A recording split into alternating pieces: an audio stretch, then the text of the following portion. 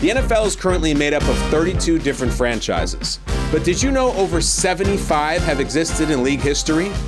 We're turning back the gridiron clock. It's the official evolution of the NFL, 100 years in the making. The NFL was born in 1920, known originally as the American Professional Football Association. It started with 14 teams, 12 of them clumped together in the Midwest, 2 others playing in New York. And in order to join this group, you had to put up $100 for a franchise. You'll notice many of the early franchises didn't even have official team logos. That's because teams were so informal back then, they just didn't even create them.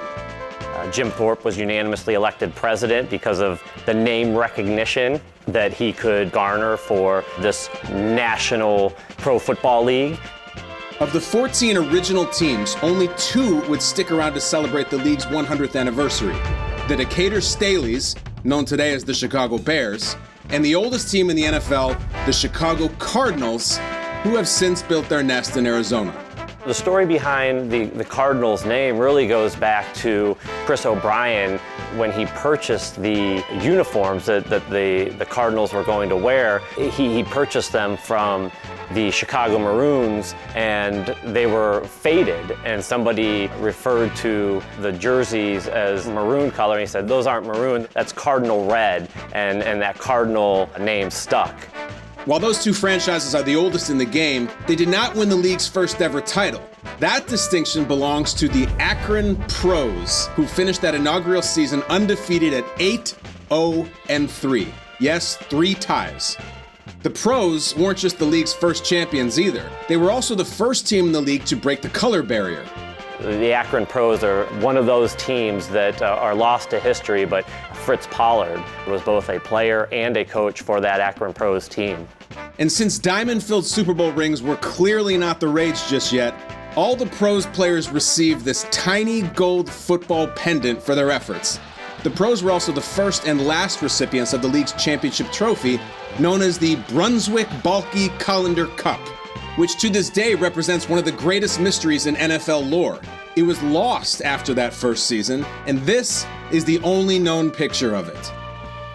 Following the league's first year, 2 teams renamed themselves and 1 moved. The Decatur Staleys, setting up shop in Chicago and winning their first ever championship while they were at it. The Chicago Tigers, meanwhile, folded, but 8 new teams joined. The league was now up to 21 teams, all still located in Midwestern and Eastern states. Several of the new additions didn't last long. The Tonawanda Cardex holding the ultimate one-hit wonder crown, playing just 1 league game, thereby making it the shortest-lived franchise in NFL history. The Dexys Midnight Runners of teams. The Green Bay Packers, however, would stick around, cementing itself as one of the most storied franchises in the league. In Green Bay, Wisconsin, a team was founded with $500 put up by a meatpacking company. They became known as the Packers. The Green Bay Packers were one of those first teams that stadium was constructed with football as its main sport being played in it. No other team in the league has played in the same city under the same name for as long as Green Bay has. Following the 21 season, 7 teams left the league and 4 new ones joined. The Milwaukee Badgers, the Oorang Indians, the Racine Legion, and the Toledo Maroons. The Staleys, meantime, made a good call and changed their name to the Bears. Their owner, George Halas, picked Bears because they originally were playing their games in the same stadium as the Chicago Cubs. Halas not only wanted to connect his new team to the more established baseball franchise, but he also reasoned that football players in general were bigger than baseball players, so the name made sense on multiple levels. But the even bigger name change that took place that year was the leagues. The American Professional Football Association was out to be known forever on as the National Football League. I think a lot of that comes from wanting to be looked at or viewed as a national organization. As the 1923 season got underway, it did so without the Evansville Crimson Giants, who bowed out. The Cleveland Indians, Duluth Kellys, and St. Louis All-Stars all checked in. In 1924, 5 teams left. 3 joined, the cities of Frankfurt, Kenosha, and Kansas City all being granted membership in the league. A year later, though, Kenosha, Racine, and Minneapolis all left. The Blues changed their name to the Cowboys, Canton rejoined, and Detroit, Providence, Pottsville, and New York were all added to the mix. The Giants, the lone team to stick, making them the fourth oldest team in the league.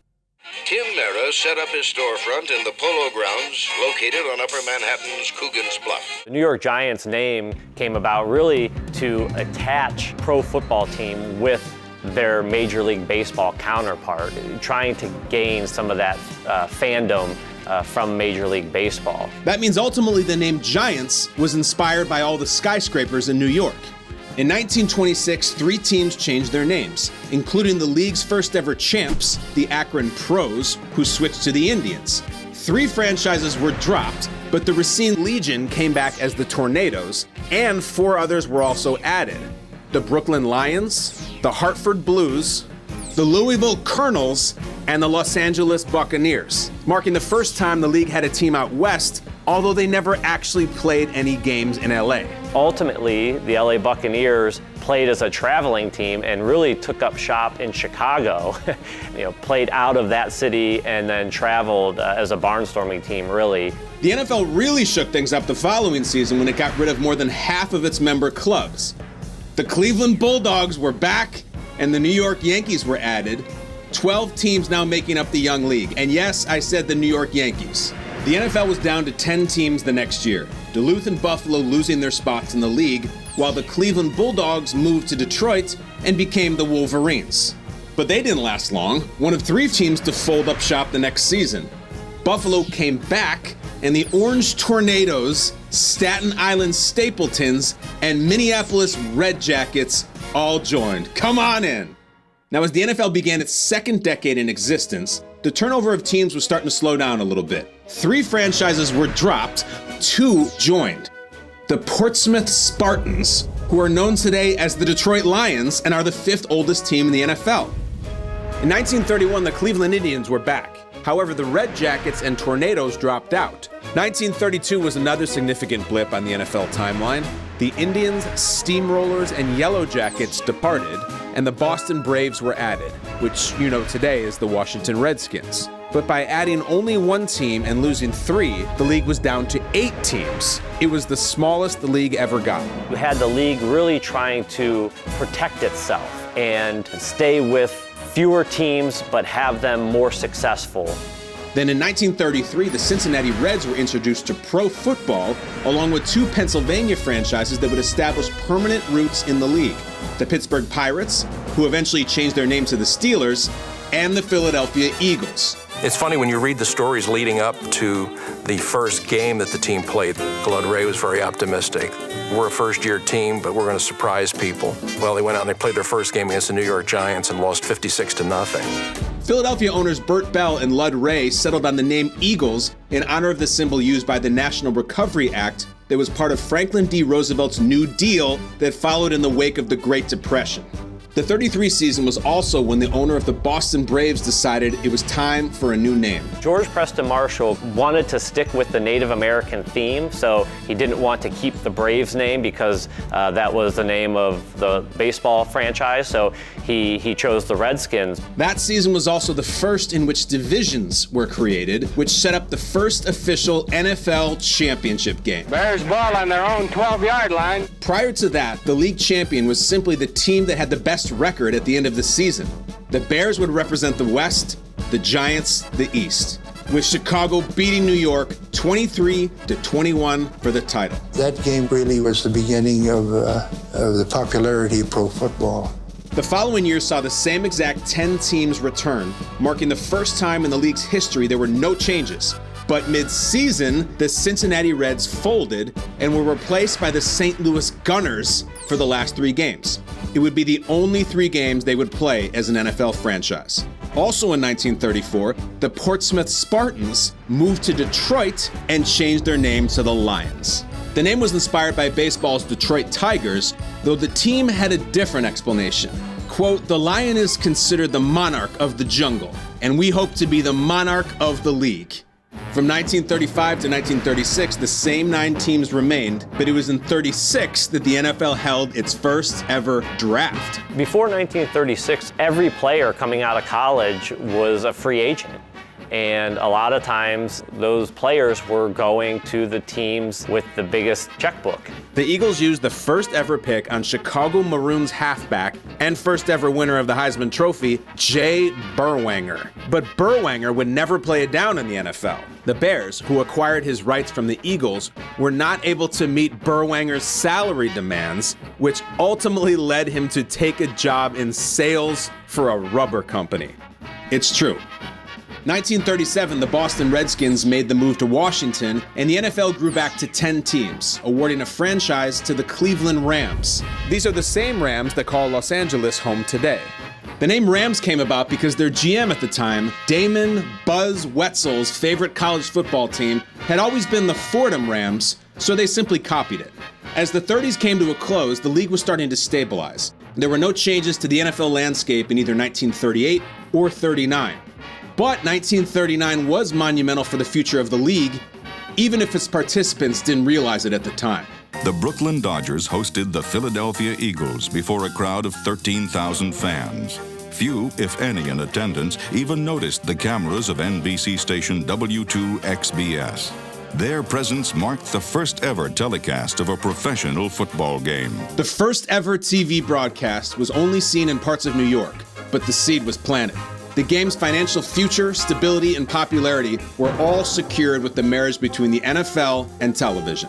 The 1940 season was significant for 2 reasons. First, Pittsburgh traded in the Pirates nickname. They changed their name to the Steelers because of a steel worker ultimately proposed the name Steelers, and that stuck, knowing that the steel industry was so big in that area.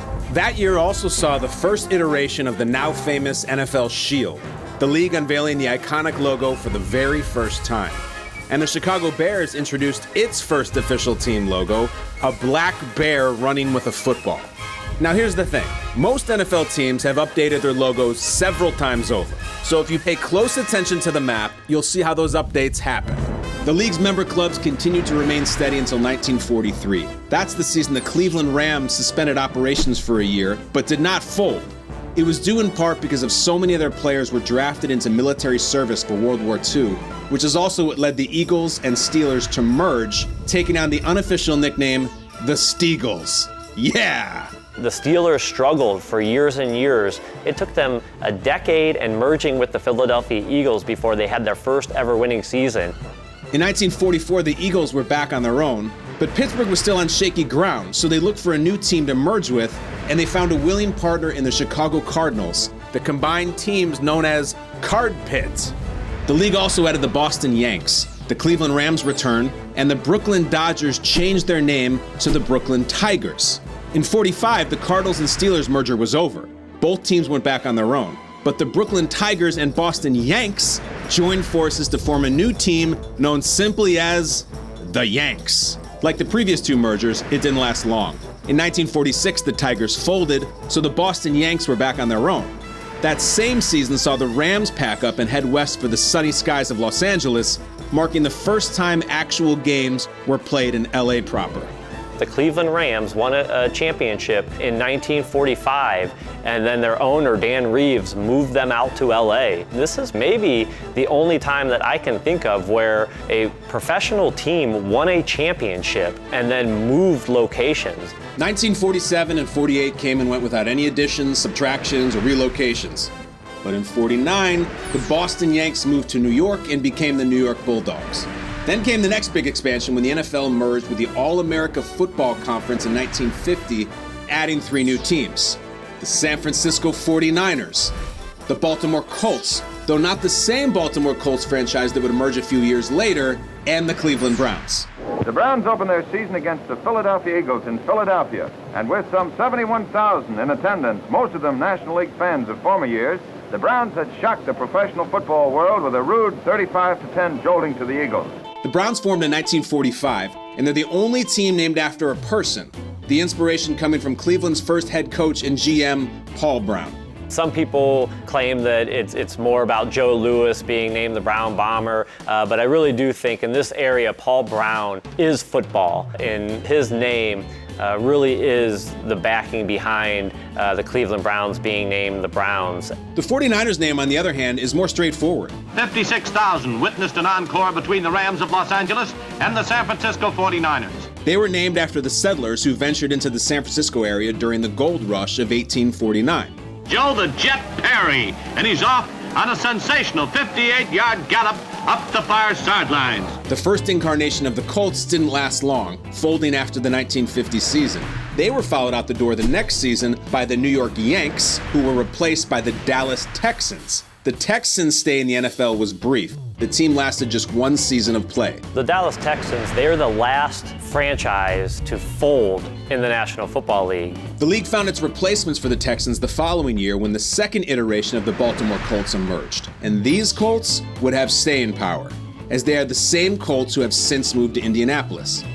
Baltimore fans were given the opportunity to vote on a team name, and they stuck with Colts, not only as an homage to the team that had just folded a few seasons earlier, but as a way to honor the region's history of horse breeding. From 1953 to 1959, all was quiet. No new teams added, none dropped. 1960, however, was a pivotal year. The Chicago Cardinals moved to St. Louis, and we saw the birth of America's team. Eddie LeBaron uncorks the Cowboys' money play. Frank Clark gathers in the long rollout pass, and in the race to the goal line, Frank's an easy winner. The Cowboys originally were going to be nicknamed the Steers, but their GM, Texas E. Schramm, decided having a castrated bovine as a mascot might lead to some unwanted ridicule. So they shifted gears and were leaning towards Rangers instead. But because there was already a local minor league baseball team with that name, Schramm settled on Cowboys, and the rest is history. Even bigger than the Cowboys joining the fold was the emergence of the American Football League. You know, as you look back at the year of 1960, you probably remember a great many sports events. However, I doubt that anything was more important than the establishment of the American Football League. The AFL was originally made up of 8 teams. The Houston Oilers, who eventually became the Tennessee Titans, the New York Titans, who are now the Jets, the Buffalo Bills, the Boston Patriots, now the New England Patriots, the Los Angeles Chargers, the Dallas Texans, who would later become the Kansas City Chiefs, the Oakland Raiders, and the Denver Broncos. They all wanted NFL franchises, but most of these owners had, enough money in their own right to start a franchise, but the league was very strategic about how they were going to expand, and so they weren't quite ready to expand yet. The Broncos got their name from a fan who offered it up in a Name the Team contest.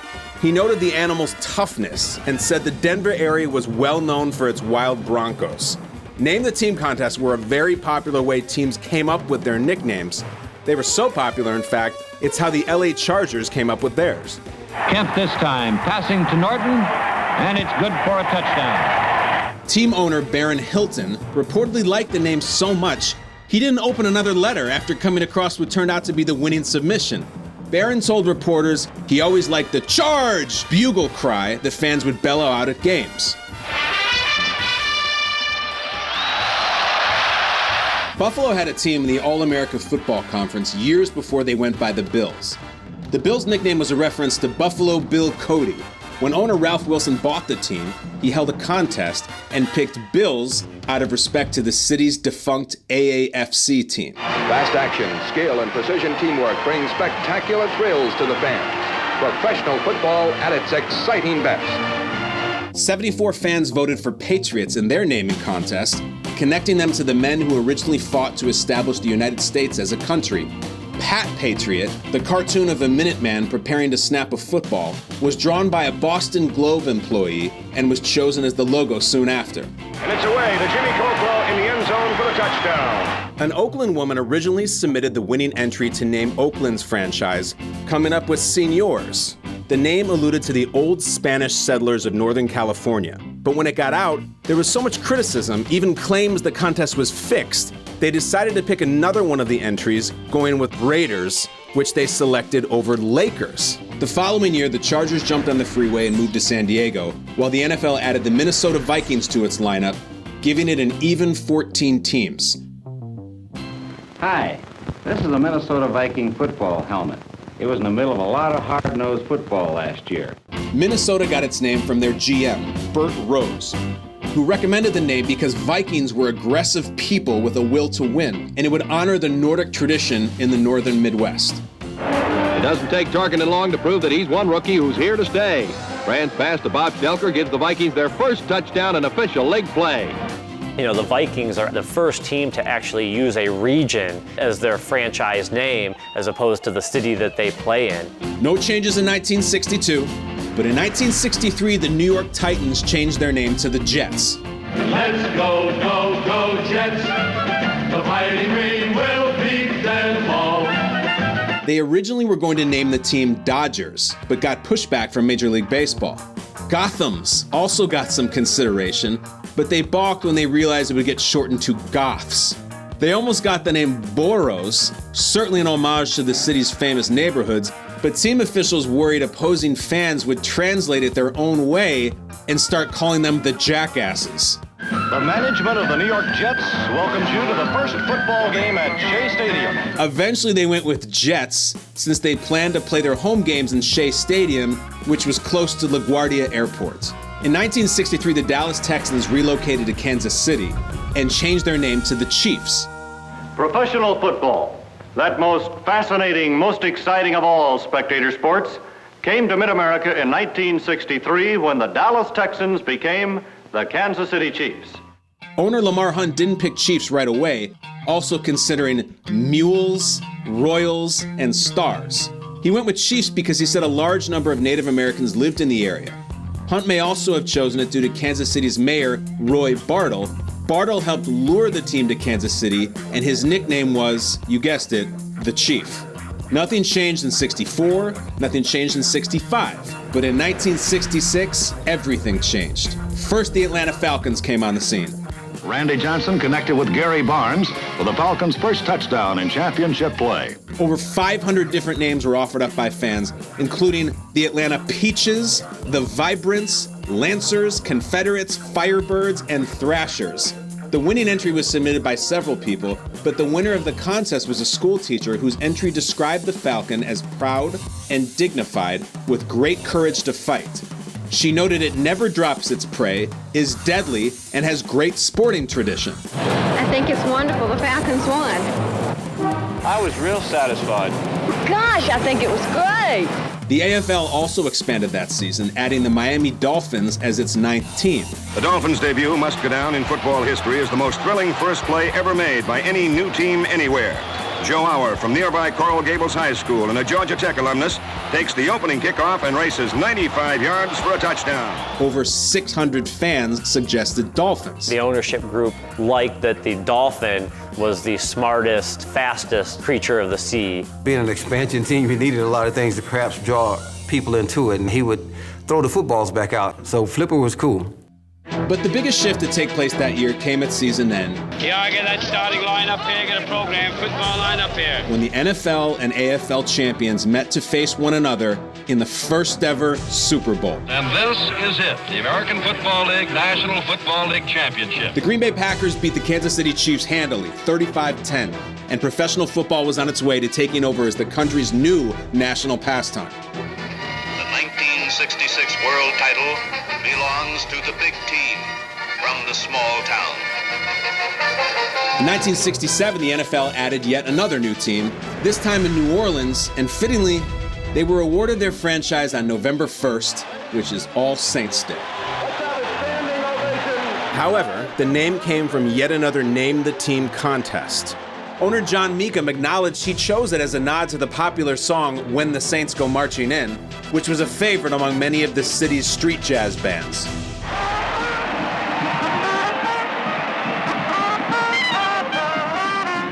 It was the AFL's turn to grow in 1968, which is when they added the Cincinnati Bengals. Down by 8 points with 1 minute and 54 seconds left in the game, Dewey Warren hit Bob Trumpy for a touchdown. Team owner and general manager Paul Brown chose Bengals to honor a football team that played in Cincy from 1937 to 1941. He chose the nickname over the fans' most popular suggestion, the Buckeyes. 2 years later, in 1970, the NFL and the AFL finally merged, all 10 teams from the American Football League being absorbed by the NFL. Most NFL players and coaches and administrators didn't look at the AFL as being in the same league as the National Football League and its club members. And so Super Bowl III, when the New York Jets shocked the world and defeated the Baltimore Colts, and then the Kansas City Chiefs winning Super Bowl IV, probably was the best thing for the league moving into its merger, because it really put both leagues on equal playing field. The following year, the Patriots dropped Boston as its location identifier, swapping it for New England. Then from 1972 to 75, it was another quiet stretch for the league. But in 1976, the Seattle Seahawks and Tampa Bay Buccaneers joined the fold. A panel of sports writers, along with Tampa Bay owner Hugh Culverson, chose Buccaneers from an original list of more than 400 as a nod to the pirates who raided Florida's coastline in the 17th century. Seattle, meantime, received more than 1,700 unique suggestions, including the Seattle Skippers, the Pioneers, the Lumberjacks, and the Seattle Seagulls. Seattle GM John Thompson said they went with Seahawks because it suggests aggressiveness, reflects our soaring Northwest heritage, and wasn't being used by any other major league teams. The NFL landscape then went unchanged until 1982, and that's when the Raiders moved south to Los Angeles. In 1984, the Baltimore Colts packed up and moved to Indianapolis. 4 years later, in '88, the Cardinals were on the move again, heading west to Arizona, initially going by the Phoenix Cardinals. In 1994, though, they went statewide, changing their name to the Arizona Cardinals. Then in 1995, the Rams took the Cardinals' place in St. Louis, and the Raiders went back to Oakland, leaving LA with no NFL teams. It was also time for expansion once again. The Carolina Panthers and Jacksonville Jaguars becoming franchises. The Jaguars play their first NFL game against the Houston Oilers. The Jaguars were the result of another fan contest. Surprisingly, the initial concept for their logo on their helmet was very similar to the car Jaguar logo. However, shortly after, a cease and desist letter was sent by the Jaguar car company, and they decided to go with a different style logo. The home opener for the expansion Carolina Panthers. Carolina ownership chose Panthers because they believed it symbolized what an NFL team should be: powerful, sleek, and strong. For the Panthers, the wait is finally over as they make their home debut today, and there's one thing on their minds: Carolina. In 1996, the Cleveland Browns were moved to Baltimore. However, the Ravens would be considered a new franchise, with the Browns essentially suspending operations, keeping their colors, records, and history. A record crowd expected in Baltimore as the NFL returns to this city for the first time since 1983. Baltimore owner Art Modell attempted and failed to buy the Colts nickname back from the franchise that left Baltimore for Indy in 1984. So once again, a Name the Team contest was held. Ravens beat out the Marauders and the Americans, and was a nod to Baltimore native Edgar Allan Poe's famous poem titled The Raven. 1997 saw the Houston Oilers pack up and move to Tennessee, though they initially kept the name Oilers. They changed it to Titans in 1999. Their naming contest produced options like the Tennessee Tornadoes, the Copperheads, the South Stars, and the Wranglers, among others. Owner Bud Adams chose Titans because it reflected strength, leadership, and other heroic qualities. That same year saw the return of the Browns, who picked up right where they left off after missing the previous 2 seasons. Then in 2002, the Houston Texans were added, filling out the current 32-team league as we know it today. Reliance Stadium, 69,000 fans who were crushed when the Oilers left are here tonight for their new team, the Texans. The Texans became the 6th professional football team to use the name. Owner Bob McNair choosing it over Apollos and Stallions. The Texans logo, by the way, is the only one of the 32 teams that has never been tinkered with. For the next 10 plus years, it was nothing but teams altering their logos. Most of the changes pretty minor in nature.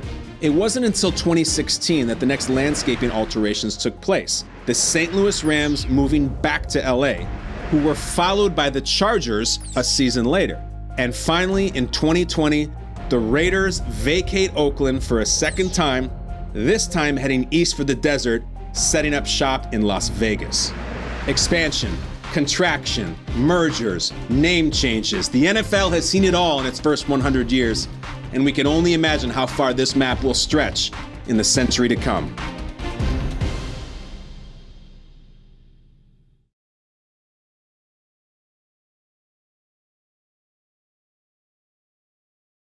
Hey football fans, did you know there are 19 rules, 116 sections, and 343 articles in the NFL rulebook? The game of football can be real complex, so sit back, we're taking you through the evolution of NFL rules. We begin in the 1920s. The league known as the APFA, later changed to the NFL, was founded in 1920 and based its original set of rules on the college game.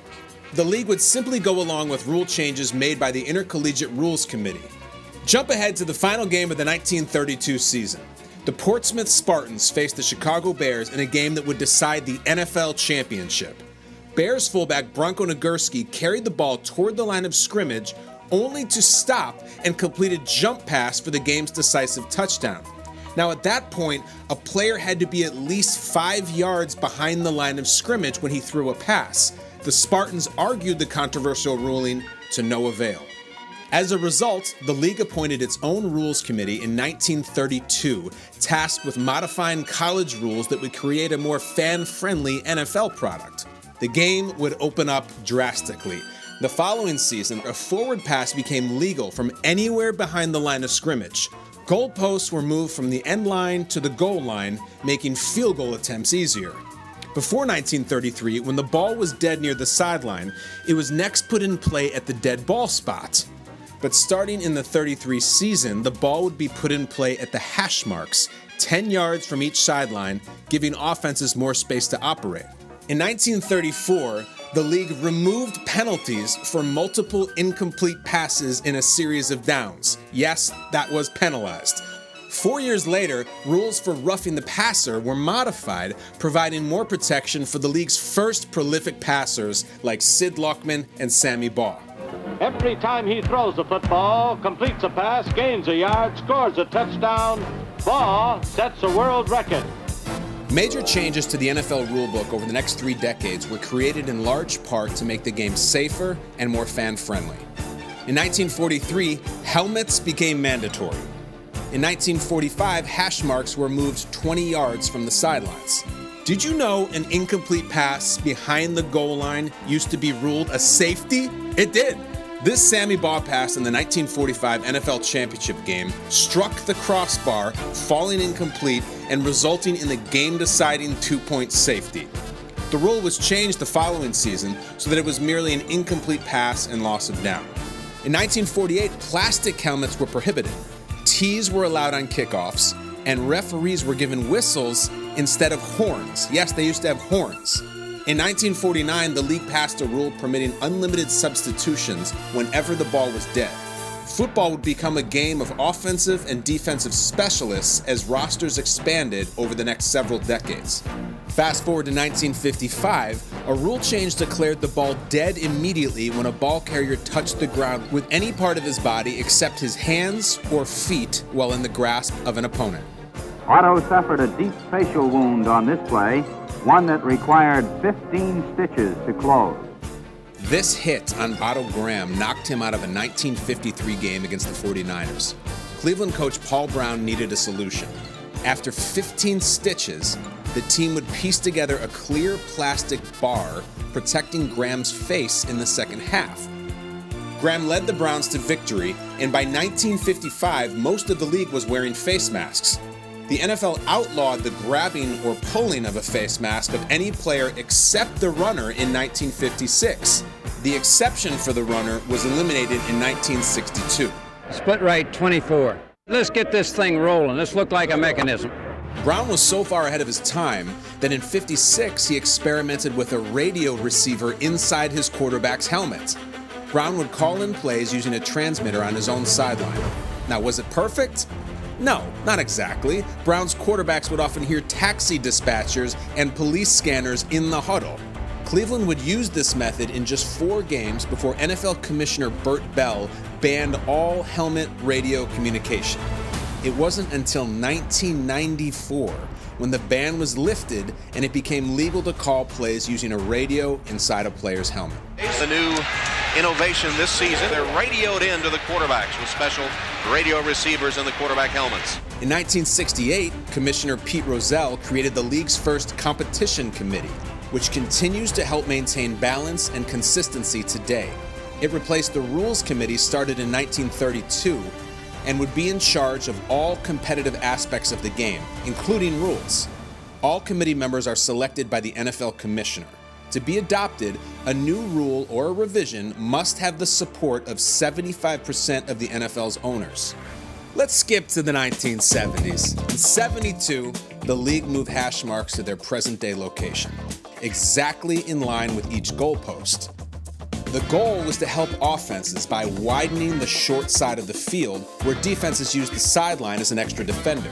The rule change in '72 doubled the number of 1,000-yard rushers from 5 to 10. Reedy with the snap, off to Sanka, into the end zone, touchdown Miami! While the bruising smash-mouth style of play was effective for teams like the undefeated '72 Dolphins, the overall impact was not what the NFL desired. And in turn, the league made sweeping rule changes geared again toward opening up the passing game. Question for you. Have you ever heard of Isaac Curtis? In 1973, the Bengals rookie receiver made an immediate impact as a big play threat with 5 touchdowns of 50-plus yards. As a result, Dolphins coach Don Shula developed a special game plan for Curtis in the '73 playoffs. That game plan? Smother him at all costs. Miami's defensive backs bumped and disrupted the speedy receiver on their way to a 34-16 win. The controversy persuaded the Rules Committee to institute the Isaac Curtis Rule in 1974.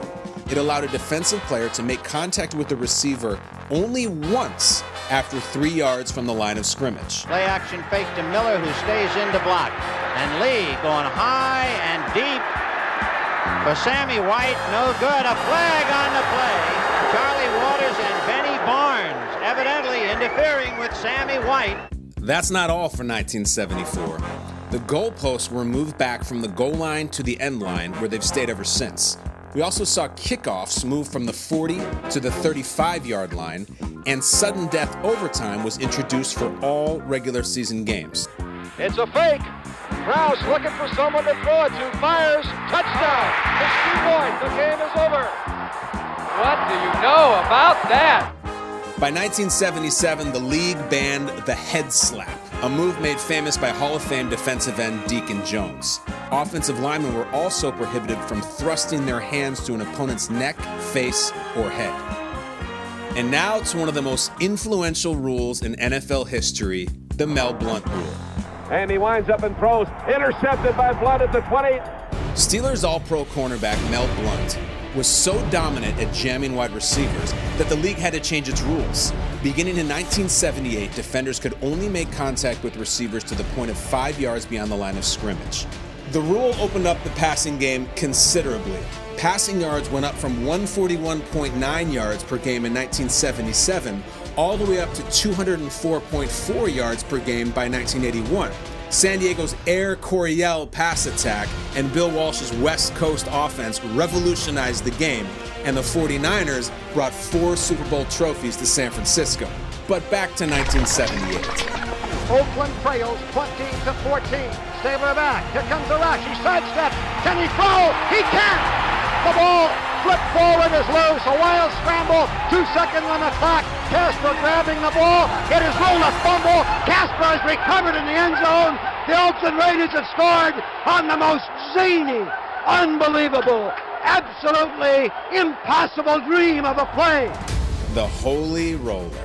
The chaotic and controversial sequence caused a ruling that stated if an offensive player fumbles on 4th down or any time after the 2-minute warning, only the fumbling player can recover and advance the ball. In 1980, under the ruling of personal foul, players were prohibited from directly striking, swinging, or clubbing on the head, neck, or face. A year later, the NFL banned the use of stick 'em. Jump ahead to 1986, where for the first time ever, owners adopted the use of instant replay. Mikowski throws, touchdown! But a penalty marker is down. Mikowski was over the line of scrimmage when he let it go.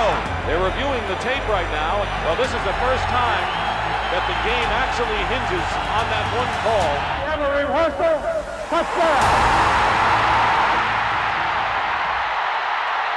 On average, from 1986 to 1991, officials would review 2.2 plays per game, with just 12.6% of those plays being overturned.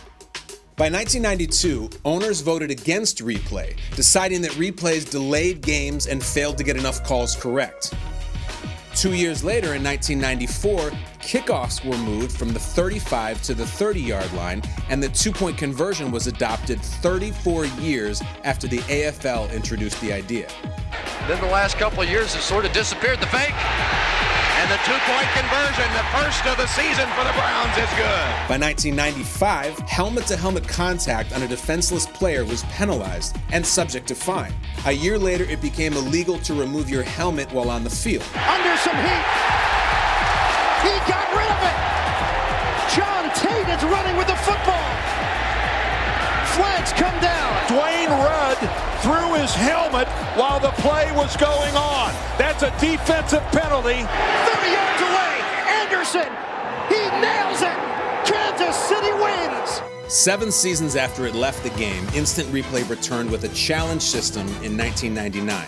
Coaches were allowed 2 challenges per half, with a timeout charged for any unsuccessful challenge. A replay assistant would initiate all reviews inside 2 minutes of each half. The following season, all team touchdown celebrations were outlawed, limiting them to just 1 play. Safe to say, the league's wide receivers made the most of that. Is that a pin? And he pulled it out and autographed the ball. There's a new one. He's got his own phone. And now he's running the camera. It's actually pretty funny. All right, I'll level with you. If you are a Raider fan, now would be a good time to look away, because we got to talk about the tuck rule. Blitz. Lost the football. It's on the ground. Covered by the Raiders. Brady's arm was in motion.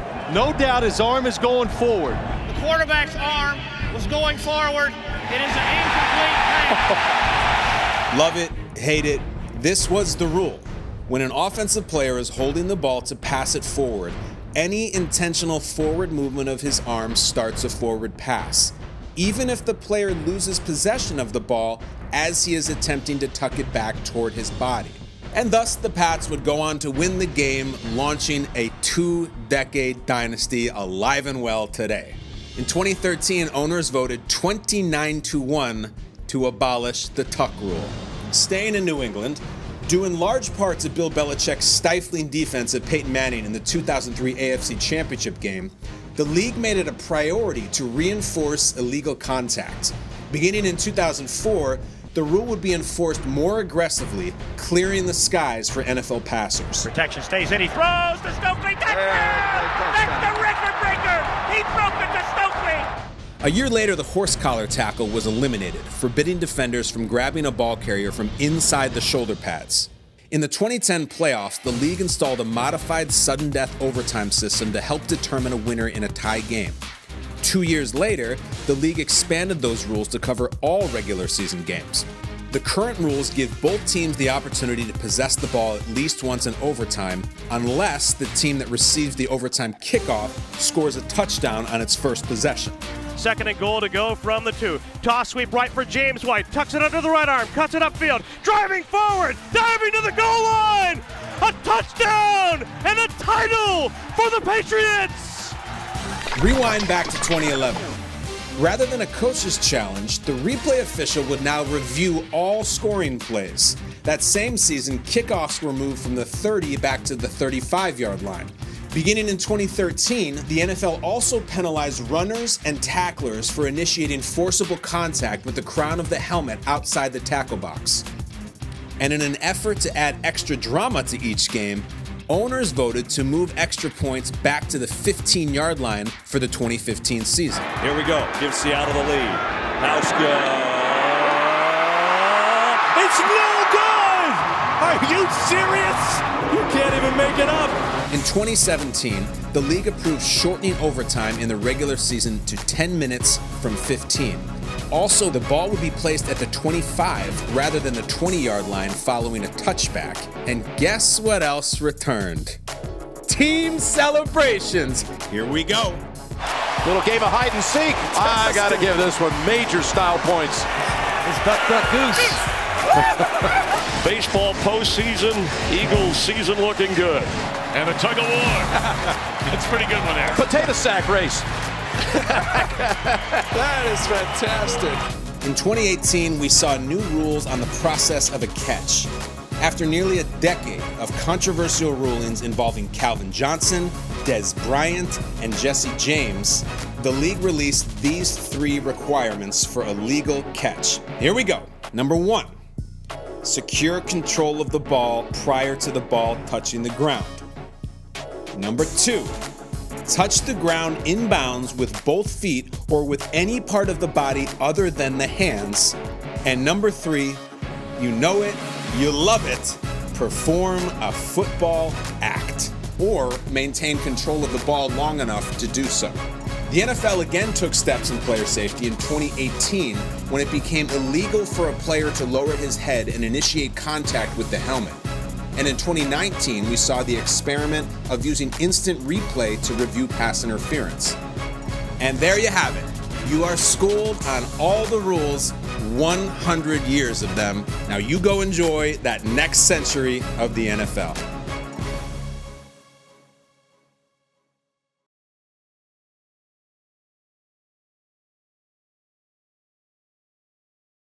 Can you name the team that's changed its logo more than any other in the NFL? How about the only team that has never altered theirs, not even once? Do you know which logo has been in use the longest? It's time to find out the story behind every team's trademark. It's NFL Explained, Evolution of Every Team's Logo. Remember the first time you ever saw an NFL team when you were a kid? For many of us, the very first thing that caught our attention, those helmets and those logos on the side. Symbols we as fans don in every form and fashion we can think of. I like this kind of party. I like this kind of party, baby. There is something about them, that iconic, boisterous blue star, the silver and black eye-patched raider. They're more than just a way to tell the difference between combatants. Those logos tell a story, like when you see that oval-shaped white G over that deep green. It captures history. Packers trying for the go-ahead score. Takes the snap. He's got the quarterback thinking he's into the touchdown, and the Packers are out in front.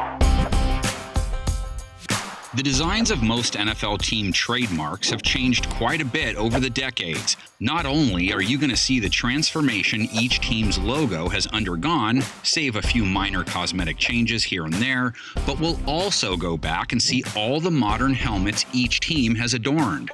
When the Packers first strapped on headgear, their famous G was not on it, but that original G was so eye-catching they had several schools ask them if it was okay to copy it. They approved its use for schools like Grambling State and Georgia, but they're pretty guarded with it. When the Packers joined the league in 1921, they were using this logo. That's right, before corporations were slapping their names on stadiums, they were doing it to team logos. They were sponsored by the Acme Meatpacking Company, the only pro football team that ever had a sponsorship on their jersey. That uniform-looking patch logo representing the packing company sponsor didn't even make it through that year. The sponsor was dropped. Pretty funny now. It's pretty embarrassing back then. Packers didn't bother with another emblem until the late 1930s. They wanted something that would reflect the city's name. Green Bay Packers football team is the Green Bay community. And the color of the team's often used uniforms, which were blue. Yeah, that's what I heard. Yeah, the Green Bay Packers were known as the Blues by many of their fans in the early days. Curly Lambeau, the team's original founder and coach, went to Notre Dame. So they came up with this, the letters G and B in blue. It's one of the most obscure logos in league history. You'll be hard-pressed to find it on a ticket or a program from that era. But Vince Lombardi was seen wearing it on his hats and jackets decades later. Curly Lambeau would leave the team in 1949, and that opened the door for change. 1950, that's when the team shifted to a green and yellow colored insignia, Packers spelled out in hunter green in front of an orange football. The hunter green was supposed to emphasize new head coach Greg Renzani's boisterous statement when he took the job. We are the Green Bay Packers. The sun peeks through the cloudy skies. The town of Green Bay becomes the sports capital of the world. Renzani was only green, though, through the 1953 season, and with a new coach came a new emblem, a yellow football player wearing the number 41. The story behind the number 41, it was worn by both Arnie Herbert and Clark Hinkle, both Packers Hall of Famers. Apparently, Green Bay gave their head coaches a lot of pull when it came to logos, because when Vince Lombardi shows up in 1959, he had it altered to a player giving the Heisman pose over the top of the state and the football. Star, you can be creamer. I want to be creamer. I want to be Up to that point, they were playing with a predominantly plain yellow helmet striped down the middle. Finally, in 1961, Lombardi asked his equipment manager to come up with a new design. What the hell's going on out here? For the love of Pete! Something that could be put on their headgear. The assistant passed the buck to his assistant, who was an art student. He, in turn, came up with the now famous football-shaped English G. Lots of fans don't realize the shape had a purpose. I think that logo, that elongated G, it is simple, it is distinctive, and it doesn't look like anything else. Ice capades. They slapped it onto both sides of their helmets, making 1961 the first year the Packers would walk onto the field with one of the most revered uniforms in all of sports. To me, it's a royal uniform. The G is the only logo that has ever appeared on their helmets. Okay, then we're good. We're good. That G has only undergone one facelift since then. 1980, they added a yellow outline to it. Green Bay has played some games in throwback uniforms. In the 90s, there was their plain yellow look. Then later, they wore those brown helmets. Aaron Rodgers and the Packers in these throwback unis from 1929. As easily recognizable as that G is, it still pales in comparison to the league's most famous logo, the blue star of the Dallas Cowboys. The original design, as simple as it gets, a plain blue Lone Star for the Lone Star State, of course. And it was on their helmets right out of the gate when they joined the league in 1960. Eddie LeBaron uncorks the Cowboys' money play. Frank Clark gathers in the long rollout pass, outruns the Pittsburgh defense on a 75-yard touchdown, the first Dallas touchdown in official league play. Not that stars are hard to draw, but the credit for the Cowboys star goes to the team's equipment manager at the time, Jack Eskridge, who also updated the star in 1964. And for this, he deserves a hearty tip of the cap. Yes! Nice job! The touches he added, helping make it one of the most recognizable symbols in all of sports, not just the NFL. If you'd asked me, would a logo of a star work, I might be a bit skeptical, but it is iconic. It defines the Dallas Cowboys. The outline, though, necessitated a change in their helmet color. 1964, the year Dallas's iconic look really took shape. I have to say that that look has stood the test of time. That really evokes who the Cowboys are. The Cowboys have not altered their famous star since, making it the oldest primary logo in use. As to why the star is blue, it was meant to represent peace and serenity. A little strange since it was designed for a football team. Dallas did get in on the throwback look as well. In the mid-2000s, they broke out white helmets with the old simple blue star. Bang, bang, touchdown, Julius Jones. Dallas falls well below the average when it comes to altering its visual brand. The average team has made about 5 to 6 changes over the years. Get out of here. Are you serious? Teams like the Patriots, for example. T-E-A-M as in team.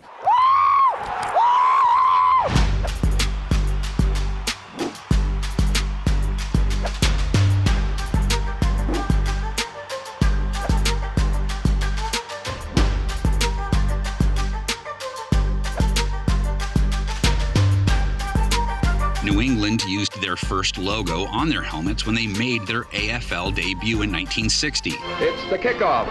September 9th, 1960 sees the first game in the new Professional Football League at Boston University Field.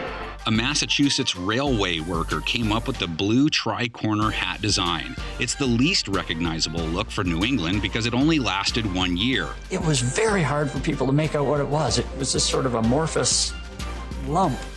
Throughout the 1960 season, a Boston Globe cartoonist was drawing a character named Pat Patriot.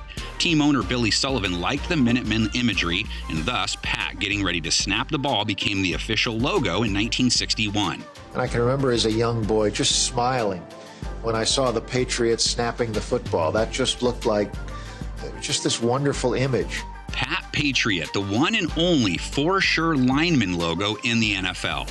But the best Patriots logo story is about the one that got booed off stage. Let's make sure we got it right. Patriots wanted to start 1980 with a new look, so they put this logo up on the big board at halftime of a 1979 home game. Most people have never seen it because it barely saw the light of day. You got to concentrate on what the hell you're doing, all right?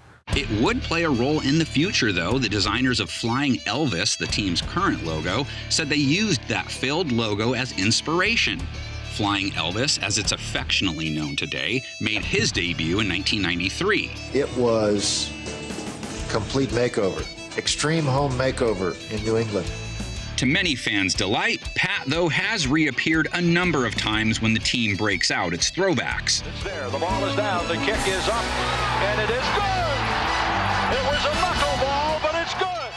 Still waiting for them to play a game in the tri-cornered hat, though. The guy who came up with the logo that got booed off stage, Stevens Wright. And he may not have struck gold in New England, but he did in Buffalo. That sweet red stripe logo was his. The Bills' early logos were some of the busiest you'll ever see, so no way they were going to go onto a helmet. And yeah, the team with those silver helmets you're looking at, it's the Bills. In their first year, they actually adopted the blue and silver of the Detroit Lions. But that went away very quickly, and they wanted to create their own image. 1962 was the year the simple red bison showed up for the first time on their helmets, though it wouldn't be adopted as the team's official logo until 1970. Okay, let's see what we're made of. Back to that Stevens Wright guy now. He's the one who came up with the red streak logo. The story behind what inspired that red stripe is up for debate, too. It hit their helmets in 1974. His daughter says it all had to do with giving the emblem a sense of power and direction.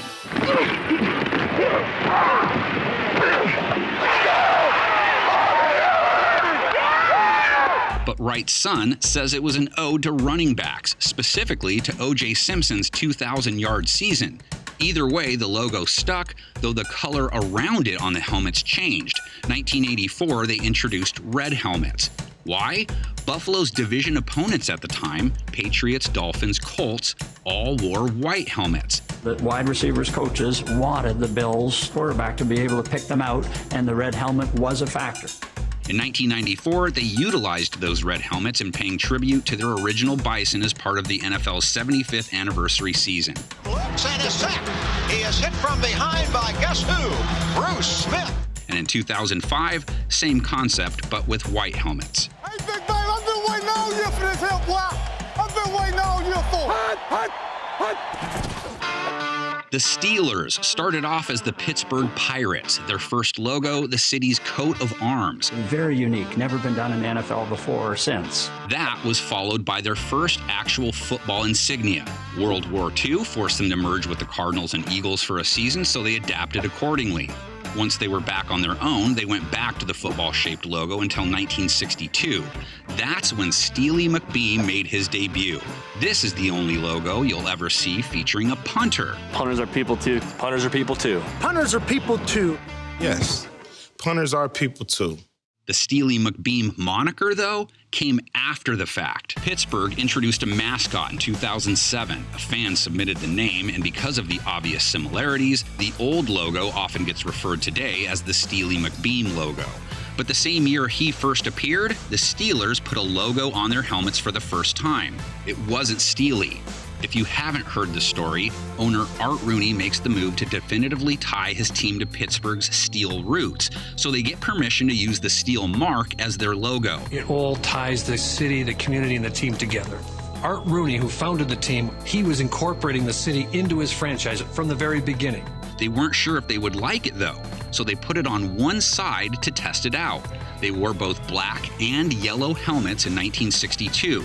They finished 9-5, their best season in franchise history. Being a little bit superstitious, as most people in the sports world are, they decided, you know what, let's just keep the logo on the one side of the helmet. And the Steelers lead for the first time, 7-3. When they first used the steel mark, the logo just read Steel. They had to petition to change it to Steelers. They retired Steely as the team's logo after the 1968 season, and the current look took over for good. Pittsburgh's going to the Super Bowl. It has 6 colors to it, most of any current logo. Those diamonds, they're actually called hypocloids. What each stands for depends on who you listen to. They're iron, fire, and water, the components used to make steel. It conveys the image of Pittsburgh as a steel town. The black and the gold says this is a team that does not suffer fools gladly, that is serious about its work. Smash my football, baby. 2007, they did bring back the yellow helmet for throwback purposes.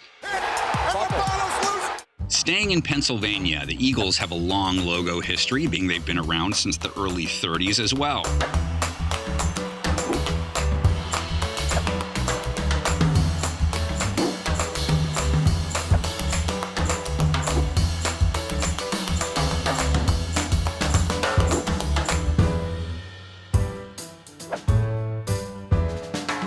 Their original logo and their team name inspired by the National Recovery Act emblem. They take the symbol of the National Recovery Act, the eagle. The symbol is saying that there's hope and that we're going to fight through this, we're going to win.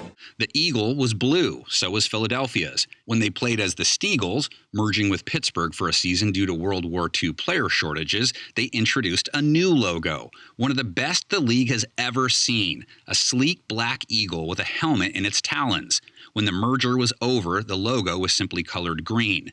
A new flying eagle was designed for the 1948 season. It lasted 2 decades before it was updated. The more robotic-looking bird only lasted 3 years, and then they simply used their helmet as their logo. They first put the wing on their helmets in 1954. Phillies head coach at the time, Jim Tremble, made it happen. He said they played a game against the Rams and thought their horns were cool. It's a gone goose to Tommy McDonald for 33 yards and the touchdown. Philadelphia's headgear has featured a wing on it ever since. In 1969, they added a white helmet to the mix. Those wings were a little shorter and colored green.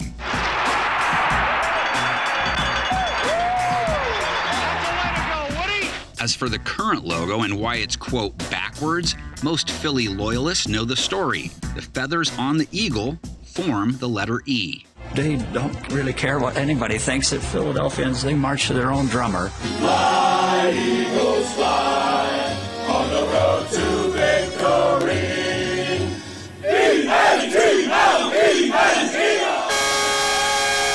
Now, let's talk about the NFL's King Kong logo. The New York Giants are one of the oldest teams in the league, but for the first 20 years of its existence, they didn't have an official emblem.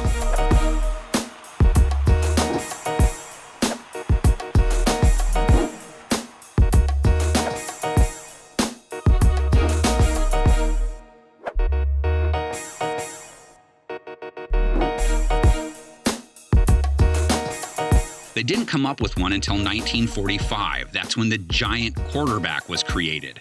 His connection to King Kong, the Hollywood star Gorilla's movie poster, is believed to have provided inspiration for the original design. I'd hate to have to fight that son of a gun. None of those images made their helmets, of course. The first time they wore anything on their headgear was 1961. The giant QB was retired, and the lowercase NY was born. The New York Giants looked like a totally different football team. Marie Barkley Steinmuller, by the way, the artist for both, making her the only known female to design an NFL logo. Open 2 left, 48 GO on 2. Hit. That NY was altered once for the 1975 season. And that simple, elegant lowercase ny on the helmet was replaced with this very 70s capital NY that also looked like something that you would have seen in the World Football League. Welcome to Giant Stadium. When the G-men moved into the Meadowlands in New Jersey, they figured a change was necessary, being they weren't in New York anymore. Yeah, you mine, baby. Welcome to Giant Stadium. The escalator immediately in front of you will take you to the upper level. That's what drove them to switch to Giants, spelled out. I gotta do better than this. However, in the year 2000, they switched back, which was a little controversial.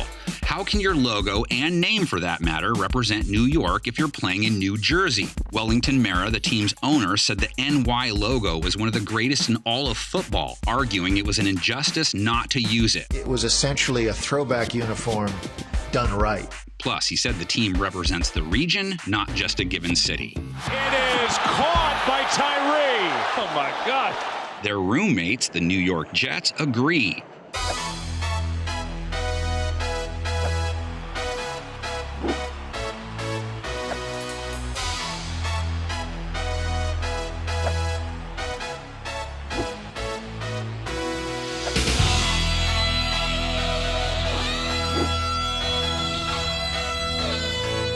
When they joined the AFL in 1960, they weren't the Jets, they were the Titans of New York, their team colors blue and gold. Al Doro is the quarterback. They didn't add anything to their helmets initially, they were just plain blue. By 1963, they had a new owner, they changed their name to the Jets, and rolled with some of the coolest helmets the league has ever seen. It's one of the few cartoon-style logos to ever make it onto players' helmets. Unfortunately, it only lasted a year. Some people don't like it. And then it was onto the logo that has been the foundation for their look ever since. Initially, it was predominantly white and placed on white helmets. And the Jets make their debut in Shea Stadium, a 30-6 triumph over the Denver Broncos. Those were hard to see, so the logo was colored green. From 1978 to 1997, the Jets logo no longer featured the football outline. 1978, the first season the Jets would wear green helmets, too. We got the redesign of the modern Concorde jets that looked very modern at the time. We went through that about 15 years, and then it was time to go back to the classic jets. The old logo look was restored in 1998 by head coach Bill Parcells, of all people, who was looking to create a new identity for the team. You want to go to the Arena League. Play over there. Exactly. They tweaked it again in 2019. Their helmet's look has undergone more changes than their actual logo. Since 1990, their headgear has had all sorts of different styles. Everyone knows the Browns story. They're the only team without a traditional logo on their helmets. The plain orange helmet is their logo. There he goes! Touchdown! No logo. Couldn't be bothered. Again, it goes back to the no-nonsense attitude of Paul Brown. But it wasn't always that way. That's where Brownie the elf comes in, and he comes in with a rich backstory.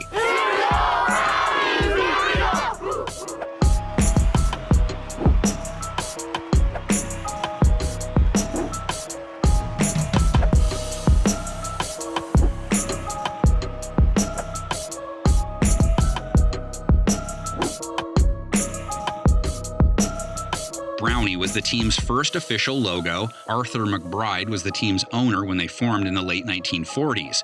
One account says he chose Brownie from a list of fan submissions. It's like an elf, this weird little brownie with a little pointed cap and a really fierce scowl on its face.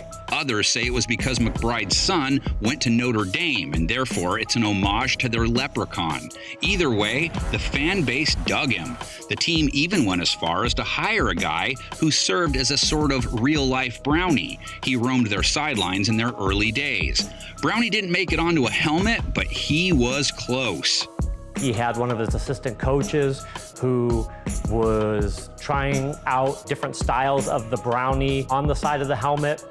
It never got past the design phase. Then Art Modell buys the team in 1961. He did not like Brownie, telling a reporter, "My first official act as owner of the Browns will be to get rid of that little elf," though he didn't call him an elf. I have to do what I have to do. Took him a few seasons to exile Brownie. 1970, that's when they tabbed the orange helmet as their team logo. Brownie never made it onto any helmets, but Cleveland did toy with putting something on their protective headgear. Not a widely known story, but in 1965, these CB helmets were worn in a preseason game. Players did not seem to like that logo. Even during the game, you saw some of the players ripping that logo off the side of their helmet. If you want something done right, you got to do it yourself. Cleveland has rolled with the plain look ever since, though they've modernized the helmet logo over the years. It helps define the city and define the people. They know what they're all about. They don't need a lot of flash and blitz. They are a working man's team. Only thing to ever appear on their helmets in real games, numbers. They were on the 1960 helmets and then again most recently on their 2021 helmets, that season marking the Browns' 75th in existence. They got him again! Myles Garrett, 4.5 sacks! This many?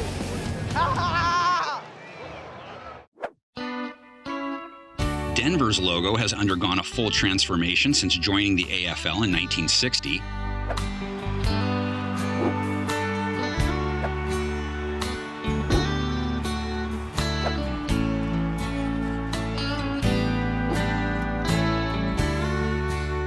Started out with a cartoonish style that was common in the 50s and 60s. Initially, the Broncos wore brown helmets with numbers on them. But give them props because they did eventually use their cartoon Bronco on their helmets. 1962, this is one of the most epic helmets in AFL-NFL history. The fans respond, listen to this crowd. Their first update came in 1968 when they moved to the D with the Bronco in the middle of it. If he takes off, then you go to the tight end. He'll be wide open. I'll probably going in because the flow's going out. Guy named Edwin Taylor sent the team his design, got a letter back saying, "Thanks, we're going to use it." I love you! What did he get for it? That letter of thanks, a shirt, a hat, and 2 tickets to a game against the Chiefs, which he didn't go to. Denver updated to their current mark, sometimes referred to as the Cyber Horse, for the 1997 season. Say what you want about it, they won back-to-back Super Bowls after the change. John Elway on target to be the game's most valuable player. Yeah! Ever notice the shape of the nostril on the horse? If you haven't, you should just do it. When they came up with the design, they had a partnership with a certain sports apparel company. Denver has worn all of their old helmets since. The bucking cartoon Bronco showed up in 1994. The brown numbered ones came back for a couple games in 2009. The classic D returned in 2016 with a darker blue helmet. He the best, man! Come on, man. Best in the league. Come on, man. Best in the league.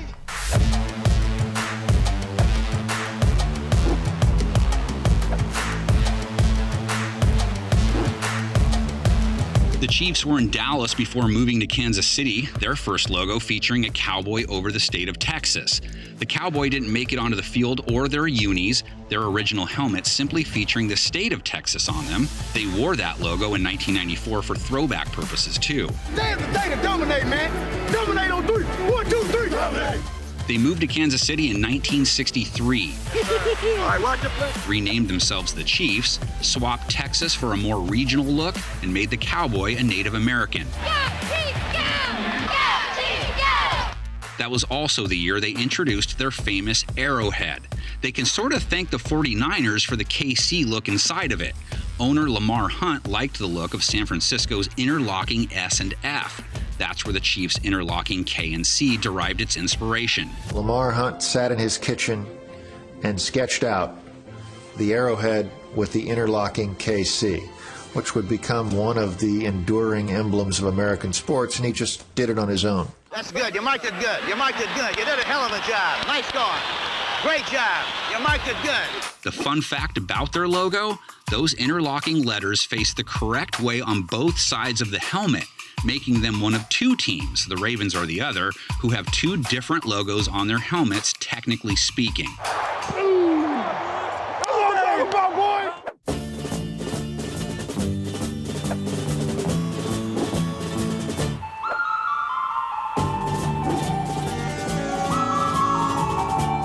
49ers might have the best inspiration-related story of any team. This is their first team logo. Alan Sorrell was one of the team's original owners. As the story goes, he saw a drunken gold digger standing near a freight train holding a pistol in each hand and thought, perfect. That makes this the only logo featuring someone inebriated. I like my boys happy. I like my boys happy. The drunk miner never made it onto any headgear, of course. They actually used 3 different colored helmets early on: red, white, and silver. This has got to be the alley-oop. There is no time for anything else. Tittle throws. Owens is double teamed. He's going downfield near the goal line. He goes up. He's got it. A great catch. The 49ers interlocking S&F logo first appeared on their helmets in 1962. It's the only logo to ever appear on their helmets, though not a lot of people realize how close they came to ditching their classic oval in favor of this. What was that one? That one came out of the left field. Back to that Stevens Wright guy again, designer of the previously mentioned Bills red streak emblem and the failed Pats logo. Yeah, this was his too. 49ers fans' reactions to it kept it from ever being worn by any of their players. Ouch.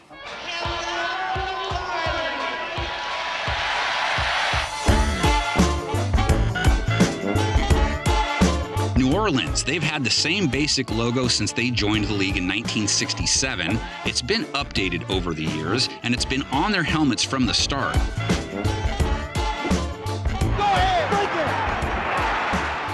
If you're from New Orleans or have visited there, you likely know that symbol as the fleur de lis. It's a French word that means lily flower. You love it? All right. And while that doesn't sound very football tough, it's the Louisiana state symbol. That little flower is intertwined with the city and its history. The sense that there was some French component, something in the background of New Orleans, came from the fleur de lis. And you would be hard-pressed to come up with any other symbol that could as convincingly evoke New Orleans as that symbol. Great tempo and rhythm here. Saints have always laid that symbol across gold, but they experimented with a different helmet color once. 1969 preseason, they almost switched to a black helmet.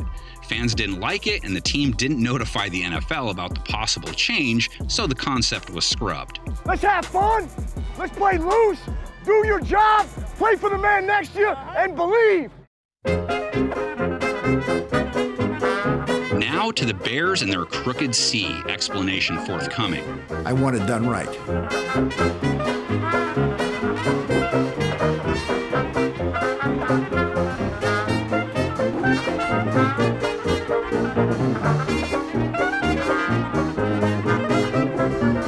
Chicago started out as the Decatur Staleys. The A&E Staley Starch Company owned them when they started in 1920. So like the Packers, they simply utilized the company's trademark as their initial logo. George Halas bought the team, didn't bother with an emblem until 1940. They tried a couple different looks using a bear, and then finally came the Wishbone C in 1962. It was white. They added it to their helmets that same year. Gale Sayers, the superstar. He cuts, weaves, stops, and goes. He runs with power and precision. Chicago updated the color in 1973, changing it to orange with a white and blue outline. I can remember in the early 70s, the Bears added that orange to their helmet, and that looked just exotic. What were the Bears they're crazy. Butkus was a crafty signal caller who utilized methods both extreme and unusual in pursuit of success. But they did not update the shape of the actual C, which is not symmetrical. It's an optical design. In layman's terms, if you look real close, the wishbone portion of the C isn't exactly centered, and the mouth of the letter has what amounts to an underbite. When applied to a rounded helmet, though, it all works itself out. Throws up the middle of the field. Intercepted. It's picked up by Brian Urlacher. Over the years, the Bears' throwback looks have ranged from plain dark blue to the white C and the 3 orange stripes. The Bears will don the 1936 Chicago Bears uniforms for the first time, well, since over 3/4 of a century ago.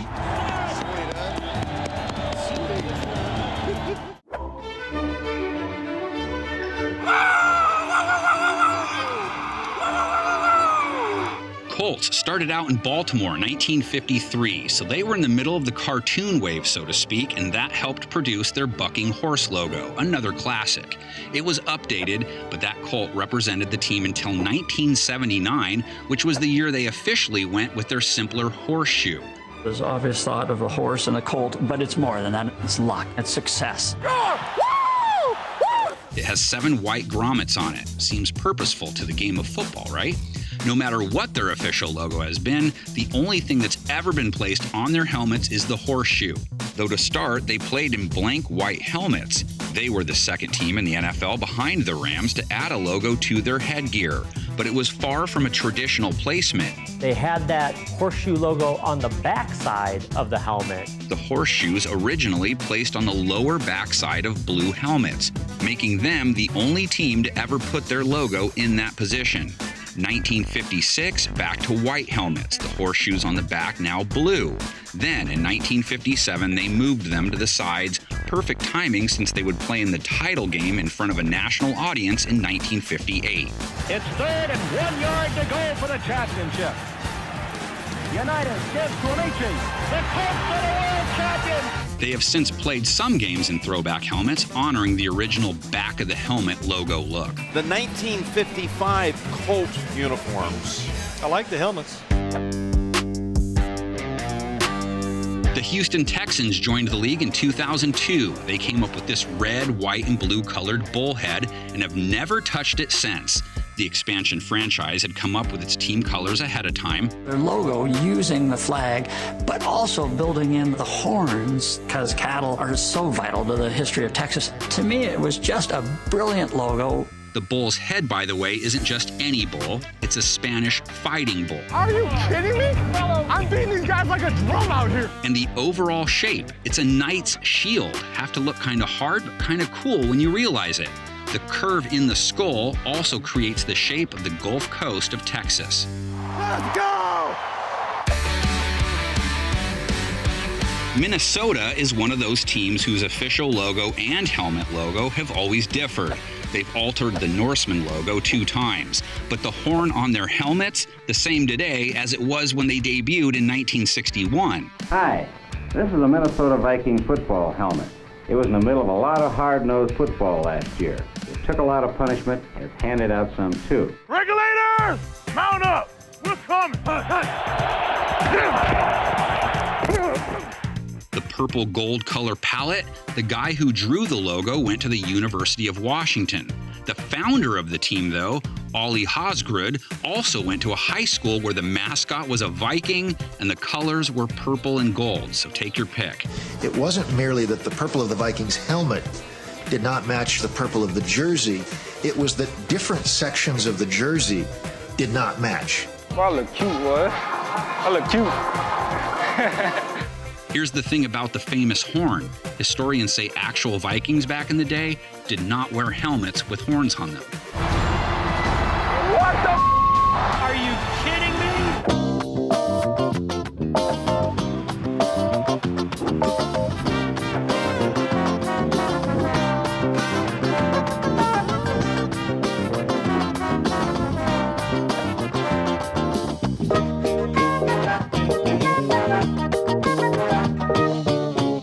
Cincinnati's first logo might be Chester Cheetah's father or grandfather or some crazed cousin of Tony the Tiger, neither of whom are Bengals, though. The cartoonish logo would never make it onto a helmet. They chose to go with one of the most straightforward looks you'll ever see. Bengals spelled out on their helmet, the lettering as simple as it gets. That look would become their official logo starting in 1970. The legendary Paul Brown, their head coach, vice president, and GM at the time, chose the look and ended it too. He said you couldn't read the name from far away. Best part of their logo history? This is Brown in 1968 deciding what their helmet should look like. He was holding the design that would become synonymous with Bengals football. The famous stripes were finally introduced in 1981, the same season the Bengals would make their first Super Bowl. This brash new breed of cat was prepared to defend its lair with a newfound ferocity. I'll tell you the truth, when you're wearing a helmet like that, it's one of those situations you either got to put up or shut up. You either got to play or they're going to laugh you out of the league. When the Bengals uniform debuted, people looked at it and said, "What is it?" But the look was so distinctive, it was almost like your stuffy friend went away for a while and comes back with a tan and driving a convertible and wearing loud sports clothes. In 1997, they tried out a leaping Bengal as well as just a Bengal's head. Neither were placed on their helmet. And then eventually, they put the stripes on the letter B. Let's go, baby! That's what I'm talking about! The classic spelled-out Bengals look did make it back for a game in 1994, still one of my personal favorites.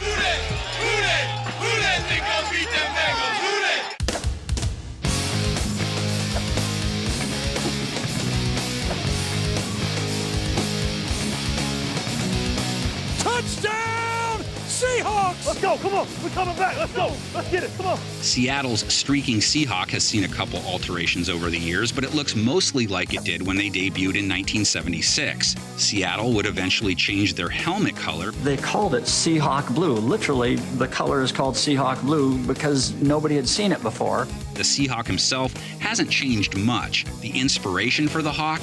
This Native American hand-carved eagle mask. Catch that? It's an eagle. So why wouldn't they use an actual Seahawk, you ask?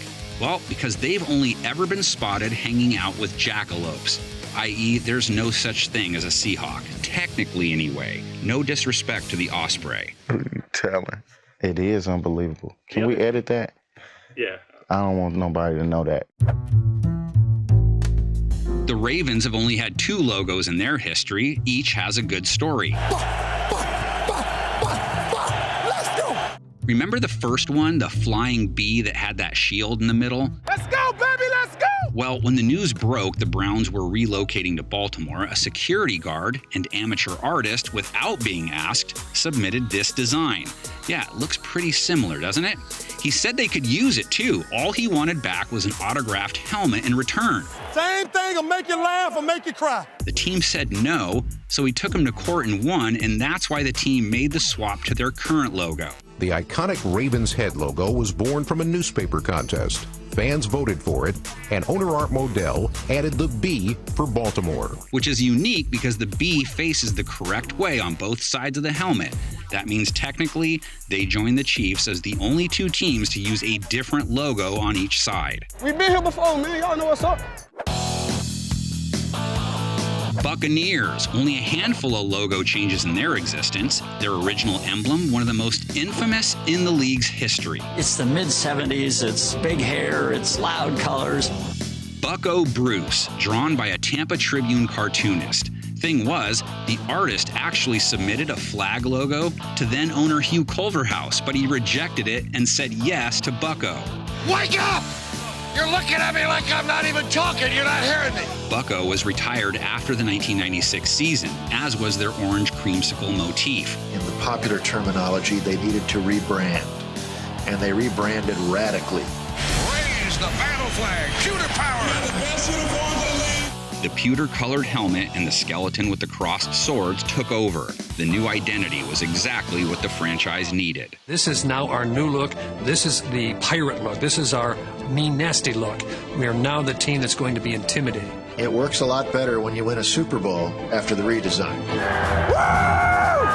Bucko is an icon, though, and lucky for fans, he's made a few appearances since being put out to pasture.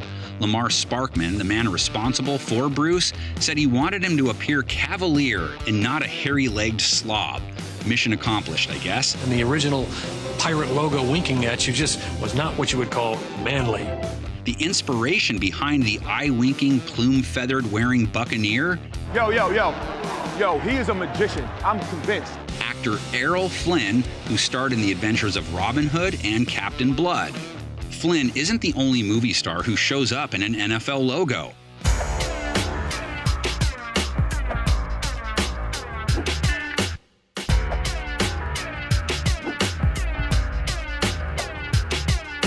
The famed Raiders insignia also owes a nod to the big screen. The Raiders portrait was reportedly inspired by the face of American movie star Randolph Scott. There have been 5 iterations of their logo. There was an intent to evoke menace, and the team's playing style did exactly that. The first did not include a shield, and it wasn't on their helmets. You feel like you're looking at old footage of the Steelers, but the Raiders started out as a black and gold team. Then, Mr. Just Win Baby showed up in 1963. Just win, baby. The Oakland Raiders was added to their crest along with the iconic shield, and for the first time appeared on their helmets. They took that pirate or raider and made him this symbol of intimidation. There was a problem. It didn't really stick out on their headgear. See how helmets impacted logo design? So the next season, they simplified it and colored the shield black. Here's the catch with that shield. Al Davis was with the Chargers prior to joining the Raiders. Their first logo, look at that, included a shield. Oakland's signature inspired by their rival. That makes an easy transition. The Chargers started in Los Angeles, moved to San Diego, then back to LA. Touchdown, Chargers! Which set up the shortest-lived logo in league history. Dadgummit!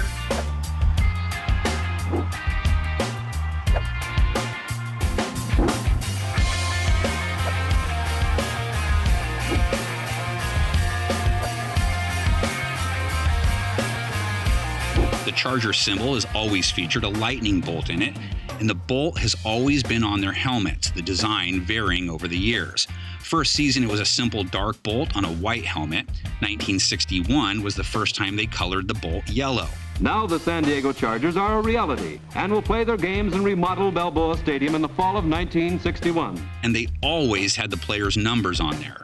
Until 1974. That's when they decided to make a dark blue helmet with the bolt on it their new logo, which coincided with their new look on the field. The redecorated Chargers sported change from top to bottom. They modernized their helmet logo once before simplifying it to just the bowl, which they've tinkered with a few times. They've donned several throwback helmets in recent years, sporting both their old white look. He scores a 99-yard touchdown pass! As well as helmets with the blue lightning bolt. But back to their short-lived Dodgers logo. After returning to LA in 2017, they wanted to come up with a new emblem that would help tie themselves to the city. So they came up with this.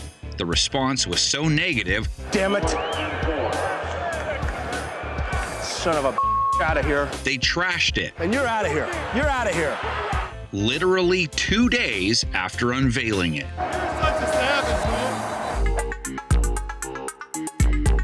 Call them the kings of the logo change. No team has made more alterations than the LA Rams.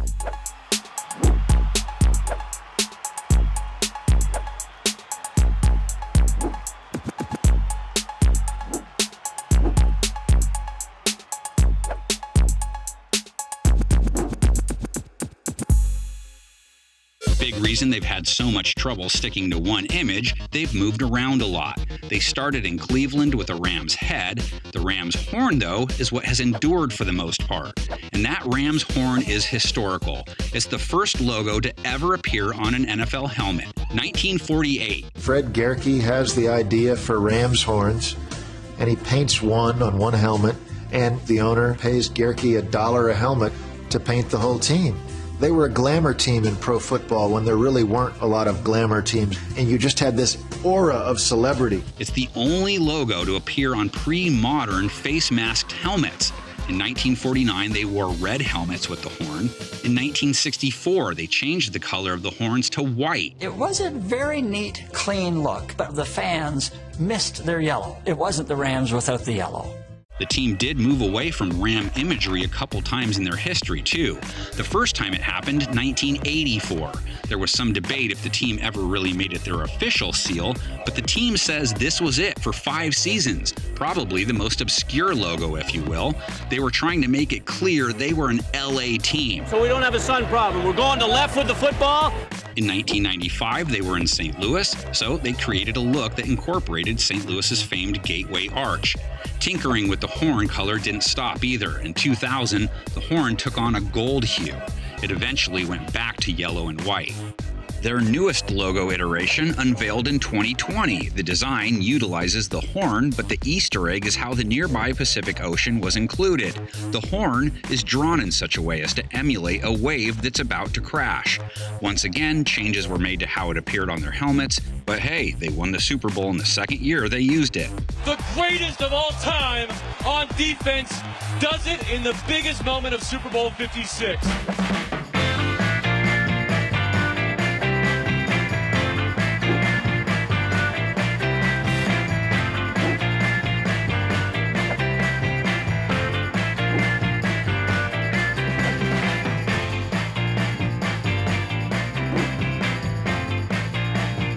Detroit, another old-timer having been around since 1930. Started as the Portsmouth Spartans, but they moved shortly thereafter. The first Lions logo didn't come along until the 1950s, though, a cartoon football character with a lion below him. Like most teams, their helmets didn't have anything on them until the 60s. It was certainly a simple and a bold design. The silver helmet looked different than what a lot of other teams were sporting. They changed logos in 1961. Any car aficionado can tell you what influenced it. But the logo they placed on their helmets that year was different and would eventually take over as the team's primary insignia. Meet Bubbles. The 1970 logo received the nickname from radio host Art Regner III. He said it looked like the lion was batting bubbles, that he wasn't very fierce. I don't know why they got me mic'd up today. I'm the quietest guy on the team. By 2009, the team seemed to agree. When they updated the lion, they changed his posture a bit, and most importantly, added teeth. You are playing the game of war. Their throwback helmets, a nice plain silver look.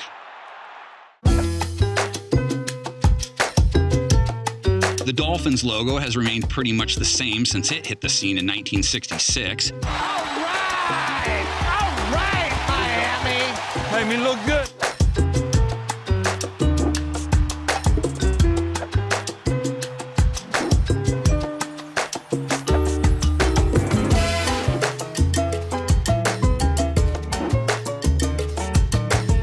Bodenhammer Sr. created it, the same guy that designed the University of Miami logo. That boy good.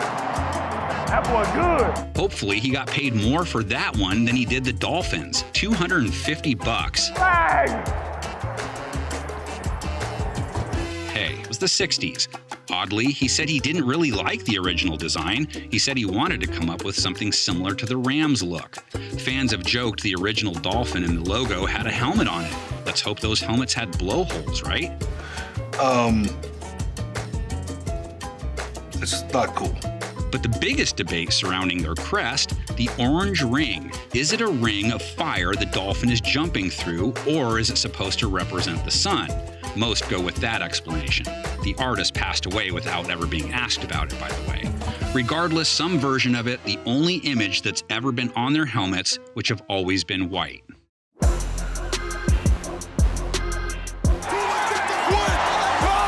Atlanta, pretty much same look they had when they joined the league in 1966. You gotta do everything right today, darling, but you gotta have fun doing it.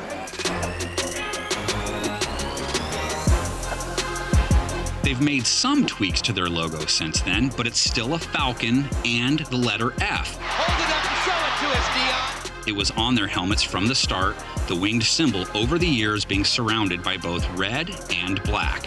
Woo! Let's go!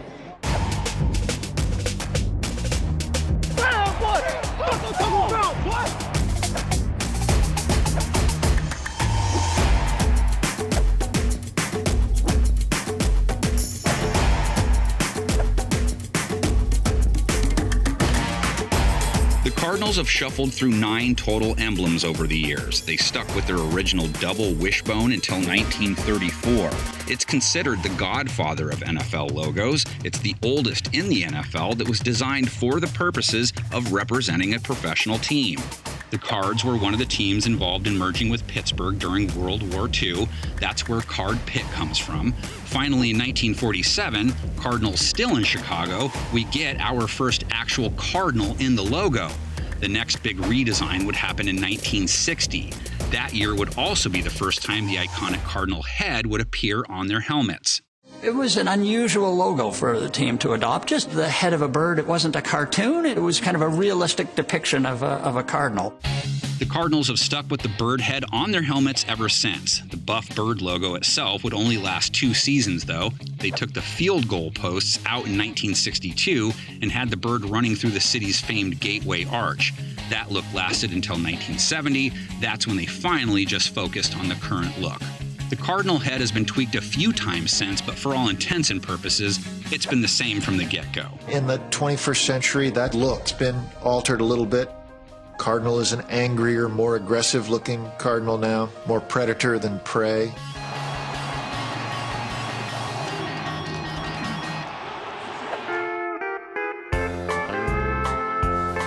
go, man. This is fun. Now let's light it up. Light it up now. Let's go.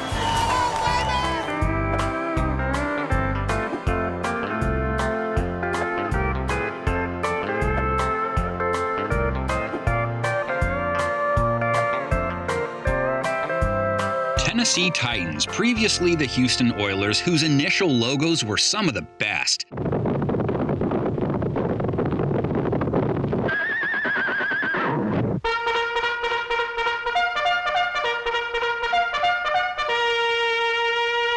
They started off with 2 different cartoon representations. However, their helmets had the iconic oil derrick on them from the start. That's the technical name for those oil rigs, by the way, oil derricks. They used that derrick in their emblem in 1969 on an old-school-looking player's head, another classic. They eventually simplified it to the oil rig itself. When Houston first kicked things off, they wore blue helmets. In 1966, they unveiled their silver helmets. 1975, they finally went with their famous white ones. Come on now, we got to take it down there and score. Let's go. Switch, switch. Many Houstonians believe that oil rig look was kidnapped. Bud Adams owned the Oilers. He wanted a new stadium built in Houston, and when it didn't happen, he took his team and everything associated with it to Tennessee, sort of as a way to stick it to the city. But they had their chances. Adams had no intention of just starting a new franchise. He was taking the identity and the logos with him. As of 2021, the Titans, not the Texans, have worn the Oiler logo 4 times. When they aren't wearing the throwback logo, they have their Titans tee on. It has 3 stars in it, which is a nod to the Tennessee state flag. But the formation is different, and that wasn't an oversight. It had to do with a legal issue surrounding state flags. Panthers have only made one alteration to its logo, just a minor cosmetic change. That change did not alter the shape of the Panthers' head, and good thing they didn't, because there's more to it than meets the eye. You gotta have a plan, man. Oh, man. You gotta have a plan. You gotta have a plan going to. Its shape intended to resemble the shape of North Carolina and South Carolina combined. We've got this as a regional team that is there for all of the Carolinas. Pretty basic overall look, but a helmet that was meant to be cutting edge, and we'd never seen anything like that before. There we go, there we go, there we go, there we go!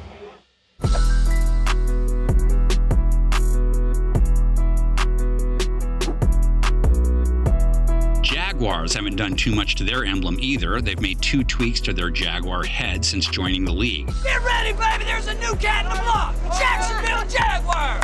They originally intended to feature an entire Jaguar body.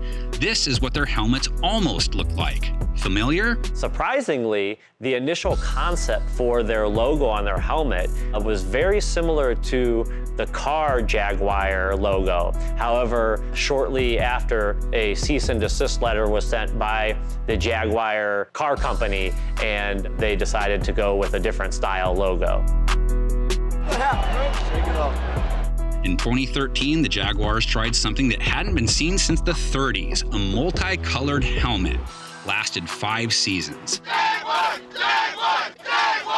I think we ain't done yet. I think we ain't done yet. We finish our team logo journey in Washington, who as of 2022 have the newest logo in the NFL. Today, they're revealing a new name and logo. I have not seen it yet, but let's check it out together. These are the Washington Commanders. The future of Washington football is here.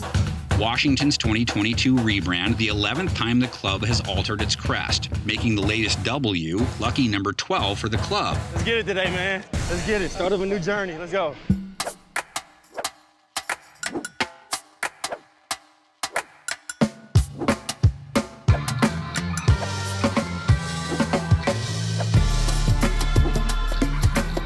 Historical context is vital to understanding their changes.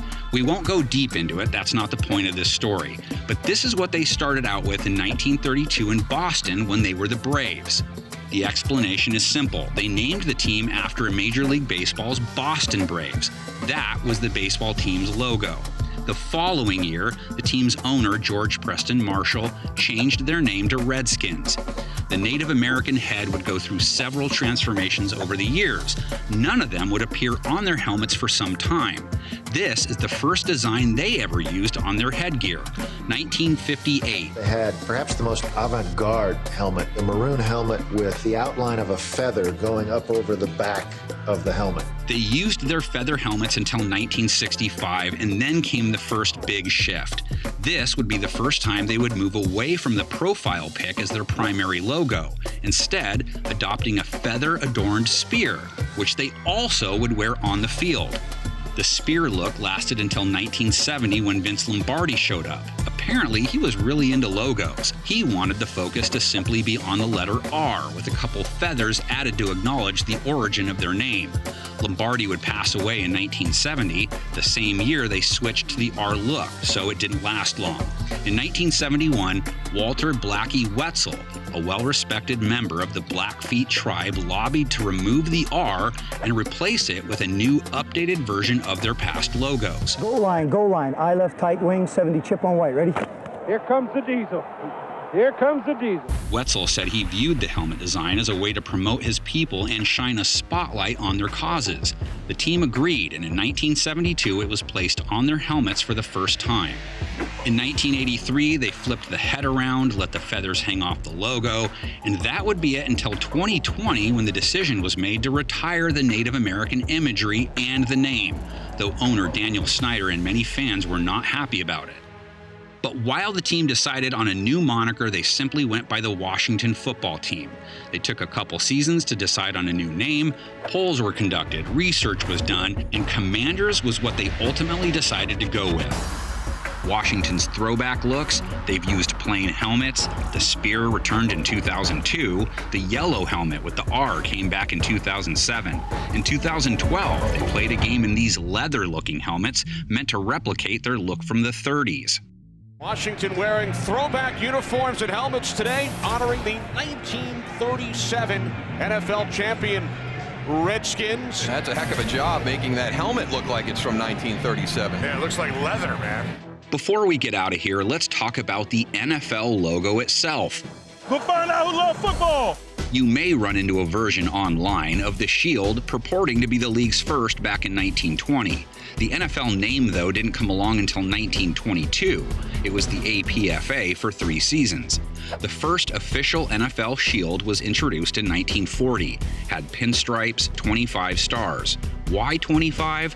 The most commonly held theory is because the league was split into 25 states at the time. The current logo only has 8, which represents the number of divisions. You have that heightened sense of awareness right now. But the very best story surrounding what is now one of the most famous sports logos on the planet, no one has any idea who created it. Excuse me. Are you serious? Share either. Don't share. Are you serious? We gotta be legendary. Are you serious? What just happened? NFL logos and the helmets they are placed on will continue to evolve. In 2022, we saw a host of teams unveil brand new alternative looks to their uniforms, an orange Bears helmet, a white Bengals one, the Texans bull backed by a brilliant red, not to mention all the teams that used black as their latest twist. More changes are sure to come. Forward progress! Forward progress! Well, that's the spirit. Will someone come up with a digital logo that changes during the game? A 3D logo, maybe? Tell everyone where you think the evolution takes us next. Rank your favorite logos along with the ones that displeased you. That's what the comments section is there for. Very interesting. Fans, in the end, are the true historians many times and usually help tell the whole story when it's all said and done. Let's go! That's a pretty good way to finish.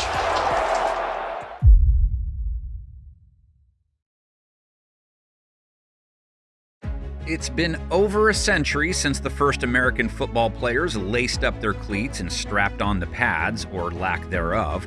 Since then, many things have changed about the game we all know and love. The evolution of pro football resembles evolution, according to Charles Darwin. The equipment has become safer, the playing surfaces have advanced, and the gameplay has drastically altered. And most importantly, the players themselves have evolved in magnificent ways. From their shapes and sizes to how they play their respective positions, a 1920s offensive lineman and current NFL receiver are not created equal. So how exactly did the NFL player evolve from this to this to this? Join us to find out. It's NFL Explained: Evolution of a Player. Show 'em, boys. Here we go. Before diving into evolution, we must understand where players come from. In the early days of pro football, former college or high school standouts would sign with local clubs, mainly in the Northeast and Midwest. Since then, the job of a pro football player has evolved from a hobby to a part-time gig to a full-time, all-encompassing career. It's time to get paid. In 1892, former Yale football superstar William Pudge Heffelfinger accepted $500 to play for the Allegheny Athletic Association. In turn, he became the first known pay-to-play competitor on the gridiron. While there were a small number of instances like Heffelfinger's before the 1920 start date of the NFL, the first highly paid superstar was Red Grange. And now the famous number 77, football's Superman. He's still the fastest heavyweight player to streak down the field with a ball. Still a college player at the University of Illinois late in 1925, the Galloping Ghost was signed by George Halas's Bears for a 10-game, 18-day barnstorming tour in which Grange and his agent, C.C. Pyle, reportedly racked up $150,000. Grange's case was just the beginning of how NFL players would be compensated. I was just a little guy in a big field, was all. By 1936, the league implemented a collegiate draft, making the roster-building process more regimented. Players were now assigned to teams, and the least successful franchises were rewarded with the highest draft picks in hopes of creating a more even playing field. But during the early 40s, pro football and many of its players had to step aside due to World War II. NFL stars were drafted or chose to serve in the U.S. Armed Forces, causing rosters to dwindle. Some teams even had to merge, like the Steelers and the Eagles in 1943, and then the Cardinals and Steelers in 1944.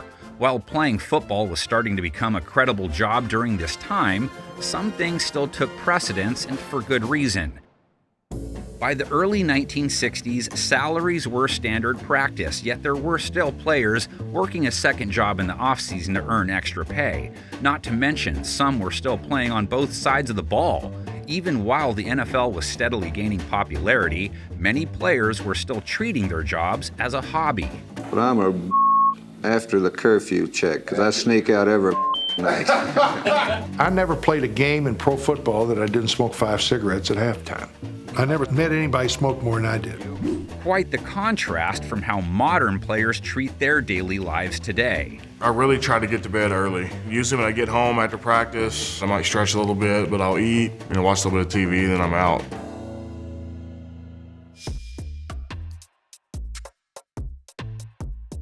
Around that time, another league emerged, challenging the NFL for pro football supremacy. The upstart American Football League brought a new kind of pizzazz to football. A group of cities that were sick of waiting for a pro team finally got what they deserved, and with it, a more exciting brand of play. AFL offenses passed more than its counterparts and introduced mainstream America to legends like Hank Stram and Joe Namath. Of course, as they grew, the inevitable merger with the NFL came in 1970, giving us the modern league we have today. A number of concessions were made by people in the NFL and people in the AFL in attempting to make this as much in the public interest as possible. By then, pro football players were adequately paid and their jobs were more prestigious than they'd ever been. This brings us to modern times when football is heralded as the premier sport in America and its participants are some of the biggest stars on planet Earth. Next, let's discuss the change in player metrics at different positions over the years. Football players come in all shapes and sizes, from 5 feet to nearly 7 feet tall and 140 pounds to almost 400. I've eaten burritos bigger than you.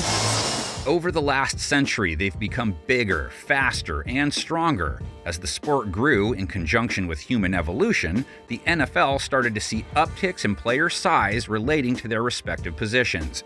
Wide receiver Reggie Smith is the shortest known player in NFL history at just 5 feet 4 inches, while the tallest is 7-foot defensive tackle Richard Sly, who played 1 season with the Raiders in 1967.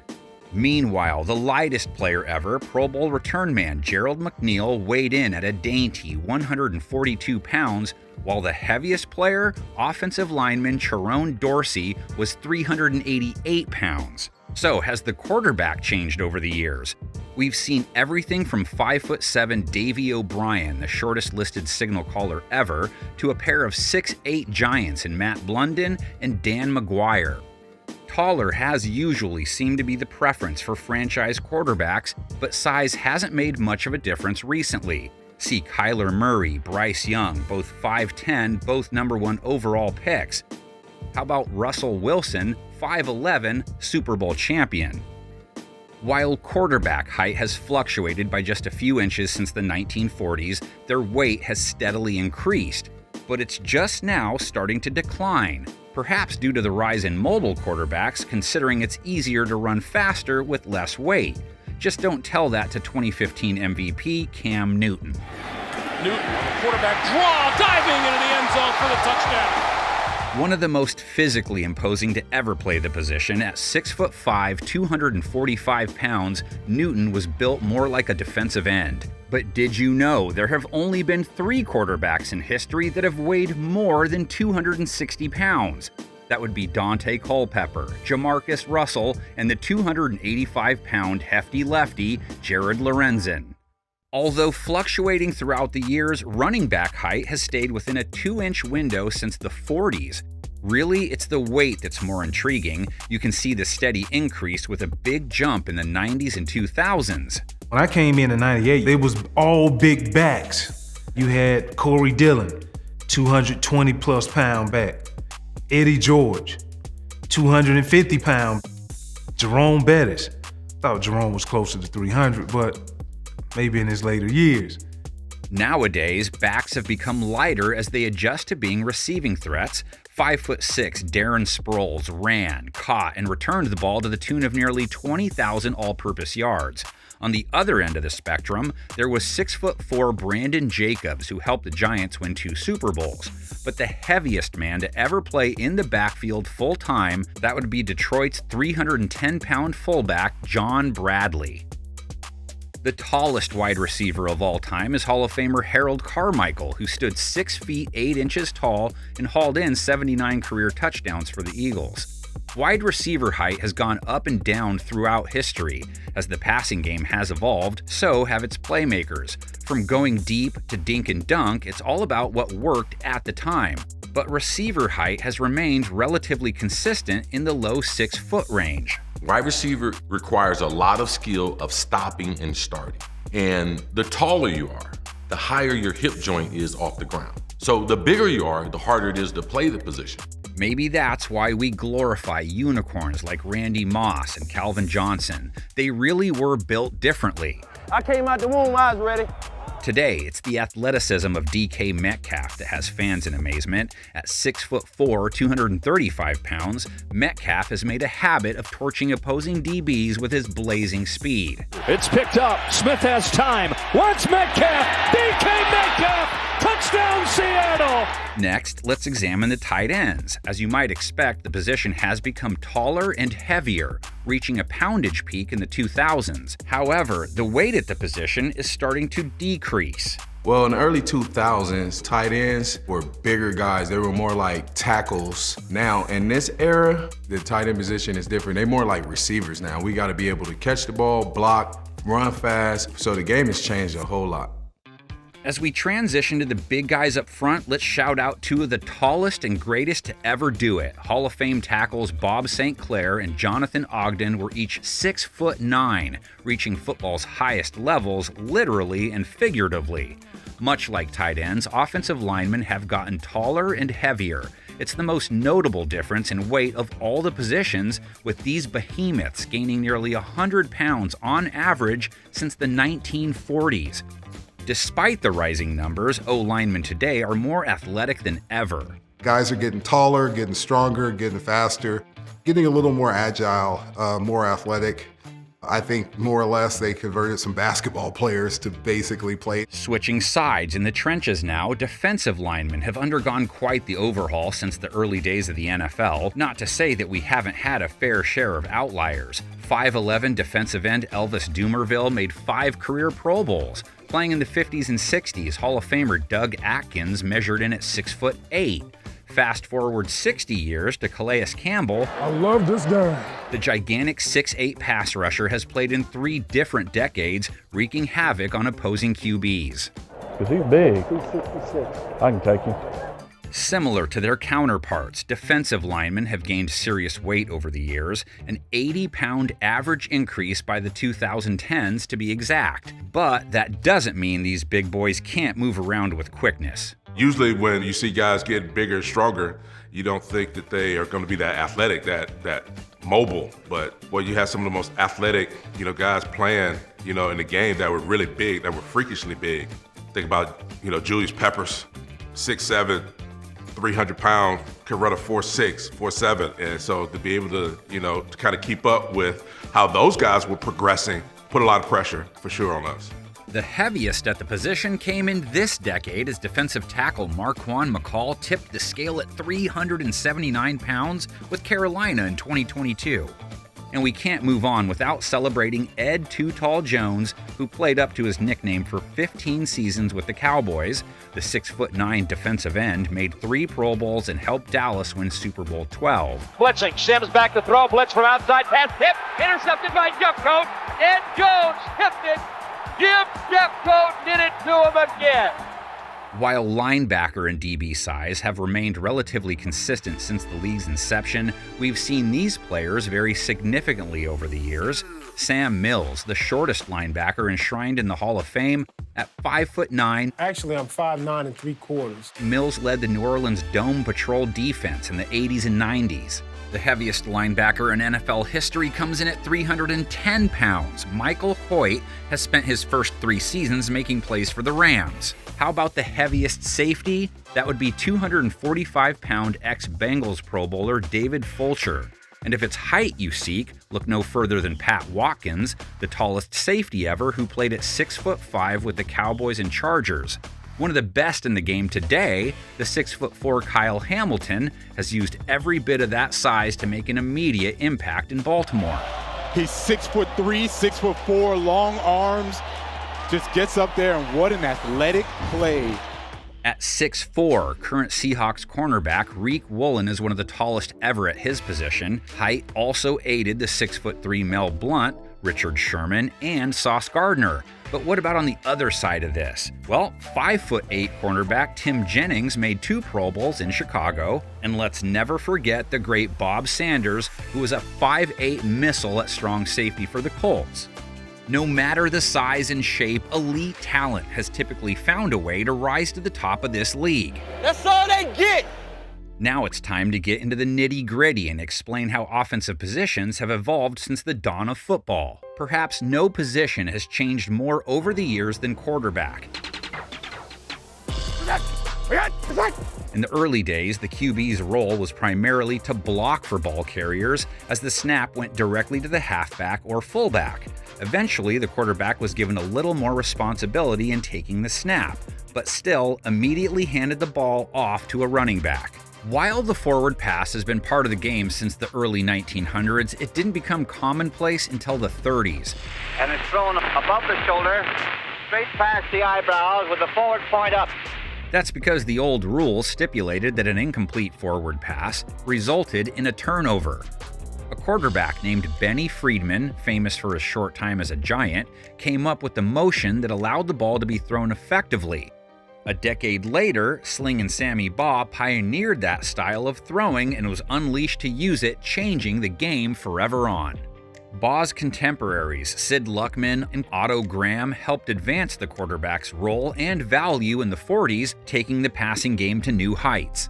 As throwing the football became more critical to playing offense, quarterbacks' abilities developed to reflect those changes. Arguably, the most important attribute these signal callers have all possessed over the years is sheer arm strength. That's not an arm, that's a gun. From Sonny Jurgensen in the 60s to John Elway in the 80s, Brett Favre in the 90s, and Patrick Mahomes today, having a cannon for an arm has always been a big part of the job. They're some of the most successful gunslingers in history because of that trait. Now, throwing the ball a country mile isn't everything when it comes to playing quarterback. Accuracy is just as important as anything. Peyton Manning, Drew Brees, Steve Young all made a living off putting the ball in the perfect spot. How about that pass?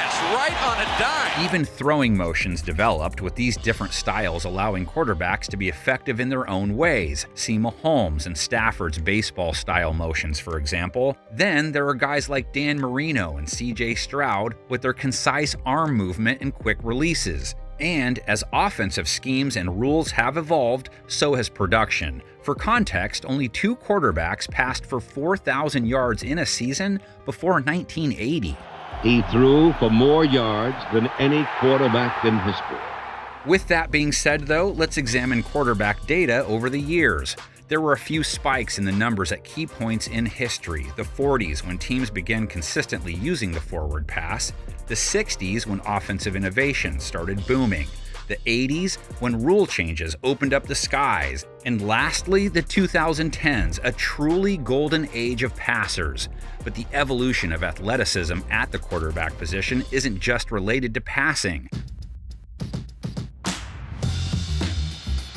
Mobility has advanced significantly over the years, with a kickstart from early scramblers like Fran Tarkenton and Roger Staubach. These Hall of Famers pioneered the art of extending the play with their feet. This style was eventually taken on by guys like Young, Murray, Wilson a half-century later. In the 80s, Randall Cunningham and the dual-threat QB came along. Without a doubt, the most athletic and naturally talented quarterback the league had seen at the time, his style influenced that of Michael Vick and Lamar Jackson today. That's why I'm still look good on you, baby. Oh, right on, still look good on you. Their talents most likely wouldn't have been as widely accepted if not for Cunningham's trailblazing. The game changes when you have a mobile quarterback who can throw the ball. That great athlete now is not just going to running back anymore, not just going to a receiver. A dual threat quarterback is now the norm. It's no longer the exception.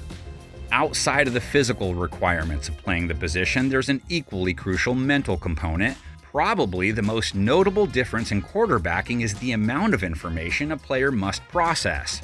From pre- and post-snap reads to protection changes and hot routes, 59 is mine! Apple! QBs need to know a lot. Not exactly the kind of complex info that was running through Sammy Baugh's mind in the 1940s. Grizzle F tight, F fly, pass 37 punch, waggle, help, baby dizzy, X fan on the turbo. Ready? Certainly, the 15-word play calls that quarterbacks make would be much more challenging to spit out without the help of helmet radio receivers. Hey, quit talking to my helmet, whoever that is, quit! Legendary coach Paul Brown developed those to communicate with his players on the field. The world champion Cleveland Browns, equipped with shortwave radio for their league opener. With all these advancements, it's no wonder that the quarterback position has become the most coveted in football. Right now, we have more quality quarterbacks than ever, top to bottom. I think it's the deepest group of throwers. Those things have changed the game dramatically. But before the QB was the bee's knees, a fellow backfield member carried the torch. the very first playmaker position in football, no one garnered more respect than the running back. The primary ball carriers of the game's past went by a few different names: halfback, fullback, tailback, and they all had roles toting the rock. Despite the halfback being the traditional ball carrier in today's game, the fullback commanded more carries back in the day.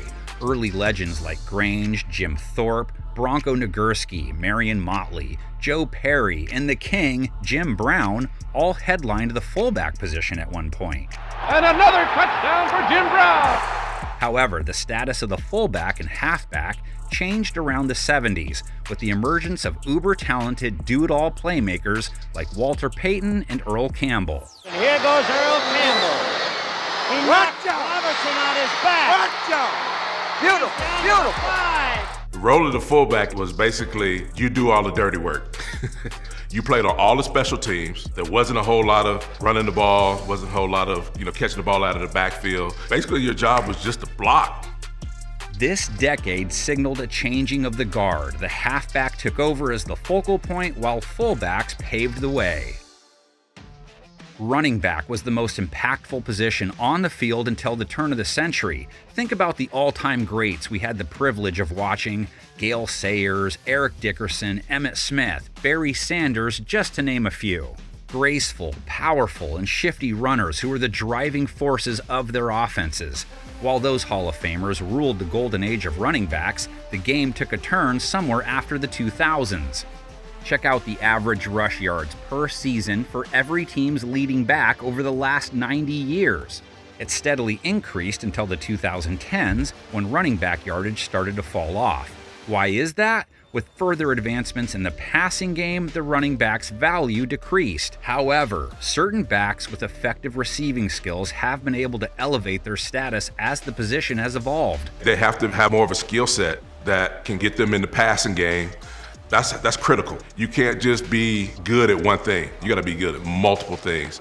Marshall Faulk ushered in a new age of dynamic backs, playmakers who could do more than run between the tackles. Faulk cut back 30, 25, he's gone! But before Faulk brought the all-purpose back to new heights, 49ers legend Roger Craig mastered it in the 80s. Underneath to Roger Craig, and it'll be 6. Craig and Faulk are two of the three players to rush and receive for 1,000 yards in a season. He's gotten over 1,000 yards rushing and over 1,000 yards receiving, paving the way for Christian McCaffrey, the third player in that group. Yet, the art of the satellite back still doesn't begin with Craig. In the 50s and 60s, Colts Hall of Famer Lenny Moore often lined up as both a running back and a wide receiver, racking up yards from scrimmage like nobody's business. Unitas is back. Unitas throws. Moore goes for a touchdown! After Moore came Lydell Mitchell and Chuck Foreman, both true tailbacks whose skills in the passing game only made their offenses more potent. This style of running back is becoming the future in the NFL. Just ask the Falcons and Lions, which both selected do-it-all backs in the first round of the 2023 draft. All right, so 2 running backs in the first 12 picks of an NFL draft. I need to know the last time that happened. While the ability to catch passes as a running back is becoming increasingly important, let's not forget the guys who do that at a high level on every play. Of course, that would be the wide receiver, arguably the most electrifying position in football today. It would be incomprehensible to tell a fan from the 1920s what a receiver is like nowadays, as early wideouts seldom caught passes. The position we know and love today evolved from the split end, the original wide receiver. In the 40s, the flanker position came along, serving as a second wide receiver opposite the split end. One of the great early flankers, Elroy Crazy Legs Hirsch. Say, Hirsch, where'd you ever learn to run like that? You got the craziest pair of legs I ever saw. Initially an end, Hirsch's skill set led him to become one of the first true receivers in his day, helping energize football with the pass-happy Rams of the 40s and 50s. Then, in the 1970s, Al Davis was credited with deploying the slot receiver. But 3 receiver sets were seen as early as the 60s, starting with Sid Gilman's Chargers. San Diego receiver Lance Allworth had 1,000 yards in every season from 1963 to 1969. Nowadays, 3 wideouts are the base of almost any offense. As the passing game has advanced, so have the receiver's responsibilities. The route tree kept sprouting more branches, especially in the slot. I think in the slot, because they had more slot formations, that the slot was utilized more, so they began to grow. The way the Patriots used Wes Welker in 2007 displayed just how much a slot receiver can power an offense. Throws, steps, looks, fires, end zone, touchdown to Wes Welker!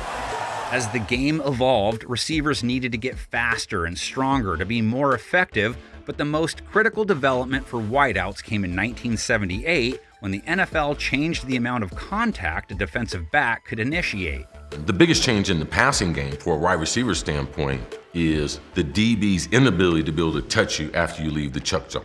This is an example of a legal chuck by a defensive back on a wide receiver in the 5-yard area. The 5-yard chuck rule, which limited defensive backs to contact within 5 yards past the line of scrimmage, was instrumental in allowing receivers to get open. One receiver who started his career just before the rule changes, Hall of Famer Steve Largent.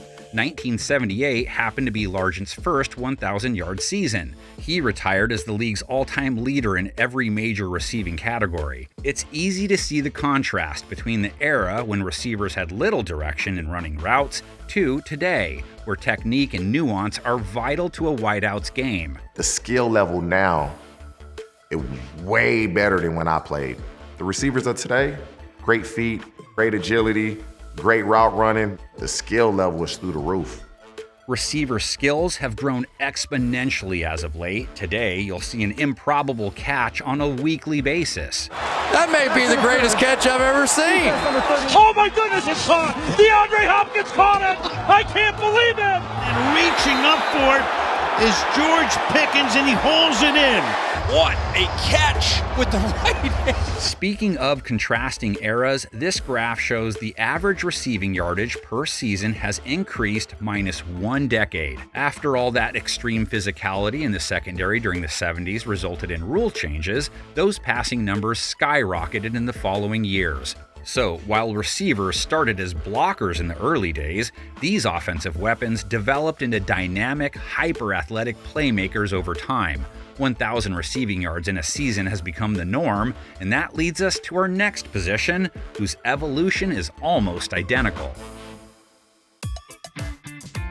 From Rob Gronkowski to Travis Kelce, we know what the modern-day tight end is, but how did the position originate? At first, the tight end was simply called the end, and he was part of the 7-man offensive line, blocking, and blocking some more. Like our early 20th century receivers, tight ends didn't catch many passes. In fact, the end played both sides of the ball, lining up as a modern-day defensive end too. But for those who were better suited on offense, the tight end blossomed into a reliable receiving threat. Some of the first studs at the position were Don Hutson and Max Speedy. As ends, they defied the position during their era. Hutson played 11 years in the NFL, leading the league in receiving yards in 7 of them. His 99 career receiving touchdowns were a record for almost 50 years.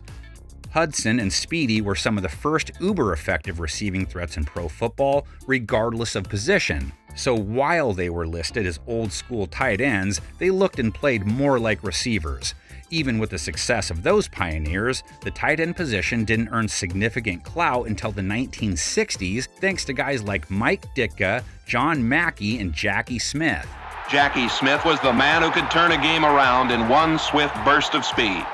Even still, the position was underappreciated until Don Coryell's Chargers deployed Kellen Winslow. His abilities helped further the tight end status as a primary receiving threat and thus paved the way for future stars. Around the same time as Winslow, another tight end, Ozzie Newsome of the Cleveland Browns, was making some noise. Ozzie Newsome with a touchdown grab! As these playmakers were thriving in the 80s, Washington head coach Joe Gibbs devised a scheme to use a tight end in another way. That scheme called for a hybrid tight end known as an H-back to help chip the edge rusher, in this case, Lawrence Taylor, before running a route. The scheme and slight variation only furthered the tight end's versatility. That guy can move side to side or go in the backfield and still be able to run up the hole and block as a fullback. As we approached the turn of the century, the NFL entered a golden age of tight ends. Blockers, receivers, and even sometimes runners, tight ends could do it all, and offenses often ran through them. This is your modern-day freak. I mean, it's unstoppable. The thinking around the league was that, we could just plug a tight end in the backfield for a fullback. Those guys are taller, they're able to stretch the field, they're a little bit faster, maybe they feel like they're a little bit more athletic, they're used to catching the football a lot more. Shannon Sharpe, Tony Gonzalez, Jason Witten, Antonio Gates all became focal points, leading their teams to new heights. One of those every once-in-a-generation tight ends. The modern tight end has become so much more than just another body on offense. Gronkowski, Kelsey, San Francisco's George Kittle have shattered NFL records over the last decade plus. Gronk had the most TDs by a tight end in a season, Kelsey had the most yards, and Kittle had the most receiving yards by a tight end through his first 3 years. What a catch by Kittle! A one-handed grab! The value and popularity of the position couldn't be higher. They even have their own dedicated holiday. Tight End Day. Oh yeah, National Tight Ends Day. Best day of the year. And the scary thing is, they're just getting started. From a former position on the offensive line to the real big boys up front, guards, tackles, centers, they've always been well-respected players for their dirty work, especially since they initially played both sides of the ball. Imagine playing a full 60 minutes, bashing your body in the trenches. That was the life of early linemen like Mel Hine, Cal Hubbard, Dan Fortman. These Hall of Famers made a name for themselves at one of the hardest positions in football during an era in which the game had little regard for safety. Yet they set the standard for the level of O-line play that we see today. While their responsibilities may not have altered as drastically as other positions, the main change came with advancements in schemes and identities. For example, in the 60s, Vince Lombardi introduced the pulling guard on perimeter run plays to help block upfield. Number 64, All-Pro guard Jerry Kramer leads Elijah Pitts around end. With the various blocking schemes and protection changes he's tasked with, a center must be more cerebral now than he used to be. As for tackles, they've become quicker and more athletic to handle the increasing abilities of edge rushers. Above anything else, the most impactful change for offensive linemen came with the 1978 rule change allowing arm extension and open hands on blocks. You got to straighten that arm. Now you're keeping it bent all the way. That's the old rule. Now you can get it out there. When we started, we basically couldn't use our hands. We started with our hands tucked under our wrists like this. And now we could actually grab. And so then that made a big difference. This change came simultaneously with the rule regulating defensive back contact. Together, they opened up offenses, creating a more fan-friendly product. Not only did the skill players start gaining more prestige after the offensive explosion of the 80s, but linemen also got more recognition.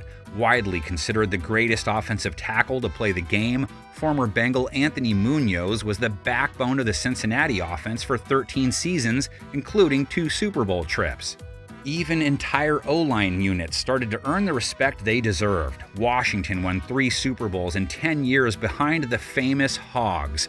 The Cowboys won 3 of their own in the 90s as the Great Wall of Dallas paved the way for Emmitt Smith and gave Troy Aikman enough time to carve up defenses.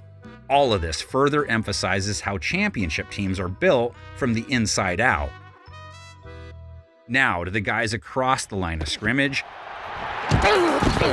As mentioned, the original D linemen were also offensive guards, centers, tackles. However, the defensive end role was manned by the tight end in the platoon days. The major difference in how the formation looked between then and now, the number of bodies up front. With very little passing 100 years ago, the D-line featured upwards of 5 guys on almost every play. Nowadays, you're used to seeing 3 or 4, often scattered in different alignments. And now, what defenses are doing is they're moving guys all over the field to create mismatches, putting guys inside, over the center, over the guards. In the early days of football, with more focus on defending the run, interior D linemen were responsible for establishing the push, while the lighter and faster ends raced to the ball carrier. But as the passing game became more prominent, getting to the quarterback was a major priority. You see, defenses are now being designed with one thought in mind: stop the quarterback. The Rams, fearsome foursome of the 60s, mastered the art of the pass rush, and star defensive end Deacon Jones coined the all-important term sack. From there, the concept of sacking the quarterback took off like wildfire. All-time great pass rushers like Bruce Smith, Reggie White, Aaron Donald have made their money off sack production. All three won multiple Defensive Player of the Year awards, recording at least 19 sacks in at least one of their award-winning seasons. About my third and fourth year, everybody looked forward to doing pass rush. You wanted to try to be the next Lawrence Taylor, Reggie White. A lot of guys started seeing that there was money in sacks, that sacks make you successful. While DNs are responsible for setting the edge and containing the outside areas on runs, rushing the passer became the most critical aspect of this position. As the aerial attack became the focus on offense, so did the physical traits and techniques of the defenders. To succeed at the position today, you must be strong, fast, athletic, and explosive. Takes the snap, back to pass, and they're going to get a step, and it's Myles Garrett right away. The technique evolved because guys started understanding that you didn't have to just run over somebody. We learned to knock a guy's hands down. They may be more talented, they may be bigger, but they're going to wear out when you're playing as hard as you can every play. I'll kick your whole family's ass. In today's game, elite pass rushing and run stuffing techniques are critical for success at the position. You can't talk about versatility without mentioning the linebacker. As one of the earliest positions in football, the role has come a long way in the last 100 years. Fielding Yost is credited with the inception of the position in the beginning of the 20th century. Centers and fullbacks mostly occupied the linebacker roles in the early days, and the aforementioned Cal Hubbard helped pioneer it at the pro level. The position took off in the 1950s with future Hall of Famers Sam Huff, Bill George, and Joe Schmidt. But perhaps the most well-known linebacker back then was Philadelphia's Chuck Bednarik, the last known full-time two-way player. There are two linebacker designations commonly used, inside and outside. Early defenses featured the 6'2 front, two inside linebackers that would chase the ball carrier from the second level of the defense. But as schemes changed to the 4-3 and 3-4 to accommodate the pass, outside linebackers were added. As offenses evolved, linebackers took on covering tight ends, running backs, and even wide receivers in addition to their run play responsibilities. While outside guys are more specialized, like pass rush extraordinaire TJ Watt, inside linebackers are typically more versatile. An off-ball linebacker is more concerned with run stuffing and pass coverage, while on-ball guys like Lawrence Taylor are almost exclusively focused on rushing the passer. One man cannot block Lawrence Taylor. Son, I gotta do better than this. When I played, we probably was a good 60-40 rush to drop in coverage. Now it's more just rush. Taylor started a trend of the stand-up pass rushing linebacker. With his size and otherworldly athletic abilities, he was a perfect blend to show just how versatile a linebacker could be. Especially since the start of the 21st century, menacing defenders like Von Miller, DeMarcus Ware have been able to broaden their horizons, bringing new creativity to the table. What an unbelievable move by DeMarcus Ware. The linebackers and the defensive ends, instead of a true traditional D lineman that's your D end, they getting these linebackers, calling them stand-up ends. Then those guys rush up the end to get the sacks. Over time, the average sack numbers for defensive ends and outside linebackers have evened out at about 7 per season. The overlap of these positions has led to these specialized players simply being known as edge rushers, which started with LT. As offensive philosophies advanced and became more complex to defend, linebackers were forced to become smarter, often sniffing out plays and predicting them before the snap occurred. Hey, Thomas, he's pulling! Not to say guys like Bednarik and Dick Butkus didn't have to be smart to play in their day.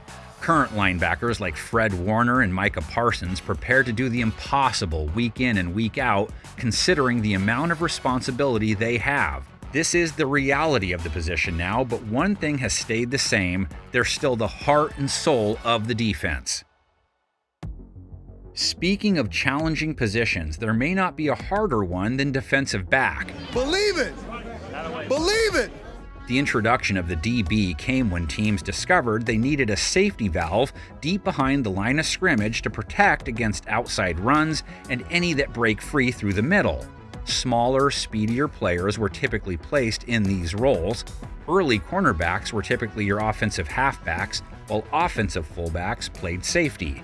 Though quarterbacks often doubled up as safeties too, like in the case of Sammy Baugh. Defensively, just watching him play free safety, had long arms and really had great range. The first true specialized DBs didn't come around until the late 40s and early 50s. Hall of Fame safeties Emlyn Tunnell and Jack Christensen helped pioneer the art of the defensive back, while fellow Gold Jacket member Night Train Lane wreaked havoc at the cornerback position, picking off an NFL single-season record 14 passes in his rookie year.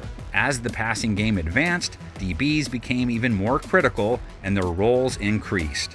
Well, all of a sudden now the passing game is starting to evolve so much. Now you're not just tackling as a defensive back, but you have to have extremely good coverage skills as well. No longer was the primary concern containing runs, it was about adapting to the rapidly advancing passing game. Nowadays, playing cornerback requires a lot of specialization. There's a heavy focus on technique and certain traits like hip fluidity and instincts. The same is true for safeties, though that position is split into two groups. Strong safeties assume the role of run support while still providing pass coverage. Notable players over the years from that position include Ken Houston, John Lynch, Troy Polamalu, hard-hitting strong safeties with a nose for the football. Free safeties act as ball hawks, often providing coverage help for corners. With his instinctual play and high intelligence, former Raven Ed Reed established himself as arguably the greatest free safety ever. Yeah! Get off the field! Well before Reed made a name for himself, Ronnie Lott led the Niners to 4 Super Bowls in the 1980s. Paul Krause was the man to beat in the secondary. He still holds the NFL record with 81 career interceptions.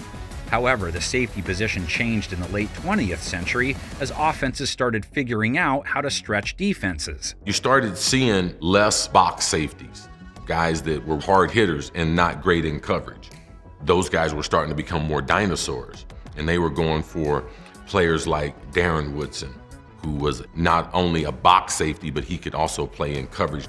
Nowadays, almost all safeties are just as versatile as linebackers, but even with the help of 2 DBs as the final line of defense, the number of cornerbacks on the field during a given play has also changed. There's a nickel back, or 5th DB, and sometimes even a dime back when defenses opt to send out a 6th defender in the secondary. All of this is in response to offenses using extra pass catchers on a given down. A trend hit the NFL where you started playing against a lot of teams who would have multiple receivers, and you started the game out with nickel. Having a nickel back in there and you're taking one of your linebackers off the field. So in that time range, that's when the game really started to change. Undoubtedly, the biggest change to DB operations came in 1978, limiting contact within 5 yards past the line of scrimmage. Before the rule change, players like Roger Worley, known as the original shutdown corner, dominated receivers in an era of physicality. Contemporary Mel Blount used the same style to lead the Steelers to 4 Super Bowl wins in the 70s. The rule change, commonly attributed to Blount's style of play, forced players to become more patient with their coverage and less physical. But in a new age of shutdown corners, guys like Darrell Green and Rod Woodson dominated the 80s and 90s, even with the rule restrictions. Then Champ Bailey, Darrelle Revis, Richard Sherman carried on the lockdown legacy in the 21st century, displaying a new kind of excellence in a pass-heavy league. The DB has changed from an enforcer to more of a basketball-style defender, and as a result, interception numbers have dwindled. In the 1940s, each team averaged 2 picks in every game. That number has plummeted over time. By the 90s, it was just over 1 interception per game, and so far in the 2020s, the average is .79. That pick was so stupid, bro. That was awesome, bro. That being said, a certain level of physicality is not only encouraged, but required to play the position today. Finally, where would we be without kickers? The kick is away and good! A position that matters just as much as the others and often decides games. Place kicking in the early days of football was a relatively rigid practice that didn't yield much success. The traditional style of straight-on kicking, essentially toe-poking the ball forward, wasn't the most effective method. Why did they kick like this, you ask? Well, the main reason is that the NFL didn't have specialized kickers back in the day. Each team simply nominated one of their players who happened to be the best at kicking. So, star running backs like Doak Walker, Paul Hornung took time in between running the football every play to kick field goals and extra points. Even punting was delegated to the player who could do it the best. Typically, quarterbacks like Sammy Baugh had that honor. It only took 4 decades of pro football for a soccer player to show up and change everything. As a teenager, Hungarian-born Pete Gogolak moved to the U.S. with his family and eventually played college football at Cornell. He kicked his way to the AFL as a member of the Bills and later the Giants of the NFL. Gogolak's kicking style is precisely what you see in today's game, an angled approach that culminates in kicking the ball with your instep, much like a soccer player would. This method finally led to the specialization of the kicker position. NFL kickers got so accurate, even far away, that some started kicking barefoot. Like most fads, barefoot kicking came and went, but let's illustrate how the accuracy has changed over the years. Take a look at how field goal percentage has increased since the mid-1900s. During the toe-poking days, a field goal was barely a 50-50 shot. Nowadays, with so much specialization at the position, it's becoming more automatic than ever. And it is good! And it's good! Oh my goodness! Oh my goodness! It's good! 58 yards, Will Lutz with the game winner! Get this, from 2020 to 2023, there were more 50-yard field goals made than in the 1960s, 70s, and 80s combined.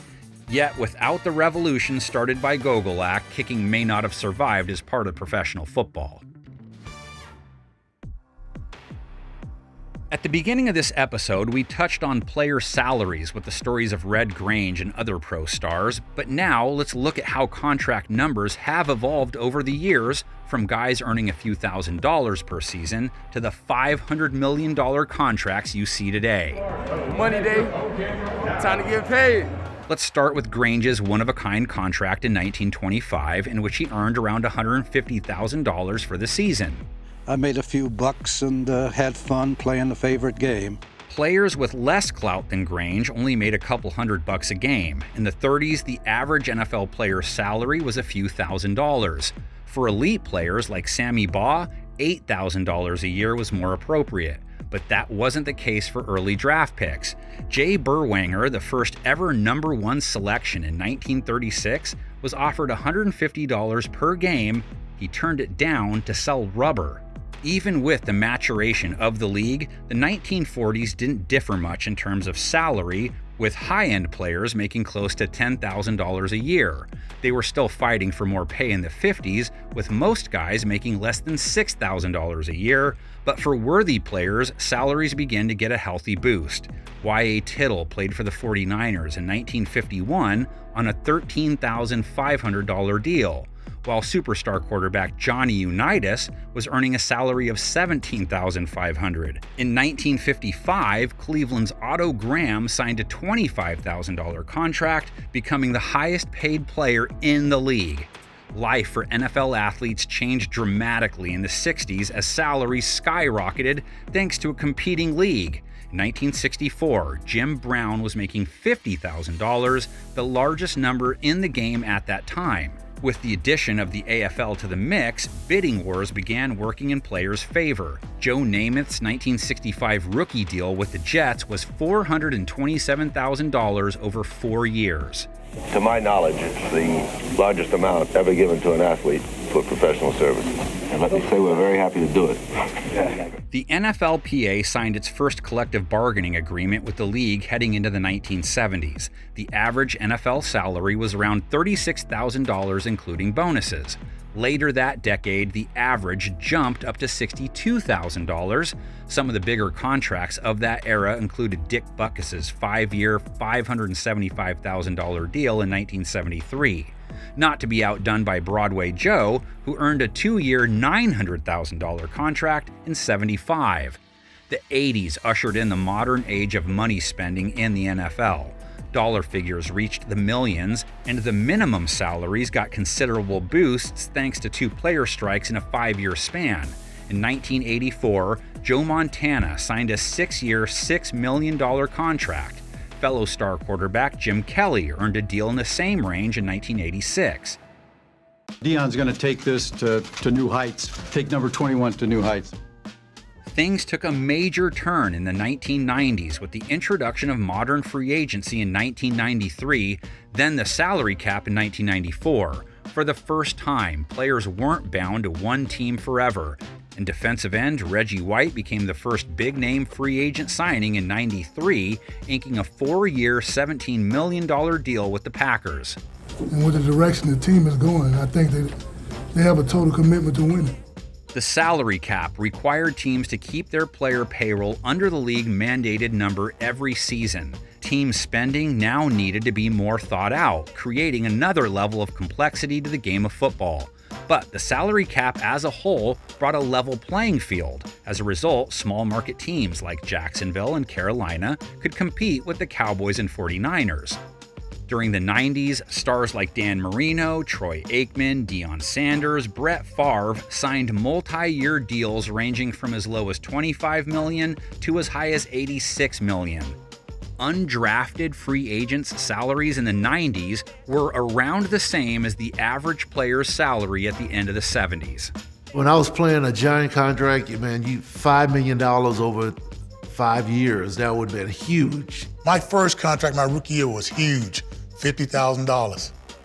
Then my second year, I got a bonus, went to $55,000. The average salary grew to $484,000 in the 2000s, and contracts in the tens of millions of dollars were commonplace. I thought that $1 million would be the problem solver of everything in the world. When you're a kid, and especially being a young black kid, I always thought $1 million came without a limit. I thought $1 million were like 0.0000000. I thought I was gonna be rich forever. Star quarterbacks Donovan McNabb, Peyton Manning, Ben Roethlisberger, and Michael Vick were all making between $15 and $35 million a year. The Patriots signed Drew Bledsoe to a 10-year, $103 million contract at the beginning of the decade. Of course, as we all know now, New England would have a new franchise quarterback just a year into that massive deal. In the 2010s, top players commanded between $20 and $30 million per season. Quarterbacks Eli Manning, Joe Flacco, Carson Palmer, Russell Wilson all cashed in on some serious paydays. Free agent signings began to boom that decade. Washington fans will surely remember their $100 million deal with defensive tackle Albert Haynesworth in 2009. Albert Haynesworth becomes the first ever $100 million defensive player in the history of the NFL. He was out of the league 2 years later. 2010 first overall pick Sam Bradford signed the largest rookie contract in history at $78 million over 6 years. It was the last of its kind, though, as the rookie wage scale decreased a year later. 2011 first overall pick Cam Newton, for example, earned just $22 million over 4 years of his rookie deal. That brings us to the 2020s, where $500 million contracts are possible. The Chiefs announcing today that they signed Patrick Mahomes to a 10-year contract extension that'll keep him with the team until 2031. The deal is worth up to $503 million. Patrick Mahomes' 10-year deal in 2020 ushered in a new age of contracts. Across the NFL, NBA, and MLB, these mega signings became the norm. Even undrafted free agents are living large. That $55,000 base salary that John Randall had when he entered the league in the 90s skyrocketed to $750,000 in 2023. Brock Purdy, the final pick of the 2022 draft, makes $870,000 a year under his rookie deal, a number that comes close to Joe Namath's then massive contract from 1975. It's crazy to think how far we've come. While the game is ever-changing, it takes a once-in-a-generation player to truly alter the sport's nature. I'm a rock star! Without these transcendent icons of the game, the NFL wouldn't be what it is today.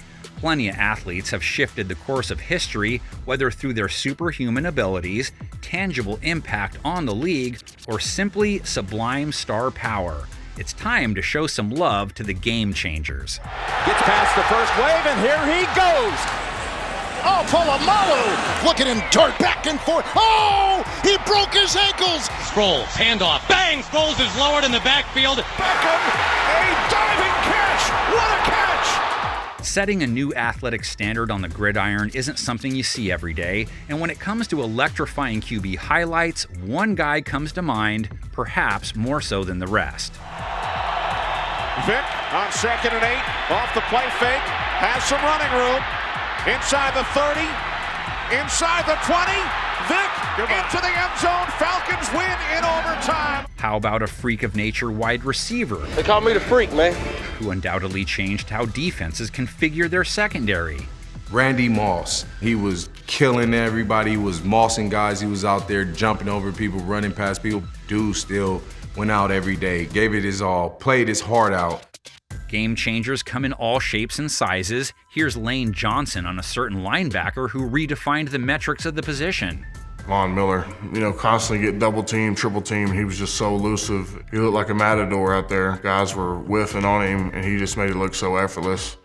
How can you not change the game with a nickname like Primetime? It's picked off by Deion Sanders. He was one of the first guys that started identifying wide receivers, their splits, the science behind what he was doing, and then matching that up with the tape, and then matching up with what's the down and distant, what's your body language. It's an iconic picture. You can see my uniform laid out, but if you zoom in, it's a little video recorder in my lap, and I'm watching film right up until kickoff. He was able to take playing corner and playing man-to-man to a new level. For a while, he was the NFL's all-time leading tackler, a 20-year vet at the linebacker position. Sounds absurd to say, but that's why he was one of the all-time greats. Junior Seau, he was a beast. I mean, when they have to game plan for a particular guy on the other side of the ball, you know he's a game changer, and Junior Seau was that guy. A member of the Pro Football Hall of Fame class of 2024, this middle linebacker started turning heads from the very first snap of his NFL career. When I think about Patrick Willis, I've seen him run down a wide receiver, but he was one of the first linebackers I saw who was speedy, at a lighter weight, barely tipping the scale at 230, running a 4.3, and he's dropping 320-pound plus offensive linemen and making plays. This three-position player pioneered the game in more ways than one. Sammy was a league-leading passer, a league-leading punter, and a league-leading interceptor. So to have all those guys on your fantasy football team, just having one player, that would really be the trifecta. They say he's the greatest defensive player ever. LT revolutionized the way defenses rush the passer. As the first stand-up edge rusher at the outside linebacker position, Taylor's success in getting to the quarterback changed how offenses scheme their protection plans. You can run, but you can't hide. Lawrence Taylor from behind. We mentioned Randall Cunningham earlier, but he belongs here as well. A rare athlete who paved the way for so many to come. Man, I keep beating this guy and Randall still runs out around. I don't understand it. He was one of one, possessing elite athletic traits that made him a truly special player. When God created Barry Sanders, even he didn't know what he made. You don't necessarily have to be a ridiculous athlete to make a lasting impact on the game. This group of players changed the game through their play and the success that came with it. No one had more impact on the passing game than the NFL's first ever quarterback. Benny Friedman was pro football's first passer, period.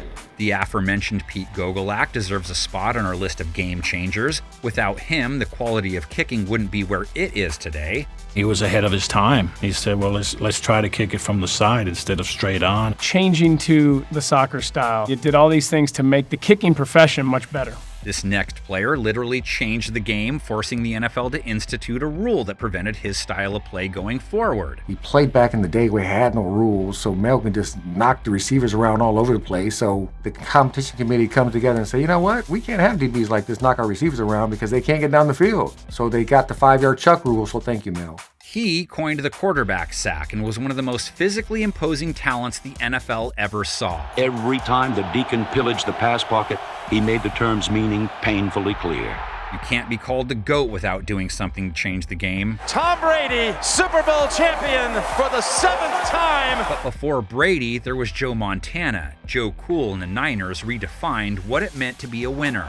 Just complete control of the offense, precision. It's a clinic.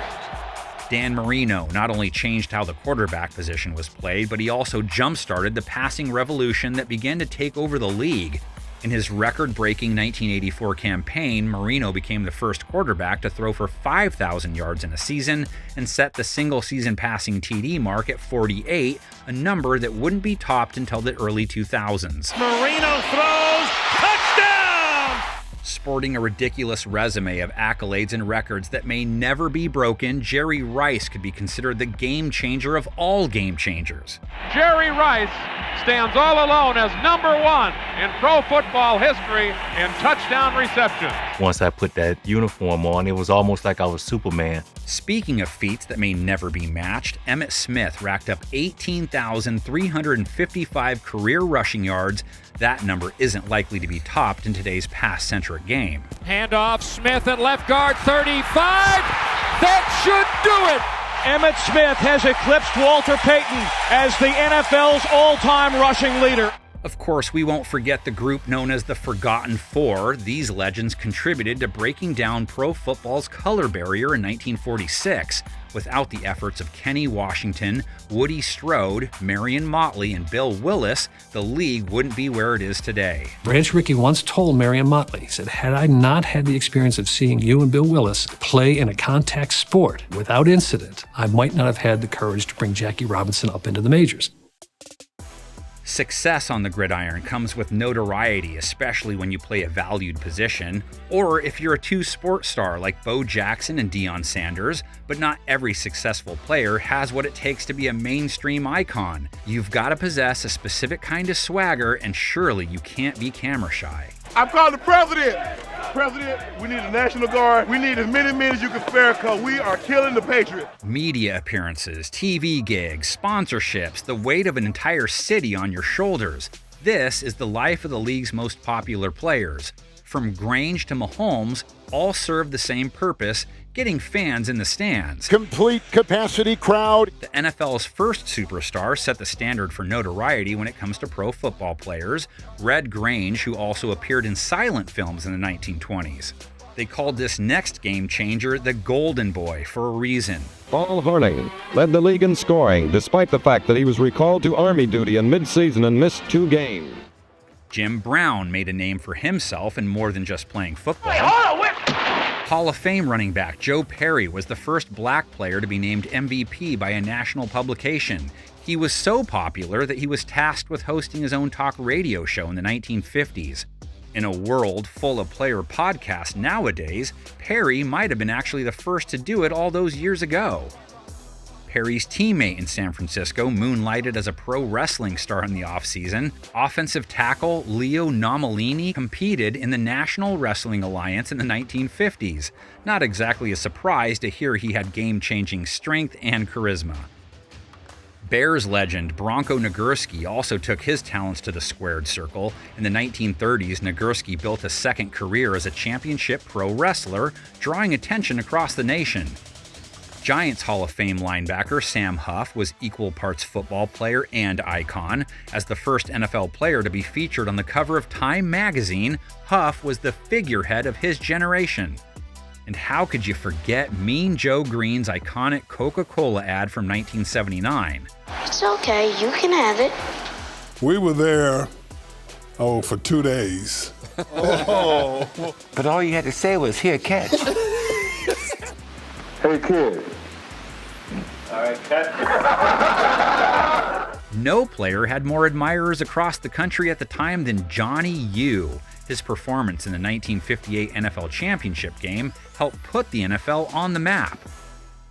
If you thought Johnny Unitas was a megastar, well, Joe Willie eventually blew him out of the water. I was styling. I was a part of the time, man. Throughout his career, there wasn't anyone cooler than Broadway Joe. He was an instant icon with the looks, personality, and skills to match. Namath's general aura unintentionally created the prototype for the NFL superstar. Like Perry, he hosted his own talk show while still being an active player. There's nothing that I could tell you, I think, that would help you. The rise of quarterbacks in the 60s as the face of franchises and cities influenced how we perceive the stars of today. Think of all the players who took on acting gigs during their spare time away from football. Namath, Bradshaw, Marino, Montana, Brady, Manning, the list goes on and on. Or take a player like Travis Kelce, for instance. Once the subject of a reality dating show, he followed that by making headlines with his superstar girlfriend, Taylor Swift. That was the craziest thing I've ever experienced. It all goes to show you're not just a player anymore, you're a promoter, a media personality, and a figurehead for millions. This brings us to our current game changer, quarterback Patrick Mahomes, the modern face of the league.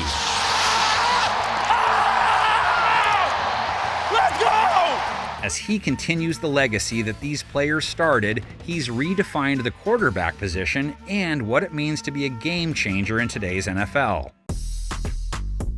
Two of the NFL's first pioneers, George Halas and Curly Lambeau, had uniquely versatile roles you wouldn't see in today's game. The idea of a player-coach seems foreign in the 2020s, yet in the 1920s it was pretty common.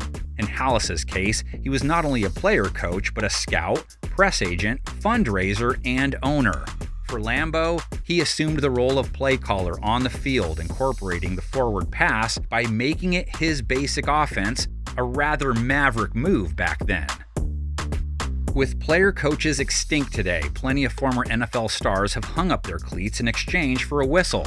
If you look at coaching staffs around the league, you'll spot many former players. As far as head coaches go, there are currently 9 guys who used to play in the league. Legends like Mike Ditka and Tony Dungy have won Super Bowls both as players and as coaches.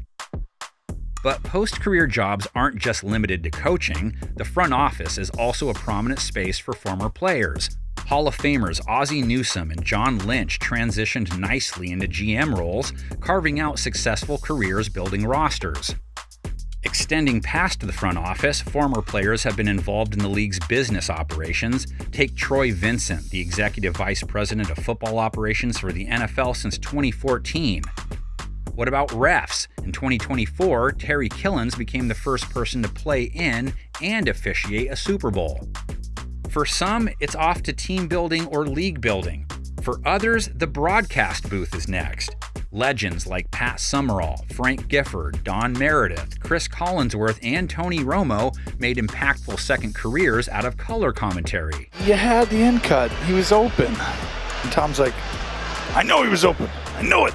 Broadcasting has provided former players a way to stay a part of the game for quite some time now, and it's not just limited to TV. The NFL radio scene is littered with former players in color commentary roles. He's gonna go! He is gonna go! Touchdown, Seahawks! The beast is alive and well! Of course, nowadays, players don't have to wait until they're done playing to integrate themselves into the media world. Just take a look at the Kelce brothers. Jason and Travis put on a weekly podcast that garners millions of listeners. Other media-savvy stars such as Micah Parsons, Marlon Humphrey, and Fred Warner also have their own podcasts. The ability to be a part of the sports media industry while still being a player blurs the lines between the two sides.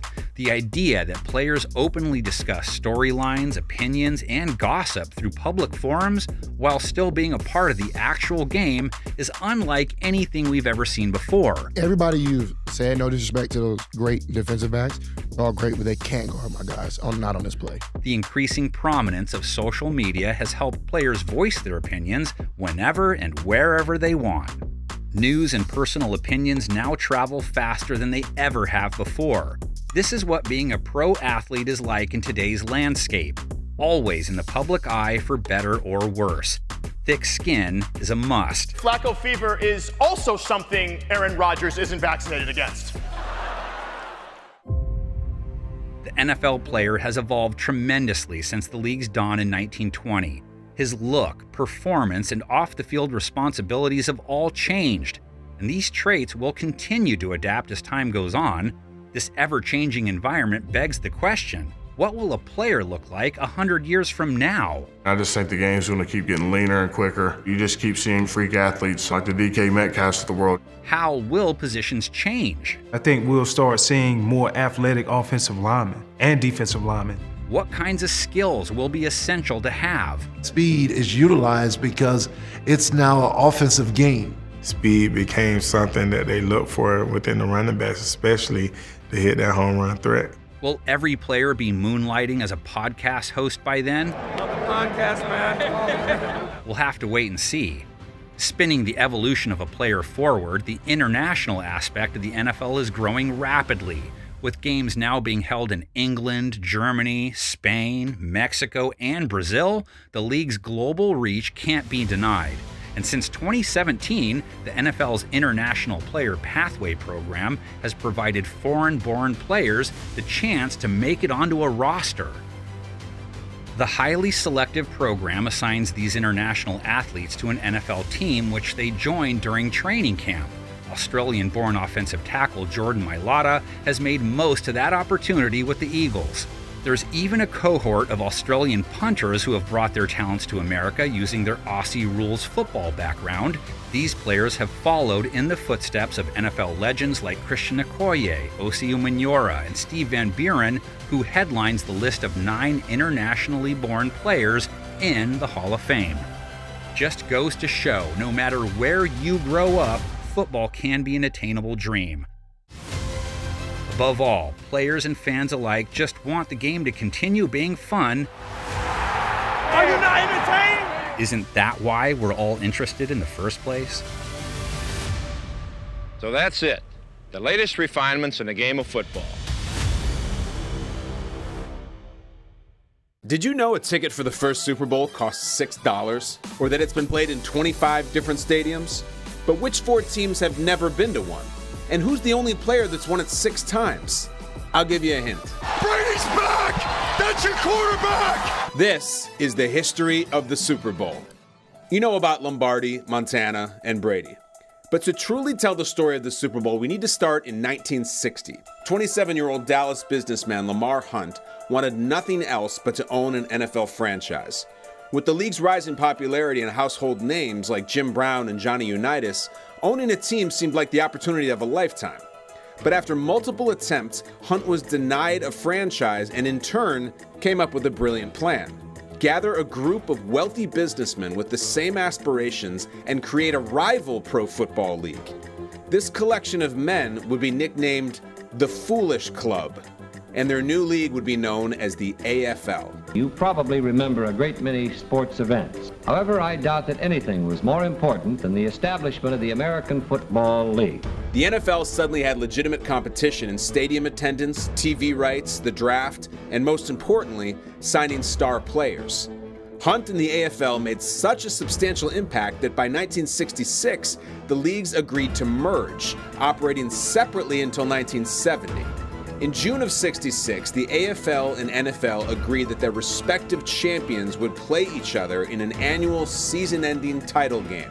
Hello again, everyone, from the Coliseum in Los Angeles, and this is it, the American Football League National Football League Championship. The Kansas City Chiefs against the Green Bay Packers, who have won the NFL Championship 4 times in the last 6 years. Tickets at the LA Coliseum sold for an average of $6, and it was the only Super Bowl that failed to sell out. The game was simultaneously televised by CBS and NBC, with each network providing their own announcers. The 30-second TV commercial cost around $42,000. To put that in perspective, a 30-second ad in Super Bowl 54 would cost $5.6 million.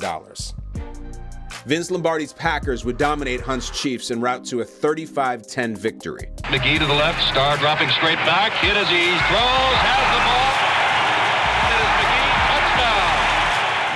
Packers players earned a $15,000 bonus for winning the game, while the Chiefs earned $7,500 each.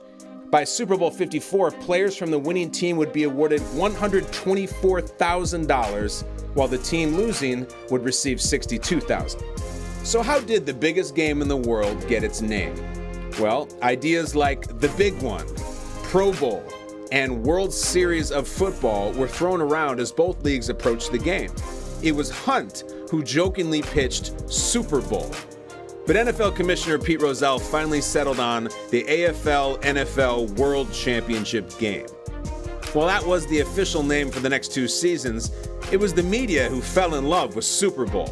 The phrase was so widely used that by January of 1969, the Jets and Colts would square off in Super Bowl III. We're going to win the game, I guarantee it. Namath has not been bashful this week, and he has said that the Jets are going to win. It's arguably the most important Super Bowl in history. The Baltimore Colts came in as heavy favorites, and most thought the NFL would once again overpower the AFL. But after boldly guaranteeing a win, Broadway Joe Namath led the Jets to a monumental upset, putting the AFL on the map. The Super Bowl was off and running. 65 horsepower trap. That might pop wide open, Reds. Running play coming to Garrett on a trap. Touchdown! Garrett scores for the ball. Was it there, boys? Was that there, Reds? Nice going, baby!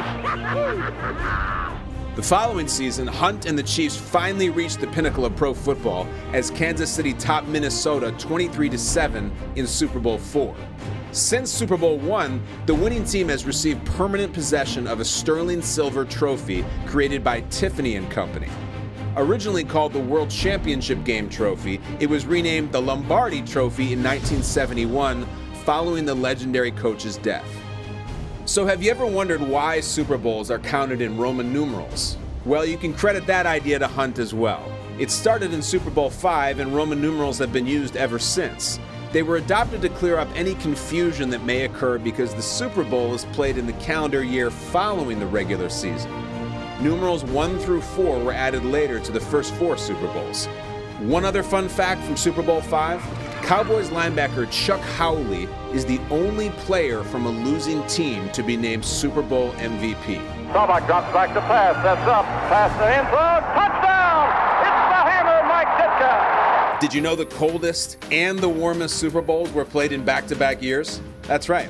Roger Staubach and the Cowboys captured their first title on a 39-degree day in New Orleans.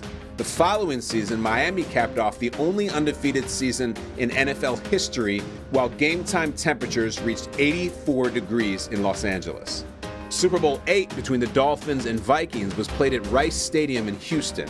It's the first Super Bowl played in a non-NFL venue. In fact, that's happened 7 times to date, 5 at the Rose Bowl and another at Stanford Stadium. Bradshaw giving it to Harris. He's in there for a touchdown for Pittsburgh. What a catch by Lynch. Touchdown! He pulls it in, and it's a touchdown for Pittsburgh. And the Steelers stand atop the pro football world. Behind their powerful offensive attack and swarming steel curtain defense, the Steelers captured 4 Lombardi trophies in the 1970s alone, the final one coming in Super Bowl XIV at the Rose Bowl. It remains the highest attended Super Bowl in history with a capacity crowd of 103,985 fans. The Cowboys, meanwhile, snuck in a couple titles of their own that decade, including one in the sloppiest Super Bowl ever played. Intercepted by Dallas, a pass that should not have been thrown, and just got socked. Picked off by Aaron Kyle. And brought deep for Haven Moses. Picked off by Benny Barnes. A Super Bowl record 8 turnovers committed by Denver alone. 8! As Tom Landry and Chuck Noll's powerhouses of the 70s faded away, a budding dynasty would leap into the spotlight. Dwight Clark! It's a madhouse at Candlestick. Dwight Clark's miraculous catch in the '81 NFC Championship launched the 49ers to Super Bowl XVI in Pontiac, Michigan. It's the first one played in a northern city, and in fact, there have only been 6 Super Bowls played in the North since the game's inception. 2 in the Detroit area, the other one coming at Ford Field in Super Bowl 40. 2 in Minneapolis with Super Bowls 26 and 52. Then Indianapolis was the host city for Super Bowl 46. And MetLife Stadium in the New York, New Jersey area was the home of Super Bowl 48. Super Bowl 16 was also the big game debut of announcing legend John Madden. The Hall of Fame coach is the only person to call a Super Bowl with 4 different networks. Madden did 5 with CBS, 3 with Fox, 2 with ABC, and 1 with NBC. Incredible. This is a father bucket, this is a mother bucket, and since the last game, they had a baby bucket. So this is a baby bucket. I guess that clears up the question as to whether they're married or not. So you might ask, when did Super Bowl Sunday become an international phenomenon? Super Bowl, they'll be there. Super Bowl 17 between the Redskins and the Dolphins was the first ever to be globally broadcasted. Fans in England watched John Riggins run right through Miami. He's gone! He's gone! Touchdown, Washington Redskins! Today, the game is televised in more than 180 countries in nearly 25 languages. While Walsh and the 49ers were on their way to prominence, their California neighbors would capture a 3rd championship in 8 seasons. The Raiders took home the Lombardi Trophy in Super Bowls 11, 15, and 18 when Marcus Allen provided perhaps the most remarkable run in all NFL lore. He has to reverse his field, but he gets away for a moment, comes back up the middle of 30, 25, 40, breaks past 2 men at the 50, down to the 40, picking up a blocker, to the 20, to the 10, to the 5, touchdown Raiders! Holy Toledo! Following season saw a dream quarterback matchup when Joe Montana and Dan Marino squared off at Super Bowl 19 in Palo Alto. Marino's 1984 MVP season was the stuff of legend, but Montana stole the show on the game's biggest stage. While the 49ers were victorious in Northern California, it wasn't at Candlestick Park. To this day, no team has played a Super Bowl in its home stadium. The 2017 Minnesota Vikings came within 1 win from hosting Super Bowl 52, but you might remember they lost in Philadelphia in the title game. I'll tell you what, this defense has been incredible. They knock your socks off just to watch it. Total decimation of the AFC champion New England Patriots. The 1985 Bears. Here we go. A lot of people call them the greatest team ever. After going 15-1 in the regular season, Chicago punished its playoff opponents, collecting the team's first and only Super Bowl win. Defensive end Richard Dent became just the 5th defensive player to win Super Bowl MVP. Only 10 have ever done it. We mentioned Howley earlier. Dolphins safety Jake Scott won it. Harvey Martin and Randy White became the first and only duo to split the MVP. Then there's Larry Brown, Ray Lewis, Dexter Jackson, Malcolm Smith, and who can forget Von Miller in Super Bowl 50. 1st and 10 at the 42. He'll hand off to Smith, the deep back. Good hole, midfield, horse race to the 40. Far side 35, 30, 25, 20, 15, 10, 5. Touchdown, Washington Redskins. Timmy Smith from 58 yards. Let's talk about a one-game wonder. Redskins rookie running back Timmy Smith racked up 204 rushing yards against Denver in Super Bowl 22. Now that record still stands today. Timmy Smith had 602 total rushing yards in his 3-year career, but he dropped 204 in the Super Bowl. It's incredible.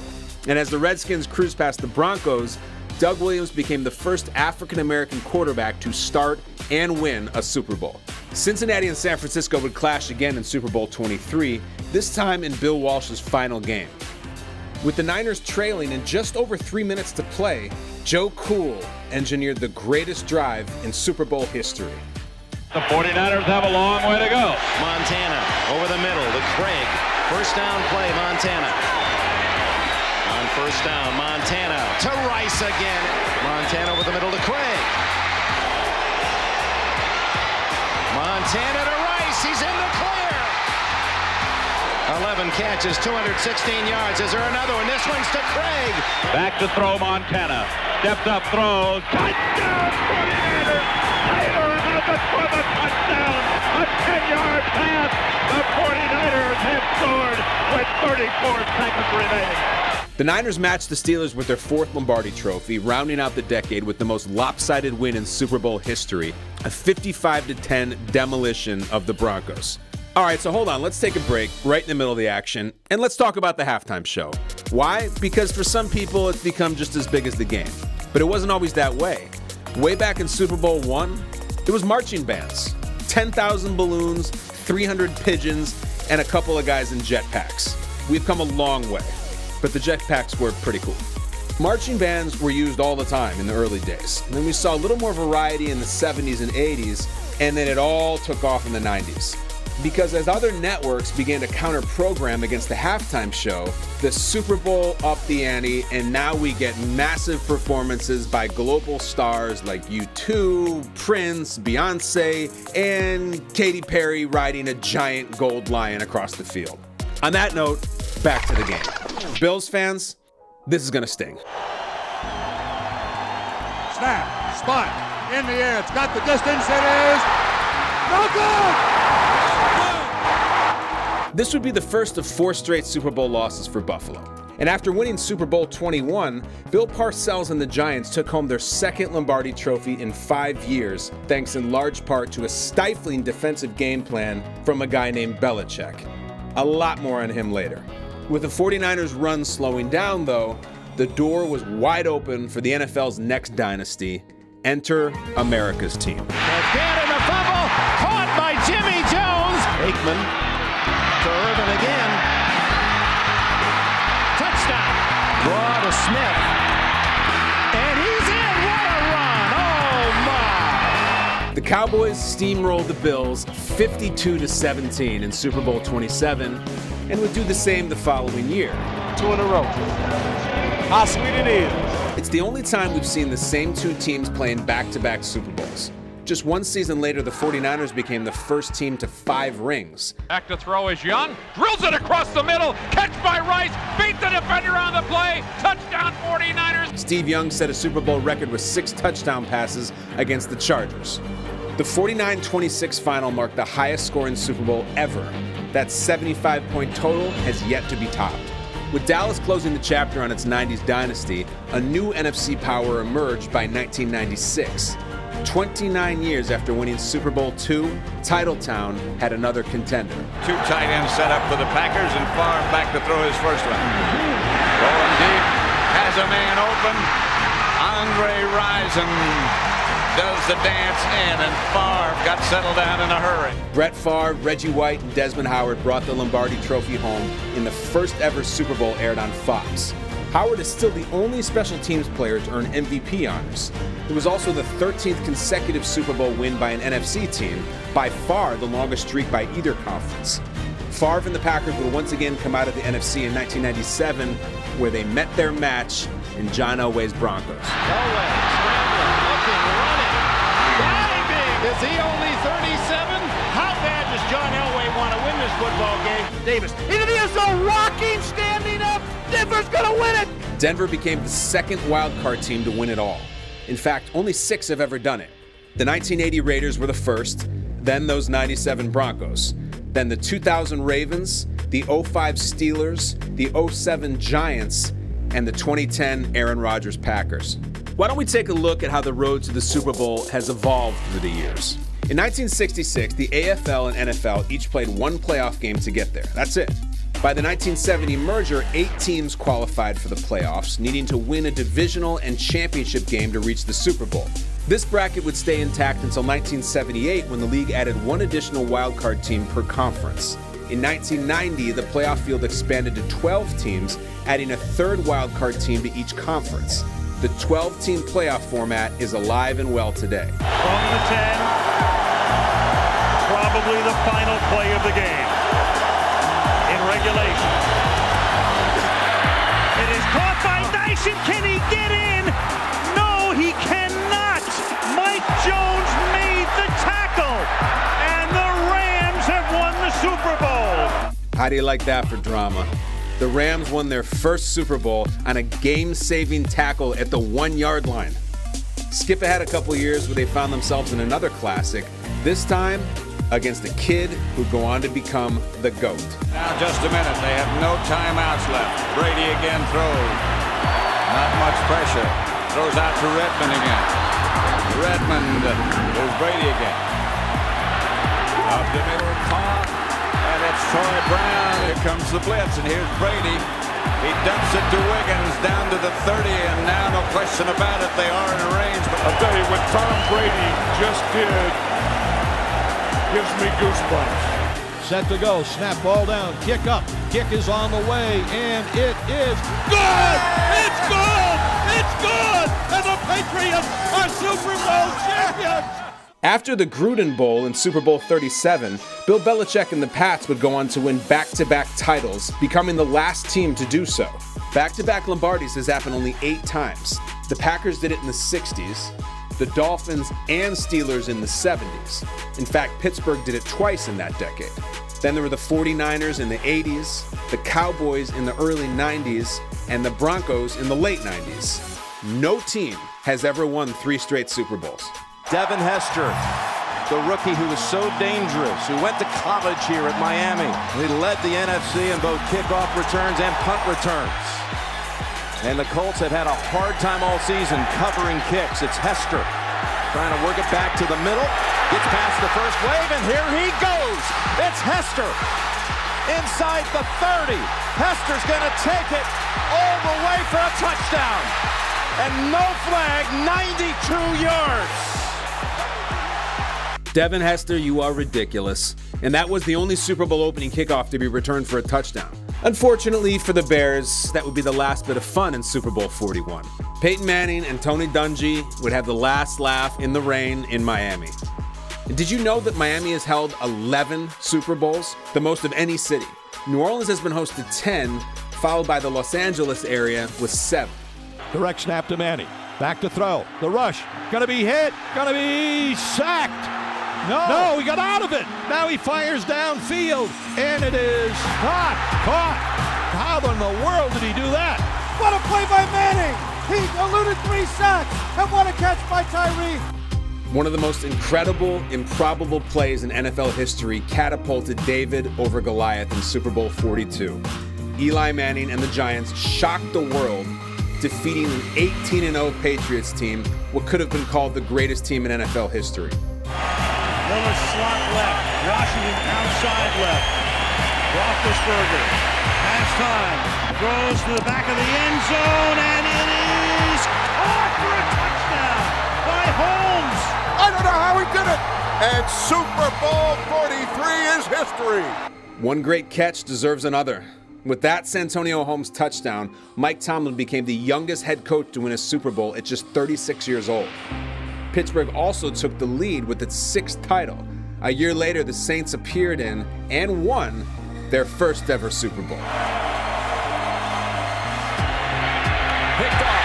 Look out. Gets past Manning.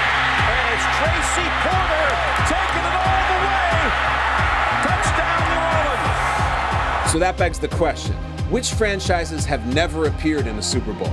The Texans, Browns, Jaguars, and Lions. But how many teams have appeared in but never won a Super Bowl? I got you. The Chargers, Titans, Bills, Bengals, Panthers, Vikings, Cardinals, and Falcons. After Aaron Rodgers carved up Tomlin's Steelers in Super Bowl 45, the G-Men stunned New England again as Eli delivered another throw for the ages. We've seen something like this before, haven't we?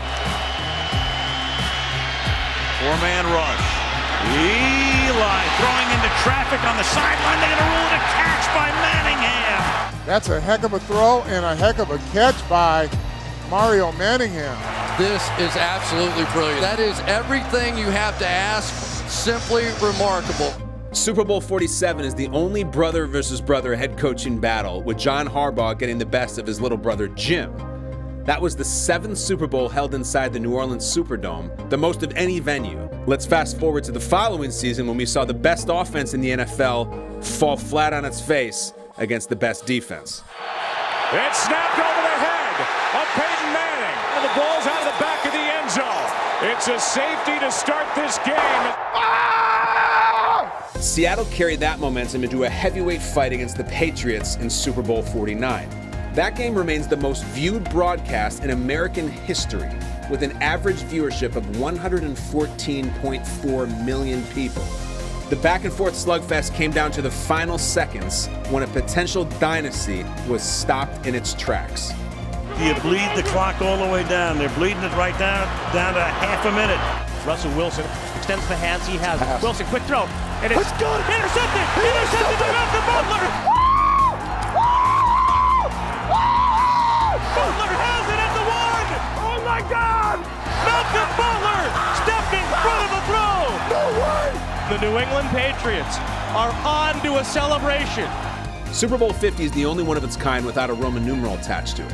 It's also the latest kickoff in the game's history at 3:39 p.m. Pacific, 6:39 Eastern. The earliest kickoff? Well, that would be Super Bowl 5, which started at 1:50 p.m. Eastern. Since 1991, the game has been played right around 6:30 p.m. Eastern, so that most of it's shown in a primetime TV slot. A primetime crowd was just about to fall asleep more than halfway through Super Bowl 51 when the Falcons opened up a 28-3 lead on the Patriots. And that's when things got nuts. Now they'll throw. Pass is caught. That's White. Touchdown.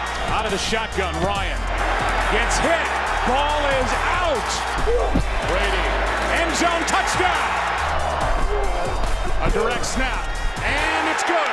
Shotgun snap to Brady. Stands in, throws down the middle for Edelman. Ball's tipped. And Julian diving for it. Did he make the catch? He did. Handoff. Touchdown. James White. Tom takes the step. Quick throw to Amendola. Screen left. Reaches across the goal line for a score. Toss sweep right for James White. Tucks it under the right arm. Cuts it upfield. Driving forward. Diving to the goal line. A touchdown. And a title for the Patriots. I can't believe it. They have completed the greatest comeback in Super Bowl history.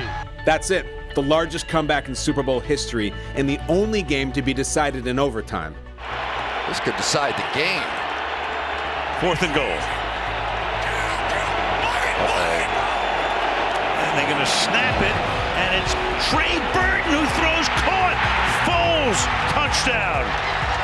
It took a certain Philly special and a backup quarterback who would go on to get a statue to knock New England off its throne the next season.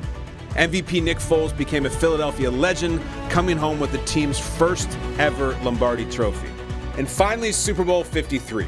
Tickets went for an average of $4,600, just a tad more than the $6 average of Super Bowl I.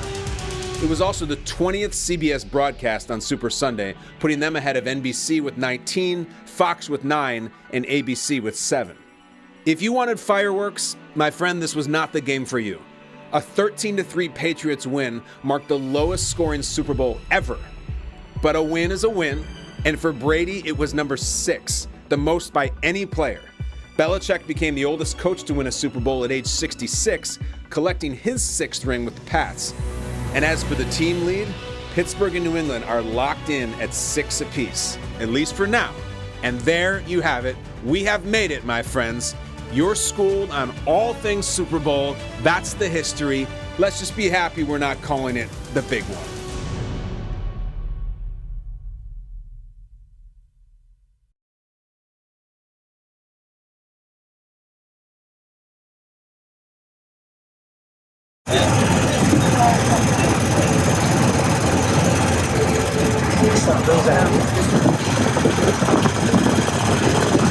Does anyone suspect, you think, that the Lombardi's riding on the back of this golf cart? I have no idea. The post-it note on there doesn't give it away? Well, no one knows what DLP means. Yeah, nobody knows what DLP. I didn't know until 2 days in. Now the Super Bowl will come down to 4th down. When you're hoisting that Lombardi Trophy, that means you're the champions of the world. From the 10, probably the final play of the game. So it all comes down to this. Gives me goosebumps. One good drive. One good drive. This is it. Let's get a touchdown up there. For the world championship right here. Goes to the back of the end zone. Today's game is being played for the Vince Lombardi Trophy. Congratulations, the beautiful Tiffany Trophy. This is the Vince Lombardi Trophy for the winner of the Super Bowl. We love to see the champions celebrating, and we love to see the trophy be a focal point of that. Vince Lombardi Trophy to the party boat right there. That is what I call trust.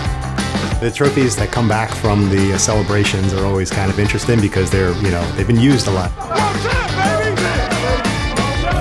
The champagne in my eye, I don't even care. On Super Bowl Sunday, as the players who have won the game are so excited to get their hands on that, you'll see all the blemishes that quickly appear on it. It does fingerprint very easily. You about to kiss the trophy? I ain't finna kiss it. Too many lips been on there. They got to sanitize it or something first before I kiss it. It's too many hands been on it. I gotta get it all shiny.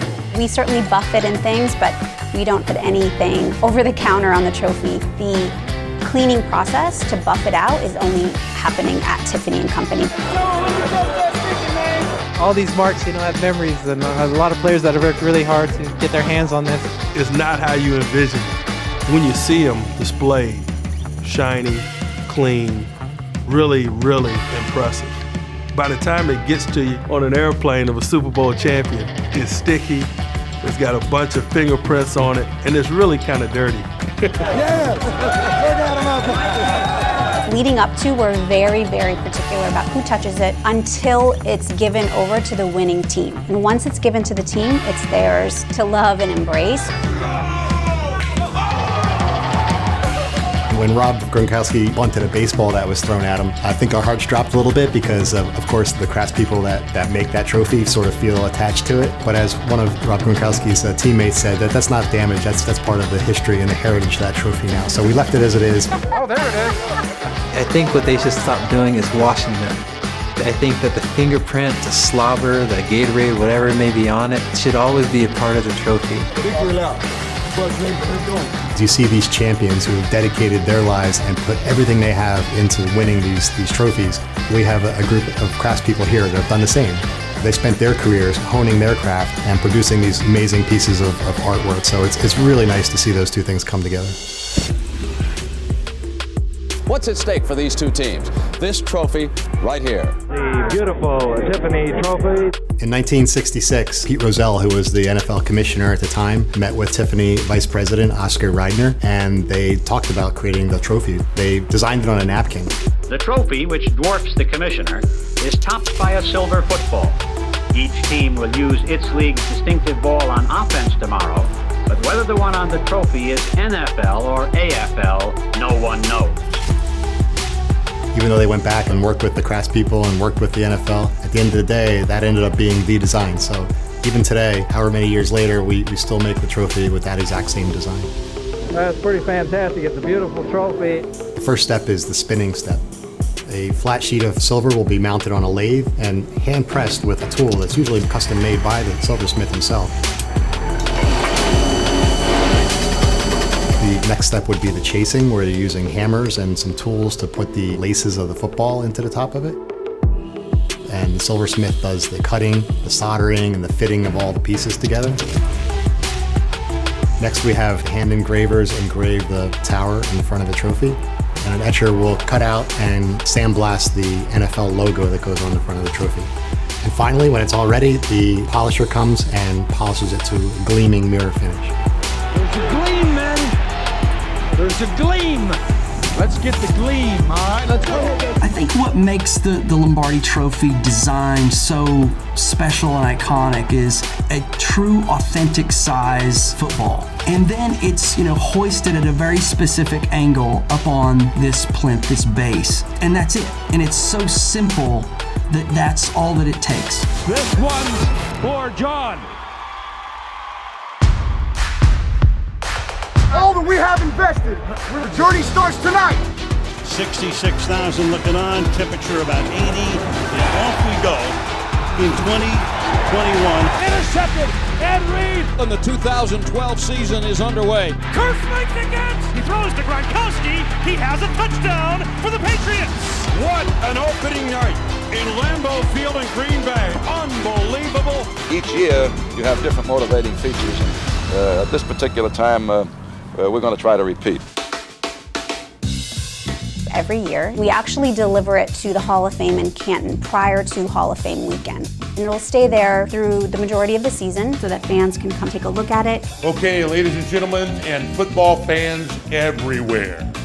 This is the actual Lombardi Trophy. How about that, guys? Our fans literally wait for hours and hours, so it's nice to see them share the love that we have for the trophy. You see this, Jason? Right here on the back of it in kind of small print, it shows who's going to win. Oh, really? Okay. Prior to the creation of the Vince Lombardi Trophy, there are actually two trophies. The first was the Brunswick-Bauke Hollander Cup. The handles on there were actually made of antlers, but nobody knows where that ended up. Our next trophy didn't come into existence until 1934. Next season, the Colts will be defending their World Championship. It was a traveling trophy, so every champion that won would have their name on that trophy along with the year that they won the NFL championship, and it now resides at the Packers Hall of Fame at Lambeau Field. The Lombardi Trophy origin, we really have to go back to the merger of two leagues. The National Football League that was founded in Canton, Ohio on September 17th, 1920. And then you have, in 1960, this upstart league called the American Football League come into existence. So in 1966, those two leagues agreed upon a merger that would ultimately take place in 1970. Between 1966 and 1970, they would play a championship game between the NFL champion and the AFL champion. This is the first Super Bowl trophy, and it's something Green Bay can keep. We're going to have a new trophy each year. The NFL-AFL championship game trophy was renamed the Vince Lombardi Trophy in 1970 after the legendary coach had passed away due to cancer. Lamar Hunt, co-founder of the American Football League and founder of the Kansas City Chiefs, petitioned the National Football League and implored Pete Rozelle to rename the trophy after the legendary Green Bay Packers coach who won the first two Super Bowl championships. Oh, this is a habit. There is only one Vince Lombardi. There will never be another. And this makes this trophy just doubly precious to all of us. In January or so, we drive it to Rhode Island to get cleaned. FedEx is our official delivery partner. After championship weekend, they do a pickup here with their white glove service, and it's delivered to the host city, and it's stored with the NFL security department at our headquarter hotel until we start using it at our events leading up to Super Bowl. We entrust FedEx to transport it in a safe and secure manner and deliver it at the prescribed location at which time we take possession of it. That coordination is done through an exhaustive planning process. It starts with us identifying security consultants and security representatives who have demonstrated a level of proficiency and professionalism. All right, gentlemen, enjoy your day. A little warm today, a little warmer than I thought it was going to be. It's also important that the intangibles like personality are factored in because they are our representatives. We want to make sure that they are good ambassadors for our department. My name's Art Doherty. I'm a security representative for the National Football League.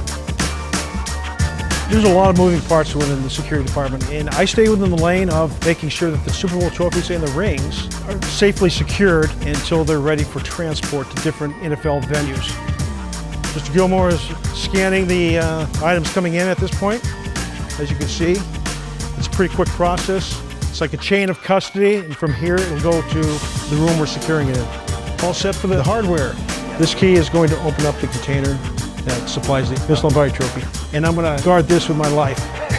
So the security plan around the Vince Lombardi Trophy is multi-layered, multifaceted. Our job is to make sure that the trophy is safeguarded when it's on display and when it's not on display. But we also rely on technology to make sure that we can account for the trophy's whereabouts at any given time. It fits. There we go. Okay, this is our charm, baby, and this is our tracker. We all get updates to know exactly where it is at any time. So if the box rattles just like a little bit, we get an email. So I woke up this morning with like 45 emails. It's a very comprehensive appearance schedule, as you might imagine. So it becomes rather complex. We actually use the actual Super Bowl trophy at the Super Bowl experience. So that's the big fan fest that we host. This year it'll be at the Los Angeles Convention Center. NFL security puts it in every day, takes it out every night, secures it. I'm going to make sure I stay with that at all times, and believe me, I look at that as like my children. Let me see, my first one was about 10 pounds, so yeah, it's about my first baby. When the Vince Lombardi Trophy is on display in a public setting, the trophy is kept within a display case, so that the ability to physically contact the trophy is limited. We're very sensitive to the behavior of people when they're around the trophy. We're alert to potential distractions, diversions, people trying to gain access to the trophy, opportunistic crimes, so someone defacing the trophy.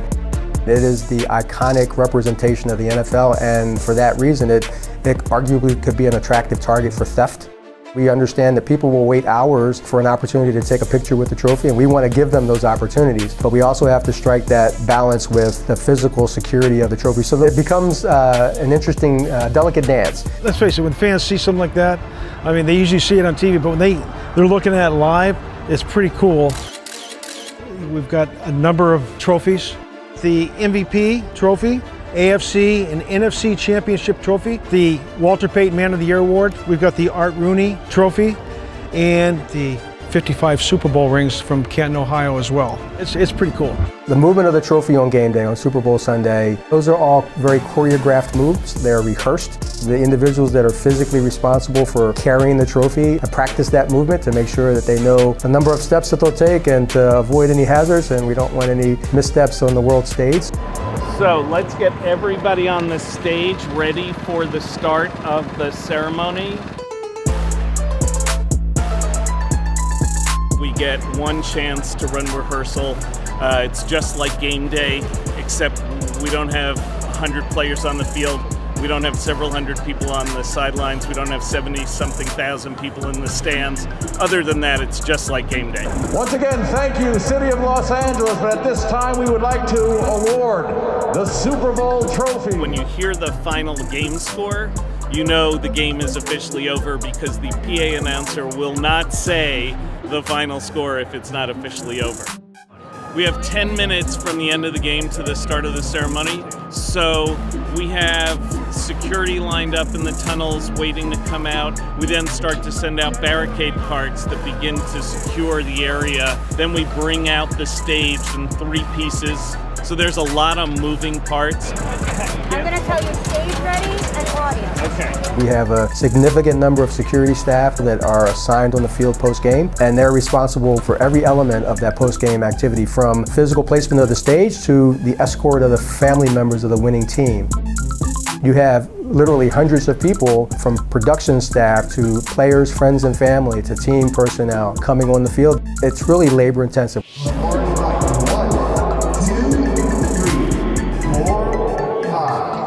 Jordan Carpenter, NFL Security, and we're doing some rehearsal for the post-game trophy presentation. Well, my role on game day, I'll be on the field doing field security, but then come post-game, I'm going to take it out to the stage. And the Super Bowl trophy is here on the stage. All right, and here we go. You know, you think about all that goes into the halftime show and the spectacle of the halftime show, the pregame and the national anthem and the flyover. But what 32 teams have been competing for is that piece of silver sitting up on that stage. This really is the crowning moment of the entire season for the winning team and the NFL. The sun's up. Here we are on Super Sunday. It is Super Bowl Sunday. After the Super Bowl. The Vince Lombardi Trophy. This is why they play all them games and lift all them weights. And a Hollywood setting to write the final line of the script for this football season. SoFi Stadium, activity really picking up. We have our first shoot with Mike Tirico on field. So it's going to go right on that little... Oh, on the podium? Oh, yeah. Oh, nice. So we'll have the real Vince Lombardi Trophy that's going to the winning team tonight. He gets a couple-minute shot on the field. In the city where they award Oscars and Emmys, there's one shiny trophy on everyone's mind today. And then NFL security will drive it into Game Day Fan Plaza, which is one of our activation spaces outside the stadium, so fans can take a photo with it. Once we're finished with that, we come back in. Okay, we're getting off the couch now. little more than an hour and a half before kickoff. You can feel all the anticipation building down here on the field. Super Bowl 56 getting ever closer. All clear! Set clear! It should be facing this way. The camera's basically going to go right there.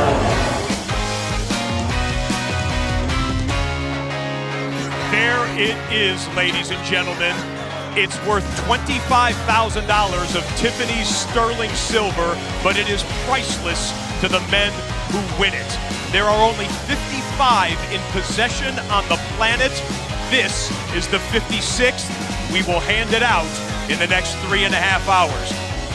When that happens, and we bring it inside the stadium where it goes into the NFL security office, and we keep it there until about 5 minutes before the end of the game. And then we bring it out to the sideline and wait for the winner.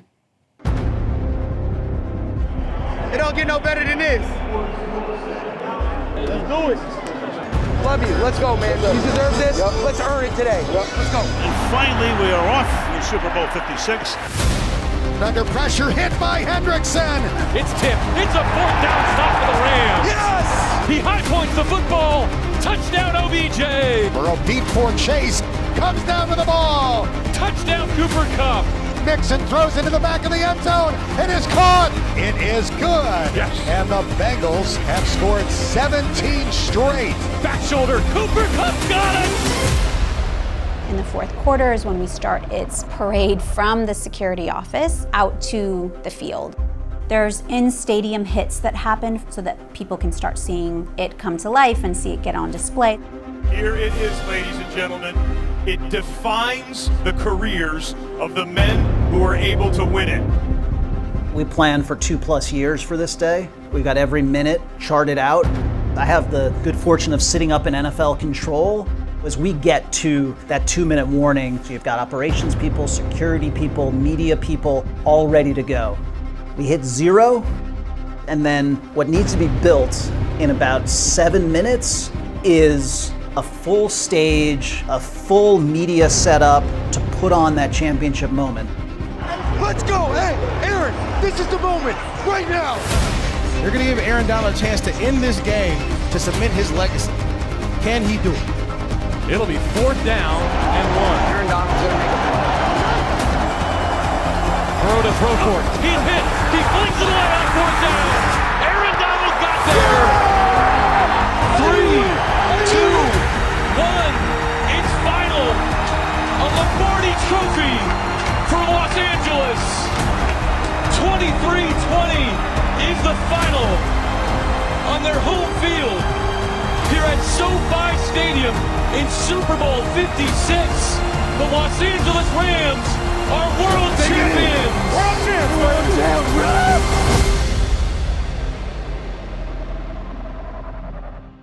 There's a team up in NFL control who are looking at the operations, the build out, the security, need to do all of this safely. And then there's the broadcast side. Are you ready to go? When we come back from break, we're throwing right to the public address announcer who's going right to Commissioner Goodell to pick up the trophy and present it to the owner. Are we ready to go? That dance, that tension plays out over headset, over communications between NFL control and the field. The Lombardi Trophy presentation. Amidst the confetti, the Los Angeles Rams are your world champions. Confetti plays a big role. Vince Lombardi trophy-shaped confetti, making sure it's the right colors, the winning team colors, 86, the non-winning team colors. Getting the principals, the people we need, the MVP, the coach and the owners in that 7 or 8 minutes to the stage. Many a Super Bowl postgame has happened where it's, where the heck is Brady? Where's Tom Brady?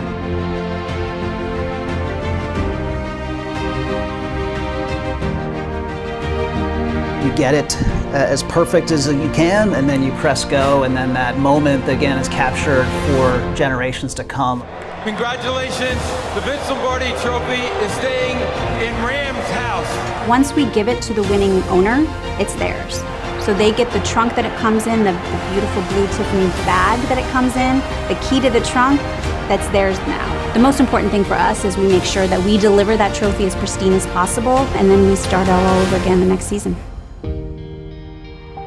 Let's go live. drive to the bus. Aaron Donald, ladies and gentlemen, has lost the shirt. Yeah, there we go. It's a dream come true. I dreamed about this for so long. So to be here right now, it's surreal, man. I'm so in the moment right now. Man, look at this trophy right here. Look at it. This is for you guys. This is for the city of LA. We did it at home. We world champions. World champions. The last team standing. We the best in the world. That's what it's about. Only 2 NFL teams are playing in their original stadiums. Only 2 stadiums are named after a person. And one team's home stadium has gone through 10 different names. It's time for NFL Explained, History of NFL Stadiums. The 2020 season saw the NFL welcome 2 of the most expensive, high-tech stadiums the league has ever seen. It's like Tomorrowland when you show up at Disney. But for every stadium that's gone up, there are countless that have come down. The venues teams call home have been hit by planes, as well as massive snowstorms. They are stories you simply can't make up. And if you want, you can jump to your team's story, where you'll see all the different stadiums your team has called home throughout its history. But the story of NFL stadiums officially began at a park in the Midwest, back in 1920 in Dayton, Ohio, at Dayton's Triangle Park. This is the site of the very first game between 2 NFL teams, the league at the time known as the APFA. The Dayton Triangles on October 3rd, 1920, hosted the Columbus Panhandles at Triangle Park. There was no fencing around the stadium, so it was hard to control whether paying customers were coming to the field or not. Now, the Triangles and Panhandles didn't last, but 2 others from the league's rookie season did. The Chicago Bears, known originally as the Decatur Staleys, played that 1920 season at Staley Field.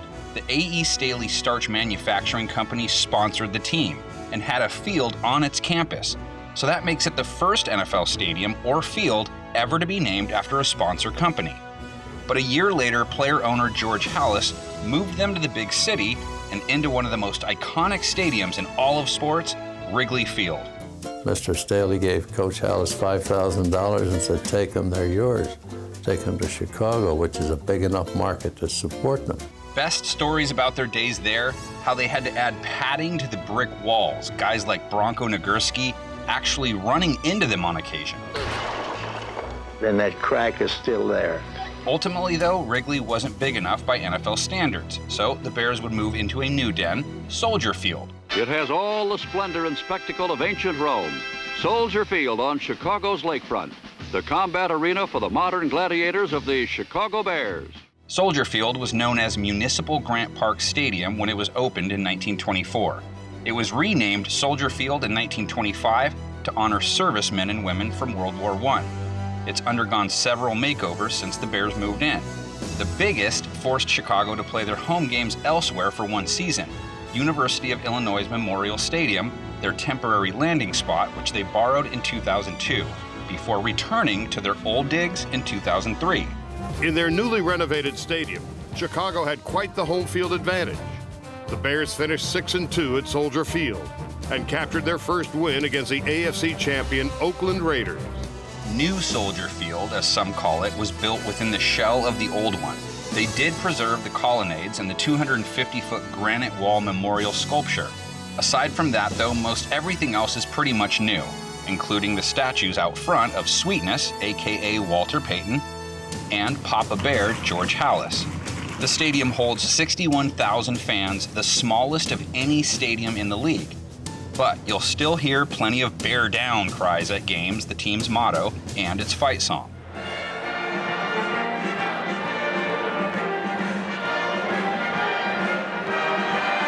You're the pride and joy of Illinois, Chicago Bears, bear down, yeah! If you consider the new Soldier Field to be nothing more than a remodeled version of the old one, then you're looking at the oldest stadium in the NFL. The only other team to stick around since 1920, the Cardinals. For their first 2 seasons in the league, their home games were at Normal Park in Chicago. After that, it was off to Comiskey Park, where they would eventually win their first NFL championship. That's right, a lot of fans don't realize the Cardinals are two-time champs, winning both of their titles while playing at Comiskey. Their first in 1925 and then once more in 1947. The Chicago Cardinals, winners of the Western Division, meet the Philadelphia Eagles, Eastern title holders. And here's Charlie Trippi on a 75-yard run for a touchdown. Watch him go, and what a run, the longest of the game. Okay, buckle up, because these birds did some serious flying around back in their day. After the 1925 season, they were back at Normal Park until 1928. Then back to Comiskey for the 1929 and 1930 seasons. From there, it was Wrigley Field from 1931 to 1939, followed by their third and final stint at Comiskey, a stint that lasted 20 seasons, though in between, they actually played a few home games in Pittsburgh of all places, World War II forcing a merger between the two teams in 1944. They lost every game that season, so while they were referred to as the Pick Card franchise, most people in that era inverted the name and called them the Carpets because they got walked on all season long. Fast forward to 1959, though, the Cardinals were again looking for a new home, the league hoping to move them to a new state, as they had become Chicago's other team. For the 1959 season, they split time between two spots, Soldier Field, where they played 4 games, and because the NFL had interest in putting a team in Minnesota, they played 2 games at Metropolitan Stadium, but at the end of the season, it was time for a major change of scenery. They were off to St. Louis, their new nest, Busch Stadium. The St. Louis Cardinals in dark shirts score first against the Giants as King Hill, number 12, hits number 44, John Crow, in the end zone. Busch Stadium, also known as Sportsman's Park, the Gridbirds as they were known, played there from 1960 to 1965. Along came 1966, and Busch Stadium was demolished. Busch Memorial Stadium, though, was ready for occupancy. Rising in gleaming splendor on the banks of the Mississippi, part of the new St. Louis, is the magnificent Civic Center Stadium, home of the football Cardinals for 1966. The Cardinals persuaded the city to build Busch Memorial in part by threatening to fly off to Atlanta. Big Red ended up playing there until 1988. That's when they headed out west to the desert, first going by the Phoenix Cardinals and playing in Sun Devil Stadium from 1988 to 2005. In week 2 for the first official NFL game in the Valley of the Sun, a sellout crowd welcomed the Cardinals and Monday Night Football to Sun Devil Stadium. The Cardinals spent 18 years at ASU Stadium, the longest any NFL team has ever played at a college venue. Finally, in 2006, it was time to move into State Farm Stadium, aka the Big Toaster. The Arizona Cardinals set a franchise record for single-season attendance. Our fans responded by selling out the stadium. Most of the games are sold out in about 6 minutes. The exterior, designed to resemble a barrel cactus, just look really hard. But what really makes the stadium unique was what you'll find on the inside. They built the first fully retractable field in North America. The grass playing field can be rolled outside to get sunlight and then rolled back in for games. They also have a memorial to Pat Tillman. That's a must-see. Now, most of Arizona's past homes have been demolished. Normal Park is long gone. Busch Stadium was taken down in 1966, the site now home to a Boys and Girls Club. Comiskey Park was demolished in 1991 and is now a parking lot, common transformation for a lot of old stadiums. And Busch Memorial was raised in 2005. They were going to implode it originally, but they had to use a good old-fashioned wrecking ball instead for fear of damaging a nearby subway system. In small towns throughout America, pro teams sprang up, prospered briefly, and died. But in one, the team survived. In Green Bay, Wisconsin. The Packers joined the league in 1921, kicking things off at Hagermeister Park, which they played at for their first 2 years in the league. The park was owned by Hagermeister Brewery, who weren't overly worried whether every fan paid to see them play. They would dub a journalist or somebody that had some affiliation with the team to walk around and pass the hat to collect money from the fans to pay the players. But the stadium was torn down for a high school, so the Pack was on the move. Next stop, Bellevue Park. Bellevue Park was a small minor league baseball stadium, but they actually used the same lumber from Hagermeister to build it. After just 2 seasons there, the Packers were ready to move again. this time into City Stadium to begin the 1925 season. City Stadium is historic because it was the first stadium ever built specifically for the purposes of watching professional football. It was specifically built to house the Green Bay Packers. There was a high school nearby, dress in the high school. The Packers played there for 28 years, but in between they played a few games around the state to try and attract more fans. They played one game at Borchard Field in 1933, and between 1934 and 1951, they played a number of games at Wisconsin State Fair Park. Their roadshow in 1952 saw them play a game at Marquette Stadium, and from 1953 to 1994, they made regular trips to play in Milwaukee County Stadium. All those, however, just appetizers for New City Stadium, which we all know today as Lambeau Field. Football is a way of life in Green Bay. There is never an empty seat in Lambeau Stadium. The only way anyone gets to see a game is by buying a season ticket. Goodness, I haven't missed a game in 15 years. The stadium wasn't named Lambeau until 1965, following the death of the team's original owner, Curly Lambeau. Lambeau Field is the longest continuously occupied stadium in the NFL by 15 years. And in all of sports, only the Red Sox and Cubs have played in their homes longer than the Packers. The Titletown USA nickname started in the 60s, no shock, they won a lot of titles in that decade. The thermometer stands at 19 degrees, but championship fever has things heated up in Green Bay, Wisconsin. The field itself, meantime, is often referred to as the Frozen Tundra, the moniker first being used by Steve Sable in an NFL Films video.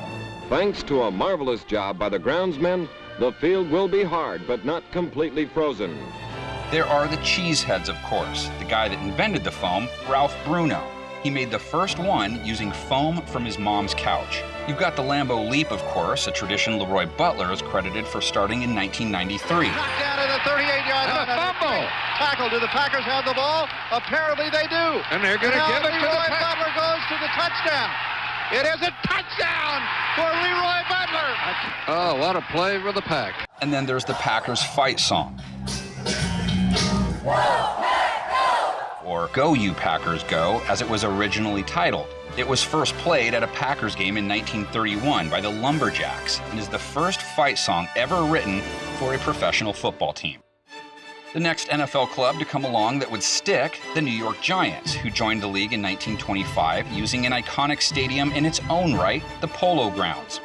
The Polo Grounds the Giants used for 30 seasons was the third incarnation of the stadium. The original was opened in 1876 and built in an area of Central Park known for holding polo matches, thus the name. Probably the most famous game the Giants ever played there, the 1934 title game, which has earned the nickname the Sneaker Game.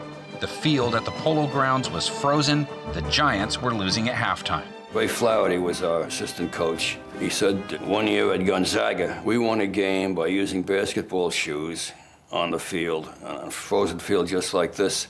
He volunteered to go up to Manhattan College and get the basketball shoes for the basketball team. The Bears spent the rest of the afternoon fruitlessly chasing the sneaker-clad Giants. As the 50s rolled around, the NFL was gaining popularity. The Giants needed more room, so they upgraded from one famous baseball stadium to another, moving into Yankee Stadium. The Giants played at Yankee Stadium up until 1973. In the 17 years they played in the famed ballpark, the Giants fielded some great teams and some great players. They gave their fans 6 championships and many lasting memories. They also gave their fans what's been called the greatest NFL game ever played, even if the home team took the loss in that game. Ellen Amici dives through a huge hole and the game is over. The Baltimore Colts win a historic overtime victory. It was the first sudden death overtime postseason game in NFL history and really captured the hearts and the attention of the American public. The Giants had a new pad in the works when the 70s came knocking, but it wasn't ready on time. So they spent 2 seasons at the Yale Bowl in Connecticut. The Yale Bowl, 1974, the Jets beat the Giants in a game in overtime. With one flick of his wrist, Joe Namath won the championship of New York. The Jets, not the Giants, were the victors in the first sudden death overtime to be decided under the league's new rules. Before that, regular season games that ended in ties stayed that way. From there, it was off to Shea Stadium for the 1975 season, which was a busy place that year. They shared Shea with the Mets, Yankees, and Jets. 3 might be company, but 4 is a crowd. So in 1976, they moved out to East Rutherford, New Jersey. Welcome to Giant Stadium. The escalator immediately in front of you will take you to the upper level. Please watch your step and enjoy the game. The soaring concrete and steel structure, only 6.5 miles from the heart of mid-Manhattan, is considered by the Giants to be the finest football facility in the world. The Swamp, home of Bill Parcells, Lawrence Taylor, and Jimmy Hoffa. That's the legend anyway, that the legendary Union boss was buried there. They played at Giant Stadium until 2009, and then it was finally time to make the move to MetLife. They got it all. They got the shrimp, they got seafood salad, crab legs, they got lobster. The one thing the New York Giants need to do today is establish this new place as Giants' new home. Capacity of 82,500. That makes it the largest stadium in the NFL. Because it's the Jets' home as well, pretty much everything is customizable, including the end zone turf, which is removable, first of its kind. As for their old stomping grounds, 4 of the 6 stadiums they have played at have been demolished. The Polo Grounds biting the dust in 1964, Shea Stadium being taken down in 2009, Yankee Stadium was taken down the following year, and so was Giants Stadium, demolition work being completed just before the Giants would make their debut at their new home. The city is Detroit, but they come from all of Michigan. The Detroit Lions has reflected the character of the area, giving its supporters nothing less than total dedication to achievement.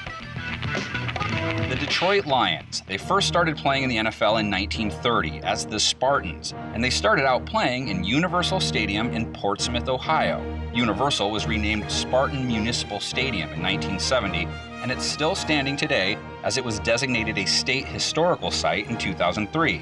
But the Spartans were eventually bought out by George Richards for $8,000. He moved them to Detroit in 1934, renamed them the Lions, and first set them up to play at University of Detroit Stadium. Their stay at Detroit Stadium only lasted 4 years, but it was there the Lions played their very first Thanksgiving Day game. But come 1938, the Lions were moving on up to Briggs Stadium, which eventually became known as Tiger Stadium. The Lions spent over 35 years at Tiger Stadium, their very last game played there on Thanksgiving. Tiger Stadium was the mecca of Detroit sports. It was a blue-collar stadium, built a long time ago. Lions games back in Tiger Stadium were great because the stadium really wasn't configured for football that much, so it had its own character. The city of Pontiac had been making a pitch to build Detroit a new stadium in the early 70s, and by 1975, it was ready for business. The massive sports facility would offer a futuristic new backdrop for a young Lion squad whose goal in 1975 would be one of establishing a foundation for tomorrow.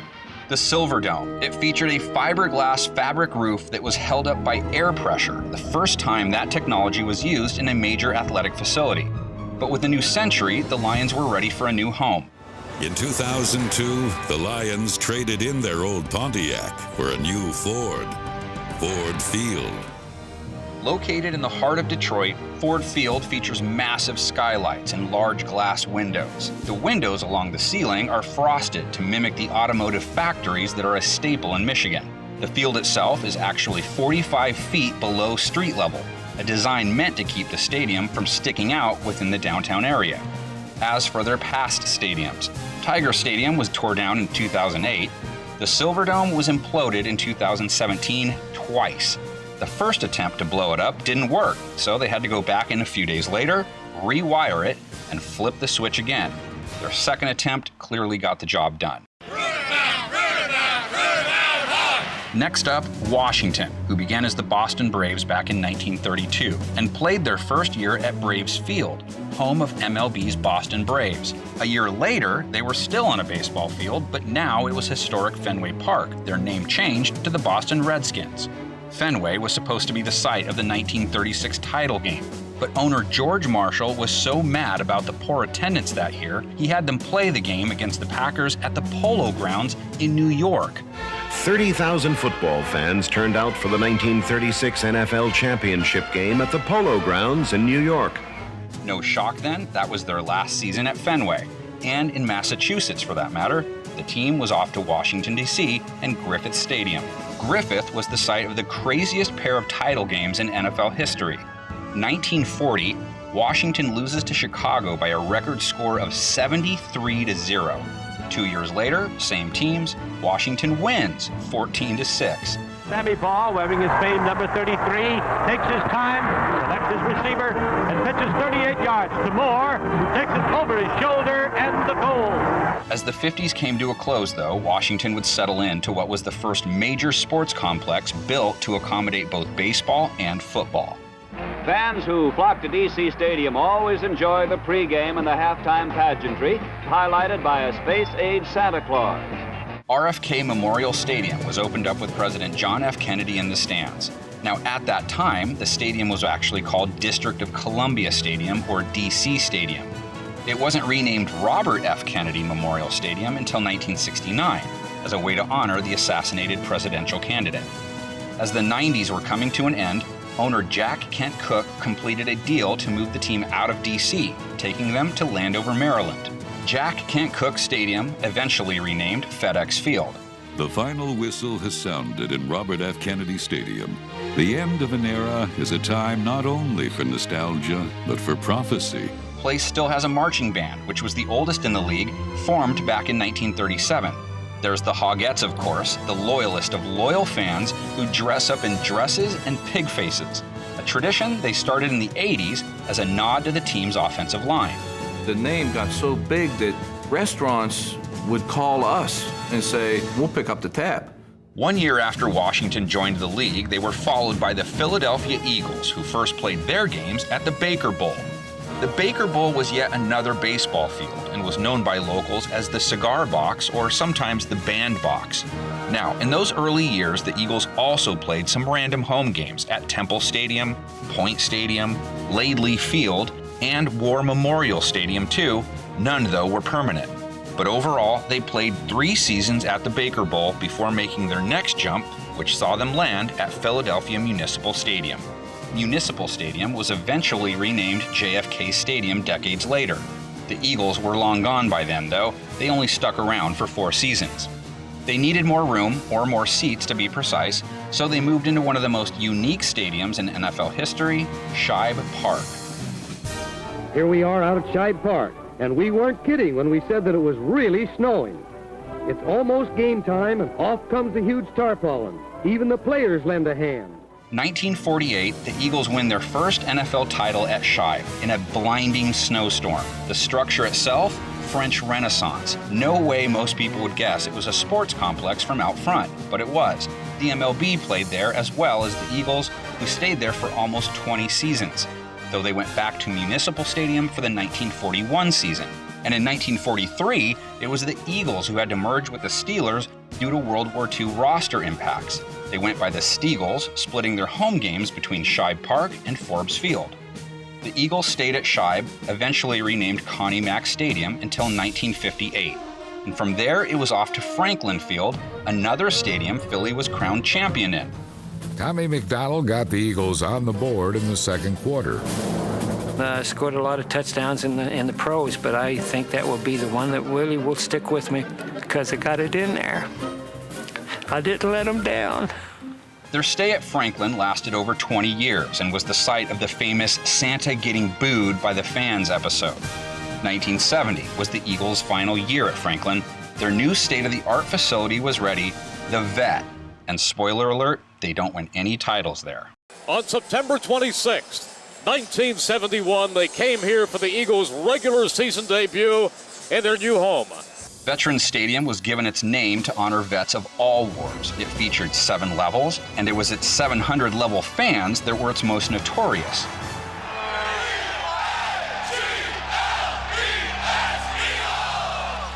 These guys are crazy, man. They want to fight all the time. But I love it.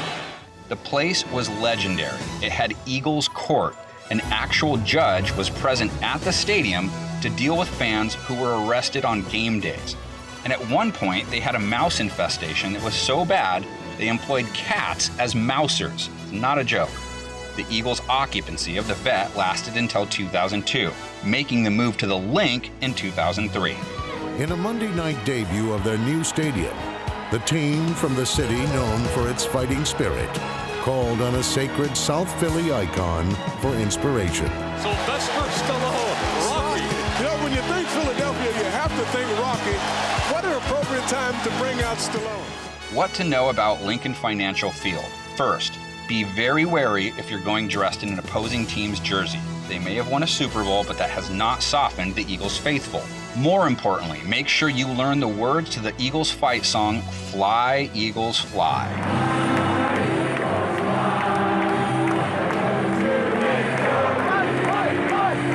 The song was originally penned as Fight, Eagles, Fight, and it sort of fell by the wayside until the late 90s when an Eagles pep band played it in the parking lot of home games. The Vet, by the way, met its demise in 2002 in a glorious 62 seconds. Crowds were everywhere as Philly slugger Greg Luzinski helped push the plunger. When it was all over, someone even played taps on a silver trumpet. Pennsylvania's other team came on the scene one season after the Eagles did, the Pittsburgh Steelers setting up shop at Forbes Field in 1933 as the Pittsburgh Pirates for their first 7 years before changing to the Steelers. Forbes Field is ready for football as the Pittsburgh fans flock to see their Steelers tackle the St. Louis Cardinals. Each team is looking for its second victory of the season. Forbes Field was named after the street it was on, which was named after John Forbes, a British general of all things. The Steelers, unlike most other new teams, actually lasted in their first home stadium, playing there for over 30 seasons out of the gate. Again, the Steelers were part of 2 mergers in the 40s, playing some home games in 43 at Shibe Park as the Steagles, and some home games at Comiskey in 1944 as Card Pitt. They also played a few home games at the University of Pittsburgh, starting in 1958, which eventually became their next permanent home. They played there for 11 seasons. By 1970, though, the city's replacement for Forbes Field was ready. The Steelers were headed to Three Rivers Stadium. The year before, Pittsburgh had won only 2 things, a football game and the right to the #1 draft choice. Three Rivers is where the Steelers' dynasty was born, and it was the stadium where the Immaculate Reception happened. Last chance for the Steelers, and his pass is broken up by Tatum. Tipped off! Franco Harris has it! And he's over! Three Rivers also is where Steelers fans first broke out the Terrible Towel, debuting in 1975. But Three Rivers' time was up at the turn of the century. NFL teams were no longer content sharing venues with baseball teams, so they finally moved out on their own to Heinz Field. The Steelers carried their championship tradition to a new home in 2001, Heinz Field. We're in our house, and right now, no one's going to take it away from us. The first event ever held at Heinz Field, ironically nicknamed the Mustard Palace, was not a Steelers game. It was an NSYNC concert. But they didn't write Renegade, Styx did. And you need to know that song because they play it every game and the fans love it. The other reason to pay attention to the scoreboard, anytime the Steelers score, touchdown, the giant ketchup bottles tip, a celebration ESPN deemed one of the top 10 in football. You also need to check out the Immaculate Reception Monument, as well as the Art Rooney statue located outside of Gate A. All of Pittsburgh's former parks are gone. Forbes Field was demolished back in 1971. Pitt Stadium fell by the wayside in 1999, and it was Three Rivers' turn to go in 2001. Talk about efficiency, too. It took just 19 seconds to reduce it to rubble. Okay, the Rams are up next, and they have given the Cardinals a run for their money as the NFL's Nomad Kings. They came onto the NFL scene in 1937 in Cleveland, splitting their home contest between Municipal Stadium and League Park. In 1938, they were still bouncing around, still playing at League Park, but also playing 2 of their home games at Shaw Stadium. Shaw Stadium, built for high school games. Imagine an NFL team today using a high school stadium for its home games. Anyway, the Rams were back at Municipal Stadium 1 year later. They stuck there for 3 seasons, their second time through though, but then it was back to League Park. The Rams' stay at League Park was interrupted by World War II. The team suspended operations in 1943, but it culminated in 1945 with a league title. King Winter takes over for the Pro Football Championship playoff at icy Cleveland Stadium. Cleveland's ace Bob Waterfield takes to the air, hits Jim Benton on the 12-yard line, and he goes over to give Cleveland an 8-7 lead as the crowd tries to keep from freezing. So it was finally time to hang some pictures on the wall and get settled in, right? Wrong. Not only did they not stay at League Park, they didn't even stick around in Cleveland, bolting for the sunny skies of Los Angeles and LA Memorial Coliseum. We started getting tremendous crowds. We would fill that Coliseum half the time, depending on the opponent. It was newspaper talk, Hollywood Rams. They automatically associated it with Hollywood. It was undeserving because that puts a connotation that you're kind of candy asses. LA Coliseum is a National Historic Landmark named in honor of LA veterans of World War I. It has that huge Olympic torch, which was added in 1930, specifically because it would host the Olympics in 1932. The Coliseum is also the site of the very first Super Bowl in 1967. In the Los Angeles Coliseum, the Packers met the Kansas City Chiefs of the AFL with pro football's World Championship at stake. The Rams' first stint at the Coliseum ran from 1946 to 1979, and then they were on the move once again, this time headed south to Anaheim Stadium. And here we go. The first game played here in the Rams' new home. Drew Hill from his own 2-yard line to the 15. And breaking away. Murray missed him. He got away from Freedy. Touchdown! What a way to start the year. The Rams played at the Big A until 1994. Then it was time to pack up and head back east, this time settling down in St. Louis, Missouri. Now, when the 1995 season was kicking off, the dome that was being built for the Rams wasn't ready, so they had to play their first game at Busch Memorial Stadium. But no worries, it was nothing more than a delay. The Rams were ready to open the Trans World Dome just a short time later. If you build it, they will come. In record numbers, the team, the field, and the dream have come home to St. Louis. 65,598 fans came out to christen the new facility. Photo snatchers and frisbee catchers were all on hand to see the Carolina Panthers once again fall victim to the Rams.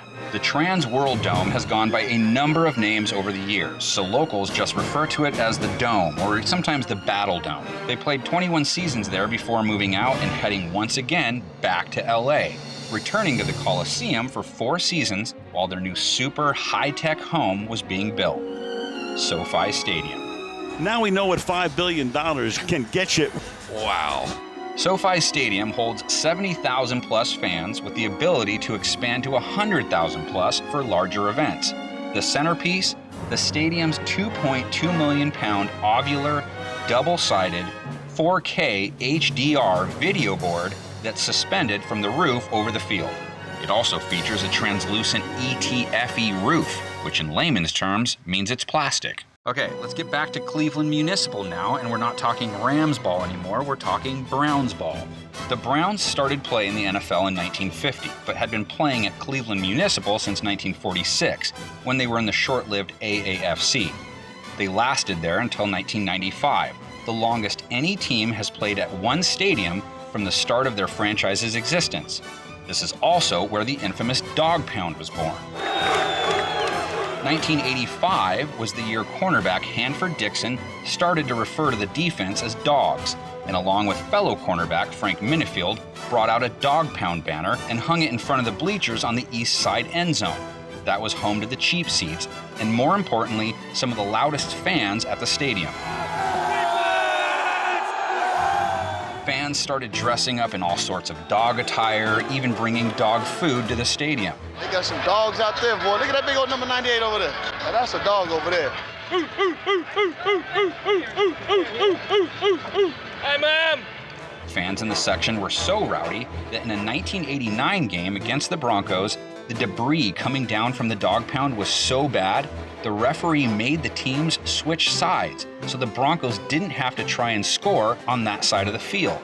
However, that put the wind at the Browns' back, and you guessed it, the game came down to a field goal attempt by Browns kicker Matt Barr that barely cleared the crossbar. The Browns have finally beaten the Broncos by 1 point.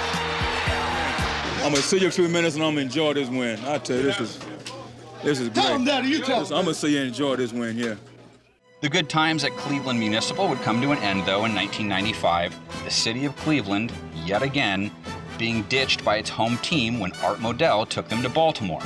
The city was promised a new team by 1999, but it had to have a new stadium, so Cleveland Municipal was demolished. Though it didn't go quietly, the stadium caught fire during demolition. But on that exact same spot, First Energy Stadium would rise from the ashes, the Browns making their return to the NFL in 1999. Ladies and gentlemen, it's my pleasure to introduce to you the 1999 Cleveland Browns! The Dog Pound still resides on the east side of the stadium, though, and remnants of their old home are actually still close by. 15,000 tons of debris from the demolition of Cleveland Municipal were dumped into Lake Erie to create artificial reefs. As of 2019, though, it is the only stadium in the league not to host a playoff game of any kind. The Falcons, Lions, and Jets all had at least a Super Bowl played at their venues. The 49ers were another team that jumped from the AAFC to the NFL in 1950, and when they did, they were playing at Kezar Stadium. Kezar wasn't just home to the 49ers and eventually the Raiders, it was also home of the Scorpio Killer, the infamous villain from the movie Dirty Harry. Anyway, the 49ers played there for over 2 decades. When the 70s rolled around, the Niners were ready to move into a bigger and more accessible stadium, so they moved to Candlestick Park. With new abilities over land came relative adjustments through the air. Wide receiver Gene Washington became a superstar. And in the new physical environment of Candlestick Park, he had his best day against the Patriots. The stadium name, it was built on Candlestick Point, which in turn was named after candlestick birds that inhabited the area. It holds the distinction as the last place the Beatles would ever play a concert in 1966. In football terms, it was also where the 49ers dynasty came to life. They played 8 NFC Championship games there, the first coming in 1981, and it featured what many say is the greatest play in NFL history. Montana rolling out the right, looking toward the end zone, throwing under pressure, throws his pass, caught by Clark! Clark got a touchdown! Dwight Clark has it! It's a touchdown for the 49ers! While the 49ers played at Candlestick until 2014, they did play one home game at Stanford Stadium in 1989. The Loma Prieta earthquake forced the Niners to host the New England Patriots at the College Stadium. They did also play there for Super Bowl 19, though technically it wasn't their home stadium, but still, it's the only venue to date where the host region saw its team win. Super Bowl 19 is in the record book, and Bill Walsh is being carried off on the shoulders of his players. Move ahead to 2014, and it was time for the 49ers to do what all NFL teams were doing, move out on their own. So it was time to say hello to Levi's Stadium. Tonight, the NFL comes to Silicon Valley as the San Francisco 49ers open their brand new home on Sunday Night Football. Nicknamed Home of the Faithful, Levi's Stadium makes the 49ers the team that plays the furthest from the city they're identified by. It's located in Santa Clara, which is 40 miles from San Francisco.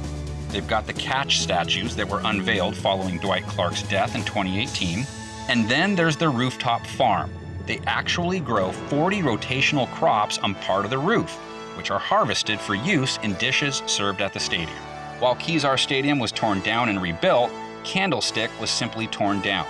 There was a plan at one point to implode it live during the Super Bowl in 2015, but eventually they decided to tear it down piece by piece.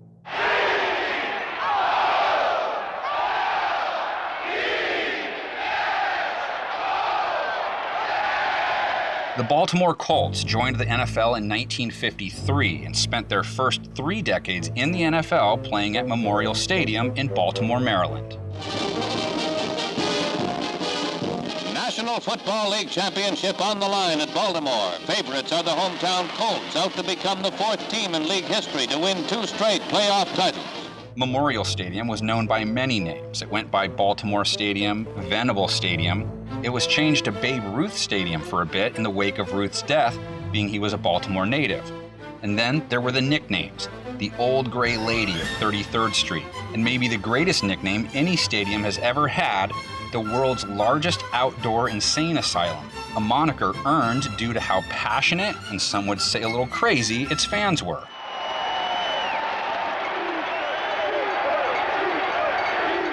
It was also the site of one of the more bizarre accidents any NFL stadium has ever been a part of. The Colts had just finished losing to the Steelers in a playoff game in 1976 when a small plane tried to buzz the stadium.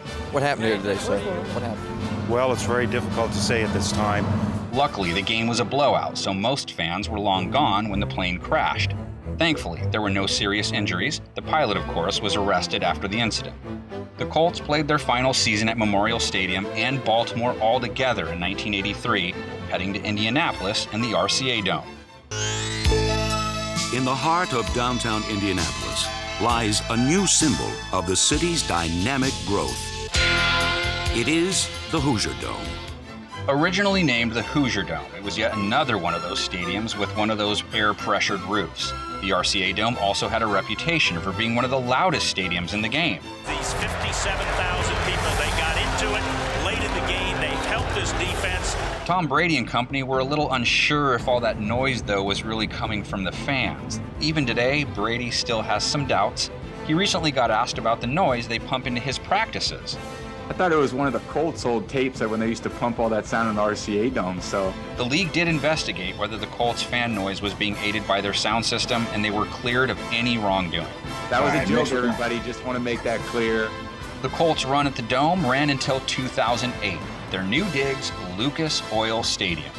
This is the NFL's newest venue, Lucas Oil Stadium in Indianapolis, where 63,000 fans are ready for Peyton Manning and the Colts. Lucas Oil has a retractable roof, a red brick exterior, and a massive window wall. The place is beautiful.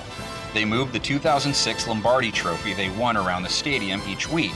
And of course, they honored the guy that helped bring it to them with a statue out front of the stadium. And right before every game, someone pounds an anvil to kick things off.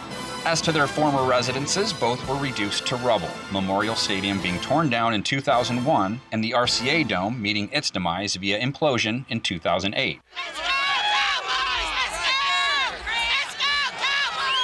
Okay, Cowboy fans, it's your turn, and your turn started in 1960 at the Cotton Bowl. The Cowboys are in good shape as they face the Philadelphia Eagles under the Cotton Bowl lights.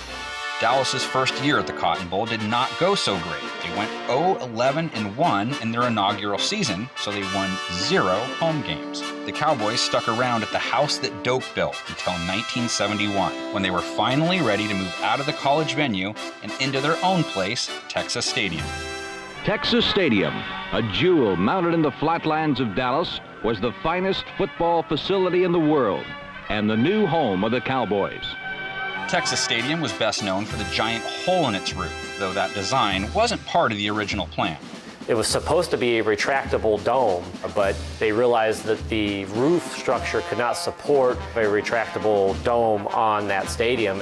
Plus, according to Cowboys fans, the hole allowed God to watch his favorite team play on Sundays. That hole also created unique playing conditions. Anyone who ever watched a Cowboys home game on TV remembers it. There were all these crazy shadows on the field that made it tough on the players at times and for the television cameras. Texas Stadium was home to the boys from 1971 to 2008, but like most stadiums, it had become old and outdated. So the Cowboys made the jump to Jerry World. September 20th, 2009 was one of the finest Sundays in the storied history of the Dallas Cowboys, when Cowboys Stadium threw open its doors. Cowboys Stadium, since renamed AT&T Stadium, finished what Texas Stadium started, being built with a fully retractable roof. First stadium ever built with a construction cost surpassing $1 billion. It's famous for its massive video board hung in the middle of the stadium that's actually gotten in on the action a few times. It's only a 33-yard punt. Take a look at this. There's the ball. Does it touch the bottom of the board? I think it does. The video board even made it into the Guinness Book of World Records as being the largest HD video display in the world. That scoreboard is 7 stories high. It weighs 1,200,000 pounds. It really is remarkable. Legend has it, the stadium uses more electricity than the entire country of Liberia. While it typically holds 80,000 people, if you add in standing room, it jumps to over 100,000. It currently holds the NFL record for attendance. 2009, 105,121 fans in to see the Cowboys take on the Giants. The stadium has also been referred to as the Death Star, the Palace in Dallas, the Cowboys Cathedral, among others. As for its previous home, it's no longer. The Cowboys held a national essay contest with the winner getting to pull the trigger. An 11-year-old won it. It took just 25 seconds for the old stadium to fall.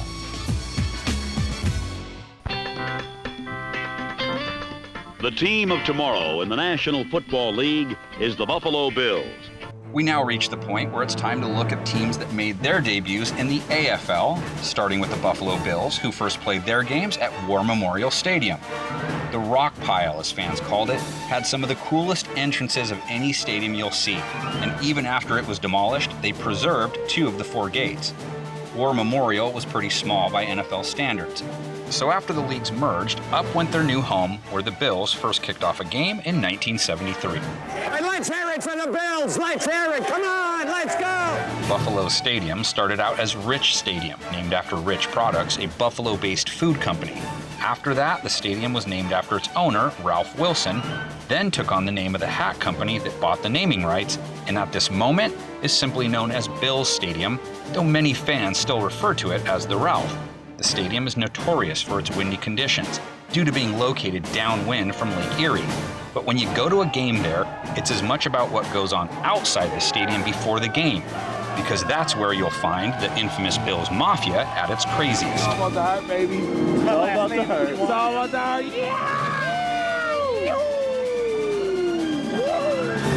Bills Mafia is what the team's most religious fans have been calling themselves since 2010, and their tailgating antics are some of the strangest you'll find anywhere, starting with superfan Ron Pinto, who you also hear referred to as Ketchup Kenny, because, well, see for yourself.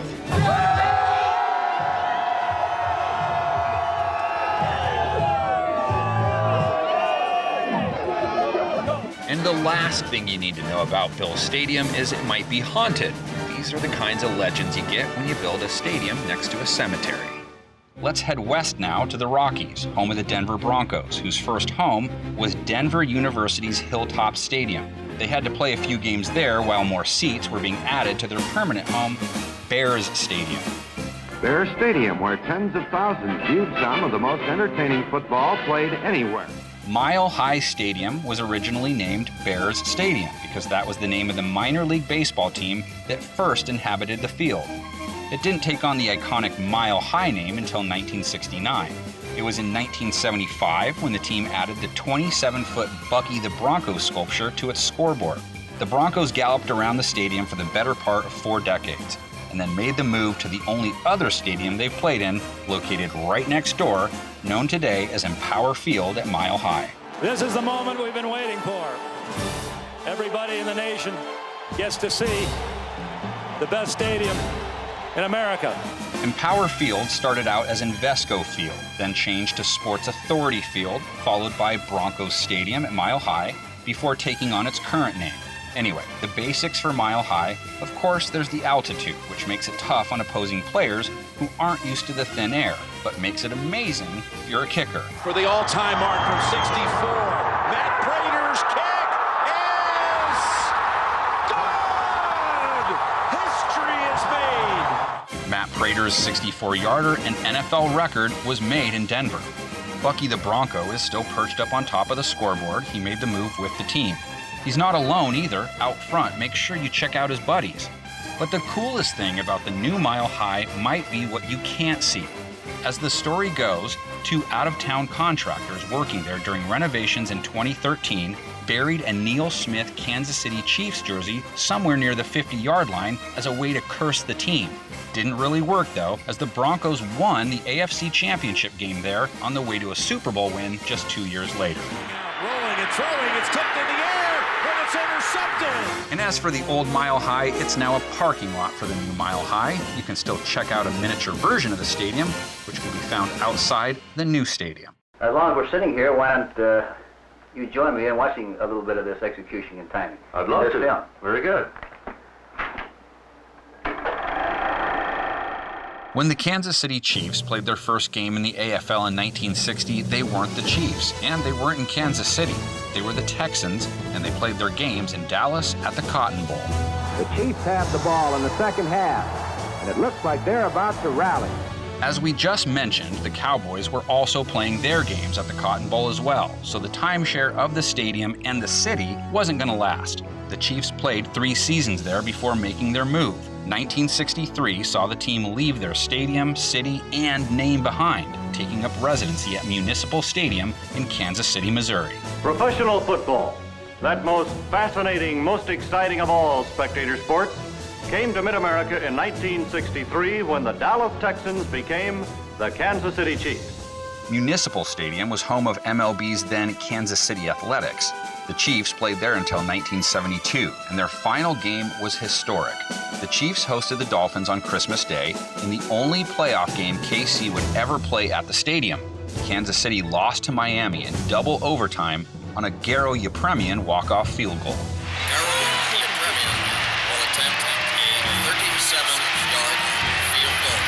The game lasted 82 minutes, 40 seconds. Municipal Stadium, the site of what is still the longest NFL game ever played.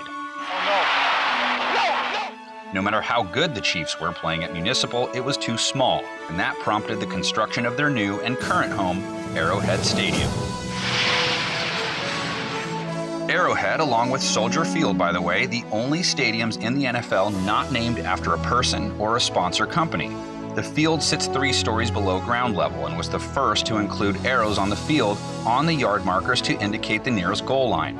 The NFL would make that mandatory for all fields starting in 1978. Arrowhead's notoriety, though, isn't based on those markers, but for the volume. And the crowd, as you can tell, completely involved in the ballgame, entirely different than the first half. 1990, Broncos were in town. John Elway and company are backed up near the end zone, and the crowd was so loud, he turned to the ref to get him to quiet the crowd down.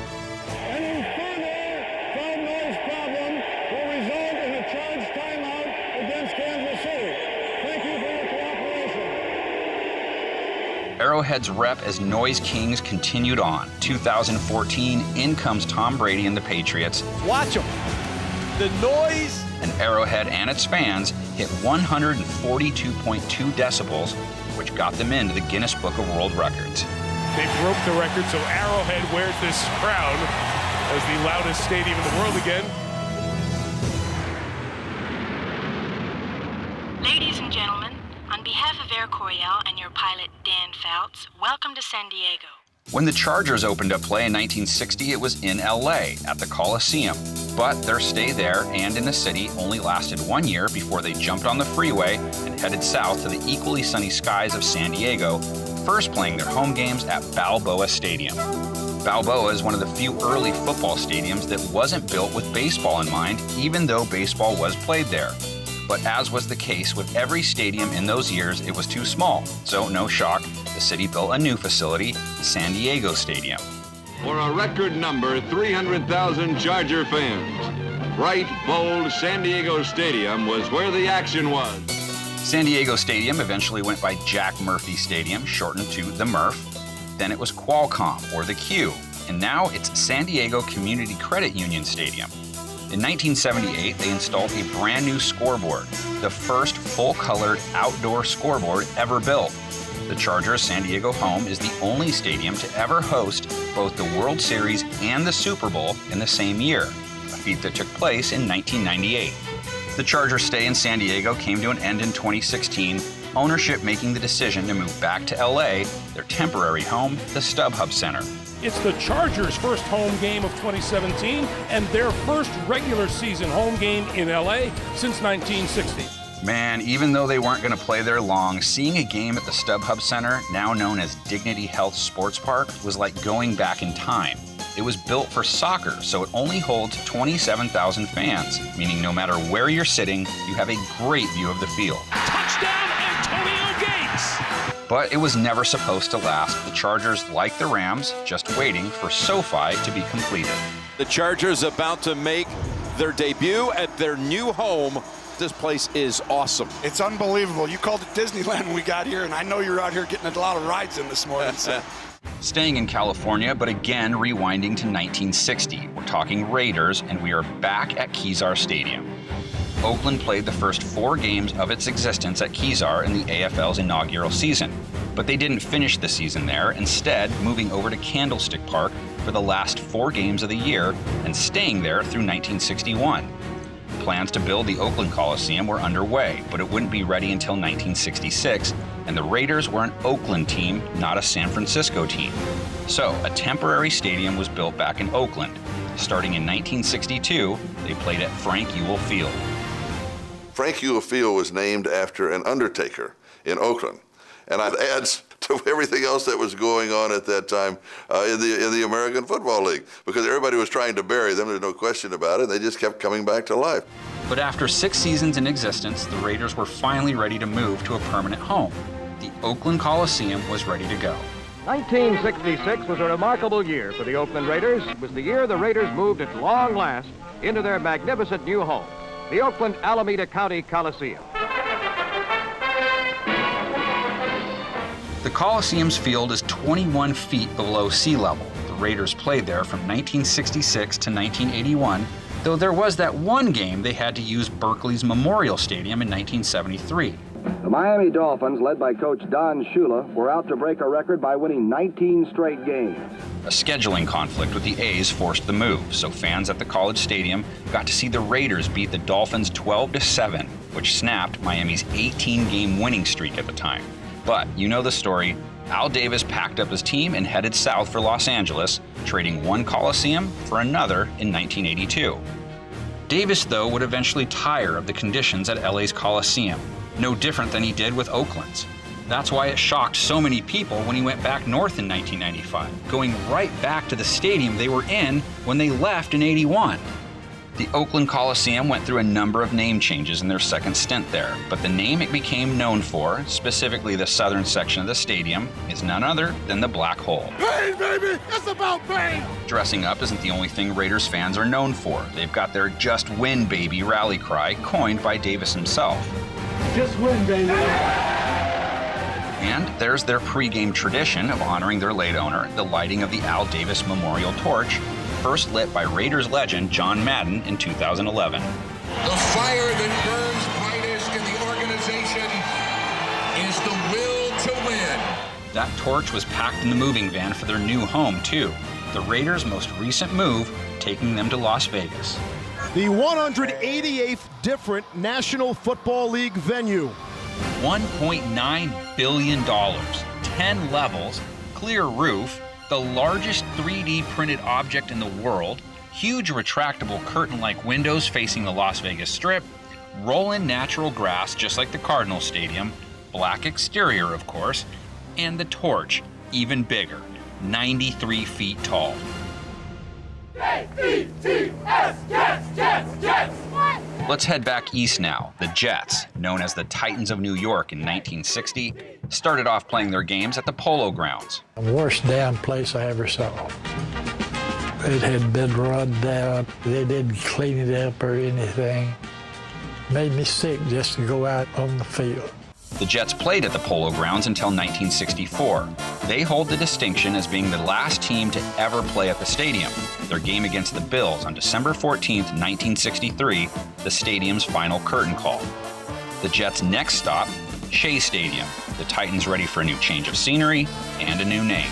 The largest opening day crowd in AFL history, 53,000 strong, swells Shea Stadium in New York City. When we opened Shea Stadium, the World's Fair was still going on. The New York World's Fair has been visited by 51 million people. There was so much traffic, people abandoned their cars on the Grand Central Parkway.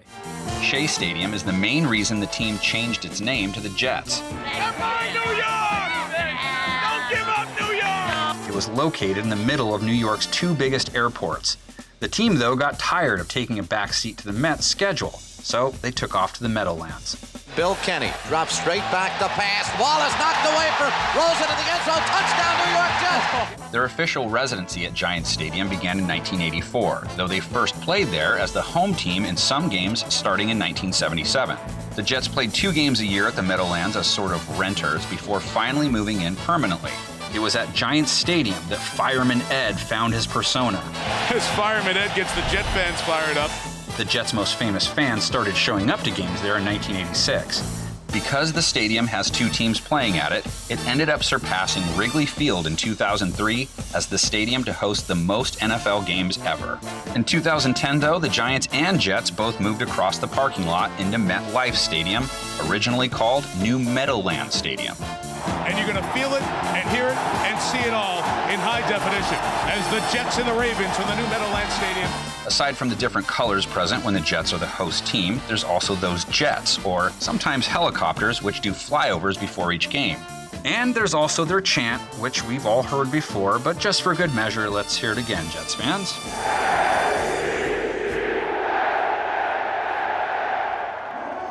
To New England now, the Patriots, who went by the Boston Patriots when they burst onto the scene, opened their existence at Boston University's Nickerson Field.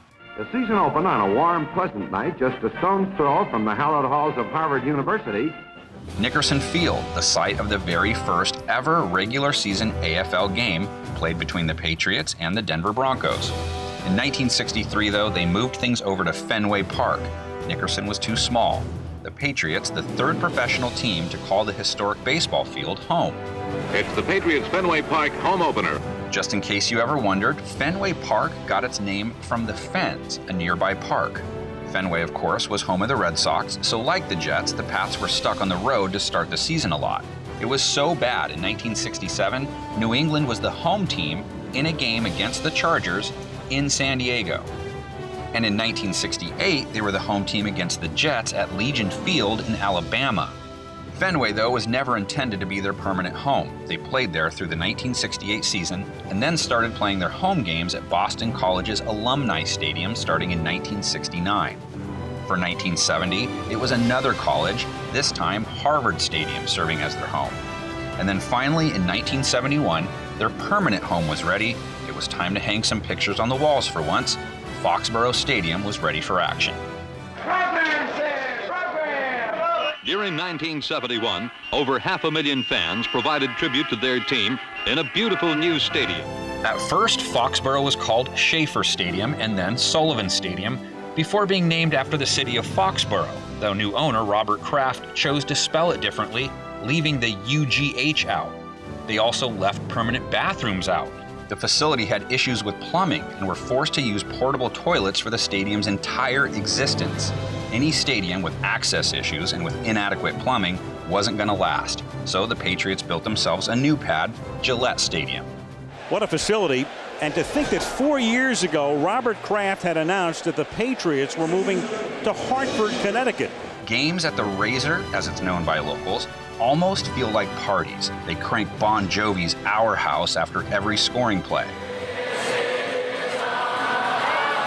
And their end zone militia also likes to get in on the act. The 16-story stadium also has a 130-foot replica lighthouse that sounds off when the other team has a third down.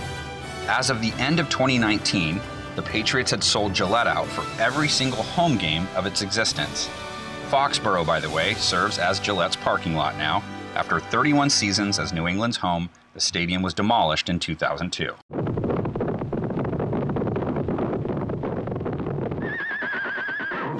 Final original founding member of the AFL, the Houston Oilers, who of course today are known as the Tennessee Titans.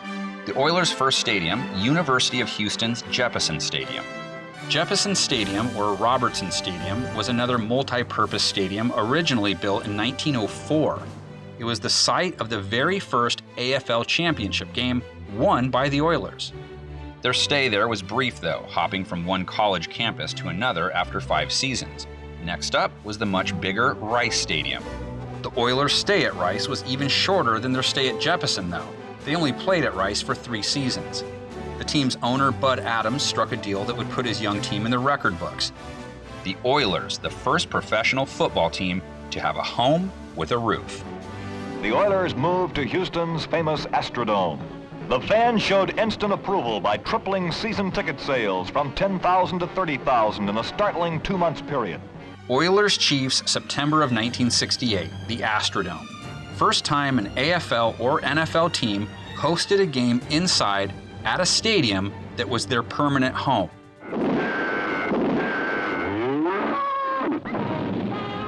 The Oilers were also the first professional football team to play on AstroTurf. Footnote, The stadium was originally flush with real grass. The grass grew pretty well for a little while, but the Houston Astros, the outfielders were having a difficult time reading the ball because of the light coming in from the roof. So they got up there and started painting some of those panels, and what happened is the grass died because it wasn't getting the sunlight. They played at the Astrodome till 1996, Adams taking his club to Tennessee the next year, playing their inaugural season at the Liberty Bowl. Good afternoon and welcome as opening day comes to Memphis, Tennessee. Today, the Oakland Raiders go against the now Tennessee Oilers on a hot, sultry day in the Mid-South. Liberty Bowl Memorial Stadium, home of the Memphis Tigers. The Oilers had a new stadium in the works in Nashville, but it wasn't going to be ready until 1999. The plan was to play at the Liberty Bowl until then, but Memphis fans didn't really care much about a team that wasn't going to stick around. The season was a disaster. The stands were half full at best for most of their games. So after their final game of 1997, they moved over to Vanderbilt Stadium in Nashville, where they would play the 1998 season. They've had 3 homes in 3 years, but the Oilers are finally in Nashville with their new stadium ready for next season. They only needed the facility for 1 year, and what fans probably remember about their 1-year run there, you couldn't buy beer. That's right, an NFL game with no beer.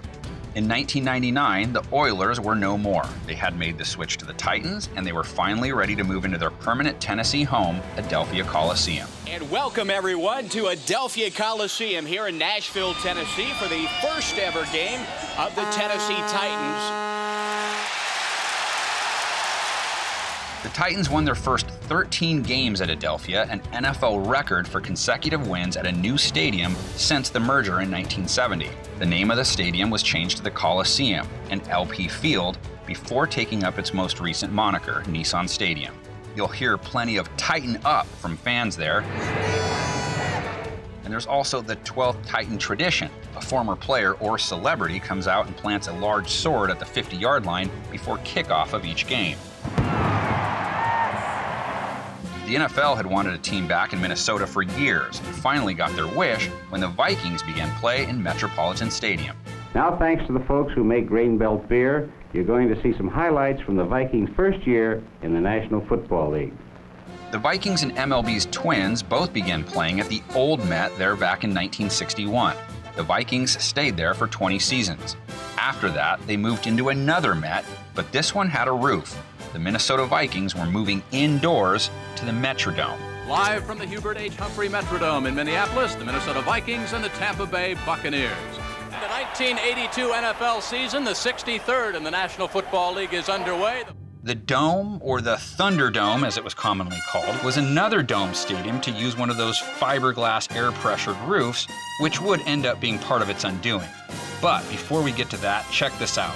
Remember Tony Dorsett's Monday Night Football 99-yard run? Stays in bounds. Can you believe that? And how about Antonio Cromartie taking a missed field goal back 109 yards? 10-5 touchdown. Then there was this Bernard Berrien 99-yard TD reception. And the former Bear will go 99 yards for a touchdown. Oh, and let's not forget Cordarrelle Patterson's 109-yard kickoff return.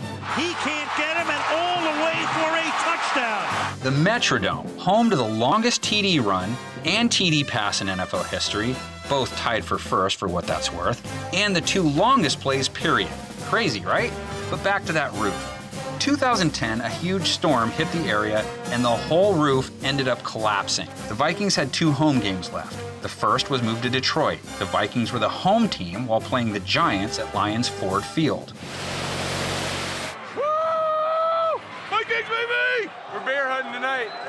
For their last home game, they were back in state, playing the Bears at TCF Bank Stadium, where the Minnesota Gophers play. By the time they left the Dome, they dealt with 5 roof collapses. The Vikings would play their final game there in 2013. They had a new place in the works, but it wasn't going to be ready until 2014 or 15 for that matter, so the Vikings continued borrowing TCF. But by 2016, US Bank Stadium was ready to open its doors, and these were some special doors they were opening. What a buzz in downtown Minneapolis, Minnesota tonight as US Bank Stadium opens its doors to its first regular season game. At 40,000 tons, 55 feet wide, and 95 feet high, U.S. Bank's massive glass pivoting doors are the largest of its kind in the world. It was the first NFL stadium to feature a translucent roof. Outside the stadium, there's a giant Viking ship to make sure you know whose house you're visiting. Inside the stadium, each game is kicked off with someone blowing their famous gala horn. You'll hear the horn throughout the game, along with plenty of Skol chants, fans yelling it as they clap their hands over their heads, a nice loud drum keeping the beat. And feel free to dress up like a Viking. Game day garb is strongly encouraged at the new Star of the North. What a very Games of Thronesy nickname, right? But appropriate for a stadium full of fans wearing Helga hats and carrying fake swords. Both the Vikings' previous permanent homes are gone, by the way. The old Metropolitan Stadium was demolished in 1985, and the Metrodome met its demise in 2014. 42 explosive charges were set off at once to begin the deconstruction process. It took 4,910 truckloads to clear it all out when it was all said and done. Georgia, another state the NFL had been eyeballing for some time. The Falcons, the franchise to make its nest in the South, starting off at Atlanta Stadium. Most everybody knows Atlanta is a growing city. We have a new stadium. The stands are completely full at every game. They bring people in from all out over the Southeast. I've been to one Atlanta Falcon football game, and I would have loved to go to the other ones, but I couldn't get a ticket. It was known early on as the Miracle on Capitol Avenue because of the role it played in landing both the Falcons and the Braves. The Falcons flew the coop after the 1991 season, heading over to the Georgia Dome. The skyline of Atlanta got a new addition in 1992. And to inaugurate the Georgia Dome, the Atlanta Falcons had a full house. We will light this place up. First play, maybe. Chris Miller will throw on first down. Deep down the near sideline. Michael Haynes is there. He's got it at the 30, at the 20. He could go. Touchdown, Falcons! The Falcons' new home, complete with a roof, a Teflon-coated fiberglass roof. Though other than a minor issue from a rainstorm, it didn't cause too many problems. The Georgia Dome was the place to host big events for a while.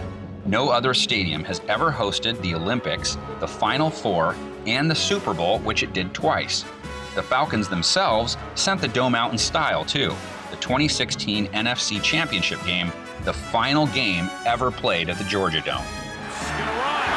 Has some room and a touchdown. The fans into it here in Atlanta. Final game of the Georgia Dome. When the NFL calendar flipped to 2017, Atlanta was ready to start enjoying the comforts of their newly built Mercedes-Benz Stadium. It's opening night at the NFL's newest facility, Mercedes-Benz Stadium in Atlanta, as the Green Bay Packers take the field, all set to face the Falcons on Sunday Night Football. Mercedes-Benz went up 83 feet away from the old dome. It was built with a retractable roof. It takes about 8 minutes to open or shut it. They also built a massive 73,000-pound Falcon out front that at over 4 stories tall makes him the biggest bird in the world. Inside, you'll find another biggest in the world when you look up at their 360-degree Halo HD video display, a first of its kind. Be ready to have fans yell "Rise Up" at you or "In Brotherhood," both well-known Atlanta mottos that echo throughout the building on game days. And of course, you might have heard about their cheap eats. Owner Arthur Blank wanting the price of his concession stands to be the cheapest of any major sports venue. If you go looking for Atlanta's old residences, you won't find either. Demolition of Fulton County Stadium started 5 years after it was vacated, the implosion taking place in 1997. The Georgia Dome was also blown up twice. The first set of charges took down most of the stadium, but the eastern wall and the northwest gate didn't go down, ultimately because the charges they set didn't fire correctly. So, a month after the first try, they finished the job and the dome was no more. Hey, Frank! Frank! Get in there! Let's go! The Miami Dolphins joined the AFL in 1966, playing their home games at the Orange Bowl, and they couldn't have gotten off to a better start. The Dolphins' debut must go down in football history as the most thrilling first play ever made by any new team anywhere. First game in Dolphins franchise history, first home game, first play, a 95-yard kickoff return by Joe Auer. Only 2 franchises in pro football history have pulled that off. We'll get to the other one shortly. For 3 seasons, the team brought in an actual dolphin, Flipper, who would swim around a water tank and do tricks after the team scored. Whenever the Dolphins score, Flipper would go up and jump through the hoop. They decided they didn't score enough, so he would jump up on first downs. The Dolphins themselves were dominant at the Orange Bowl. They once strung together a 31-game home winning streak there from 1971 to 1975, which included the perfect season of 1972. They've given up the least points in the NFL. They've scored the most. Miami played at the Bowl from 1966 to 1986. Then it was off to their new pad, known at the time as Joe Robbie Stadium. They came dressed for the beach, as well as the ball, to usher in the new era in Dolphin history, the long-awaited opening of Joe Robbie Stadium. Holy naming rights, Batman. From Joe Robbie to Pro Player Park, to Pro Player Stadium, to Dolphin Stadium, to Dolphin Stadium. Seriously, they just got rid of the S. To Landshark Stadium, my personal favorite. Back to Dolphin Stadium, to Sun Life Stadium, to New Miami Stadium, and now most recently to Hard Rock Stadium. One stadium, 9 different names and counting. Call it whatever you'd like, Doll fans. That's what their fan base is known as, Doll fans. They've had the pleasure of seeing a ton of big events there. 2 World Series, 4 BCS-era national championship games, and 6 Super Bowls. The stadium is also known for all the art you'll find throughout the venue. They brought in artists from 10 different countries to help spice things up around the joint. So make sure you check out the Perfect Moment statue showing Don Shula being carried off the field. And then there's Dan Marino, their iconic QB of the 80s and 90s. Way down yonder where the great Mississippi River reaches the Louisiana Bayou stands the grand old southern city of New Orleans. Let's head to Louisiana now. The New Orleans Saints making their NFL debut in 1967 at Tulane Stadium. And like the Dolphins, they too kicked things off with a bang.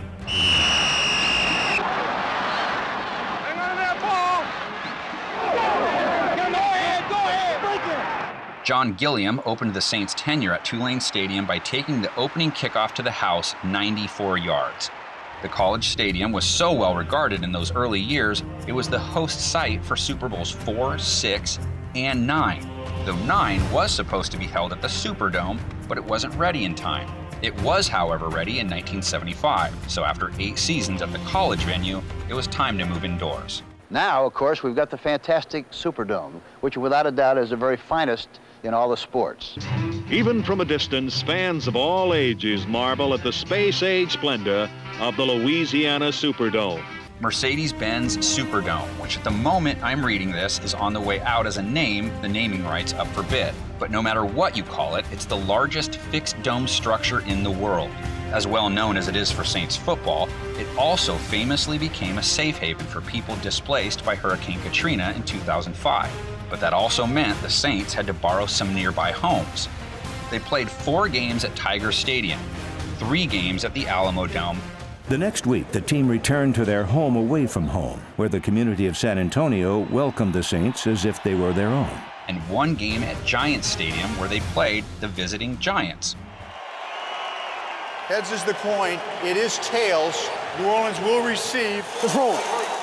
The Superdome, though, has hosted its fair share of Super Bowls, an NFL record 7 of them. Welcome to Super Bowl 12. I'm Pat Summerall with Tom Brookshire. And, well, as you can see, the Superdome is stuffed. The most recent, the Harbaugh Bowl, the Ravens edging San Francisco in Super Bowl 47, which of course featured a little electrical problem. Half the power in New Orleans Stadium, the Superdome here, is out. But as for games with the Saints as hosts, be ready for a lot of costumes. The Big Easy Mafia, as they're known in some circles, love to get done up for games. And they love their team chant. Who Dat was actually a fight song that started in the 60s, though it wasn't originally written for the Saints. It was for a high school team. But a couple word tweaks here and there, and the rest is history. It's become so popular, it's led many in their fan base to adopt the nickname of Who Dat Nation.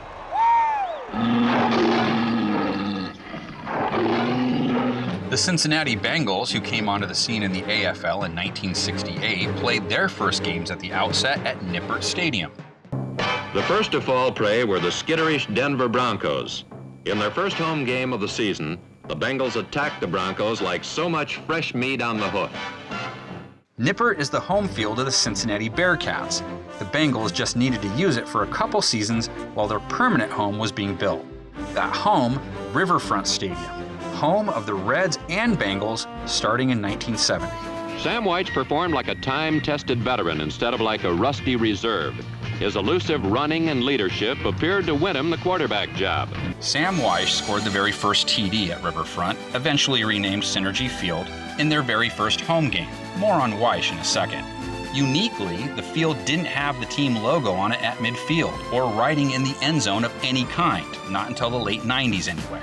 It's also where the coldest game in NFL history was played, if you account for wind chill, Packers fans. We're talking a wind-chilled 59 degrees below zero. The 1981 AFC Championship game is known today as the Freezer Bowl. The air temperature was -9 degrees at kickoff, whereas the Ice Bowl played in Green Bay in 1967 was -13. But the wind chill temp in Cincinnati that day, as you just heard, was -59 degrees. Cold weather would also play a role in another one of Riverfront's most memorable games. Let's fast forward to the 1989 season. Wyche is now their head coach. It was another cold day, and the Seahawks were in town, and fans were keeping themselves warm by throwing snowballs at Seattle players, which apparently didn't sit well with Wyche. Will the next person that sees anybody throw anything onto this field, point them out, or get them out of here. You don't live in Cleveland, you live in Cincinnati. Bengals' stay there came to an end after 1999. With the new century would come a new Bengals home. It was time to welcome in the jungle. Players aspired to take their place on the plateau of excellence established by the founder of the franchise. Paul Brown Stadium shares two qualities with Lambeau Field. They are the only stadiums with 5 miles of piping underneath for heating, and they are the only two named after a person. You should make sure you know the lyrics to Welcome to the Jungle before showing up to a game there, because they will play that before every kickoff. And if you're a first-time visitor, don't be confused when the fans start chanting, "Who Dey?" You're not in New Orleans. While Who Dat is the Saints mantra, Who Dey is Cincy's, and because it sounds so similar, there have been some debates over who came up with it first. The Bengals seem to be able to trace theirs back to 1980. Saints fans, though, even if it was first a high school song, say theirs is at least a decade older. Riverfront, by the way, imploded in 2002. The most challenging part, the new Great American Ballpark, was about 24 feet away, complete with hundreds of floor-to-ceiling windows, but they said not a single window was even cracked by Riverfront's demolition. Go Seahawks! Go Seahawks!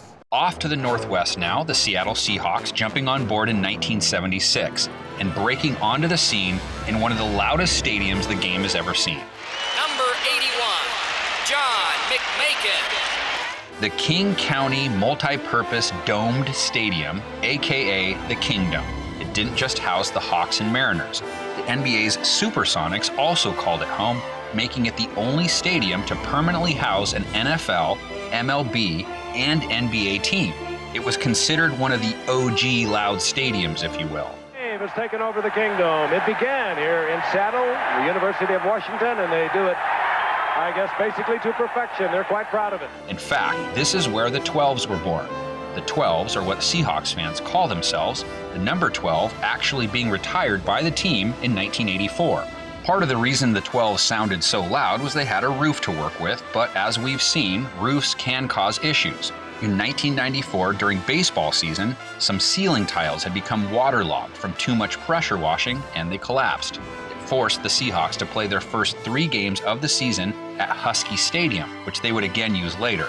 But their residency at the Kingdom overall lasted over 20 seasons. The Seahawks got a new stadium approved as the year 2000 approached, but it wasn't going to be ready until 2002, and it was going to be built right where the Kingdom was located. So they went back to crashing on the couch of the Huskies for 2 seasons. But in 2002, Seahawks Stadium was ready, and so were its fans, who were as loud as ever. Seahawks Stadium has gone through a couple name changes, Quest Field and now CenturyLink Field, but what it's truly known for is its volume knob. As the offense having a tough time hearing because of the noise from the 12th man. It's called the 12th people, whatever it's called, but boy, I tell you, they're on fire. It has been in the Guinness Book of World Records twice for being the loudest stadium, though Arrowhead has since reclaimed that title. CenturyLink Field was built to be loud. The unique truss design helps trap all the noise made by the fans. The 12s once helped cause 11 false starts in a single game back in 2005. False start offense number 66.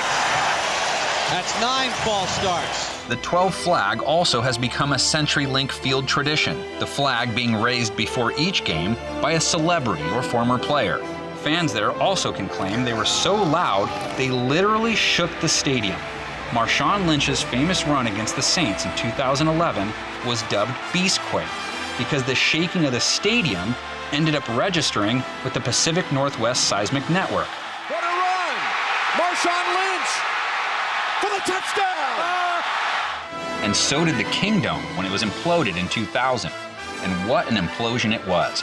16.8 seconds, and it did trigger an actual earthquake too, registering 2.3 on the Richter scale. It's Buccaneer football.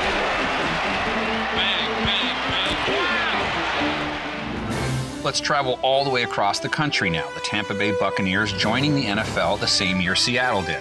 The Bucs kicking things off at Tampa Stadium in 1976. Tampa Stadium may be the most unlucky start to a homestand you'll ever hear about in all of sports. No wins for almost 2 full seasons. 26-game losing streak to start out as a franchise and NFL record. Snapped the streak in week 13 of 1977, but on the road. And then finally, last day of the season, it happened in Tampa Stadium for the first time. 2 seconds, 1 second, and this game is over. And Tampa Bay, an ecstatic crowd of better than 65,000 comes onto the field. The Big Sombrero was also known for the heat. Mix tons of concrete, aluminum benches, zero cover, and Florida's infamous heat and humidity, and you get some pretty miserable conditions. 2 Super Bowls, though, were played there along the way, 18 and 25. No good. Wide right. When Malcolm Glazer bought the team in 1995, he wasn't satisfied with Tampa Stadium, so up went Raymond James Stadium, where they started playing in 1998. Bucs are going to win today. Bucs are going to win today. Play fake. And Dilfer has a wide open, tight end, a great catch by Dave Moore, and he's going to dive in for the touchdown. The Ray J, named after Raymond James Financial, is one of the most unique stadiums in the NFL. Not only do fans dress up like pirates, but the stadium's centerpiece is a massive pirate ship, complete with cannons. The Bucs haven't made a Super Bowl there yet, but it's hosted 2 and is scheduled to host a 3rd in the coming years. Our final button on the old sombrero, it was torn down in 1998, a year after the Bucs took off, but it still plays a role in Tampa's home games, being it serves as Raymond James' parking lot. Doesn't look like much of a hat anymore, though. After 13 years of silent Sundays, Baltimore celebrated the return of the NFL and the birth of the Baltimore Ravens. Baltimore Ravens, you likely know their story, owner Art Modell taking off from Cleveland after the 1995 season. His new franchise playing its home games at Memorial Stadium in Baltimore in 1996. Hi, everybody, and welcome to Memorial Stadium, a historic afternoon here in Baltimore as the old girl is back in town. Memorial Stadium had already housed the Colts in previous years, the Ravens playing there for just 2 seasons. Modell wanted something more modern and got his wish in 1998 when the team began play at Ravens Stadium. Hi, everybody, and welcome to Camden Yards. First known as Ravens Stadium at Camden Yards, it's since gone by PSI Net, back to Ravens Stadium, and now M&T Bank Stadium. Unofficially, you'll also hear it called the Big Crab Cake, or sometimes the Vault by fans. Outside, you should check out the former facade of Memorial Stadium, which still pays tribute to those who have served our country. There's also The Walk, a first-of-its-kind tailgate area set up for fans who don't have parking for games. From there, you walk down to the stadium, and on the way in, it's tradition to stop by Unitas Plaza to rub the feet of the Johnny Unitas statue for good luck. You can also choose to rub Ray Lewis's cleats for good measure. We are now to one of the two teams to only have played in one spot so far in their existence, the Jaguars joining the NFL in 1995 and playing all their home games at TIAA Bank Field. Go Jaguars! First fan cam on the history of the planet here in Jacksonville, Municipal Stadium. Been 16 years waiting for this day. We're ready for them to play. We're ready for them to kick the crap out of Houston Oilers out there. The Jaguars lost their opener to the Oilers at what was then called Jacksonville Municipal Stadium. It was the first time an expansion team in the NFL played its very first game at a new facility. The name of the stadium has gone by Alltel, Everbank, and then more recently to TIAA. Who wants Jackson to do a front flip? The Jags mascot, Jackson DeVille, traditionally bungee jumps his way onto the field prior to starting games. And then there's the swimming pools. 91 degrees feels like more in the high 90s. Do they have a press pool, do you know? Is that an option? I didn't bring my suit. Oh, well. That's right, it's the only NFL stadium that comes fully equipped with its own pools. They were added as part of renovations that were completed prior to the 2014 season. And lastly, you have to know what Duval means.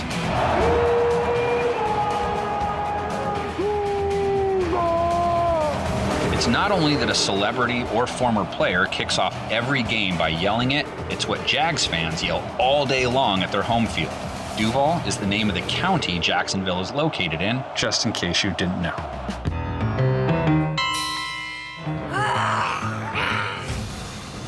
Same year the Jags hit the scene, the Panthers did as well, but their new stadium wasn't ready right out of the gate, so they had to spend a year at Clemson Stadium.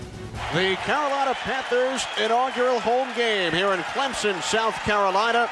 Commissioner Paul Tagliabue handled the coin toss. The Panthers had to borrow the Tigers' den because a construction deadline for their permanent home wasn't met.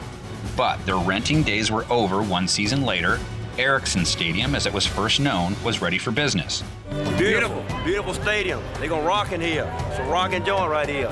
It's beautiful, it's state of the art. It's the envy of the NFL. It was originally called Carolina's Stadium, but by the time the team started play there, it had been bought out by L.M. Erickson, and now goes by Bank of America Stadium, or BOA.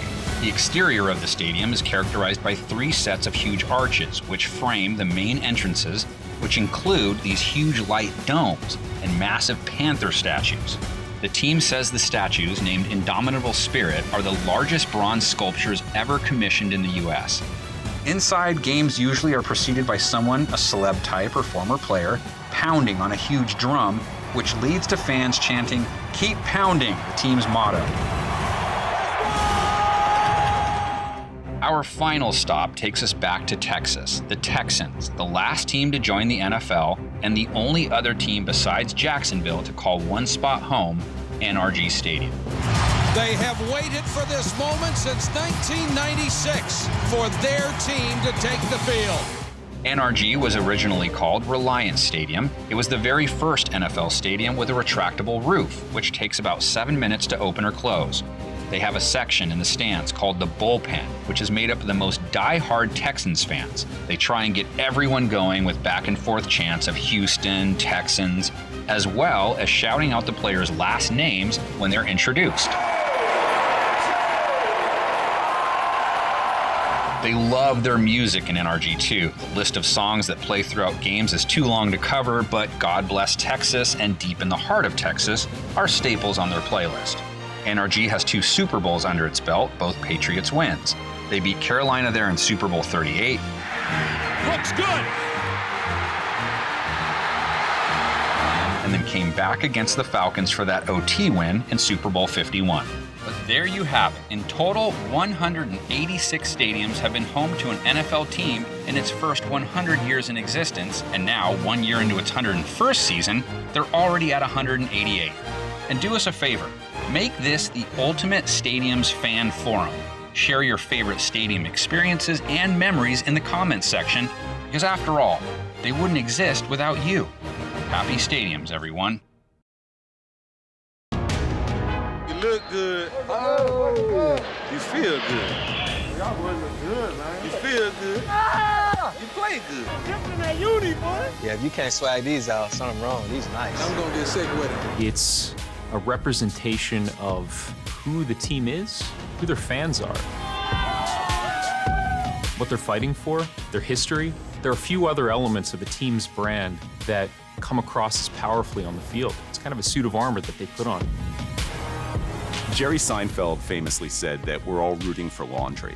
Rooting for a team is like a really intense and really special form of brand loyalty. Players get traded, they retire, they leave via free agency, but most of us at least keep rooting for whoever is wearing that uniform. I am a big San Francisco 49ers fan.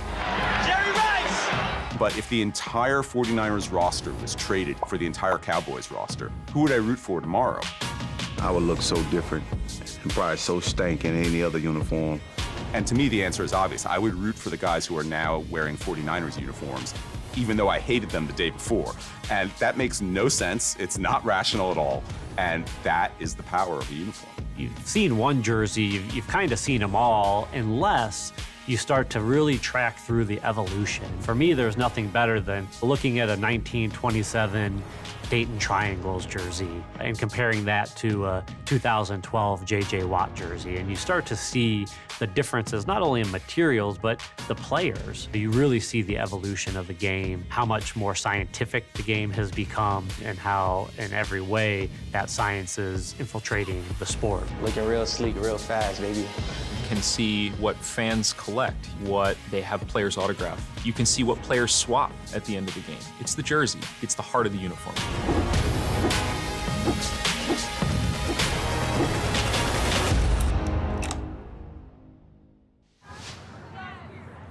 To me, a jersey is identification. In the early days, there wasn't a lot identifying Team A from Team B. For the most part, jerseys were very simple.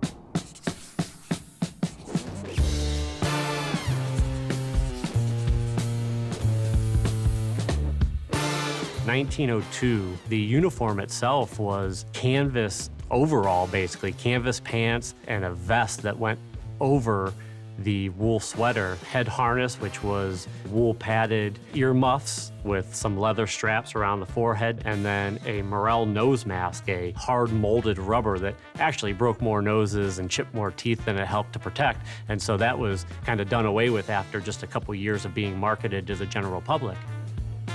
The wool jersey, I think of the turtlenecks of the early days. It made a lot of sense for a lot of reasons. It was a rugged game. There wasn't a lot of padding, and they're playing mostly in cold weather. They were wearing a lot of canvas. It was durable. It was not the most athletic wear, really constricted mobility of a player. Speed wasn't necessarily the name of the game. If you're wearing these uniforms, you're sweating in them, there's rain or inclement weather, and they're getting heavy, you're not losing anything in terms of speed. It was more of the brute strength, and you're really trying to push the pile. The rugged bodies and fine physical and mental strength of these postgraduate players is an example to other players of all ages everywhere. You certainly had a variety of padding, cotton or wool sewn in to the shoulders, to the elbow. Dutch Sterneman patented a canvas pant that had split bamboo sewn inside the pants as thigh pads, which helped protect the runner, did not help protect the tackler. That was a short-lived experiment. It really was kind of a sandlot league, and players were coming with a lot of their own equipment, pants that they wore throughout their collegiate days. Some of the early NFL uniforms, the Arizona Cardinals, trace their heritage back to the Racine Cardinals in Chicago. They were called the Cardinals not because of the bird, but because their uniforms were a maroon that they got from the University of Chicago. And somebody said, hey, those are faded maroon colored uniforms. And the owner said, well, no, this is Cardinal red. And you have the Chicago Cardinals born. The 1930s, more of the synthetic knits were introduced, different colored fabrics coming into existence. The New York Giants in the 30s were one of those teams that really started to push the envelope a little bit in some of the design and some of the material that was being worn in that era. Through the late 30s, 40s, and 50s, you saw a lot of teams starting to expand the design elements of their uniform. As the helmet changed, going from leather to plastic, you were able to start adding logos and colors, so that changed things as well, because up to the mid to late 40s, the pants remained brown, the leather helmet remained brown. Now with synthetic materials, plastics and nylons, you're able to do a lot more. You see a lot of those older photographs where you've got the lines that run down the jersey. And those weren't just for aesthetic. Those were actually material that had a certain amount of grip to it. And that was to secure the football to the chest. That was certainly an advantage. Spalding was one of the first major sporting goods companies that provided jerseys to pro football teams. A lot of these players were wearing the same uniforms multiple years. If they ripped, it wasn't that they were discarding that and getting a new one. They were mending those rips and tears and wearing them again.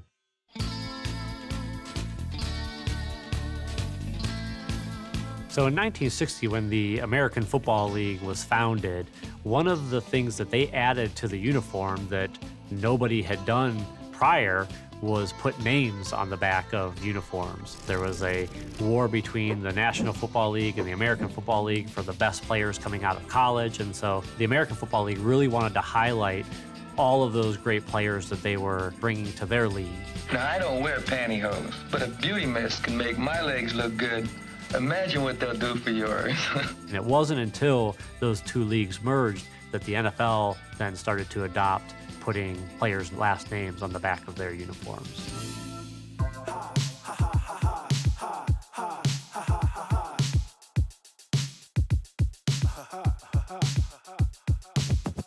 In the 70s and then into the 80s, there was screen printing. It helped with just the speed of being able to create uniforms, and it was more cost effective. I like this kind of party, baby. All right. Players had more uniforms at their disposal, more jerseys. You know, they weren't wearing the same jersey for years upon years.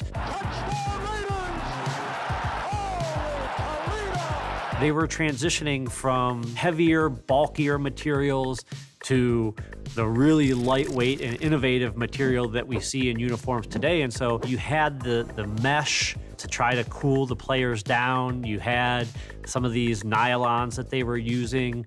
They weren't the most high-end looking uniforms. A lot of the uniforms from that era look like something that my mom would have bought me to go, trick-or-treating on Halloween. There really isn't a lot to them, but without that transition, we probably wouldn't be in this era of uniform that we see today. I look good, dressed sweet. Jerry Rice taught me about looking sweet. He dove for the touchdown. Jim Kelly is being mobbed. The 90s, 2000s, a lot of players were pushing the envelopes on what was comfortable. It's lighter weight, it's more snug and personalized to the player. Looking for Gary Clark, fade pass, one-handed grab, touchdown, Phoenix. Broncos in the late 90s, their redesign from an aesthetic standpoint really ushered in this new era. Diving inside the 5-yard line for a first down. For us, those uniforms represent a record in history. Curtis Martin, touchdown!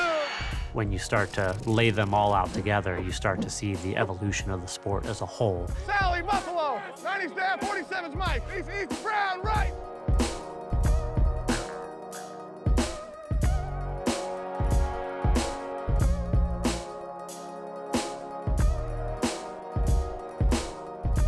The types of things that Nike is doing with pushing the envelope on today's uniforms is just phenomenal.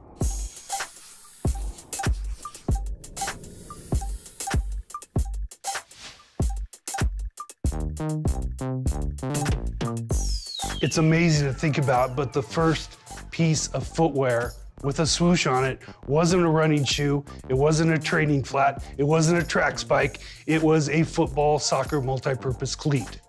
This is Nike. It came out in 1971. It was our first real foray into football. This is the Nike. Football is in Nike's DNA. Decades before we're in the NFL, we're creating footwear product for football athletes. Even Bowerman's waffle outsole, how it was used on artificial turf. It's back to his left.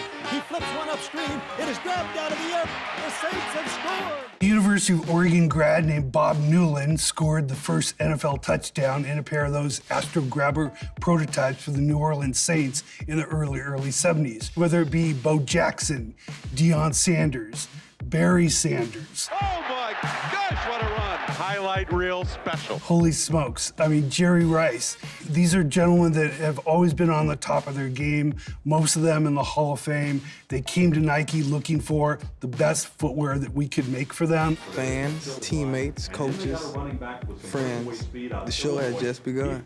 In 1993, Nike started a group called the Organized Team Sports Group to start developing a strategy, a marketing plan, but also an innovation plan of how we were going to increase our presence in football. In 1995, we outfitted the Miami Hurricanes. Alabama was soon to follow, Michigan right after that. There was more study to be had. In 1996, the Denver Broncos came to Nike based on a relationship that the late Pat Bowlen had with Phil Knight to not only update a football uniform, but also to rebrand the franchise. At that time, the NFL didn't grant just one license to one manufacturer. Nike had a few franchises to work with. There was this realization that football uniforms by themselves had not changed in their silhouette for more than 30 years. You know, the great manufacturers that came before Nike were making a solid product, but it just wasn't pushing the game forward. By studying those first collegiate teams, Nike was also studying athletes on the field. There was just a lot of fabric. There's a lot of fabric around underneath the armpits, a lot in the sleeves, and what if we could trim that down a bit and make it a little bit more form-fitting, because no lineman wants to be grabbed, right? You don't have to hold me. Hold you, man. Come on. You know you held me. Come on. There were already ideas of how Nike could reimagine a football uniform, but we just didn't have a project to do it with. Denver offered us this project. This Batwing uniform, which gets its name from the striping, which seems to be tucked in underneath the shoulders, added a whole new dimension to how an athlete could work on the field. By using these stretched nylons, we were able to add flexibility and not restrict movement. For linemen who wore this uniform, we capped the sleeves. That was the first time that was done. Pat Bowlen came with a real directive. He wanted a horse that looked like it could kick your ass. We heard loud and clear. Now, what evolved from that was a really thoughtful exploration of what the logo could look like and how could we make that something that was glorious, important, but also hit the spot. Do a little pirouette for us here. Pretty good year for Nike and the Broncos. If you're superstitious, they're wearing the blue uniforms, the home uniforms. They were undefeated this year, 9-0. They went on to win Super Bowl 32 against the Packers in that Nike uniform. A Super Bowl championship for the Denver Broncos. It was time to get busy in other places. The University of Oregon has truly become a laboratory for the NFL. The Oregon rebrand is huge, and it wasn't just a color story or a striping story. It was really about fabric. This area uses a tightly textured nylon yarn, which gives this uniform a lot of give, but the key was that it would go back into place. This jersey is also the first to feature an asymmetrical hemline. The idea here was to keep the uniform tucked in without increasing the fabric that was actually being tucked into the football pant.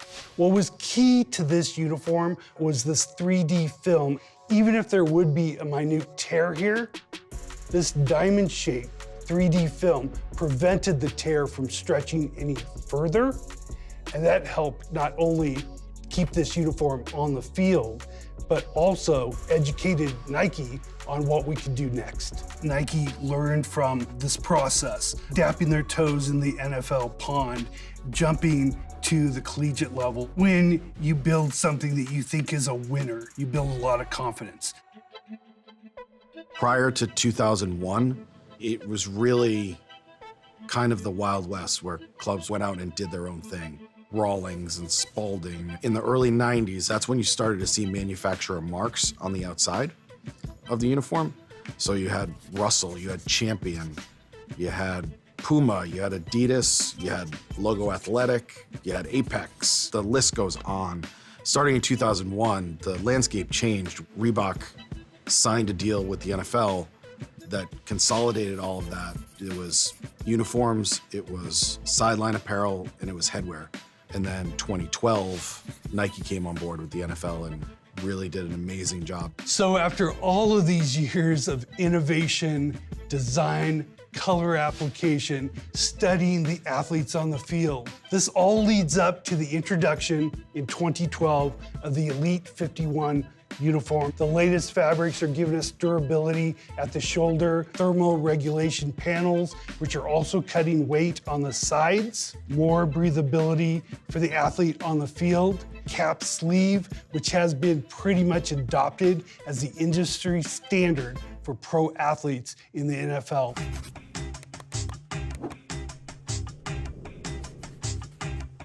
I think from a technology standpoint, Nike's taken it to a different level. They're now working in four-way stretch wovens, really reducing the footprint of the uniform to help from a performance standpoint on the field. It's gone from wool to the knit fabric that people call Dureen. And basically it's this shiny, very heavy knit that was used across multiple sports.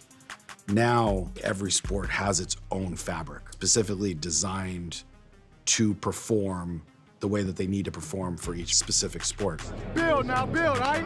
Build. We are constantly innovating at Nike. And when we took over the NFL contract in 2012, what we were hearing from the athletes is they wanted something that was light not only at the beginning of the game, but also at the end of the games. We took inspiration from products like board shorts, which had stretch woven fabric that was not only durable, but extremely lightweight, and it also wicked moisture better than other fabrics on the market. We're constantly taking inspiration from other sports. Sometimes the best compliment you can get from a football athlete is that my pants feel like my track tights that I wore in college. We've also started to look at yoga because it's a lot of the same concept. Tight garments that need the full range of motion. We also obsessed every detail, streamlining the fit of the uniform, even down to the D-ring we used for the belt, which was made of aircraft-grade aluminum. We looked for every ounce we could take out of that uniform. Everything we do is in partnership with the league. We meet with the league weekly. Every new uniform will go through the competition committee, vetted entirely by the league. We're inside the Olive Street studio on the campus of Nike World Headquarters. What this space essentially is a maker space. Our designers and tech developers can come in here and work through their designs, work through their ideas, and come up with the latest innovations. In 2023, NFL teams will debut the Nike Vapor Fuse uniform on field. The major innovation here is in the fabric. We have an initiative at Nike called the Move to Zero program, and that's our journey towards zero waste and zero carbon to protect the future of sport. Most body fabrics in the Nike Vapor Fuse uniform have at least 85% recycled nylon yarns. Recycled nylon comes from things like carpet waste that get ground down, extruded into fibers, and then spun into yarns, and then dyed and woven, and it becomes an NFL jersey. We bring in zone breathability here into the key heat zones for the athlete, across the chest, across the back, underneath the arms, and at the back thigh. That's where our science has shown our athletes heat up the most during play. We use laser cutting machinery that cuts laser perforation holes directly into the fabric in order to keep the fabric lightweight, not have to piece in heavyweight meshes, and allow for airflow for the athlete during the heat of the game. Fires toward the end zone for Bourne! Touchdown! Patriots! A laser! Nike Dry Fit, basically a measure of moisture wicking capability. This fabric that we have within our Vapor Fuse uniform is the first NFL uniform where the fabric hits that dry fit standard. What our athlete has told us is They want a uniform that fits skin tight so they can't get grabbed, but also allows them to do any variety of movements, whether it's a one-hand catch or hurdling a defender or making a swim move. We've streamlined the fit, we've carved out the sleeve as much as possible in order to allow it to work with the shoulder pads and allow for that range of motion. He's gone to the house, electrifying. This is a really interesting example of kind of uniform evolution over the years. You have the Tampa Bay Buccaneers creamsicle uniform. This was the throwback that we did in 2012, 2013. And this is more traditional fabrics, what you would have seen 20 years ago. Heavier weight meshes, stretch knit side panels, larger sleeves. You see screen print numbers, screen print stripes. Here is where the Bucs are launching for 2023 in the Nike Vapor Fuse uniform. Stretch woven fabrics, much lighter weight fabrication. Twill numbers, twill names, and as you can see, a just much more streamlined fit than the athletes had back then. We offer a plethora of options to ensure that the player gets the fit that they want. We offer a number of different sleeve iterations. We also build the product from the inside out. Offers a number of different customizable elements to allow the athlete to feel how they want to feel on the field.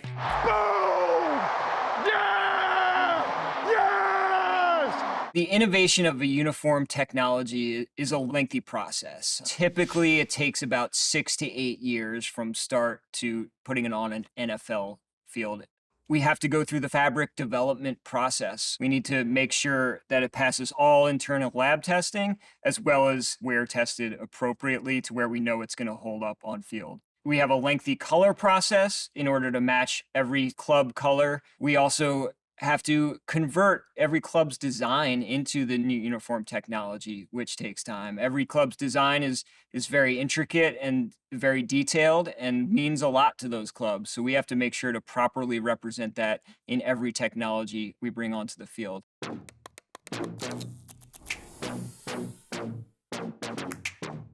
Nike has a domestic factory base that makes all of the jerseys and makes sure that all of that gets to the clubs in time. Our manufacturing base that works on NFL uniforms is incredible. They do not have an easy job. They have to turn products sometimes in a week. Sometimes a guy's too tired to even take off his jersey and they'll have to cut it off him.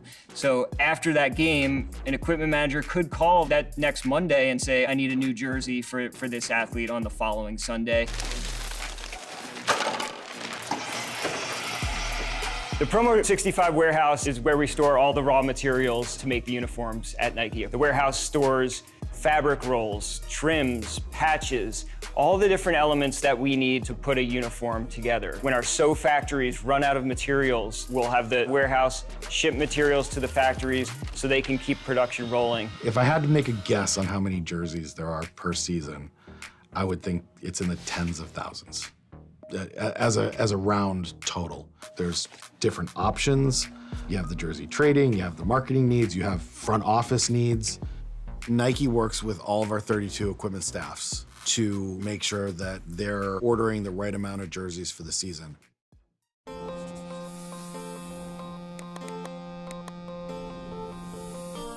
thing about the jersey, what makes it different than any other piece of football equipment, it has a number that's your number, but more importantly, it has your name on the back. And there's no other piece of football equipment that has that combination. Nothing else is as customized to you as your jersey is. There's more pressure on us to make sure that jersey's right because we can find another helmet and we can find another pair of cleats. You can't put a player on the field unless you have a jersey with his number and his name on it. Let's go, let's go, let's go! Yes, sir, yes, sir, yes, sir! The teams will order their jerseys throughout the season. That is a week-to-week business within itself. That process begins in the previous December. December of 22 is when we ordered for this season. You're kind of guesstimating on last year's roster as far as sizes, and you order blanks. So blanks being a jersey that's not made up with numbers and names on it. For this year, because we switched over to the new Vapor Fuse chassis, I ordered 2,275 jersey blanks. We may not use all those this year, but because it's a new style, we wanted to beef up our inventory. Well, those jerseys will start coming in June and July. If players can trade his jersey all year, hypothetically, he could wear that same jersey the entire season. There are some players, even prominent players, that say, hey, this is my jersey, I want to wear this one all year. Really, the one that sticks out of my mind was Jason Witten. He was very superstitious about his uniform. To the end zone, touchdown to Witten. With jersey trading becoming a thing in the last 10 or so years, you have to add that into the numbers as well. The player pays for the replacement on a traded jersey. It was a takeoff from what soccer does. Players started doing that, 1 or 2 guys per game, and then it became to the point now where you've got over half the team at some point is trading their jersey. When I order the jerseys, we order the style, the size, the length, and the cut. There's 4 different styles. You got the S-cap, you got the skill, you have the hybrid, and the QB cut. We're predominantly S-cap, which is an open sleeve where the guys don't have much sleeve involved. The skill cut is a little bit longer sleeve. Some players prefer that. The hybrid is essentially just a hole with elastic. Quarterback cut is literally an open sleeve without elastic in it. Before you walk in the building, we've talked to your college equipment manager to figure out what you wore in college. Now, if we don't have that information, we could take a look at you and figure out what size jersey you're gonna wear. For most of the guys, they come in exactly the way they want them. Now, we do have a few players that even though it's close, they'll want the sides taken in or the neck taken in. I will take the measurements. Just the same thing as if you went to the store to get a suit and the tailor's going to put little pins all over you. That's essentially, it's the same thing. You're either removing material or you're adding material. Do you want it looser in the body but tighter in the shoulders? Is the sleeve not to your liking? Do you want elastic in the waistline? Essentially, you want to make it look like it's painted on the player. We'll have our seamstress pick them up, and she's got notes on each player. And she's really good at knocking those out exactly the way we want them. We have Bosa over here. We have his shoulders taken in. This panel is usually about 2 inches wider, and we have the insides taken in a 1/2 inch on both sides. So it's a lot tighter on him. It's a straight hem right here. That's a lot looser. Whereas you'll have this one, you have elastic in there. Some guys want to tuck their jersey in. Some guys want it to sit right on top of their waistline. The first jersey they actually handed me to get fitted for game time, believe it or not, had a onesie strapped in it, just like a baby. So that jersey would never come untucked. Being a bigger guy and having that onesie strap in between your thighs isn't a very comfortable thing because there's not a lot of space down there when you have big thighs. I actually had another 2 or 3 inches sewn to the end of my jersey, so I made sure it never came untucked, so I didn't have to wear that strap. You got to make sure you have plenty of captain's patches for the season as well. We'll need to get a list from our head coach who meets with the team and they vote on the captains. It's 8 maximum. We'll figure out how many stars. We'll send them out to our seamstress. And the star signifies how many years you've been a captain. If you were a 3-star captain last year, you're going to be a 4-star captain this year. If you were a 2-star captain 5 years ago and now you're a captain again, you're going to be a 3-star captain now. So here you got a 2-star, you got a 2-star, and then if you're Khalil Mack, you've been a captain more than 5 seasons. 5 or more years, you'll have the gold C. Up in the air and intercepted! What a game. Chargers win. Jerseys are the first thing we address after a game because of the reordering process. If you are a jersey in the NFL, you're going to get beaten, stretched, dirtied, bloodied. After a game, we collect all the jerseys and we wash them.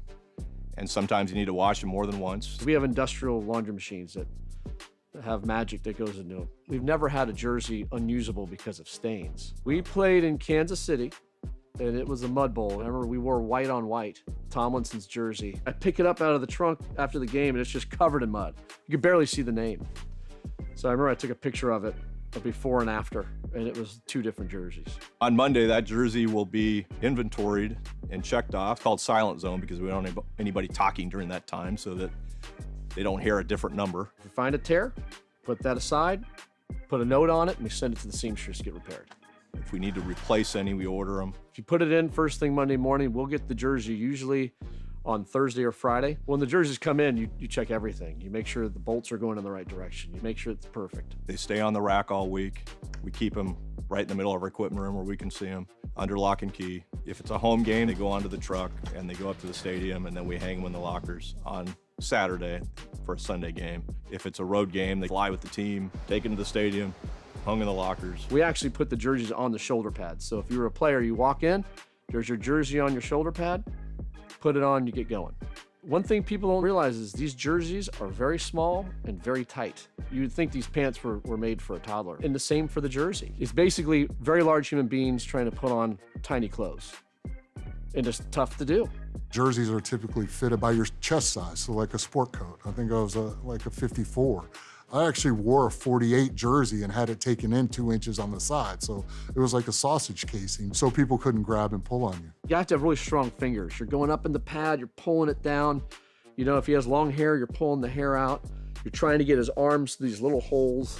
It's basically maneuvering the tight jersey on the shoulder pad onto the player. It's a lot of grip work. After the game, put in the dirty laundry hamper, brought back, and then the whole process starts again. You got to look good, you play good, pay good, live good, you know, eat good. We've had some emergencies, so we have a kit that we carry with us where we have numbers, letter twill, name plates, and jersey blanks where we can put together a jersey. We bring a sewing machine as well. We could be on the road and sign a player. In that case scenario, I can make one up. I can stitch the numbers on a nameplate if I have to. I'm good at sewing with a needle and thread on the sideline. Every game, there's something. We're gonna stitch up your back of your jersey. It is totally ripped off. If a player comes off the field, the series is over and his jersey's torn to shreds, now you have a needle and thread and you are threading it into this jersey.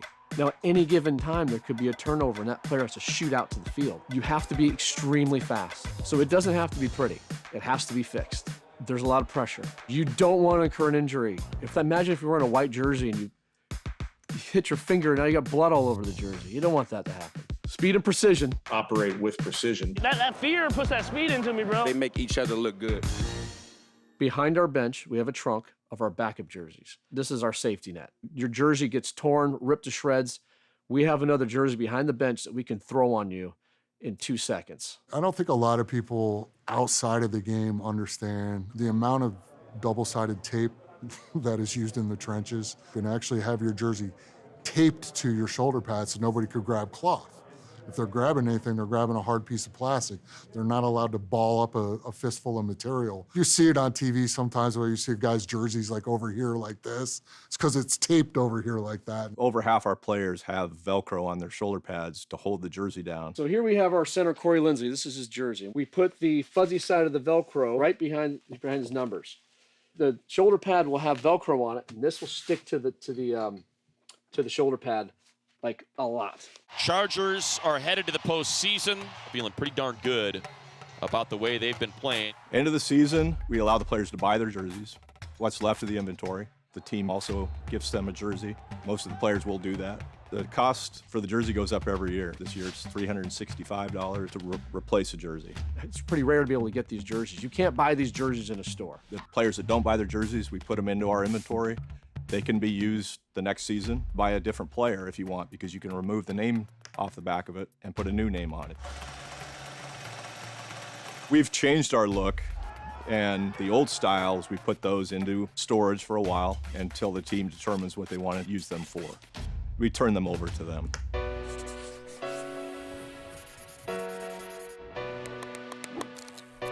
Used to be when uniforms were designed, you'd have a logo on there or not, or you'd have a word mark on there or not, maybe some stripes, some numbers. Hey kid, get out there and play. Now it's really turned into what's important to the club, what's important to the city, and being able to make sure that those stories are told. The current NFL rules allow for a team to change an individual uniform once every 5 years. They can redesign the home and away 1 year, bring in new alternates in following years. Those individual uniforms just have to stay 4 or 5 years. So you've seen teams like the LA Rams launch a home and away set and then follow up the following year with a new alternate, and consequently ended up wearing that alternate in the Super Bowl that year. He's hit. He flings it away on 4th down. Aaron Donald got there.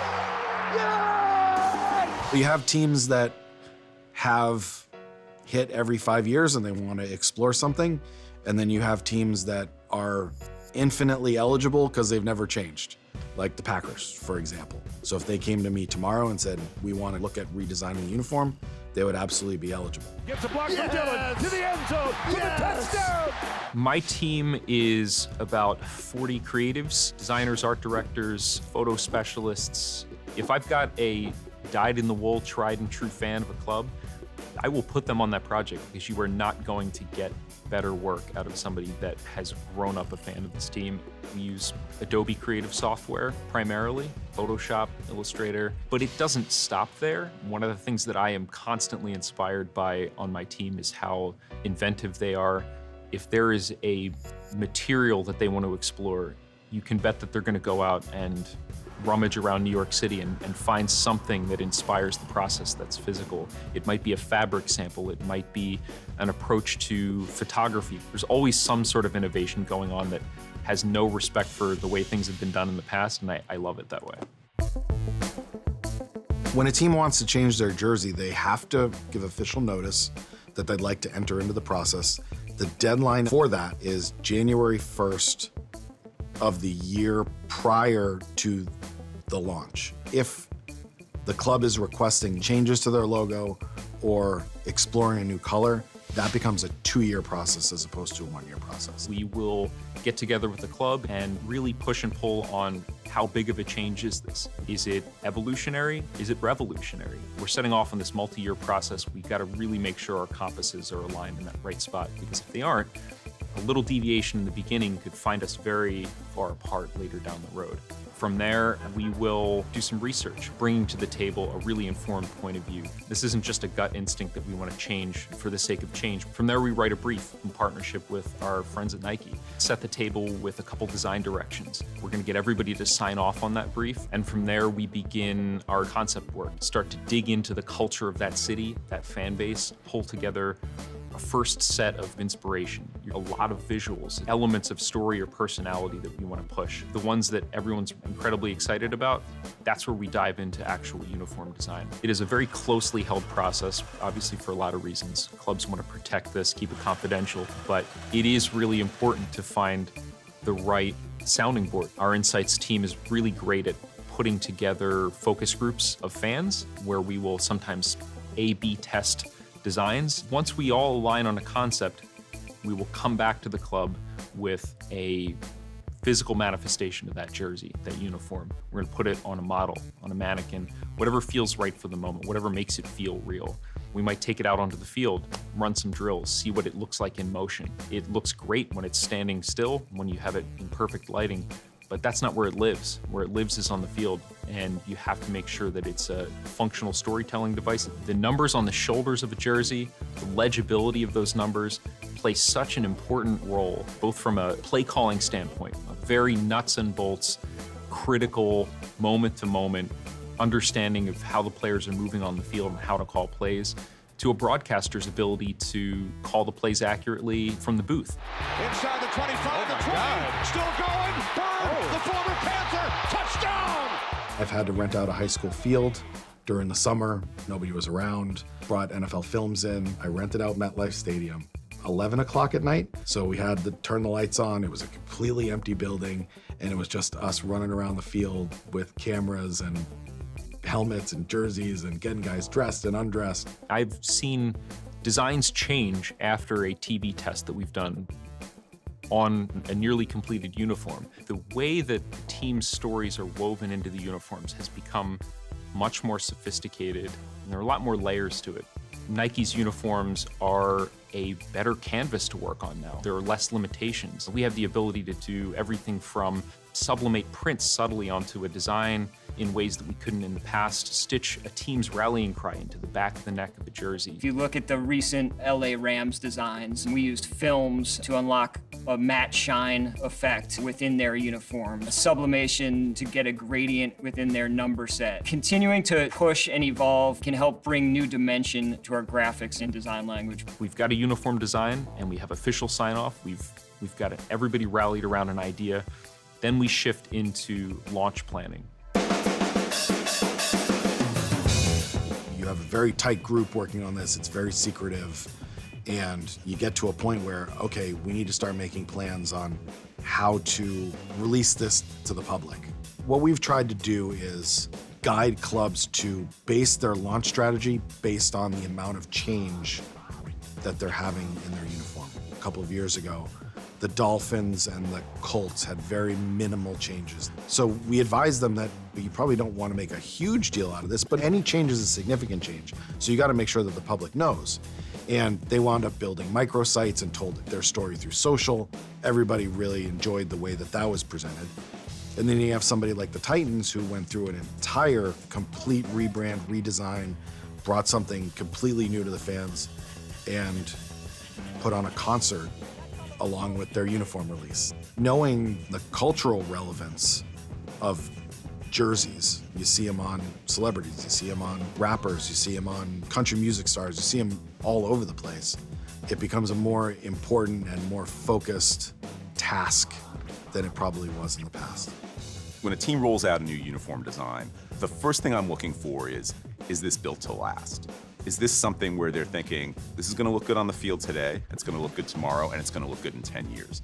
Because to me, a uniform is something that should be able to connect across generations. A father and son may argue about certain things, they may not agree about everything, but one thing they can agree upon is on Sunday, they're rooting for that same team, they're wearing that same jersey, they're rooting for that same set of colors. Well, a uniform is really important that way. It can connect generations, it can connect families. And so you don't want something that feels exclusively of the moment. A great uniform is something that reveals the truth. You know, an expansion team's approach to designing a new uniform is going to be very different from a team that predates the league. A simple uniform design has a weight to it because it's seen 5 or 6 championships, because it's seen 8 or 9 decades of world culture baked into that. When you're designing something new or redesigning it, kind of look at it from that standpoint. A lot of my design approach in general tends to be a reductive process. I'm always testing what you can take away and whether the work still holds, because I feel like that's going to get you to that purest idea at the center. I never thought I'd be on a set where I'm the most calmly dressed man. Finally, it's here. Color Rush instigated a new level of acceptance and ability to push the envelope with uniforms. Color Rush was a fascinating and daunting project, honestly. It was tied hand in hand with creating a new night of football. Thursday night didn't exist before Color Rush and vice versa. It was about amplifying and making both of those things rise together. Nike had also identified that that was on the same anniversary as the first colorized television broadcast of an NFL game. The thought was, if we put both teams in color, as opposed to having a white versus color matchup, that would visually give everybody something new to look at. It was truly the challenge of bringing 32 unique uniforms to life at the same time, which is creatively a challenge, logistically a challenge, as big as you could possibly imagine it being. To make something as loud and bold and vibrant and to let the power of color tell that story and be this beacon for Thursday night. At the end, everybody was pleased with the result, great fan sentiment. I think it has changed the thinking of how to build your uniform. Now, I do want to say that what we don't want to do at the NFL is we don't want to be college. You don't want to be in a different design every week. You don't want to confuse fans. We are professional. We see now more than ever teams doing the monochromatic look, where they'll wear a blue jersey with blue pants or a red jersey with red pants. And it creates this sort of bodysuit look, which I think for many players, they kind of like that because it looks kind of like a superhero. That's definitely the biggest trend in NFL uniforms right now. And it's not really a design thing, it's a mixing and matching thing. It shows really how teams and players can find new ways to come up with new looks, even when a team doesn't come out with a new uniform. That Bills set really hasn't changed since 2011, I believe, but they have found a way to make it new by mixing and matching differently. In 2020, we saw 7 teams fully redesigned, so that's almost a quarter of the league. And they were a wide variety of different designs that we saw. When the NFL loosened the helmet shell rule, that encouraged a number of teams to request throwback uniforms. 6 teams will debut new throwback uniforms, but in the new Vapor Fuse technology. I find that the uniform designs that stick around are often bold and simple. They're clear in every way. They're clear in their intention, they're clear in their story. Don't try to invent a history that doesn't exist or invent a weight that isn't there. Steps up as the rush comes. He throws to the wide open. Let me go to the 35, to the 30, to the 20. You can't invent gravitas. It takes experience and time and championships won and family traditions built around those things. But what you can do is simply look at what is true about their fans, what's true about that kind of passion, and then just shine a light on it. Sometimes that privilege can also make you a little hesitant or second guess yourself or be a little adverse to change or risk, and that's what you have to fight all the time, and not forgetting to be fearless about it always.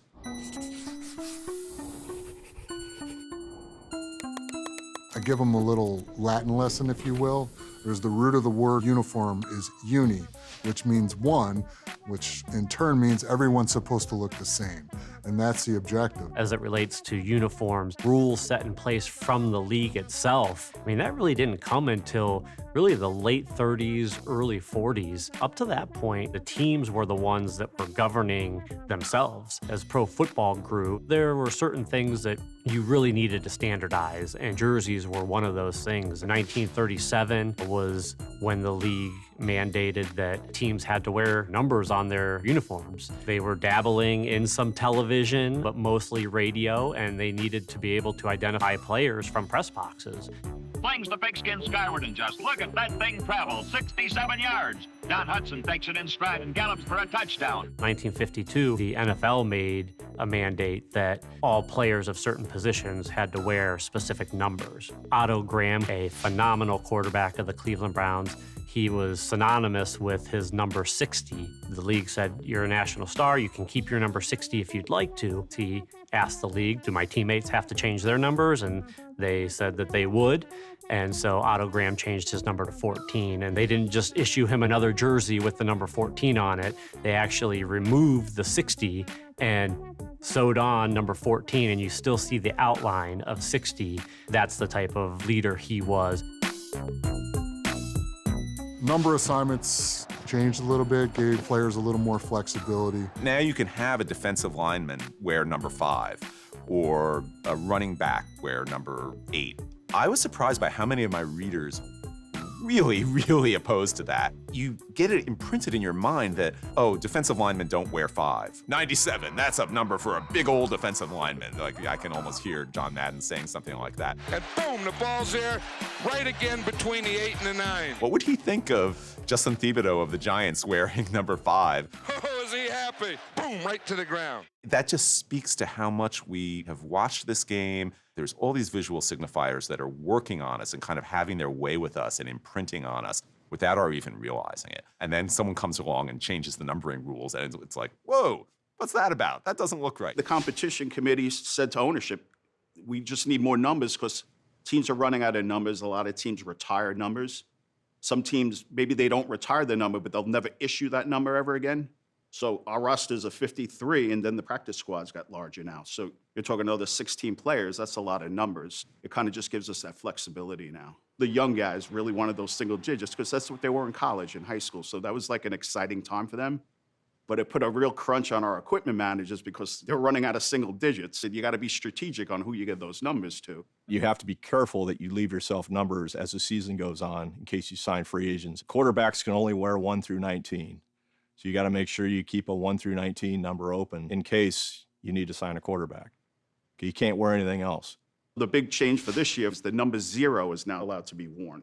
I know it's an adjustment period, specifically for coaching staffs, because it messes with your schemes and your blocking assignments all the time. So it's something that makes it a little difficult. No, no, no, no, no, no. You see a lot of hybrid players now, too, that are both. I mean, linebackers sometimes are stand-up drop players and they're pass rushers. So are you really pigeonholing somebody into a position by a number? The flexibility has been awesome. It lets the guys do a little bit.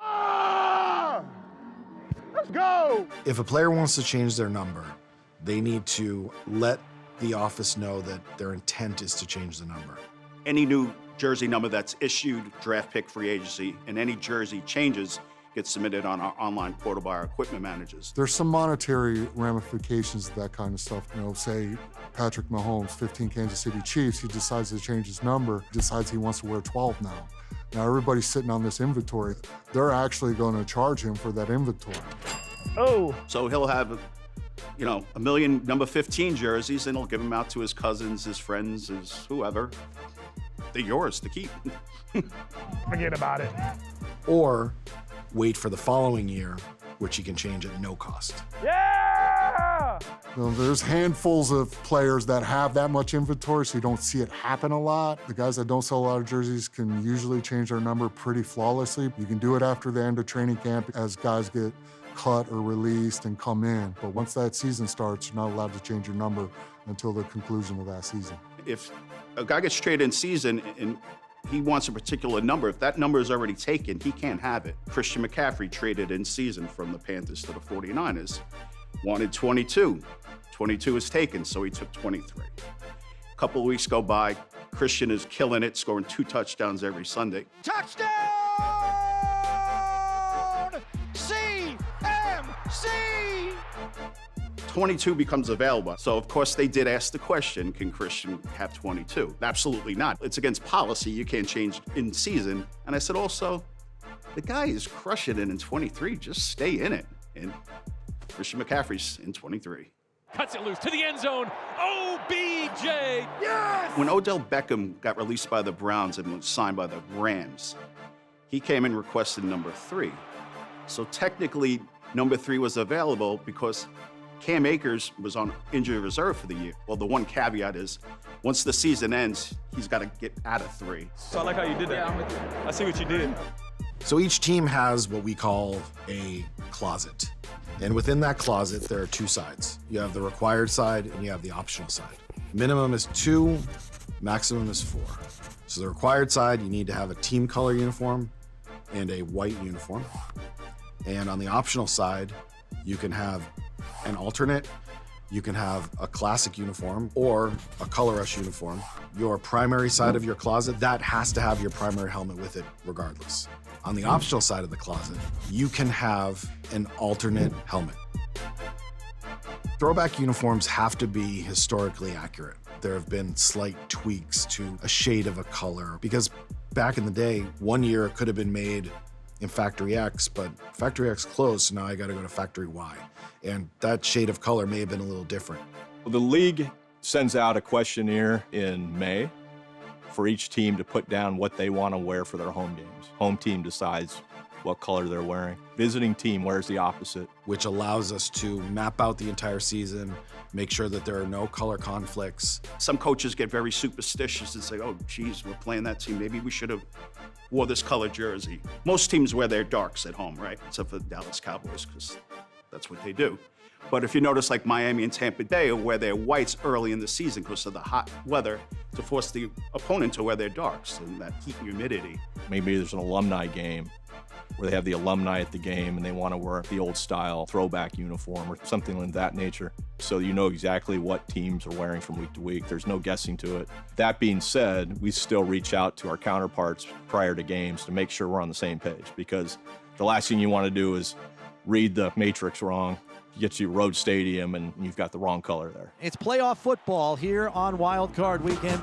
Postseason is limited to primary uniforms only. As far as the Super Bowl goes, it switches off every year between AFC and NFC. Whoever the home team is gets to designate which jersey they wear for that game, and there can't be any color conflict. Sometimes it does feel like our rules can be restrictive at times, but that's done purposefully as well. We have to find that balance between making sure when fans turn on the television, they know who's playing, and allowing clubs to really stretch their brand and their identity to where they want to be.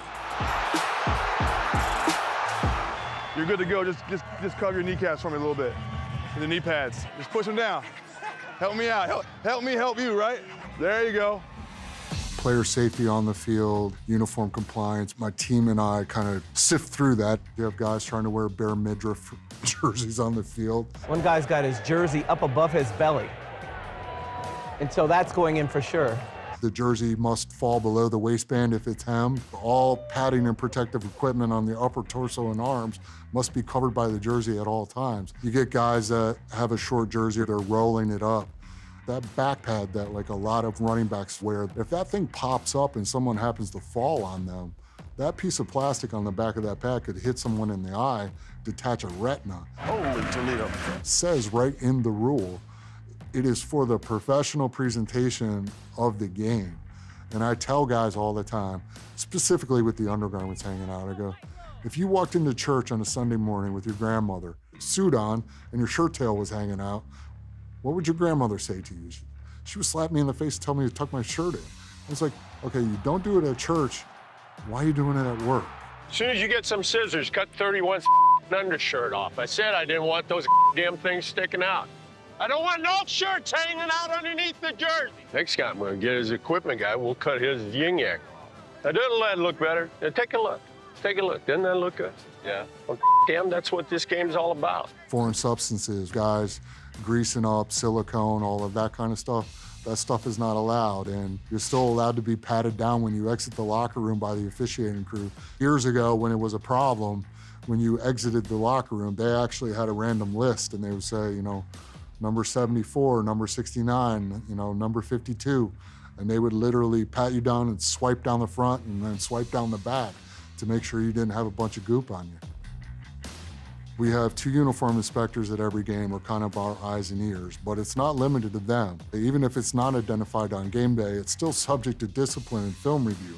We have many eyes here on game day in the league office, writing names and numbers down, saying, you know, jersey violation, pants violation, sock violation. Anytime you're in the bowl of the stadium and you're visible to the television viewing audience or the fans in the stadium, you're subject to uniform violations. Really, it comes down to safety, player safety. You know, make sure guys are safe and then presentable, you know? Sledgehammer running. He, so far today, has carried 12 times for 75 yards, and he leads the NFL in torn shirts. Tearaway jerseys are illegal, and they've been illegal for a very long time. What we do here at the league office is really try to create competitive equity. Earl Campbell made the tearaway jersey somewhat famous. It wasn't uncommon for him to go through 6 jerseys in a single game. You know, there were a lot of different seams in some of those jerseys. There certainly was a competitive advantage, particularly if you had a running back who defenders are trying to grab at and just get a jersey, and all of a sudden that jersey's ripping away and he's running down the sidelines. I don't believe that all teams were using the tearaway jersey at the time. But any infraction of this jersey meant I had to leave the game. And it was almost like the Indianapolis 500. You had guys over there on the sideline waiting on the jersey, and I would come out, put another jersey on, then run back in. If a club is willing to put a tearaway jersey on somebody, but another club doesn't want to pay for all these jerseys that you're throwing away, there's a competitive imbalance there, and you kind of got to step in. They made certain that the tearaway jersey was outlawed, that everybody was playing by the same rules. Well, there's my guy, Earl Campbell. We have the JTI, that's the Jersey Tear Index. I don't know what it was about that team or that uniform or those tearaway jerseys. I could watch highlights all day long.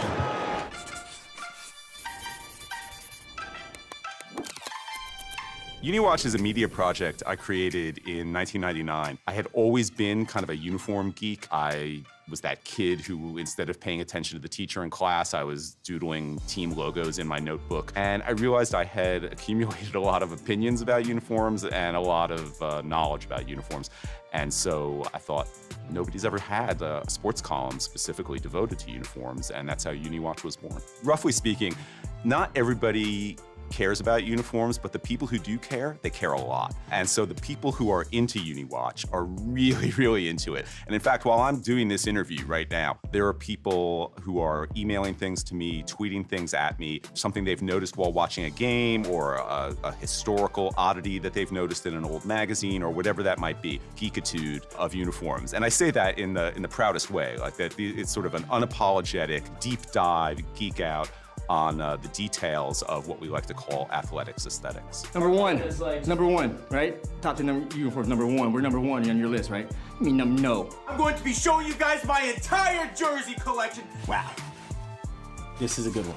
Beautiful jersey, man. We got a Diggs jersey, a Jefferson jersey, a Joe Burrow jersey. Just about every jersey head is going to have this jersey. It's actually my dad's jersey. He gave it to me. He got this in like the 1900s. This is such a clean jersey to me. Single stitched, a really nice vintage piece. I love it. I think when a fan puts that jersey over their head, they get an immediate connection. They're wearing the same thing that these guys are wearing on the field, and it just makes sense.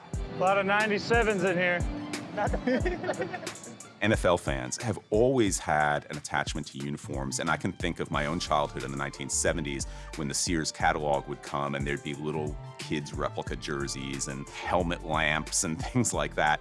Once you played with that jersey in the street, it gets grabbed, it's getting ripped. I mean, the quality was just, it was what it was. But the big turning point, I think, was when retail merchandising really took off in the 1990s. That's when you started seeing fans wear jerseys to the games all the time. They'd wear jerseys even to the sports bar. They're just watching the game on TV, but they're still wearing a jersey. The retail jersey, in a lot of ways, functions the same way the on-field jersey does. It helps you identify someone who's on your team. It helps you identify another fan who roots for the same team that you do, who roots the same way you do. The replica jersey side is incredibly important to us at Nike. There's a saying, if you have a body, you're an athlete. So all of those fans to us are athletes. They're also the communities that build these clubs. As much effort as we put into the on-field uniform, we also want to place that same amount of effort bringing a retail jersey to market. A fan could not wear a game jersey out. It would look funny. You would have your arms would be exposed. It'd be skin tight in your body, but you don't have shoulder pads on, so it's really loose in the shoulders.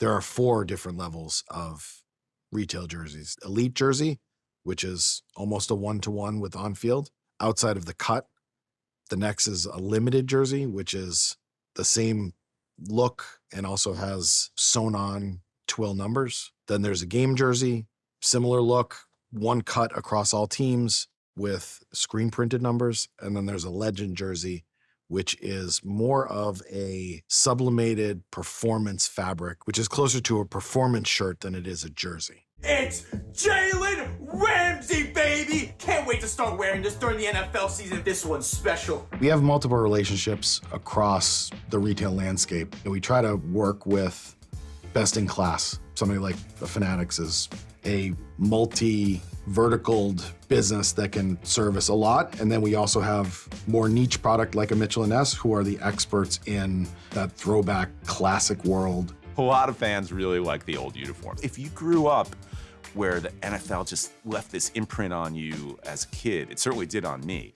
And that formative period of my life, poring over photos and all this stuff that I geeked out on, that's just what those teams look like. If there's a license that grants you classic marks and things, when you're doing a jersey, it's got to be a recreation of the same jersey that was worn on the field. I'm an individual who was born and raised in Northeast Ohio, Cleveland Browns country, and I ended up a Cincinnati Bengals fan. And for me, it had to do with the stripes. Turning on that television and seeing that uniform and falling in love with it. And then starting to fall in love with the players that wore those stripes. That was something different that no other NFL franchise was doing, and it wasn't necessarily critically acclaimed. I'll tell you the truth, when you're wearing a helmet like that, it's one of those situations you either got to put up or shut up. You either got to play or they're going to laugh you out of the league. But it's something that had a lot of appeal as we've moved through history. Today's iteration of the Cincinnati Bengals, they're pushing the envelope, brought out the white Bengal tiger and the white helmet. I think those are sharp-looking uniforms and matches the personality that the team has today. That Cowboys white jersey is so iconic. I can't imagine it will ever change even a millimeter. And they were dominant, that whole team. Cowboys back to back in that half. Yeah. That, to me, really solidified the 90s as far as football for me. The white Tennessee Oilers jersey, my eyes almost like bulged out of my head because I was just, oh my God. But I had to have it. My favorite jersey of all time is the Duluth Eskimos jersey back in 1926. It's a great uniform. It's all white. It's got a igloo on the chest, and they had these really sweet overcoats, the sideline jackets that had a huge pop collar on them.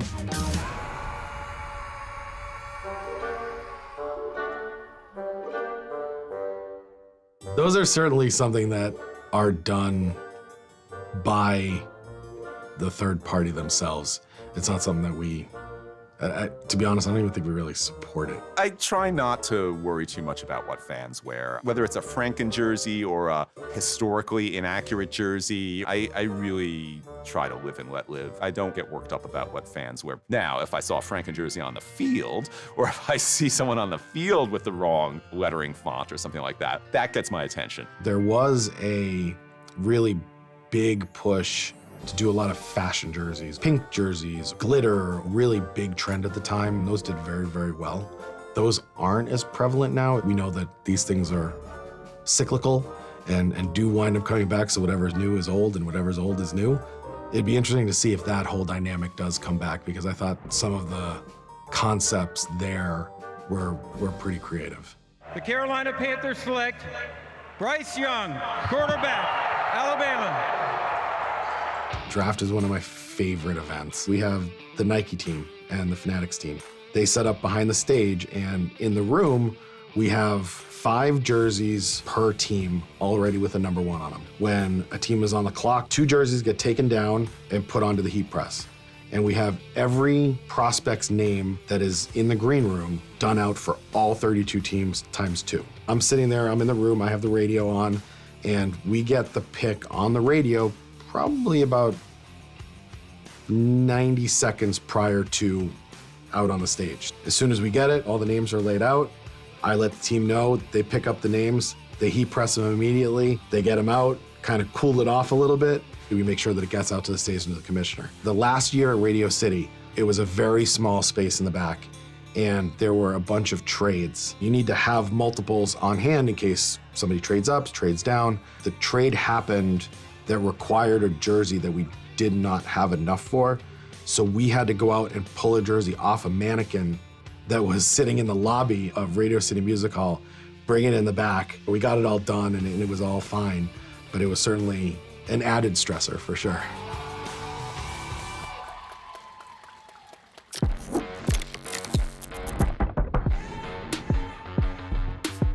We're really excited about the future of uniform innovation, the ability to body scan athletes, the ability to have motion capture footage taken of those athletes, where you can digitally render a garment and look at the strain and stretch of that garment without even creating a physical garment and putting it on an athlete. We have the ability to iterate digitally and move faster and really innovate faster than we ever had before. From a fabrication standpoint, you're going to continue to see things that are more eco-friendly. That is certainly something that Nike's focused on and we're focused on. I think the next part is really gonna be how player protection evolves. Lower profile shoulder pads, which has affected the fitting of the jerseys, made guys go into different fits or smaller sizes that they hadn't in the past because they were trying to fit them over those big pads. That's really going to lead how designers and pattern makers are gonna be making the uniforms. If it were to me, I think it would be a one-piece uniform. It would be like a wetsuit, basically. Jerseys attached to the pants and the socks, they're all one piece. I wish I had the patent for it, because we could go out and make an attempt at it, but it makes most sense when you want to look at uniformity and keeping it all the same. Most people would think it would be goofy in the beginning, but you know, it could possibly work. Maybe put like a cooling or heating system inside the jersey. I don't know if that would ever be possible or if we would ever approve it, but I'm sure someone's out there thinking about it. Well, who knows? Maybe you have digital numbers that could be changed. You maybe have a jersey where you push a button and it just suctions onto the player and sticks to the guy. That'd be great. When I started at the NFL, there was no Thursday Night Football. When I started at the NFL, there was no color rush. Then when I started at the NFL, there was no alternate helmet.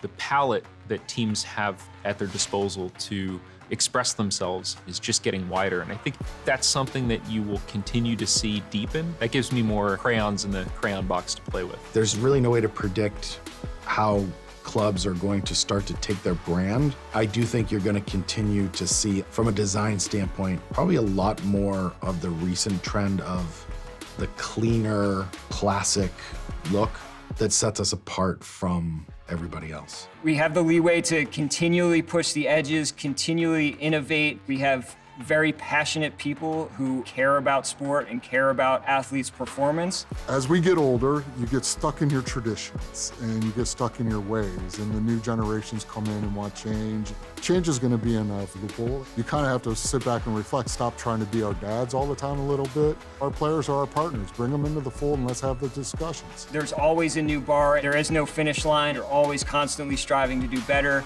You can't play this game without being elite. You can't spell elite without getting lit. Who's ready to party? Let's party. I love the fact that I get to be involved with the team on something that they are truly excited to show the world and share with the fans. Every Sunday, fans come to the games, watch on TV, and they watch their favorite player, their favorite team run out of that tunnel in their uniforms. I always get most excited and also a little nervous when teams are launching a new uniform, because ultimately, selfishly, I get to say, ooh, I helped do that. You wind up seeing everybody in the stands wearing those jerseys, and they wear them with pride. It makes me proud that I have just a little part in that. My passion comes from the reactions of the athletes. When you look at uniform redesigns and new technologies, people get excited about it. When those athletes open that locker room door or open that box and see that new uniform, that makes all the hard work of the years prior to that moment all worth it. The Super Bowl between the Rams and the Bengals, both teams were wearing a new design in that Super Bowl. That was a really cool moment to have that on the highest stage, and you see the athletes in it. That's where it pays off for me. I have the best job in the world. I get to watch sports, geek out over sports, share my enthusiasm. That's the greatest privilege, is having a project and having an audience where we all get to share this sense of enthusiasm. It's just the best. I think every player that puts that jersey on is proud to be on our field and playing for the club that they play for. I feel pretty good in the silver and black right now. It's good to have this jersey on. It's really cool is when it's a player that's kind of off the beaten path a little bit, and you remember fitting him out, and he ends up being a great player. It's a cool thing to see.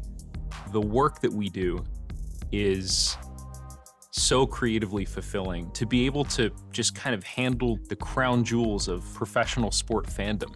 This is amazing stuff to get to work on. You have a platform this big, you have the support to do innovative work that means something to generations of people and their families, and it is an amazing privilege to get to do that. You can see that in how it fits into culture. It's what fans collect. It's what fans wait at the end of the game to have their favorite player autograph.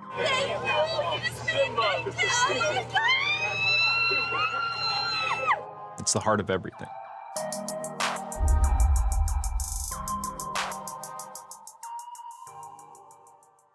Patrick Mahomes may be the face of the modern NFL quarterback, pulling off what seems like the impossible at times. Look at the magic of the quarterback, and then throws it, no look. Lamar Jackson, he's redefined what it means to be a dual threat signal caller. Oh, he broke his ankles. And Tom Brady, his rings speak for themselves. But can you consider any of them one of the top 10 most important quarterbacks to ever play the game?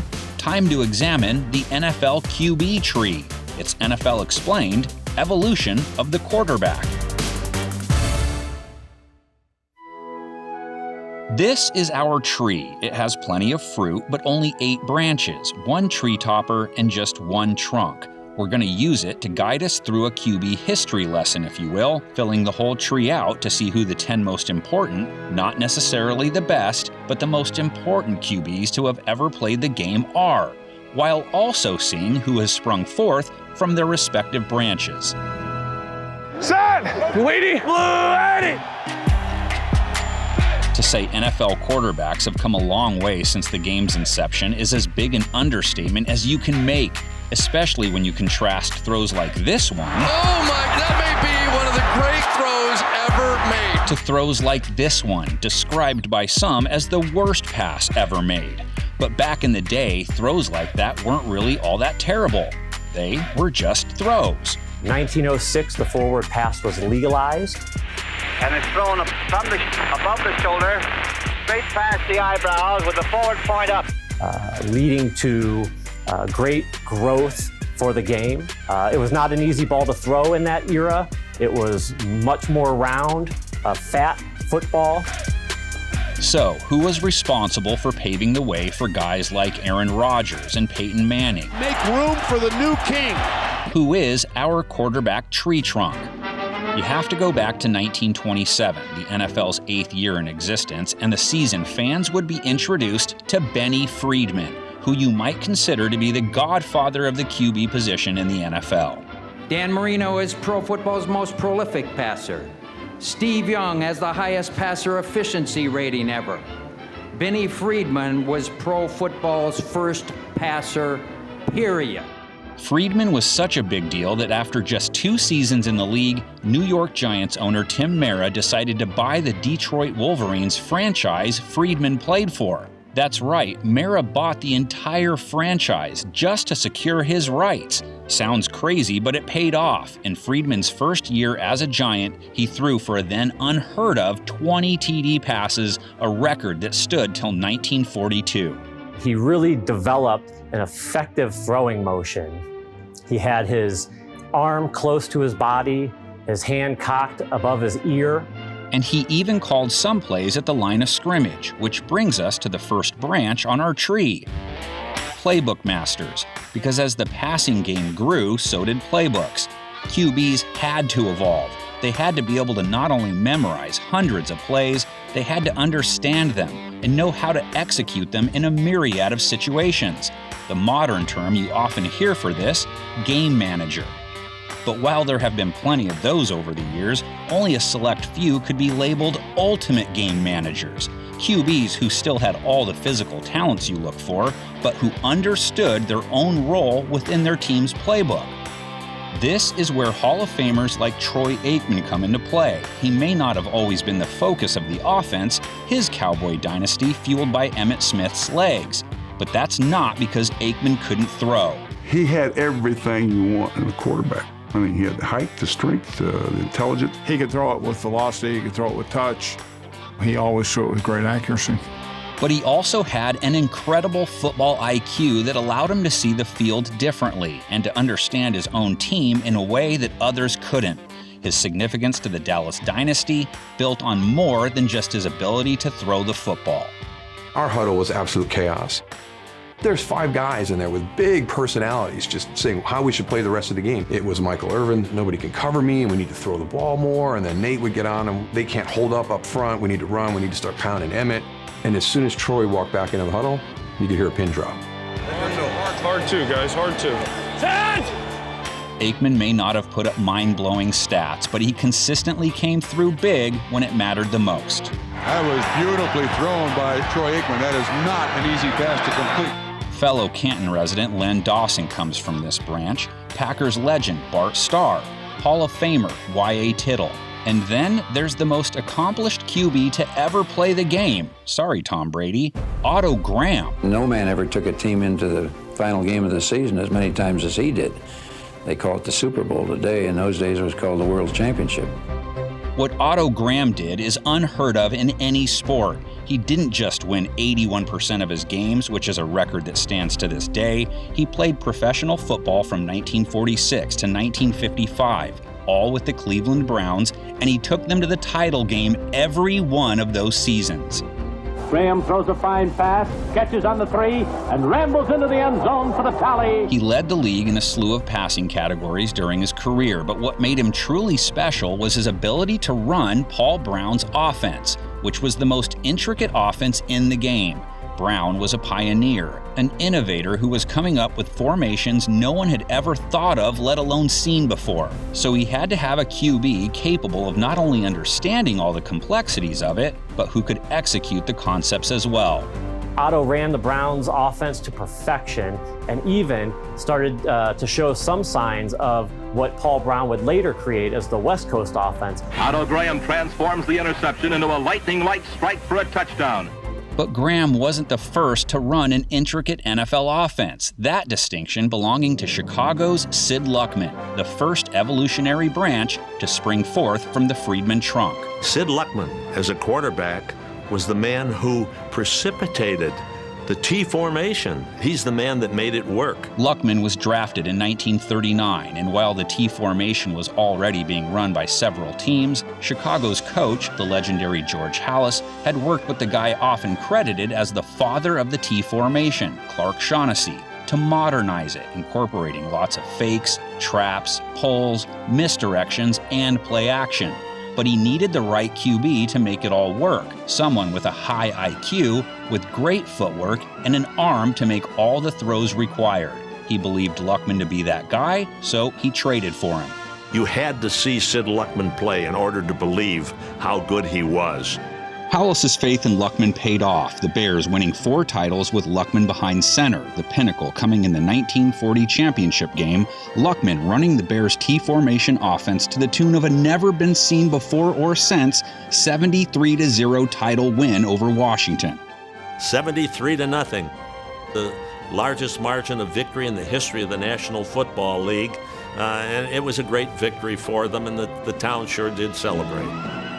Like many on this particular branch, Luckman wasn't a one-trick pony, and as we go, know that many of the QBs who appear on one branch could easily appear on another. Luckman, for example, was considered the best deep passer of his era, but his arm wasn't what he's remembered by. But how QBs used their arms became the next natural step in the evolutionary process. Countless QBs over the decades would make their mark based on their arms. But not just for having a strong arm, it was unique arm mechanics, it was arm angles and arm speed too. Dan Marino's right arm, for example, legendary, and to this day, he's still considered to be the fastest QB on the draw. Marino, he looks, he fires, Jensen again for a touchdown in the middle. If you want to groom a young quarterback, pull out some Dan Marino tape and watch the mechanics. Dan was literally perfect the way he threw the football. Through a rope in one of the more incredible passes I have ever seen. By the time Marino hung up his cleats, he pretty much owned every passing record that mattered. His arm, in some ways, changed the game. At a time when most teams were throwing shorter passes, Don Shula changed his offensive philosophy to take advantage of Dan's arm talent. He's a very important part of that transition from football being a running game to what it is now, the passing league it is. Running the ball just seemed like a waste of time with 13 taking snaps, and it's a philosophy that many teams have adopted since. And while Marino had a cannon for an arm, what made him really special was that release of his. Loved watching him throw the football. Marino will throw it. He pops it. It is caught for a touchdown by Mark Clayton. Had special velocity, and it just came out so fast. Never seen anything like it as far as that release. I'm not sure we ever will. It was subtle, but the key to Marino's lightning-quick release was his throwing motion. He had little windup, an incredibly tight, compact release, generating power from rare torque in his torso. He didn't arch his back quite as much, and his follow-through was more of a left-to-right motion than the traditional front-to-back. Combined with his arm strength, it made for a lethal combination. The most prolific and pure passing quarterback that this generation has ever seen. Philip Rivers took unique throwing motions to a whole new level years later, utilizing a motion few coaches would allow a Pop Warner quarterback to use, let alone an NFL QB. Golly! Prior to Marino, there was Terry Bradshaw, whose nickname, the Blonde Bomber, explains why he ends up on this branch. And then you have Sonny Jurgensen, who might be best remembered for his physique. But make no mistake, he had an arm that was ahead of its time. When you watched him play, you really felt like you were watching an artist as much as you were watching a quarterback. He always threw a perfect spiral. It was like a feather coming out of the sky. If you didn't know any better and you saw this guy warming up, you might have thought you had shown up to a semi-pro beer league. He had a gut, usually, and that caused his shirt tail to kind of come out more than most guys. I mean, he looked more like a guy that was walking up to a bar, getting ready to order a draft. But Jurgensen's gut was the last thing anyone was talking about after they saw him throw. Receivers said it was almost impossible to drop his passes because of the way the ball came down from the skies into their hands. Everybody's got a thing about your weight, and I said, you don't throw the ball with your stomach, you throw it with your arm. And talk about arm angles. He got rid of the ball in every which way imaginable. Think of him as the OG Mahomes. I threw sidearm, behind my back. I was 2 for 3 left-handed. He's under center and throws a pass behind his back to Pete Retzlaff. Jurgensen of the Eagles back. Almost trapped here, and he throws one behind him. Pete Retzlaff got that ball, goes to the 34. Jurgensen likely learned some tricks of the arm trade from the guy he backed up when he was drafted, Norm Van Brocklin, still the record holder for passing yards in a single game with 554, which he set in 1951. Norm Van Brocklin has something cooking. Crazy that no modern quarterback has ever been able to surpass it in this day and age of pass-happy football. But the arm that set the table for everyone else that followed belonged to Slingin' Sammy Baugh. One passing threat is Slinging Sammy Baugh, who made history at Texas Christian University. Sammy Baugh was the first big arm quarterback in the National Football League. Baugh pitches once more, this one in the end zone. Baugh is the guy that is most often credited with playing the quarterback position the way we see others play it today. He smashed most of the passing records that were in place at the time, throwing off balance and with different arm angles without sacrificing strength or accuracy. This guy was a guy who changed football with the way he threw the ball.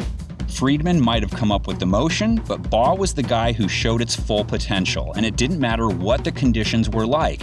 As a rookie, he led Washington to the title game, played at Wrigley Field in the dead of winter. He led the team to victory, throwing for 335 yards. If he could put up that kind of stat line in the bitter cold and win a championship while doing so, there was no reason not to throw. Needing a touchdown to win, Baugh sends along with Dwayne Milner. He collects it and skims along the frozen turf. And the Redskins win the 1937 World Championship. Now, you might be screaming, how is the guy with the nickname, the Golden Arm, not on your arm branch? The answer, Johnny Unitas was so much more than just his arm, that he deserves his own branch, which we're calling the prototype. The QB who represented it all. They didn't just have great arms and know how to master a playbook, they could take over play calling duties at any moment. Be a split right, fullback draw. Both of them on right. Ready? They could make all the throws, and they were mini celebrities. They were the face of more than the franchise, they were the face of their respective cities and states. And in Johnny U's case, he was the face of an entire sport. He was everything you could ever want from the quarterback position. When you look at his game, you'll see the rhythm passing game, the 5-step drop, the 3-step drop, the pump fake, the hurry-up offense. All these things are the things that he perfected and were copied by every quarterback from that point to this point today. Baugh may have revolutionized the passing game in football, but Unitas helped revolutionize football as a sport in the United States. He had that arm, of course. Unitas goes back to throw, fires long, into the end zone, it's complete! But he was also one of the first QBs to work on chemistry with his star receiver. You know, these are the kind of routes in the 60s that you didn't see as much in the 50s or certainly in the 40s. Plays like this that were really designed, beat the defense plays. Before Montana to Rice, it was Unitas to Raymond Berry, a combination that helped lead the Colts to the title in 1958. Baltimore's win over the Giants in OT, dubbed the greatest game ever played, and putting the NFL in position to surpass baseball as America's national pastime. This is the one, the overtime championship, that everybody points to as this was really the beginning of the National Football League in the modern era. That win made Unitas a household name across America. His personality and looks made him a media darling, and his play on the field earned him the respect of everyone who played with or against him. My high school coach let us pick our numbers. And I asked for number 19 because of Johnny Unitas, yeah. And the cats used to call me Joey U for a while. I mean, he's the only jersey I've ever purchased in my life. Unitas was more than just a QB. It was like the Colts had a coach on the field. I really got the feeling that he, much like Peyton Manning, understood the offense and probably came back and said, we've been running this run all day. Why don't we do a little, you could almost hear it, right? He read defenses better than anyone ever had, and because of that, he controlled play calling more than any QB ever had. And that set the stage for another Colt who would come along decades later. No one has ever taken over play calling duties quite like Peyton Manning did. And it seemed to work out as he made and won his fair share of Super Bowls while doing it.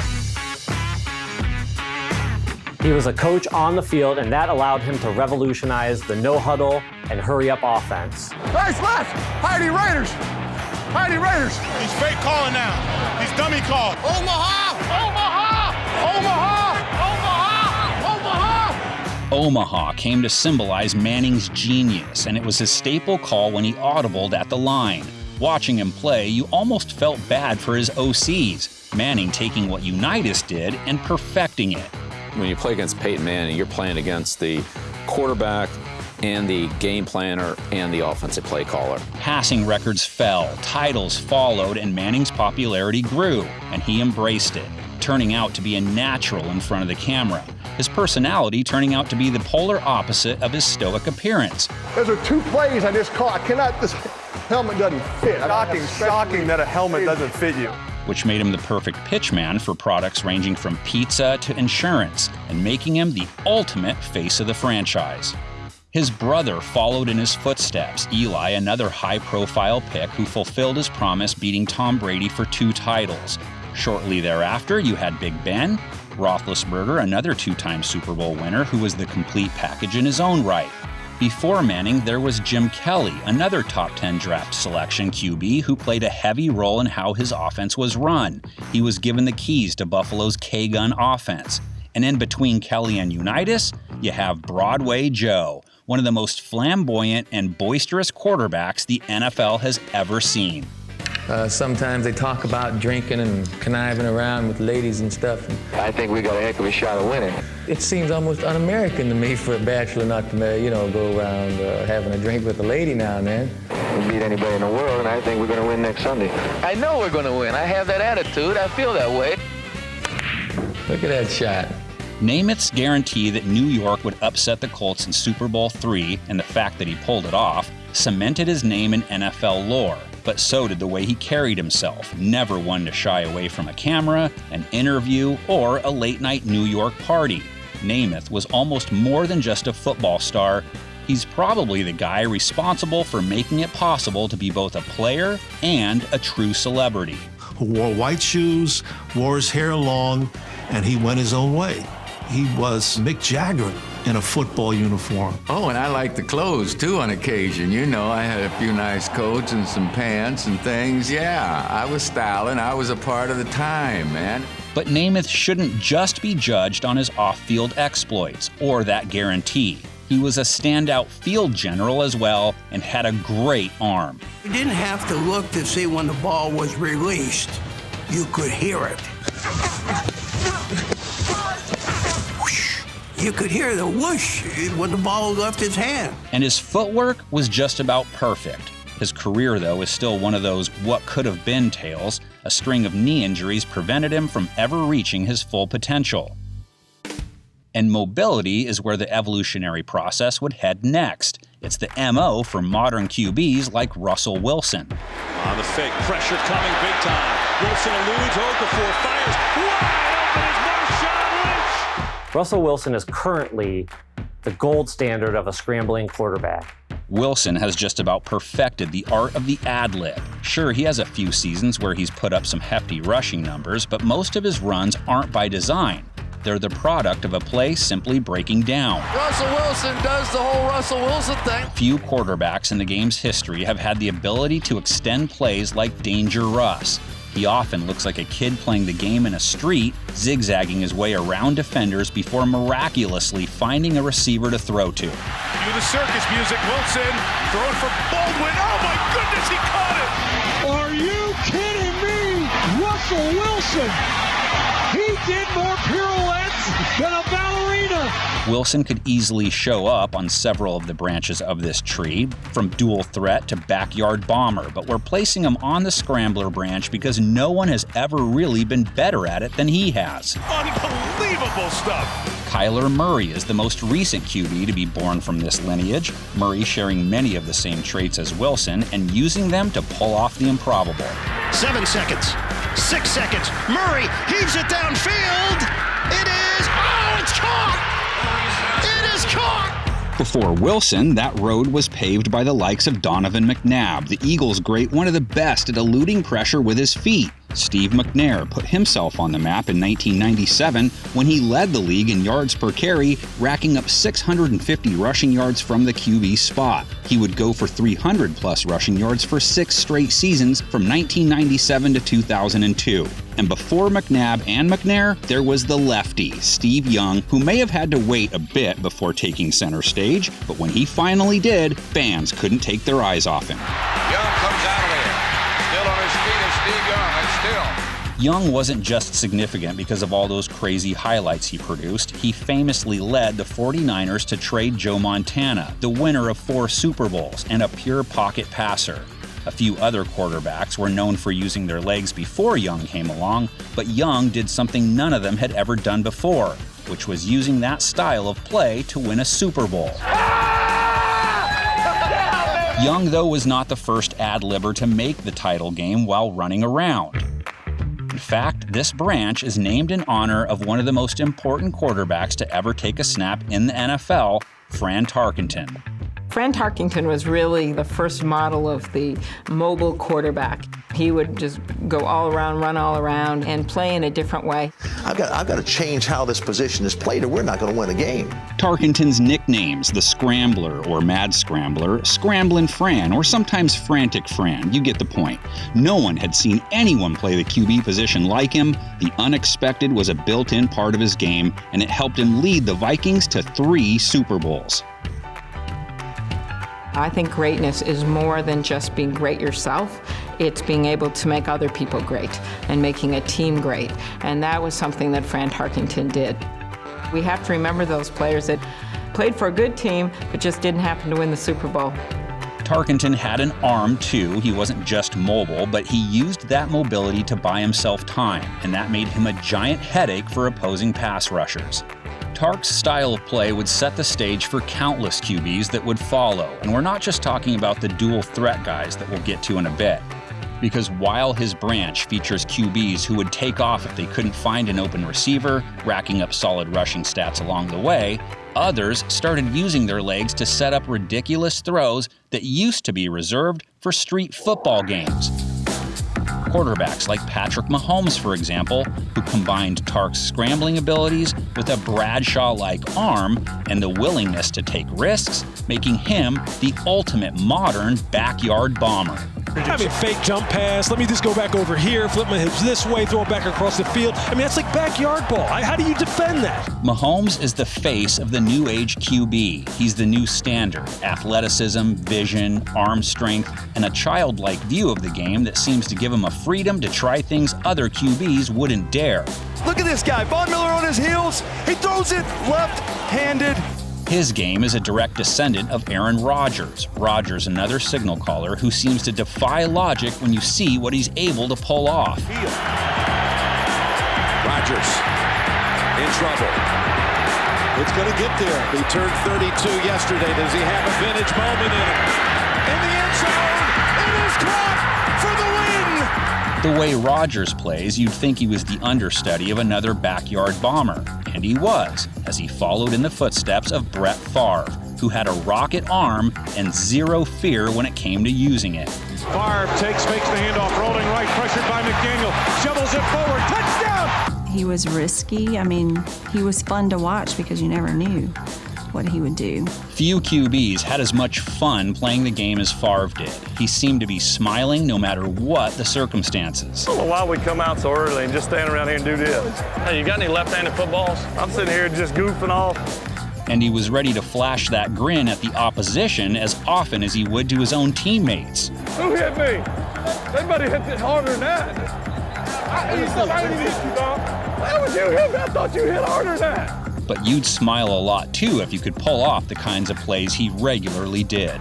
What a play by Brett Favre. He shoveled the ball forward as he was going down. When Favre was growing up, he undoubtedly saw a lot of John Elway. Elway often using his legs to set up ridiculous across-the-body throws, only made possible because he could throw the ball a country mile. How many quarterbacks do you think can do that? That's not an arm, that's a gun. You ought to have a permit to carry that thing. Kenny Stabler is another QB to come from this branch, but all these guys owe a little something from their game to Dallas Cowboys great Roger Staubach. Staubach looks like he might take off. Got away from one, got away twice. Roger, you are something else. From as far back as I can remember, I've wanted to be Roger Staubach. I was going to run around and make a last-second throw just like he had done. You're not going to find too many mind-boggling stats on Staubach's resume, but remember, he missed 5 years of his prime playing years while serving in the Navy. One of his nicknames, Roger the Dodger, based on his ability to duck out of the way of oncoming pass rushers. On third downs, I used to stand next to Coach Landry because I held for extra points and field goals. Roger would drop back and he'd start to run, and Coach Landry would go, "No, Roger, no," and then he'd go, "Go, Roger." But his mobility was made that much more dangerous because of what he could do with his arm as well. Staubach putting his signature on the most famous deep pass play there is in football. Dallas was down 14-10 to the Vikings in the NFC Divisional game until Staubach found Drew Pearson on what is now one of the most iconic pass plays in the game's history. I just said, well, I closed my eyes and said a Hail Mary. Roger, he's going long. Down the near sideline for Drew Pearson. Pearson makes the catch at the 5, touchdown! Not every quarterback relies on mobility or even having the strongest of arms. QBs like Drew Brees were able to put up Hall of Fame-worthy numbers by relying on rare, pinpoint accuracy. Over 76,000 yards, and now 540 touchdowns. Drew Brees, take a bow. Brees led the league in completion percentage 6 times and regularly completed close to 70% of his passes throughout his career, finishing with an overall completion percentage of 67.7. Boy, and how great has Drew Brees been? His accuracy has been amazing this year. He hit on plenty of deep passes overall, but it was his vision and decision-making that made him so special. Hitches, throws down the seam, touchdown! Kurt Warner comes from this branch as well. He led the league in completion percentage 3 straight years, and it was during that run that he went to 2 Super Bowls, winning one of them. But the quarterback best known for running a system built around being accurate, none other than Joe Montana, who perfected Bill Walsh's West Coast offense. He made it look easy. And I know it's not easy. Yeah. Believe me, I know it's not easy. It's far from easy. And I ran that offense. But his footwork, his timing, his accuracy, there was never a double clutch. It was just always in rhythm. Montana led the league in completion percentage 5 times, and 2 of the seasons he did it, the 49ers won the whole thing. Walsh's West Coast offense was built around short, horizontal routes that acted as sort of jabs that set up the big roundhouse that would come later. Montana's ability to consistently hit Jerry Rice on all those slants was essential to keeping defenses on their heels. Short passing game, replicating the efficiency and the security of a running game, that's what changed things. And so defenses couldn't respond. Montana looking for the quick throw. Throws, completes it to Rice. The ball was coming out so much faster than it happened in the past in the passing game. The defenses, it did take 15, 20 years to catch up. Walsh, though, didn't come up with his famed approach for the 49ers and Montana. He did it a decade earlier with the Bengals when he was their OC. And the QB who first executed his new offensive concept was Virgil Carter. It was high percentage throwing, lay the ball off short, let the receiver make the total yardage, the run after the catch. Here's the thing, though. Walsh didn't come up with the West Coast offense because he thought it was a superior way of moving the ball. It was mostly out of necessity. On paper, it worked. Carter led the league in completion percentage in 1971. We began to control the ball through the short pass, always looking for the big play, but going then to the short pass. We won the division championship in Cincinnati with Virgil as our quarterback. But that same year, the Bengals drafted another quarterback who had a stronger arm. So Walsh and the Bengals got to see what his philosophy looked like with Ken Anderson at the wheel. Walsh's offense evolved once Anderson took over because he was able to make some throws Carter was not. If you look at his 1974 and 1975 seasons. Looks, fires into the end zone. touchdown. They're some of the best seasons of all time. He was completing 62% of his passes at a time when the NFL average was 52%. Anderson led the league in completion percentage 3 times, hitting on 70% of his passes in 1982, which was an NFL record at the time, broken later by Breeze. Ken Anderson was a pioneer. Anderson back to throw, looks, fires into the end zone, touchdown. I don't know if that means he's a Hall of Famer, but I think it means he shouldn't be forgotten. He took the Bengals to the Super Bowl too, ironically losing to Walsh and Montana. Prior to that meeting, though, Walsh left Cincinnati and landed in San Diego first, Dan Fouts being the next recipient of Walsh's principles under the Chargers' Air Coryell attack. Fouts pump fakes, throws, touchdown, Kellen Winslow.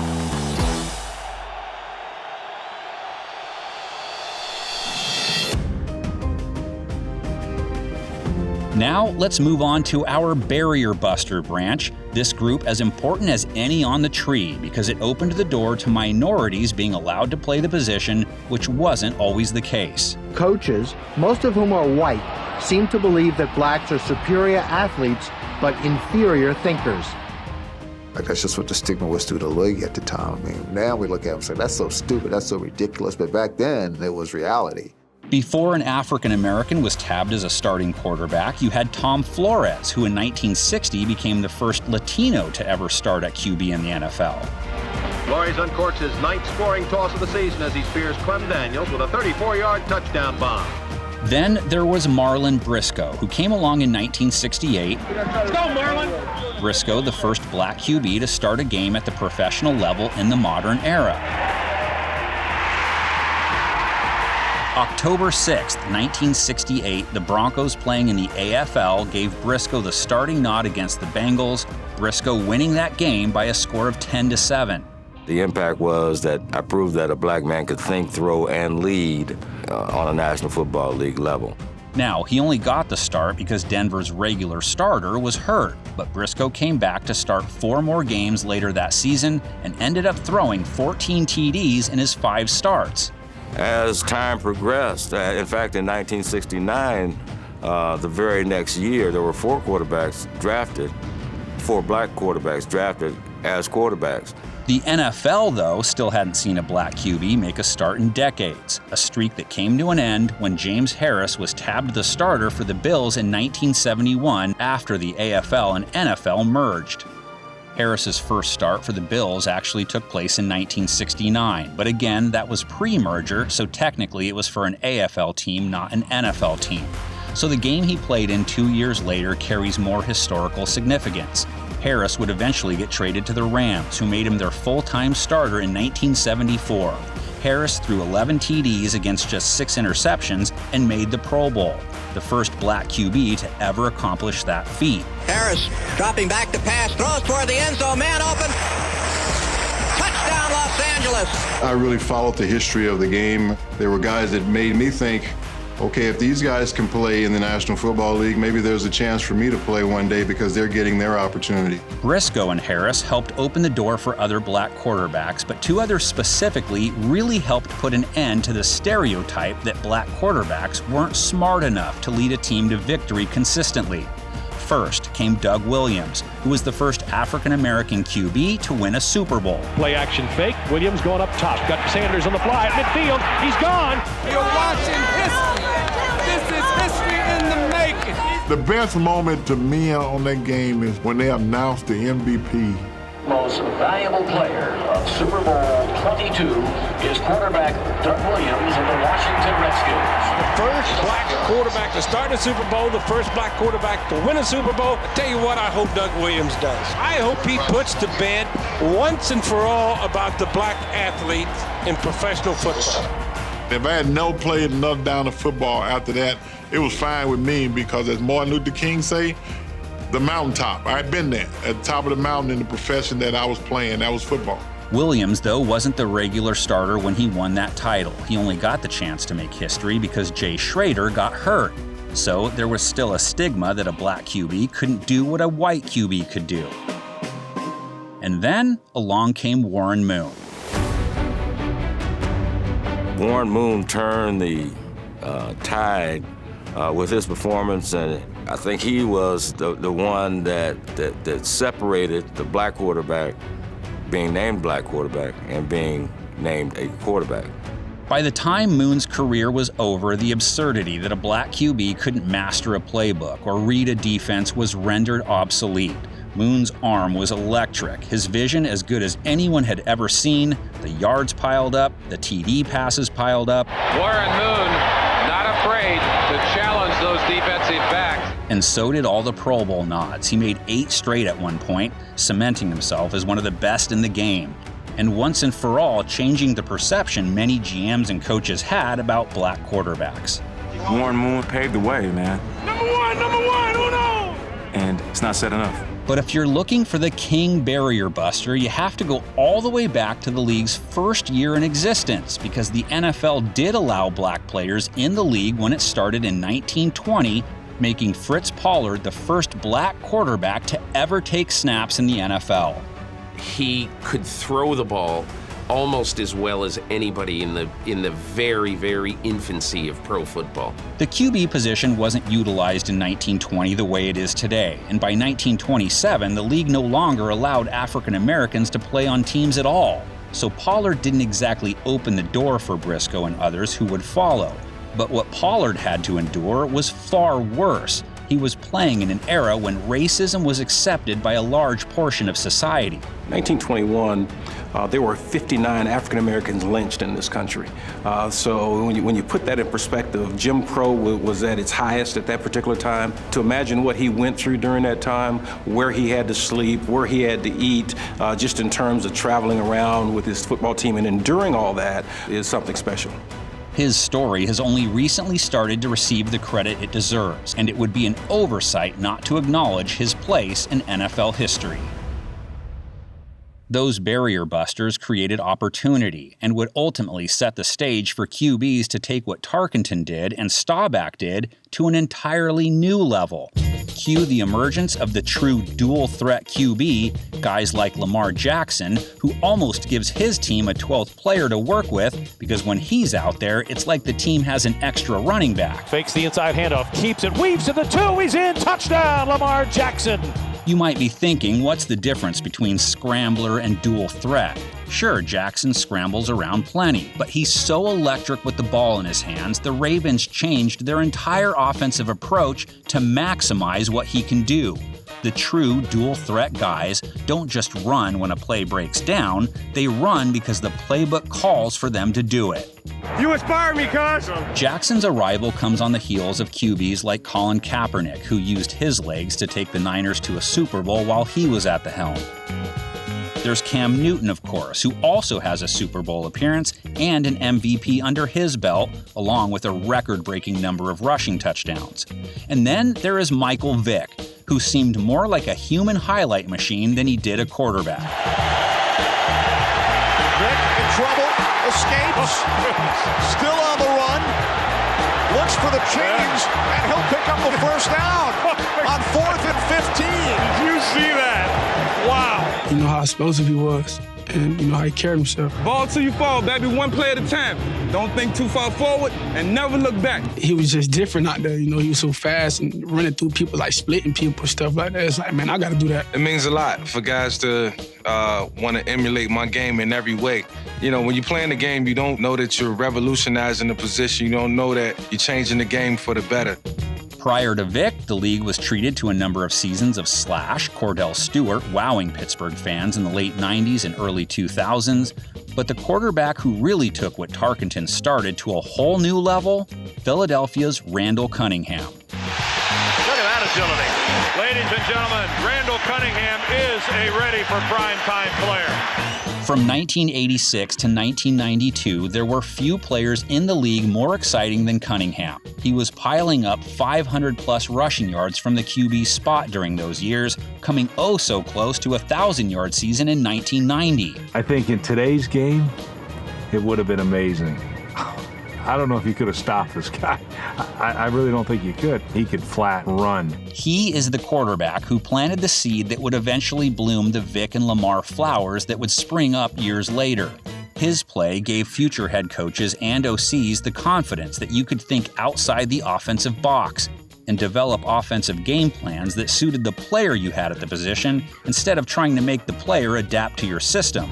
And a marvelous athletic play! Cunningham had an arm too. In later years, he backed off running as much. His 1998 season often gets overshadowed by his rushing abilities, but he led the Vikings to a 15-1 record that year and was named first-team All-Pro on the back of his league-leading 38 TD passes. And that brings us to the tree topper. Tom Brady isn't the fastest, he doesn't have the strongest arm the game has ever seen, he just happens to have played the position better than anyone in the game's history. Championship play right here, fellas. And doing it longer than anyone could have ever imagined. You're number one in the world, and it'll always be. Brady has been whatever his team needed him to be. He was the playbook master in his early years when the Patriots dynasty got going. Boy, when you thought you'd seen it all! Then he showcased his arm in later years, putting up all kinds of record-breaking stats in the process. And Brady has just done something this league has not seen before. And to top it all off, he showed he's the one QB who could even defeat Father Time, not just making a Super Bowl at age 43, but winning it on a new team while throwing 40 TDs in the process. You're a legend, man. Congrats, man. Tom Brady seems to have made a deal with the devil because he's not getting old. Every other quarterback got old. You're too old! You're too old! Simply put, Brady has set the QB bar. His career is the one all other QBs will be measured against going forward. You'll never see another one like this one. But what will the next evolutionary branch look like? Could we see a 6'9" signal caller with Lamar's speed and Mahomes' arm? You can kiss him goodbye! Will there ever be a truly ambidextrous quarterback, someone who can throw equally well, right or left-handed? Is it going to be a QB who designs his own plays, truly becoming the first ever QB OC? Time will tell. Now, undoubtedly, you're going to want to move some of the fruit on this tree around, and that's the point of this exercise. Maybe someone was left off, but have fun with it. Create your own tree. Move QBs to different branches. But for now, our tree is built upon the arms, legs, and brains of these 10 legends: Benny Friedman, Sid Luckman, Sammy Baugh, Johnny Unitas, Fran Tarkenton, Roger Staubach, Fritz Pollard, Virgil Carter, Randall Cunningham, and Tom Brady, the 10 most important QBs to have ever played the game, breaking ground in their own unique ways, allowing others to follow and perfect what they started. From 1950 to 2024, no team in the NFL has enjoyed more QB continuity than the Green Bay Packers. Makes sense, being they've enjoyed the Bart Starr, Brett Favre, and Aaron Rodgers eras. In that time, they've averaged .45 QBs per season, lower than any team in the NFL. But how about teams that have used more starting quarterbacks per year? Of course, the Browns come to mind, and they do in fact sport the highest average, coming close to one per season. Houston is the baby of the league, but by average have almost had just as much trouble as Cleveland at finding their guy. By volume, though, they have seen the least number of QBs make starts. The Browns and Cardinals, meantime, tied for the most since 1950. Chicago, the only other team to crack the 60 mark. And with that, let's hit the road down quarterback memory lane. Here's the QB history of all 32 NFL teams. Pro football in the Bay. Born in 1946 as part of the AAFC, San Francisco 49ers jumping to the NFL in 1950 with Frankie Albert at QB. A winning football team is one with a winning quarterback. Albert made the Pro Bowl in his first year despite the team going only 3-9 that season, and Albert throwing 23 interceptions against 14 touchdowns. Different times. Albert held a gig for 2 years, then came the arrival of the 49ers' first great signal caller, Hall of Famer Y.A. Tittle. The 1950s in San Francisco belonged to Tittle. He took over the job in 1953, their starter from 53 to 59. Tittle throws, Owens goes up, he's got it! A great catch! Only one losing season, 4 Pro Bowl appearances, made first-team All-Pro once. The Tittle led Niners 45-31-2, but they only made the playoffs once. His final year in San Francisco, 1960, the Tittle era replaced by the John Brodie era. The 49ers quarterback is John Brodie. San Francisco, the only team Brodie ever played for. He was with them from 57 to 1973, 60s 49ers football, all Brodie for the most part. He got hurt in 63, so a dude named Lamar McCann filled in. Rest of the decade, it was Brodie, made the Pro Bowl in 65 when he led the league with 30 TD passes. The 49er offense was the best in the West. Peak of his career came in 1970 when he made first team All-Pro and won the MVP award. Brodie and the Niners made the playoffs 3 straight years from 1970 to 72, but lost each time to the Dallas Cowboys. Brodie wrapped his career with a 74, 76, and 8 record. QB position in San Francisco in the 70s, nowhere near as stable as the first 2 decades. Steve Spurrier was Brodie's backup, so he saw sporadic action for them between 1969 and 1975. Out of the desolation came Steve Spurrier, John Brodie's 5-year backup.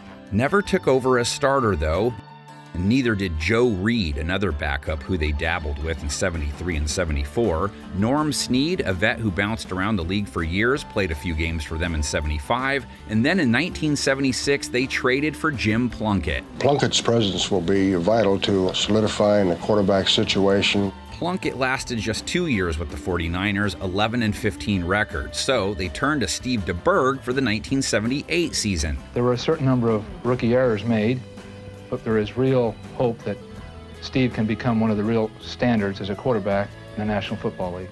He didn't make it all the way through the year, though. Anyone remember Scott Bull? It was clear change was needed. DeBerg was back in the saddle in 79. The 49ers went 2-13 with him. So when 1980 rolled around and DeBerg found himself in a slump after throwing 5 INTs in one game against Dallas, DeBerg back to throw it, intercepted! 49ers' new young coach, Bill Walsh, made a change that would spark a dynasty. In recent years, a football team that plays in the city by the bay has been fogged in. But this year, the skies have brightened.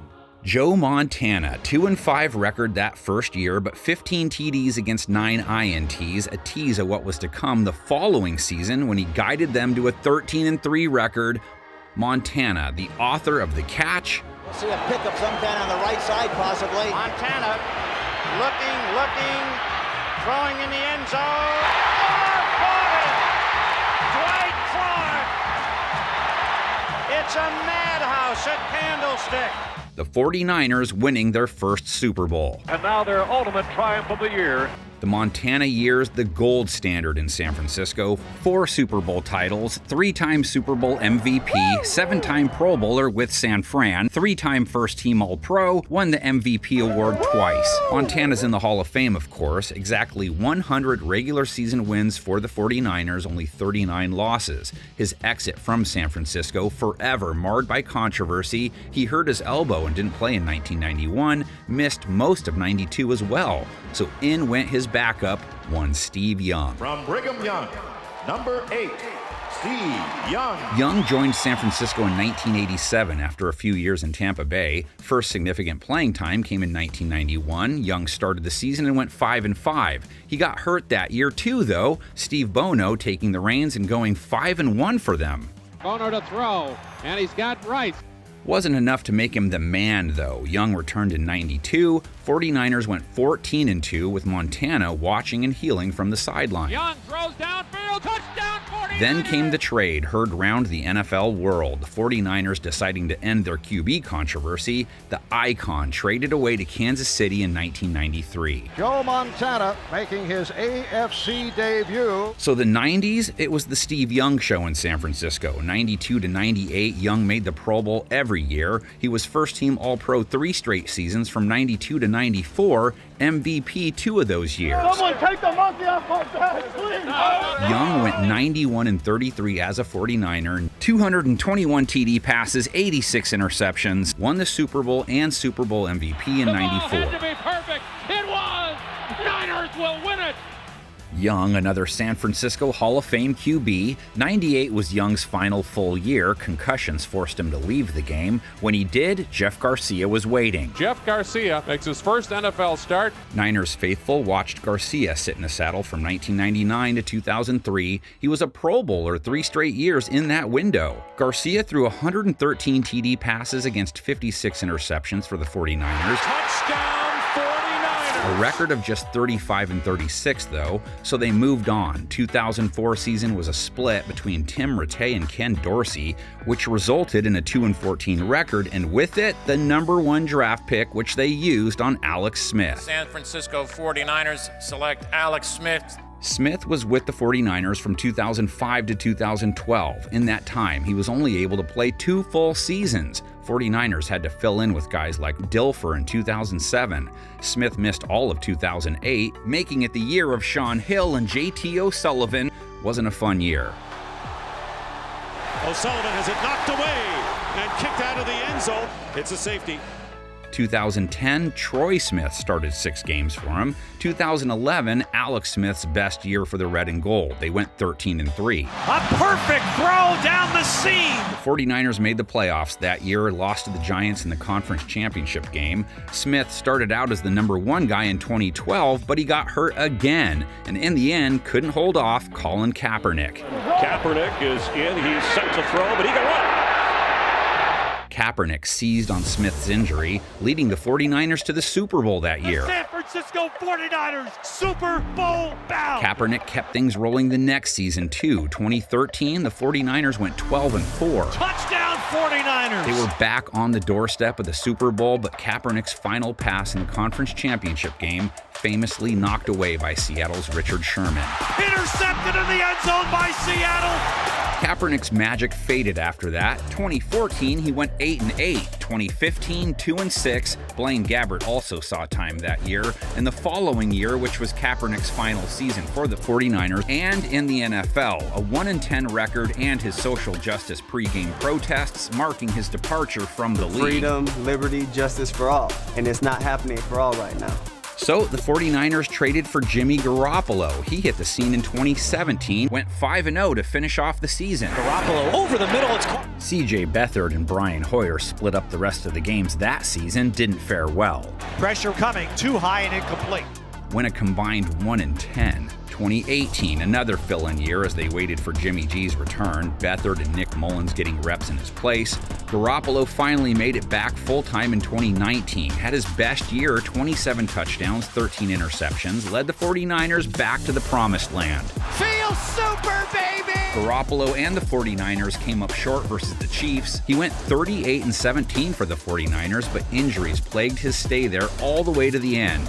He suffered another injury in 2022, which gave Mr. Irrelevant a shot at relevance. Brock Purdy, quarterback from Iowa State. Brock Purdy, last player selected in the 2022 draft, inserted into the lineup and goes 5-0 in the regular season, wins his first 2 playoff games too. Brock Purdy, the rookie, is going to the title game. His injury in the conference championship game that season slowed him down, but he picked up where he left off in 2023, put up MVP-type numbers on the way to leading the 49ers to yet another Super Bowl appearance.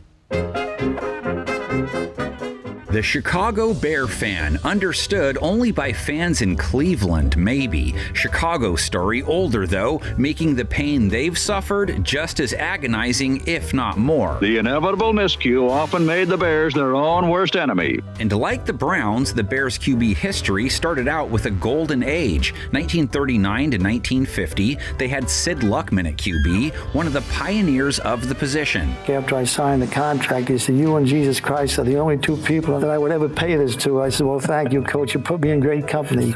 He was a Pro Bowler and led the league in TD passes 3 times, led Chicago to 4 straight title games, winning it all 3 times between 40 and 43, won another title in 46, 12 years a Bear, 137 touchdowns, incredible based on how hard passing was, Hall of Famer. His Bears dominated the decade. Luckman retires in 1950. From 50 to the present, the longest any QB has led the Bears in yards consecutively, Jay Cutler. You can argue Luckman is the only true franchise quarterback they've ever had.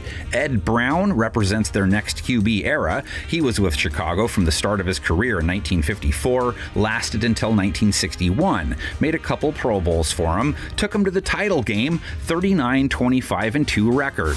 Brown gave way to Billy Wade. He came over from the Rams. 11-1-2 in 1963, Bears win the NFL title. They were the monsters of the Midway, the Chicago Bears, the best.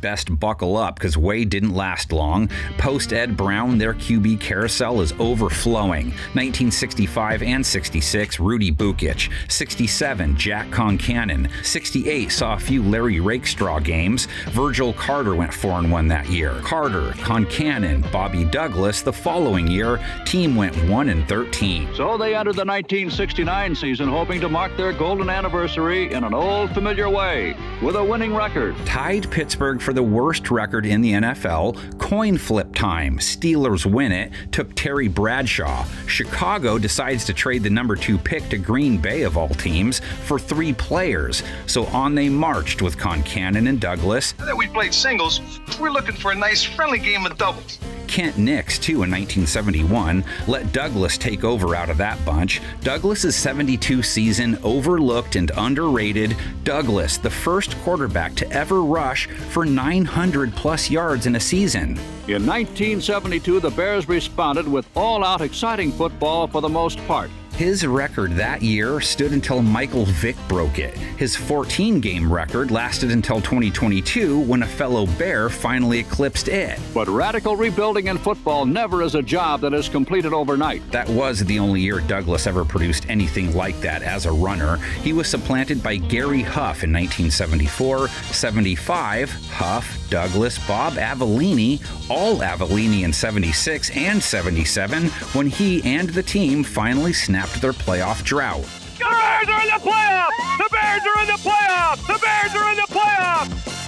Avellini threw 11 touchdowns against 18 interceptions that year. So in 78, they threw Mike Phipps out there a few games, Phipps taking Chicago to the postseason in 79, going 9-1. Michael Elston Phipps took control of Chicago's destiny in dramatic fashion. Phipps was riding the Walter Payton train, though. Vince Evans rode it too in 1980 and 81, a year they went 6-10. They ended up with the 5th pick in the draft, which they used on a kid from BYU, 1982 to 1988, a short but tantalizing window in Bears QB history, the Jim McMahon era. I'm the punky QB known as McMahon. When I hit the turf, I've got no plan. Mad Mac, by 84, has them in the playoffs, beating Washington in the Divisional. Jim McMahon is unique in what he brings to the game. Outrageousness. The McManiac sweetness in the 46 defense, reaching the pinnacle the next year. There was never a doubt in my mind that we were going to win that game. It was just a matter of how many points. McMahon and company were primed to repeat, too. Jersey Jim had gotten hurt early in 86. Mike Tomczak, Steve Fuller filling in. McMahon came back. They were 9-2 heading into a battle with their arch-rival Packers in Week 12. Green Bay's Charles Martin shows up with a hit list written on his towel, McMahon's name on it. Martin body slammed the Bears QB in one of the dirtiest hits in NFL history. This game is going to get out of hand because the Bears are very mad. Bears made the playoffs with Doug Flutie at the controls by the time they did. Couldn't win a playoff game with him, though. At one point between 1984 and 1987, McMahon won 25 consecutive starts, including playoffs and the Super Bowl, the longest winning streak by an NFL quarterback in history. He makes a commitment.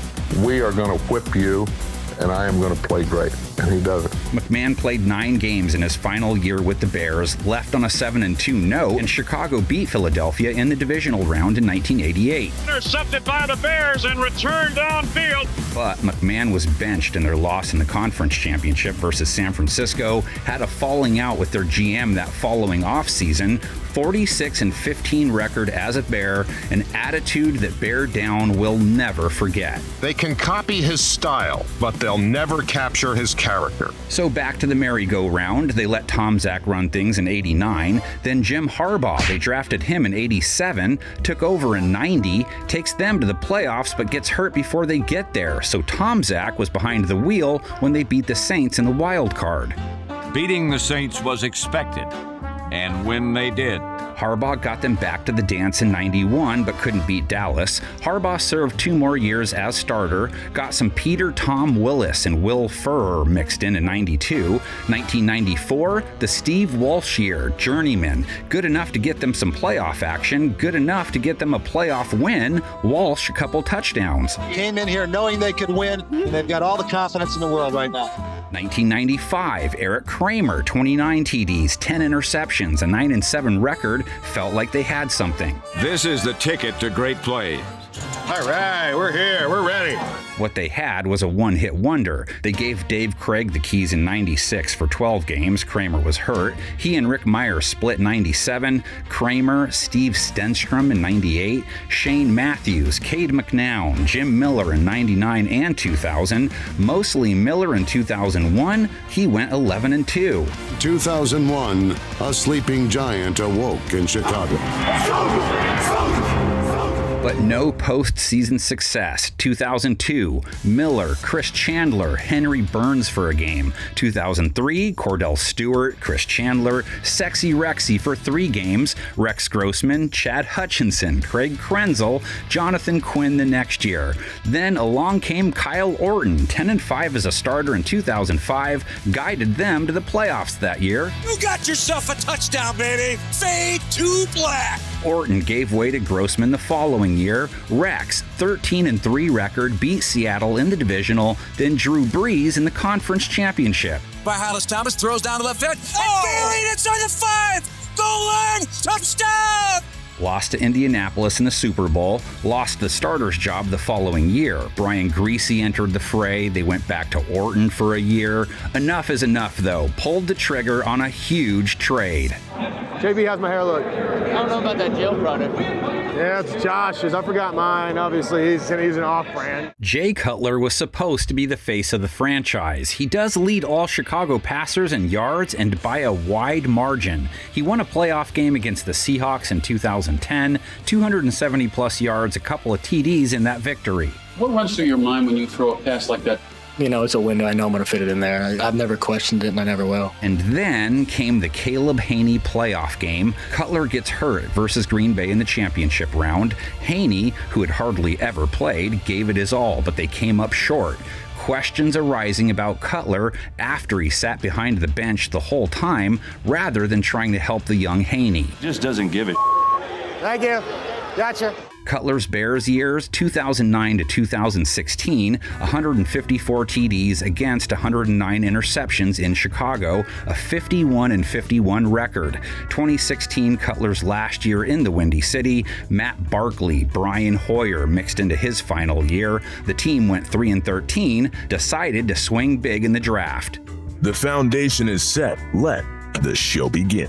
Mitch Trubisky, one good-looking year in Chicago, 24 touchdowns, 12 INTs in 2018. 10 seconds left. Hearts are pounding at Soldier Field. They made the playoffs, but got double doinked. Trubisky wasn't terrible in 2019 or 2020. They went back to the playoffs in 20, had Nick Foles in there too, but Trubisky wasn't really playing franchise quarterback football, so they go big in the draft again. Chicago Bears select Justin Fields, quarterback, Ohio State. Justin Fields set the 14-game mark for rush yards in a season by a quarterback, second most in a season, period. Fields was going to do something with it, but it was not this. But his legs weren't winning him games. They bailed on Fields after the 2023 season, in part because they ended up with the number 1 pick in the 2024 draft, which they hope bore what will become their second great QB era.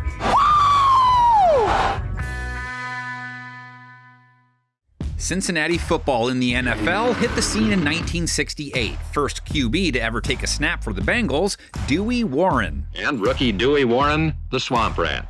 Dewey didn't win a single game in 4 tries. Bengals only won 3 all year. John Stofa won 2, lost 5. Sam Weish, eventual Cincinnati head coach, 1-2 that year. Bengals used the 5th overall pick on Greg Cook. He led the NFL in rating as a rookie, led the league in yards per attempt and yards per completion. He's the quarterback of the future, and he makes the Bengals the team of the future. And then he got hurt for 2 years, then played a single game before retiring in 1973. When he went down in 1970, they turned to Virgil Carter, one of the most important QBs to ever suit up. He was the first to run the Bill Walsh West Coast offense. Cincinnati made the playoffs. Season's final game brought the Bengals the championship of the AFC's Central Division. Bengals weren't content, though. They draft Ken Anderson that season. They stick with Carter in 71. He led the league in completion percentage, but Anderson was seeing a lot of playing time. By 72, the job was his. And with that, the first Cincinnati QB era began. Anderson got his first start against the Miami Dolphins and showed he had no fear of the big time as he pumped the touchdown pass to Bob Trumpy, number 84. Anderson drove the Bengals bus from 1972 to 1984. He made the Pro Bowl 4 times. 48! Anderson had a winning record every year from 72 to 77, postseason appearances in 73 and 75. 1978 to 1980 were rough. Shout out to John Reeves, 4 games of fill-in work in 1978, and to Jack Thompson, 4 games as the backup in 80. Then came the 1981 season, the peak of Anderson's tenure. 12-4 record, make it to the Super Bowl. Anderson came so close to winning it all. They made the playoffs again in 1982. Strike-shortened year, lost to the Jets in the wild card. 83 and 84 would spell the end of Anderson's run. He had losing records each year. 91 and 81 when he hung them up. 197 TDs against 160 INTs, one of Cincinnati's all-timers.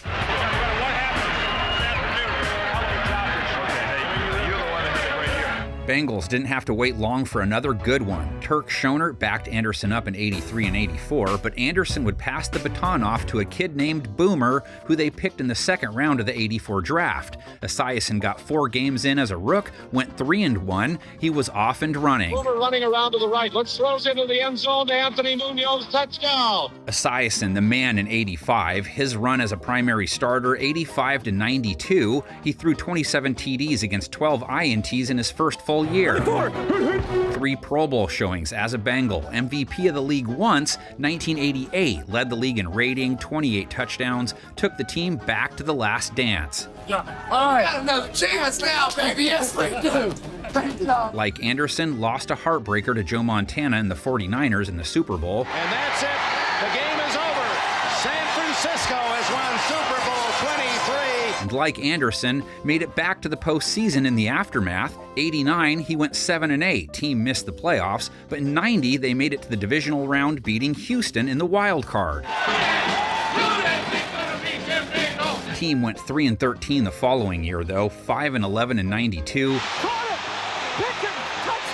Boomer's time was up. He returned in 97 for one last hurrah, 13 touchdowns, only 2 interceptions in 7 games, 4-1 record, which allowed him to finish his Cincy career a winner. 62-61 record with the Bengals, 187 touchdowns against 131 interceptions. Rewind back to 91 after going 3-13, they used the 6th pick on David Klingler, hoping for another seamless handoff. 1993, it was his show to direct, 6 touchdowns against 9 interceptions, a 3-10 record. 0-7 in 94, so Klingler's show was a flop. They turned to Jeff Blake. Blake started the majority of games for the Bengals from 1994 to 1999, save 1988. He made the Pro Bowl for them in 95, 28 touchdowns against 17 interceptions. Game has been a highlight. Never once a winning record, though, 25-41 record when he departed. That 98 season, by the way, the year of Paul Justin and Neil O'Donnell, 3-13 record. Set them up with the 3rd overall pick, which they used on Oregon Duck Akili Smith. Smith, one of the biggest draft busts ever. 4-year career, 11 starts in 2000, 3 TDs, 6 INTs. They benched him for Scott Mitchell that year, brought in John Kitna in 01. He was their guy for 3 years, not much winning. 2003 draft, time to take another swing for the fences. 1st overall pick, welcome to the show, Carson Palmer. With the first choice in the 2003 draft, the Cincinnati Bengals select Carson Palmer. He's probably one of the most talented pure passers in all of pro football. The Carson years, 2004 to 2010. Palmer made the Pro Bowl twice in stripes, 2 winning seasons, 2005, 11-5. Bengals were a threat, ready to take down their arch rival in the postseason, and then the hit. Palmer injured on only the second snap. Palmer battled back, made the Pro Bowl the very next year, 28 touchdowns, over 250 yards per game. Team just never reclaimed the magic. 2008, Palmer hurt again, only 4 games, so Ryan Fitzpatrick fills in. Yeah, one of his 9 stops. 2009, back to the playoffs, Palmer 21 touchdowns. Lost to the Jets in the first round, big drop-off in 2010, so Palmer's time was up.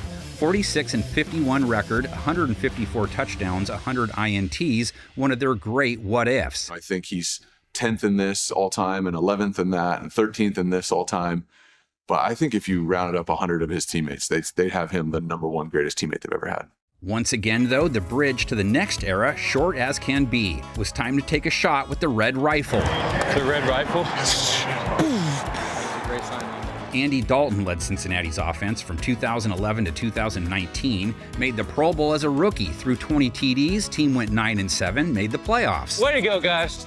Way to go. More wins than losses for Dalton and the team in 2011, 2012, 2013, 2014, and 15, all playoff years.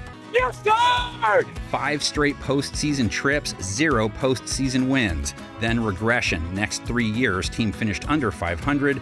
Dalton, though, wasn't bad. Inches up in the pocket, throws, caught by Boyd, the 10, the 5, touchdown! 2016, he throws 18 touchdowns against just 8 INTs. 17, a 7-9 record. Dalton, 25 touchdowns, 12 interceptions. 18, 21 and 11 TD to INT ratio for Dalton. Push through this, guys. Only head coach he'd known, fired ahead of 2019, Dalton's last season. His play faded under new head coach Zach Taylor. He went 70, 61 and 2 in his 9-year Cincinnati career, 204 touchdowns, 118 interceptions. Bengals went 2-14 in Dalton's final season. Cincinnati held the first overall pick again in the draft. With the first pick in the 2020 draft, the Cincinnati Bengals select Joe Burrow, quarterback, LSU.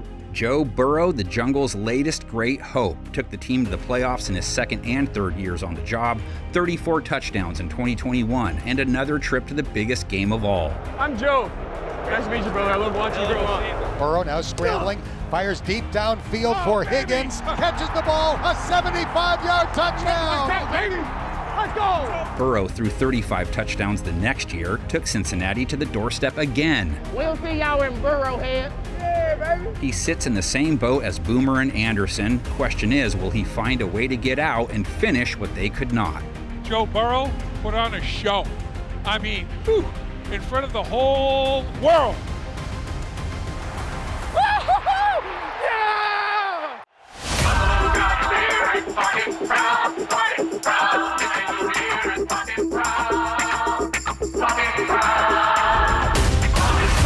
It do not get any better than this. Let's go! Bob Broadhead and Tommy O'Connell. Those were the 2 quarterbacks to play in the first ever Buffalo Bills game in 1960. It took a few seasons for a quarterback to stick in Buffalo. Richie Lucas, Johnny Green, MC Reynolds, Warren Rabb, Al Doro. And finally, in 1962, through pure luck, they landed Jack Kemp. Final piece of the playoff puzzle was quarterback Jack Kemp, who directed the Bills' offense with imagination and daring. Kemp was coming off a Pro Bowl season with the Chargers. He got hurt and they put him on waivers hoping no one would notice. Buffalo did, snatched him up. Kemp was a Bill from 1962 to 1969 when he retired. Pro Bowler from 63 to 66 and 69, even though he was throwing more INTs than touchdowns. He also was adept as a runner, though, won it all in 64 and 65, beating his old team each time. We had a good team. For me personally, it was a chance to play against the old Chargers, the team from which I had come. Down years in 67 and 69, and then Kemp bowed out for a political career, 43, 31, and 3 in his 7 years in Buffalo. You could just see the emotion and the passion and the credibility of the Buffalo Bills come together at that point. Kemp missed the 1968 season with an injury. Dan Dara, Ed Rutkowski, Kay Stevenson, Tom Flores only won 1 game. Bills' offense never reached full strength, and they were hardest hit at quarterback. 1970, 71, and 72, Dennis Shaw the starter. Team wasn't good, set things up for the arrival of Joe Ferguson. Ferguson kept his wits about him, hitched up his britches, straightened his helmet, and drove the Bills to within field goal range. 3rd-round draft pick in the 1973 draft, Ferguson represents the Bills' first real QB era, 1973 to 1984, led the league in touchdowns in 75 with 25. Ferguson rolling out, looking, throws toward the end zone, hit it, touchdown! Ferguson took Buffalo to the playoffs in 74, 80, beat the Jets in the wild card in 81. Ferguson 2 TD passes in the win. That's a touchdown to Frank Lewis, and the Bills go ahead 23-0. 4 INTs in that game too. In 1984, he goes 1-10. He wrapped up his 12-year Buffalo stint with a 77-86 record, 181 TDs, 190 interceptions, still in their Hall of Good. Back in the pocket, looking, there's the Hail Mary, headed for the end zone, and it is caught for a touchdown! Caught for a touchdown! I don't believe it! Remember Joe Dufek? He got 5 starts in 84. Buffalo only won 2 games, had used the 14th pick in the first round in 1983 on Jim Kelly. One of the best decisions I ever made in my life was becoming a Buffalo Bill in 1986. So Kelly doesn't show up until the USFL folds, so his rookie year, 1986. 1985 split between Vince Ferragamo and Bruce Matheson, who only won 2 games, so the Bills were racking up talent. Kelly only won 4 games in 86, 6 in 87, and then all the talent started to come together. Kelly running the K-Gun offense takes them back to the playoffs in 88 and 89. Kelly then went on a run no quarterback has ever pulled off. 4 consecutive trips to the Super Bowl. Kelly, a Pro Bowler in 3 of the 4 seasons, led the NFL in TD passes in 1991, was named first team All-Pro. Look at Billy! Dropping back, looking, he throws to the end zone, Brooks, touchdown! Of course, Kelly never raised the Lombardi. Kelly retired after the 96 season, Hall of Famer, a 101-59 record, 237 touchdowns, 175 interceptions, Bills icon.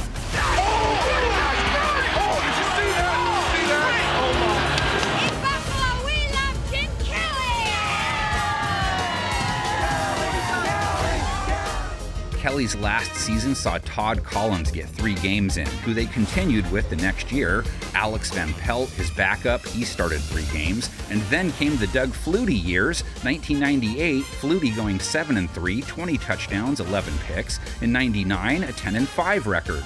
Good enough for a playoff spot both years. Rob Johnson was his backup during that time, eventually won the starting nod. He started 11 times in 2000 when Flutie got hurt. Johnson, for 8 games in 2001, went 1-7. So how about Alex Van Pelt, 2-6? Van Pelt, the throw down the left side, and it is caught. A beautiful throw by Alex Van Pelt. Bills decided to hit the free agent market, landed Drew Bledsoe. Buffalo's going to the Super Bowl. Didn't pan out. 3 years, 23-25 record. Next up, Kelly Holcomb and J.P. Lossman in 2005. All Lossman in 06, half of 07. Trent Edwards starting 9 games, and then running the show in 2008 and half of 09. He wasn't the answer. They thought Fitzmagic might be. Buffalo was stop number 3 of Ryan Fitzpatrick's career. Their starter from 2010 to 12 weren't very magical years in the end. You get strong in here, you've got a chance to win a bunch of football games. 2013, E.J. Manuel, Thaddeus Lewis, Jeff Toole. 2014, manual and a heavy helping of Kyle Orton. 2015, 16, and 17, their Tyrod Taylor run. He ran them into the postseason in that final year. I just want them to win, lead the team. That's what we want them to do. All you got to do is play and lead the team to win. You're our leader. Let's finish. Go do it. Let's finish. And then finally, in 2018, the arrival of Josh Allen. Quarterback, Wyoming. His rookie year, 5 and 6. Cameos by Derek Anderson, Nathan Peterman, Matt Barkley started to click for Allen in 2019. 10 and 6, playoff berth, 20 touchdowns, only 9 picks. Let's go! Let's go! Then Allen's play ripened. Conference championship appearances in 2020 and 24, divisional round from 21 through 23. Allen, 28-plus TD passes 2020 to 2024, 6-plus rushing touchdowns every year in the league, just waiting to check that one last box.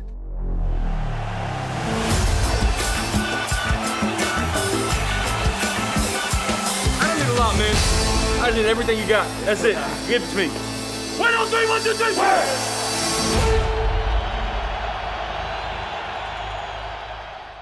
Orange Crush football hit the scene in 1960 as part of the AFL. Actually, it was a brown and yellow crush at the start, Denver Broncos' original colors. Denver Broncos set out to challenge the NFL. Their original QB, Frank Tripucka, who was tossing the pigskin in the CFL when he made the jump back to the States, made the Pro Bowl for the Broncos in 1962. Tripucka's stay in Denver only lasted 3 years. Broncos didn't have any winning seasons with Frank, wouldn't have any for the first 13 years of the franchise's existence. In turn, their QB sitch was very unsettled. 1963, Denver ran with Mickey Slaughter and John McCormick. 64, it was Slaughter and Jackie Lee. 65, Slaughter and McCormick again. 66, McCormick and Max Sheboygan. 67, finally a season with no split. It was the year of Steve Tensi. Quarterback Steve Tensi was afforded those extra precious seconds of safety that allowed him to complete almost every pass he threw. Who went 3-9, took more sacks than any QB in the league.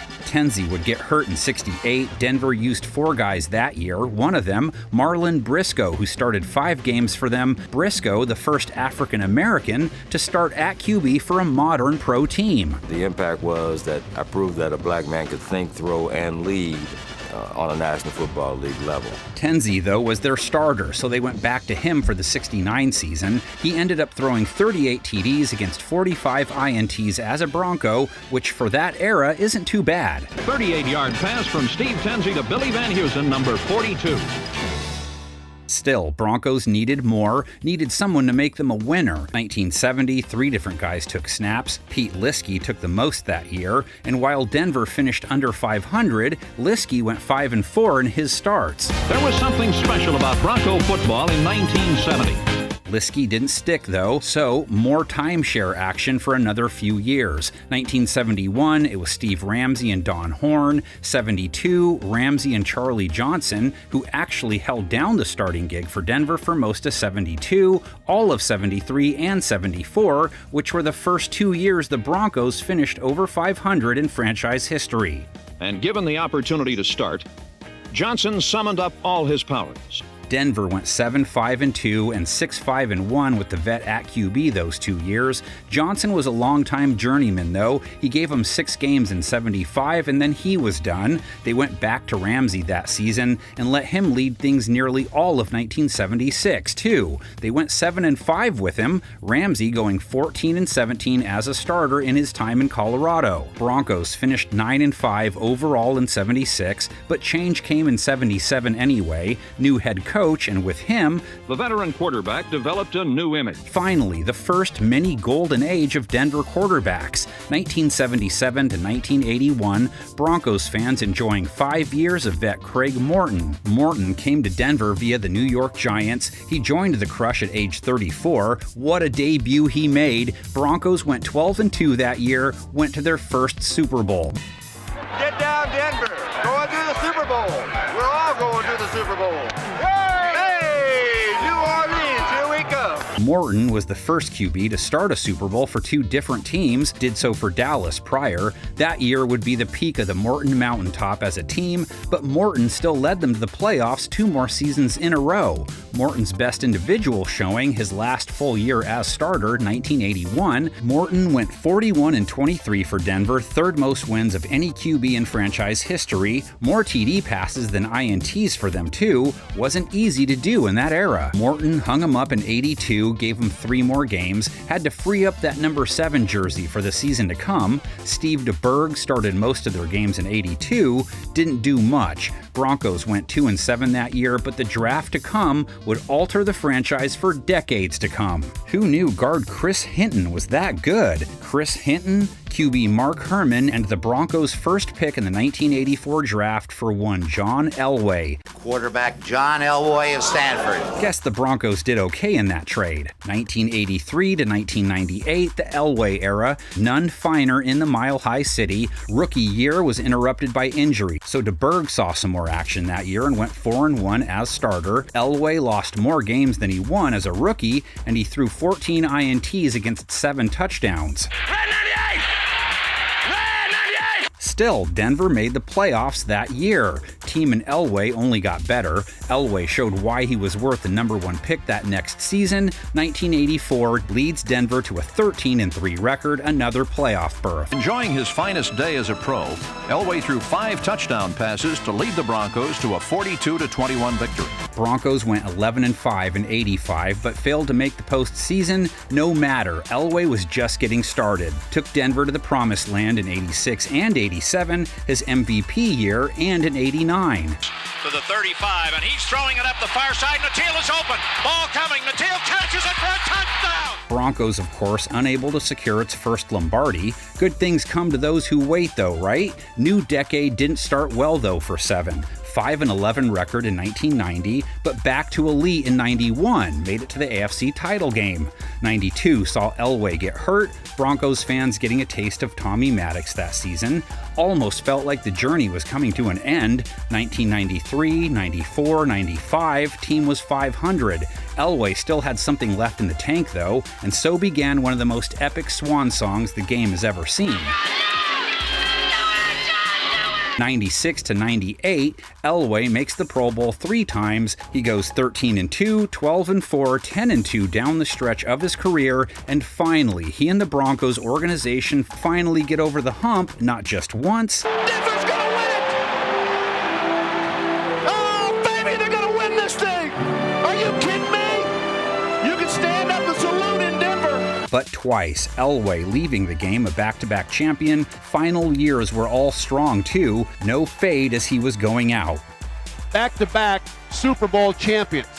Odd, Elway never named first-team All-Pro once. No matter, one of the greatest scramblers ever, Hall of Famer, 9-time Pro Bowler, MVP, Super Bowl MVP, 148 wins against 82 losses, 300 TDs on the nose. No Elway in 99, big drop-off, not a big shock. Brian Griese, 4-9 as a starter that year. Shoes were too big to fill at first, but hey, 2000, Griese was a Pro Bowler, went 7-3 in his start. 19 touchdowns, only 4 picks. 2001 to 2002, Griese was okay, just not dazzling. He went 27-24 in orange, 71 touchdowns, 53 INTs. Broncos then handed the keys over to the Snake. Jake Plummer made a splash after slithering around in Arizona to start his career. 9-2 in year 1 with Denver, 10-6 in 2004, made the Pro Bowl in 2005. Broncos went 13-3. Denver made it to the conference championship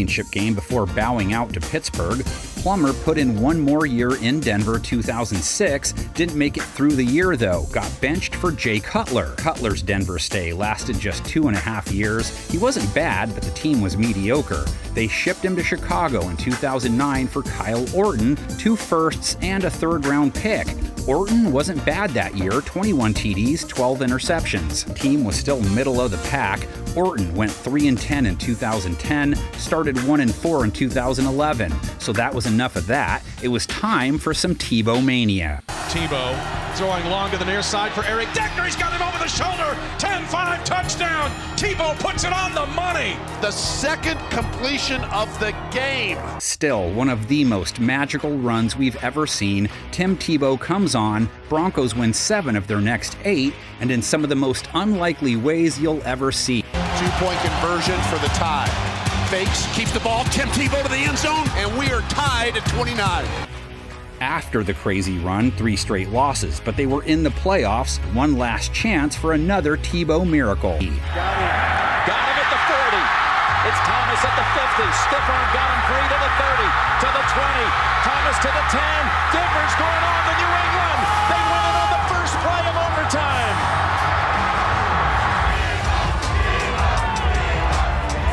Tebow never got a chance to build on it, though. Elway, now calling the shots from his suite, had a chance to trade for a future Hall of Famer. Top 3 or top 5 guy to ever play, depending on who you ask. The Sheriff arrived in Denver in 2012. Peyton Manning guides him to a 13-3 record right out of the gate. Ravens got in his way in the playoffs that year. 2013, Manning goes Madden video game on the league, 55 TD passes, most ever in a single season. Peyton Manning's 4th touchdown pass. He's got 55 on the season, and Peyton Manning has just passed Drew Brees for the single season NFL record, the most passing yards ever in NFL history. And the Broncos made it to the Super Bowl, fell apart, so back at it again in 2014. Peyton's still on top of his game with 39 TD passes. His old team gets the better of him in the postseason. Father Time was catching up, too. 2015, he even landed on the bench for a spell. We got to do our jobs better, right? It's the killer instinct to pound it into the end zone down there. Brock Osweiler took over, and Manning and their defense finishing the job this time. Manning, like Elway, riding off into the sunset with the crown. Elway had his own quarterback riding into the sunset. So, back to the QB drawing board. Trevor Siemian in 2016, 18 touchdowns, 10 interceptions, 8-6 record. A little bit of Paxton Lynch sprinkled in, too. Following year, another scoop of Lynch and Siemian with some Osweiler, who came back after a failed run in Houston.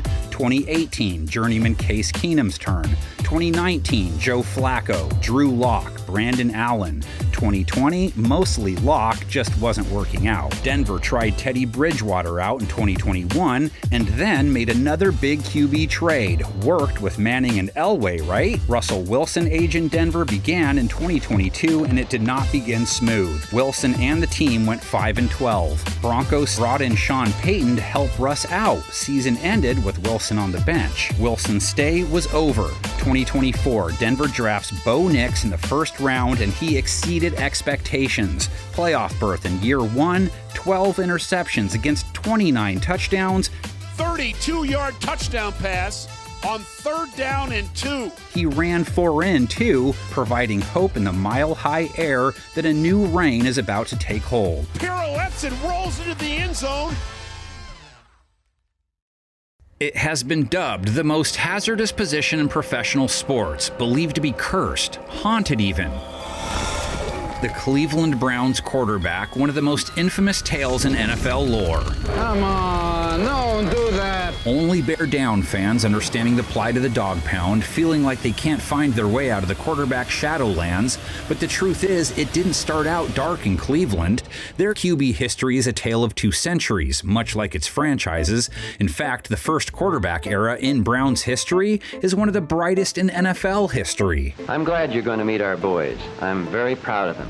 The Cleveland Browns dynasty. It doesn't get talked about much, but it was very real. The only dynasty you can compare to New England's modern-day 2-decade run. One could argue the Browns dynasty ran from 46 through the early 70s. Head coach Paul Brown at the center of it in its early days, along with quarterback legend Otto Graham.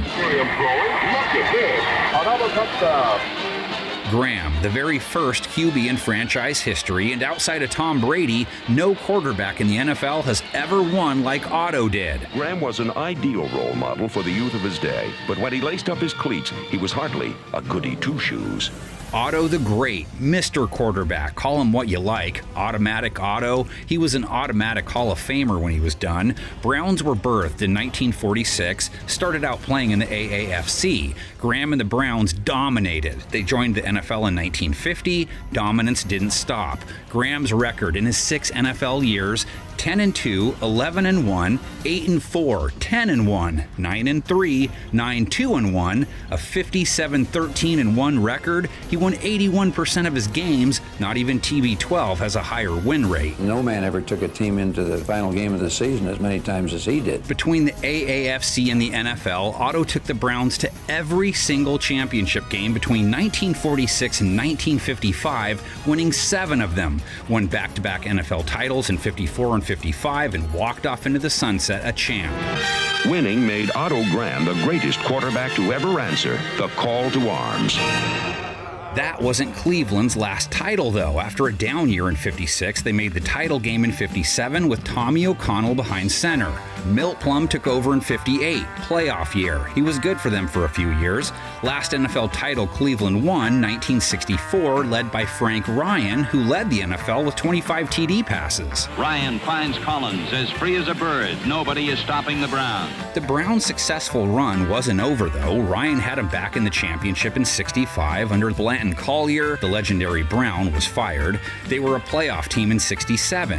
Ryan's still at the controls. He doesn't get a lot of pub. He wore the orange from 62 to 68, 52, 22, and 2 record, 134 TDs against 88 interceptions. To an unbelievable game.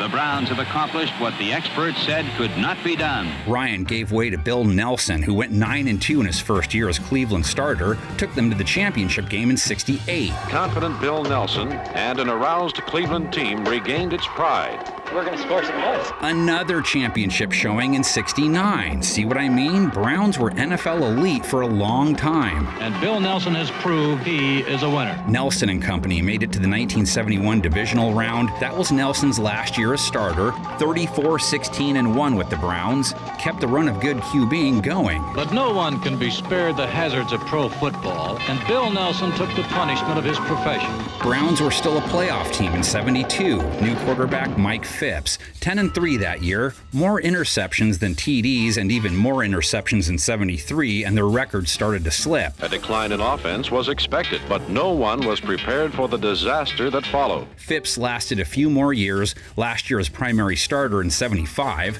Phipps went 24-25-2 for the Browns, handed things off to Brian Sipe. Backup Brian Sipe entered the fray and was sensational in relief. The Brian Sipe era began in earnest in 1976, lasted through 83. Sipe 10 years in the league, all with the Browns, 57-55 record, few more TDs than interceptions. 1979 and 1980 his peak years. He led the NFL in rating in 1980, 30 TD passes. Browns returned to the postseason. Sipe NFL MVP. There's a closeness of knowing that we've been able to do something a little bit special.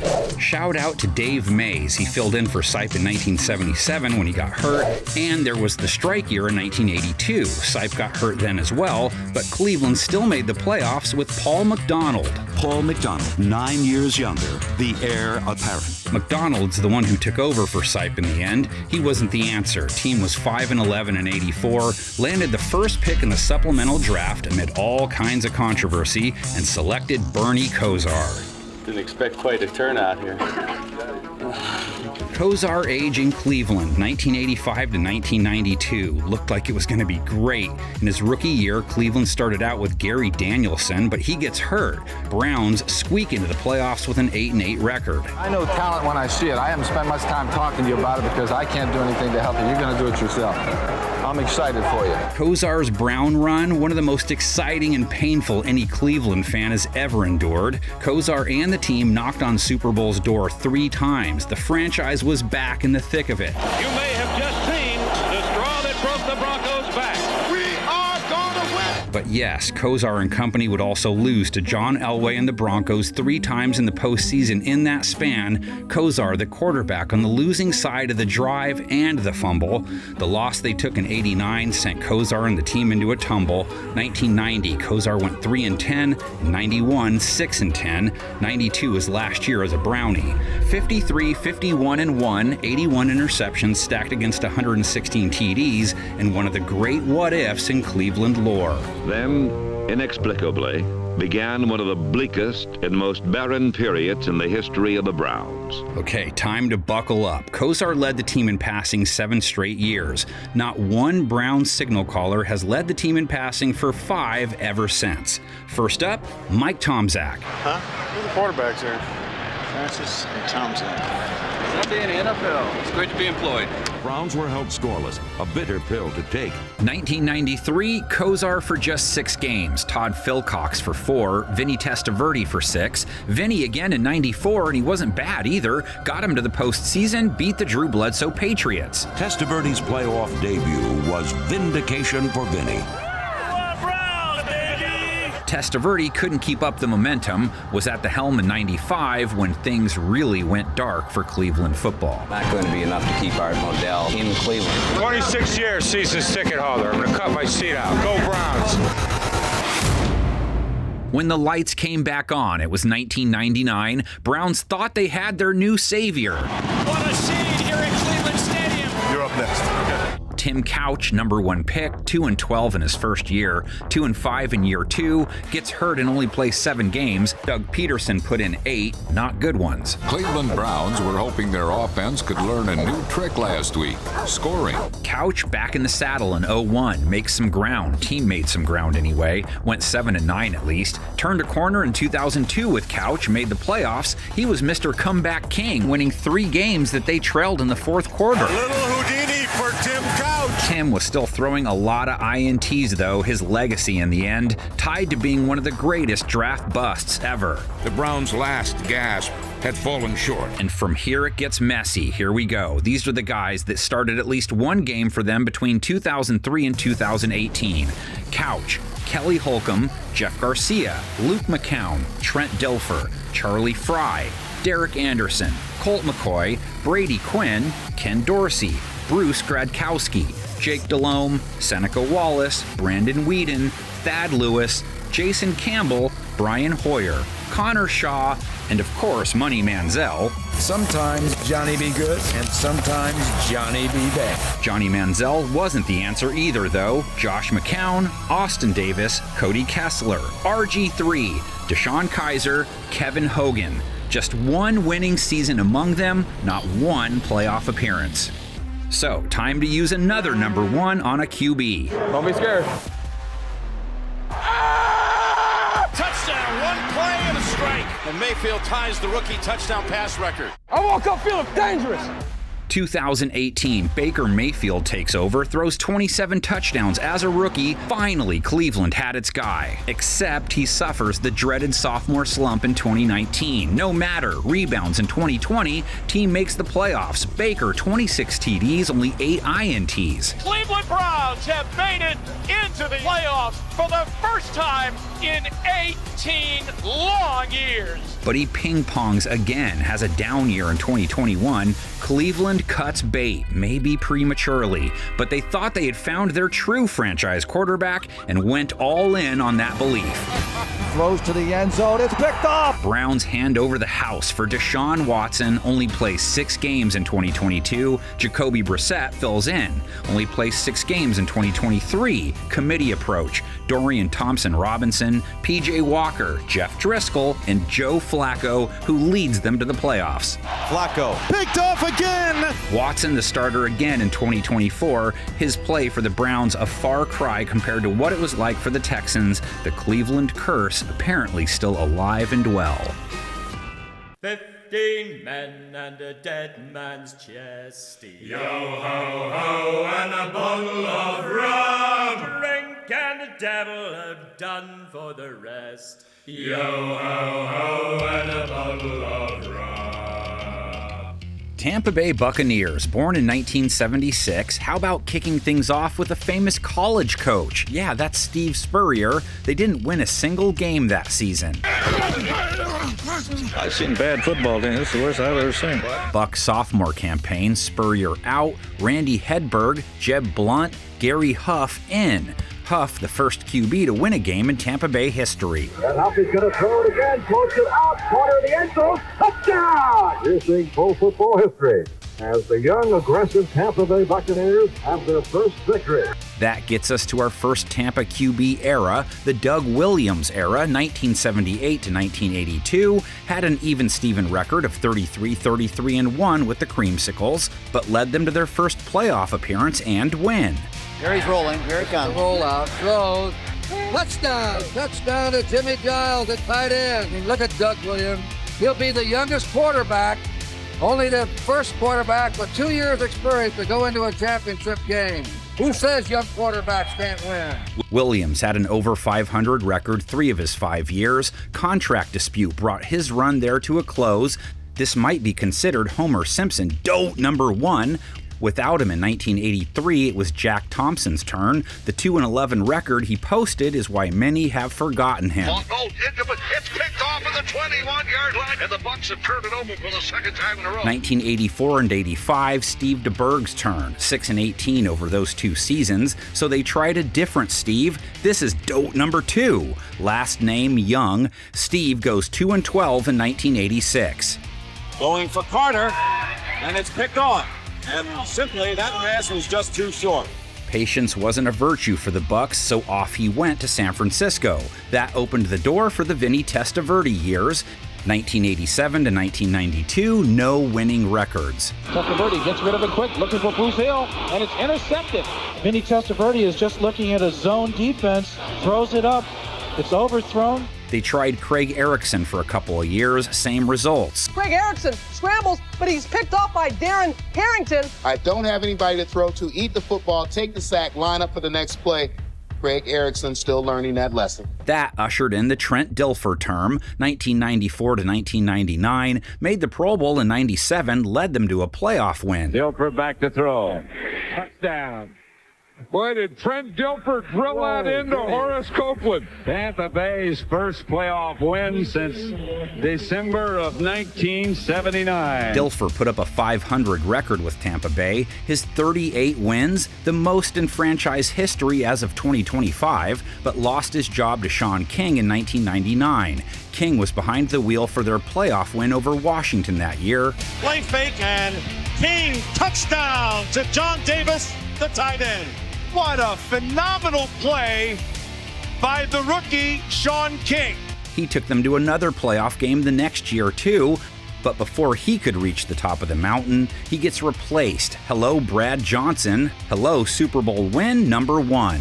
And Johnson to the outside, caught by McCardell. Brad Johnson was perfect there. Spread out along the tree trunk, and the pass is caught by McCardell. Touchdown. From 0-26 to Super Bowl champions. Johnson QB'd the Bucs from 2001 to 2004. This is where it starts to get real messy. Brian Griese was in on the action from 2004 to 2005. Griese looking that way.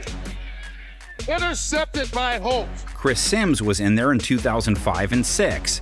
From their own 20 and 6 passes picked off. 2006 was mostly the year of the grad. Bruce Gradkowski, he wasn't as good as some of the other Kowskis we've seen. Another play action fake, and Gradkowski for Galloway. Stepping in front is Williams. Jeff Garcia shows up in 2007, made the Pro Bowl, took him to the playoffs. Garcia dropping the throw, looking fine, caught, touchdown, Alex Smith, touchdown Tampa Bay. Is it too little, too late? Had a plus 500 record with them, wasn't enough. 2009, it was the committee. Byron Leftwich, Josh Johnson, Josh Freeman. Freeman is the only one to win any games. Big opportunity for Josh Freeman, and the Bucs, and the pass is caught in for the touchdown, Kequan Underwood. Freeman holds the job down into 2013. That's when Mike Glennon rolled in. He rolled out soon after. Josh McCown took his place, goes 1-10 in 2014. Ball comes out of McCown's hand, and then he throws it, it's intercepted. This is just a bad decision. That set up one of the greatest NFL roller coaster rides any fan has ever been on. Time for some famous Jameis. Made the Pro Bowl as a rookie. Winston fade round to the far side of the field. Caught ball inbounds. Is he inbounds? Yes, he is. Touchdown, Tampa Bay. His reign lasts from 2015 to 2019. Over those 5 years, he racks up more yards and TD passes than any Buccaneer ever, and more INTs than management could stomach. Throws intercepted, Deion Jones, and the ball game is over. And that's 30 picks for our boy Winston. What happened next? the GOATness age. Looking, throws toward the end zone. Caught ball, touchdown, Tampa Bay Buccaneers. They're too tight. They're too tight. I'll say love for the Super Bowl. How about that? Tom Brady spent the last 3 years of his career with the Bucs, landed Lombardi in year 1, set the franchise record for TD passes in a season with 43, playoff showings all 3 years as a Buccaneer, handed the reins off to Baker Mayfield in 2023. Mayfield resurrected his career with Tampa, Pro Bowler in 23 and 24, career best 41 TDs in his Tampa year 2. Let's go, baby! Let's go! Arizona Cardinals, the oldest franchise in NFL history. Let's make some noise, Cardinals! Signal callers for the Birds, having thrown passes for them in Chicago, St. Louis, and Arizona over the decades. New Sheriff in town! Let's go, Cards! The last time they won an NFL title, back in the 40s, Paul Christman, the QB that brought the trophy back to Chicago. A wonderful passer for that period and not afraid to throw the ball. They were a fun team to watch.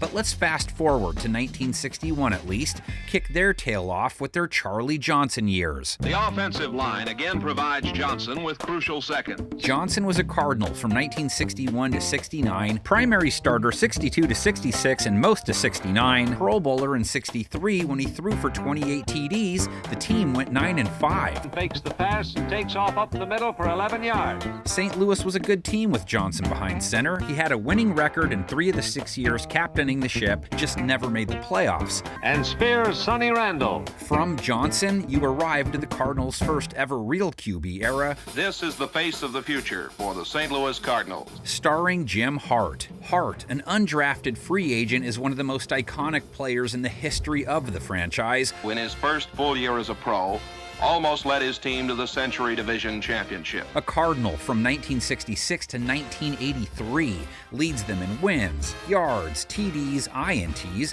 basically any stat tied to volume. Hart wanting to throw deep, has Green open, hits him at the 20, to the 13, to the 10, touchdown! Hart, though, landed on the bench for a spell. Their new head coach, Bob Holloway, wasn't a fan, so you might remember a little Pete Beathard in 1971. This 51-yard pass to John Gilliam set up Sid Edwards' 1-yard punt. Tim Van Gelder and Gary Quazzo in 1972. Gary Keithley, anyone? 1973. Hart's peak years, 74 to 77, made the Pro Bowl each season. And then Jim Hart iced victory with some sleight of hand. Won 10-plus games in 74, 75, and 76. Made the playoffs in 74 and 75. Week after week, St. Louis fortunes dangled on the second hand of the stadium clock. Because of this nerve-wracking habit, the team became nationally known as the Cardiac Card.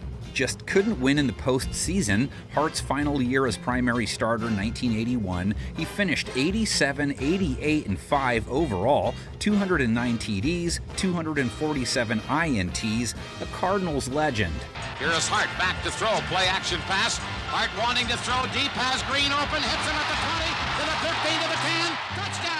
Hart would hand the keys off to Neil Lomax, who the Cardinals drafted in the second round in the 81 draft. Even the Cowboys' fabled home winning streak was in jeopardy when rookie quarterback Neil Lomax dazzled Doomsday in his starting debut. The Lomax era, 1981 to 88, he only wore the Cardinal during his career. A great call, beautiful job. First 4 years he had winning records. He made the Pro Bowl in 84, 28 TDs, only 16 INTs. In 1984, the front wall provided Neil Lomax with enough time to rewrite the Cardinal record book into his own personal biography. Made another Pro Bowl in 87, too, led the NFL in passing yards. Lomax on the option to the left side, raises up, throws in zone, touchdown, they won't! Lomax never won a playoff game, 8-year career, 47-51-2 record, 46 more touchdowns than interceptions. He is in their Hall of Good. I think if you ask those 5 guys up front, they think that I am doing an outstanding job at what I do. They realize that I'm playing for the St. Louis Cardinals, not for Neil Lomax. Cliff Stout did some fill-in work for them in 86 and 88. Sammy Garza, Sean Holleran in 87. First post-Lomax year in 89, Tim Rosenbaugh, Tom Tupa, and Gary Hogeboom, who was the main guy that year. They only won 5 games. All 3 started games in 1989. Rosenbaugh took over in 90, 5 wins again. 91, Tupa for 11 games, Stan Gelbaugh for 3, Chris Chandler for 2, 4 wins now. It was getting worse. No one player emerged to take over and guide the Cardinals. Chandler went 4-9 in 92, Rosenbaugh 0-3, so another 4-win year. The journey left behind a trail of bitter disappointment. Steve Berline came along in 93 and won 6 of the Cardinals' 7 games at least. Got a bunch of guys. They're going to keep coming no matter what. We've been through a lot the last couple of years, so we're going to keep coming back, and hopefully one of these days we'll get it right. Bought him 7 more games the next year. Jim McMahon, remember that game? Jay Schrader got in 8 games, went 5-3. Tell him, hey, Joe, to fire off. Tried some Dave Craig in 95. The vet only won 4. Proved they were built on a fragile foundation. They seemed sure an old guy would turn them around. 1996, split between Boomer Esiason and Kent Graham. Graham back to throw. Graham looks into the end zone and throws. It's caught for the touchdown. John Johnson out wide to the right, and there's nobody over there for the Rams, and the throw to him. He's got it. He scores. And Kid Graham electrifies this crowd. Graham actually outplayed Boomer, so they rolled with him the next year, only to watch him go 1-5. He's sacked. He fumbles. The ball is loose. It's still loose. 97, though, was the season Arizona ushered in the age of the snake. The Cardinals called upon the one rookie all of Arizona wanted to see. Jake Plummer, Cardinal from 97 to 2002. Plummer throws, and the ball's caught by Moore. 6 years in the desert. 23 ZN on 1, ready? Come on, Jake, hit it, buddy. The peak year, 1998. They went 9-7 with Plummer, leading them to their first playoff win in over 50 years. They beat the Triplets in Dallas, no less. Plummer back to throw. Looks up the middle. Throws it down the middle. It's caught by Sanders. And Sanders makes a one-handed stab. Shout out to Dave Brown. He got in 5 games when Plummer got hurt in 99.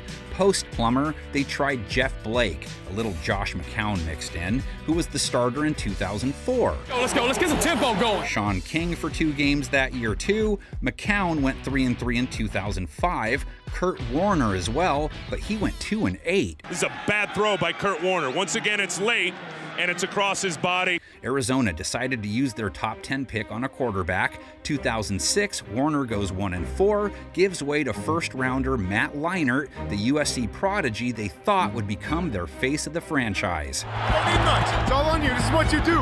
It's what you do. In the 5th game, Matt Leinart broke his collarbone. They went back to Warner in 2007, and he woke up to the tune of 27 TD passes. 2007 was a career revival for Kurt Warner. Warner and the Cardinals won 9 games the next year, enough to make the playoffs. You never know when these opportunities are going to come again.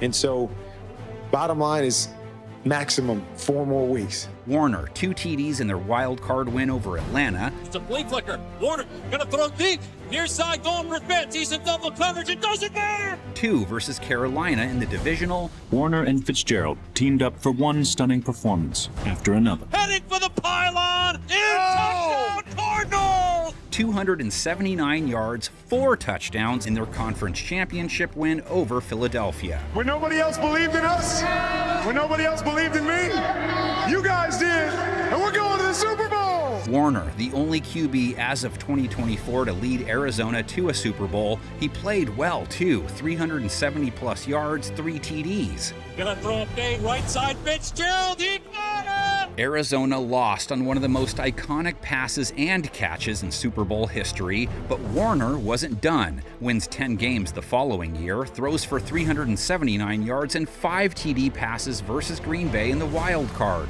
Warner, with all kinds of time, completes to Fitzgerald for the touchdown. 27-30 record, 100 TDs on the nose, a Cardinals legend for the one magical season. I came here to establish something that's bigger than good enough. Back to the carousel now. 2010, Max Hall, 3 games. John Skelton, 4. Derek Anderson, 9. Skelton went 5-2 in 2011, even though he threw more INTs than TDs. Kevin Cobb is out today with an injury, so John Skelton at quarterback. Saw Kevin Cobb for 9 games there. 2012, Cobb, Skelton, Ryan Lindley, Brian Hoyer. Then in 2013, they began another mini QB era. Carson Palmer was in town, 10-6 that first year, was 6-0 in 2014, but gets hurt. The fast start to Palmer's 2014 season came to a halt due to a shoulder injury. Arizona still made the dance, though. Drew Stanton was able to play just well enough to help them earn a wild card berth. So Drew Stanton will make his first NFL appearance since December of 2010. But he too gets hurt, so it was Lindley who lost to Carolina. Throws intercepted. Palmer rebounded from his injury with a career year, 13-3 record in 2015,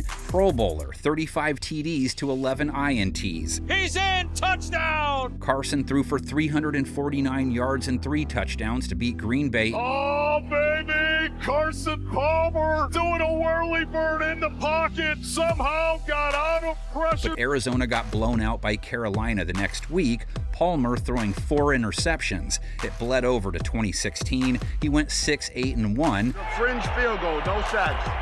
All right, you like Tina? No. Bowed out of the game after only playing 7 games in 2017. 5 years in Arizona, 38-21-1 record, 57 INTs, stacked against 105 TD passes. He became the first quarterback in franchise history to throw for over 4,000 yards in multiple seasons. It was Stanton and Blaine Gabbert who filled the gaps for them in 2017. They had the 10th overall pick the following draft. We'll give you 15, 79, and 152, which is our 5th. And decided to take a chance on Josh Rosen. To be able to have 2 quarterbacks who have the skills that those 2 possess, and to be able to have the instincts and the smarts that we've seen from both of them so far, to me, it's a win-win. 11 touchdowns against 14 interceptions his rookie year, his only year in Arizona, as it turned out. Gotsis with heavy pressure. And another interception. Sam Bradford started 3 that year. They only won 3 games, ended up with the number 1 pick in the 2019 draft. We felt like we needed to get a player that could help change the organization immediately. And in Kyler, we found that. Now, we wait to see if Kyler Murray can live up to the hype of being taken first. Congratulations. I'm proud of you and fired up for you. He was heading in that direction in 2020 and 2021, making the Pro Bowl each year. Is it caught? Oh my goodness, it's caught! DeAndre Hopkins caught it! 21 made his first playoff appearance. Kyler got hurt in 2022. Colt McCoy, Trace McSorley, David Blau. Ball's out. He goes down. Prior to returning in 2023, Murray's fill-in was Josh Dobbs. 1-7 record left a lot to be desired. Murray threw 21 touchdowns against 11 interceptions in 2024, ran for over 500 yards and 5 scores as well, providing hope he still might be the next big thing. Boot to the right. Murray setting up deep ball. Far side, and it's caught by Wilson at the 5 and into the end zone for the touchdown.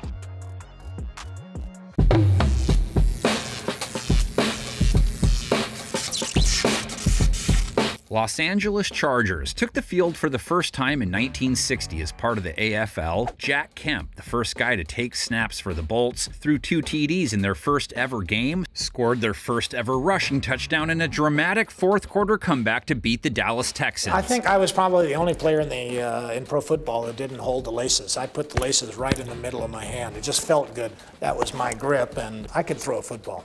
I hit a guy in the hand one time and split his finger right down the middle. Kemp took the Chargers to the AFL title game in 60 and 61, lost to the Oilers both times. Kemp broke his finger 2 games into the 62 season. Head coach Sid Gilman tried to hide him by putting him on waivers, but Buffalo noticed and snatched him up. Understand, Kemp was a Pro Bowler the year before, made it to the Pro Bowl with Buffalo that year. It was a blunder of epic proportions at the time, but it did set up the first Chargers QB era as the offense was turned over to John Hadle. John was never a stylist. He never looked that good on the field. He was kind of a thick kind of a guy. Hadel, a Charger from 1962 to 1972, made the Pro Bowl 5 of his 11 Lightning years. However, he went 1-9 his first season behind the wheel, so in 1963, the Chargers added 35-year-old Tobin Rote to the fold. He doesn't just guide them back to the AFL title game, he wins it 51-10. It's Rote dropping back behind airtight pass protection, aiming for Allworth. Boy, isn't this brutal. Again, Lance commits larceny, fleecing Bob Soucy and continuing on into the end zone. Rote faded the next year, though. Hadel, meantime, took off, going 6-2, 18 touchdowns against 15 INTs. That was hard to do back then. He made the Pro Bowl, took the team to the title game again, lost to Buffalo. 1965, another Pro Bowl campaign for Hadel, another loss in the title game to the Bills. His peak year came in 1968 when he led the league with 27 touchdowns, 11 years a Charger, 54-9 record, 201 TDs, number 3 on the list of all-time Bolt passers. To me, the thing that separated him from everybody else was that he could throw a 50-yard pass as accurately as he could a 10-yard pass. Hadel moved up the road to the Rams when he was done. 1973 was a transition year. Chargers tried Johnny U out for 4 games. Unitas was well past his prime, though. Wayne Clark got 4 games in. And the gent they drafted in the 3rd round that year, Dan Fouts, played in 6, not winning a single game. Fouts, in a lot of ways, was a lot like Unitas. He was a guy who insisted on being the leader, and he was a great leader. You could look him up in the Hall of Fame. He's in there with Unitas. Fouts wore the Bolt from 1973 to 1987, never took a snap from another team, first 5 years uneventful. Fouts didn't always play a full slate, so we got some Jesse Freitas in 1974 and 75. So when Dan Fouts was forced to the sidelines, sophomore Jesse Freitas made his entrance. His specialty? The home run ball. Heavy helping of James Harris in 77, a few games in 78. By the powerful Chargers attack engineered by James Harris. And threw 2 touchdown passes to number 18, Charlie Joyner. But it was Fouts' team, and it really started to click for him in 1978. 9-5, 24 TDs against 20 INTs. Air Coryell was ready to take off. Dan Fouts has to be one of the most competitive people that I've ever known. Wanting to win, to no way is ever going to give up, ever going to concede that he is not the best. Dan Fouts wore a hat all week long, MFIC, in charge, and he was definitely that. He knew it, we knew it, the smartest, toughest quarterback I have ever seen. Fouts made the Pro Bowl every year from 79 to 83 and again in 85. Led the league in passing yards from 79 to 82, TD leader in 81 and 82. Few guys and offenses had ever used the skies like Fouts and company. The thing about our offense that makes it pretty unique is that we're going to send 5 receivers into the pattern each time. San Diego played postseason ball each year from 79 to 82, made the conference championship in 80 by beating Buffalo. Fouts throwing for 300-plus yards, 2 touchdowns. Fouts fires the pass downfield, caught by Smith. He's at the 20, the 10, the 5, touchdown, San Diego. The 81 Divisional, a forgotten classic. Miami's Don Strock threw for 400-plus yards and 4 touchdowns. Fouts countered with 430-plus yards, 3 touchdowns, the 3rd and the 4th quarter to tie it. Touchdown, San Diego! Catching it was James Brooks. Chargers won the game in OT, but had to play in Cincinnati the next week in what turned out to be the coldest game in NFL history when you account for wind chill. 1982, another great Fouts showing, beats Pittsburgh in the wild card, throwing for 333 yards, 3 TDs. Fouts, play action fake, rolling to the right, throws it back. Winslow's at the 10, at the 5. Winslow scores. What a magnificent call! Fouts threw 27 touchdown passes in 85, his final Pro Bowl year. In his 15 years in San Diego, he went 86, 84, and 1. 254 touchdowns, 2nd most prolific passer in the team's history. Come on, run out of the brakes now! Lead it on, run out of the brake! That's what I'm doing! You run out of the brake. I'm running out the brake! Tippy towing like a... You don't like it, find another damn tight end! I will. And you're out of here. You're out of here. His 80s backups, 1983 he was hurt for 6 games, so Ed Luther got some playing time in, 1-5, 7 touchdowns, 17 INTs. 1985, Mark Herman for 4 games, saw Tom Flick for 3 games in 86. Rick Neuheisel was 2-0 for him in 87, and then came a major duct tape job, 1988. Mark Malone, 8 games, Mark Vlasic for 2, Babe Laufenberg, 6. The team went 6-10. Hey, here's a guy who was cut by seven different times by 4 different teams. How about some Jim McMahon for 11 games in 89? Billy Joe Tolliver out there for 5, 6 wins again. On a 3rd and 3, Billy Joe Tolliver to throw, flushed out of the pocket, is going to scramble to the right, pulls up, looks, throws to the end zone, touchdown, Wayne Walker! Billy Joe held the starter's role in 1990, another 6-10 campaign. So John Freeze in 1991, which made things worse. Now they were down to 4 wins. Harmon the lone back. 2nd down and 10. Here comes the rush. Freeze fumbles the ball. Denver recover. Which was followed by one of the greatest turnarounds in NFL history. San Diego let Stan Humphries take over in 92. He came over from Washington after 3 years in the league. Humphries goes 11-4 as starter. Chargers beat the Chiefs in the wild card. In the end, this Cinderella team finished off the Kansas City Chiefs, the biggest win in Jack Murphy Stadium in over a decade, and established a new order in the AFC West. And then the Humphries peak, 1994, 11-4 record, 17 touchdowns, 12 picks, nothing spectacular, but beats Dan Marino in the Divisional. Humphries throwing 2 touchdowns to beat Pittsburgh the next week, sending them to the Super Bowl. With the season on the line, Humphries deep drop to throw with a blitz coming, looking long, throwing deep. It is caught!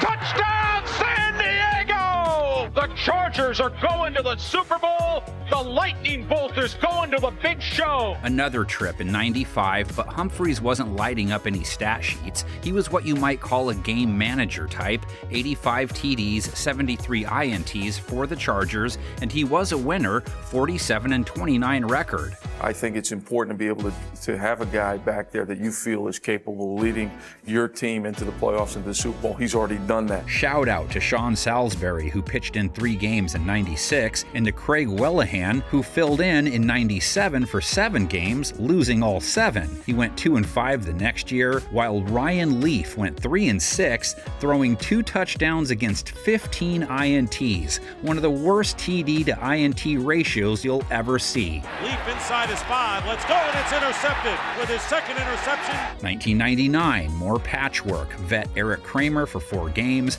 Jim Harbaugh going 6-6 for them. 2000, Harbaugh 0-5. Leaf 1-8. Moses Moreno 0-2. That's 1-15 and the top pick in the draft. This is the start of some major plot twists in their QB history. The Falcons traded a 1st, 2nd, and 3rd round pick, along with wide receiver Tim Dwight, to move up to number 1. With the first selection in the 2001 NFL Draft, the Atlanta Falcons select Michael Vick, quarterback, Virginia Tech. So instead of the birth of the Michael Vick era in San Diego, we got the birth of the Drew Brees age, who they took in the 2nd round. He sat on the bench as a rookie, watched Doug Flutie go 5-11. Brees didn't really take off till his 3rd year, which was 2004. Prior to his big year, though, the Chargers were sitting on the number 1 pick in the draft again. With the first choice in the 2004 NFL Draft, the San Diego Chargers select Eli Manning, quarterback, Mississippi.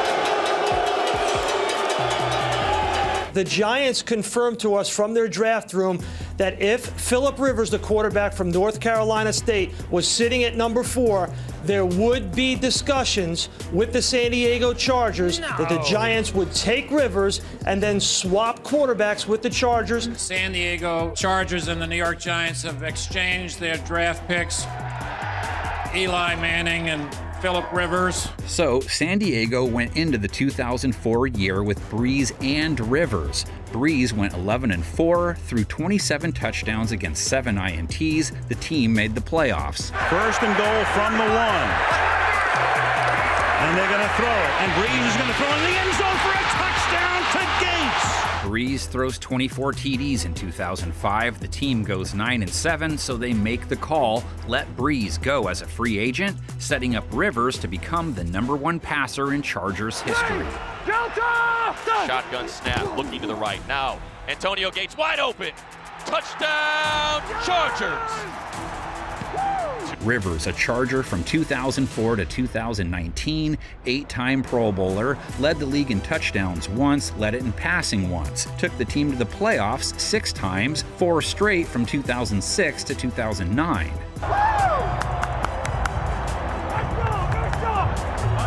2007, they knocked on the door of the Super Bowl, beat Tennessee in the wild card, Rivers throwing 3 touchdowns plus 260-plus yards to beat Peyton Manning in the divisional round.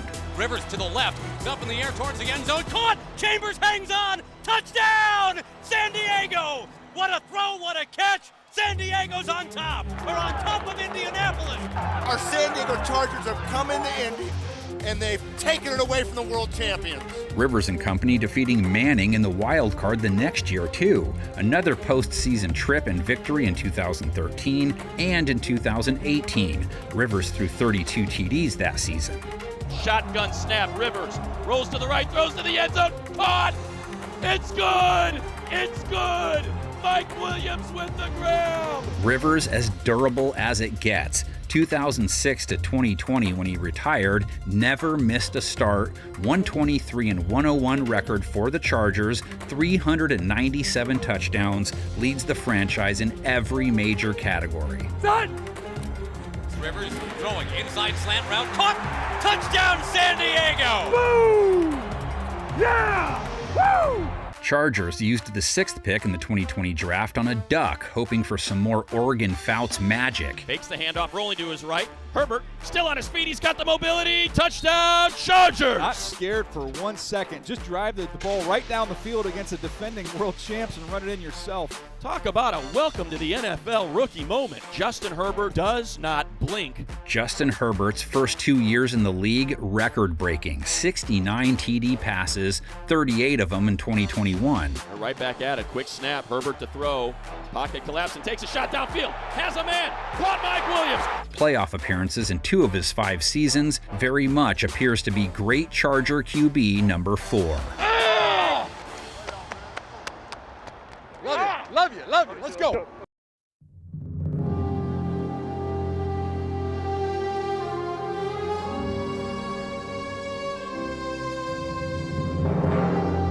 Kansas City Chiefs, one of the 8 teams to start the AFL up in 1960 when they were in Dallas playing as the Texans. Cotton Davidson, the first guy to take a snap for them, primary starter for their first 2 years in the league. Then the Len Dawson era began. Dawson rolling right, throwing end zone to the 5-yard line will be a first down. Kansas City icon, came over from Cleveland in 1962, with the team until 1975, 2-time All-Pro, 7-time Pro Bowler, led the AFL in TD passes 4 times, led it in completion percentage 7 times out of 8 years, leader in passer rating 6 of 7 years. He was dominant. Come on, Lenny! Pump it in there, baby! What a great athlete he is. I think the picture speaks for itself. First year as starter, Texans win the AFL title. 47 yards away, our longest scoring play of the day. Takes them to the Super Bowl in '66. Standing ovation. Wins it all in '69, Dawson Super Bowl MVP. The greatest quarterback in pro football, Lenny Dawson. That was the peak of the Dawson mountaintop. 14 of his 19 years spent in Kansas City, 237 touchdowns, a 93-56-8 record, Hall of Famer. Quick snap and the quick pass to Taylor. He got away from McGee. He's inside the 15. He scored!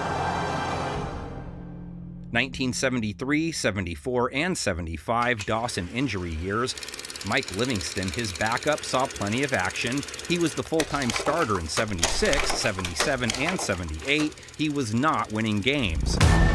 At season's end, the best that could be said was it was finally over. Gave way to Steve Fuller in 1979. He held things down in 80 as well, though Bill Kenny got in 3 games. He ends up going 8-5 for them in 1981. Here's the snap to Kenny. Steps up in the pocket. Steps up and fires the middle for Michael. Him and Fuller manned the position in 82, a strike year, all Kenny in 83 and half of 84. Bill Kenny, a Chief for life, 9 years, 34-43 record, but how about 105 TDs against 86 interceptions? Deserves some KC QB love.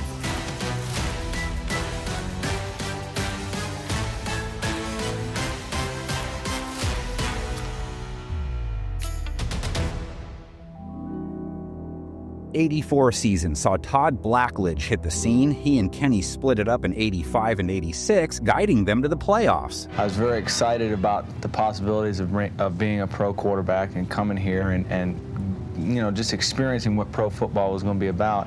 87 was a fiasco. Kenny, 8 games. Blackledge, 2. Frank Sauer, 2. Matt Stevens, 2. Doug Hudson, 1. They won 4 games. Back pedaling is Kenny. He found a receiver. Long down the middle for Page. Going over his shoulder. 15, 10, 5, touchdown! 88, Kenny split the year with Steve DeBerg, who started 10 games in 89. Ron Jaworski made 3 showings. Steve Pallure, 3. Fun QB years for the Chiefs. DeBerg, though, has a year in 90, 23 touchdowns, only 4 interceptions, got them back to the playoffs. And again in 91, beat the hated Raiders in the wild card, throwing for a touchdown in a 10-6 win. Long, he'll arch his spiral, down the middle, he's got a receiver! A 57-yard touchdown pass! From one vet to another, Dave Craig takes over in 92, takes them to the playoffs again. Then they make the trade of the decade for another old guy. He's running to the near side, cocks his arm, throws a pass on the fly in the end zone, touchdown! 1993 was a ride. Joe Montana comes over and the Chiefs take out Pittsburgh in the wild card round. Back to pass Montana, cocks his arm, looks right, no one there, looks left, throws in the end zone, touchdown! He's done it! Joe Montana has done it again! Montana throws 3 touchdowns against the Oilers. KC makes the AFC Championship game. Fake handoff rolling is Montana, cocks his arm, dumps a pass, wide open, leaping 2-hand catch, made 7-yard line by Cash, angled to the sideline, the 5, he's in for a touchdown! Couldn't beat Buffalo. You played with great heart. And whatever you do in life, whether it's this or anything else, if you play with your heart, if you work with your heart, there's nothing you can't accomplish. Montana led them to the playoffs in 94 and then hung them up. Steve Bono stopped in, went 13-3 in 1995, 21 touchdowns, only 10 interceptions. They made the postseason again. 60-yard touchdown pass, Bono to Davis. Bono in 96, 3 games worth of Rich Gannon too. Gannon 5-1 in 97, but gets hurt. So it was Elvis Gerbach who led them to the playoffs. But I'm telling you, you're thinking too much. Go play the game like you can play it. Outplayed John Elway in the divisional, but they lost 14-10. Gannon and Gerbach in 98, all Gerbach in 99 and 2000. Then they turned to Trent Green, had a 6-year run for KC, solid years from 2002 to 2005. 03, he goes 13-3, 24 touchdowns, only 12 picks. Kansas City a playoff team. Steps up in the pocket, floats it for the end zone, touchdown! We gotta keep doing it. Threw 27 touchdowns in 2004. The team was mediocre. 2006, he suffered a concussion in the first game, so Damon Heward held down the fort until he came back. Green's Chiefs never were able to win a playoff game. He did leave with 48 wins against 40 losses, 118 TDs, 85 INTs. It's a flea flicker, and the Chiefs take a 20-10 lead. 2007, Heward and Brody Croyle. 2008, Croyle, Heward, and Tyler Thigpen. They won 2 games. In his first full season, Thigpen experienced inevitable growing pains. So 2009, they plugged in Matt Castle. 2010, throws 27 touchdowns, only 7 interceptions, a 10-5 record, good enough for a playoff trip. Chiefs score a touchdown with 24 seconds left to go in the game. Castle couldn't sustain the success, 4-5 in 2011. Kyle Orton got in 3 games.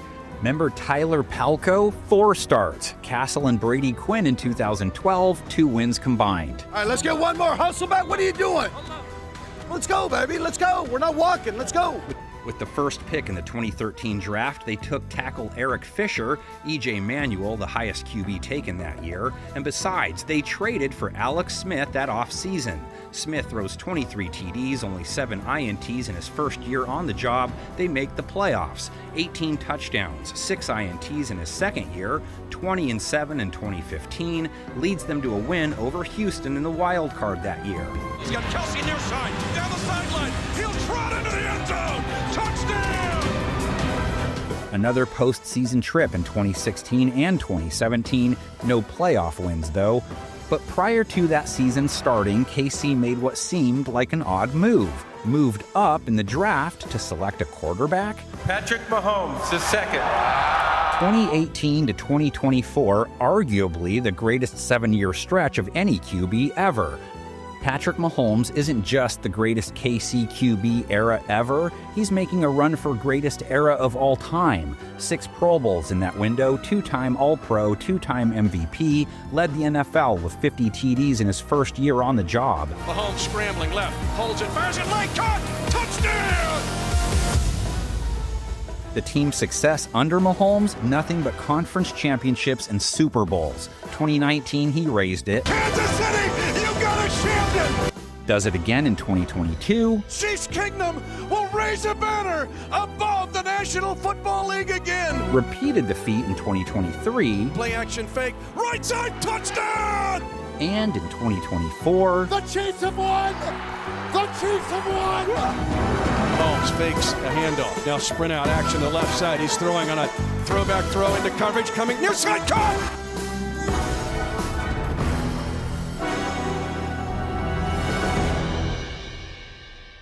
That's all the Colts fans. That's in a way. Let them go!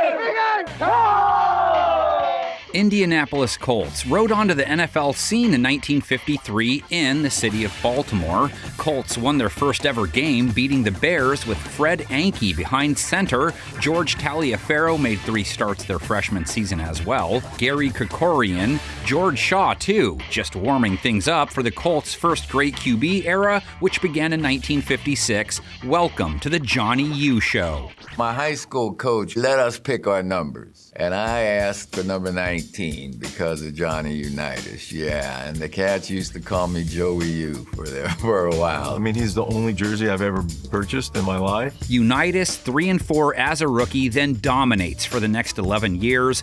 He was first team All-Pro 5 times, MVP 3 times, led the league in TD passes 4 years in a row, Hall of Famer. If I do my job and I call the game right, if I put the ball where it's supposed to, we're going to win.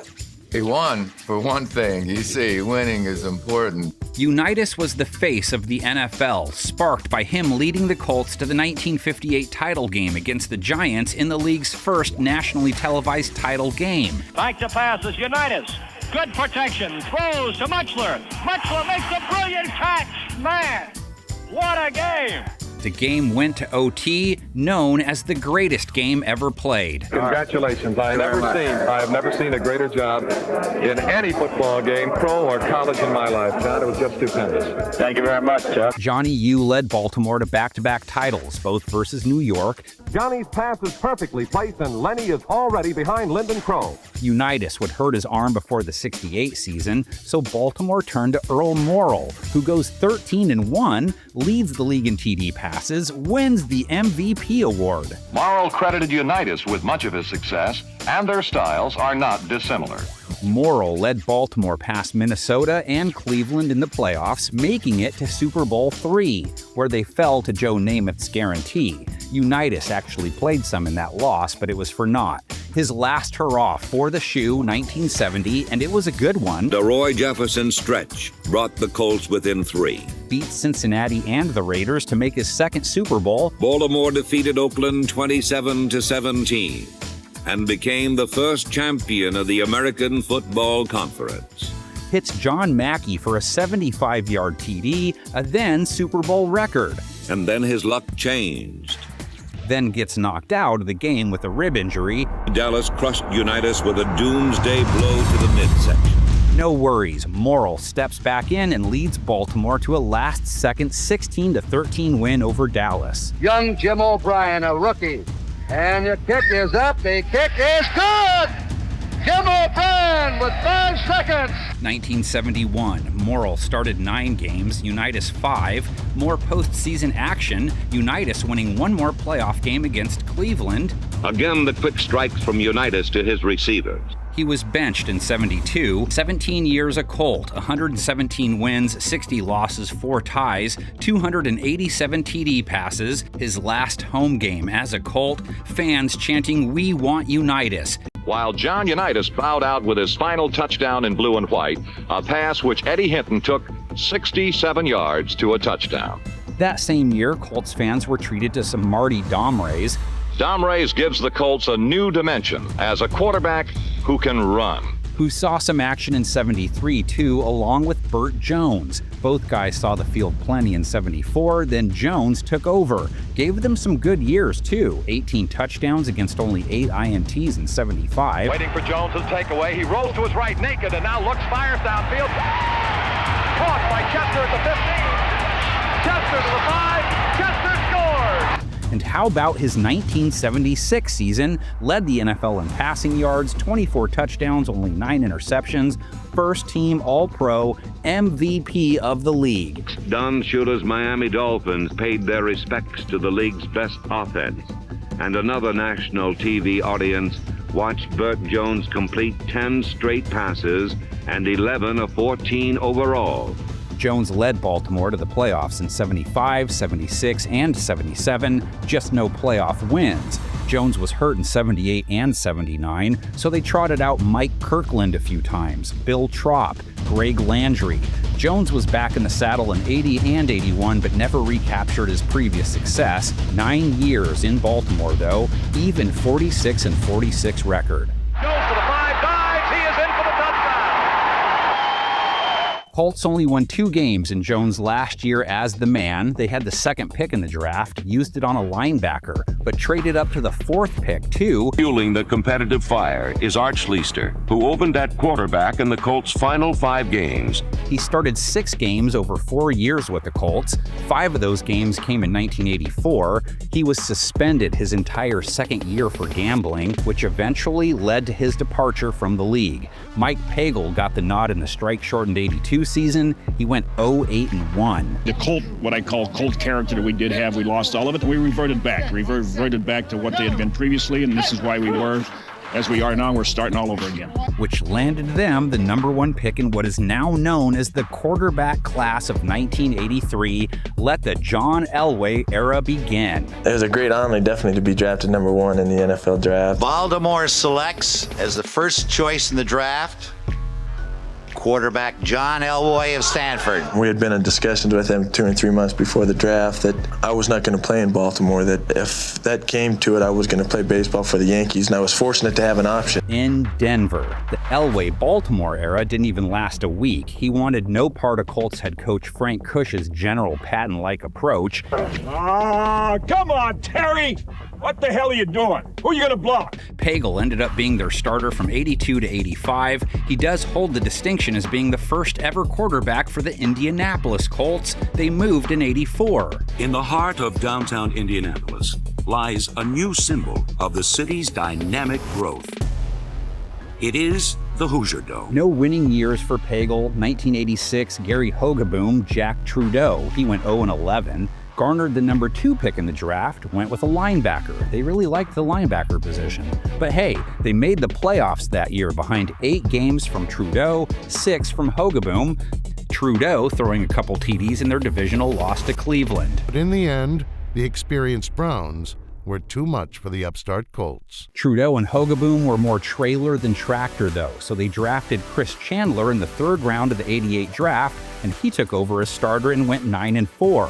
Chandler takes it, fakes to Dickerson, drops the throw, rolls away from traffic, gets to the right side, he's got it open! He's at the 30, he's at the 25, 20, 15, 10, 5, touchdown, Chris Chandler! Got hurt in 89, though, so back to Trudeau. Then Indianapolis gets bold. traded up for the #1 pick in the 1990 draft. Jeff George, one of the franchise's greatest draft busts.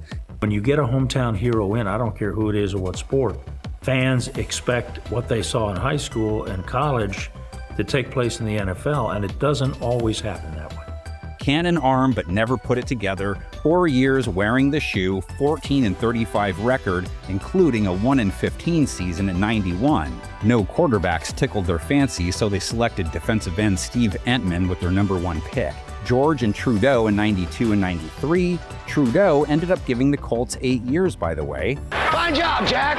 Fine job. A couple of winning records in there at least. 1994, Don Makowski, Browning Nagel, and Jim Harbaugh, who took over in '95. Guides them to the playoffs, 2 touchdowns in the wild card to beat the Chargers, then another TD toss and a 10-7 win over the Chiefs. The Colts are going to the AFC Championship game.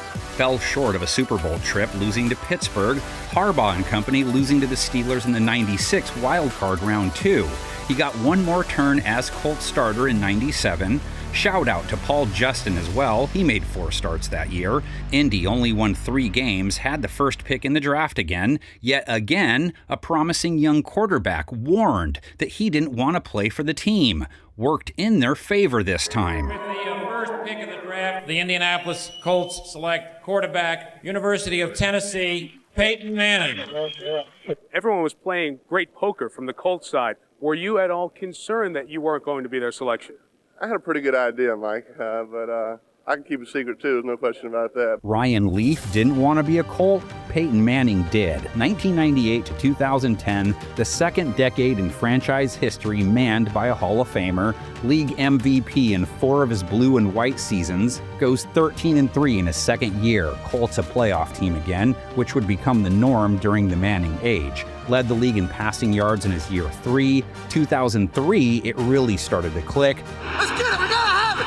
Win on 3. 1, 2, 3, win. First team All-Pro, beats Denver and Kansas City in the playoffs, falls to Tom Brady and the Pats, rebounds to throw 49 touchdowns the next year. Manning's got the record. Peyton Manning has captured a piece of NFL history. Same result in the playoffs, though.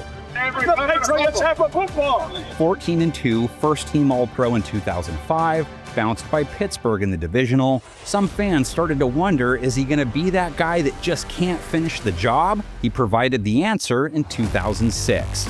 Manning led the NFL in TD passes and rating, led the Colts past the Chiefs in the wild card, past the Ravens in the Divisional, past Brady finally in the conference championship. Beat Tom Brady last minute drop. They don't get no better than that. Reached the top of the mountain, beating Chicago in the Super Bowl. Throws one downfield. Reggie's there. Got it to 20, 15, 10, 5. Touchdown. Reggie Wayne. Colts are world champions. That proved to be Manning's peak in Indianapolis, was MVP in 2009. Manning with 1.5 yards to go.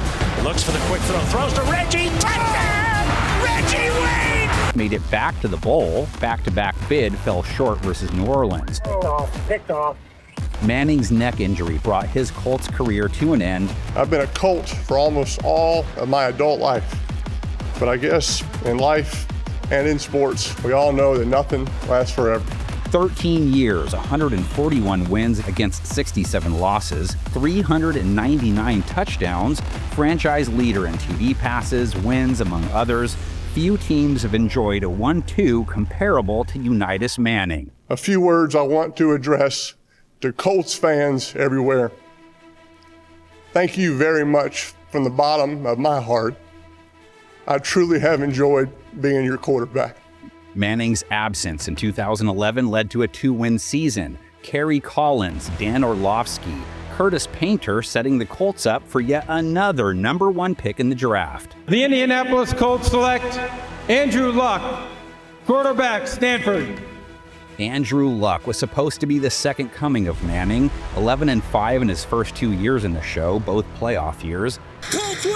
Colts win! Colts win! Led one of the most improbable playoff comebacks in history, beating the Chiefs in the 2013 wild card after being down 38-10 at halftime. Luck picks it up, and Luck scored! Andrew picked up the fumble and scored! Luck rebounded from 3 INTs with 4 touchdowns and over 440 yards. Are you kidding me? Are you kidding? Wow! Luck went 11-5 for a third straight year in 2014, led the NFL with 40 TD passes, beat Cincinnati in the playoffs. How about this throw on the run by Andrew Luck? And then defeats Manning and the Broncos in the Divisional. Throws back in the end zone, touchdown! Hakeem Nicks for the catch!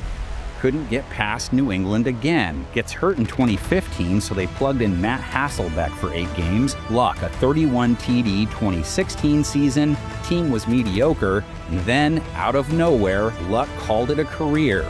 There is a report that has been filed by Adam Schefter of ESPN that Andrew has informed the team of his desire to retire from the National Football League. Luck retired from the game citing health concerns. 6 years, a 53-33 record, 171 touchdowns against 83 INTs, a great Colts what if. They've been searching for their next great signal caller ever since. 2019, the Jacoby Brissett season. 2020, their Phillip Rivers season. At least he got them to a playoff game. 2021, Carson Wentz. 2022, Matt Ryan, along with some Sam Ellinger and some Nick Foles. Huge mistake by the Colts. The Colts just undisciplined. 2023, Gardner Minshew for 13 starts. Their most recently highly touted draft pick, Anthony Richardson. Injuries opened the door for some Joe Flacco in 2024, but Richardson still saw the most action Colts fans hope to see more of, because that means he would have panned out.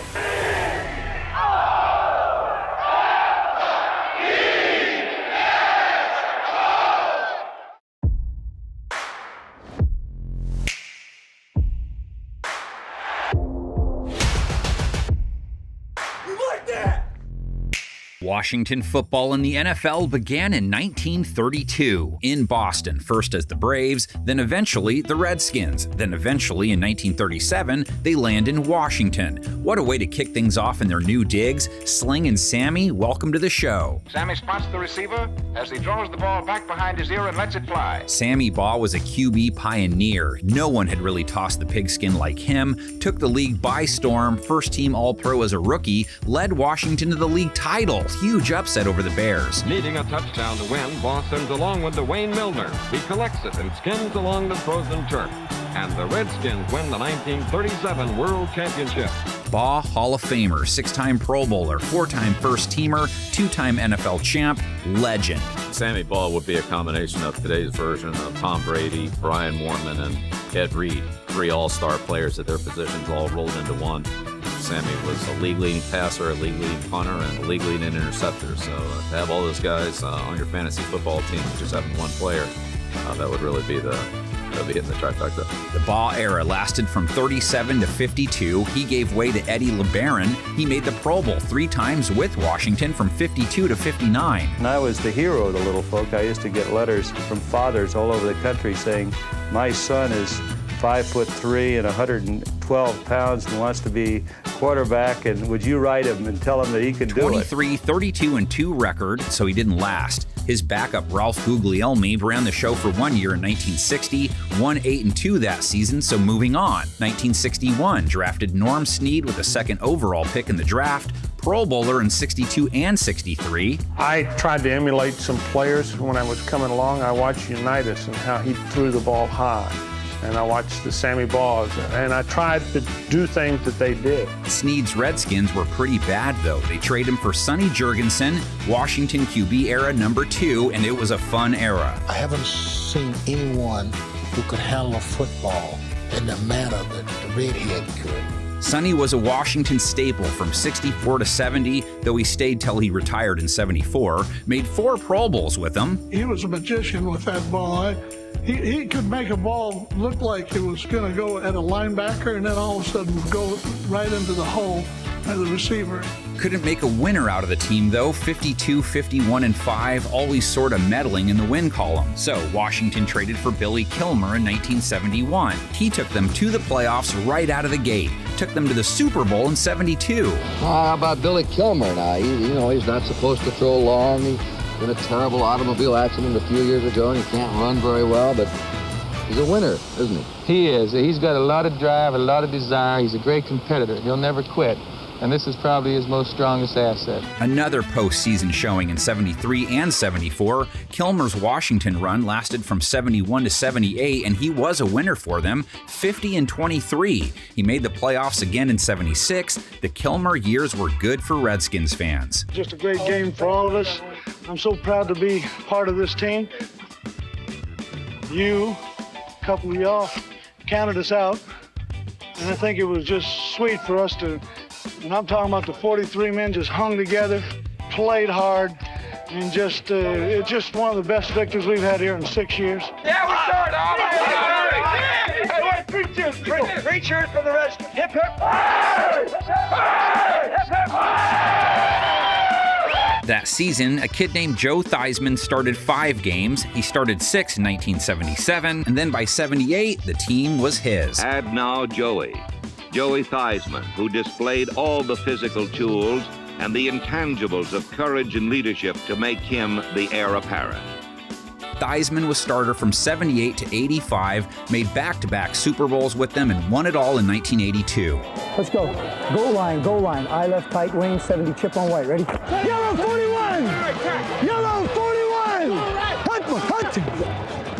There's the snap, hand to Riggins, good hold, he's got the first down to the 40, he's gone, the 35, the 30, the 20, he's gone, touchdown, Washington Redskins! My mind, what was emblazoned there was Terry Bradshaw, name it, running off the field, waving his finger, and at that moment, the ball went up, the finger went up, and we were champions of the world. The end of Theismann's run, 1985, one of the most unfortunate tackles in NFL history at the hands of the great Lawrence Taylor. And all of a sudden, I felt the pressure coming from the left side, and it was Lawrence.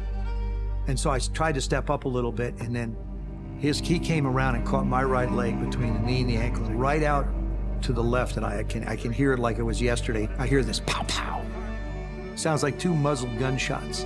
I knew that something was really bad when Lawrence Taylor leaped to his feet and beckoned over to the Redskins bench. Get your medical team in here quickly.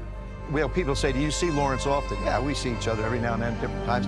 I said, the one thing I won't let him do is stand to my left side where I can't see him. Theismann was replaced by Jay Schrader, who took them on a deep playoff run in 1986. Shoulder injury dogged him in 87. They still made the playoffs, though. I think our biggest thing about our football team is our quarterback situation and the fact that we have 2 excellent quarterbacks. That's a coach's dream.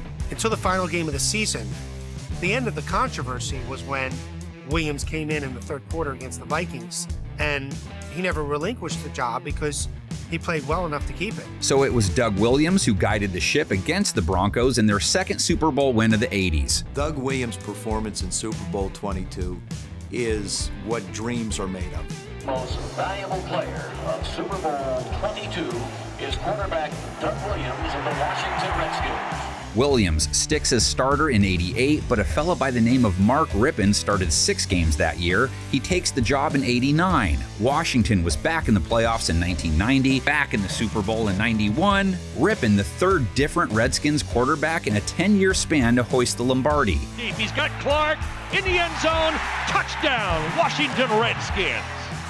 I watch that in slow motion. I go, oh my goodness, what is he doing? But that's just the emotions caught me at that time. This is a Super Bowl and we are handing it to him. Rippon's Washington career, 88 to 93, made 2 Pro Bowls in there too. That 93 season saw Washington roll with Rich Gannon for 4 games. Team was bad. Get ready for some QB roulette now. 94 was the year of Heath Shuler, John Freeze, Gus Frerotte. 95, down to Shuler and Frerotte. 96, all Frerotte, and he made the Pro Bowl that year. Throwback to Gus Frerotte. There you have it. Wide open. It's Shepard at the 15, 10, 5. Touchdown, Washington Redskins. A thing of beauty. This is Gus Ferrotte's best game this year. Frerotte years, 94 to 98. Only a few starts that last year. They turned to Trent Green for a spell. The spell wore off and they moved to Brad Johnson. Got them back to the playoffs. Pro Bowler that season, 24 TDs against 13 picks. Play action fake to Stephen Davis. Going deep for Westbrook. Got him in the end zone. Caught. Touchdown, Washington Redskins. He lasted 2 years in Washington, winning record in both. Year 2000, he was joined by Jeff George in the QB room. He went 1-4 for them that season. 2001, Tony Banks' turn, 8-6 for the year. 2002, Shane Matthews, Patrick Ramsey, Danny Warfel. 03, more Ramsey mixed with some Tim Hasselbeck. 04, Ramsey and Mark Brunell. 05, Brunell goes 9-6, leads them to the divisional round. 3rd down and 6. And Brunell, he's chased from the pocket and fires across play, and it's knocked away. And it's caught for the touchdown. Santana Moss. Moss makes the catch off the deflection. Brunell's magic faded the next year, so we saw Jason Campbell hit the scene. They thought he was the answer, let him steer the ship from 2007 to 2009. Didn't really go anywhere though, so they nabbed Donovan McNabb from their arch rivals in 2010.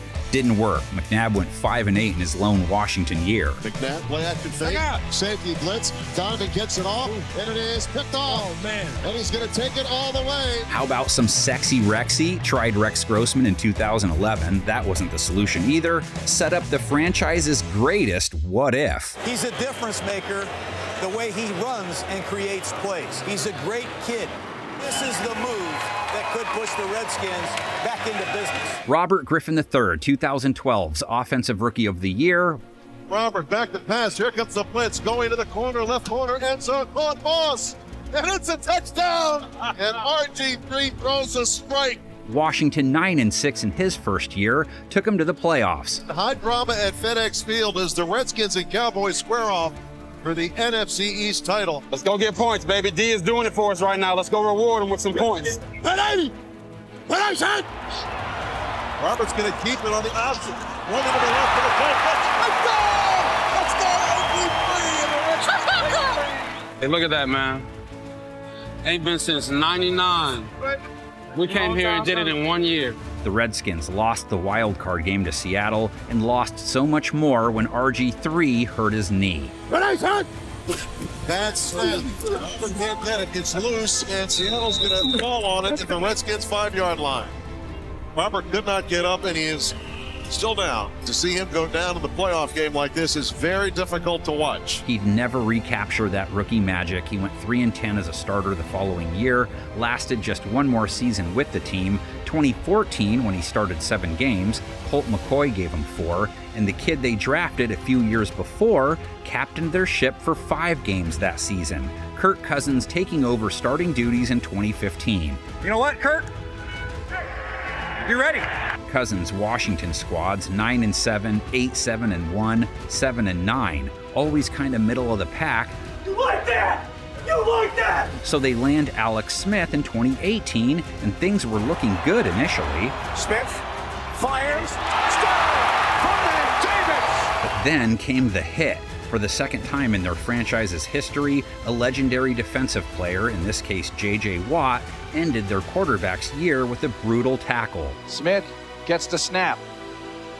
Here comes the blitz. They're coming clean. Alex Smith under heat. He's steamrolled at the 40-yard line. That takes him out of field goal range, and Alex Smith is hurt. FedEx Field is silent. Amazingly, Smith would play again. Not that year, though. Josh Johnson, more McCoy, Mark Sanchez even chipped in with 1 start. 2019, more carousel action. McCoy, Dwayne Haskins, their first-round pick. Case Keenum, none of them the guy. Keenum. Intercepted! 2020, Haskins got another chance, couldn't capitalize. Kyle Allen started 4, and Smith returned, one of the most remarkable returns the game has ever seen. Alex Smith has already defied the odds after life-threatening surgery, returning to the football field, making his first start in almost 2 years. Smith went 5-1 too, left the sport on a high note. The back of the end zone, reaching up and making it, ran for the touchdown, Logan Thomas. Left things in the hands of Taylor Heineke. That was followed by 9 games worth of Heineke and 7 games of Carson Wentz. Deep ball, Dotson in double coverage! Grant Delpit had his hands on it, and it's picked off 2023, the year of Mr. Howell. Again, he goes down! Sam went 4-13, setting up the Commanders to select second in the NFL draft. This has just gone from an unwatchable offensive product to must-see TV. Where they took Jaden Daniels, the QB they hope launches the next great Washington QB era. It is bubble up and it's gone! It's gone! Touchdown! It's mayhem in Washington! Jaden Daniels has done it again! It really feels like the beginning of something. It's hard not to believe what you're seeing here. This is better than expected. This guy's unbelievable! Rookie of the year. It's more than that.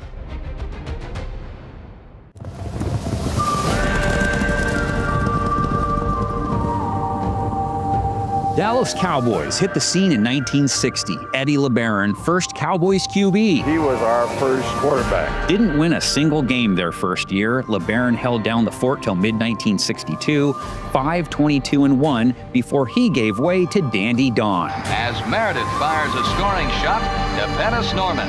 Don Meredith, Dallas's first great signal caller. Meredith, the primary starter from 62 to 68, winning records in 64 and 65. The team overall, though, still had to wait till 66 before it finished with its first winning season. Meredith 9-3-1, 24 TDs, 12 INTs. They made the playoffs. For 7 years, Don Meredith was the colorful quarterback of the Dallas Cowboys. Lose to Green Bay in the championship game, takes them back to the playoffs in 67, with Meredith beating Cleveland 52-14 in the divisional. After 15 tough games, Dallas had kept their appointment with destiny. And once again, losing to the Packers, this time in the famed Ice Bowl. Dave Robinson nailed Don Meredith as he attempted to throw that pass. It was intercepted in the end zone, and the Packers have just taken the championship. They made it to the postseason in Meredith's final year, too. Dandy Don went 47-32-4 for Dallas when he hung 'em up. Don Meredith left the Cotton Bowl for the last time a winner and left the Dallas Cowboys to fill the most important position in football. His exit opened the door for Craig Morton. Morton had patiently waited 4 years for his turn to come, and now it had arrived. Morton went 32-14-1 for Dallas, was primary starter for 2 seasons. Come on, Craig, get him up! Kept the seat warm for Captain Comeback. Staubach looks like he might take off. Got away from one. Got away twice. Roger, you are something else. Roger Staubach, still the Cowboys QB GOAT. 4 trips to the final dance, 2 Lombardis. Staubach drops back to pass. That's up. Pass to end zone. Touchdown! It's the hammer, Mike Ditka. Enshrined in the Hall. 85-29, could have been even better. Missed some prime years serving in the military. You miss the old days? I miss football a great deal, yes I do. Changed the game with his style. Came up with the phrase Hail Mary on this throw. Down the near sideline for Drew Pearson. Pearson makes the catch at the 5. Touchdown! Would you believe it? Staubach hit Pearson on a 50-yard touchdown. Staubach as starter covered 1971 to 1979. He took them to the final game in 71 and won it all. On offense, Roger Staubach's leadership was never more evident as he passed the Cowboys to their first score. Missed 1972, team made the conference championship with Craig Morton. Staubach took them to the conference championship in 73, then another trip to the Super Bowl in 75. The Cowboys have won the East. The Cowboys have come from behind. Unbelievably. Loss number 1 in the Super Bowl to Pittsburgh followed. Dallas a playoff team the following year, and then Staubach leads them back to the top in 1977. Way downfield, and Brooks Johnson caught. Touchdown! Dallas returned for a chance at back-to-back crowns in 78. His final year, 1979, one more playoff trip. He made the Pro Bowl in his last 5 years in the league, left the game off a 27 TD season, the most he ever threw in a year. Roger going deep for Drew down the sideline to the 5. Touchdown, Dallas Cowboys!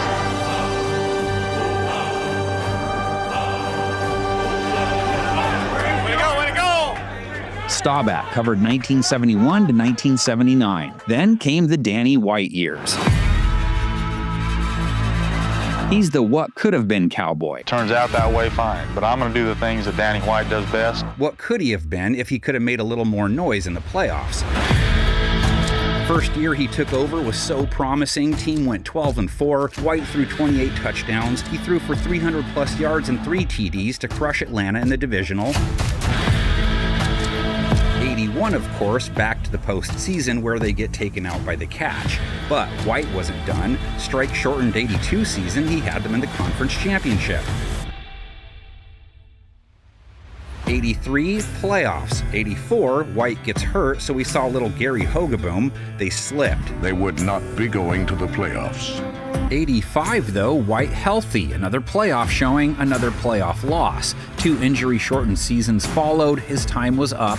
Steve Pallor saw action in 86 and 87. Kevin Swaney, 2 games in 87. 13 years, all as a Cowboy, 62-30 record, 155 touchdowns. White in Dallas's Hall of Good.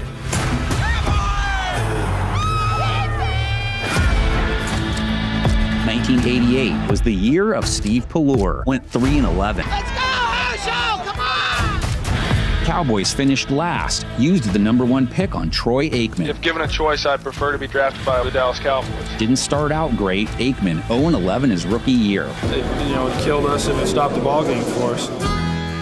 Worked out though, huh? 3 ships, Hall of Famer. What a ride it's been.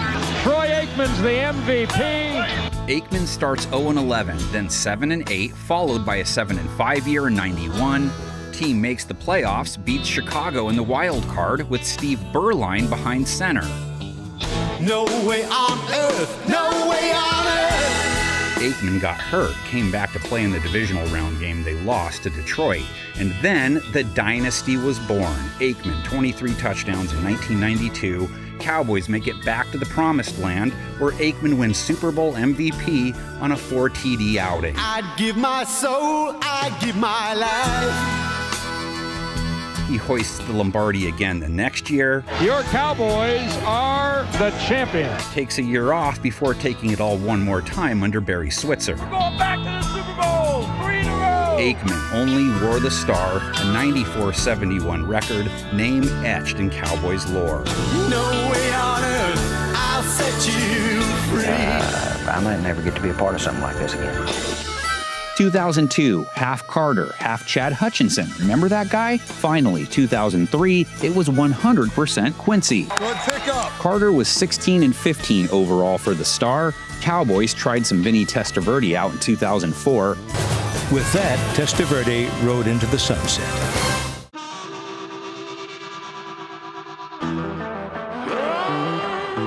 From one vet to the other. 2005 was Drew Bledsoe's turn. Wasn't bad, went 9-7 first year. He's gonna run up the middle of the 5, darting near the goal line. Touchdown, Drew Bledsoe. But midway through 2006 wasn't looking great, so throw that kid on the bench in. It was time for the Tony Romo era. Tony, where is that Romo? Tony Romo's going to start at quarterback. Bledsoe's going to get the night off. Romo was sort of another Danny White. Made some Pro Bowls, but never the bowl.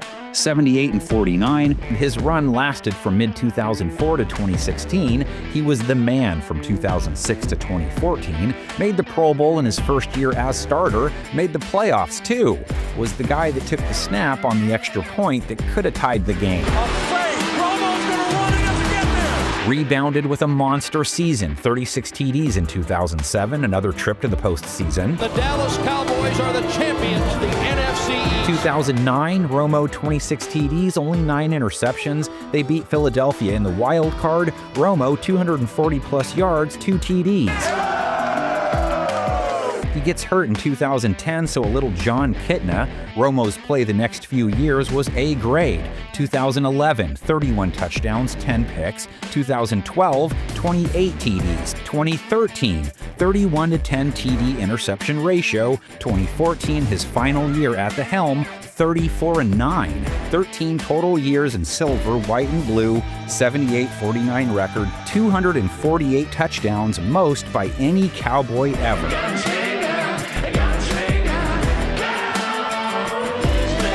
When he stepped aside to let Dak take over. Start off fast. Focus, finishing fast. Dak Prescott, is he another white Romo or the second coming of Roger the Dodger? Trust the man next to you and trust the process. No losing seasons in any of his full years as a starter.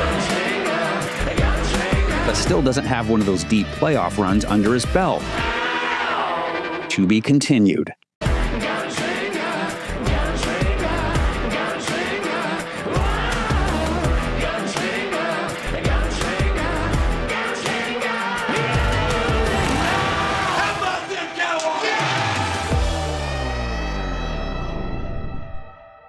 of people have asked me what I do when the football season's over.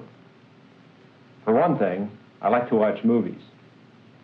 I've seen this next one quite a few times already, about 100. But you know something? I don't think I'll ever get tired of seeing it. Lights?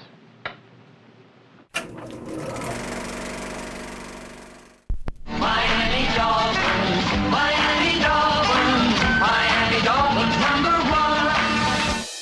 Pro football in South Beach began in 1966. Miami Dolphins' first ever game, Dick Wood was their starter. He throws 4 INTs before he gets benched in favor of Rick Norton. Rick Norton spots number 2, Cookie Gilchrist, all alone, and the combination boosts the Dolphins to a 2-touchdown lead at halftime. Wood went 0-4 that season. They used George Wilson most of the year, went 2-5. Miami went 3-11 in its first year of business. Ultimately a good thing because it set them up to take Bob Greasy in the next draft.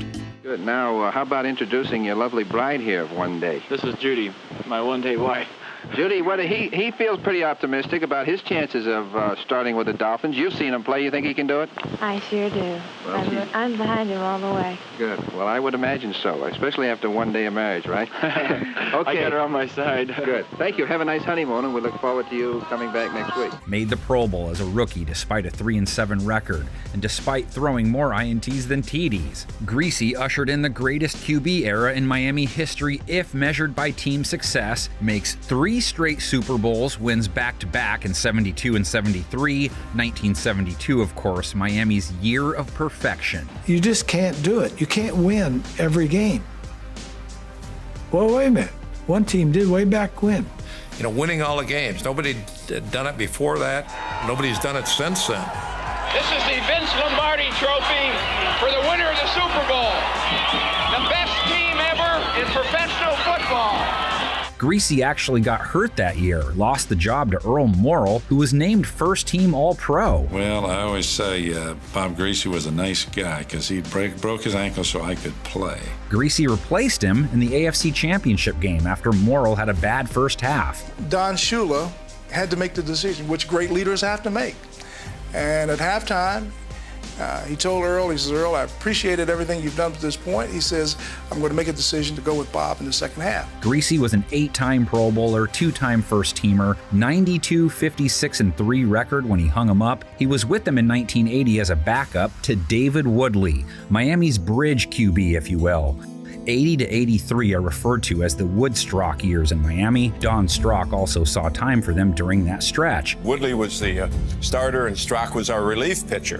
They call it the Woodstock combination. But it was mostly Woodley, and check it out. 6-5 year 1, 11-3-1 in year 2, then takes them to the Super Bowl year 3 in the 82 strike-shortened season. And wide open is Sefalo at the 50, could go all the way, 40, 25, 15, and Miami has a touchdown. What does he get for all that? A seat on the bench so some kid named Daniel Constantine Marino could take over. 1983 to 1999, number 13 was the face of Dolphins football. Marino represents Miami's greatest QB era, hands down. Made the Pro Bowl 5 straight years to start his career. 1984, throws an unheard of at the time 48 touchdowns. Marino, wide open field, throws for a touchdown, and there's the record. Number 37 on the season breaks the all-time NFL record. Marino will get the football. It was a magical season, his play propelling the Dolphins all the way back to the Super Bowl. Marino throwing for over 400 yards and 4 touchdowns in the conference championship game. 2nd and 5 from the 41. Again out of the shotgun. Marino, deep drop, throwing deep upfield down the near side. Man open. Touchdown for the Dolphins. Miami came up short against Joe Montana's dynasty 49ers, never made it back to the final dance, but he never slowed down, led the league in TD passes in 84, 85, and 86, topping 40 TD passes again in 86. He is the best football player in the league right now, to my mind. He's the best quarterback in the league, and I think if he keeps on playing the way he has played, he will go down as the best quarterback ever to play the game. He guided them to playoff wins again in 1990, 92, 94, 98, and 99, his final year in the league. The most prolific and pure passing quarterback that this generation has ever seen. 1993, one of 2 years he didn't start double-digit games. Remember Scott Mitchell and Steve DeBerg? Those were his fill-ins that year. Won an MVP, 3 times first-teamer, among a plethora of other awards, and maybe more important, credited with changing the way the game was played. He changed the way passing games would be used going forward. I had Unitas at Baltimore, and we had a style. I had Greasy in Miami, and we had a style. I had Woodley in Miami, and we had a style. Now we have Marino, and we have another style. So what I try to do is suit the personnel to the type of ability that they have and incorporate that into our style. And with Marino, he's attack. He's turn it loose. 147 wins, 93 losses overall. His last year in the league, he slowed down and got outplayed by Damon Heward. And even though he went 4-1 that year, Miami decided for a fresh start to the new century. 2000, Miami picked up Jay Fiedler. He had a decent 5-year run with them, or at least a decent 4-year run. 10-5 his first year, 11-5 the next, winning records in years 3 and 4. He personally wasn't lighting up the stat sheet, though. When he stopped winning games in 2004, they made a change, and they would make lots of those for a while. First, they handed the keys to A.J. Feely. 2005, Gus Frerotte. 2006, tried on some Joey Harrington, a little Dante Culpepper. It gets worse. 2007, Cleo Lemon, Trent Green, John Beck. 1 win between them. They don't draft a new QB with their first overall pick, though. Went with left tackle Jake Long. Matt Ryan wasn't to their liking, I guess, and instead acquired Chad Pennington to play signal caller. He guided them to the playoffs that first year. And the catch is made by Anthony Fasano. What an adjustment that was. Perfect throw by Pennington, back shoulder. And Miami has won the division for the first time since 2000. But the next season he gets hurt. It led to some Chad Henne. He finished the 2009 year, handled most of 2010. By 2011, he was done. Matt Moore was the man. He didn't last either. Next draft, they used the 8th pick on Ryan Tannehill, 2012 to 2018.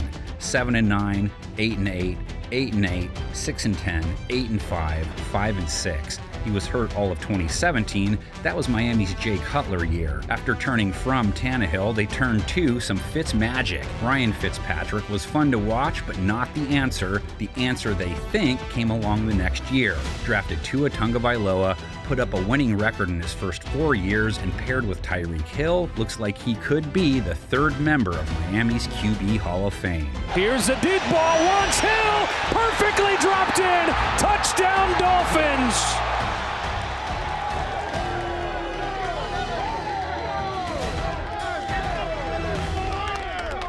Philadelphia. Their quarterbacks have been letting it fly, Eagles fly, since 1933, but their first actual QB didn't come along until 1939. Let's use the forward pass. I know it'll work.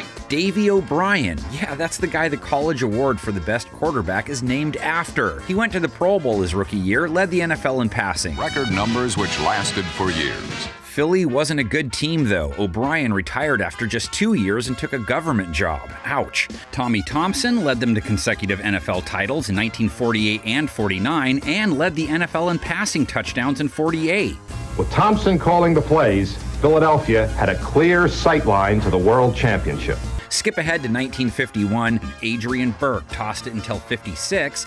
Went 15, 20, and 2 for him. Bobby Thomason won 18 for them from 1952 to 57. And then you get to the big boys, 2 guys who ended up in the Hall. In 1957, Eagles start a rookie by the name of Sonny Jurgensen for 4 games. He goes 3-1, had some flair to him. I threw sidearm behind my back. Who cares? But 1 year later, Philadelphia has the chance to pick up Norm Van Brocklin from the Rams.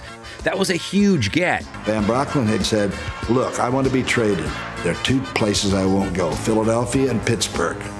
So that afternoon, Gilman called and said, guess what? You're going to Philadelphia.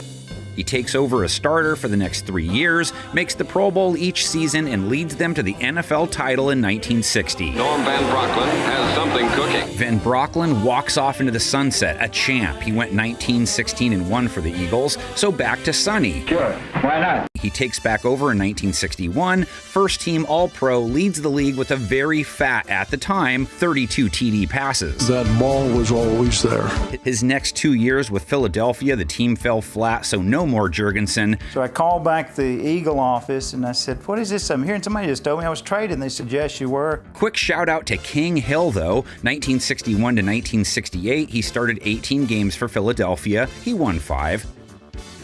Okay, first mini quarterback era in Eagles lore, 1965 to 1970. Starting today, you've got a real shot to make football history. Norm Snead captained the ship, Pro Bowl the first year on the job. 28, 50, and 3 record, though. He wasn't cutting it. Turned to Pete Liskey for the 71 and 72 seasons, 7-9 and 1, but he wasn't the answer. Figured getting a future Pro Bowl vet from the Rams worked once, why not try again? Got Roman Gabriel from LA in 1973. 23 touchdowns, only 12 picks, makes the Pro Bowl. But with quarterback Roman Gabriel winging it, the town and the team were one again. Gabriel stays through 1977. He was the primary starter in 74 and 75. 12 and 25 record during his Philly years. Bizarre, forgotten story from their 1975 season, though. The year Mike Barilla made the Pro Bowl despite having a 2-3 record with twice as many INTs as TDs. Pro Bowl MVP Mike Barilla. The league basically couldn't get anyone to say yes to playing for the NFC. But hey, Barilla goes on to pull off one of the best plays in Pro Bowl history. And the American Conference now led 20-9. Philadelphia Eagle quarterback Mike Barilla ignited the NFC. Terry Metcalf's catch closed the gap to within 4 points at 20-16.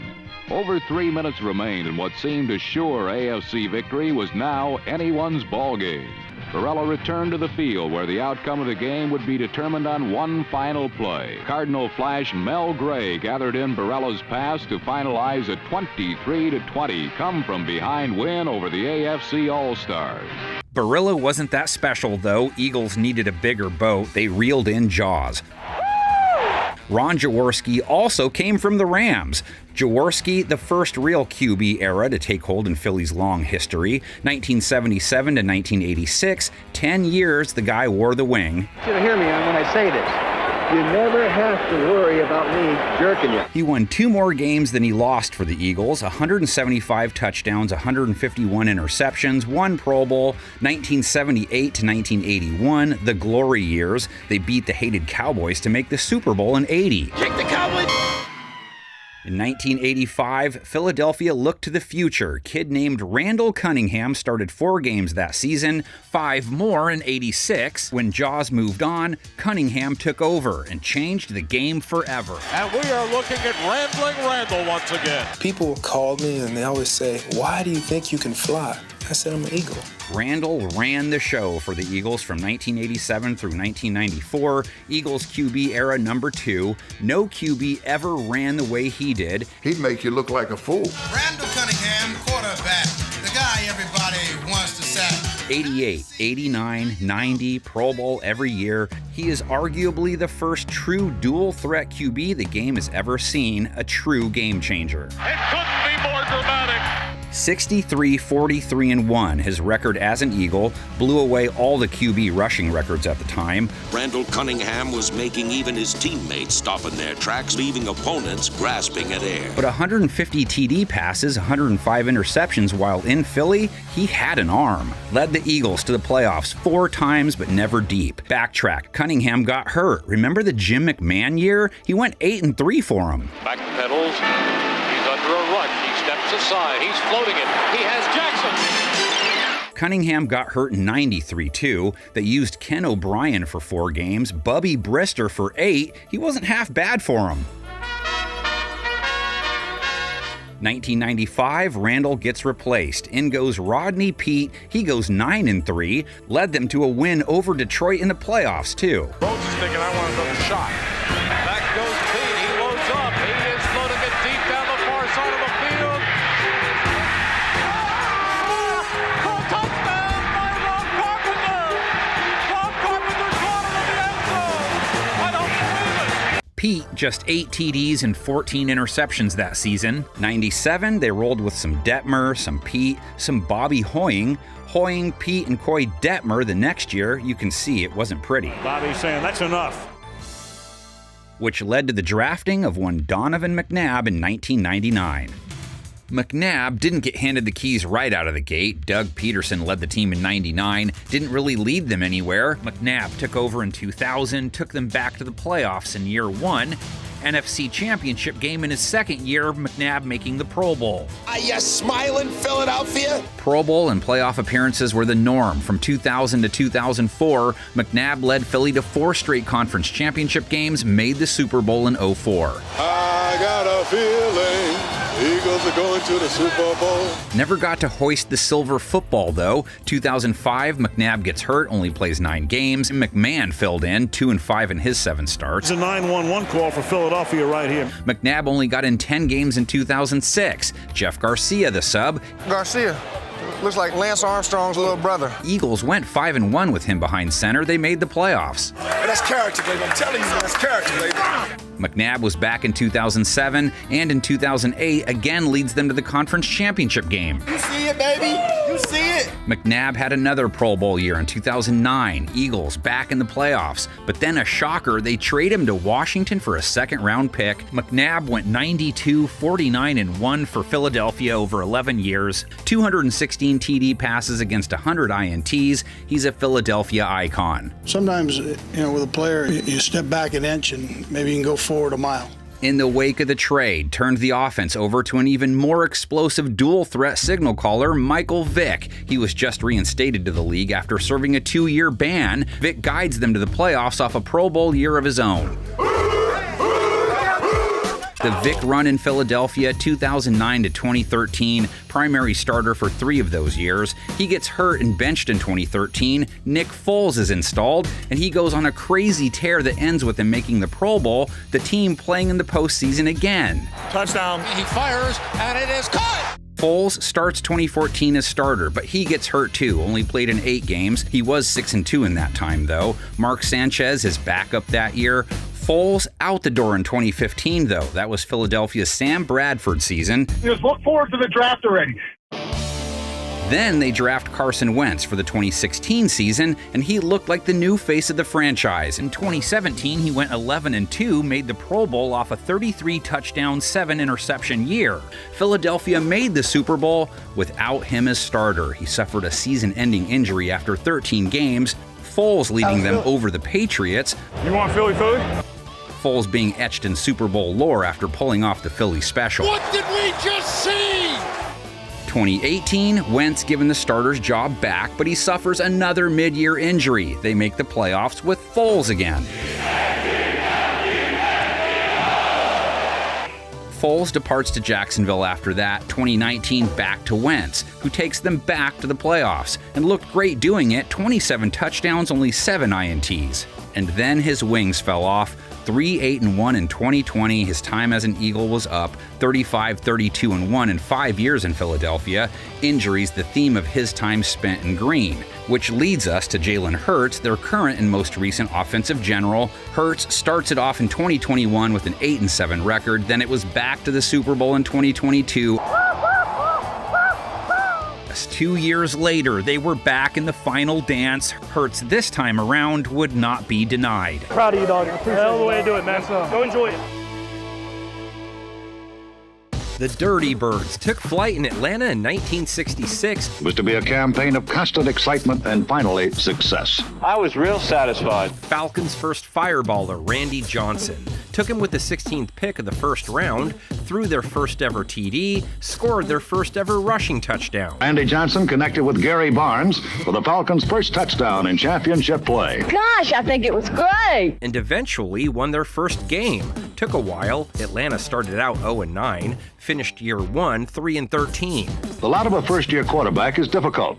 On a new club, it could be overwhelming. Johnson, not any better in 67. He went 1-10-1. By his 3rd year, he's phased out. Bob Berry phased in. Each guy went 1-6 that year. Berry is smaller than Johnson, but very strong and very resilient. Barry, Johnson, Bruce Lemmerman, another losing season the following year. Barry, though, 4-3 at least. Barry is the leader and most costly member of the aptly named $100 backfield. The gutty little quarterback is a master of the rollout.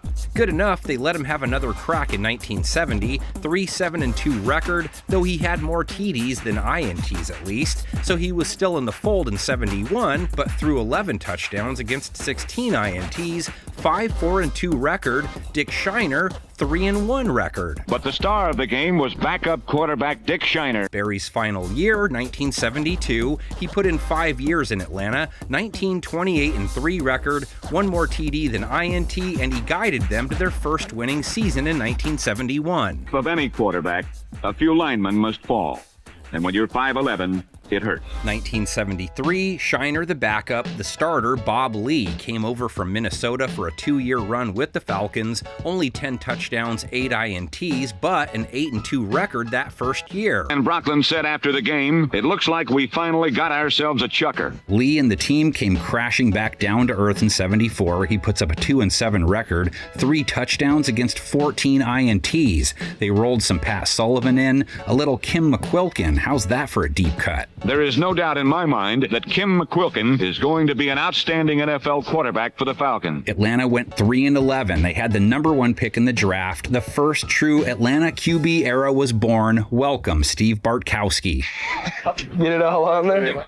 The Bartkowski years, 75 to 1985, saw plenty of other guys chuck it in there for a variety of reasons. 76, they had to use Scott Hunter for 6 games. 77, he played 7. And then finally in 78, the Falcons make the playoffs for the first time, Bartkowski leading them to their first ever playoff win. It was a more mature number 10 who answered the Falcons' distress signal. Stevie B with 10 touchdowns and 18 interceptions that season, though. The team regressed in 79, and then you get to Bartkowski's peak years, 80 and 81. Throws 31 touchdowns and 80 against 16 INTs, leads them to a 12-4 record and a playoff berth. Losing to Dallas was just one of those disappointing moments all great young teams have on the way to the Super Bowl. Throws 30 touchdowns in 1981, too. Goes 7-9, though. He threw 23 INTs. Guided them to another playoff appearance in the strike-shortened 82 season. Lost in the first round, though. The NFL's biggest mystery of 1982 was the disappearance of the Falcon offense. Team missed the playoffs in 83. Bartkowski with 22 touchdowns, only 5 interceptions, though. 84, he goes 3-8. So we saw some Mike Morosky. If lessons are learned in defeat, this team really got an education. Downfall was in full swing.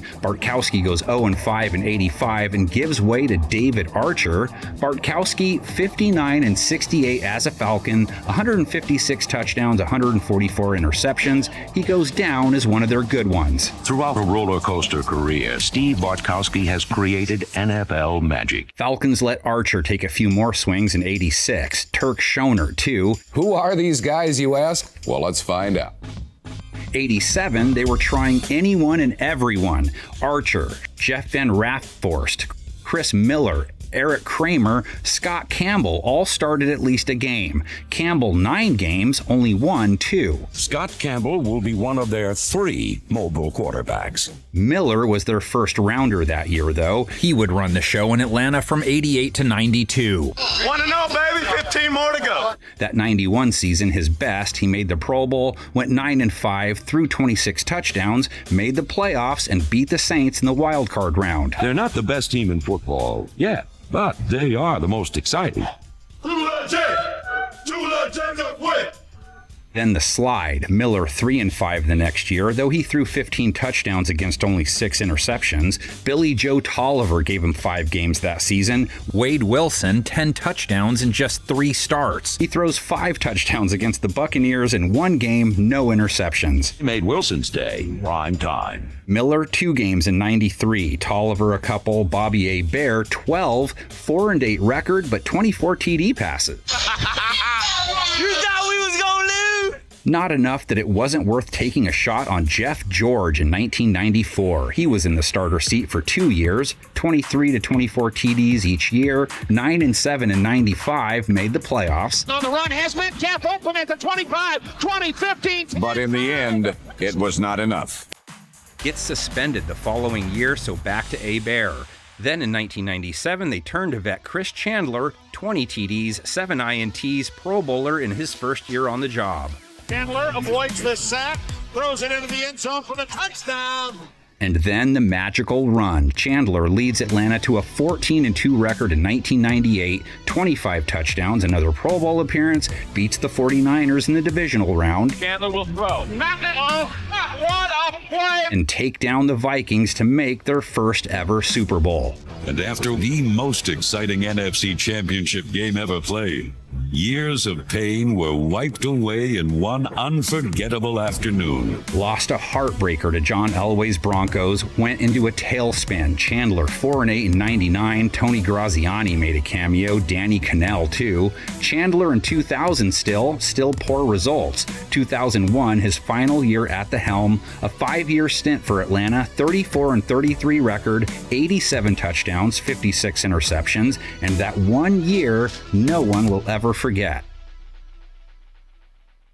Go back to the 2001 season now. Falcons weren't the worst team in the NFL, but they traded up to the number 1 pick for a chance to alter the future of the franchise. I'm gonna give them all this, baby. I'm gonna give them all that. Michael Vick evolved the mobile quarterback to new heights. No one had ever really seen anything like it. Rise Up was all in on their highlight-making machine. Now you know what all the excitement is about. This guy can make something out of nothing. Vick goes 8-6-1 in 2002, his first as a starter, makes the Pro Bowl, 16 TD passes against 8 interceptions, leads the NFL in yards per carry, scores 8 rushing TDs, takes the team to the playoffs, beats the Packers at Lambeau. He's a lot faster in real life. How do you stop him?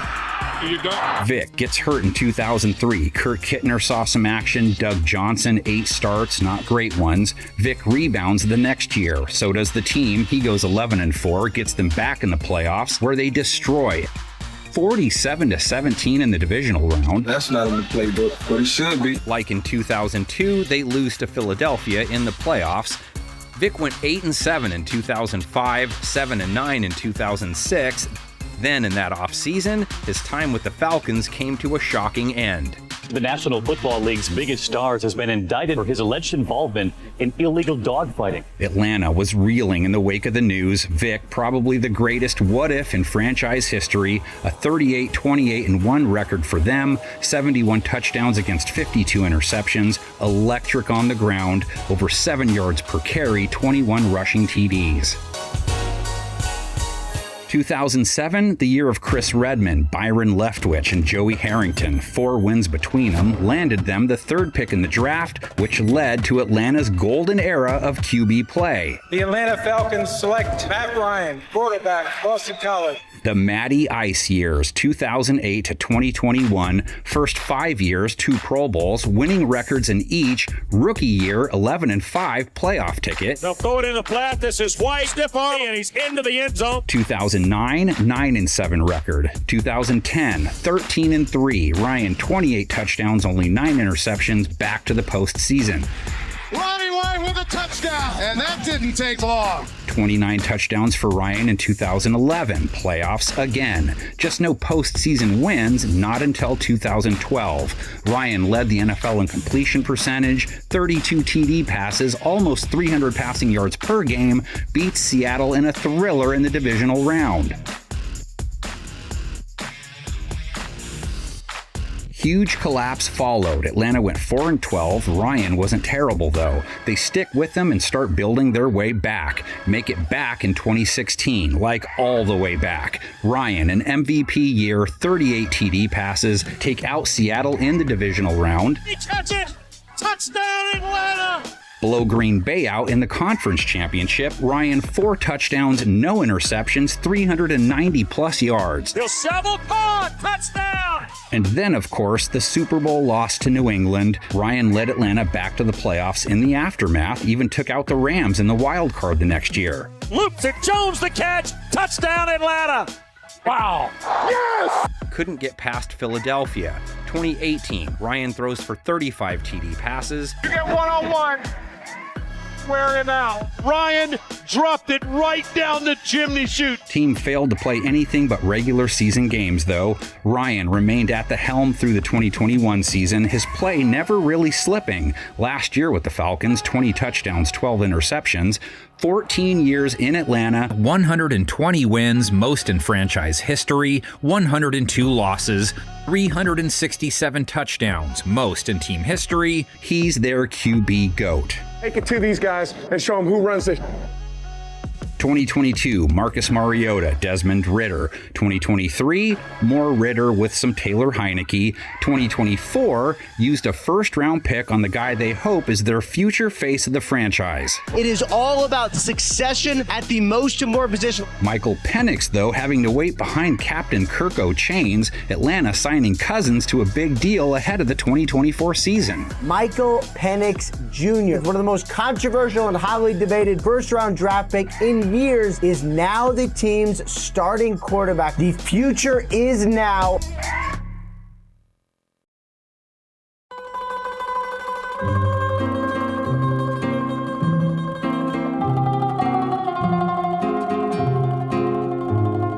New York Giants football team. Only the Cardinals, Bears, and Packers have a longer NFL resume. G-Men born in 1925. Back then, teams barely passed the ball. Until Benny Friedman came along, the Giants being able to lay claim to the godfather of the QB position. Friedman came up with a passing motion that made passing the ball an effective and viable option, so he changed the game going forward. He was a Giant from 1929 to 1931, first-team All-Pro twice. Giants enjoyed having some really good quarterbacks in their early years. Decade of the 30s, the days of one Ed Danowski, first-team All-Pro twice, led New York to 2 titles. 1948 to 1959, the Charlie Connerly era, they went to 3 title games with him, won it all in 56. Connerly comes back again, and New York fans cheer for Charlie as he throws to Alex Webster for another Giant touchdown. Connerly, true blue, never played for another team, 57, 31, and 1 overall. He bridged the gap until the Giants traded for Y.A. Tittle.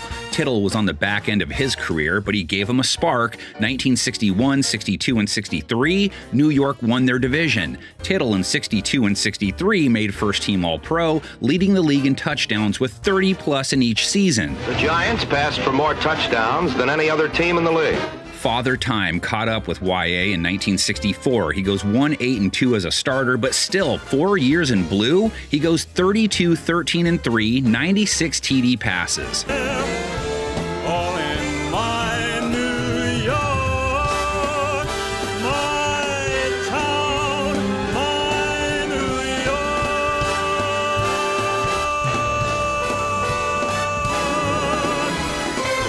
After he retired, they used veteran Earl Morrall for a few years, didn't spark much, so trade for another superstar veteran. 1967 to 1971, the Scramblin' Fran years. Fran Tarkenton's play for New York, great. He made the Pro Bowl 4 of his 5 years in the Big Apple. Team didn't win much, though. They sent him back to Minnesota after the 71 season. 72 and 73, they go with another old guy, Norm Snead. He made the Pro Bowl that first year. 1973, though, he was 1-5-1 as a starter, so Giants fans saw some Randy Johnson. He went 1-6. It was the offense that was letting the team down. New York drafted a guard with the 3rd draft pick that netted them. He blocked for 3 different Giants in 1974. Snead, who went 1-3, Jim Del Gaizo 0-3, and yet another journeyman vet, Craig Morton, 1-6.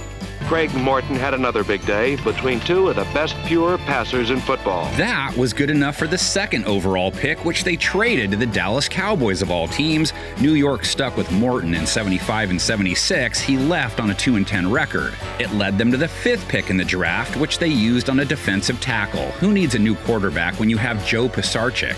Yeah, he was the quarterback in 1977 in that one game Giants fans kind of remember. From here on in, Pisarcik can just fall on the football, and there is nothing the Eagles can do. And Pisarcik fumbles the football. It's picked up by Herman Edwards. 15, 10, 5, touchdown Eagles! I don't believe it! I don't believe it!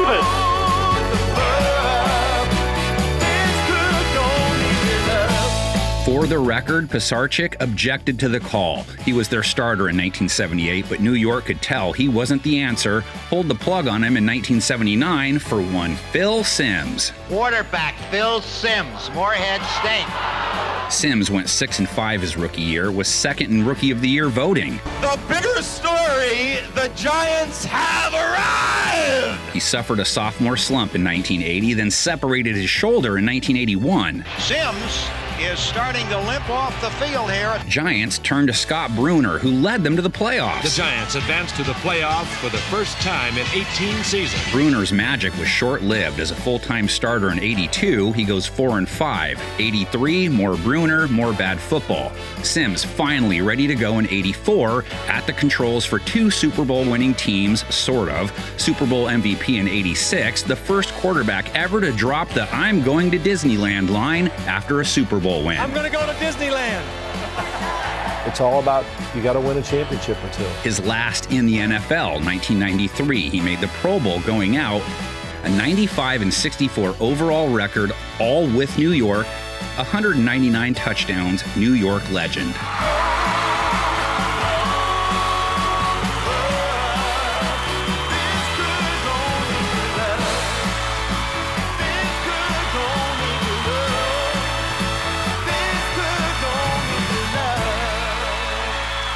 So back to the sort of. Simms got hurt in 1990 after an 11-3 start. Jeff Hostetler stepped in, took it home from there for another blue Lombardi. Giants need 7 points. Hostetler looking for help, looking for receiver. Throws end zone. Touchdown, Baker! Hostetler was drafted by the Giants in 1984, departed after the 92 season, 16-9 in his 25 starts. Simms called it quits in 93, so in 94, New York rolled with Dave Brown, who they picked up a few years earlier. The Brown reign, starting off with a 9-6 mark. Brown to throw, quick slide, touchdown, Mike Short! Brown, 12 touchdowns, 16 interceptions though, but all of 95 and 96, it was all Brown. He never figured it out, so 97, they turned to Danny Cannell. He goes 7-2-1, throws more touchdowns than picks. Don't get no better than this. In 98, you had Cannell go 3 for 7. Kent Graham goes 5-1 though. Set behind Graham. Hands for Montgomery. Running right to the 10. Montgomery to the 5. Still on his feet. And in for a touchdown. Keep the handoffs going. Graham in 1999 plays 9 games. Kerry Collins makes his way to the Big Apple that year. Didn't do much in his first try, but in 2000 leads them to a 12-4 record, 22 touchdowns, 13 interceptions. They make the Super Bowl. Collins' run in New York from 99 to 2003, a 35-33 record. His last year, 03, is the year New York got a taste of Jesse Palmer. 2004 draft now. Chargers take Eli Manning with the first overall pick in the draft. Eli wanted nothing to do with San Diego. The next great quarterback era in New York would take a few weeks to get going. New York picked up Hall of Famer Kurt Warner to keep the seat warm in 2004. He was 5-4 for him. How much is it going to take? Eli started 1-6, but no matter. 2005, 2006, they make the playoffs. 2007, historic upset #1, Super Bowl MVP award #1 for Manning. I am still flabbergasted with what Eli Manning was able to do.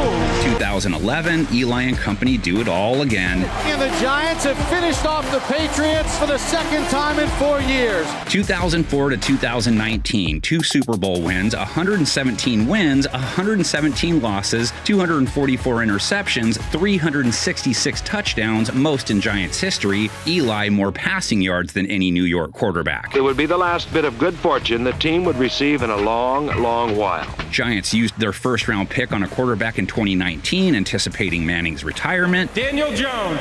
Daniel Jones took over in 2019. Didn't work out. Ineffective and injured. 2023, Giants fans subjected to 6 games of DJ, 6 of Tommy DeVito. and 5 of Tyrod Taylor. Intercepted by the Eagles and the game is over. Traded out Taylor for Drew Lock in 2024, which led to a new chef in the kitchen in 2025. Russell Wilson brought in to try and provide a bridge to the next big thing in the Big Apple. Get ready, baby, there's a new cat in the block. The Jacksonville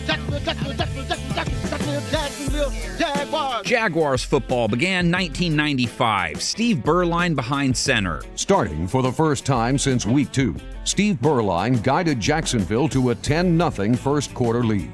Berline didn't even make it through the year. Mark Brunell takes over, Duval's first QB king. Brunell, here's pressure, fighting for the end zone, touchdown Jaguars! 1995 to 2002, best years 96 to 99, postseason participants each year with the lefty guiding them. Now takes the snap, looks, moves and throws, touchdown!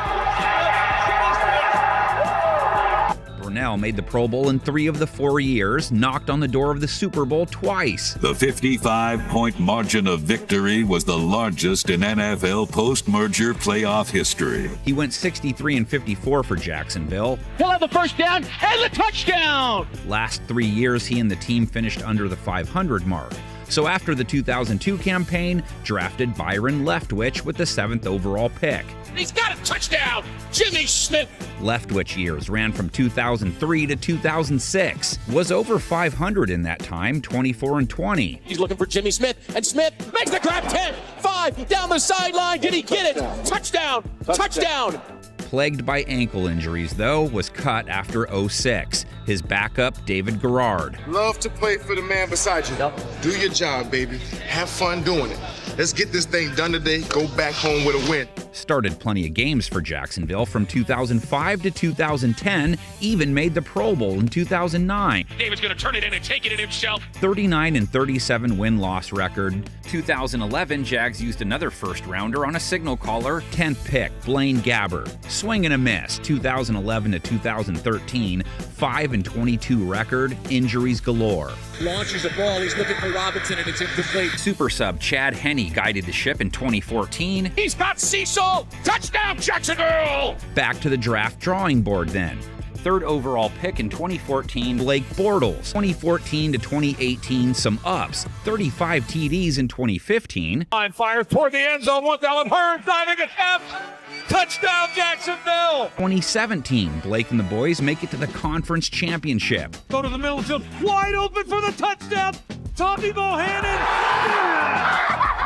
Let's go! There were downs, too. Double-digit INTs every season as a Jaguar. Record as starter, 24-49. It's just a bait by Scandrick. Look at him, he's looking right at you. 2019, time for another change. Signed Nick Foles, got hurt right away. Nick Foles, unfortunately, out for the remainder of this game. Uncle Rico took over. Gardner Minshew was fun. Looks, fires deep downfield. He's got Chark out there. DJ makes the catch. But Minshew couldn't hold the job. 2020, Minshew plus Jake Luton plus Mike Glennon equaled 1-15 and the number 1 pick in the draft. The Jacksonville Jaguars select Trevor Lawrence, quarterback, Clemson. Rough start. Blame the head coach maybe, because when Lawrence traded in Urban Meyer for Doug Peterson, his game blossomed. In the pocket, fires, and then it'll be caught for the touchdown. The Peterson-Lawrence combo made the postseason in their first year together. Caught! Touchdown! So maybe we're seeing the early years of Jacksonville's second QB era taking shape. Let's have some fun, man. Pick this up. Come on, we're good. We're good. Some call it Fun City. To others, it's Gotham. The Big Apple. It's people. It's excitement. It's action. It's New York City. Goodbye, New York! New York Titans of New York for their first 3 seasons. Dick Jamieson makes the first ever start at QB for the franchise. Al Doro, though, the guy who ran the offense in most games in their first 2 years in the league. He made the Pro Bowl in year 2. Nice job, Al. We're trading you to Buffalo. 1962 was a trio of guys. Then Dick Wood got 2 years. How about going 5-6-1 in back-to-back seasons? That's weird and not good enough for New York City. So roll the camera and action. It was not long before the Jets began spelling trouble for opponents once again. Broadway Joe era ushered in 1965 to 1976. We all know the story. I think we got a heck of a shot of winning. We can beat anybody in the world, and I think we're going to win next Sunday. Yes, Namath is on the hot seat. Most of the pressure is on him. He has said that the Jets are going to win. He doesn't even predict it. He said, I guarantee a Jet victory. I know we're going to win. I have that attitude. I feel that way, and it's not overconfidence thing. It's football sense. When time had graciously run out on the once invincible, now bitterly disappointed NFL champions, experts said they had witnessed the greatest upset in sports history. Now, Namath was more than his famed guaranteed Super Bowl that shook up the world, made the Pro Bowl as a rookie, led the AFL in passing yards in his second year and third year, also picks, but broke the 4K barrier in '67. Then the Super Bowl year, first team All-Pro, went for 266 yards, 3 touchdowns, and a playoff win over the Raiders. It was 1970 that his injuries began. Al Woodall filled in the void that year. Woodall and Bob Davis in 71. Namath, healthy in 72, led the NFL in passing yards and TDs. The Jets took a 2-touchdown lead on the exciting catches of Rich Castor. More IR issues in 73, so more Woodall again. A little bit of Bill Demery. 74, 75, Namath played most games, just didn't have it anymore. Still not many Hall of Fame QBs, threw 215 INTs against 170 TDs. Those knees, man. Joe Namath, the man that has such balls he could even wear fur. He's New York's all-time leader in wins and touchdowns, still the Jets' GOAT QB. He was like a wrestler. He was the show when he come in. I like to think that I'm the founder of swag in some respects, but he wasn't wearing the bling, but he was living life large. You know, braggadocious. I think mentally, throwing the football, I feel confident I can play better than anybody that's ever played the position. 10 years had passed since the New York Jets had soared to championship heights. And in 1978, such goals were considered to be out of reach. This Jets team may very well have been the youngest ever to compete in the NFL. But the Jets surprised everyone. The Richard Todd era followed. He was banged up in 78, so Gang Green got a taste of Matt Robinson. 6-5, not bad, Mr. Robinson. Matt Robinson has moxie. Whatever you choose to call it, he's got it.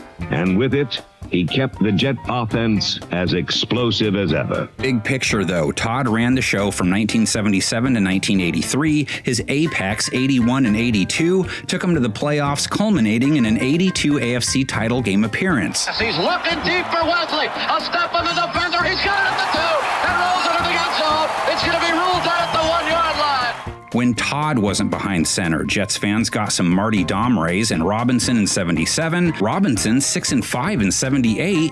The torch next gets passed to Ken O'Brien. He plays 5 games in 84. Pat Ryan went 6-5. He served behind Todd and O'Brien quite a bit. O'Brien's run ran from 84 to 92, 3 playoff appearances. O'Brien and company made the playoffs in 86 after starting 10-1, including a 51-45 OT Classic versus Dan Marino in Miami. O'Brien back to throw. O'Brien being rushed. O'Brien throwing over the middle. Wesley Wilson, touchdown!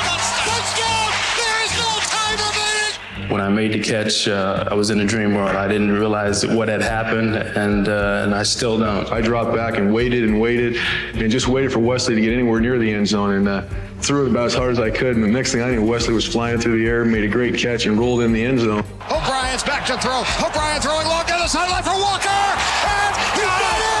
Touchdown! Touchdown! Wesley Walker with his 4th touchdown reception. The Jets are going to start. O'Brien was sidelined with a sore arm by the time the playoffs arrived. Ryan in the saddle when they beat the Chiefs in the wild card round. Ryan throwing for Griggs, who's wide open. Touchdown, New York! O'Brien in the end, 9 years a Jet, 50 wins, 55 losses, a tie, 124 TDs, 95 INTs. 92, they experimented with Browning Nagel. Maybe he would have worked in Cleveland, 3-10 as a Jet. So here comes the boom. 3rd and 7 from the Dolphin 12. Throw to the end zone. And touchdown, Burkhead. He reached up and grabbed the ball over Oliver's head. Touchdown. Boomer Esiason made the Pro Bowl his first year in green. It ain't no surprise Hell yeah, it ain't no slaughter. Then the boom faded. 2 crummy seasons followed and he was out. 1994, his backup, Jack Trudeau, got in 2 games. In 95, it was Bubby Brister going 1-3. 1996, it was like an open tryout. Frank Reich, Glenn Foley, Neil O'Donnell. 1 win between them. O'Donnell didn't win a single game, but wins the job. He went 8-6 in 97. O'Donnell out of the shotgun, has the ball, gun high for the end zone, jump ball situation. T-Shot makes the cat touchdown. Johnson made the cat touchdown. But Vinny Testaverde was available in 98. What a spark. Takes him to the AFC Conference Championship game. For the fans who suffer through years of frustration, it was cause for joy. He got hurt in 99. You got a taste of Rick Meyer that year. Didn't taste great. Ray Lucas, though, went down pretty smooth. Finished 6-3. Back to Vinny for 2000. 2001, he guides them back to the playoffs. Back to the injured list in 2002. Welcome, Chad Pennington. Welcome back, a playoff run. Pennington also dealt with injuries. 2004, that allowed a few Quincy Carter games. In 2005, Brooks Bollinger was the main fill-in, 2-7. 2007, Kellen Clemens was behind Pennington, 3-5. Post Chad, the duct tape year of 2008, Hall of Fame duct tape though. Brett Favre is fun to watch. On opening day, Brett Favre was a vision in green. Looking for Cotchery. He's got it at the 5, into the end zone. Touchdown. What a play-action fake by Brett Favre, and he throws a bomb to Jericho Cotchery. There's the big play strike. He fakes another retirement, so in comes Mark Sanchez. The Sanchez stretch, just 4 years, he'll always be remembered for one of 2 things. Almost making the Super Bowl his first 2 years, beats Peyton Manning and Tom Brady back-to-back weeks. Back right corner of the end zone, throws one, touchdown, and the Jets are going to win it. But then there's that one play. Come on, baby. Unbelievable, Bob. You got a broken play, then you run into the backside of your right guard. Is something that just sticks in the craw of every New York Jet fan. So let's move on. 2013-2014, Geno Smith. Nope. And again, a miscommunication between the two. Michael Vick, 3 games in Geno year 2. 2015 was magical. Ryan Fitzpatrick's magic ran out in 2016, though, from 10-6 to 3-8. How about Josh McCown in 2017? 5-8. And not to get petty, but Bryce got in on the action too, 0-3, so not better. They went back to the USC well in 2018. Maybe try a different well? 3 years of Sammy D ended with him being traded. Darnold gets it down, throws it out. It's intercepted. Jerome Baker with the pick 6. Josh McCown, we see you in your 3 losing starts in 2018. And you too, Luke Falk, 0-2 in 2019, and old Joe Flacco in 2020, which brings us to Zach Wilson, the number 2 overall pick of the 2021 draft. And we're going to be a special team, baby. We're going for the Super Bowl. 3-10 record, 11 INTs to just 9 touchdowns. I can't even explain who he was throwing this to. Mike White got in 3 games that year, 4 more in 2022. Flacco getting mixed in as well those 2 years. That was enough for the Jets to go back to the Packers legend well.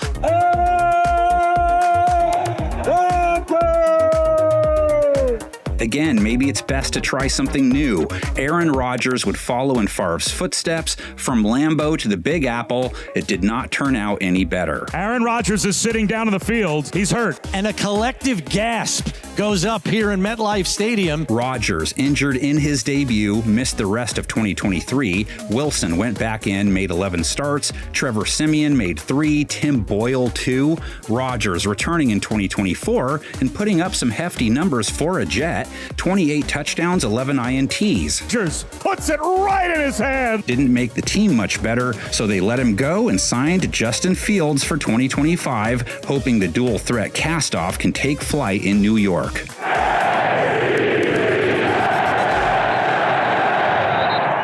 Detroit Lions. These cats have been roaming the NFL jungle since 1930. Started out in Portsmouth, Ohio, actually. Quick recap of their 20 years at the QB position. The first great Lion, first quote quarterback in franchise history, the Flying Dutchman, Hall of Famer Earl Clark, one of the most dominant players of the 30s. He did some time for them behind center back in the day. 9 different Lions players in 1935 threw a pass, 9 TDs, 20 INTs combined. No matter, Detroit NFL champions, it was a different game back then.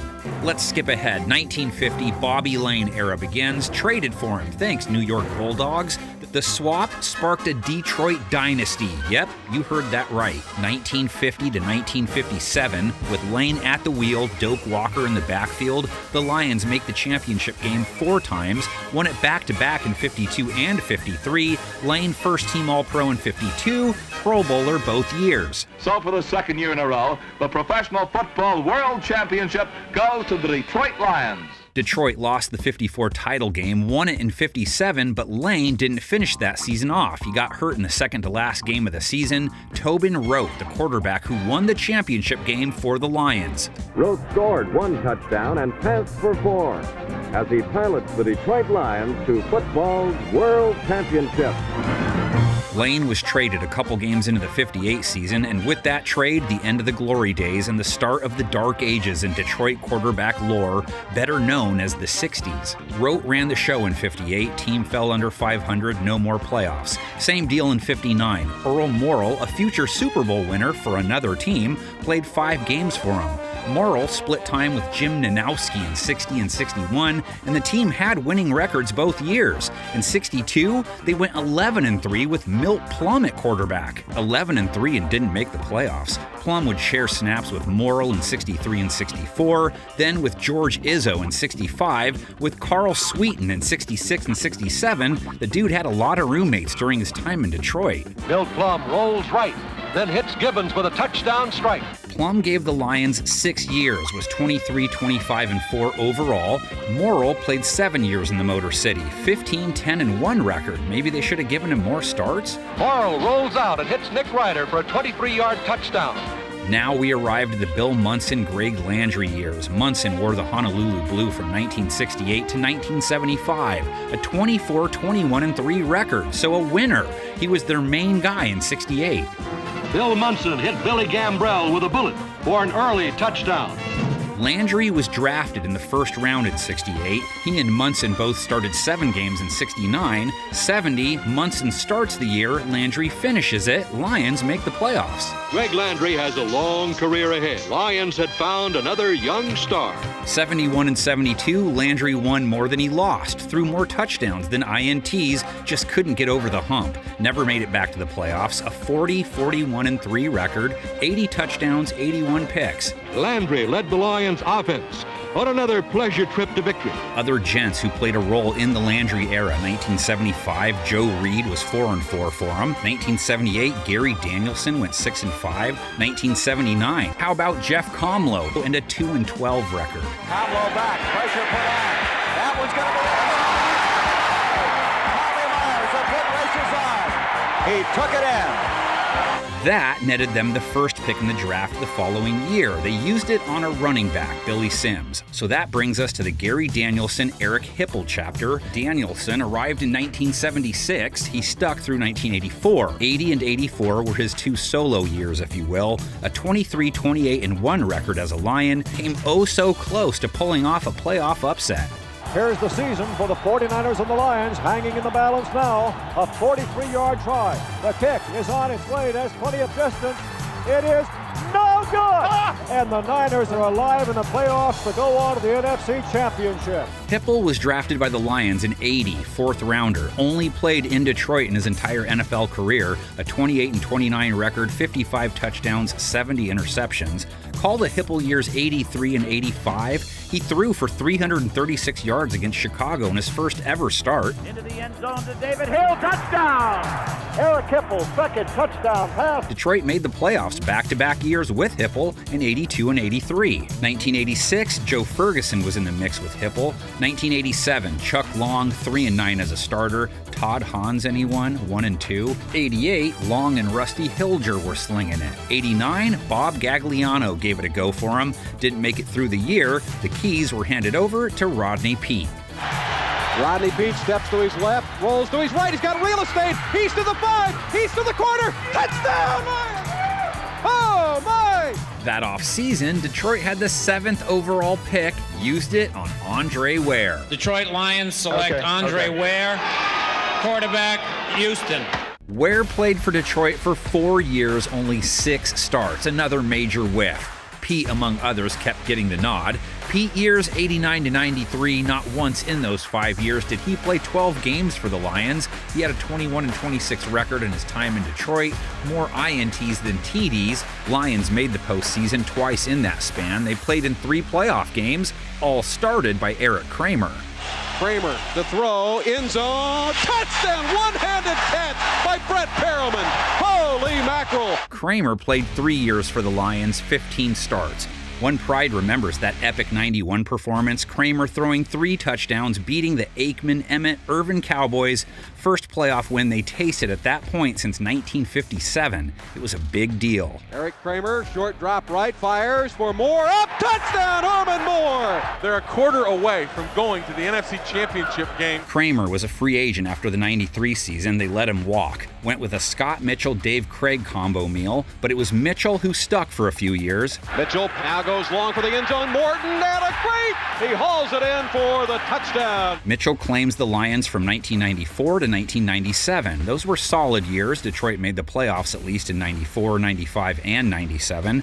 Mitchell threw 32 touchdowns and just 12 picks for that 95 squad. Mitchell back, goes for Herman Moore, up for it, got it! Touchdown Lions, what a grab! Mitchell and the Lions just couldn't win a playoff game, though, even with Barry at running back. Lions felt they made the playoffs in 97 despite Mitchell's play. He went 27-30 for them in his 5 years, so Detroit switched lanes for some Charlie Batch. 4th down and inches. Play action, Batch, wide open, touchdown Lions! How about that big by Charlie Batch? 1998 to 2001, 4 years of Batch got him back to the playoffs in 99. Charlie Batch with it, still with it, and he dives, touchdown Lions! His record, 19-27 as a Lion. 49 touchdowns, 40 interceptions. 2001, his final year, he goes 0-9 as the starter. They tried Ty Detmer out that year. Remember that? First start for Detroit, 7 interceptions in 1 game. Back to throw, Detmer wants to go long.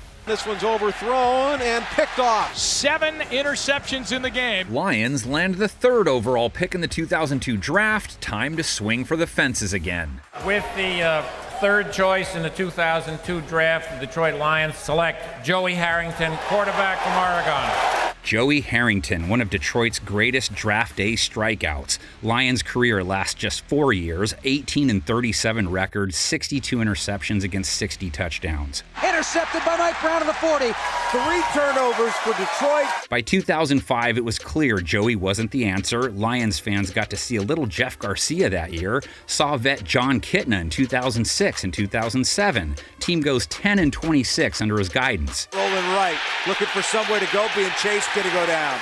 2008, a trio situation. Kitna, 0-4. Dante Culpepper, 0-5. Dan Orlovsky, 0-7. Orlovsky's calling card. He's the guy who just stepped out of the back of the end zone. Got the football. Rolling right, he ran out of bounds. He ran out of the end zone. It's a safety. That looks bad. Not one of their quarterbacks that year able to win a single game. The record books will show that the 2008 Detroit Lions are the first team in NFL history to go 0-16. 0-win teams usually draft first the next year. Detroit used the 1st overall pick on another quarterback. This time, they didn't miss. The Detroit Lions select Matthew Stafford, quarterback, Georgia. Matthew Stafford didn't blow the gates off as a rookie. He went 2-8. He missed 6 games, Culpepper filling in. But he also threw 5 touchdowns in a game, youngest to ever to do it at the time, so everyone saw the potential. Stafford's sophomore year only played 3 games, injured again. Sean Hill, Drew Stanton, that's what you might remember them for back then. But from 2011 to 2020, it was pretty much all Stafford. 3 playoff appearances, 282 TD passes, 144 interceptions. Matthews got it back to pass. Looks, throws. It is intercepted. Lions' record under Stafford in 12 years, 74, 90, and 1. No playoff wins, so so they trade him in 2021. Breaking news out of Los Angeles and Detroit as a blockbuster deal has just gone down that will send Matthew Stafford to the Rams in exchange for 2 first-rounders, a 3rd-rounder, and Jared Goff. Goff's Detroit journey started rough, 3-10-1 in his first year, but 9-8 in his second year. Goff makes the Pro Bowl in 2022. Goff play action fake, time in the pocket, throws deep downfield, got a man wide open, inside the 5, caught, end zone, touchdown Detroit Lions! 2023, Lions make it back to the playoffs with Goff throwing 30 touchdowns and doing what Stafford could not, winning 2 playoff games, taking Detroit all the way to the NFC Championship.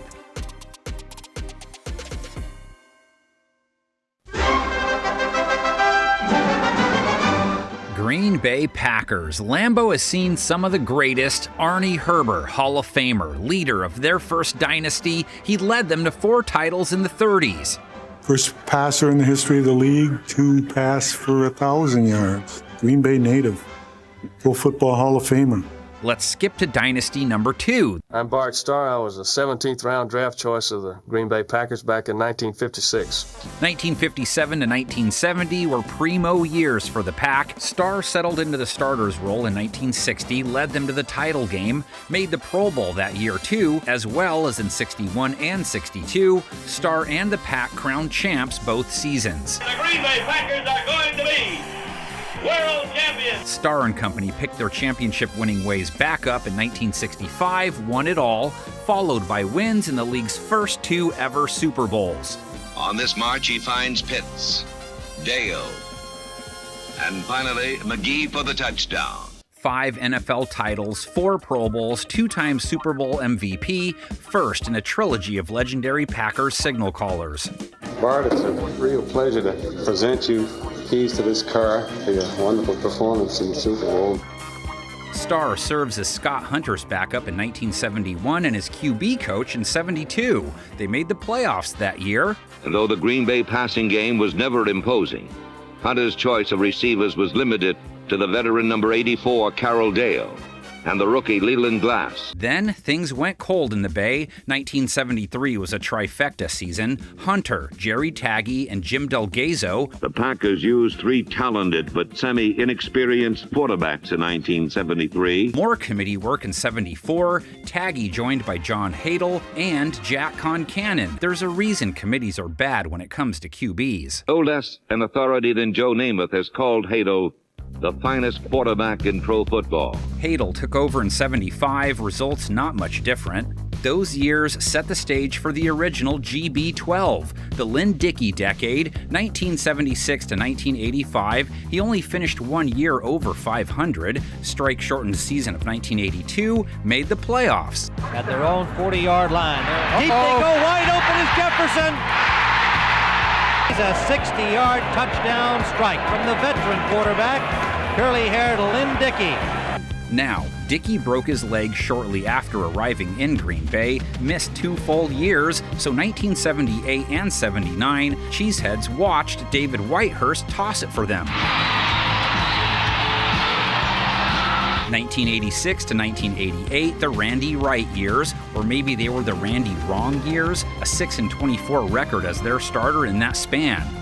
Oh! Randy Wright hit the linebacker right in the belly. 14 seconds later, Minnesota gets it back. And good field position.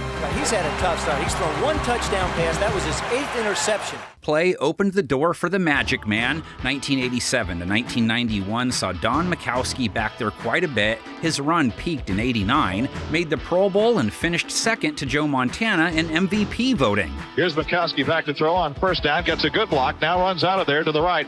Wants some help throwing downfield for Fontenot. Got it. Touchdown. He's a what-might-have-been guy. He got hurt in 1990.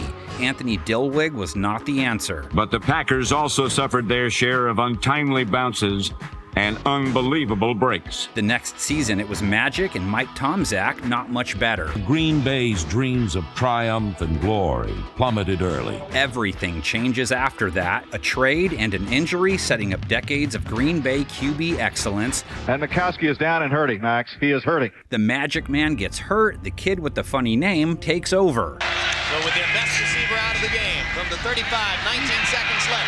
Ball pumps, throws, touchdown! That was excellent throw by Brett Favre.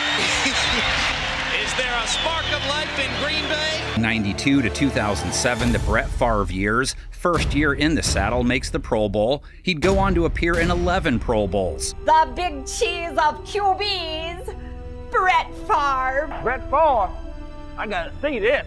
This Favre out here. 1995 to 1997, no one better in the game. Wins MVP 3 straight years, led the league in TD passes with 35 plus each campaign.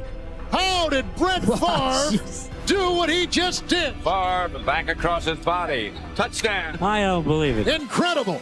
That guy's just a wizard. The peak of the Favre Mountain in 96, 246 yards, 2 touchdowns, no picks in the Super Bowl versus New England. Titletown owned the title once again. Favre back to throw his first one. Throwing deep, has a man open. Andre Rison. And now, baby, it's over. The Vince Lombardi Trophy is coming home where it started. Favre and his mates went back to the Super Bowl the next year, too. Fell short versus Denver and John Elway. He took Green Bay to the playoffs 6 more times. His final year, they went 13-3 and made the conference championship. Number 4, won all the awards.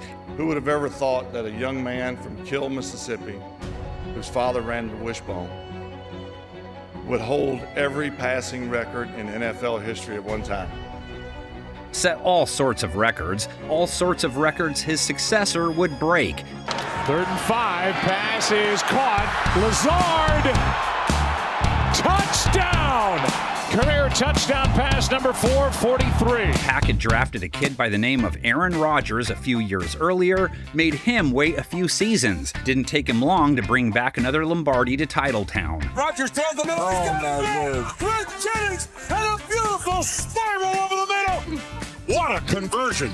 2010, Rodgers' best team result, not his best personal year. 45 touchdowns in 2011 took the MVP award. Jennings wide open.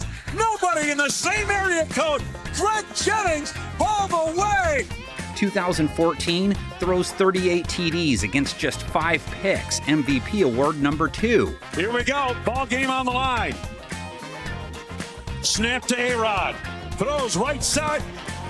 Yes! Touchdown! And a dagger! The dagger to Andrew Wallace on the right side! Pack had to endure one Brett Hundley year in Rodgers' run due to injury, but back to work he went. 2020, leading the league with 48 touchdowns, only 5 picks, MVP number 3. He's done it for forever now. He's a gold jacket guy. 2021, 37 TDs, 4 INTs, MVP award number 4. For the shot, left side Lazard, He's got a touchdown! Punch throws, left side of the end zone, touchdown!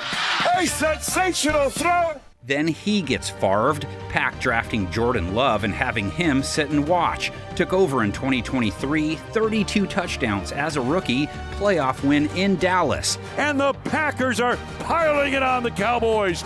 Now Cheesehead Nation waits to see if Love will eventually find a way. I think the quality of a great leader, of a great quarterback, is being able to deliver. And you have to. Anybody can play when there's really nothing at stake. You always hear the point guard who wants the basketball, like Larry Bird wants it at the end of the game. You know, one person has to arise and make the big plays, and I'd like for it to be me. I thrive for those positions.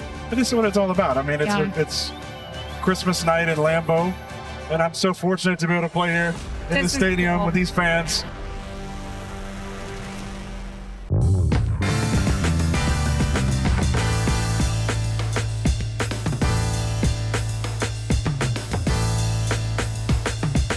Carolina Panthers entered the NFL's fray in 1995, so not that many quarterback eras to cover with Keep Pounding. Very first quarterback to take a snap for them, Frank Reich, threw for 300-plus yards and 2 TDs in their inaugural game. He's got it! Touchdown! Throwing the first touchdown pass in team history is a pretty big highlight. It's a pretty big honor. It's fun to have those memories of playing here on this team. Wearing the Panther helmet. Only made 3 starts that year. Kerry Collins made 13, went 7-6 their first season.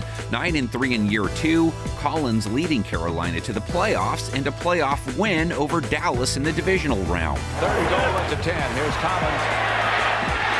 Pass is caught. Touchdown, Willie Green. Kerry Collins threw a perfect pass. Woo! This place is going wild. This is what it's all about. Collins wasn't really leading the way, though. He goes 6-7 the following year, led the NFL in INTs 0-4 in '98, gave way to another vet, Steve Berline, who threw 36 touchdowns in 1999. Berline, wide open, touchdown, Patrick Jeffords. Berline now 36 touchdown passes on a season. Team was only 500, though, no better in 2000, and Berline's numbers dropped. So they draft Chris Wanke, who came out of college at the ripe age of 28. He won in his NFL debut. Wanke over the middle, touchdown, Carolina, Muhsin Muhammad. If I didn't know that Chris Wanke threw that ball, I would have said no way in the world that a rookie made that throw. You want to talk about threading the needle. And then lost 14 games in a row. Wanke again to the air, intercepted on the play. This one by Otis Smith. He had a touchdown call back earlier in the game, and now with Wanke to beat, he'll take it in for a touchdown. And behind Peyton Manning, no quarterback has thrown more interceptions for touchdowns than rookie Chris Wanke. So back to another set of retread tires. Rodney Peete, 2002, and then finally Carolina's first QB age of note, the Jake Delhomme years, with the team 2003 to 2009. Who's Jake Delhomme? Peyton Manning, Donovan, Jake Delhomme. What a start. 2003 goes 11-5, beats Dallas in the wild card, 273 yards and a touchdown. The 1 yard line? I was running. I didn't see him. I was running away from 41. Yeah, you tease me about my running ability that I can't run? Then they beat the Rams in overtime on the road. Delhomme to Steve Smith for the walk-off. Once again coming, Delhomme bumps. He's got time, throws down. Phil Smith at the 45 to the 40. It's free. It's 20, 10, 5. Touchdown! Woo! Touchdown, Steve Smith. 69 yards. And we are going to the NFC Championship game. What an incredible win.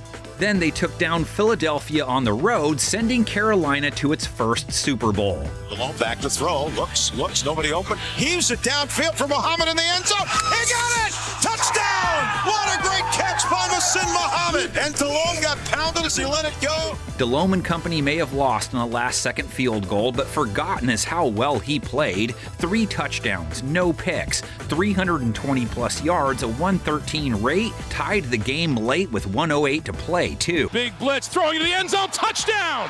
2004, 29 TD passes. 2005, 24 TD passes, 11-5 record, wins over the Giants in the playoffs and the Bears. Delhomme, 3 touchdowns, 310-plus yards in the win. Delhomme is going to shoot for Smith. Down the field, Smith has another. And the Carolina Panthers will make their 3rd trip to a championship game in their franchise history. A history that goes back to 1995. Congratulations to Jake Delhomme. Delhomme got hurt in 2007, so Panthers fans were treated to David Carr, Matt Moore, and Vinny Testaverde. 2008, Delhomme led Carolina back to the playoffs, 12-4 record. Delhomme can't find anyone. Now he fires downfield for Smith.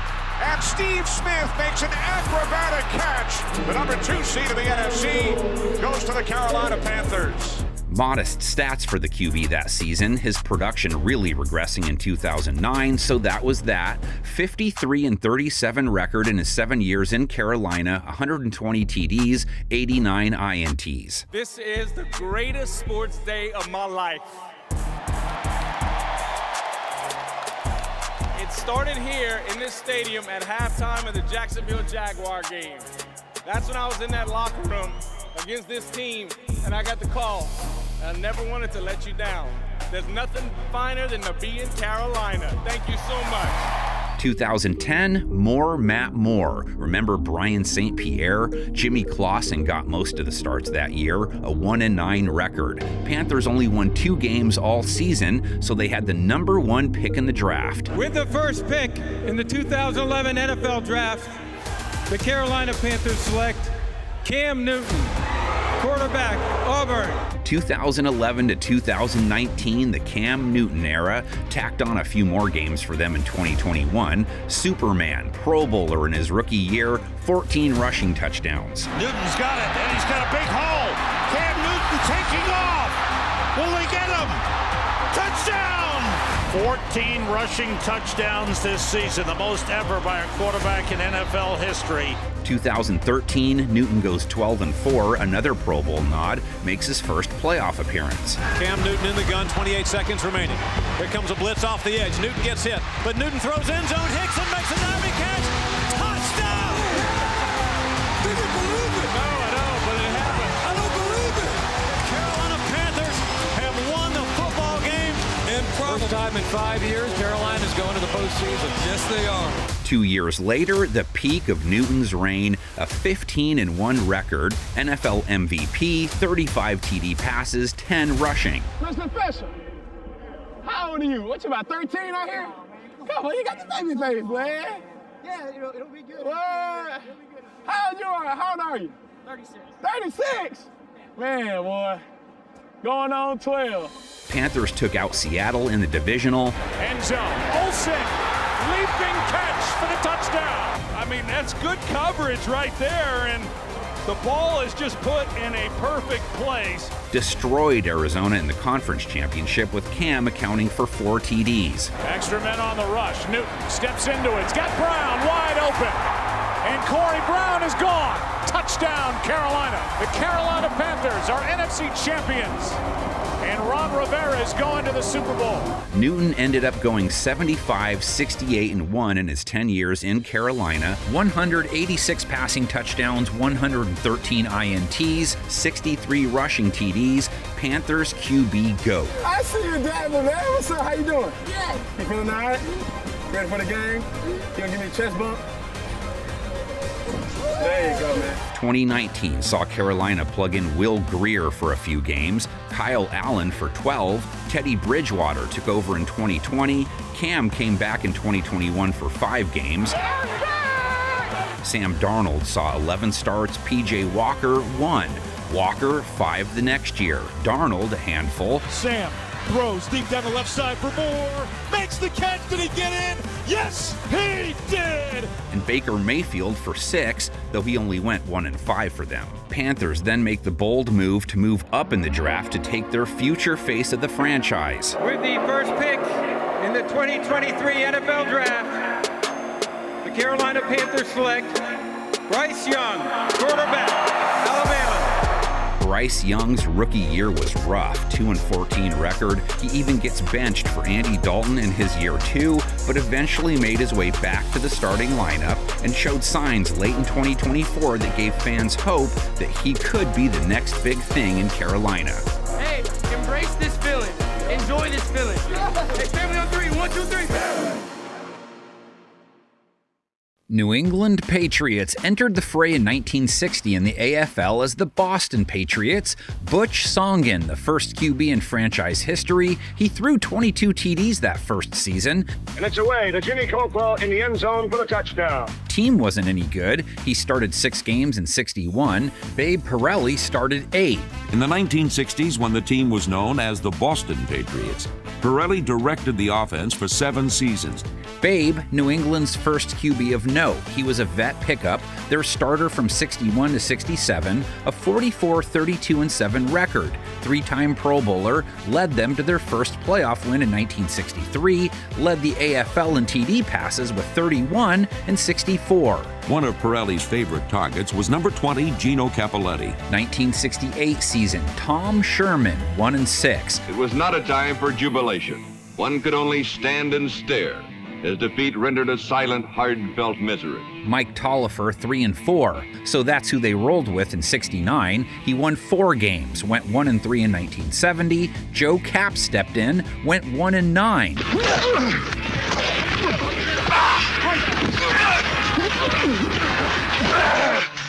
The two QBs combined for 7 TDs, 28 interceptions. Their ineptitude that season set them up with the number 1 pick in the draft, which they used on Stanford's Jim Plunkett. Starting for the first time in a regular season game, at quarterback, number 16, Jim Plunkett. Plunkett's Patriots run only lasted 5 years, started all their games the first 4 years. In the final quarter, Jim Plunkett completed his offensive foray just as he started it. with a touchdown pass. Never had a winning record with the team, 23-38 overall, 62 touchdowns, 87 interceptions. He wasn't bad, but he didn't fully blossom with New England. The crushing blow, injury to quarterback Jim Plunkett. Plunkett hurt his shoulder in 1975, which opened the door for Steve Grogan, who they drafted in the 5th round that year. At 6 foot 4 inches, 200 pounds, he showed rugged durability and a strong, accurate throwing style. Grogan spent 16 years in the NFL, every one of them with the Patriots. He was the man in New England from 1976 to 1980. The game's key play, a Grogan blitz beater. And the team was pretty good too, winning records every year. Playoff team in 76 and 78. Grogan led the NFL in TD passes in 79 with 28. Steve Grogan threw 5 touchdown passes. 2 of them to Stanley Morgan and 3 to Harold Jackson. And then came his injury years, 1980 to 1985, followed by his backup years, 1986 to 90. He is one of the most underrated players in the history of their franchise. A 75-60 record when he hung them up, led them to the playoffs 3 times. Is that a happy Steve Grogan? What a difference a week makes. From 1980 to 82, the guy who filled in for Grogan, Matt Cavanaugh. In 1983, it was their first-round pick, Tony Eason, who they took 15th. It was, at times, a painful learning experience for Eason, but there were to be happier days just ahead. Eason took over the starter's job in 1984, but in 85, after a 2-3 start, the situation worsened against Buffalo when Tony Eason was lost with a shoulder separation. Grogan goes back in, wins 6 straight games. And Grogan holds on to it, quarterback, sneak, a keeper play, Grogan scores! But then breaks his leg, so back in goes Eason, who ends up beating the Jets in the wild card. Keyed by the cool performance of Tony Eason, the Patriots played a near-perfect game. Beats the Raiders in the Divisional. Eason rolling out to the right side, avoiding the pressure, on the run, he throws, complete for a touchdown, Lynn Dawson in the end zone. Eason throwing 3 touchdowns in the conference championship game against the Dan Marino Dolphins. Let's get it, we can go, baby, we can go! Hey, Donkey, let's go! Eason drops back, looks to throw, he pumps once and throws, touchdown! And the Patriots are jumping up and down. That means that the Patriots are indeed the champions of the American Football Conference of the National Football League. Super Bowl didn't go so great. Eason threw 19 touchdowns against 10 interceptions. The next year, team made the playoffs again. Hanging up in the end zone, they're all up in the air, and it's a touchdown!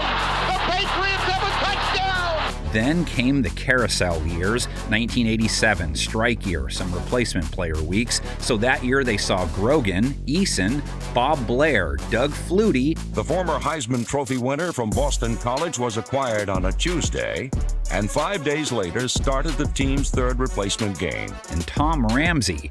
Flutie saw the most action in 88. Grogan, Eason, Ramsey all made starts too.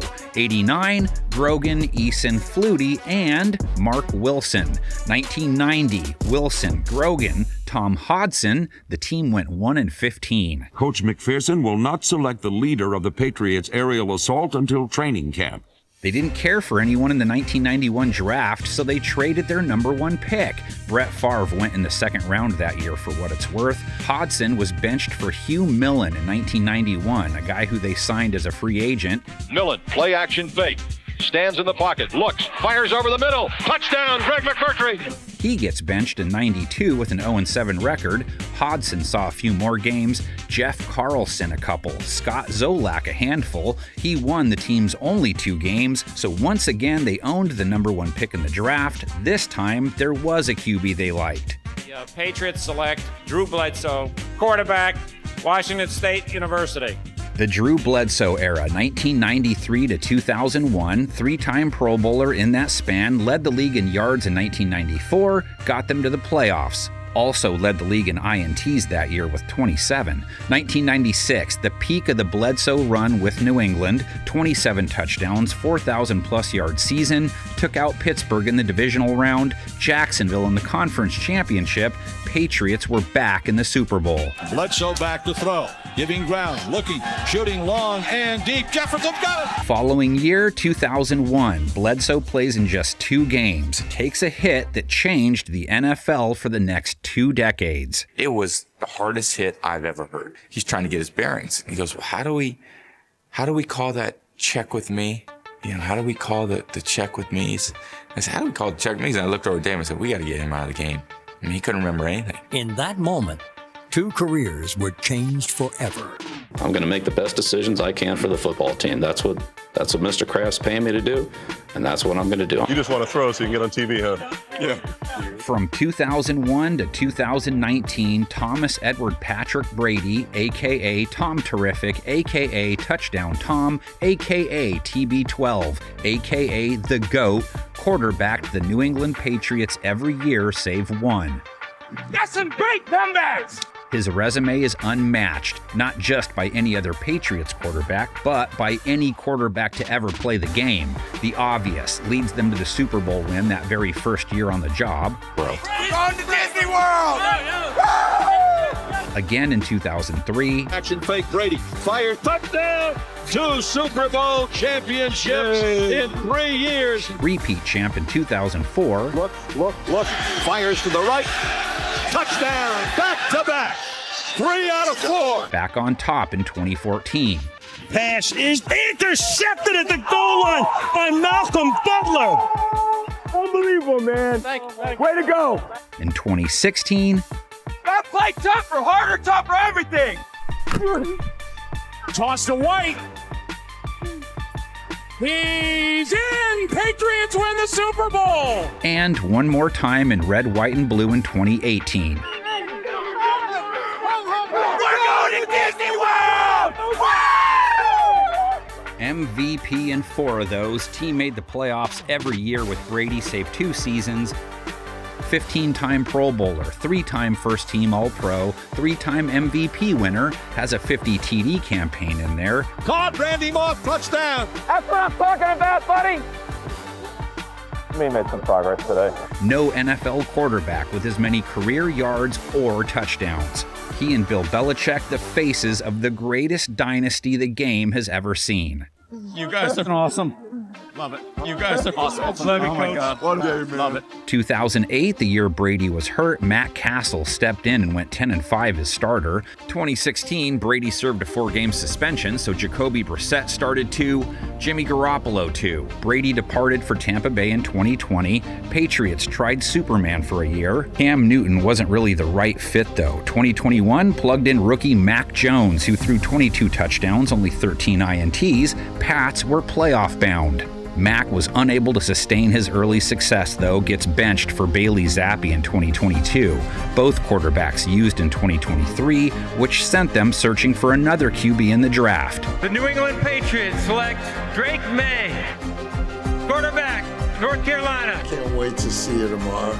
Drake May, 3rd overall pick, had to sit behind Brissett for a stretch. He came back, but took over as starter by season's end and showed signs of maybe being the next big thing in New England.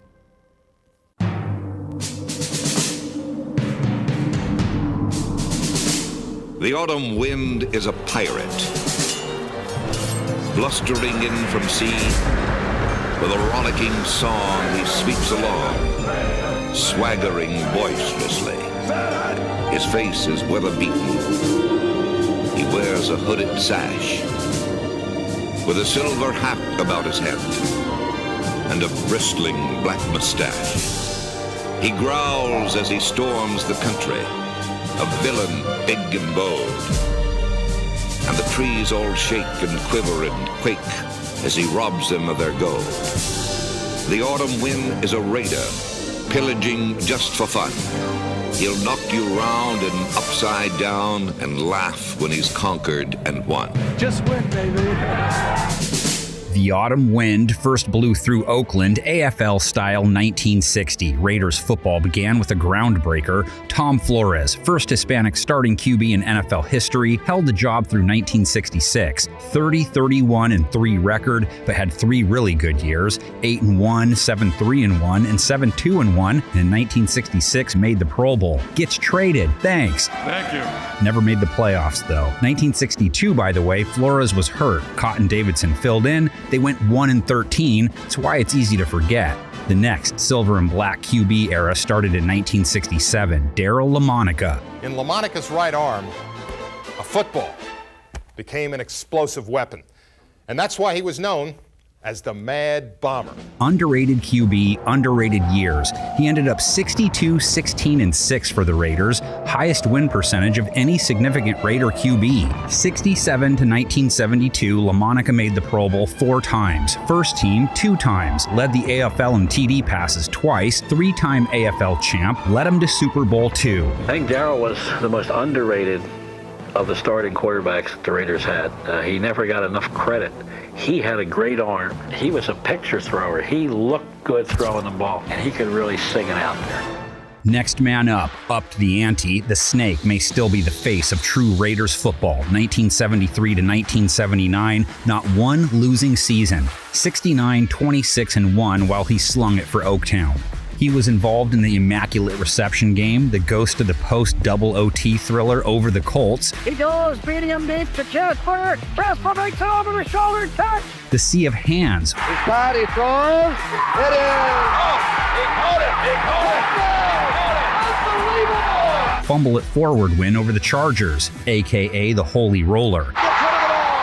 Ball is loose, still loose, picked up, kick into the end zone. And we'll see what happens. Simply touchdown! Can you believe it? Touchdown Raiders! NFL MVP winner, Hall of Fame career, won them their first Lombardi in 1976. I'm happy for all of our guys, you know. I mean, it's just 40 renegades together, you know. And I don't know how to describe the feeling. It's unbelievable. It's more than I expected. He gets traded ahead of the 1980 season for Dan Pastorini. He was supposed to be the next guy, but he breaks his leg, opens the door for Jim Plunkett. Yeah, I was pretty nervous going into that game. And Mr. Davis came up to me before the game. He says, look, it's not important that you play well. It's important that we win. 38-19 overall for the Raiders, and what a start. Takes over, goes 9-2, and oh yeah, wins the big one right out of the gate. Jim Plunkett climaxing as great a comeback as sports has ever witnessed. First Latino to win the Super Bowl as a starting QB alongside with MVP honors, with that Flores guy coaching. We were the best team. We deserve to be world champions. I'm proud of you. I'm proud of you. 81-87 is the Plunkett-Mark Wilson era. Plunkett goes 2-5 in 81, then gets hurt. Mark Wilson enters the fray. He goes 5-4. Wilson back to throw. Lost a long bomb down the field. 82, Plunkett's back in the driver's seat. Goes 8-1, throwing more INTs than TDs. 83 was supposed to be the year they handed the keys over to Wilson, but he gets hurt. That's Plunkett's lucky rabbit foot, I guess. He steps back in, goes back to the top of the mountain, nabs Super Bowl number 2. Watch Plunkett. He sees him right now. He says, I got him right over there and drill it in there to Cliff Branch wide open. 1984, another Plunkett-Wilson split. 85 was a Wilson year. He went 31-19 overall for them. Back goes Wilson. Here comes an all-out blitz. Quick release, single coverage. Williams, touchdown Raiders! Holy Toledo! What a great call and execution by Mark Wilson. He and Plunkett split 86. Then 87 was the Wilson-Rusty Hilger, Vince Evans trifecta. Yeah, none of them stuck. 88-89, Jay Schrader, Steve Berline shared the job. Back is Berline. Here comes the blitz. It's picked up by Hanna. DP goes wide open at the 10 goal. Touchdown Raiders. 1990, Schrader solo, 12-4 that season. 32-25 overall between 1988 and 1992. Schrader going deep for Grady. Touchdown. 92, the year he gave way to Robo QB, the perfect athlete. 14-10 on the 25-yard touchdown pass. Wiridovich has his first of 1992. And then after just 2 years, he's out of the league. So the Raiders turn to the backup who had just won a Super Bowl for the Giants, Jeff Hostetler. 1993-96, 33-22 record, never had a losing season in his 4 years. One more game, boys. He's been doing it all year long for us. And I mean, coaches talked about him. every single week, and he is that piece we've been missing. That's Jeff Hostetler. All right. Jeff George's turn next, 1997. Raiders go 4-12, but he leads the league in passing yards, 29 TDs. Look at this. Long ball, James Jeff. Touchdown Raiders. And Jeff George fires a bullet. You like touchdowns, this is the place to be. Chucky showed up in 1998. George's style didn't fit. Wade Wilson got some time. Donald Hollis, anyone? They dug deep. Then dug deep and signed Rich Gannon. The peak year, his last full year there, MVP, Super Bowl trip. Deep. Open is Rice. Touchdown. Again, it's why didn't you do that sooner? Got hurt in 2003. Rick Meyer finished the year out. 2004, brought in Kerry Collins. 2005, he's out. 721 record will do that. 2006, Andrew Walter, 2-6. Aaron Brooks, 0-8. Set them up to take the #1 overall pick in the 2007 NFL Draft, Jamarcus Russell. With the first pick in the 2007 NFL Draft, the Oakland Raiders select quarterback Jamarcus Russell, LSU. Infamous #1 pick, held out after being drafted. And as far as not being here with the guys, I really hated it because I know what camp's like. I'm here now, so I'm ready to go to work. Raiders put on a Dante Culpepper, Josh McCown Band-Aid on his rookie year. Just take my word that, things are going to get better. And I can't tell you when, but I know they are. Unleashed him on the league in 2008. By 2009, Bruce Gradkowski and Charlie Fry were taking snaps. I just want to help him get where he can have more success as a quarterback. By 2010, Russell was cut. That was when Jason Campbell took over. And obviously they've made a decision on draft day by acquiring Jason Campbell in the subsequent days to decide that Jamarcus no longer has a place there. 2011, he had a few more starts. So did Carson Palmer. He stuck for 2012, but didn't spark anything. There's a lot of areas we need to improve on, and especially myself, I need to improve on. 2013, another inauspicious go for the Raiders at quarterback, Matt Flynn, Matt McGloin, Terrell Pryor, yeah. It teed up the longest QB tenure of any era, 2014 to 2022, the Derek Carr years. This is my family right here. I'm going to take care of you, you take care of me, you feel me? Take care of this place. We do whatever it takes to win. Whatever it takes, you feel me? Everything you got, let's go. Win on 3, 1, 2, 3. Made the Pro Bowl 3 times in a row, guided the Raiders to a 12-3 record in 2016.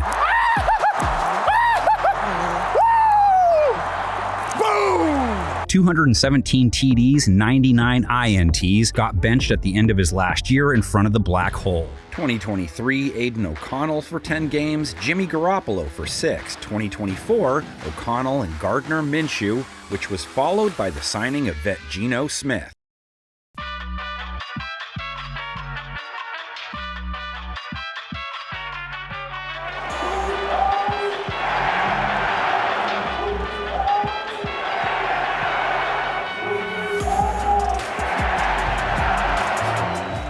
The NFL welcomed the Rams to the fold in 1937. Started up in Cleveland, won an NFL title there in 1945. Bob Waterfield, the quarterback, their first great signal caller. The former UCLA standout perfected the bootleg play that became known as the Waterfield Sneak. Waterfield reached down into his bag of tricks for an old Waterfield special and completely fooled the Packers on his patented naked reverse. Waterfield, a Ram from 45 to 52, Pro Bowler in 50 and 51. Check this out, Norm Van Brocklin with the team from 49 to 57, Pro Bowler from 50 to 55. Him and Waterfield sharing duties at times, so the Rams had 2 QBs make the Pro Bowl in the same season, 2 years in a row. How did you feel in those early days with the Rams splitting the quarterback duties with Waterfield? Well, I didn't mind it at all, Jack. It was an opportunity to play for me. When I went to Los Angeles, Bob was an established quarterback, and he was the attraction there as well as being the great player that he was. Understand, after the move from Cleveland, the Rams were a powerhouse from 1949 to 1955, made 4 title games in that window, won the whole thing in 51 behind their dynamic QB duo. Now get set for the play of the day. Norm Van Brocklin drops back, throws an arching pass upfield. Reggie Tom Pierce gathers it in on the dead run and races all the way to score for Los Angeles. A 72-yard touchdown play. Jubilantly, Jumbo Joe Snyderhauer is hoisted to the collective shoulders of the new world champion. Van Brocklin bolts the team. Skip ahead to 1962. Roman Gabriel gets in 4 starts, takes over in 63 after some injury years, takes off, makes the Pro Bowl 3 years in a row. Rams win 10-plus games all 3 years, make the playoffs in 2 of them. The guys I looked up to when I was growing up in Los Angeles was Roman Gabriel, who played for the Los Angeles Rams. He was a big, strong guy. He was known for just staying in the pocket no matter what was going on around him. He had great poise in the pocket, would stay in there to the last minute. I always remember how he could stand there and take such punishment but still deliver the ball. Gabriel was a winner in LA, 74, 39-6 record, never below a sub-500 record in 9 years as full-time starter. I remember many times I'd have a piece of his jersey and he'd pull free from me. Roman Gabriel, I hit him hard as I ever hit anybody one time and bounced off of him, and if I'd have knocked him down, we'd have won the game. You know, things like that you remember. LA handed things to vet John Hadel in 1973, former Charger. He went 12-2, made the Pro Bowl, took him back to the playoffs. The Blue and Gold were the uproarious 1973 NFC Western Division champions, and Chuck Knox was Coach of the Year. 74, he only starts 5 games, gets benched in favor of James Harris. Harris, the first black QB to play in the AFL when he started for the Bills years earlier, the first ever to start a modern NFL season as the starter of a team when the Rams gave him the job in 74, the first to make a Pro Bowl, he went 7-2, and the first to start and win a playoff game when he beat Washington in the divisional round. Relentlessly, James Harris drove the Rams on the Redskin goal. His pass to Bob Klein put the first points on the board. In 1975, Harris went 11-2, but hurts his shoulder late in the season. In went Ron Jaworski, who they drafted in 73. Jaworski was at the helm when LA beat the Cardinals in the divisional round. Jaworski, a play-action fake to McCutcheon. He's going to throw long, and Jackson is open. He's got it at the 20, 15, 10, 5, touchdown. Harold Jackson on the ball. Harris started the conference championship versus Dallas the next week, landed on the bench. 76, Jaworski, Harris, and rookie Pat Hayden. Hayden going 5-1-1. He was behind center when they beat Dallas in the divisional round. 3rd and 1 at the Dallas 4. Hayden takes a snap, good protection. He keeps it around the left side. He's at the 2. He dives in the end zone for a touchdown. But 0 TDs, 3 INTs, he wasn't the reason they won that game, so the Rams pick up Joe Namath for the 1977 season. Without mobility, Joe had become a well-worn buffer zone between hard-charging linemen and the fast-rising ground. His knees were shot, though, so back to Hayden, who made the Pro Bowl, throwing 11 touchdowns against 6 INTs. They made the playoffs, and again in 78, Hayden throwing 2 touchdowns in the divisional win over Minnesota that year. Hayden rolling out, looking downfield, still looking. He's going to run now. Hayden, he throws. Miller, touchdown! You can see LA was a powerhouse in the 70s, just couldn't make it to the final dance until 1979 came along. Hayden, though, broke a finger. Vince Ferragamo, who they drafted in 77, slid in and took them all the way to the Super Bowl. The Rams now having trouble containing their emotion. The Rams are on their way to Pasadena. The Rams are in the Super Bowl, and they're heading back to California as NFC champions. Even so, Hayden was given his job back to start 1980, gets hurt again, was the starter in 81 too, another injury, so hung him up. Never played for anyone but LA, the Hayden mini era, 1976 to 81, 35-19-1 record. Hayden chose to retire at the end of the 1981 season to pursue outside endeavors.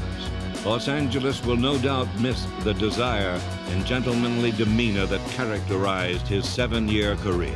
Ferragamo's run in Tinseltown, 77 to 84, 26-18 record. His final year as the man, 83. He beat Dallas in the wild card that year, threw 3 touchdowns in the win. Back to throw Ferragamo on 2nd down, pumps and looks and fires. Caught for the touchdown by George Farmer. Rams always seemed to have the next guy in waiting. Ferragamo broke a finger in 84. They had signed Jeff Kemp in 81. He guided them to the playoffs, but that was about it. 1985, LA's Dieter Brock season. Great CFL quarterback, plays 1 year in the NFL as a 34-year-old rookie. Brock looks toward Duckworth. Has plenty of time. Now fires the ball to Eller, touchdown. They start 7-0 with him, won the division, bounced the Cowboys in the Divisional. All right, Irvin, congratulations to the Los Angeles Rams, and Dallas Cowboys are shut out. Dieter threw for 50 yards that game, 66 the next week, then got hurt before the next season began, and that was that. 86, trifecta year. Vet Steve Bartkowski, Steve Dills, and the guy they drafted that season, Jim Everett. The Everett era, 1986 to 1993, led the league in TD passes back-to-back years in 88 and 89, made the Pro Bowl in 90, playoff team in 88 and 89, where Everett led wins over Philadelphia in the wild card and beat the Giants in the Divisional. Everett to Flipper Anderson in OT to win it. Everett goes deep.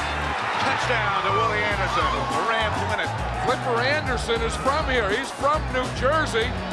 I think he ran it up, caught that pass. He's going to go right home. 1913. That was the peak, though. Everett's play and the Rams' play regressed. His final year, 1993, a 46-59 record, but as of 2024, he was still the franchise leader in passing yards. I think the fans in Anaheim Stadium were really excited now.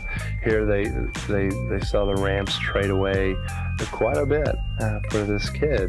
When I finally had a chance to get in there, I think they were excited, and they wanted me to do well. 93 saw some TJ Rubley. Remember him? Probably not. That was his lone action as a Ram. Vets Chris Miller, Chris Chandler in 94. Miller and Mark Rippon when they moved to St. Louis in 95. Tony Banks, Steve Walsh in 96. All Banks in 97 and 98, but he was not winning games. Plan for 1999 was to hand things over to Trent Green, who came over from Washington. He gets hurt though, so they roll the dice. Let's see if that grocery store bag boy can throw a football like he does a loaf of bread. He would take care of my kids all day. He'd go work out with the college team just in case there happened to be a scout around and to stay in shape. And then the only job he could find was to do grocery store work at night. 109 rate, first in the league. 41 touchdowns, most in the league. Highest completion percentage, 5 TDs in his first ever playoff game. Warner, the quarterback, fires up the middle. The pass is caught to Isaac. And he's gone. Amazing. And why not? 2 touchdowns along with 400-plus yards in a Super Bowl win welcomed the NFL Kurt Warner. Coach Romeo came over to me and basically said, you couldn't write it any better. Couldn't ask for a better script. Let's go win it right now. Let's go win it right now. First and 10 from the 27. Warner back to throw. Rainbows the far sideline, and it is caught by Isaac Bruce. Makes a move to the 30, 25-20, and they won't catch him today. Touchdown, Rams! Congratulations. Man, what a year. Love you, Coach. I love you too. Thanks for the team. Warner was signed the year prior, point guard for the greatest show on turf Rams, regressed a little in 2000, but back in the Super Bowl in 2001, Warner led the league that year in touchdowns again with 36. Ricky Paul wide open, and the Rams fight and claw their way back in this football game. The one game in my career that I've thought about more than any others was losing that Super Bowl and missing that opportunity to do something unique and special. Warner gets hurt in 2002, fumbles 6 times in their opener in 2003 and was sent to the bench, but 6 years a Ram, 35-15 record, 102 touchdowns against 65 interceptions, 2 Super Bowl trips, 1 ring. He's in their hall. I mean, that is just a perfect example of the kind of poise Kurt Warner has. The most pressure he would feel any time in his career, he responded as if he'd done it 15 times already. You've done quite a job, man. Thank you, I appreciate it. No, quite a Waiting job. for that chance. Well, hey, you got it, and you've done the most with it. Rams had signed Mark Bulger in 2002, went 6-1 off the bench in 2002, made the Pro Bowl in 2003, going 12-3, 22 TD passes. And good patience by Mark Bulger. Absolutely. He threaded the needle. Playoff team, no playoff win. 2004, though, Bulger 300-plus yards, 2 TD passes to beat Seattle in the wild card. Bulger over the middle, touchdown, Torrey Holt. And with the ability of Mark Bulger to throw the football, and boom, touchdown. Hurts his shoulder in 2005, Ryan Fitzpatrick 3 games. Jamie Martin goes 4-1. Bulger, Ram for life, 2002 to 2009, 41-54 record, 122 touchdowns, 93 interceptions for St. Louis. I think what Mark's done is remarkable. He came in under the radar, late round pick. Not a lot of expectations, and he had to earn it the hard way, which to me, I have more respect for that than a guy that comes in with all the accolades. 2009 season gave LA fans some Kyle Bowler and Keith Knoll, another deep cut for you. Led to St. Louis having the first pick in the draft. That first game really gave me a lot of confidence going forward, knowing that our coaching staff felt comfortable with the ball in my hands, and just because I am a rookie quarterback, they weren't going to take the ball out of my hands. Sam Bradford was supposed to be the answer. 5 years in blue and gold, didn't answer much though. Not one winning season in there for Sam. In his wake, saw Kellen Clemens, A.J. Feely. 2014 was the year of Austin Davis and Sean Hill. Then Nick Foles, Case Keenum. So they swing big, trade up in the draft in 2016 to take another quarterback first overall. Jared, Les, how you doing? Good, you? I'm doing well. You want to be an LA Ram?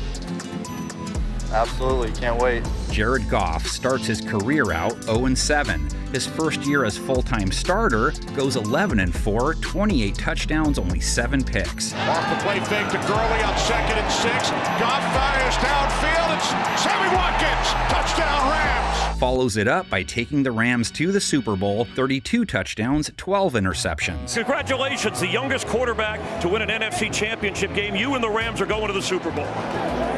Unbelievable, man. Can't put it into words. The fight we have. 9-7 with 22 TDs, 16 INTs in 2019. 9-6 in 2020, won a playoff game, but wasn't really leading the way like he did prior. So LA pulls a huge trade that offseason. Keywords opportunity, rare opportunity, chance to bet on going from good to great at that position. Felt like it was just too good of an opportunity to pass up. And boy, did it work out. Matthew Stafford throws 41 touchdowns. LA goes back to the Super Bowl. Stafford 3 TD passes. Rams raise the Lombardi. All right, Matthew, you ready for this? This is going to be your game winner right here, buddy. Tell Cooper to go to the outside location here, Matthew. Hey, let's go, man. This is to win the Super Bowl. Let's go. Cooper Kupp got it. Yes! Yes!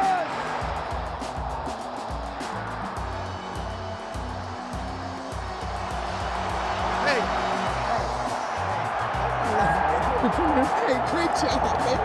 Let's go. Look, you're a world champion. Love you. You are a world champion. Love you, man. Wait. I love you. I love you, baby. I love you, man. You're all, dude. Unbelievable today. Get your hands on that thing. Oh, you big fella. Stafford was hurt in 2022, which led to Bryce Perkins, John Wolford, Baker Mayfield even, but Stafford was back in the saddle in 2023, remains the man as of 2025.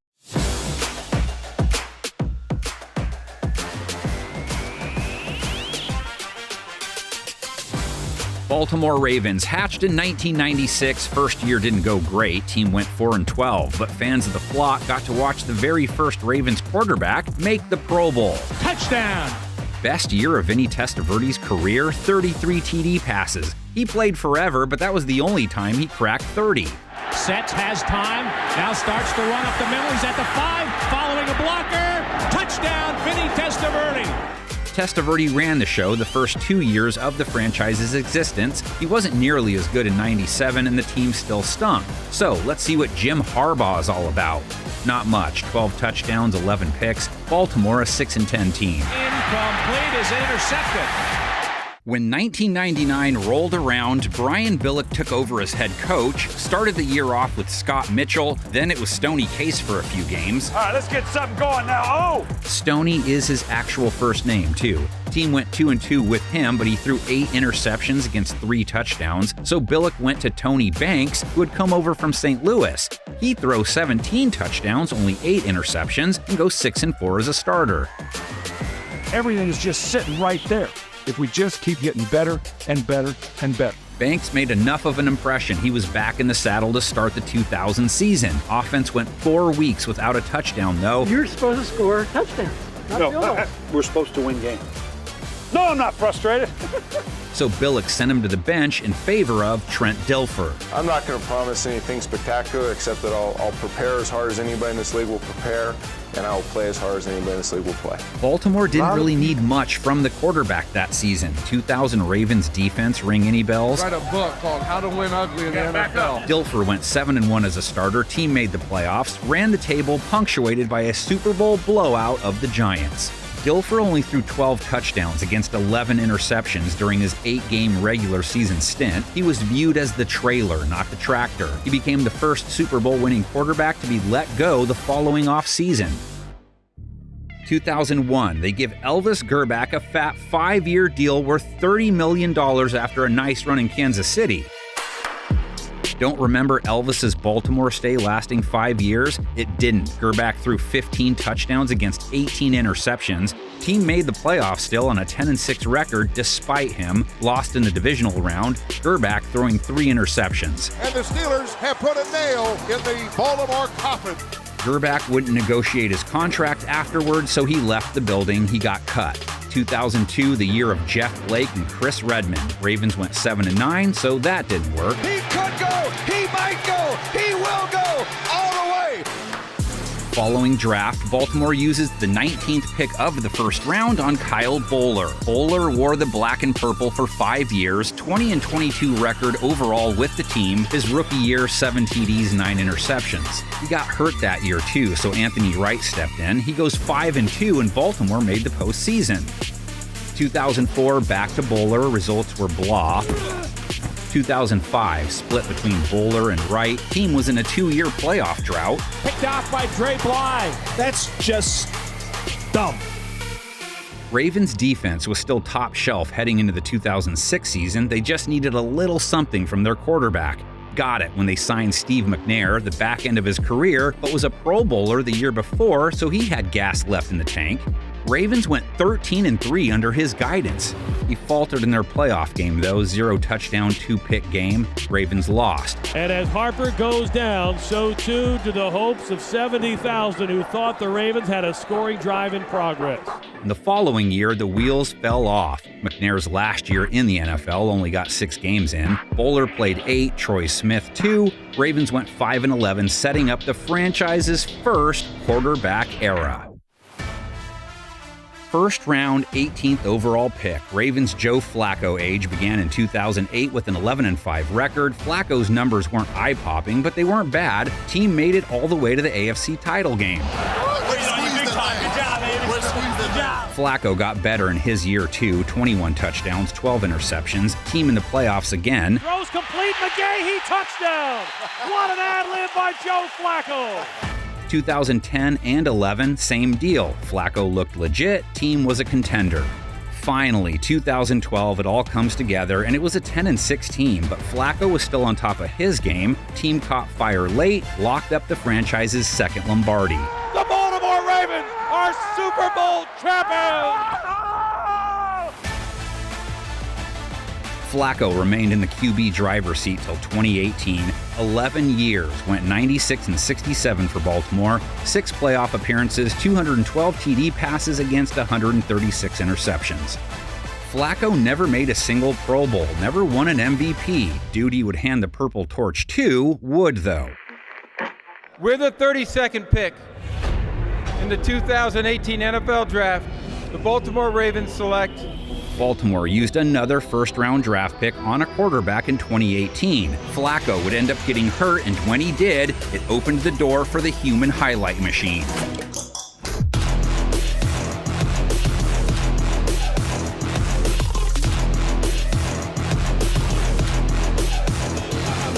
Lamar Jackson took the handoff and never looked back. Went 6-1 as a starter in 2018 after taking over. Baltimore was back in the playoffs after a 3-year dry spell. 2019, a year like we've never seen from a quarterback ever. Jackson throwing 36 touchdown passes while setting an NFL record for rushing yards by a quarterback with over 1,200. Good job, Lamar! Jackson was named first-team All-Pro and MVP, a feat he repeated in 2023. I want to thank my organization, Baltimore Ravens, for finally getting this deal done. Through the 2024 season, the only thing lacking from his resume as an all-time great is a run that ends with a silver football being hoisted.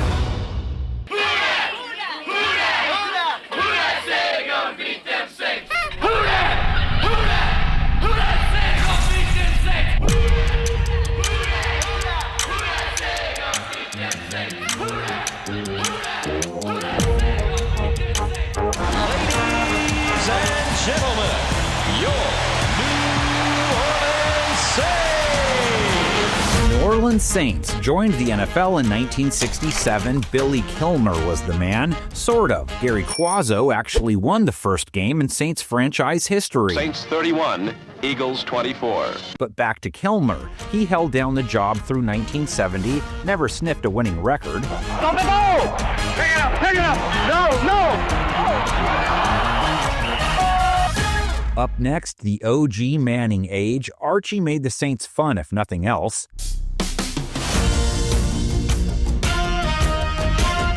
He represents their first QB era, 1971 to 1981, save 1 year when he was hurt, Pro Bowler in 78 and 79. Saints win!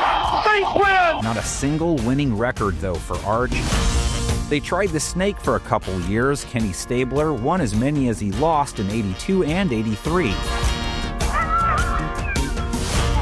How about some Richard Todd duct tape in 84? And dealt the Saints another frustrating loss. 1985 and 86, Dave Wilson time. Not really the time of their lives, though. Wilson gave way to Air Bear, Bobby A. Bear, the first quarterback to lead the Saints to the playoffs in 1987. He took them back to the postseason a couple more times, no wins, stuck through 1992, led them to a 12-4 record his last year with the team. 2nd and 10, Bobby looks to throw again, into the end zone for Martin, touchdown! The dude in his prime sat out a year in 1990. Steve Walsh subbed in and wasn't terrible. We had a new guy at quarterback in Steve Walsh. 1993 was another transition year. Wade Wilson, 7-7 at least. Wilson throwing the bomb down the field for early at the 5. He catches it. Touchdown. Touchdown, Saints. Outstanding. Jim Everett's turn next. 1994 to 1996, sub-500 record in each campaign. Into the end zone for the touchdown. Buckle up. Next 4 years get crazy.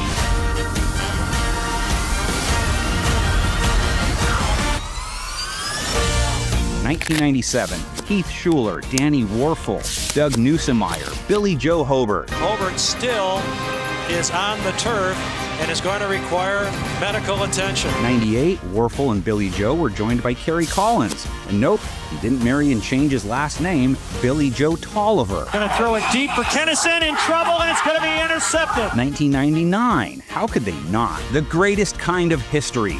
2 Billy Joes running the show. They just didn't run it very well. The time had come to make a change. So the BJs had to go. 2000. Remember Jeff Blake? He went 7-4 for him that season. He guns it in the end zone. It's caught by Horn for the touchdown. But Aaron Brooks went 3-2 that year in fill-in work. He stays. Brooks, the first ever quarterback to win a playoff game in Saints franchise history. 2000 wild card. He throws 4 touchdowns in a win over the Rams.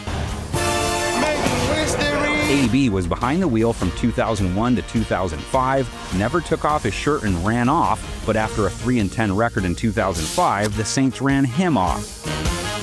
Who's that over there in San Diego, they wondered. The golden age had finally arrived in 2006. They signed Drew Brees and didn't have to worry about the QB position until 2021.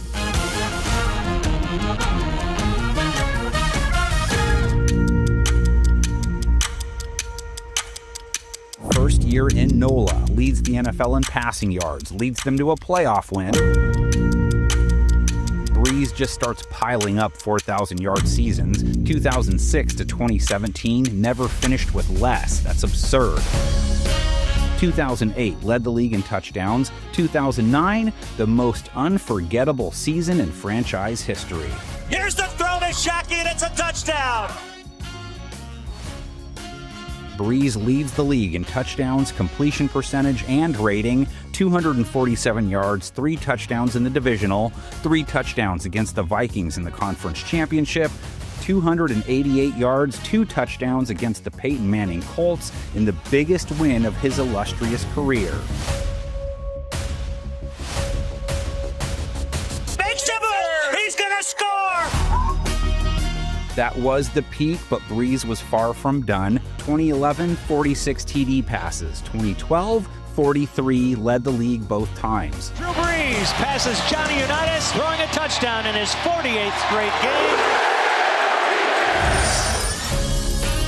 15 years he guided Who Dat, 142-86 record, 491 touchdowns, franchise icon, enshrinement in the Hall a given when he hung him up. Hey, remember how we got here today? Because we smelled greatness, because we wanted to be special. Breeze' last 2 years, the only ones he missed significant time in. Teddy Bridgewater went 5-0 for them in 2019. Taysom Hill 3-1 in 2020.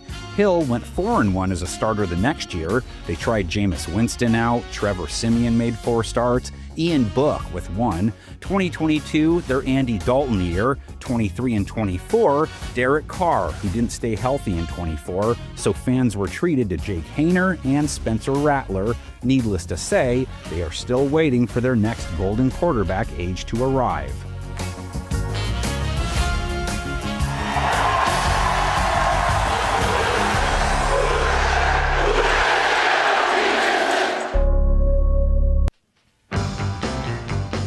Pittsburgh, Pennsylvania, a city of steel, molten steel that is the city's economic lifeblood.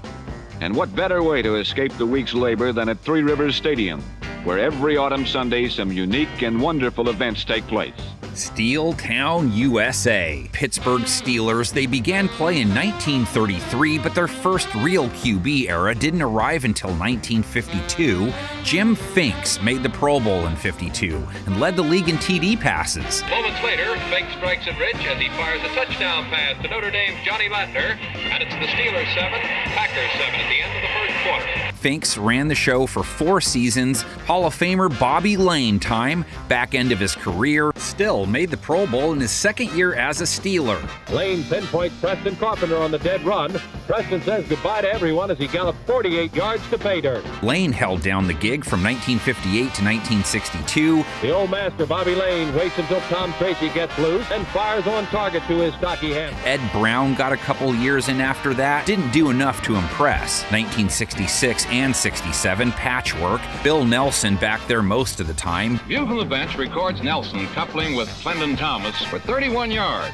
Didn't produce enough to last, so the Steelers turned to Dick Shiner. 1968, Shiner went 2-8-1. 1969, 1-8. The inevitable miscue can often make a team its own worst enemy. Kinda sucked to be a Pittsburgh fan at the time, but they owe Shiner this. He set up their dynasty. The year before, Pittsburgh had won only 2 things: a football game and the right to the #1 draft choice. 1970, they had the first pick in the draft. Bring on the blonde bomber. It's not like the old Steelers, believe me. The public, the football world might as well wake up and just take what I'm saying and heed it, because we're going to be a winner. Terry Bradshaw, the face of Pittsburgh from 1970 to 1982. Starting for the first time at quarterback, number 12, Terry Bradshaw. Hall of Famer, 70 and 71, warm-up years. Here comes Terry Bradshaw now. Where's that? Terry. Good luck today, man. Hey, Franco. Watch your stuff. See you later. Okay. 72, first conference championship appearance. Bradshaw beating Oakland in the divisional round on a 60-yard pass to Franco Harris. It was immaculate. Looking for somebody to throw to, fires it downfield. And there's a collision. It's caught out of the air. The ball is pulled in by Franco Harris. 73, Oakland knocked Terry and company out in the first round. And then a 6-year run like no other. But it started out with Bradshaw on the bench. Yeah, it was embarrassing. So I decided, well, I don't like it up here anyway. And in a way, this is good, because now I can get out of here. So I went into his office and said, I want to be traded. That's right, Bradshaw lost the starting gig to Joe Gilliam, who was behind center for their first 6 games that year. He proceeded to tell me how great I was, which was... Bradshaw reclaimed the job and proceeded to guide Pittsburgh to Super Bowl number 1. Pittsburgh's going to the Super Bowl. We got a feeling. Pittsburgh's going to the Super Bowl. Bradshaw sealing the win with a TD pass to Larry Brown. Here is Bradshaw rolling right and fires into the end zone. Simply for the touchdown. Getting Larry Brown in the end zone. Pittsburgh, the Super Bowl champ. 75, ring number 2. 3rd down and 5. Here's Bradshaw. Lynn Swan is open. Got it. Steeler touchdown.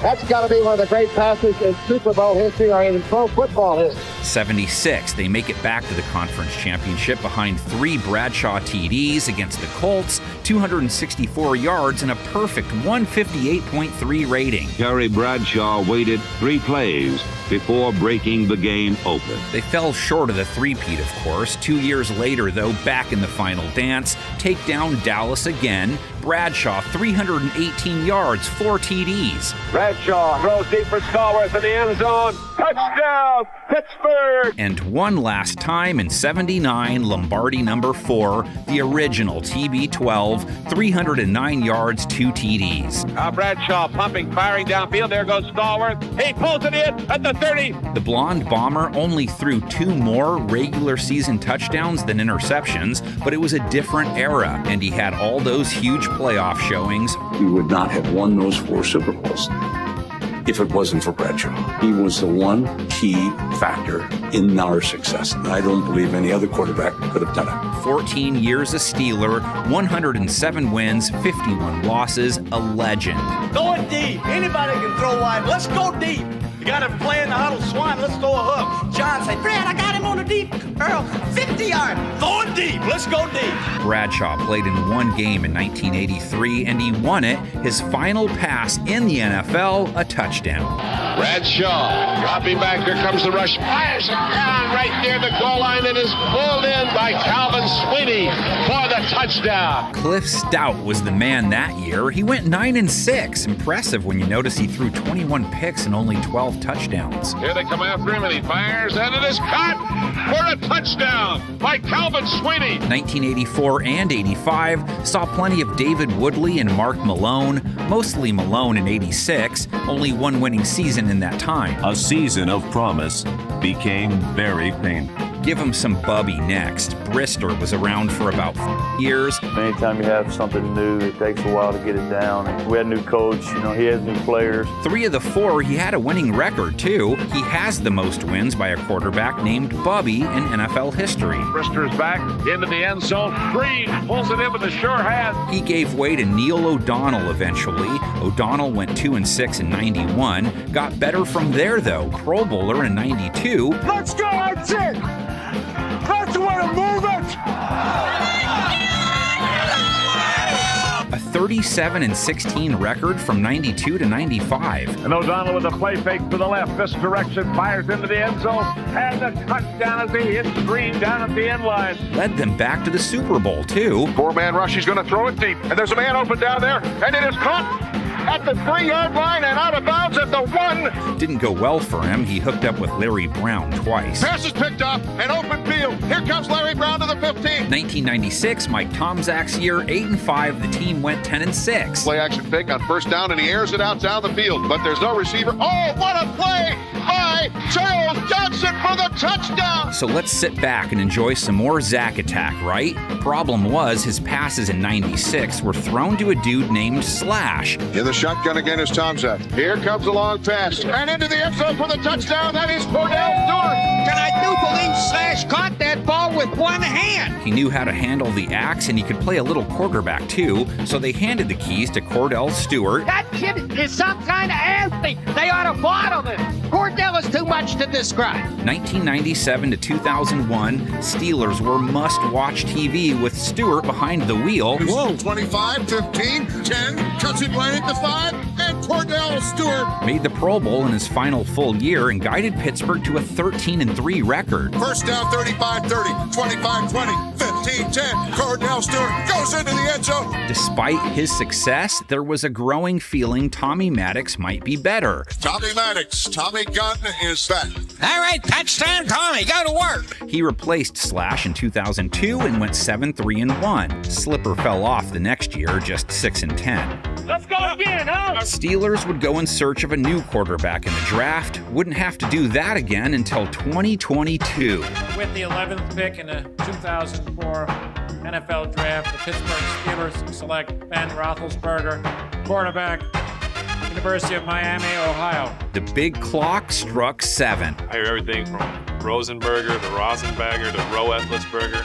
It's really not as hard as people make it seem. Big Ben Roethlisberger arrived. In a lopsided loss to the Ravens, starter Tommy Maddox suffered an elbow injury. A team that won just 6 games the previous season would now be guided by a 22-year-old rookie quarterback. He restored order. What a start. He goes 13-0 as a rookie. Flushed out of the pocket, is running right, throws the ball to the pylon, and the pass is caught for the touchdown. A diving grab by Hines Ward. Wins a playoff game. Then, boom, a year later, 7 brings them back to Lombardi. 3 touchdowns in the wild card versus Cincinnati. They snap it to Antoine Randall L. He's going to throw it back to Ben. Ben on the left side. Going to throw it downfield, a man wide open. And we've got a Pittsburgh Steelers touchdown. 2 touchdowns versus the Colts in the divisional round. Fires the pass in the end zone. Touchdown. Touchdown. 2 more and 275 yards versus Denver in the conference championship. For the 3rd straight playoff game, Roethlisberger was nearly flawless. Big man. I mean, he's playing it like a virtuoso. Not the greatest showing in their Super Bowl win over Seattle, but who cares? They were back on top.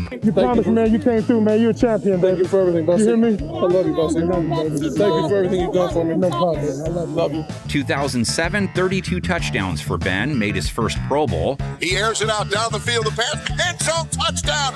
2008, not much during the regular season, but they go 12-4, make their way back to the title match. Hey, it's caught by Santonio. Defender down. Roethlisberger with one of the greatest throws in Super Bowl history. 43 seconds to go. Ben gets the snap. He's back. He pumps. Scrambles around. Throws it back corner of the end zone. Santonio with a touchdown. Santonio Holmes. I don't know how he did it. What a throw. What a catch. What a game. Wasn't done. Another Super Bowl appearance just 2 years later. A 3rd and 6 at the Jets 40. 2 minutes remaining. The Jets out of timeouts, trailing by 5. We're going to be fine. Quarterback draw. Quarterback draw. No way in hell they're going to throw this ball. He's scrambling right. He's going to throw it. And a diving grab at the 31-yard line. And that'll be a first down. Came up short versus Green Bay. Made one more conference championship in 2016. Built a Hall of Fame-worthy resume. It's like watching a movie because these guys always putting out highlight reels. 18 years, all in the black and gold. 165, 81-1 record. 418 touchdowns, only 8 guys in the 400 club as of 2024. The number of clutch plays, the number of game-winning plays that he's made is incredible. Okay, shout out to the guys who filled in for him when he was dinged up. 2005, Maddox and Batch. 2010 saw a couple Dennis Dixon games. 2012, Byron Leftwich was out there. 2015, remember Landry Jones? And some fellow by the name of Michael Vick for 3 games. And Michael's going to throw it after a roll-on. He throws it long down the field. 2019, Mason Rudolph. Devlin Hodges. Post-Roethlisberger has been messy. Mitch Trubisky, Kenny Pickett in 2022, Trubisky, Rudolph, and Pickett in 2023, Justin Fields, Russell Wilson in 2024. Lob to the back of the end zone, intercepted! And now they're trying out some Aaron Rodgers in 2025. Well, this was a decision that was best for my soul. Still waiting for the next era to begin. Seattle Seahawks football started in 1976, started with the Jim Zorn era. Setbacks to Zorn on a quick count, drops back to pass, scampers out to his right, throws upfield, complete to Smith at the 10 to 5. He is in, touchdown Seahawks! Zorn years were solid. I mean, he went 40 and 60 overall. Out of the shotgun, Zorn throwing, intercepted. Down the sideline. but he's a Hawks fave. Helped put Steve Largent on the map. Zorn runs out on a sprint draw toward his right side, being pursued by Kenny Kennard. He throws the bomb deep down the right side. Largent wide open at the 10. He's got it. Touchdown, Seahawks! Zorn's run, 1976 to mid-1983. Zorn on a scramble, 20, 10, he's going to score untouched. A quarterback draw. Then Dave Craig took over. Took them all the way to the doorstep of the Super Bowl. Here's Dave Craig stepping up and throwing for Largent. He's got it! But threw 3 INTs to the Raiders in the AFC Championship game. Intercepted, Matt Millen, and Craig's miseries continue. Finished the game on the bench. Craig years went from mid-1983 to 1991. Team made the dance a few times, but 83 was the peak. Craig made a few Pro Bowls, went 70-49, second best in franchise history. 1992 was a duct tape year. Remember Stan Gelbaugh? 0-8. Gelbaugh, line drives it, and it's picked off. Ray Holt for the touchdown. Got a taste of Kelly Stauffer, too. Stauffer picked off at the 47-yard line. That's Wyman Henderson. That's why they drafted Rick Meyer, number 2 overall in 1993. Seattle Seahawks select Rick Meyer, quarterback, Notre Dame. His run didn't last long, 93 to 96. Went 20-31. 1st and 10 from the 47 for Seattle. Meyer pumps once and twice, this time going down for Martin again, who makes the reception. Touchdown for Kelvin Martin. Next up, Warren Moon in 97. Made the Pro Bowl. 3rd and 10. He's got time, and he's got a receiver. There goes McKnight. He could go the distance, and he will. Seattle has the lead once again. Tail end of his career, though, went 4-6 in 98. Room deep left side for Callaway. Man coverage. Picked off. Handed the reins off to John Kitna midway. Kitna didn't stick too long, from mid-1998 to 2000. Play clock winding down. They got it off. Quick strike. Joey Callaway smelling the end zone. Touchdown. Made a playoff game at least in 99, but that was it. The Miami Dolphins and the Seattle Seahawks, 20-17 Miami. Kitna with time, throws, near side, picked off. The Miami Dolphins qualify to move on to Jacksonville. And then began the Matt Hasselbeck decade. 2001 to 2010, these were good years for the 12s. Went to the Bowl in 2005. Hasselbeck, Jackson, touchdown. How about the game Matt Hasselbeck has had here tonight? Lost to the Steelers, but at least the run left Hasselbeck with a legacy not built on that coin flip call. Seattle has won the toss. We won the ball, we're going to score. Turn around. Oh, boy. They're coming. The pass is picked up. Intercepted. Back the other way. The Green Bay Packers advance. Many of the headlines will talk about what he said at the coin flip. We want the ball, and we're going to win. And he throws an interception to Al Harris for a touchdown. 2011, fill-in year, Tavares Jackson. Not bad, though, 7-7. Tavares Jackson with time. Puts it up deep. Way downfield, and it is caught for a touchdown! But the Seahawks QB apex would start the next year. It was Russell Wilson time. First postseason appearance for Wilson, the rookie beats the Redskins. Play fake. Wilson looking to the end zone, got his man out there. It's Robinson all by himself. Year later, Wilson was hoisting the Lombardi. Remember we talked about Atlanta last year at the bus? That's exactly right. Remember? I remember. Yeah. Back the next year, too, his game-ending pass, living in infamy, of course. Lynch in the backfield. Russell look, throws inside. Oh my God! It's up. From 2012 to 2020, no losing seasons, playoffs in every year but one, threw 40 TD passes in 2020. Russell Wilson is absolutely unflappable. In his 10 years in Seattle, 104 53-1 record, 292 TDs, no other Hawk with 200, rate over 100, highlights that take your breath away. We gotta watch that quarterback now. He gonna start playing backyard football now, you know what I mean? Trying to make it happen. Seattle traded him after a down year in 2021, let Geno Smith give it another shot for a couple seasons, made the most of it, throwing 30 TDs against just 11 INTs. Seattle back in the playoff picture. Let's go! Let's go! Smith, though, traded away after 2024, Seattle taking a chance on another high-profile Jets draft pick from years past.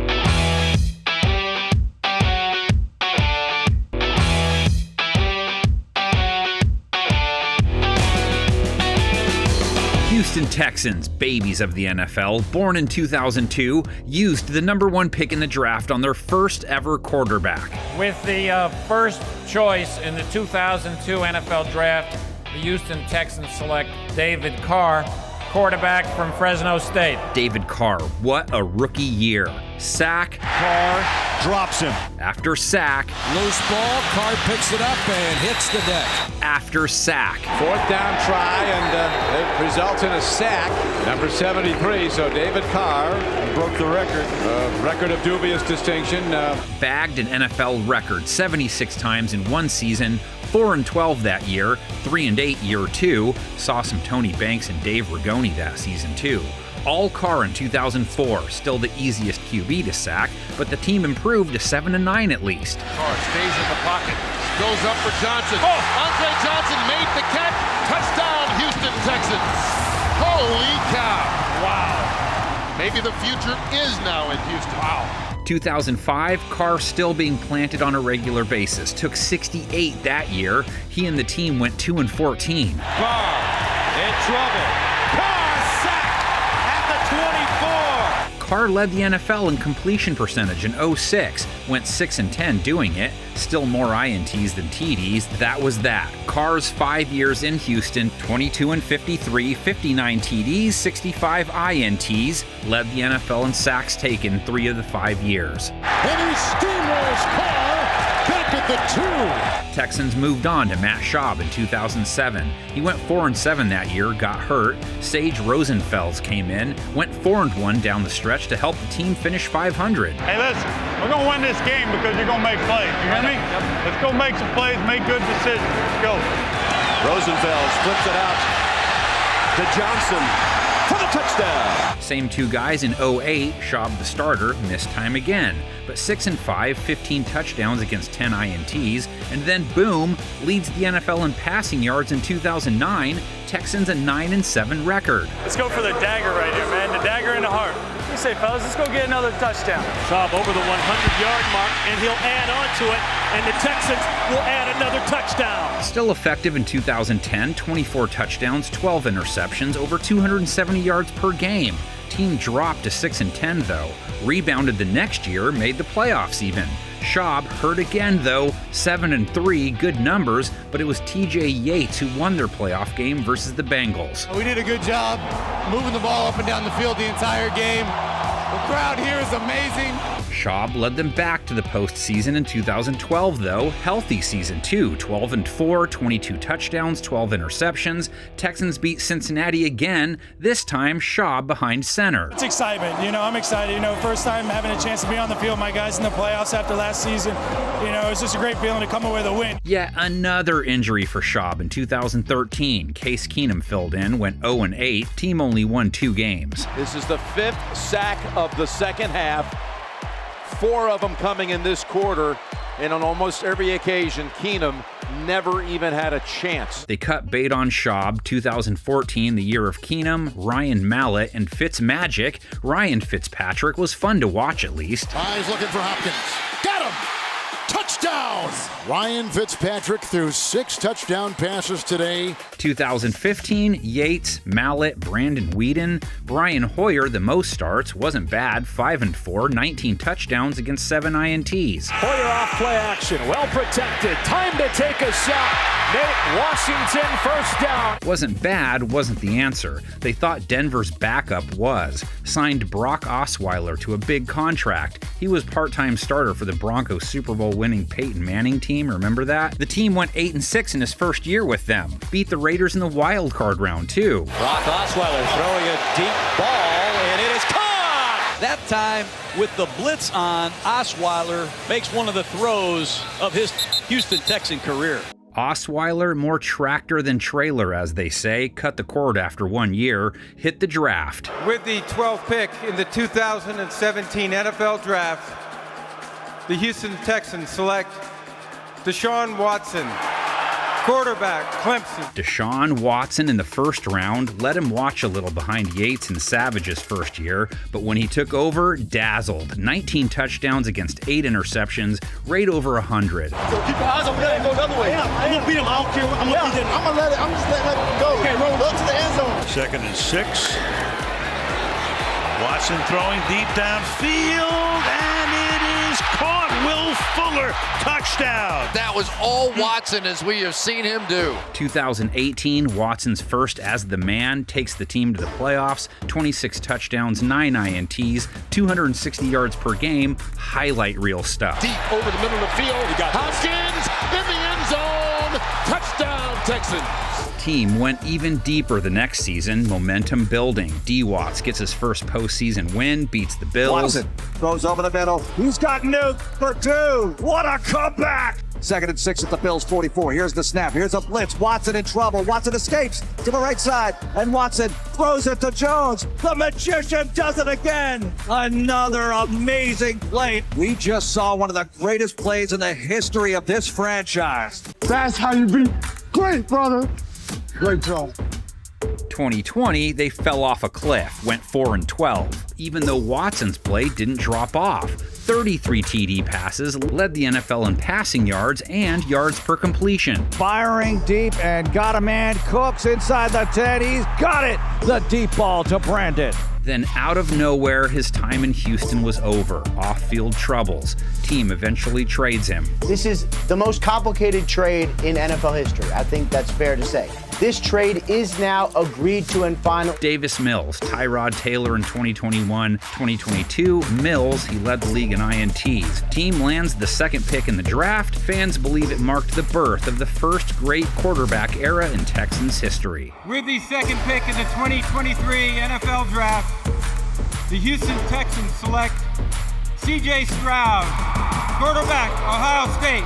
C.J. Stroud's rookie year, one of the best anyone has ever seen, led the league in passing yards per game, lowest interception rate in the NFL as a rookie, 23 touchdowns, 5 interceptions, rating over 100, wins a playoff game. The future is now in Houston. A franchise record 3 touchdown passes in a playoff game for the Houston Texans.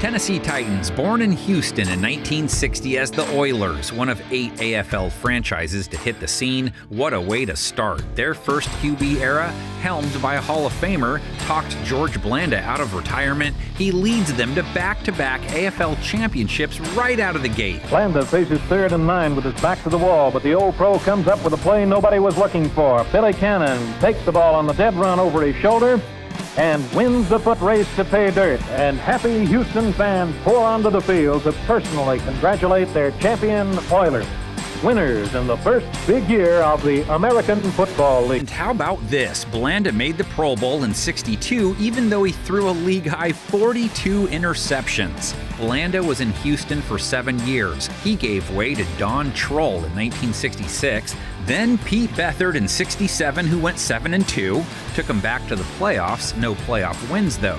Beathard, Troll, and Bob Davis in '68.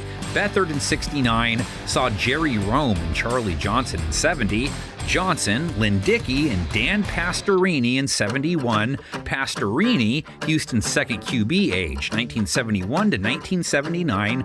Early '70s were rough. Then he makes the Pro Bowl in '75, 10-4 record. The offense stabilized under the command of Dante Pastorini, who matured as a pro quarterback while exhibiting poise and confidence to match his pure athletic talent. 1978 and '79, Pastorini, with the help of Earl Campbell, knock on the door of the Super Bowl back-to-back years. '78 wild card, Pastorini 300-plus yards and a TD in a win over Miami. Everybody in this room deserves a game ball, but don't believe anybody deserves one more than number 7. 3 TD passes to beat the Pats in the divisional round. Got 9 men within 3 yards of the line of scrimmage. Here they come. Dan delivers the pass, and he's going for Burrow, and it is caught at the 40-yard line. Kenny stays in bounds, and he's going to score. Oh, great play by Kenny Burrow to stay in bounds. Great job by Dan Pastorini reading the blitz. Oilers just couldn't get past Pittsburgh, who they lost to in the conference championship both years. Pastorini put in 9 seasons wearing baby blue in their Hall of Good nonetheless. We have to feel that we're the best team, we're the best group of players in the league, and we've got to go out and we've got to prove it. They tried some Kenny Stabler for 2 years after that, made the playoffs in '80 with Stabler throwing 13 TDs against 28 picks. '82 and '83, bridge years to their next big thing. Gifford Nielsen, Archie Manning, Oliver Luck, and finally in 1984, Warren Moon. Warren's more particular about his fingernails than a woman. My fingernails had to be the right length for me to throw the football the way I wanted to, that way I felt comfortable. And when my length was right, my ball spun as well as anybody who's ever played the game. If he was playing right now today, he still can throw the best spiral of all time. The Oilers' Moon era, 1984 to 1993. Moon a Pro Bowler for them, 88 to 93. 1987 wins his first playoff game for them in OT, no less. Snap back, ball down, kick up, on its way, and it is gone! It is gone!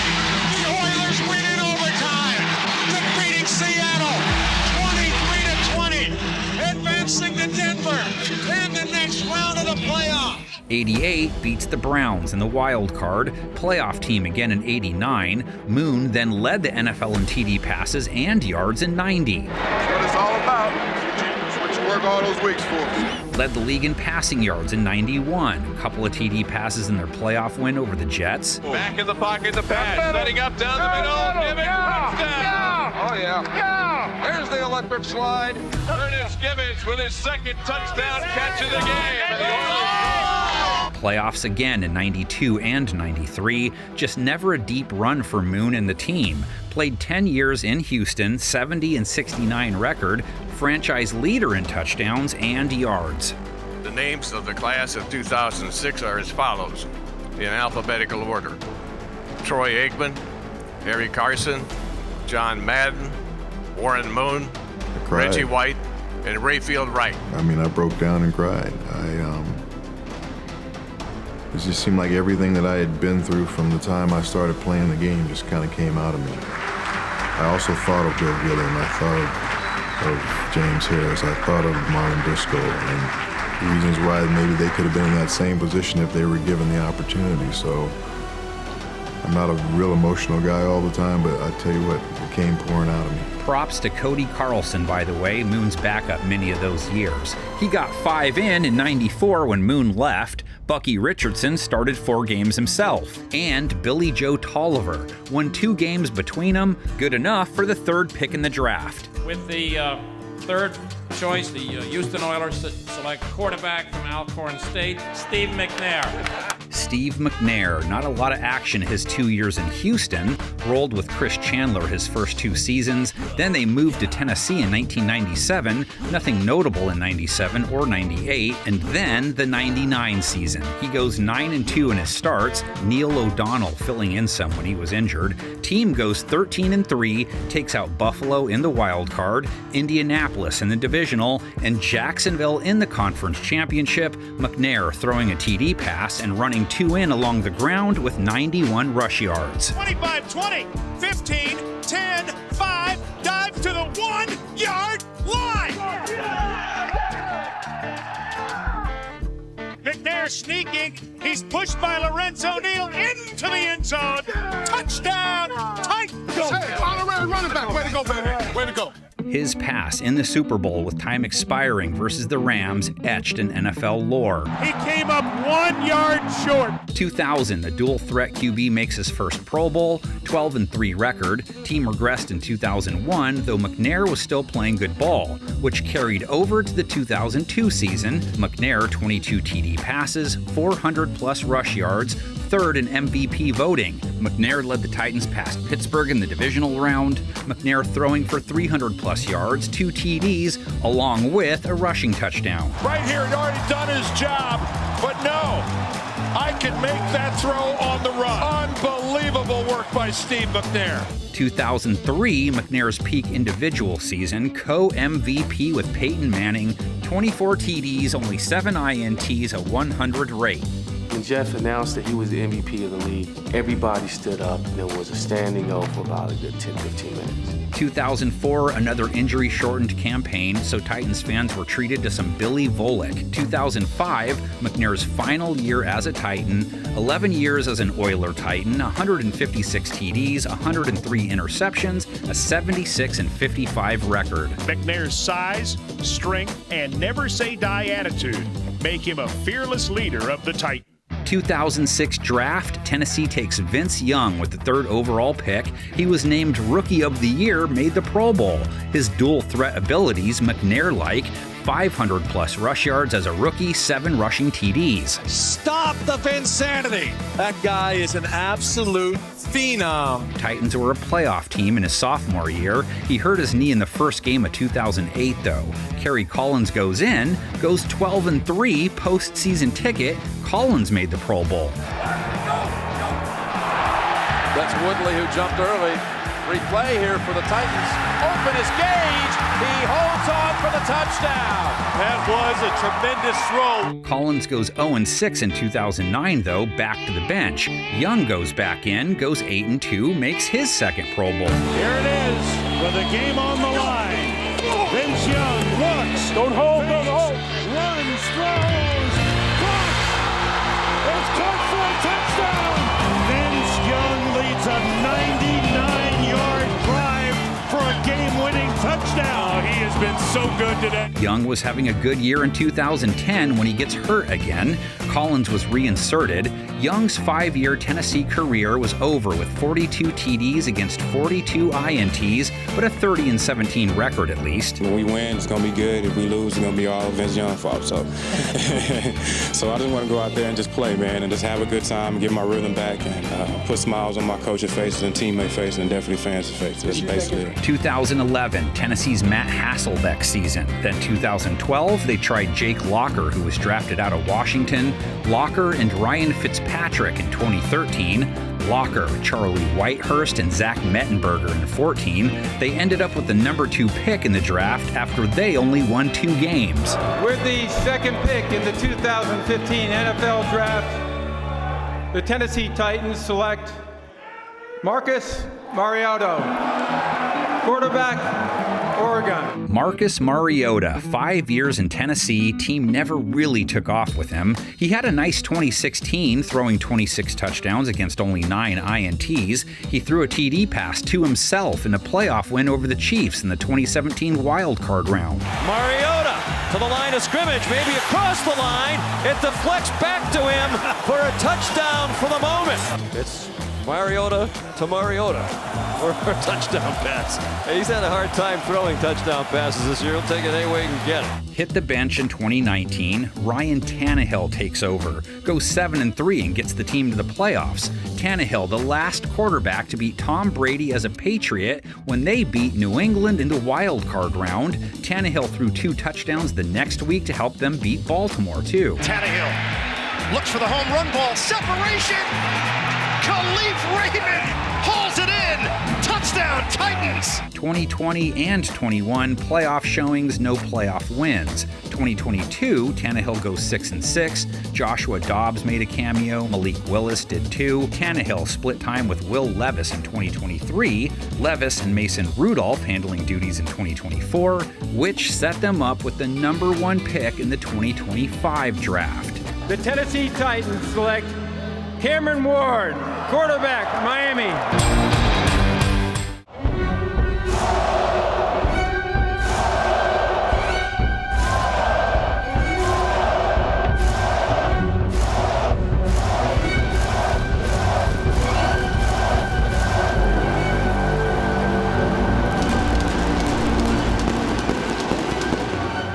Vikings football first appeared in Minnesota and the NFL in 1961. First guy to sling it for him, a Hall of Famer, a game-changing Hall of Famer, the Minnesota GOAT QB, Fran Tarkenton, throws 4 touchdowns against the Bears in their very first game, 37-13 winners. Nice way to break into the league. Of course, it was a historic game. We beat the Bears 37 or 38-13, and I had a big day.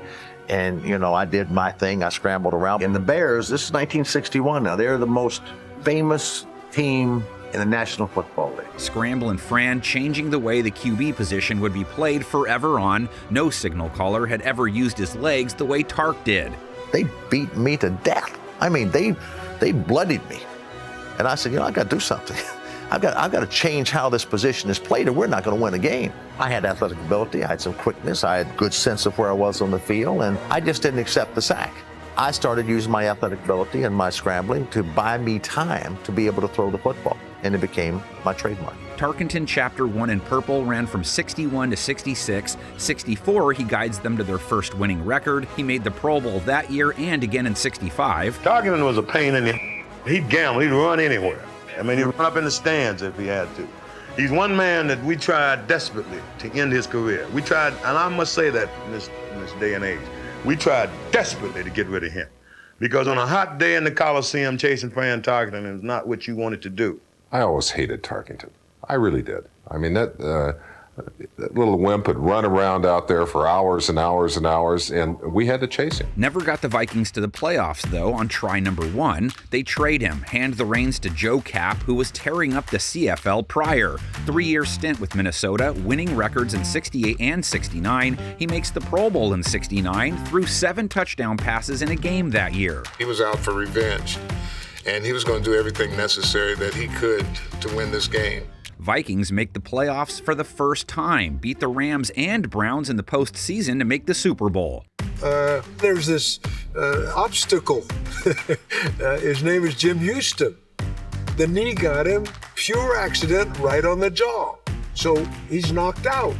Well, I got up and, you know, and he didn't. Lost to KC in the big game, and then lose Cap in the offseason. Didn't re-sign him. Plugged in Gary Cuozzo for the 1970 season. Good enough to get them back in the playoffs in 70 and 71. Come on, Gary! We gotta score now! We gotta score! So bring Fran back. They trade for Tarkenton, whose second stay ran from 72 to 78. He leads them back to the Super Bowl in 73. Tarkenton retreated and threw the ball just as far as he could. As he had done so often, John Gilliam scored the touchdown which broke the game open. Does it again in 74. Against the Los Angeles Rams in the NFC Championship game, Fran Tarkenton and the Vikings drew first blood with a touchdown pass to Jim Lash, and it was then just a matter of time for the Vikings. And one more visit in 76. You want to play in the big game, and we played in the big game, and we lost all 3 times that I quarterbacked. I have never gotten over that. Tarkenton's Vikings went to the playoffs every year from 73 to 78. He made the Pro Bowl in 74, 75, and 76. 13 years as a Viking, 91, 73, and 6 record, most career wins by a Viking, most TD passes in franchise history with 239, only Viking quarterback with more than 200. And when he retired, you might have to check this out, but he threw 20-some touchdown passes his last year. He had some life left in him, even when he retired. But he picked a good time, and he went out on top, and from my evaluation standpoint, as a quarterback, he was the greatest. Minnesota drafted Tommy Kramer in 1977 to prep for Fran's retirement. Kramer was a Viking for 13 of his 14 years in the league, and he took them to the playoffs in 1980, his second year as starter. 23-22 in favor of Cleveland. 3 wide receivers right, Kramer back to pass. He's going deep, down the right side, and it is fought for, and it's touchdown! Touchdown! Rashawn! I don't believe it! I don't believe it! The Vikings are in the playoffs! Absolutely one of the great dramatic finishes of any football game! They went back in 82 as well, beating the Falcons in the wild card. Kramer back to pass, pumps once, goes over the middle, wide open, 10-yard line, 5, Samuel White, touchdown! 83, Kramer gets hurt, just 3 games. Steve Dills filled in. Remember Dills? Probably not. 84, Kramer 9 games, 2-7 record. Saw Wade Wilson for 5 games that year, 1-4 record. So young Wade Wilson is another. You can just kind of envision the question marks around this young man right now. Kramer, another down year in 85, but he went 7-6 in 86. Probably his best statistical year, 24 touchdowns, only 10 interceptions, led the league in rating, made the Pro Bowl. Tommy was awesome. I mean, when he was on, I don't know if there was very many that were better in the game. When game time came, he just wanted it to be perfection, and that's the type of competitor he was. That was his last year as primary starter, though. 87, he gives way to Wilson, sort of. Vikings go 8-7, make the playoffs. Kramer starts in the wild card round, but gets hurt. Wilson leads the team to wins over New Orleans and San Francisco. I think that was one of the biggest victories for us in the 80s. To win that game, I mean, even years later today, I mean, that's probably one of the best games and memorable wins I've ever had. Lost to Washington 17-10 in the conference championship. 1988, Kramer went 4-2 in his 6 starts. Wilson 7-3, led the league in completion percentage. Playoffs again, playoff win again. Here he comes, and so do the Rams on the blitz. Got a ball. Anthony Carter at the 10 to the 5, and Wade Wilson hooks up with a deep ball. 89, Kramer 3-1, Wilson 7-5, made the playoffs, but destroyed by Joe Montana and company for a second year in a row. Down the right side is picked by Ronnie Lott, and he's got a lane. He's to the 40. Kramer era, he went 54-56 for Minnesota, 159 touchdowns, 157 interceptions. He's in their Hall of Good. I don't care if we were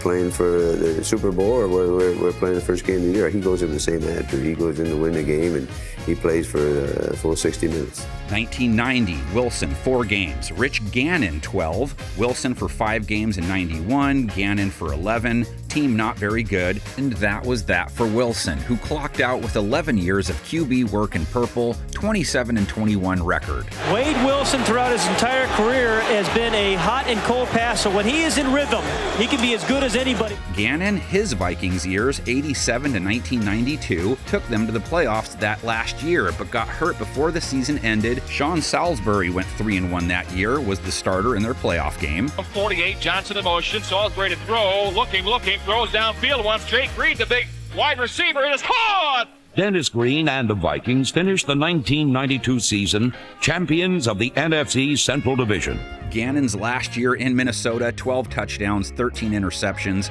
wasn't cutting it. Tried a little Jimmy Mack in 93. McMahon led them to the playoffs on a 9-7 record. Fires the ball, it is caught! All right, Anthony Carter! Like that, to the playoffs we go! Woo-hoo-hoo. Then they went to Warren Moon in 94. They went 10-6, another postseason trip. Warren was smart. He was a student of the game. He made sure that the receivers and quarterback got together on Fridays and go over what we're going to do on Sundays. Moon was the man for 2 years in Minnesota, made the Pro Bowl in 94 and 95. In 95, throws 33 touchdown passes, just 14 interceptions. Well, Warren Moon's always been a second half of the season player throughout his history. Big plays are starting to come, and when they come with Warren Moon, they come in bunches. Let's just say he got hot. Team was average, though. His last year in 96 split with Brad Johnson, who goes 5-3, just good enough to get them into the dance hall. Back goes Johnson, rolling right, 1st and 10 from the 48, bomb downfield to Moss, down there, juggles it, touchdown! 97, Johnson goes 8-5, Vikings a playoff ticket once again. But it's Randall Cunningham who starts that game, wins a playoff game against the Giants. When Randall came in, it offered us that full cachet. That vertical threat opened up the running game. He had come out of retirement. They stick with him in 98 and they go on an amazing run. Cunningham, 13-1 record, 34 touchdowns, 10 interceptions. They take down Arizona in the divisional round. We knew if we did not make the Super Bowl, it was going to be a disappointing season, and obviously, we all know what happened. Vikings strong again in 99, but Cunningham doesn't make it far, just 6 games, 2-4 record. Plug in another vet, Jeff George, goes 8-2, 23 touchdowns, 12 interceptions, throws 3 TDs versus Dallas to beat them in the wild card. As the snap backs up, 3-step fires, Carter, touchdown! Touchdown, Vikings! When week down. We got one more week to go, one at a time. That was Minnesota's George season. They had drafted their future that same year. 2000 saw the start of the Dante Culpepper era. First down, goal to go. Short drop, Dante calls his own number at the 5, and he's in for the touchdown! Touchdown, Vikings! Culpepper for 7 yards! What a start. 33 TDs, 16 INTs, 11-5 record, 3 touchdowns in his first playoff start, beats the Saints in the Divisional. Culpepper makes a throw, now does, downfield it is! Got it! Touchdown, Vikings! That was the best it got for the Culpepper Vikings. Dante, though, had a few more good years before sent packing. 2003 and 4, he made the Pro Bowl. In 04, he threw 39 touchdowns, just 11 INTs. They made the playoffs despite an 8-8 record. He took out Green Bay in the wild card with a 4 TD game. Dante gets off the play, takes a snap, rolls out to the right. Moss, wide open. He burned out Harris. Touchdown! Oh my, yes! 7 years of Viking, Culpepper just 38-42 as starter, 135 touchdowns against 86 interceptions though. His last year in Minnesota, 2005, saw the return of Brad Johnson. He goes 7-2 as starter. First thing he brings is he brings a Super Bowl ring that all of us are striving for. And so he knows what it takes to lead a team to be able to get there. Doesn't make the playoffs, but gets another chance in 2006. Didn't go as well, which led to some Tavares Jackson action. Liked what they saw enough of him to give him the keys in 2007, and he went 8-4. 5-step drop, back to pass, steps up. Now he's in trouble. He rolls out to the left, throws it left, caught Bobby Wade inside the 5. Touchdown! And most importantly, great play by Tavares Jackson. He got hurt though. Minnesota lost all 4 games with Brooks Bollinger and Kelly Holcomb starting. Jackson started out as starter in 2008, but gets benched in favor of Gus Frerotte. Frerotte takes the snap. He's back to pass out of the end zone. Fade left, man wide open. It's Berrien, caught. Gus guides them to the playoffs on an 8-3 record, but he wasn't that good. So it was time to shake up the NFL world with a big free agent signing. It was kind of just a weird feeling, you know, like, all right, how do I talk to him? We've been, mortal enemies, so to speak, for so long. He has a way of bringing everybody together just by being himself.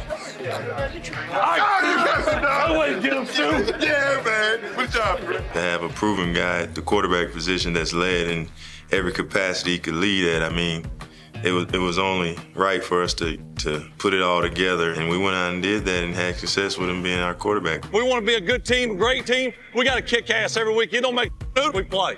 Oh baby, Minnesota landing their former arch rival, Brett Favre in purple making cheesehead stomachs curl. 2009 was a blast. 33 touchdowns, only 7 interceptions. Shotgun, 2 receivers, right, 1 left. Huge rush. Favre fade left. Sidney, he caught it at the 20.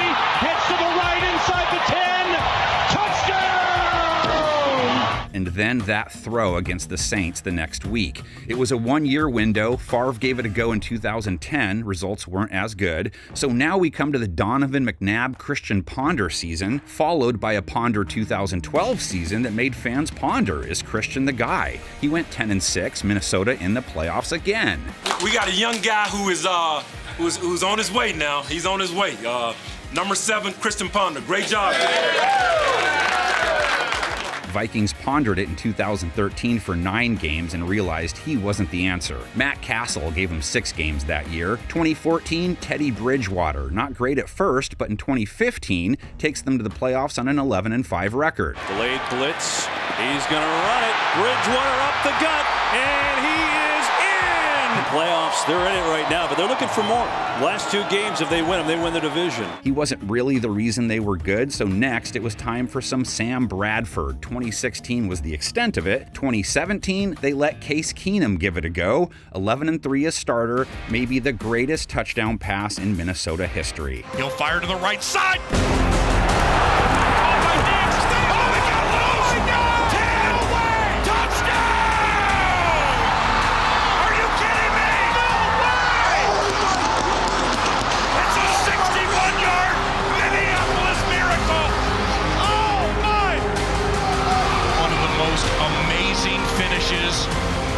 Not only in the history of Minnesota Vikings football, it has to be in the history of the National Football League.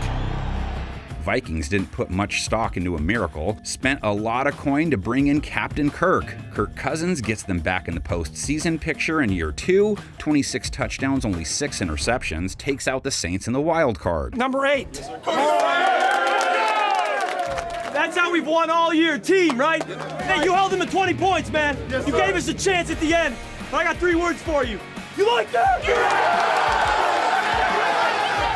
Cousins, great numbers in 2020, 35 touchdowns, over 260 yards per game, a rating over 100. Team was crummy though. Finally in 2022, they go 13-4. Cousins another great year on paper. Play action for Cousins. Looking end zone, open, touchdown, Adam Thielen! Lost in the first round of the playoffs though, gets hurt in his last year as a Viking, so they threw Nick Mullins out there, Jaron Hall, Joshua Dobbs, didn't work. Dobbs. Too hot, and on the deflection and interception by Brisker. So they draft a new QB. With the 10th pick in the 2024 NFL Draft, the Minnesota Vikings select J.J. McCarthy, quarterback, Michigan. And a huge ovation from the Wolverine-heavy crowd here in Detroit. Who misses his first year hurt, so 2024 was the year of Sam Darnold.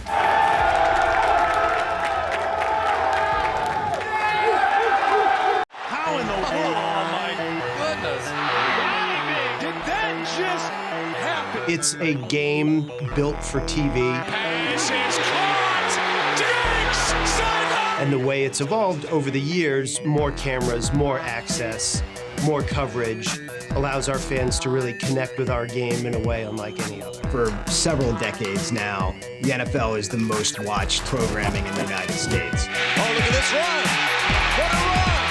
Marshawn Lynch! It only makes sense that our network partners would use us and that big stage as a breeding ground and experimental area for technical innovation. Ready 12 and take 12. The most impactful innovations are the ones that if you're watching the game today, you just say, I can't believe we didn't have this at one point. Something as rudimentary as the clock and score on the screen at all times. It's a game-changing thing. But our job in television is capturing not only the X's and O's, but the drama and the pageantry. The game is only one part of it. In that 40 years since I saw my first NFL broadcast, there have been so many different tools that have been brought to the table to make those types of telecasts more enjoyable. This is NFL Explained, broadcast innovations. A 53-yard field goal from Robbie Gould is gold. SpongeBob. Very happy. It's live. Look at this. To really understand all that's been accomplished in order to transport you from the living room to the playing field, we need to go back to the beginning.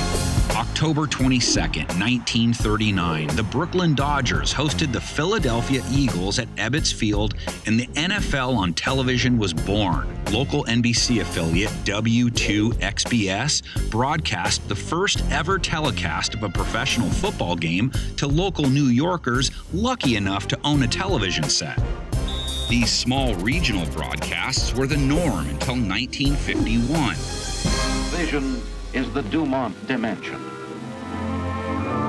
Television manufacturer Dumont beamed out the first National Football League game to air coast to coast. Yes, thanks to television, that marvel of modern science, even our unfortunate friends and millions of other people can sit back in the comfort of their own homes and enjoy every thrill of the game, with no struggle for tickets. Watching football on television largely remained unchanged until, in 1963, the literal building block of the modern NFL broadcast was unleashed onto audiences. The first in-game replay. Well, as a very small kid, I remember seeing instant replay and thinking it was a time machine. I mean, it was magic. Because up until then, it was just live. You couldn't watch the play again. And then all of a sudden now, with replay, that changed everything. What a fundamental, clear thing that we take for granted, right? Touchdown is scored, and we know we're going to get 5 looks at it. That technology, just to be recording the game as you're broadcasting it, then stopping a tape recorder, quite literally, and rewinding it and playing it back was revolutionary. Slow motion replays and the way that cameras using super telephoto lens were able to get under the helmet into the eyes to not only see what happened during a play, but also to see how people felt about it, what the effect was on emotion for the game. Some of the innovations resonate with the actual storytellers, the producers and directors of those tools that demonstrate the emotional effect on the players and the coaches and even the fans. Coach, we're going to have a play right now. You can see it on this monitor. I hope I can see it. This is slow motion now as Jerry Kramer makes a key block for Bart Starr on this quarterback sneak for the winning touchdown. You will see Jerry Kramer blows him out of there. Yeah, that's a fine block, and it's a real good. There are so many things happening simultaneously on the field that it's almost impossible to take that all in one go. It's one of those perfect sports where after every play, you've got the opportunity to tell the story of what happened. Critical to what we do. And then it's everything about the understanding of the game and the evolution of analysis. Chris Collinsworth and Tony Romo, all the work that they do is because you have the ability to show replays from different angles. This is an outstanding throw. I mean, he sees the leverage of everybody. You're going to see this go out here, and it's going to be high, though, right? So he's supposed to throw it to the sideline, but because the defender's low and the ball's going to go out of bounds, he turns Andrews around. He throws him back inside perfectly. That is the game's biggest play, 31 yards and a score. The Oilers 6 yards away from a tie. It is Renfroe, touchdown, or is it? Of course, the officials did not have the luxury that we enjoy of seeing that instant replay. And now the Oilers are denied a touchdown. Oh, my. It was primarily to provide viewers with the best look of what you could see, and it just kept getting slower and slower as the technology capability got better and better. And I think the layered on side effect when instant replay was implemented was we could take advantage of these slow motion angles and we could use them to make better decisions in our replay process. Gentlemen, no discussion really about the NFL in the 80s is complete without touching on the decade's most controversial innovation, instant replay. In March of 1986, the NFL adopted a one-year system of limited instant replay of officiating calls. The replay official will watch replay or replays on one or both monitors and complete his review within a reasonable period of time, probably 15 to 20 seconds. Right now, the instant replay system runs off of the program feed, which is what you see at home. So those replays, as they come up for you at home, that's when they're coming up for the officiating department in the instant replay booth. It allows them to make the right decisions. After reviewing the play, the ruling on the field has been changed. It is a touchdown. Thanksgiving Day 1965 marked the first ever NFL broadcast in color, and as television ownership grew and NFL football started its upward trajectory to the rating dominance it owns today, a new concept was introduced in 1970: football on TV on Mondays. Welcome to ABC's Monday Night Primetime National Football League television series. Monday Night Football doubled the amount of cameras used to cover a game, two of which were mobile handheld units that delivered a fresh new view for the action. This, along with an emphasis on expanded graphics, shaped the NFL's broadcast format for decades. Camera quality increased, broadcast clarity increased, but for the most part, watching the NFL on TV was a similar experience for the next 24 years, until a simple graphic kicked off the race to deliver what we know today as the modern NFL viewing experience. The most impactful innovations are the ones that if you're watching the game today, it'd be hard to imagine. I can't believe we didn't have this at one point. Something as rudimentary as the clock and score on the screen at all times. Before the mid-90s, you didn't know what the score and the time left in the game at all times was. David Hill was the founder of Fox Sports. He came over from England. I think he brought the sensibilities of soccer to the U.S. And you know, in soccer, there are obviously no commercial breaks. So the necessity of having the score up there oftentimes is an anchor for sponsorship. But nevertheless, the score is up there constantly. and they debuted it in 1994 in the fall. You always ask, how much time is there to go? Right. You always got this. You always know how much time there is and what the score is. You can look up there, second, 12 seconds, score, always know the 10-3. score. You always know it. In the early days of clock and score, there were certain heads of networks who were like, I'm never going to put a clock and score on the screen. Oh, I don't want someone to turn this on and see the score and maybe it's a blowout. They're just going to move away from it type thing. And the 49ers lead it by the score of 41-3 now. They're getting killed. It's like, okay, man, at some point, you're going to have to because the fans are going to demand it. Do you want it in the upper left, upper right, bottom left? Do you want it to be a band across the bottom? And there's a lot of different opinions about how that would work. So the actual footprint of it was more of a design decision and production presentation decision. Getting the interface to work was more the challenge than the actual broadcast side of it. Everybody thinks now in the modern world, everything's at a USB port. You just plug in, you automatically get it. That was not so back in the day. In many cases, we had to cut wires, splice them together, be down at Radio Shack, and soldering things together to make the interface work to the actual scoreboard. Oh, let's go do clock and score for college football. Surely it's got to be easier, and in many cases, like, there's no way it's easier. Some of these scoreboards are designed by some local guy in a garage. Good news is the broadcasters kind of got a collective together and said, look, there's no competitive advantage to having a clock and score on one broadcast and not on the other. So let's get together and collectively go into these stadiums and bring them all up to a standard so that when the next broadcaster comes in, they just plug in and they've got reliable clock and score data. And seeing how each one has a different approach on how they execute it, and then which networks like to lean heavy on our next-gen stats data, and knowing who's on the field at any given point, constant stat updates, and your traditional score updates from elsewhere around the league on Sunday afternoon. That's obviously huge. A lot of broadcast graphics really are tied to the power of microchips, getting less expensive and more powerful. That progression has allowed the expression of creativity on the score bugs. We'll see next steps in the future iterations of different ways fans will have of watching games and maybe being able to customize those views so that they can pick and choose the things that they like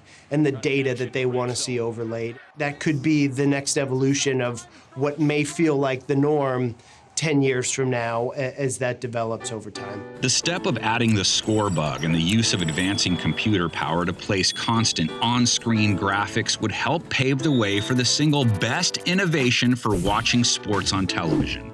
I remember growing up, we had a family friend from Europe who'd watch football games with me, and I'd try to explain to him, you have 4 downs to get 10 yards. And if you don't understand the game, that doesn't make a lot of sense. But if you see this yellow line on the screen and you say, the objective right now is just to get past that yellow line, it changes fundamentally how you view it. The technology to make it feel seamless, that it looks like it's part of the field, it's not intrusive, that's an incredible achievement. The fact that that was done 25 plus years ago is incredibly meaningful. The first augmented reality use in sports was the glowing puck in hockey. And in many ways, it was seen as sort of one of the best bad ideas anybody had ever had. It caused hockey to have some of the best ratings it's ever had, but it created a ton of controversy, and the diehard fans hated it. Because, if you're a macho hockey fan, you don't need this, rocket trail. And so, we even got death threats. Certainly people had their opinions about that. There's still great debate about whether it was something that belongs in hockey or not. I still predict that you will see it again. But the important thing as we talk about football is that it begat one of the most important innovations of all time, which was, of course, the yellow line. One of the many unique aspects of this technology is that the 1st and 10 line appears to be painted on the field. Unlike telestrator lines, which interfere with the action, sitting on top of the play and the players, the 1st and 10 line sits under the action. The players can step on it. The refs can even stand on it. David Crane, he had a patent on this idea of inserting something into video that would be an indication of status. So one of the subsets of that could be the yellow first down line. You can't really patent an idea. You have to patent an embodiment of an idea. I can't just say that, I've got a system I want to patent to go to Jupiter on a Tuesday and come back on a Thursday. The patent itself has to be what's called enabling. You have to be able to hand somebody who's skilled in the art When they take that patent, they should be able to build the system. To implement that back in the day in 78, you would need computers the size of battleships. I mean, there was just no way that was going to be a practical solution. It took 20 years, 1998, for the yellow line to actually see the light of day. Really, that's a function of the processing power needing to catch up with the idea. I had been calculating and figuring out that it was just barely possible to be able to do a very simple graphic quickly enough so that you could overlay it in live video. If you could do that, could you do something useful? Like, could you superimpose information in the video that the fans cared about that had to do with the sport? We took the yellow line and sort of shopped it to see who wanted to introduce it. Anybody who knows Jed knows that he has the guts to do things like that. He asked me the question, how do I know it's going to work? It's going to be adventurous and there's going to be some problems. So Jed, your decision is, do you want the Emmy or do you want somebody else to get the Emmy? It was not blessed by the NFL. They had not had any input into it at that time. So we were making a big gamble. We're making a gamble on people we didn't know, a project that was only going to be funded by us, one that would require computing power that was like ridiculous. It was 9 months in the making and there were 1,000 pitfalls along the way. Are we doing the right thing here? Is this really going to work? They made a turn, Giants Stadium, in the preseason, and we brought Paul Tagliabue, then commissioner, down to the television truck compound at Giants Stadium. If the NFL said no, we're done. And we showed it to him, and he paused, and he said, yeah, I think this is going to be good. Let's keep going. And we said, thank you very much. And he left. And then fortunately, those doors are rather heavy because I think that the shouting that one might have heard if you were a little closer would have been a 10 of us with immense sighs of relief that it had been blessed by the commissioner, and all we had to do was make it work. 1 month later, we launched it in Baltimore. To help you better enjoy our Sunday night coverage, ESPN unveils its latest technical innovation on tonight's game. It's ESPN's 1st and 10. The gold-colored line you'll see appears to be painted on the field, but it's really being electronically generated by us. It's a visual reference for you to always know the yard line an offense has to reach for a first down. ESPN's 1st and 10. We think you're going to like it. If you go back and look at the first game, you'll see the line is actually really unsteady on the field. And one of the things that we decided to do in order to mask that a little bit, there's almost a little bit of smoke in it so that the line is less distinct than it was before. It's just sort of there. It's not anywhere near what you would look to on the field today. And a lot of people really would wonder, is that happening at the stadium? Is that chalk and they're vacuuming it up? Does anybody see a vacuum guy going back and forth? When you think about the number of computers that were needed, there was an entire semi-truck that was filled with nothing but racks of computers. We did 1st and 10 4 years before the iPod. We were like 10 years before the first iPhone. To think about in terms of technology rollout, we were way ahead of the curve. It was just uniformly positively received. And that was a great relief to all of us because the puck had been quite a weight on our shoulders because it had created such a fury. And even today, you've got to be careful where you mention you were involved in the puck. If you're in New England or in Boston, it's not a good idea to own up to that. How it became is one thing. How it works is another challenge altogether. The first problem is, how do I draw this in the right geometry? You have electronics on the camera, and you've got 4 different parameters. You've got the pan angle, the tilt angle, the zoom, and the focus. So there's 4 different parameters for every frame. The software receives the video frame, receives the 4 parameters, and the software then determines what is that camera actually looking at right now, to figure out the geometry of where we want to draw the yellow line in each frame. Initially, you couldn't do this unless you had the ability to create those electronics yourself. Now, the manufacturer of the camera heads have come up with instrumented camera heads so that it already produces the pan value or the tilt value, and you just need to calibrate your system to receive that. I'd have one of our engineers, go out to set this thing up, and he probably weighs 110 pounds soaking wet, and he set it all up, and everything's great. All the models are running terrific.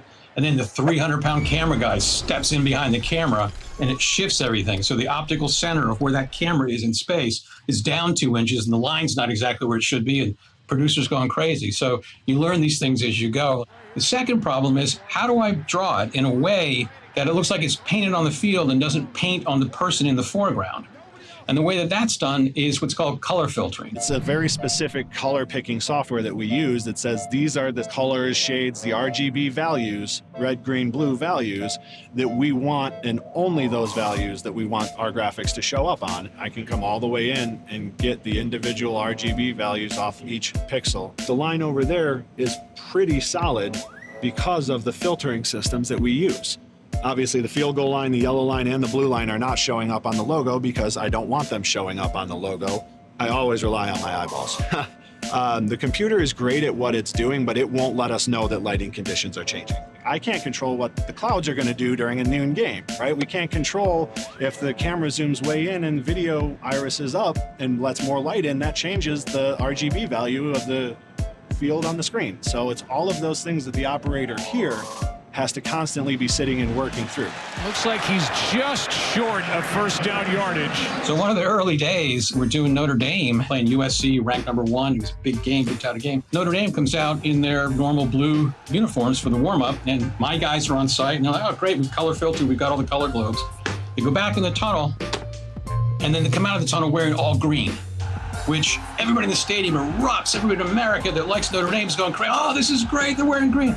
The only people in the world that are having a heart attack are my people in the truck going, oh my God, they're wearing green, the same color as the grass. Eckler, first down.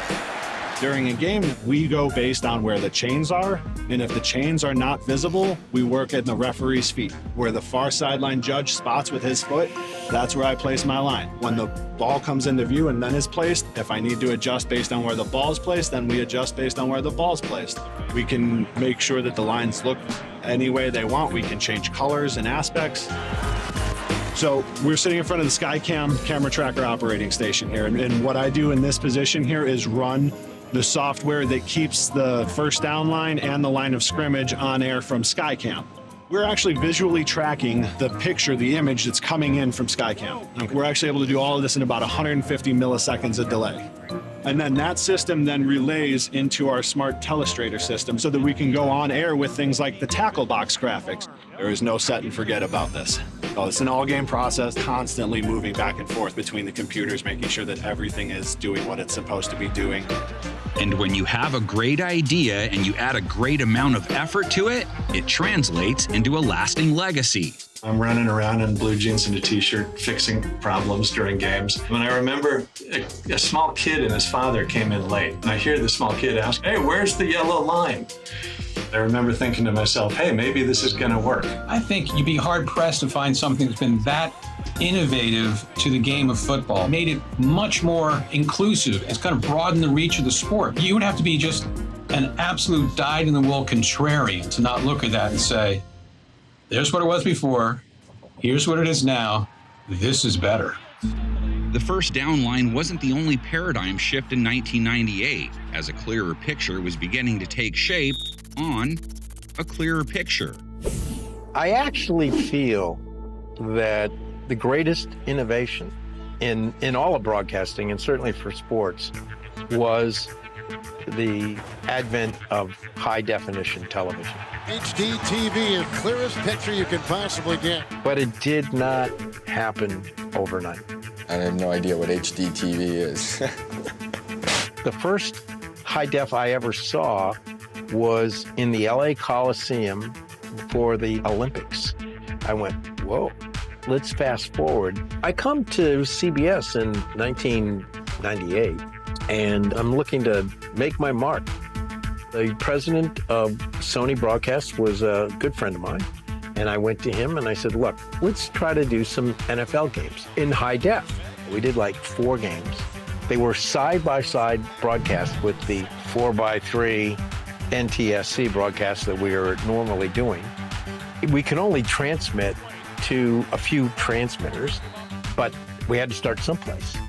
There were a lot of people that were now starting to look at this and go, hey, wait a minute. Not only the signal of high def, but it's the aspect ratio of 16:9 versus 4:3 that really made a big difference. And now the other networks are now calling me, saying, how are you guys doing that? By 2006, we were all kind of doing high def. Nobody wanted to see anything else. We're increasing the size of the picture. We're increasing the number of scan lines. It was a huge, huge leap forward. The big question is always cost. It's like, oh, wait a minute, we're going to move to that next level. That's going to cost us more money. Yes, it is.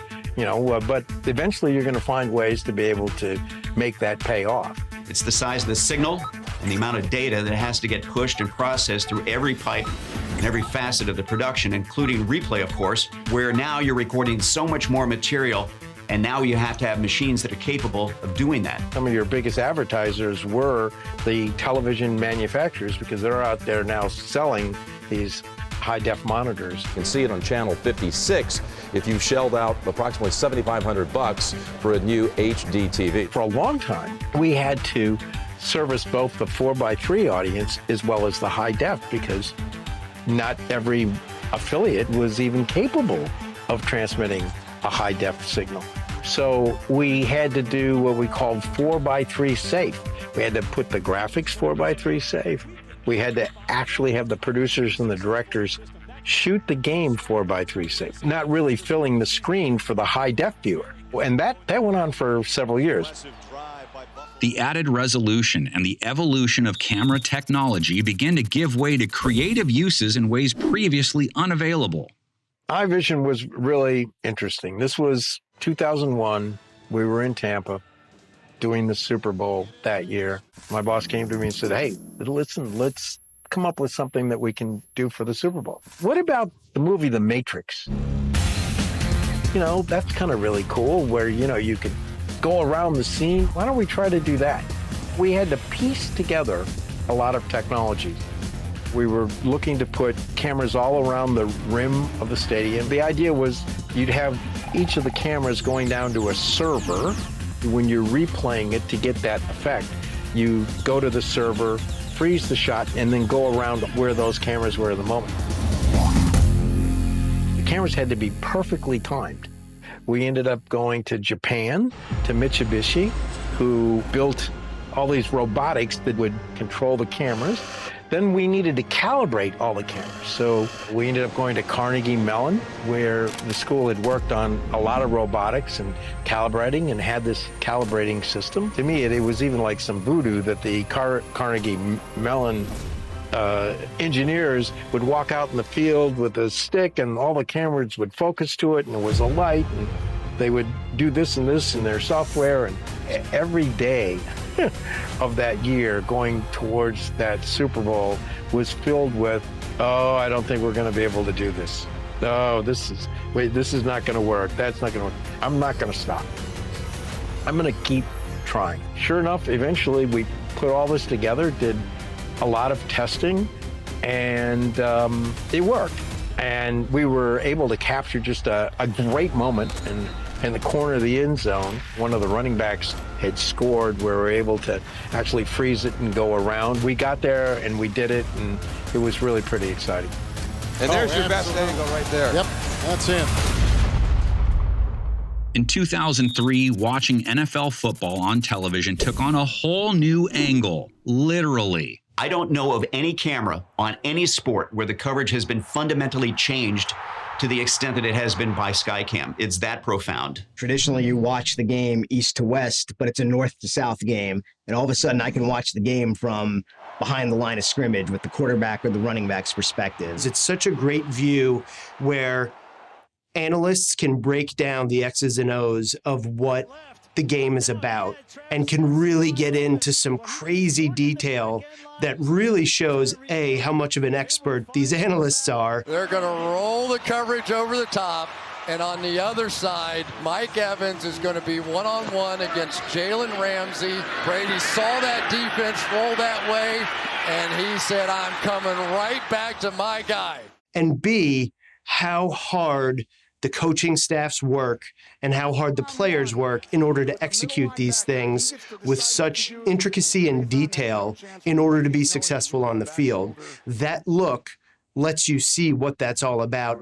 An inventor, mad inventor, by the name of Garrett Brown, who had invented the Steadicam, came up with the idea of a Skycam. Now, this was in the early 80s.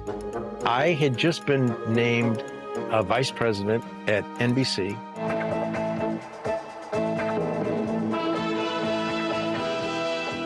I was looking for some innovations, and I get a call from Garrett Brown, and he said, can I come in and talk to you about Skycam? And when he came in, he thought I didn't know who he was. I knew exactly who he was. This is the guy who did the Steadicam, that great shot of Sylvester Stallone going up the staircase. The shot in Return of the Jedi is you're going through the trees, and all of that was filmed on Garrett's Steadicam, and I was well aware of that. And he said to me, do you think we could try this on a game? And I said, yes. NBC, who was doing the Orange Bowl, which was January of '84, I convinced them, let's go put the Skycam in. We talked to the Orange Bowl people and the teams, and everyone was, the kickers are going to kick into it. We had to leave it so high, and we couldn't really move it very far. It was probably nothing more than a helicopter shot, but that was it. We did it. Time goes on, now we're trying to introduce Skycam to the NFL. So we went to the Coliseum to do a test, and NBC was there, CBS was there, ABC was there, all the directors and the producers, and the Skycam guys came, and lo and behold, during the test, the pilot made a mistake, brought the camera over by the goalpost, boom, hits the goalpost goes down.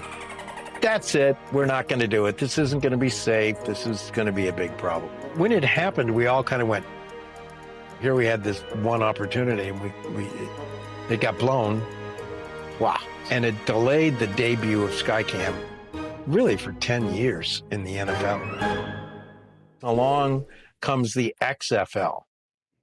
This was a crazy football league, as everybody knows. And they go, hey, let's, kids are now looking at video games, and let's put it right behind the offense, and let's really make it work. The XFL didn't last, but the Skycam technology was, got a lot of attention. So suddenly, Skycam was back in the conversation. Of course, now in subsequent years, we started practicing in preseason games, proved that a punter wasn't going to kick it. We came up with plans that devised so the pilot couldn't go too low, couldn't go too far out of the way. We were able to bring the Skycam down lower, so we're right behind the quarterback, and you could get that view that was just awesome. Prescott launches tight end. Schultz, touchdown, Dallas. I think that it's fair to say that the absolute basics of the way Garrett Brown designed the Skycam exist today. The bottom line is you have 4 cables going back to the corner, going down to reels that are letting cable out, pulling cable in. That's basically how it moves. This is one of the 4 reels that's in the stadium. We put one in each corner, and then we run the line up through a high point of the stadium through a pulley above us. The pulley points are typically between 120 and 200 feet. We're getting the cable off of the drum up through the pulley and then down to the field via this string. So I'm just gonna heave-ho it. I've been watching my Dak Prescott warm-up stuff.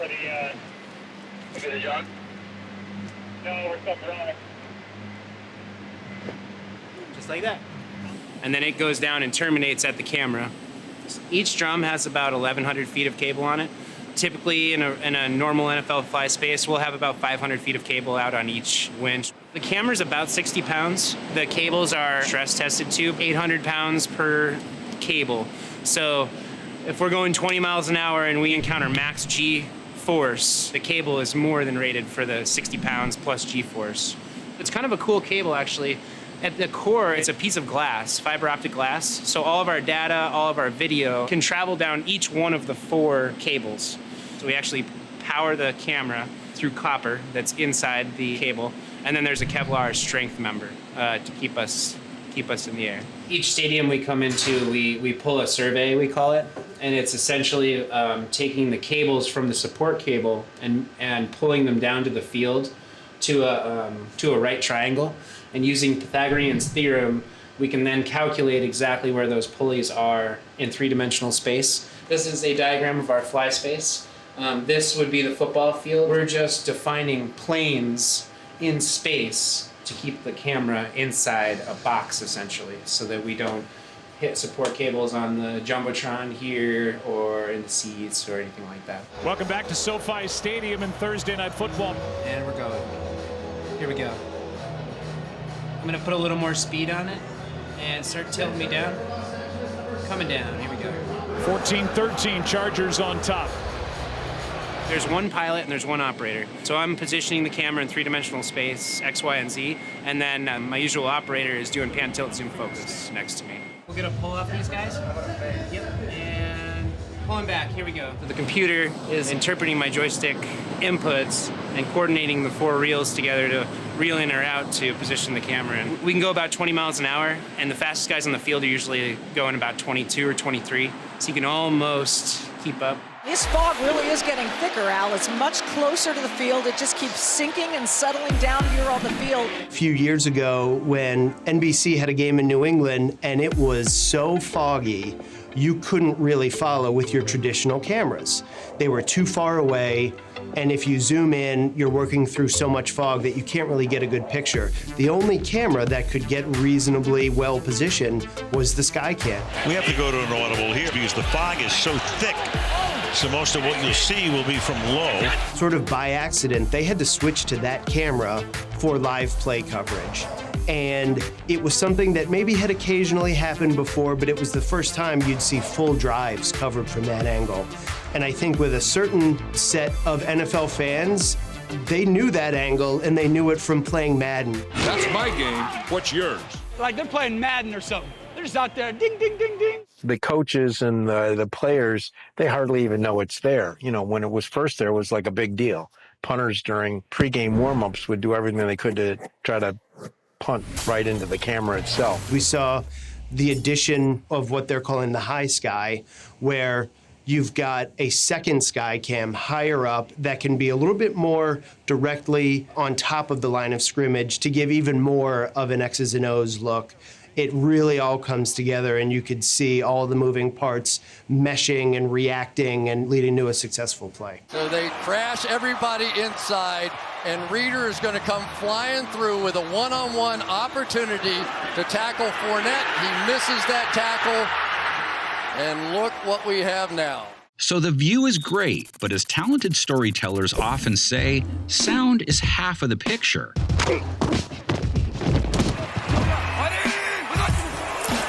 Since Fox Sports' inception, audio has been at the forefront of our thinking. That had a lot to do with John Madden. I think John Madden felt that audio was a huge part of the game, probably from his many years being on the sidelines and hearing the crunches and the sound. So he was a big proponent of that. Another Bronco first down. I'll tell you, there is some contact down there. Do you notice that sound that you hear? And this game's in stereo. Being down there sideline, you can hear boom, whack, whack, whack. But I don't know what it feels like in stereo. Boom, boom, boom, boom, boom, boom, boom. Pretty much the same, I think. Everybody wants to get access into the field. They would rather cover the field from the inside out than the outside in. And what I mean by that is that you're only going to be able to get so much with your parabolic microphones and your microphones on the handheld cameras. At some point, you run into physical limitations of what collection devices can even do. And then, if you actually came up with something that could get literally everything on the field, then I think the NFL would be the first ones to tell you that you probably shouldn't use it or it would be governed very strictly by other entities, understandably. Happy with the alignment. Oh, boy. And being chased and slides down at the 16. One of the great innovations that probably came out of the 80s was on-field audio. The umpire used to stand behind the linebackers. And so somebody had a great idea. Can we put a microphone on the umpire? And all of a sudden, the quarterback is shouting in the direction of the umpire.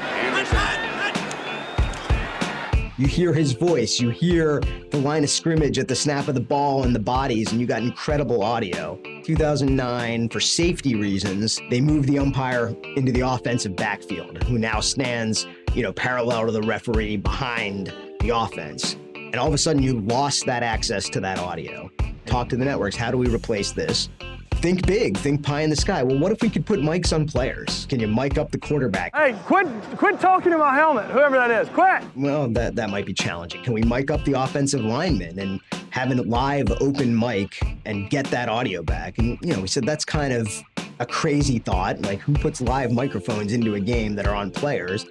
But we said, wow, let's explore that. And so as part of the collective bargaining that came out in 2011, one of the things that we were able to negotiate with the players union was the right to put microphones on offensive linemen. 10 years ago, it was almost a brick wall of, sorry, we're just not comfortable, that's too much information, or that's getting too close, or too much of an inside look for the fans. Primarily saying, if you show that to the fans, our opponents will also be watching, and future opponents who could potentially gain an advantage from this type of access. Hey, what's that mic? And so we've worked to get the football side of the league comfortable with it's safe, it's being done appropriately, the proper judgment is being used as far as what goes on the air and what does not, and it's not going to give away your game plan. We really had to first start with what's the technology we're going to use, right? It's got to be reliable, it's got to be cost efficient, we have to be able to deploy it at every game, right? For all the legacy of NFL films and miking players and coaches, it's one thing to pick a few games a week and go out and do it, it's another to do 256, now 272 games a year. Watch this. Ready? 15th play of the drive. Newton finds him. McCaffrey, touchdown. Live microphones in minus 20 degrees on 250-pound men crashing into each other. That's hard. The National Football League has a very, very strict protocol about what touches players. Nothing goes inside, everything goes outside. So there's nothing that's protruding from the shoulder pads. There's nothing that you'd slide inside the shoulder pads. There's a microphone on the front and there's a microphone on the back. It's a stereo mic. And then the transmitter, which is rubberized and flexible, also on the outside of the pads, covered with a little waterproof material, and away we go. The physical mic is 6 millimeters, very, very tiny. The transmitter itself is 5 inches long, rubber, about 1.5 inches thick. Those are remote controlled. They're encrypted, so no one's going to steal the signal. 319, 319. The commissioner has laid out a very specific timing aspect about when those microphones can be open, when they can be closed. There's a human being that literally opens and closes that physical feed. Snap of the huddle, slow fade up, scream, scream, scream, scream, line call, scream, snap, 3, 2, 1, out. Every stadium, every week, 10 years. It's the same. Are you not entertained? Along the way, the no huddle thing became very popular. That gets tricky. What if a team doesn't huddle? Well, you need an enhanced audio person with some experience, because you can't just leave that microphone up the whole time. 10 years later, this is just a routine part of what we do. And, I still think about it all the time, that I think it's still unique in any sport and any broadcast, live audio coming off of a mic on a player in every single game we play. You think about kind of Peyton Manning, Omaha. That was this. That access is what makes our game so different. Hey, Scooby-Doo! Scooby-Doo, where are you? I'm here to make this fun. Centers, screaming line calls, shift left, while Tom Brady is back there screaming, 54 is the mic. I still dig that after 25 years. I like that stuff. 53! No, I'm not the punch! Brooklyn! I'm not the punch! Oddly enough, those microphones rarely get destroyed in the game. They get destroyed upon removal. If a team is mad, if a team gets angry after a loss, wires get torn way more than microphones get destroyed. NFL broadcasts can employ over 180 total microphones, all to bring you this.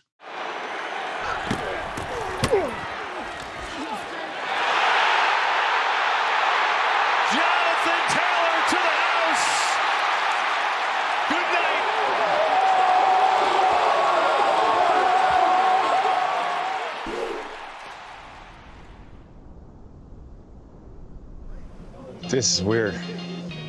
It's all good? Dead silence? No, just dead silence. The other thing about audio is listening to the crowd, because one thing that the pandemic showed us was that listening to a game with an empty stadium, it just doesn't have remotely the same excitement as a crowd full of people. In fact, ourselves and the NFL ended up pumping in crowd noise for that reason, and it helped a lot. But from that experience, we started wondering if we were paying enough attention to the crowd. One of the current thoughts is trying to make that crowd sound more dynamic. They have crowd effects microphones around the stadium. The immersive experience of actually sitting amongst the fans, they get that and they do a tremendous job. So this one has 72 channels on the bottom layer. It has 72 channels on the top layer.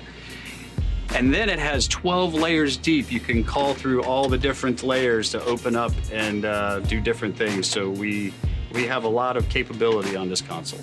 We have 6 parabolic microphones, which are the dishes that you'll see on the sidelines, and that's what picks up all the crunches and hits and impact and whistles. It can pick sounds up further away, and just the way the focus pattern is of the microphone, you have to point the mic at a certain spot, and it'll only pick up that area, so it doesn't pick up all the other ambience. This is essentially a big old ear, and the focal point is right here, so it's catching everything and focusing it in on the mic. Since they're directional, we have to prep our operators to not follow the ball, but anticipate where it's going to land. One element that our production team truly loves is the doink, and that's when the ball hits the upright from a kick.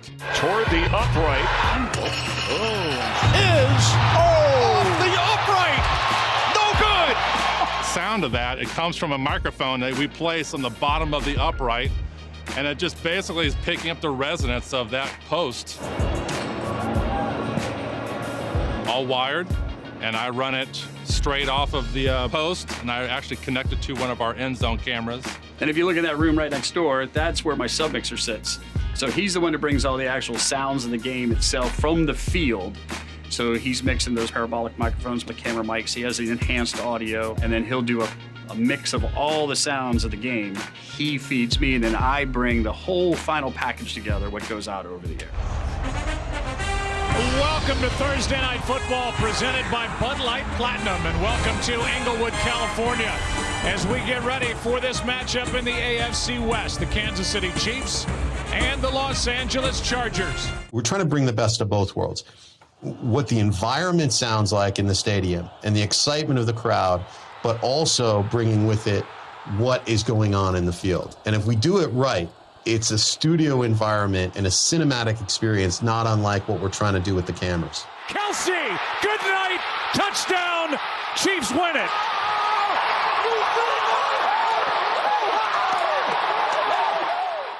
Speaking of getting closer to the field, what exactly is a pylon? It's an 18-inch tall, 4-inch by 4-inch wide, 3.5-pound tower of PVC soft-core touch foam used to observe end zone boundaries. And then we added a camera. It almost seems like the pylon cam was something that just came up a few years ago. But the first time a pylon cam was done was in 2005 in the Jacksonville Super Bowl for Super Bowl 34.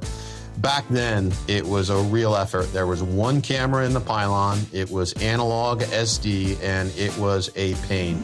I'm unsure whether it even got on the air that day. I think maybe the difficulty from that integration delayed people thinking about pylons again for many years after that.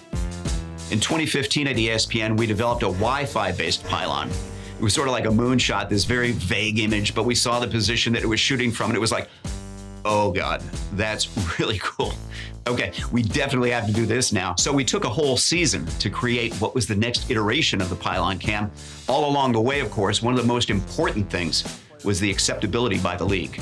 The initial proposal that was brought to us involved the installation of a metal disc into the turf, and the pylon had a matching metal disc, and they would just sit on top of each other. And there were concerns about a player diving for the corner of the end zone, finger gets caught under the metal disc. Oh! Oh! That ain't gonna look good on film. So we had to go through a very long process with the NFL, making sure that no player would be injured if they hit the pylon. They thought they were taking the right steps to add the most technologically advanced method for transmitting the video back to the TV truck, and it actually took them taking a step back and doing an old-fashioned wired connection with soft, pliable, plastic-coated wires that would pop and disconnect and be harmless. Yeah, I like that, baby. Not only do the players need to be protected, so do the delicate micro cameras hidden inside. We had to create a 3D plastic mold inside that would literally crush. It would just squash down. At the ESPN Innovation Lab in Orlando, we brought in some NFL players who were on the developmental squads, and we literally had them crash into pylons and just, bludgeon them in full pads and gear and everything else. So they're going to be fine. We just needed to prove that the players weren't going to be hurt and that the pylons would keep functioning. I remember the first time we used one on the air, and Jameis Winston took it out in the second play, and it was spectacular. Winston gets to the pylon and is in for the touchdown. He's a big guy, and he's prone to those kinds of runs, and he just blew right into it. Even the announcers were like, yeah, that's an extraordinary angle. It's obvious. They can get a first look. They get all the angles. It's great. We didn't want to put just one camera because we're looking down the sideline. We also want to look down the goal line. Gronkowski has it as he across the pylon. Touchdown, New England.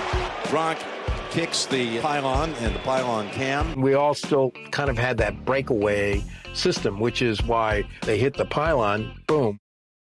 It goes to black because the connection's broken. Remember, every time the pylon gets knocked down, then we have to have a person there go out, reconnect it, set it back up very quickly.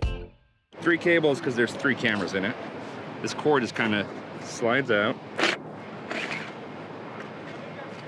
So you'll have one facing the goal line here, one facing upfield, and this one faces the back of the end zone. Chip here, and that's what controls the iris, the color balance, all that other stuff. And the cameras all stick out here. That goes all the way up to the cameras. So they are 4K HDR cameras, so high dynamic range. So that's the biggest change I've seen in them is the camera quality. Right around here's got 1/4 of an inch. So it's got a decent amount of padding. These cameras get super hot. So the fan's constantly spinning. So if it gets hit while it's spinning, the fan will kind of bend. Then we've got to take the whole core out of the pylon and change that fan. Each one of these lenses too, if it gets hit too hard, the cameras pop in like that. And then once it gets hit, we just take this little screw, give it a few twists, pop the camera back out. What's interesting about pylon cam, suddenly you were dealing with all the groundskeepers. As a groundskeeper, you hate doing open heart surgery. You're digging up their field. And that became something that we never really had to deal with before. So you can see we had to trench right here to get the pylon cam wire, buried it 6 inches into the ground. It goes from right here all the way over to the other side of the field. Some are really protective over their field, and some are really like, I don't know, do whatever you want. I don't care. Just don't leave a big gash in my field. With the artificial turf, you have to vacuum out all the beads from the goal line all the way to this yellow line here. So you go and vacuum about 2 inches of beads out of it, and then you put the cable in, go back and fill back on top of that with the beads, the rubber beads in it. An average NFL game has 12 camera feeds delivered by 4 camera-equipped end zone pylons. The images that we're shooting were not just for the viewers, but for the officials also. In our very first year of the pylon rollout on Monday Night Football, there was an Odell Beckham catch in the end zone. The referee ruled him out of bounds. Incomplete. They say Mr. Magic didn't keep his feet in before his body came down. Our image showed that Odell Beckham had possession of the ball and that his right foot was in the end zone. Call overturned. The ruling on the field has changed. It is a touchdown. And at that point, we realized we had just validated the system. Now we have super slow motion pylons, and we have wireless pylons that go along with the line to gain in the 1st and 10 line. Ruling on the field is that the runner out of bounds with the ball half a yard short of the line to gain. It'll be 4th down. Wow, that's a massive call right there. Line to gain pylon only has 1 camera in it. It's all wireless, so you don't have to bury the cables or do any of that other stuff. This is one of these you have to change. This is the battery pack for it. So it'll be good for about a half a game. So pull out like this. So this has got the same camera as the wired pylons. The difference is you've got this is the transmitter for video. So this is what will be transmitting the video back to our receive sites over here. The company that I work with now, we came up with a better mousetrap about 3 years ago. And that's based on our camera technology and the fact that it's wireless. So that allows us to put it at unique places along the field and shoot this incredibly wide field of view. And then we're gonna take from that field of view whatever we want that's most important, and we'll reframe it and repurpose it. Pumping, looking to get to the end zone, diving, and he's in. We're gonna take our technology, put it in a wired pylon on the goal, which will allow us 180-degree view from the sideline to the goal line to the end zone. One camera signal instead of 3, with pan, tilt, and zoom in replay, something that has never happened before. And the NFL is going to use it this season. In the NFL, catching lightning in a bottle, particularly in the big games, is essential. And we've had some amazing pylon replays. It's come a long way since 2005. The pylon is becoming matured in terms of an essential piece of equipment for network TV. Looks like a good touchdown. Yeah, it does to me too, Joe.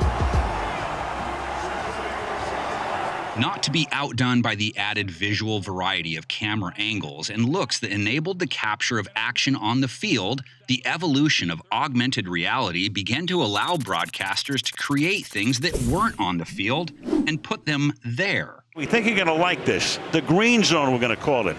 And there it is.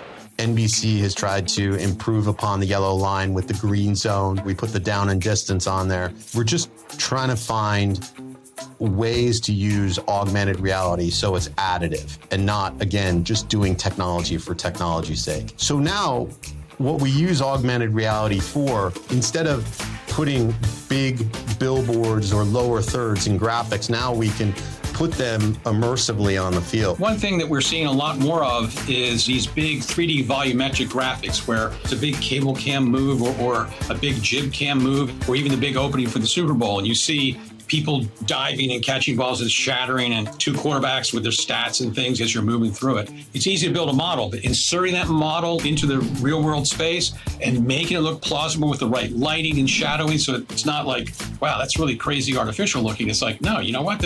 Oh my God, is that really there? How the hell did they set that up type thing? That's sort of the noble goal. They'll take specific cameras and they'll add equipment to those cameras. We'll call them instrumented cameras. Those cameras have the ability to shoot an overlay of the field that is kind of established as the framework of what that camera is seeing for the day.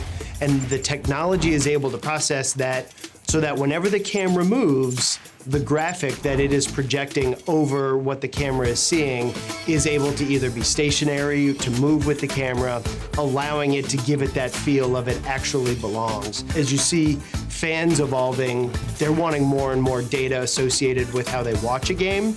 And I think this is a way to add that data, but also add a new and interesting way to show it. When you talk about what can be done, say, with next gen stats, where you've now got tracking of the objects on the field, of the players and the ball, now that opens the possibility for AI engines that are running and able to do virtual insertion, heat maps and things on the field where you're going to see the storytelling get more and more sophisticated. The best use for augmented reality is still yet to be seen. I think this season, you're starting to see some really cool uses of it with the Carolina Panthers, where they're using it for their in-house audiences to get people going with the prehistoric panther jumping around the stadium. And I think that those are the types of things that we're also looking at to say, okay, how can we use this to make the game information flow better and establish a wow factor?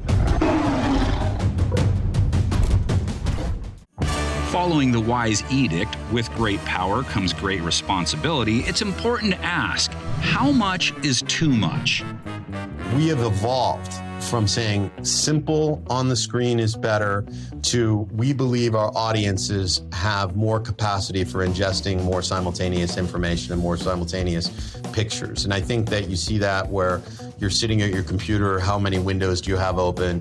Are you watching one thing or two at the same time? Yet you can completely go overboard. There's no question about that. You have to go back to thinking about whether you're aiding the story. And if you're actually giving producers and directors the tools they need to just say what's happening on the field and don't get too much in the weeds with other stuff or just showing off. And I think that that is a delicate and subjective balance that every network is going to have different litmus tests.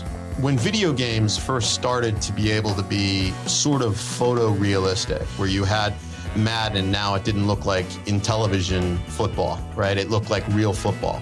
I think that the video game companies looked quite a bit to TV to try to replicate that experience.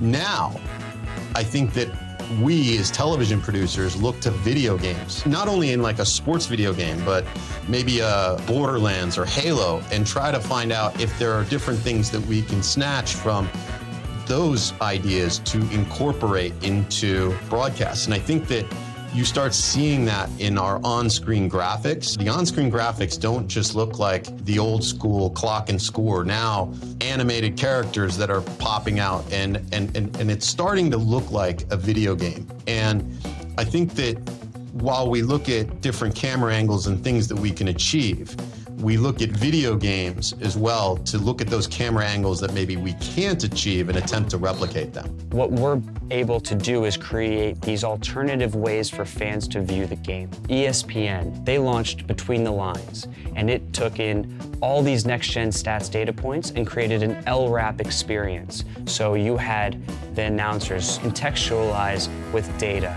Well, really, we're making the fans smarter with the right context and the right statistical storytelling techniques. So it's not just about a data dump. What we're trying to do is we're trying to distill the need-to-know insights so that the fan can better understand the strategy of the game of football. It's not about us, it's about the viewer. It's about doing the right job for them. When we do add new technology, it's really important that we add things that have a tangible, positive impact on the presentation without taking away anything from it. And as long as we can add without subtracting, then we're going in the right direction. In 2021, the added abilities of augmented reality opened the door to all new presentations to all new audiences. The NFL wildcard game on Nickelodeon is unlike any football game you've ever seen before. We're rocking out Nickelodeon style. I will say this, Nickelodeon is very particular about the color of their slime. We had to make sure that everything was color matched properly, but what a fun telecast that was. Now the field is ready, baby. Now we can play some football. What was fascinating to me was, in some sense, you would think this is going to be for kids, right? Look at the slime monster! Oh! But it really wasn't. Oh my God. I don't know how many people I've talked to that they immediately switch broadcasts because they just want to see the game in that way. Slime cannons when they score. The idea of the first down line is actually slime moving it down the line. You got to sort of balance the novelty and how well it was received versus what people watch this every week. There's probably a lot more people who want to see a broadcast with that kind of fun with it in terms of its presentation. Cowabunga, dude. I like it, right? It was a technical challenge in many cases because you don't want to draw on top of players. You want to get foreground, background separated. We just added more high-end controllers to make sure that everything was going to be synchronized so that you could easily cut from camera to camera and make sure that the slime that's, this part of his forehead on one camera, you cut to the next camera, it's in the same location. There was going to be no limitation to the ability of those producers to express their creativity. It was like, hey man, let it rip. I think what they've done is exceptional because they're appealing to a different audience. Good for the league, good for those willing to take a risk that could have fallen flat on its face. And now they've carved out a whole new audience and created new NFL fans. And I suppose for all of us in the industry, that's a really good thing. That was fire!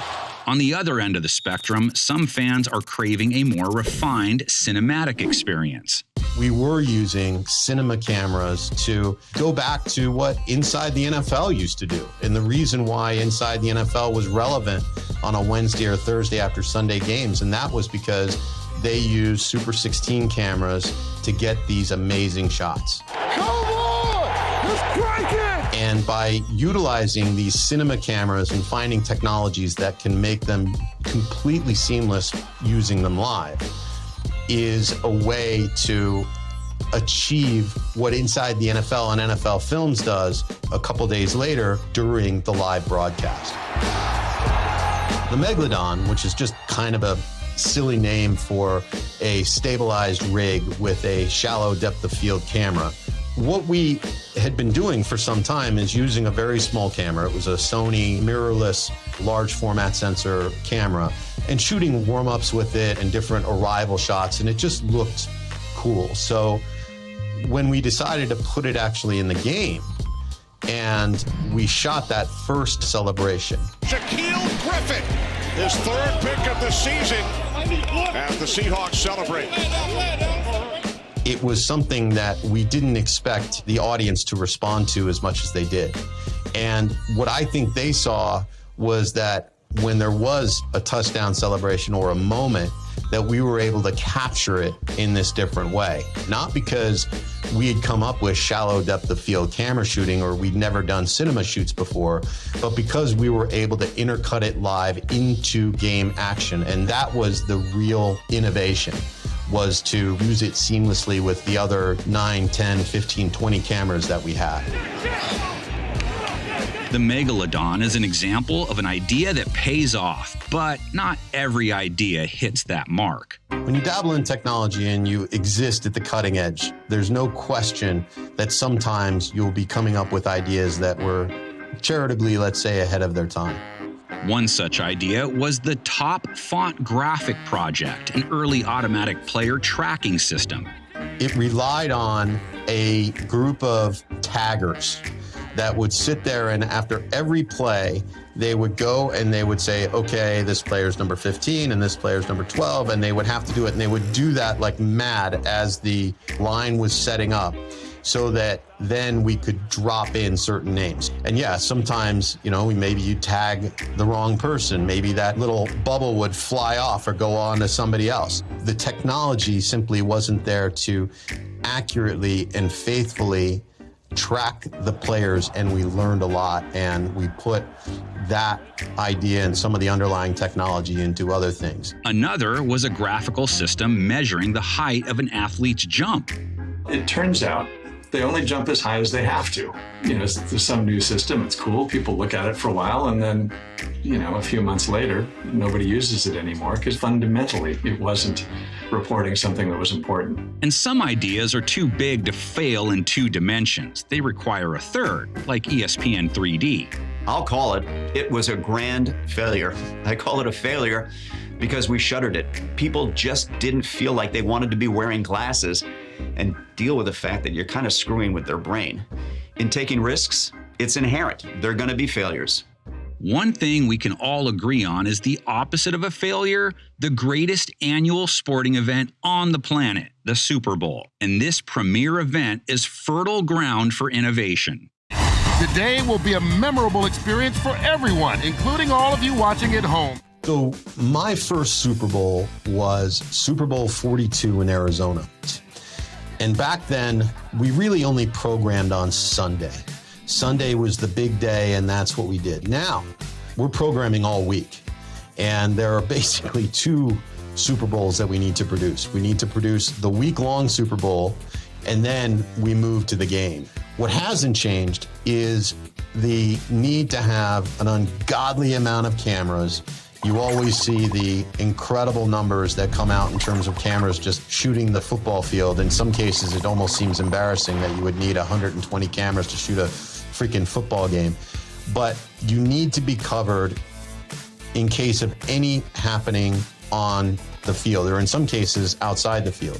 The producer and director of the game, we don't want to take them out of their element and what's made them successful for an entire season or an entire career. We don't want to offer them all those cameras. So we start dividing things up and organizing them. You can shoot a very good live game with 12 cameras or less. Everything else is, as they might say, gravy. Make sure that you get the replay. And we have a whole other unit that is responsible for organizing those replays. Twice the cameras, twice the replay sources, probably 3 or 4 times the personnel to put this whole thing together. We have more tools, but those tools are for specific situations, and this way they don't overwhelm the broadcast.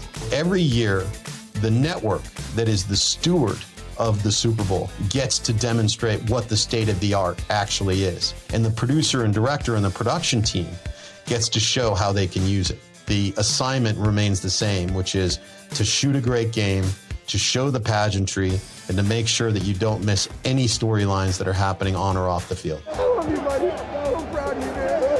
We We have an internal technology group that meets pretty regularly. Everyone talks about just what's out there, what can we do? How can we bring something new? There's not going to be a full stadium. Okay, what can we do that we couldn't normally do?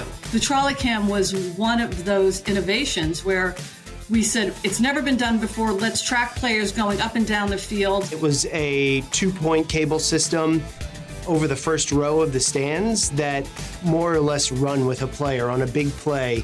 As they break free and you see how fast they are and you can have the camera move with them, it gives you a true sense of really how quickly they're moving across the field. They go to Brait with a blocker in front. Cameron Brait down to about the 24. It's a different perspective that helps you see sort of the uniqueness of our players. This enhances the storytelling. To be able to see a player like that running in real time and the camera keeping up with it. Every Super Bowl tends to be a new graphics package because broadcasters want to debut their new look for their network or for the sports part of their network, on something like a Super Bowl because it's a touchstone of moving forward. So we have NCAM, and that allows us to do virtual graphics off a Steadicam anywhere in the stadium. What we're trying to do is use the Infinity board here, which is spectacular, as kind of an anchor for our virtual graphics and really kind of take it over ourselves during the broadcast without taking it over inside the stadium. And every Super Bowl has some compelling opening where they're trying to show some augmented reality, these big 3D volumetric. It's like the opening of the Academy Awards. I mean, it's a big deal. The show opened for the Super Bowl. We had a meeting in early August. We watched our last Super Bowl. We watched the last Fox and CBS Super Bowl, kind of got an idea of what everyone had done, and then started thinking about creatively, hey, what can we do this year? How do we take advantage of this spectacular stadium? And went to work on that. There's so much pressure because there's so many eyeballs on the game itself. And, when you're in charge of operations and engineering like I was, I'm hard-pressed to enjoy the game. People say, hey, it's just another football game. They're lying. It's not just another football game. It is the Super Bowl. We try to think of every contingency. Contingency you don't think of is half the stadium going dark and power just being lost. Half the power in New Orleans Stadium, the Superdome here, is out. You don't throw your hands up in the air and just say, oh, well, we're done. You like, okay, how do we get this show back up? Especially with some of the special technologies that are computer driven. When you lose power, they go down. They don't come back right away. You lose all the configuration on the cameras. So my guys are running through the stadium with flashlights. Elevators aren't working. They're running up, God knows how many flights of stairs to get to the camera, getting things configured. And we were back up and running by the time the lights came back on for the next play. And finally, we are ready to play football again. Stuff is going to happen. Equipment will break. People will make mistakes, but we're going to be judged on how quickly and how well we recover. The next time you decide to plug in your phone charger, give us a warning, will you? I was doing some of my best work during that blackout. Yeah. So. Back then, we used these super slow motion cameras called Exmos. They weren't particularly made for broadcast, but they looked really good. They were faster than anything that was currently available on the regular broadcast market. One of them was on the reverse 50, and we had some terrible times with it. We damn nearly killed the thing. Just really wasn't working well. Well, it had a good day, and it was working, and it ended up, that was the camera, the iconic camera that caught the Tyree catch on his helmet. I just remember thinking that any loose wire or anything that could have happened to that camera, and we just wouldn't have had that shot. That's one thing that worked out well in the end. On that same Super Bowl, though, we had a telestrator that was dutifully tucked in by one of the people in the booth, and as such, overheated and damn nearly caught fire. It's not working. See if Ben's got the fan. So for that whole Super Bowl, unfortunately, Troy just had to use what he termed a Fisher-Price telestrator. It looked terrible, but at least the other telestrator was tucked in all nice and warm. Every Super Bowl we go to is the most watched event, and we are dead smack in the middle of it. We make those microphones sound really good in the middle of that. That's all the pressure you need. That's pressure. What else could you want? What else could you want? But my philosophy at the Super Bowl is pretty simple. Make sure you cover the big plays as well as they can be covered, and then everything else takes care of itself. Turbo's up! Pass. Touchdown! Yes! Yes! So, what does the future hold for NFL fans? Where does the technology go from here? What will be the next amazing broadcast innovation? The things that we're doing are camera technologies, camera miniaturization. I think the next frontiers might be something like a ref cam. Our NFL officials are the best of the best at the highest level. The technology has to evolve where it's transparent and seamless for them. That might be a way to get a totally unique view of the field. Will we be able to look live with no delay from the quarterback perspective on a regular basis, hear what running backs are saying? Are we going to be able to automatically click into anything that takes place on the field, whether it's a wide receiver and a defensive back or a guard and a tackle going up against each other on a moment's notice? I think those kinds of technologies are going to be there. For the future of NFL enhanced audio, it goes a lot like this. More. Some that we're working on privately that I'll never admit here, ever. And some that are sort of just pipe dreams and ideas. For instance, wouldn't it be great to hear all the referees? What if there was a channel where you could just hear the referees live all the time? After he tackled the quarterback, he's giving them business down there. That's a 15-yard penalty. What if there was a coach's channel where you could just hear all the coach stuff? This is to win the Super Bowl. Let's go. Why stop at just one or two people mic'd up on the line? If the transmitters turn out to be this small in the future, why can't they just be embedded in the shoulder pads for the entire offensive line? High resolution capture and tracking, to be able to do some revisionist camera work without the expense of resolution in terms of zooming in on an area of interest. It's only maybe 20% of the original frame that was shot, like that small. Through technologies like tracking and using artificial intelligence, you'll be able to pay attention to a matchup all game long. You don't have to dedicate to a camera to that anymore. You'll be able to have one high resolution camera and have the AI behind it that creates that extraction. The remarkable attributes of C360 is that we're able to capture an incredibly wide field of view.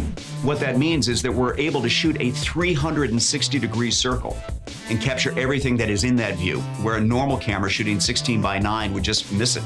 The Gen 3 camera is shooting at 65 megapixels, so that's about 11K, which allows us to zoom into wherever we want to go, individual players or individual things that are in that frame of importance, and still achieve a very robust 4K signal. It either goes to the broadcasters or it'll go to the league, and at some point it's going to go to the end user at home, where you'll be able to take your phone and get onto our camera, and you're going to be able to pan, tilt, and zoom on your phone. I'll also mention that we're going to be able to use data to drive it. When you think of gaming for a moment, let your mind wander and think about if you could isolate on any player in the red zone and have that as a viewing experience, as a one-to-one digital experience, because you might have had a few bucks on him on a prop bet.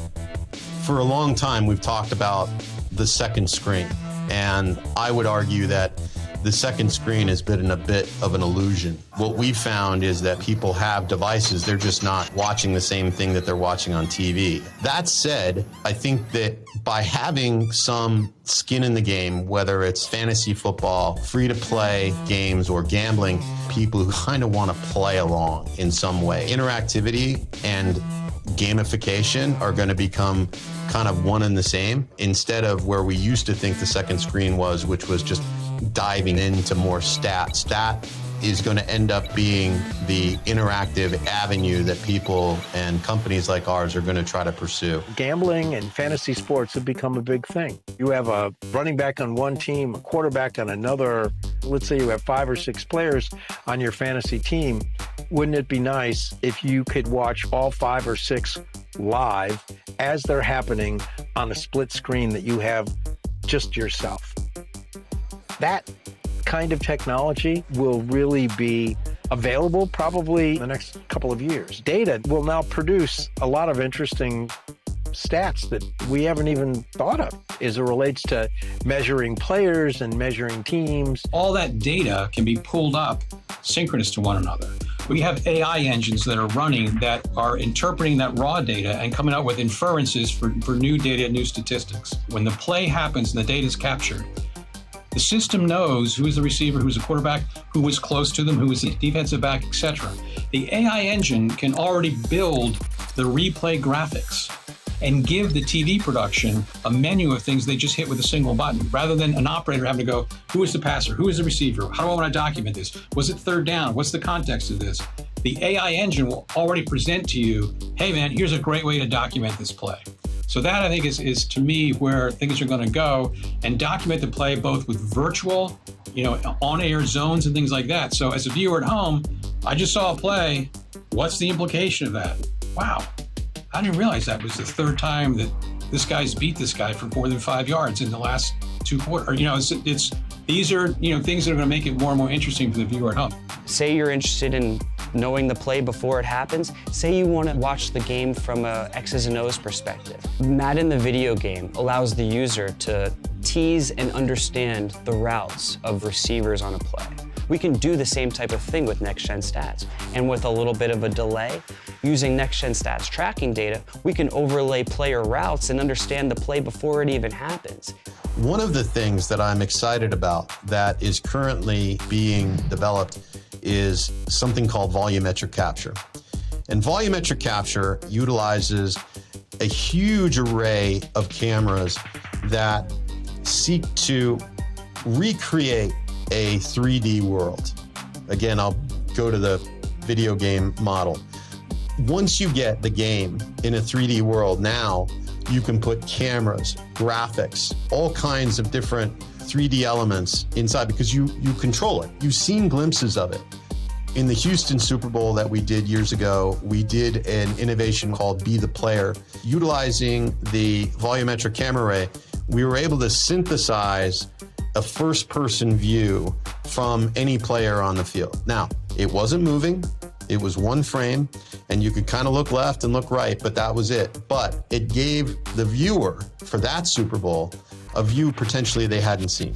When you can take a 3D model and register it onto the real world, what you've done now is you've allowed the ability to measure live distances and dimensions on things. I mean, if you just look at video, you can say, oh, that looks like he's 7 yards. If I've superimposed a 3D model onto that world, I can tell you it's 7.23 yards. I mean, I can give you exact details of things. That opens up all sorts of possibilities for analytics, visual analytics, and storytelling.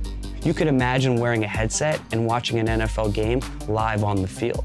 That would be powered by player tracking technology, understanding the XY location of every player, the speed, where they're facing.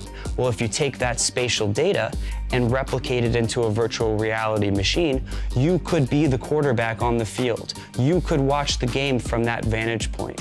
Not only is emerging technology driving how the game is captured, it's now also driving how the game will be seen. Enter newly exclusive Thursday Night Football broadcast partner, Amazon. It'll really be interesting to see what they do with Thursday Night Football. How can they put their own stamp on it? What is it about their production that's going to be different than what we've seen before? They're in a digital distribution model. This is a very clear thing that we want to explore and what the future is going to be.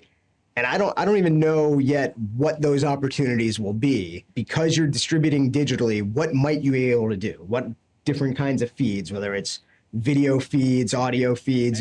ESPN does the multicast. That's a big production, pulling it off. Would Amazon be able to do that on a week-to-week basis and do one thing this week, do something new the following week? And can't wait for this, a special stream from Dude Perfect. But we're going to watch Thursday Night Football with you. I think the opportunity and the possibilities are really exciting. Looking to the end zone for the win! He caught it!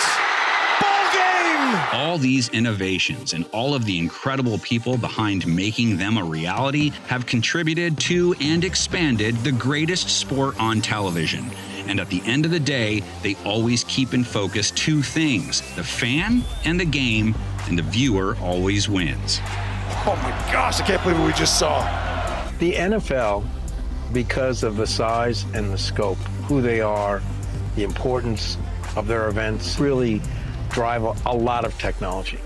Everyone wants to be able to introduce new technologies in this sport and with this league. One of the key aspects of my job is to really advance the production and the viewer experience. Whether it's 100 million people watching the Super Bowl or 20 million people watching the Fox or CBS doubleheader on a Sunday or 10 million people in the 1 o'clock window, make that viewing experience as good and as compelling as possible. We always stress the importance of documenting the game properly. In the end, we wanted to have people have this emotional reaction based upon the game as entertainment, because in the end, when they have that emotional reaction, what do they want as human beings? They want to come back to that ride again and again. Oh my, that may be one of the great. Does he stop it? Oh, please! What a catch! That's insane! All of the technologies that have been discussed really do make the game come to life. Being able to create these technologies that do that is very fulfilling. We continually want to strive to be better, but I'm not going to be afraid to fail. You can see by everything that we've talked about, from Skycam to high definition to the first down line, all of these elements have enhanced the game, and we almost take them for granted. Got it! Touchdown! And that's good, and there'll be more to come. There will be more to come.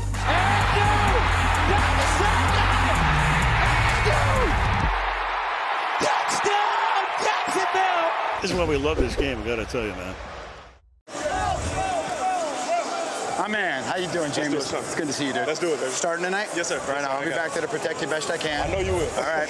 10 seconds out of TV if that's what you want? Yes. Good, and then let's just make sure we're communicating. I don't want anything weird to happen without you knowing it first. Okay. What down it is, if we do an assist on the sideline and we're changing the down, I'm going right to you, I'm going right to coach so that everybody knows what we're doing. Let me know when we got TVs, too. Like 10 seconds, when we're gonna go? Yeah, you bet. Yep, absolutely. Right. Hey, stay healthy. Thank you. Yes, good luck. Yes, sir.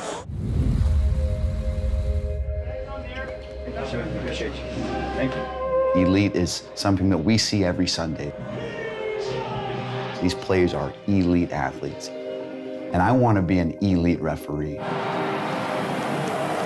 The importance of the NFL game in our society to America. Wow!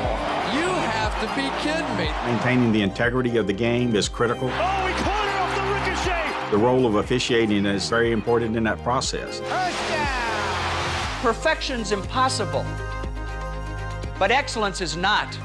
And there's a lot of effort that goes into that. Stay high on the post routes and the backside routes. Read the routes. They're human, and it's easy to go back with your TV or your slow motion and say, hey, this is a foul, this is a no catch. But in real time, in pressure situations, for them to make split-second decisions, to be accurate, is a special trait. It was a big call in a huge moment. You should get into officiating because you love the sport, you love to officiate. Crew on three. 1, 2, 3, crew. They think we just show up on Sundays. How we doing there, sir? Good to see you. They don't realize how much time we put in to do the best we can do on the field. Getting it right is the name of the game.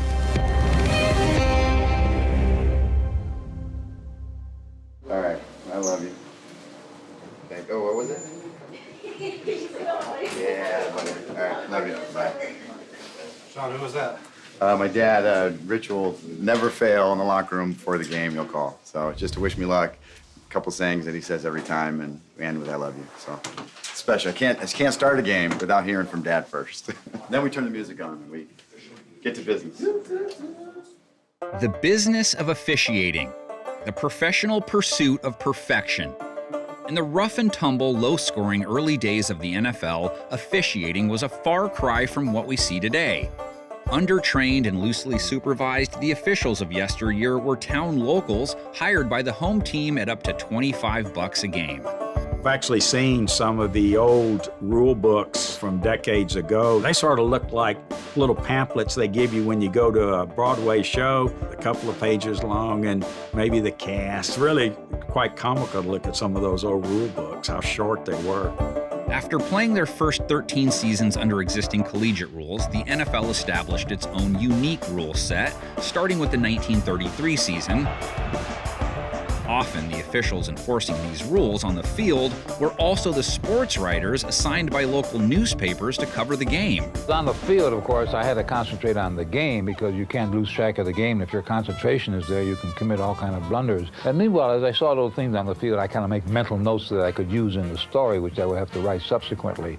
And one official, who shall be nameless, he didn't know the rules, he couldn't move, he was an old man, but because of his clout as a sports writer, the league bent in those days to that kind of clout. And so in order to get rid of him, they asked all the sports writers to bow out. In our day, we didn't spend much time before or during the week working on the game. A turning point occurred in 1938 when the league hired a supervisor of officials, Hugh Shorty Ray. Ray demanded officials be experts on the rule book, improved officiating techniques, streamlined the rules, and quickened the tempo of play. Often cited as pro football's unknown hero, Ray brought football to modern speed and is one of 2 NFL officiating personnel in the Pro Football Hall of Fame. Hold on to your seats for this play, folks. Ray's contributions helped the credibility and popularity of the league explode, but no growth comes without pain and adjustment. Officiating the technical rules game is one thing. Officiating the players of the time, an entirely different task. And I went up to him. I said, "You son of a bitch, I'll get you." These men had come back from the service. They'd been in a war. This was a picnic after what they'd been through. And it was a real competitive, tough proposition. You bite some things you might not normally bite. You grab some things you might not normally grab. Jeez. When games begin to get broadcast, the availability of the game began to broaden and expand, and as such, the accountability, not just of the players and coaches on the field, but of officiating, grew and evolved with the game. Whether unintentional or not, if he strikes the quarterback in the head, it is a foul, and our people must call the foul. No one was better suited to apply the tough love required to clean up the on-field product than former Marine Art McNally. Always get the play right. Get the play right. I don't care what it is. I don't care what people say about you. Get the play right. McNally boosted the game's integrity and introduced a modern evaluation and grading system for officials. He also oversaw an upcoming boom in technological innovation that would push football forward. They used to shoot a gun at the end of halftime. At the end of the game, they used to shoot a gun. I mean, an official would reach in his pocket, pull out a gun, bang, halftime, bang, end of the game. We don't have guns anymore. In 1975, referees were first equipped with wireless microphones. C2 for Dallas, clipping. In 1986, the league implemented instant replay as an officiating aid. McNally helped to develop scouting, training, mechanics, and technology to elevate the craft of officiating and was enshrined in the Pro Football Hall of Fame in 2022. How we get excellence is when we attempt to pursue perfection at all times. In 1991, the torch was passed to longtime veteran official Jerry Seaman, whose contributions of developing an officiating command center, introducing a formal conditioning program and physical exam, and reintroducing a streamlined version of instant replay in 1999 vaulted us into the modern era. NFL officials, they're always on the job. Another important aspect of change over the years, numbers and shape. When it comes to officials on the field, it's an ever-evolving question of how many, where, and why. The evolution of the numbers of officials has really evolved with the change in the game. And you needed to have those officiating eyes on more players. You had to end up adding more officials. And so through the years, that's where you ended up evolving into 4, 5, 6, and up to the present number we have. Our current NFL officiating crew is 9 officials. There are 7 on the field, and then there are 2 officials up in the replay booth, the replay official and the replay assistant. Each of the 7 officials on the field have areas of responsibility. Those include individual players as well as multiple players within an area. In and around the pocket, You've got quite a few players that are in close proximity together. The umpire's often into that group, just helping to maintain order and maintain control. He ends up spotting the ball a lot, particularly when we get into the 2-minute situations where teams are in a hurry up. It's often that official that you'll see running down, getting the ball, spotting it, getting out of the way, because time is so critical in that part of the game. The down judge is one of the line of scrimmage officials, along with the line judge. Those two officials, they work each side of the line of scrimmage. They've obviously got responsibilities for all those pre-snap infractions, everything in and around the line of scrimmage, alignments, both the offensive and defensive side of the ball. And then once the ball is snapped, they now get much more involved with the passing game. The field judge, he's on the same side as the line judge. His counterpart on the other side of the field is the side judge. Those two officials in general are watching the widest receivers in the formation. And so whenever they're either blocking or in pass routes, those two officials are covering those widest receivers. Did he catch it? Yes! And the back judge very much functions for us kind of like a center fielder. He's in the middle. Starting at the snap, he either reads run or he reads pass. If it's a run, he's going to end up going to the side the run goes to, or if he's up the middle, he'll stay in the middle area. If he reads pass, they're working the passing game, responsible for staying deep. If we end up with very long plays, he's probably going to be the official that is going to be closest to the goal line to work that area. And he throws deep, and he wants Dalton Schultz. Has him! Rock and roll! Touchdown, Houston! The referee is the person in charge of the game. His number one job is to manage the entire game. He has both administrative as well as what we would call strategic or functional duties, because he is one of the 7 and he has certain areas of responsibility like blocking in the area of the pocket. As the referee, my job is to prepare the crew for a game on Sunday, put together training material for the crew, be an expert and have an elite understanding of the rules and of the mechanics of not just the referee position, but of every position. Everybody's equal. Nobody plays a more or a less important role. I don't care if you're a referee or a different position. I don't care if you're a first year in the league or you're a 20-year in the league. When it comes to you doing your job and what's presented in front of you on the field, you've got to make that split-second decision. And we're going to rely on you, we're going to trust you, and we're going to respect the fact that you're going to do your job. They can call whatever they see. The game is very dynamic, and so as the play evolves and things change, they also have to have the flexibility to move into other areas. Very often those areas overlap. That's why you sometimes maybe see 2 flags on a play, because at that particular moment, their areas of responsibilities may have overlapped and both of them may have seen the same action at the same time. So there's a misconception about when we're huddled up and talking, and that may be that we look confused. We're really doing 2 things in those huddles. Number 1 is we're getting angles, meaning we're getting an opinion from various officials who might have seen things from a different angle, who saw what and where. The second thing we're discussing is how to enforce it. It's not just as simple as 10 yards.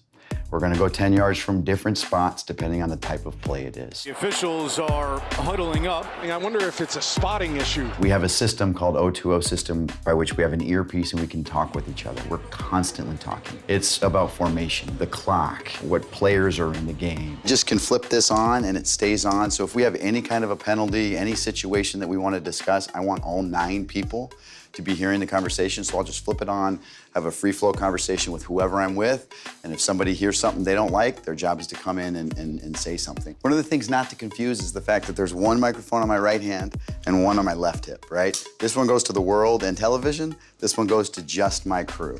So you don't want to confuse those, and there have been times where they've been confused. Holding 89, let's find out whether Andy wants it or not. I'm not sure if Brad knows his mic is on.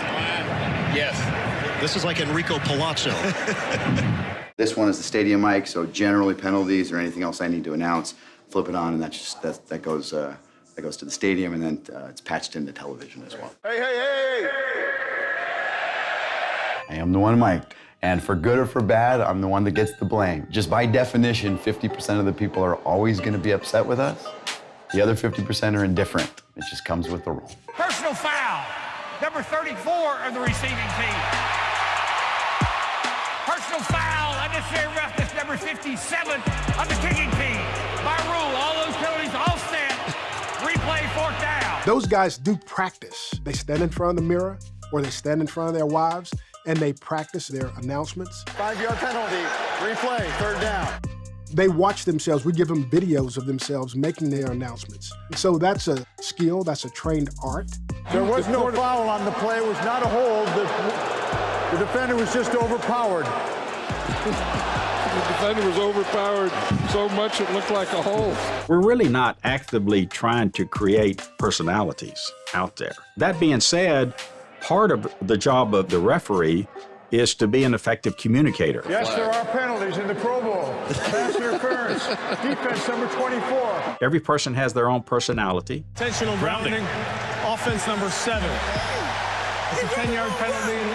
I'm talking to America here, excuse me. It's a 10-yard penalty and a loss of down. I mean, 2nd down. That is the best line I've ever heard out of an official. He just told Geno Smith, I'm talking to America. We never want to come across as dry and impersonal from that standpoint. But again, we're not trying to be flamboyant either. After he tackled the quarterback, he's giving them business down there. That's a 15-yard penalty. I'm a type A personality. I enjoy the role. I enjoy that the buck stops with me. There were 4 fouls by the receiving team on the play. I'm just reporting the news, but it's my job in part to help educate a lady or a man on her couch that don't necessarily have an understanding of the NFL rules and help demystify what it is that we do. So I try to speak to that person when explaining a ruling that we're doing, and I think that it also helps the announcers and sends them in the right direction as well. It's 1st down. How on earth did Sean Hockley remember all of that? With the goal of having 9 officials work as one cohesive unit, the foundation, the building of the crew, is critical. We have 17 crews. Those are assigned by the league. We spend a lot of time in terms of crew development, and they travel week to week together, all 9 of them. I really don't like to say team. Team is cool, but I think we're more of a family because of the time that we spend together. With the family, there's different personalities. We've got a league psychologist who helps the referees. We all take a test, personality test, and we all know our own results. And so I know all of my 9 officials, including myself, personality and their quirks. When you have new officials come in, just like a club would do with new players, you have to work at trying to find the best fit. When we find chemistry that works amongst people, we try to preserve that and keep that as stable as we can from year to year. An officiating crew's job site is ever-changing, waiting for the call of where next week's game assignment will be. We assign those each week. There's a certain degree of randomness to it. With 17 crews and 32 clubs, one of the things that we do try to have is a long spread between when any individual crew might end up having the same team. Good seeing you, man. Good to see you. Doing well? A little bit chillier than last time. That's right, yeah. We just would not assign a crew to work back-to-back games for any club. Cincinnati, you're back to this scoring league. In the weeks when all of the clubs are playing, there's 16 games.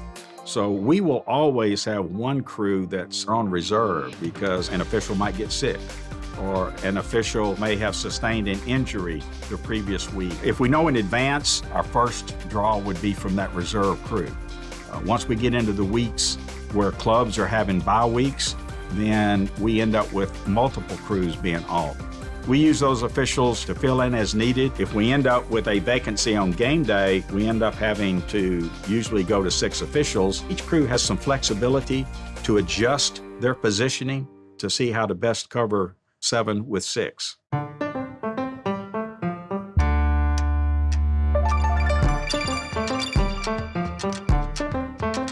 The average fan, the complexity of the rule book, I think, is probably the biggest surprise. Once Johnson's right foot steps out of bounds, he's out of bounds, and anytime an out-of-bounds player touches a loose ball, that makes the ball dead. It goes back to the original team that had possession.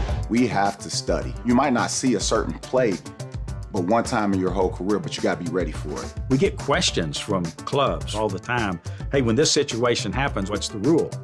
A lot of them, or you've had that question so many times, you just kind of recite it. Rule 12.1.4, there's the rule, and here's exactly how it's worded. The ball came loose in the player's possession before his hit hit the ground.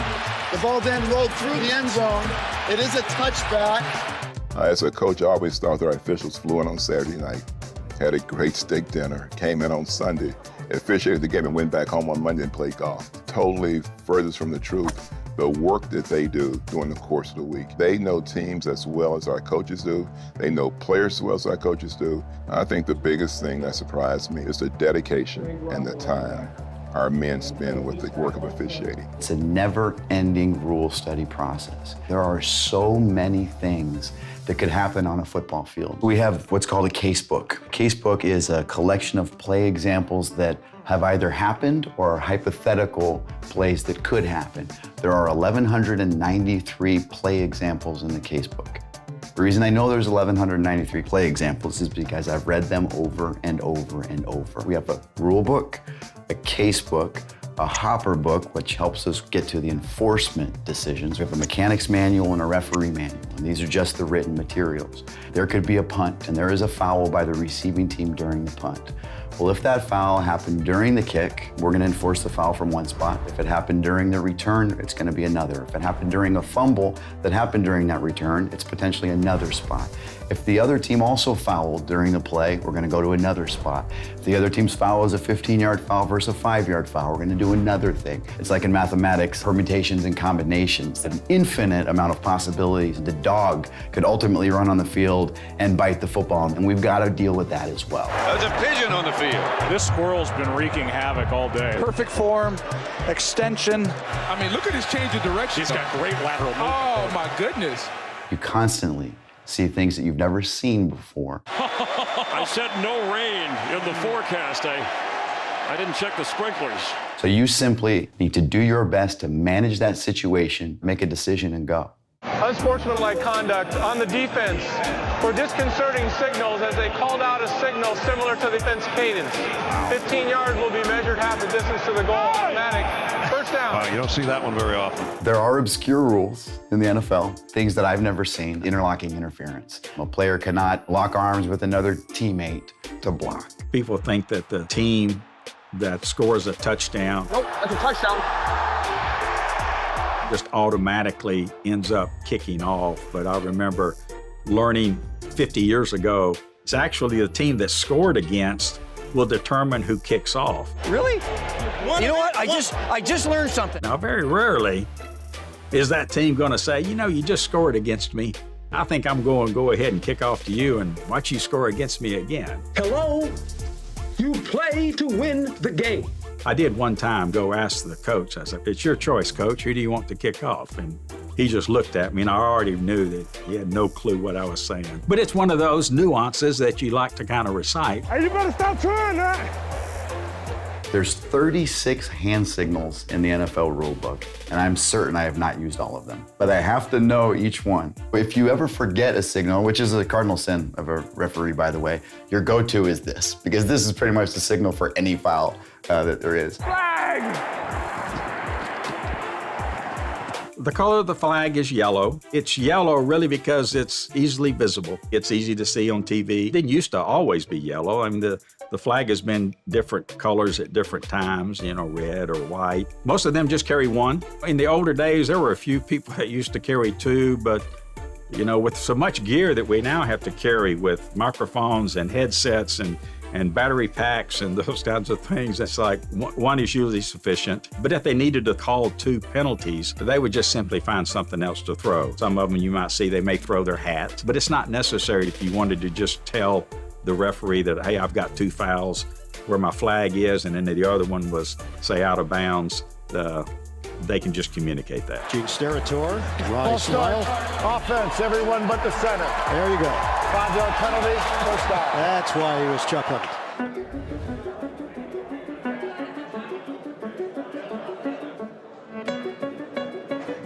So you all know, after you make a call, ref, are you blind? Free eye exams for ref.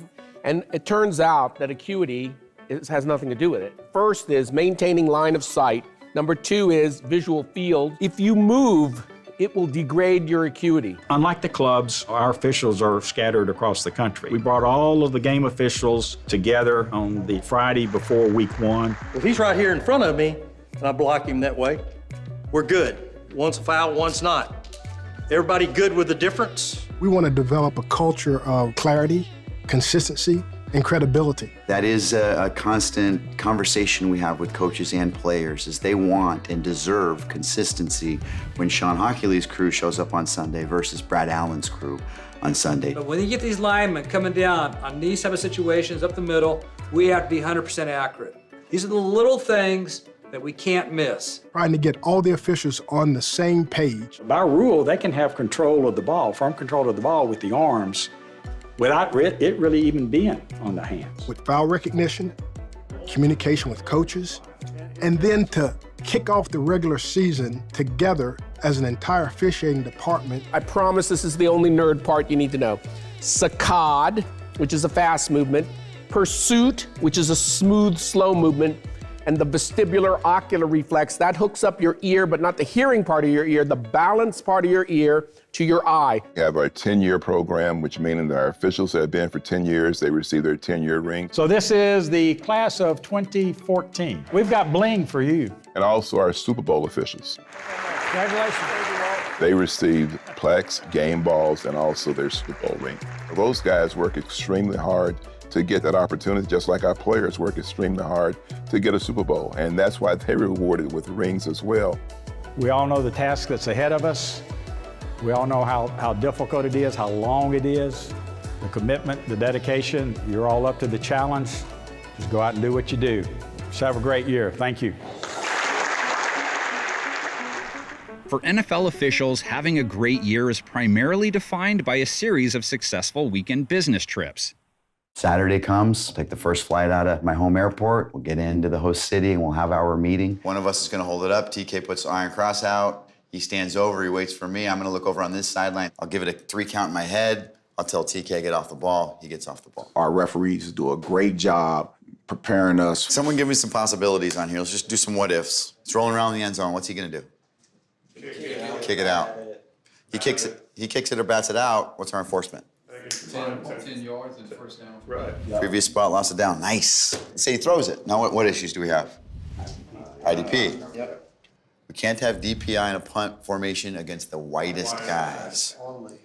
We go about 3 hours for our pregame. We have old business, we have new business, and we're all involved. I felt that with the dude wrapped around him, he wasn't able to protect himself. Because he's wrapped here by another player, he's defenseless all the way to the ground, can't hit him in the head. Rich throws the foul, great call. 42 comes up to me and he's like, what am I supposed to do? I said, I get you trying to create that hit to knock the ball out, but he was on the ground. I said, so that's on you, you gotta go over. He makes learning the rules fun, and that keeps your attention. Failure to make the line again on 4th down is a what? The ball is snapped on the left hash. The ICT occurs on the right side of the field. Quarterback runs beyond the line of scrimmage and gains 5 yards. Which hash will we next snap? The rookie is running the table right now. The wide receiver runs with the ball, fumbles, and the defense recovers. The defense commits ICT. What hopper are we in? What is the name of TK's grandson? You're going to Chuck E. Cheese? No say. Sunday morning, we'll have breakfast as a crew. We'll go to the game site 3 hours early. At the game site, we've all got responsibilities and duties for those first 2.5 hours. We do a security meeting where it's local law enforcement, event staff, the FBI, Homeland Security. There's a production meeting where we meet with the television truck, the producer. We talk about the number of timeouts, how long they're gonna be in length, how we're gonna communicate. We have a meeting with the doctors from each team and the training staff from each team about how we're gonna deal with player injuries. Game balls and kicking balls. We have to make sure that the pounds per square inch are up to league standards. We got a lot of things that we need to take care of that a lot of people don't know about, that 2 hours and 10 minutes go by real quick. This is, in my opinion, the most important tool that I use personally. This is just a little recorder. I keep it in my pocket during the game, and there'll be, 40 to 60 plays a game that I want to make notes of.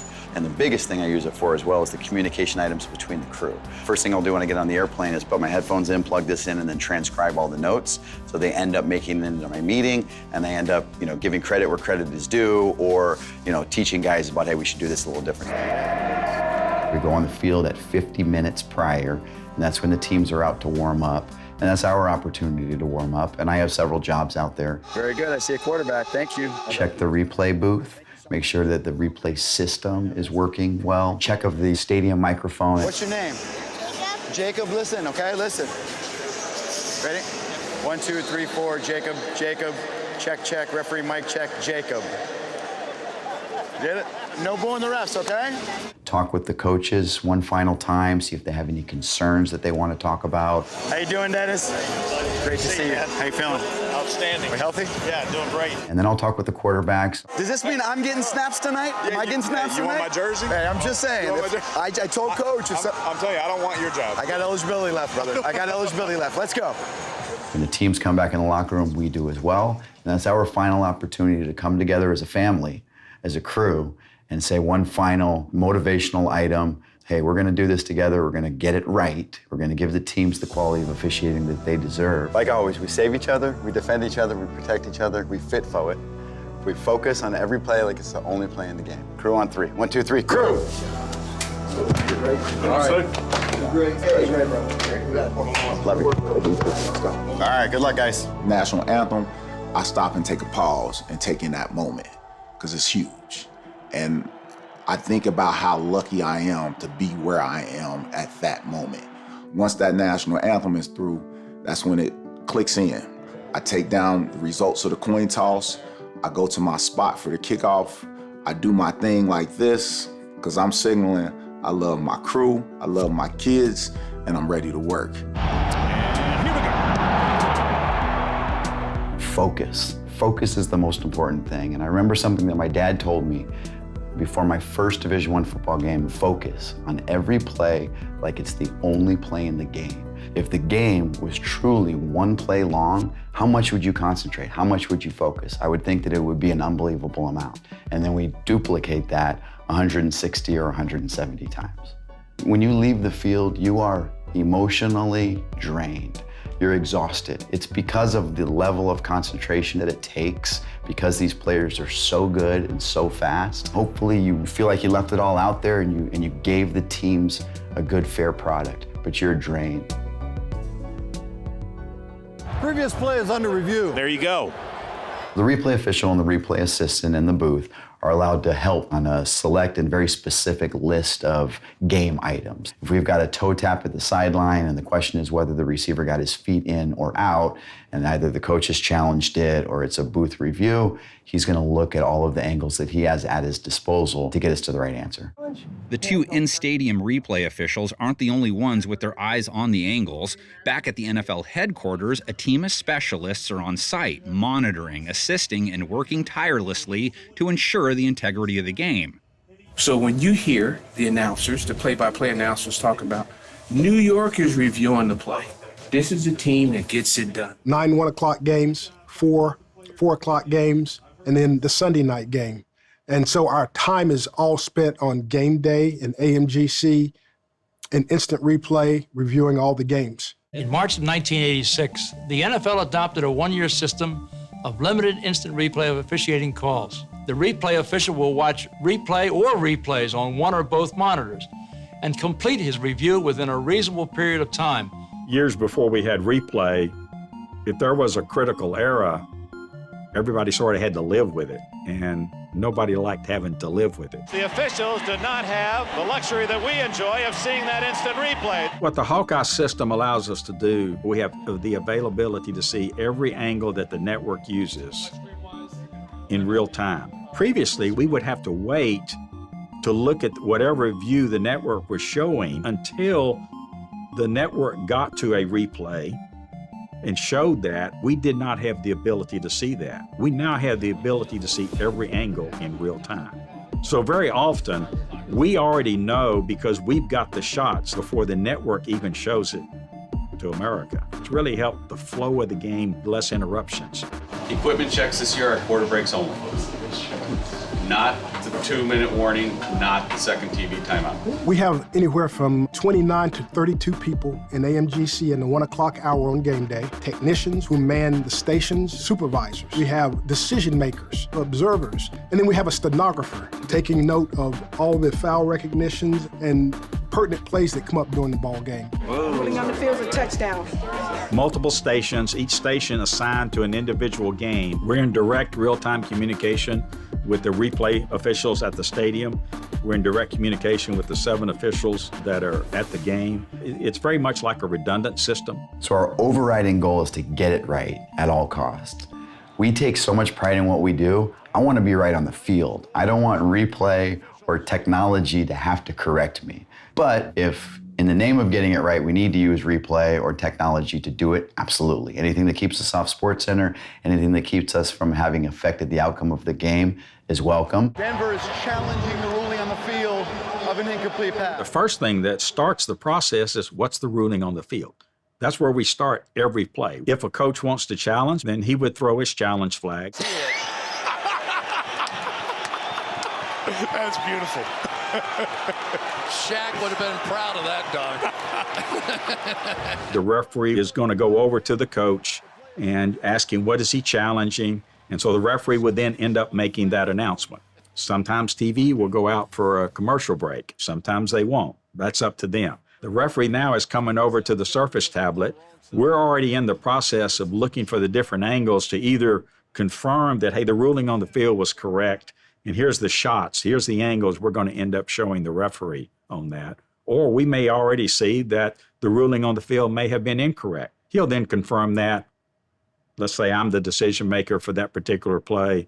I'll tell the referee, yes, we're in agreement, we're going to reverse this call. And then replay officials are already getting all the administrative because we've got to now reset the clock. We've got to go back, what was the previous spot? What down was it? It was second down. It's not going to be first. It's not going to be third. And we're doing all of that within the 2 minutes of the commercial break so that hopefully when America comes back out of the commercial break, the decision's been made, we've got things ready to go, and we're ready to play football again. The ruling on the field stands. Third down. Every time an official does this, he makes somebody mad. Oh, look, no. I get this every week. I mean, come on, fellas. What? Unbelievable. You're not on it. Some people innovate, some people copy ya. I'd rather win losing friends than be popular. Popular. I'd rather win losing friends than be popular. I'd rather win losing friends than be popular. As a former coach, I can relate to coaches. We've really opened up the pipeline of communication, and we've also tried to educate our officials on how to talk to coaches in heated situations, in stressful situations. That's not easy. On the coaching side, it's win or lose, and on the officiating side, we just want to provide equity. Oh, don't yell at me, okay? I can't promise you that. I know, but don't yell. Hey, don't yell. Everybody's livelihood is at stake when we step out on that football field. And I can't stress enough how much we respect that. Our livelihood is also at stake. You missed the hold! You got Edelman pushing off a lot. Edelman pushing off a lot at the top of route. We understand that coaches are going to vent. They're going to get frustrated. Hey, no, you're not going to call that on him, are you? No! Hey, that was out of it! No! How is there not holding on that play? One of my jobs is to communicate with the coaches as often as he wants me to communicate with them. He may not like the answer. And at the end of the day, if it gets to the point where I feel it's gone too far, I can turn around and walk away. Watch it, fellas! Knock it off! Knock it off! Knock it off! Come on, let's play ball, okay? Let's play ball. My biggest thing is game management. Tensions get high. Go to the huddle. That's how you want to play? Go to the huddle. It's over. That's how you want to play? Go. Yeah, all right. And you have a lot of talking and you have a lot of pushing and shoving. We're getting a little rowdy, gentlemen. Let's keep it clean. What I try to do is just let them know, like, you're wasting time, play clock is running, but a lot of times they don't want to hear that. I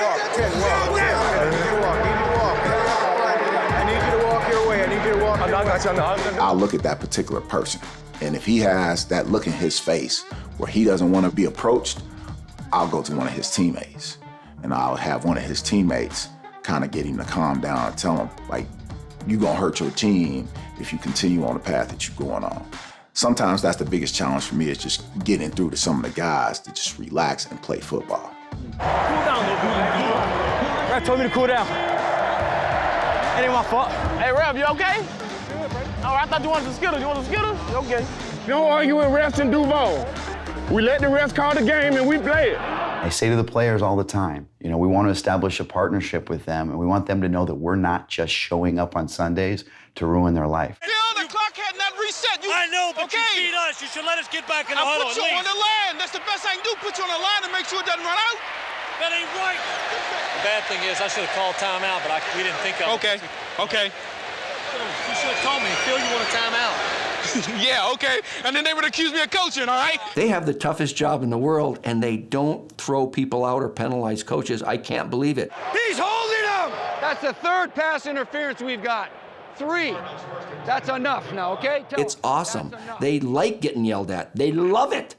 We don't want to throw penalty flags. We certainly don't want to have to penalize a player or a coach for a behavior issue directed toward us. Understand perspective. In some way, I consider this person my coworker, and we're going to be working together for the next 3 hours and hopefully the next 30 years. So we want to build this relationship in a respectful manner. Good job. First 2, you did a good job today, man. Yeah, good communication with me. I appreciate it. It's my job as the referee to be a calming influence, to be a level-headed influence, and to not let those conversations get to a point where they're too heated. Hey, boss. What was the penalty? Holding 99 defense. Oftentimes, players just want to know why you called something. They want to know what they're doing with their technique that isn't proper, how they can fix it. Like the contact happened, I look back, he's catching the ball. Does that make sense? Yeah. So we're safe there. My point is, to keep me out of it, make sure you're advancing upfield, running a route. Because if I see you seeking the guy out, that's suspect, okay? And also, a lot of times, it's just jovial conversation. You gonna try to schmooze him? Schmooze him a little bit? That was a great job. Great job. I like you. You've been making some good calls tonight. They're good guys, they're fun guys out there playing a game. Fans are wonderful. Without fans, there wouldn't be a game, I wouldn't have a job. There's precisely 0 of those fans that tune in to watch me. I try to stay off social media. Part of this job is the ability to not read press clippings, not read the comments section about yourself. Part of officiating at this level, which is interesting to think about, is if somebody came to your work and videotaped you during your job throughout the whole day, and then watched it back in slow motion while a million people critiqued what you did during that work day, how would that make you feel? That's kind of the microscope that we feel that we're under. I understand it. People are fans for a reason. They're fanatical about their teams. It's part of my job. I'm a big boy. Get it? You hear that, boo? I have a routine that I do, and before the season starts, I'll order 20 of my white referee hats. And in the 50-minute walk around, I'll find a kid in the stands and give him my white hat. Can you take care of that for me? Thank you so much. A lot of the crew members will walk around, they'll hand out a penalty flag, or they'll just meet somebody and say hello. It's a job that I think is unique from the standpoint of you don't always meet or even notice the officials. So, you know, if we can let them understand or help them understand that we're people too, every little bit helps. Every little bit of goodwill in this job will take.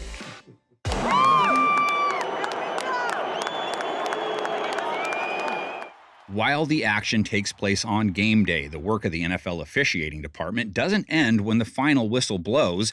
During the season, each and every day of the week is critical. There's just a lot we have to do on that never-ending quest at perfection. So when the game ends, we immediately go to the airport, we get on the airplane. We've left the locker room with a TV copy of the game, which I'll watch on the airplane ride home.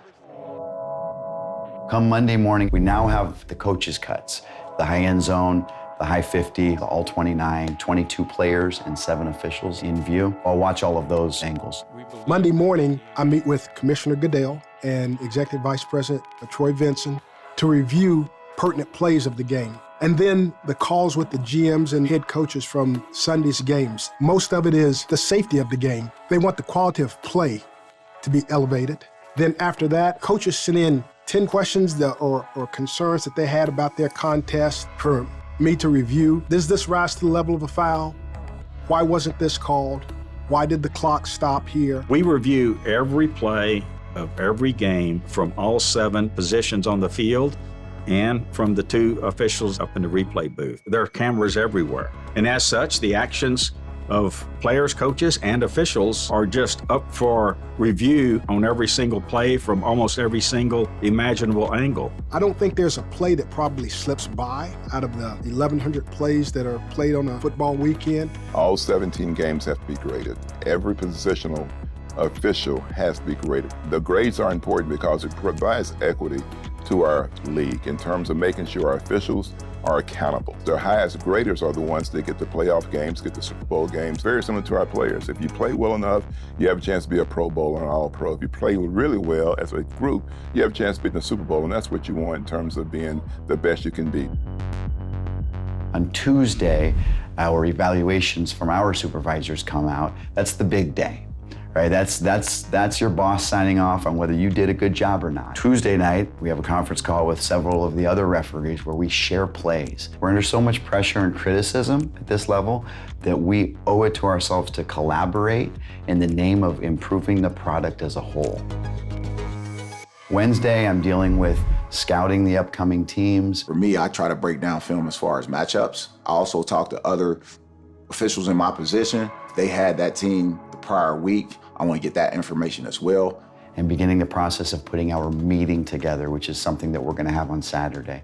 We have a crew conference call on Wednesday nights where we discuss some of the plays from the week. We develop video content on fouls, no calls, missed calls, so that we can be transparent with the clubs of how we can improve officiating and improve our game, as well as producing a video called Way to Play.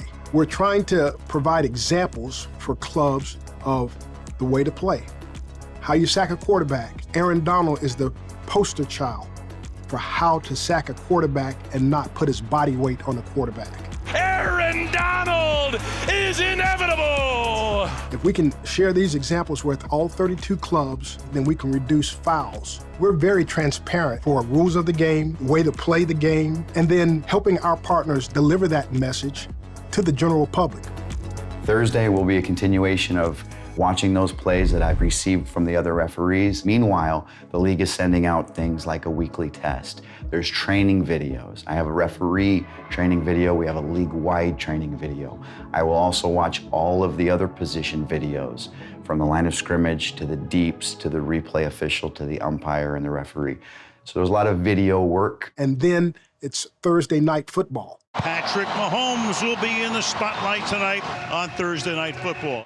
Friday is clubs send in concerns about the upcoming opponent. That's video review of those concerns, sharing that with our officials. A foul before that change and a B foul after gives me a double width. And rule study. Can't forget about rule study. If you put that book down, the next Sunday something's going to happen that you've never seen before. And if you're not ready for it, you're going to miss it. They think we just show up on Sundays. They don't realize how much time we put in to try to do the best we can do on the field. Saturday is college football. It gives us opportunity to watch all the college football games and our young college officials that we're trying to bring through the program. Room to run down the sideline, shoved out of bounds inside the 30. And then we start the week again on Sunday. Cheese Kingdom! Once a Super Bowl champion is crowned, the NFL officiating department transitions to important off-season tasks, including rule changes for the upcoming season. When I first started out coaching college football, you knew the rules or you thought you understood the rules, but I found out we really didn't. Hey, man, how you doing? Oh, wait a minute, that's not a rule. Yes, it is, Phil. That's a rule. The guy promised you it's a rule.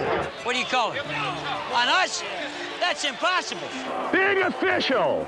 Doggone over officiating. As I grew in the coaching profession, I knew that if you understand the rules of the game, you can use the rules to your advantage. Our quarterback got clubbed in the face and the neck right there. I mean, he's going to live, but that is a penalty. Tom Coughlin was a rules expert. I learned that rules were so important to Tom that I made it important to me. I started learning the rules of the game. I started engaging with officials. If I was going to have a chance to win a championship, I'd better know the rules of the game. Now, fast forward, clubs have gone more to rules experts. hiring a person that could be a rules liaison so that they can help coaches with their rules knowledge. We see every year there's something that, you know, you look at and you say, wow, I've never seen that before. That's really creative. I bet there's going to be a memo about that, or I bet there's going to be a discussion about whether that should be legal the following year. They sneak, they push, and they score! And these coaches, special teams coaches, offense, defensive head coaches are brilliant. They are going to do what they should do and push the envelope, and we have to make a decision about whether something's a foul or not. We'll oftentimes see situations arise where a coach has come up with a very creative way to have a formation or run a certain type of play. I keep a running list of things that I see throughout a season that are potential inequities or things that should at least be discussed. Once we get into the off-season, recommendations for rules come from a lot of different sources.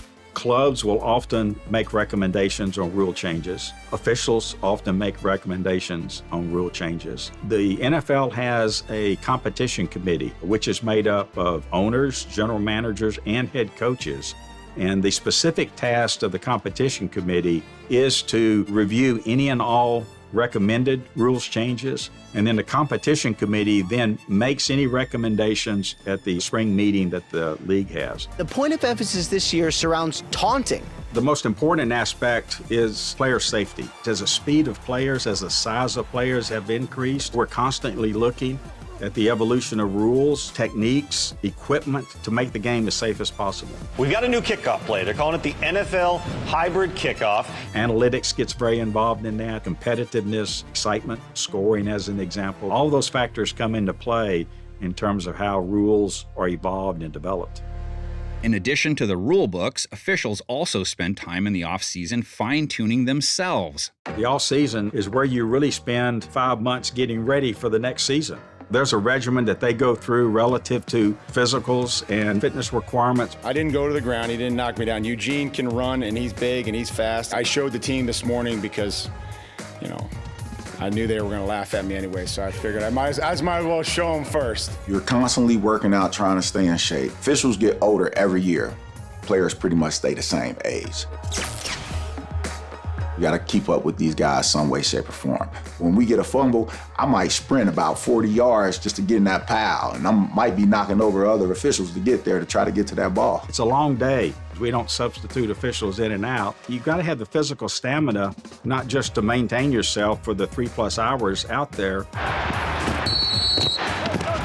Damn! But if you're not physically fit, it takes a mental drain, particularly toward the end of the game, which very often is the most critical part of the game for us. We'll have a mini clinic in May or June, and then we have an all-officials clinic in July. It's, hey, here are the new rules. Here are things that are changing this year. Here are where we want to tweak things. The competition committee wants the volume up or volume down on these certain fouls. These are the new mechanics, just general training. Both players and officials are eager to learn. Anytime you put something on the table for them to have a chance to digest, they want to do that. It's constantly trying to hone and improve your craft, both rules knowledge, mechanics understanding. I like to watch a lot of video in the off season. I usually go back and watch a lot of the fouls that I called because I like to see my mechanics, because for me, I'm a big mechanics guy, and I always want to be as perfect as I can be with mechanics. We're able to teach officials what is being taught on the playing field. I coached receivers for a long time in this league. As simple as if my outside foot is up or if my inside foot is up in terms of alignment, will give you a great example of where that receiver's running a route. You look at quarterbacks down inside the red zone, how they open up, where their shoulders pointed to. Within 3 seconds, the ball will be thrown to that side of the football field. So it gives our back judges, it gives our side judges a chance to understand pre-snap or quicker where that ball is going so they can have a better understanding of what to look for. Then we'll start to attend team training camps in July and August. That's a fantastic benefit for us to be in those teams. Just like with the clubs, there really is no off-season. We try to spend as much time as possible in the course of the off-season with our officials to make sure when the season starts, they're ready to go. They represent the best of the best, but how do they get there? How does someone become an NFL official? Officials exist at all levels of the game, little leagues, middle schools, junior highs, high school environments. Just like players start there, that's where officials start. If we want to get involved with officiating, you got to start local.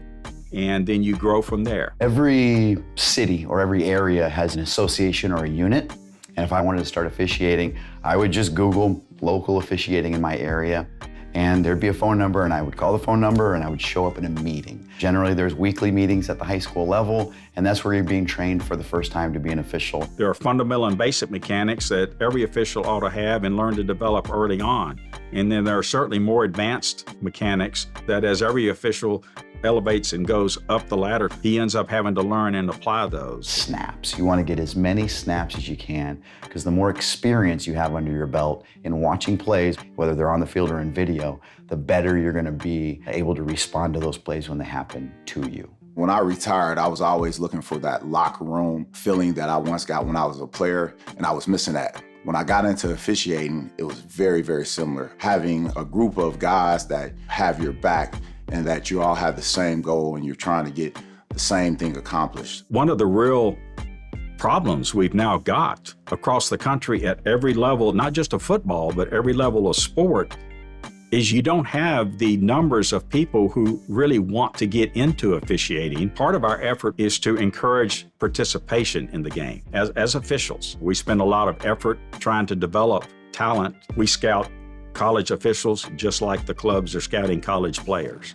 We look for professional presence in terms of how they present themselves, how they make calls, their mechanics on the football field. And it takes a number of years for them to just understand the nuances of officiating. So when you're going through that process, you don't know if people are out there. So when you go out there and work, you need to work that game like it's the state championship. So at every level, when I would go to a high school or Pee-wee game, I would work that game like it was the state championship. I still take that in consideration today when I'm working the National Football League game, whether it's a preseason, regular season, or postseason game, I'm working it like the Super Bowl. We don't want to see eyes wandering, because if their eyes are wandering at the college level, then they're going to wander at the NFL level. A major difference that I saw when I entered the league was just the speed at which these players are playing this game. Maybe there's one player on a college team that's going to enter the NFL. You've got a collection of the most remarkable athletes in the world. At the time that I was coming up the ranks, the Arena Football League existed. The NFL, to a degree, used the Arena Football League as a training ground for officials. Things happen so quick. You make more decisions in an arena football game than you ever do on a big field. And then NFL Europe existed. So the league would send officials over to Europe, and we would stay there for a week and work games on either weekend and then come back. And that was a tremendous opportunity to be in the NFL system, learn the NFL rules, and be trained by NFL people. We have about 60 officials in the college environment that are a part of the Mackey Development Program. Wayne Mackey was an unbelievable head linesman for our league for about 15 years. Wayne Mackey passed 2 years ago, and we named this program after Wayne. That's the elite of the college group that we're looking at. That's the group we end up making assignments to some of the all-star games, like the Senior Bowl or the East-West Shrine. Then we'll sit down with those game officials and review those with them, just like we do week to week with our NFL game officials. You're talking about a progression of maybe 10 to 12 years before we have opportunity to get to the National Football League. We're looking for immediate starters. We don't have a bench. They've got to assume their responsibility on their crew from day one, and they've got to be able to perform. As new officials come into the league, I think they're better prepared now than maybe they were 10, 20, 30 years ago. In any given year, we end up hiring probably on average 4 to 5 game officials. Some years it's less. Some years, like last year, it may be 10 to 12. That is definitely the favorite part of my job, is calling up an official from the Mackey program. The excitement in their voice, thrill for their family, the excitement for us to take on that official to help in the success of that professional is rewarding. Rules and rule enforcement, by very definition, are finite and rigid, but the game and the officials exist in an ever-evolving world. So what does the future look like for a profession that relies on standards and consistency? The game is going to continue to evolve, and it's probably going to evolve at a much faster pace than what it did for really many decades. Our task is to keep up with that change. 50 years from now, I hope that we're still able to officiate on the field. I hope this game does not change into a video game or a game of touch, but obviously you're going to have changes. Chips and footballs could be totally different. You know, you look at the yard markers. We have a chain crew. You may not have a chain crew 10 years from now. There's things, a proof of concept that we are doing from our officiating standpoint. You may see the cameras on heads during the course of preseason. I do believe that the future of football is in really, really good hands because a lot of data and analytics go into our game officials, go into practice on a weekly basis. These are the analytics devices that tracks our movement. We clip these onto our shirt so they can kind of track our, you know, how fast I'm running. With video efficiency, with the use of AI, officiating will become even more streamlined and more clear. Chips that we can't even think of now that will help know where the ball was in a specific instance or where the player was, you know, where were his feet. Anything that helps us get it right, anything that helps us stay off SportsCenter and having affected a game, we're welcoming of. Player safety is a high priority for everybody involved at all levels of football. So I'd also imagine that there'll be increased player safety rules and ways to help protect players. 64, 64. I am a female, and I just so happen to be an NFL football official. It's important for young girls to see that, hey, one day I could possibly be an NFL official as a female. We're looking to have our first female referee at some point in time. From a diversity standpoint, 2 to 3 times a year, we have an all-black crew. That diverse group helps grow our game. Making sure that everybody's included. It makes sense for our crew, it makes sense for our building, and it makes sense for America. You guys be on your best behavior, all right? I'm supposed to see that to you. I don't get nervous, I get prepared. If you understand your role and you understand what your job is supposed to be, and you make the commitment to get prepared for it, it's really just a process of executing that. When I was a player, I missed so many moments because I didn't really enjoy the process and everything because I think I was too young to really understand the magnitude of what I was doing. Now I do because I'm a little older and a little more mature. I get it. So I don't want to miss anything. Through the 50 years I've been in officiating, to see the game through that lens, I've seen a lot of great games, a lot of great players, and I work with a lot of great officials. It's very humbling. I think it's important for people to understand that our game officials are really dedicated to the sport of officiating. I never realized how hard they work, how dedicated they are, how really good they are at their craft. For me, I want to ensure that professional football is the most competitive sport and the greatest sport in the world.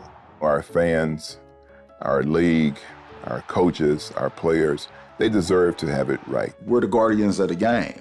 Without us, there is no game. It's just a practice. We want to have a fair and balanced game that the fans can enjoy and understand that everything that's being done, it's for the greater good of the game. When you start officiating, you'll find out that your best friends on this planet will be other officials. My best friends in my life are scattered across the country. How's the officiating going? It's been great. Yeah, where are you working this year? Conference USA, Pac-12, and South. Dude, you're working all 3? Crushing life. Yeah. Good job. Congratulations. That's awesome. Thank you. When you're in this brotherhood together, you all get it. We take a tremendous amount of pride in what we do. We want to be the best. At the end of the day, the individual accolades for officials will come, but the bigger goal is to create a crew environment by which we officiate and put a product on the field that is at a high level and an elite level as the players are.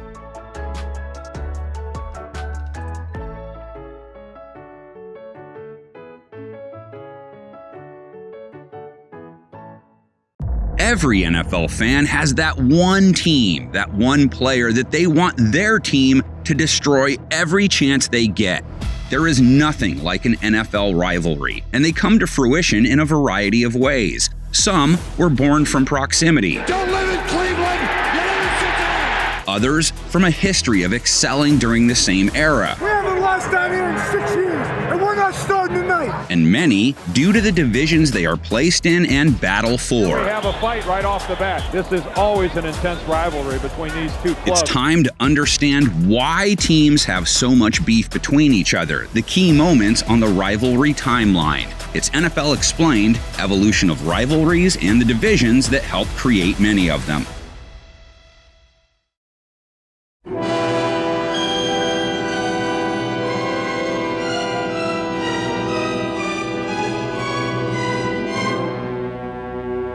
There is nothing a Chicago Bears fan loathes more than losing to the Green Bay Packers, and it's made worse when their star player and your chief arch enemy rubs it in your face.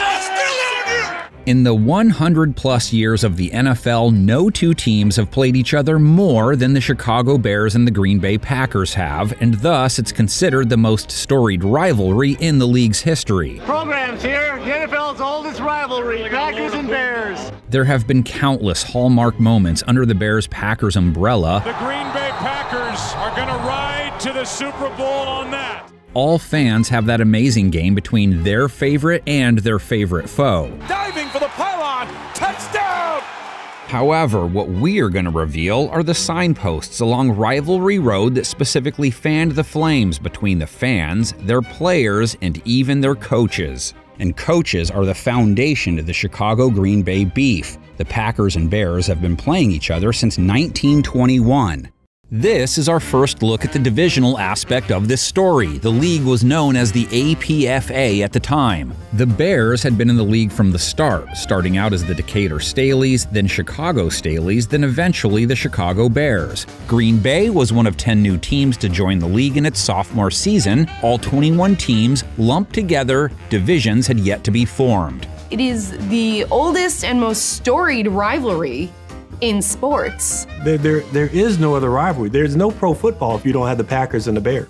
The Bears won the first ever meeting between the two, and it came complete with an alleged cheap shot thrown by Chicago's John Tarzan Taylor, Green Bay's Howard Buck, the recipient. But the real roots of their rivalry grew forth from the original founders, the Packers' Curly Lambeau, the Bears' George Halas. Both were player coaches as well in those early years, so they were literally hitting each other on the field, making it even easier for those two men to take it personally in every way. Not a shock then that in 1924 the league saw its first player ejections happen in a Bears-Packers game. If you aren't playing serious, boy, you're going to get belted someplace along the line. You know what I mean? Someone's going to really let you have it. The two teams both began a simultaneous stretch of dominance. From 1929 to 1944, the Bears or Packers either won the NFL championship or were in the title game except for the 1935 season. And in 1941, they met in the playoffs for the very first time. The Bears won 33-14. With geography providing extra fuel to the fire, the rivalry's foundation was set. Halas would exchange one rival head coach for another when Vince Lombardi came along, his arrival only elevating tensions. 5 minutes before the game, here comes a knock on the door, and it's Papa Bear. He says, I'd like to speak to Coach Lombardi. It's very urgent. He said, Vince, I just want you to know you better have your team ready because we're going to kick your ass. There was the birth of the fridge game, 1985. Bears head coach Mike Ditka waits till he faces the Packers with the lead to unleash the beast. Perry is in the offensive backfield. They give him the football and Perry. Touchdown. William Perry spikes the football. And this crowd loves it. Pack wasn't too fond of that move. When the Bears show up in Green Bay a few weeks later, they find horse manure in their locker room. They open my locker and there's a big bag of horse manure in there. And nice walking in the locker room that early in the morning and smelling that. You know what the hell. And I showed the team. And it stunk up the whole locker room. And I said, this is what they think of us. And we went out and kicked her ass again. Mark Lee and Ken Stills end up getting kicked out of that game for taking illegal shots. Michael, let's listen. Personal foul, 22 defense. Player is disqualified. Oh. Wow. Jim McMahon gives Green Bay head coach Forrest Gregg the finger after throwing a TD pass to Perry. McMahon fakes the hand. Open. Fires the right side. Oh, there you go. The Bears would go on to win the Super Bowl that year, too. So in 1986, Green Bay's Charles Martin comes out to face the Bears with a towel, some numbers written on it in black for everyone to see. It was a hit list. He ends up slamming McMahon to the ground in one of the dirtiest hits in league history, and it caused him to miss the rest of the year. Chicago was unable to defend its Super Bowl title. Another critical situation here. This game is going to get out of hand if the referees don't take a firm charge, because the Bears are very mad about that. 1989, the instant replay asterisk game. Green Bay's Don Majkowski throws a late TD pass that ends up in the hands of the replay official. He ruled it a TD. Packers won. Ditka was so upset over the call, he had an asterisk added to the score in their media guide the following season. Majkowski was over the line of scrimmage when he let it go. They're reviewing the tape right now, and you can take a look yourself. The line of scrimmage was the 14-yard line. Packers and Bears fans have only faced each other in the playoffs twice. 2010 conference championship game, Green Bay beats Chicago 21-14. Jay Cutler got hurt, Caleb Haney came in. Cheeseheads celebrated a trip to the Super Bowl at the hands of the team they love to hate. Intercepted by Shields. It is Green Bay all the way to Super Bowl 45. In 2013, Shea McClellan breaks Aaron Rodgers' collarbone on this sack. And down he goes. Shea McClellan brings him down. He stayed down there for a second at the back end of the play. It's one of the few times Rodgers has been stopped by the Bears, which led to his ownership statement in 2021. He's got Cobb at the 10 to the 5. Touchdown. Oh my goodness. The Detroit Lions joined the NFL in 1930 as the Portsmouth Spartans. Still one division, 11 teams, and the first year the Lions, Bears, and Packers were all together.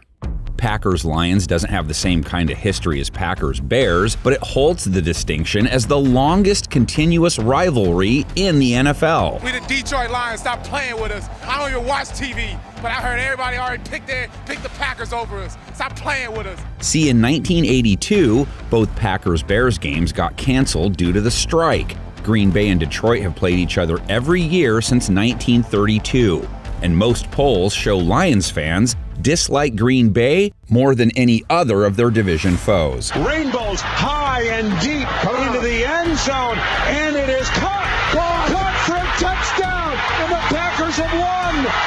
Unbelievable. Detroit and Green Bay have faced twice in the playoffs. Packers beat the Lions back in the wild card round of the 93 and 94 seasons.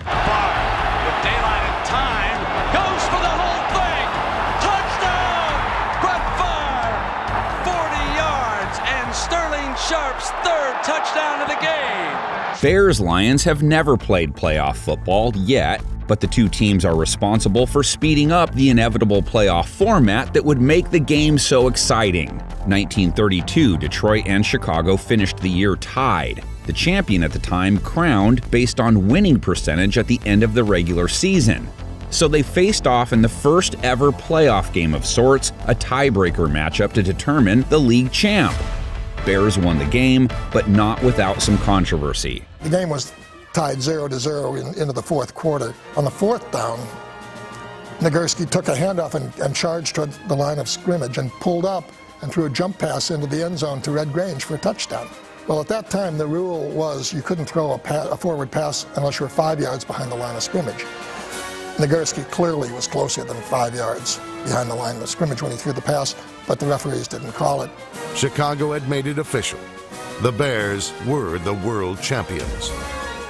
In the offseason, you had the owners get together and say, this was a pretty good way to determine our champion. We should split the league into two divisions. 1932 was the year the NFL added the Boston Braves, now the Washington Commanders, which meant the start of the Washington-New York rivalry. It doesn't always get the same press the other NFC East pairings do, but they technically have the longest running rivalry in the NFC East. Beckham has worked Josh Norman today. Washington beat the Giants in their first ever meeting 14-6, but the fire didn't really start until a few years later. 1937 final regular season game, the winner would take the East. Washington owner George Preston Marshall busses in 12,000 fans and a 150-piece marching band to the game, which was being held in New York. And paraded them through the city to the Polo Grounds. The band and their fans belting out their new HTTR fight song along the way. The ploy worked, right? Washington thumped the Giants 49-14 and then won the championship. First playoff game between the two, 1943, Washington winning 28-0. Sam, there's Baugh, there's hope. Hall of Fame quarterback and Washington icon Sammy Baugh retired in the early 50s, so things between the Redskins and Giants cooled.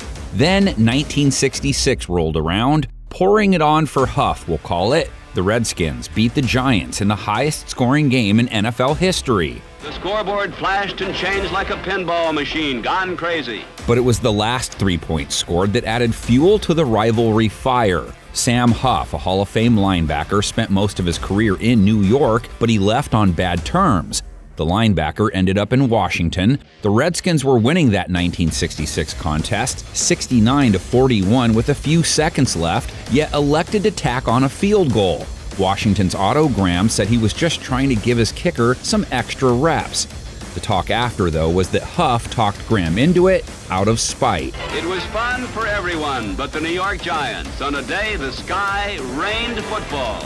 The rivalry's intensity really got amped up in the 80s. Both teams emerging as NFL elites during the decade will do that. Plenty long enough. It's good! From 1982 to 1991, the two clubs won 5 Super Bowls between them and made 6 overall. The Giants even exacting some fight song revenge along the way, even though it didn't stick like HTTR.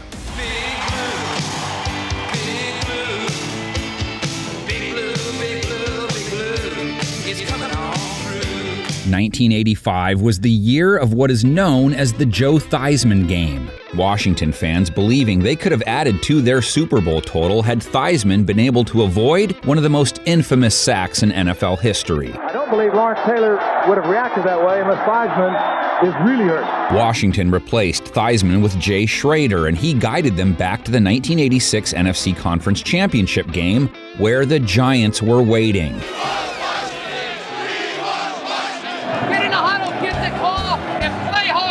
Second time they squared off in the playoffs, New York wins 17-0 on their way to a Super Bowl victory. Fans are going to get up into it now, and they're going to make it tough for Schrader.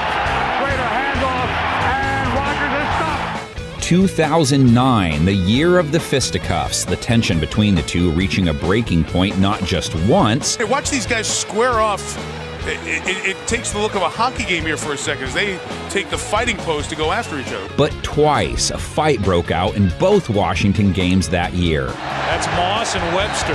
Moss was without his helmet as those two went to the ground. Odell Beckham Jr. and Josh Norman had their share of fisticuffs when Norman was a Panther. No funny business today, and do not make a mockery out of this game. So when he joined Washington, it injected a renewed dislike between the teams. Meanwhile, on the touchdown run, look at this between Norman and Beckham. He just grabbed me. I'm like, first drive, it's going to be a long game if you do this. First significant moment in Giants Commanders 2022 late season game. Winner would be positioned to make the playoffs. Washington rallies late to give themselves a shot at OT, or so they thought. Illegal formation. Offense number 17. He was not lined up on the line of scrimmage. You see, he looked over to Carl Johnson over there on that side, the line judge. And the final play of the game did little to dispel the belief in Washington that the G-men are given preferential treatment.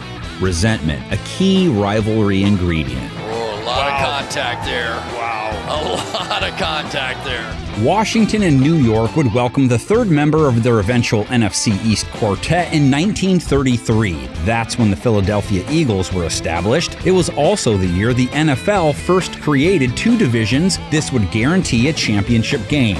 Washington, New York, Philadelphia were all together for the first time. All 3 teams together in the East. Detroit, Chicago, and Green Bay were kept together in the West. And look at that, the Eagles and Steelers starting out as division rivals, and they stayed that way for decades. Philadelphia and Pittsburgh even met in the playoffs in 1947. The Eagles shutting out the Steelers 21-0. Eagles and Steelers fans have never really detested each other despite both repping Pennsylvania. The more significant rivalry born that year? New York, Philadelphia, the Turnpike Tussle. Everybody want to see nobody else NFL playing except the Eagles and the Giants. I ain't never seen a city or a team so full of hoes. Roughly 90 miles apart on the map, these teams hate each other. The fans hate each other. Giants-Eagles games, the epitome of East Coast rivalries. I hate them dudes. I hate McNabb. I hate Runyon. I hate all of them. You know there's going to be a rumble. No, that's right. The first matchup between the two, held at the Polo Grounds, was also the first ever regular season game played by the Eagles, and it showed. 56-0? Rough way for a rivalry to get out of the gates. Rough, the best way to describe the play when these two meet. This light game day that you had for the Giants and they had for us was a beautiful thing. I loved it. You loving it? You loving it? And no play was as rough as the hit, the play that sparked it all between these two, Philadelphia's Chuck Bednarik, New York's Frank Gifford. If you're not familiar with the play, it's one of the most iconic in NFL history. Oh, you're the guy that ran into Frank Gifford. That's right, so. 1960, first place on the line, waning moments of the game. Shaw sends the ball flying in the second quarter with a completion of Frank Gifford. Concrete Charlie hit Gifford so hard, the concussion not only kept him out of the game, it knocked him out for the rest of that season and the one that followed. And I said these exact words, this effing game is over. How fans have labeled games and plays between these two teams has kept the contempt alive and well. There are some tempers flaring down there on the field, and it is a very frustrated band of Eagles. 1978, Giants up late. All they had to do was take a knee, but they ran it instead and coughed up the ball. I don't believe it. The Eagles pick it up, and Herman Edwards runs it in for a touchdown. Philly loyalists forever labeled it the miracle at the Meadowlands. Big Blue faithful call it the fumble. Can you walk us through that play? No, I have no interest in walking you through that play. I can think of a lot of other miracles that surpass that. Why they were trying to run a handoff, I don't know. 1981, the very first playoff game between the two teams.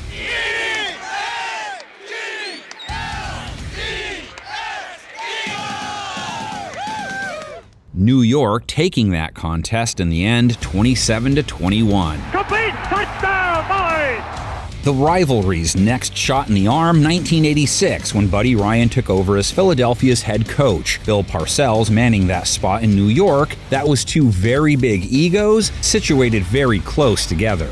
Your personality, you got it figured out. I ain't got it figured out. No. Don't let them bother you. That's all. The game that stuck out during their run came in 1988. League schedulers on point pitting them against each other on the 10-year anniversary of the miracle at the Meadowlands. The ball is spotted.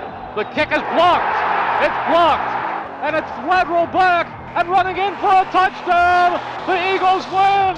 The miracle of the Meadowlands 10 years later. The two wouldn't meet again in the playoffs until 2000. The Giants' Ron Dixon running back the opening kickoff 97 yards for a TD en route to a 20-10 New York victory. What a way to start it.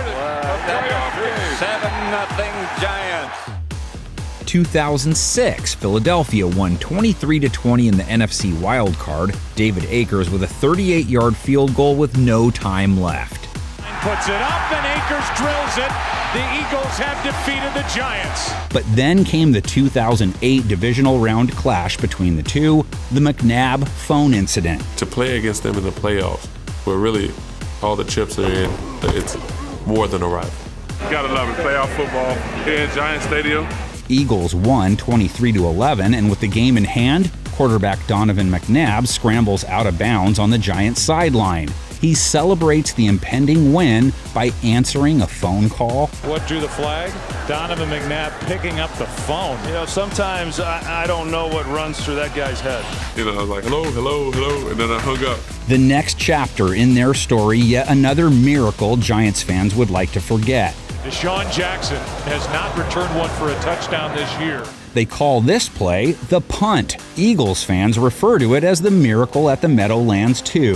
Gets a block! Are you kidding? Unbelievable!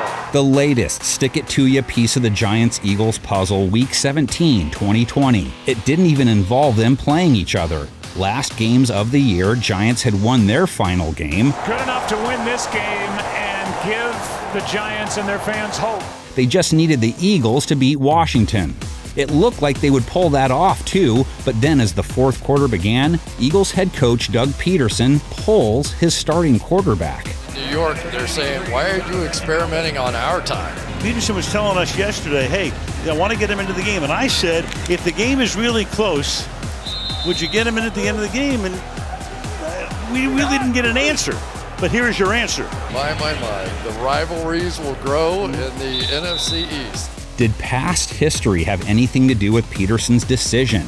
Peterson was an Eagles QB, and he was involved in one of the most famous Eagles-Giants plays in 1999. His pass deflected and returned for the game-winning score by Michael Strahan in overtime.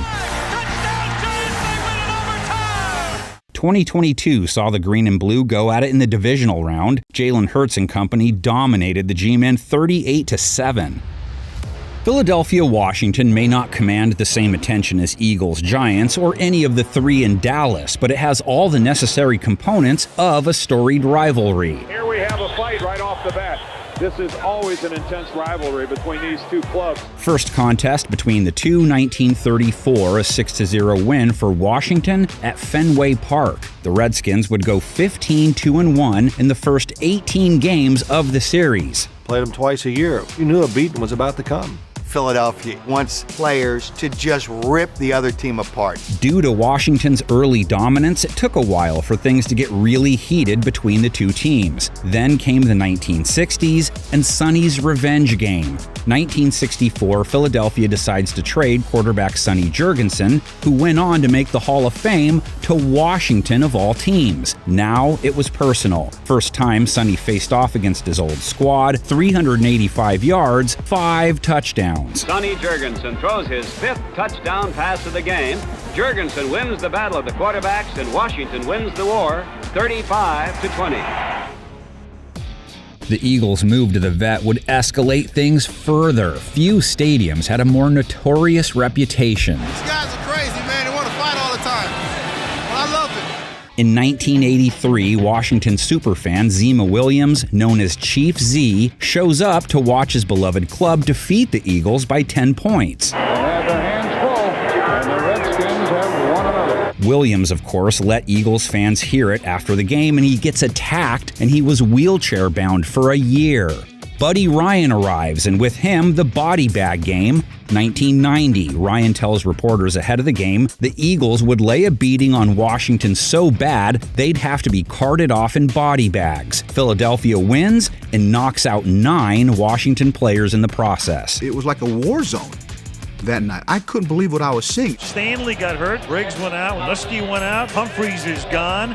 It's a mess right now. There is a sequel to this story. The two would meet in the playoffs that same year. Call it Body Bag Payback. Washington and Philadelphia met in the playoffs weeks later, the only time the two have ever faced in the postseason. HTTR faithful were beside themselves as their squad would exact the ultimate revenge. In Washington, it was the motivational tool for the playoffs. And when it mattered, they crushed us. So much for body bags. Making it even sweeter, that loss led to Ryan getting kicked out of Philadelphia. He was fired soon after. When that game was over, that was the last game that Buddy Ryan coached as an Eagles head coach. Fast forward to the next season, Ryan might have been gone, but Eagles players' distaste for Washington's players was not. Boy, he broke his face mask. Now, if there's ever reason to have a penalty, look at that face mask. 2010 now, the rivalry continued to evolve when the Eagles sent another starting quarterback to Washington. Donovan McNabb returned to Philadelphia and beat the Eagles even if he didn't play great. This is Cooley. Touchdown Washington, and a perfect throw from McNabb. The Eagles got their revenge, though, weeks later, destroying McNabb 59-28 in what is known as the Monday Night Massacre. The Eagles have now gained more yards offensively than they have ever done in their history. Traded players have played a central role in the rivalry. Deshaun Jackson exchanged a green jersey for a red one. He stoked the fire in his return to the city of brotherly love after breaking free for one of his signature touchdowns, and then proceeded to celebrate using a signature Philly celebration. And then that Eagle-type celebration, kicking it away as Deshaun Jackson, who was let go, comes back to haunt him. With tensions high, Nick Foles throws an interception and then gets blown up by Chris Baker. And a fight breaks out. No, this is as close to being out of hand as anything I've seen this year. And number 92 has been disqualified from the game. And number 71 is disqualified. Foles came back in that game, though, and led Philly to a crazy 37-34 win. He's firing for the end zone. Touchdown! What a great pass by Nick Foles. 1937, Cleveland Rams joined the league and were placed in the West with the Chicago Cardinals, meaning you had two current NFC West teams, both together for the first time, both playing in the Midwest. Both have made their home in St. Louis, just not at the same time. The 70s saw the feud start getting nasty. I mean, is there any question on who's going to win? Would I be dressed like this if there was a doubt in my mind as to who was going to win? Conrad Dobler and Merlin Olsen, the faces of that rivalry. Dobler was one of the meanest, some say dirtiest, offensive linemen in the game. Olsen was one of the greatest D linemen to ever play and known as one of the game's great gentlemen. Actually, we've managed to maintain a very solid relationship and friendship on and off the field. LA and St. Louis faced in the 1975 Divisional round, the Rams winning 35-23. Throw is hard. He's got 5 in the pattern. He throws. Intercepted by Youngblood. 45-40. Jack Youngblood. 25-20. 15-10. 5. Touchdown! And in 2021, the Rams beat the Cardinals in the wild card round on their way to the Super Bowl. OBJ airborne with a two-handed grab. The next big NFL rivalry and oldest in the AFC came along in 1950. The league changed the name of the divisions from East West to National American. Very baseball of them, right? The San Francisco 49ers, the first iteration of the Baltimore Colts, and the Cleveland Browns all joined the league that year. San Francisco placed in the National Division, so now we had 49ers and Rams, though the Cardinals got moved to the AL side, as did the Browns, and thus began the oldest rivalry in the AFC, Cleveland-Pittsburgh. The Turnpike Rivalry, or Turnpike War as it's known, because the majority of the driving between the two cities takes place on turnpikes.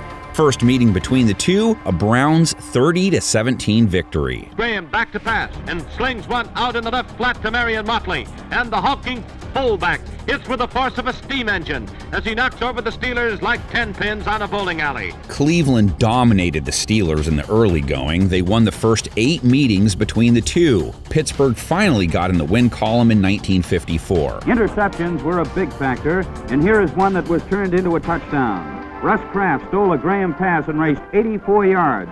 The Browns dominated the first 2 decades of the matchup, Pittsburgh turning the tables in the 70s and owning the Browns for the most part ever since. Giving the ball to Franco through the middle, down over the 15 to 10 to 5. Touchdown Pittsburgh. They opened it up down the middle, and the big guy went straight ahead through the hole. Where on the timeline did the first serious spark take place? Some argue it was 1976, the Turkey Bradshaw hit. Joe Turkey Jones body slammed Terry Bradshaw, knocked him out of the game, and almost cost him his career. I was taken off the field on a board, didn't have one, so they took a door off of a locker room and put me on top of that door, strapped me down. They took me to the airport, set me on the top of the seats of the plane, flew me to Pittsburgh. Then I got x-rayed and had no feeling for 2 days. And the third day, the feeling started from my toes and worked its way up. Chuck Noll, of course, was Pittsburgh's head coach during their dynasty. Noll also happened to be a Cleveland native and a linebacker for the Browns. Bill Cowher, also a Super Bowl winning head coach for the Steelers, also played linebacker for Cleveland. I think my important thing for me to go out there and do now is just play good, solid, fundamental football and be consistent. And I think that I'm capable of doing that, and I'm just looking forward to giving it my best shot. Even though the Browns have struggled against the Steelers in recent decades, they are responsible for the biggest Steelers beatdown in franchise history. 1989, they walloped them 51-0. I couldn't believe it. I thought it was a nightmare or something. I had to pinch myself to really find out if this thing was really real. The scoreboard with that score just, it was just a disaster. It was a terrible feeling. The first playoff battle between the pair, 1994 Divisional round, Pittsburgh dominated 29-9. The Cleveland Browns season has ended. The Pittsburgh Steelers move on. Browns-Steelers almost ended prematurely. Cleveland's owner, Art Modell, relocated the team to Baltimore in the 90s. One of the most telling moments in Steelers-Brown history, Monday night game in 1995 played in Pittsburgh. Fans all over the stadium wore orange armbands as a tribute to the Browns franchise being shut down.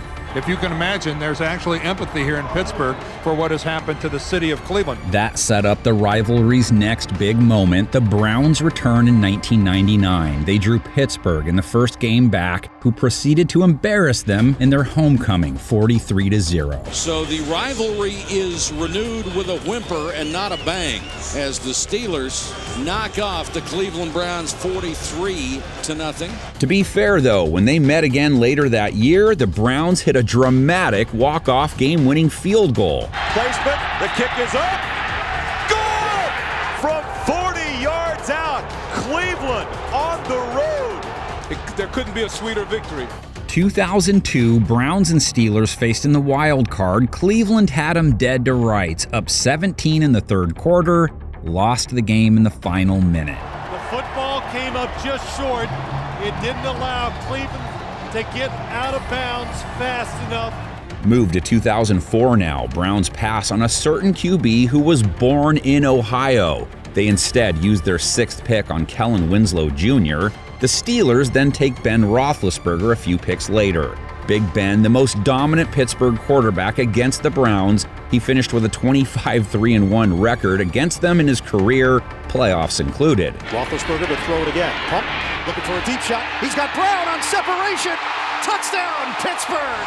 Ben Roethlisberger! Roethlisberger only lost once to Cleveland at home his entire career. His final win at Heinz Field against the Browns. But what has this city, this venue, Heinz Field, what has it meant to you? Everything. Like I said, I'm so thankful and blessed to be able to call this place home.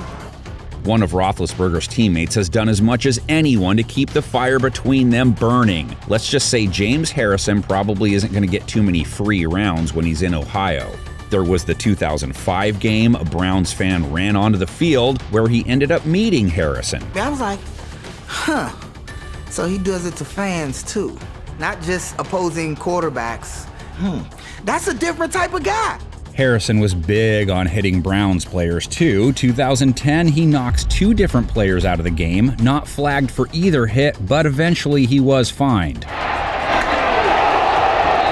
my goodness. Harrison again laying the wood. Harrison claims his head coach Mike Tomlin handed him an envelope after the game. Contents never disclosed. Harrison would add to his legacy as Cleveland's most hated player the following year, too. Colt McCoy, his target in a 2011 game. He got planted, and I mean planted. And he's down, and there's flags down as well. Nothing, though, tops the 2019 Myles Garrett-Mason Rudolph game when it comes to brutality and stirring the pot between the two teams and its players and its fans. Rips the helmet off Rudolph's head and then eventually swings it and hits him in the head. And then Ogunjobi comes up and hits Rudolph from behind. Beyond words, Joe. Gosh, that's one of the worst things I've ever seen on a professional sports field. Things didn't let up in the aftermath of it. In 2020, Steelers wide receiver Juju Smith-Schuster was asked about the rivalry ahead of their playoff game.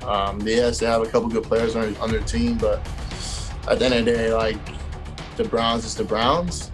The Browns is the Browns, and the wink, that was the exact type of bulletin board material Cleveland needed. They exacted the best kind of revenge they could have hoped for. In Cleveland, I literally cannot imagine. They're probably in the streets, they're probably on top of their cars, they're probably honking horn. This is a moment for the Cleveland Browns. Vivian's a woman! We're gonna slaughter the lambs. Go Rams! The other rivalry formed in 1950, LA versus the Bay, Northern California versus Southern California. Their fans certainly have never cared for one another, in large part because both teams were so good in the 70s.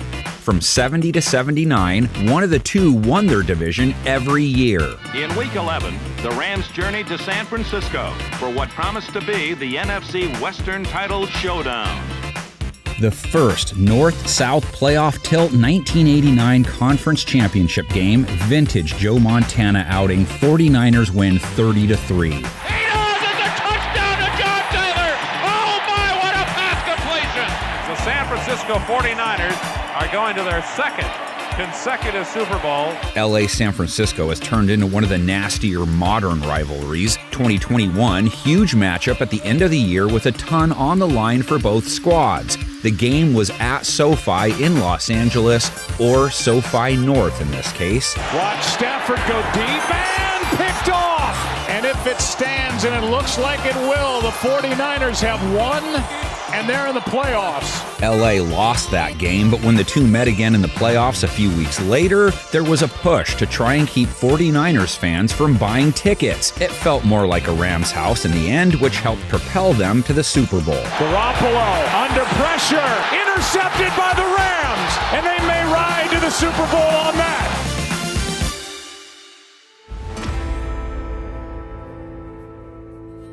Three years after swapping National and American for East-West, the league changed the names back in 1953. Didn't move any teams though the New York Yanks were no longer a franchise. And then 1960 rolled around, a major plot point not just in league history, but in rivalry history. The Dallas Cowboys hit the scene, at first placed in the West Division, but 1 year later the Minnesota Vikings were added. Being Dallas was the geographical odd man out, it made sense for Minnesota to join the likes of Chicago, Green Bay, and Detroit. Owners from the East were allowed to vote since they had one fewer team in their division. Do you want Minnesota or Dallas? Minnesota was placed in the West, the Cowboys moving to the East. I'm Roger Staubach in Dallas. I'm going to try to complete a 1,500-mile pass to Drew Pearson in New York. Geographically, having Dallas in the East was a little confusing, but it created one of the best overall division rivalry histories in the game. Dallas Cowboys, they're the worst team. I hate them. Why? They call them America's team. Right. Woo, America's team where? The star, not just on Dallas's helmets, but eventually on their backs as they evolved into America's team. They call this America's team. I know one state they don't own. They don't own Carolina. Their own fan base would grow into the biggest in the NFL. America's team is #1. So would the number of fans who loathed them. The Cowboys can claim more teams as rivals than any other. Clearly, though, the most passionate anti-Dallas pockets are found in Washington, D.C., Philadelphia, We want Dallas! Dallas! We hate you! and New York. Oh, here we go. That was a full-on punch. Dallas's rivalry with the Giants started the second the Cowboys began play as they poached New York's defensive coordinator. So when the two met for the first time in 1960, the G-men were facing Tom Landry, who also happened to play for them. Landry blocks the kick for point with his face. Giants and Cowboys tied their first ever meeting 31-31. The Dallas Cowboys pull even in the final minutes, tying the Giants 31-31 to end the New Yorkers' title aspirations. From there, plenty of great games between them. The Giants, however, would struggle through the mid-60s and all of the 70s. The 80s, that's when things between them got ramped up. The Giants ending a close to decade-long playoff drought in 1981 on a dramatic last-second field goal against Dallas, of course. Number 18 gets the Giants playoffs after 18 years. 1986, Dallas and the Giants meet with identical 6-2 records. The Cowboys had the #1 offense in the NFC and the conference's #1 QB in Danny White until Carl Banks broke his wrist. White back on blitz is coming and the ball is loose. Dallas went 1-6 without White down the stretch. The Giants won the Super Bowl, one of two they won in the 80s. The 90s, on the other hand, Dallas's decade. Jimmy Johnson took over for Landry in 1989 and wasted no time endearing himself to the Big Blue faithful. Thanksgiving of 1992, Dallas wins 30-3. Giants players complained they ran the score up. Johnson's response? He called them whiners, adding a classy football team doesn't cry and whine about somebody beating them up. Here's Aikman again. Touchdown to Harper. One of the greatest individual performances anyone has ever seen. Final game of 1993, both teams 11-4. Giants separated Emmitt Smith's shoulder in the first half. Run down by Greg Jackson, and Smith is hurt. Smith keeps playing though, picks up 168 yards on 32 grueling carries on the day. 41 of them coming on the game-winning drive in OT. Emmitt Smith gets too much money and he's overpaid. Let him get under those shoulder pads today and see who gets paid too much money. John Madden said he never went into a locker room after a broadcast to congratulate anyone except for the time he did so for Smith. You've seen Emmitt Smith empty his tank before, and he really emptied it today. The bad blood between the two reached a fever pitch the next year. Troy Aikman threw a Hail Mary to Alvin Harper at the end of the half. And it's knocked down, and the Cowboys want a flag, and Irvin is screaming at the side judge as all of a sudden this breaks out. Look out, look at this. Chaos ensued. Cowboy safety James Washington grabbed a photographer's monopod and was using it like a sword, calling on Giants players to come take him on. It was insanity. And he's going to take a camera from that photographer on a tripod, and he brandishes it as a weapon, but never does use it. New York's Big Tuna wasn't coaching that game. The legendary Bill Parcells left New York after the 1990 season. Let's get this operation moving. Shut up! He landed in a couple other spots first, and then to Giants fans' horror, took over as the lead man in Dallas. One more time. It's going to be, just try and I'll do the best I can. You look like a teenager tonight. What's the matter with you? He returned to the Meadowlands in 2003 wearing the star and led the boys to a 35-32 OT win. Bill Parcells come into Giant Stadium and leave with a 35-32 overtime win. 6 years later, Dallas was ready to open up the house that Jerry built. Of course, they let the Giants play visitor for the first game, so it was doubly painful when they lost their home opener on a last-second field goal. The New York Giants can celebrate on the home turf, the new home turf of the Dallas Cowboys. Eli Manning wanted to make sure everyone remembered it too. He signed the wall of the visitors' locker room 33-31, first win in the new stadium. 2007 first playoff pairing divisional round, Eli Manning and company beat Tony Romo and the number 1 seeded Cowboys 21-17. It's the only time they've played a postseason game as of 2022. Rolls right, throws a deep ball down the right sideline. It's a jump ball. Odell Beckham Jr. made the catch with one hand. Wow, what a catch by the rookie! One of the most iconic catches in the game's history, Cowboys-Giants. A lot of that play has to do with the setting. Sunday Night Football is the only game on TV, and it's the Giants versus the Cowboys. That may be the greatest catch I've ever seen in my life. It's in the conversation.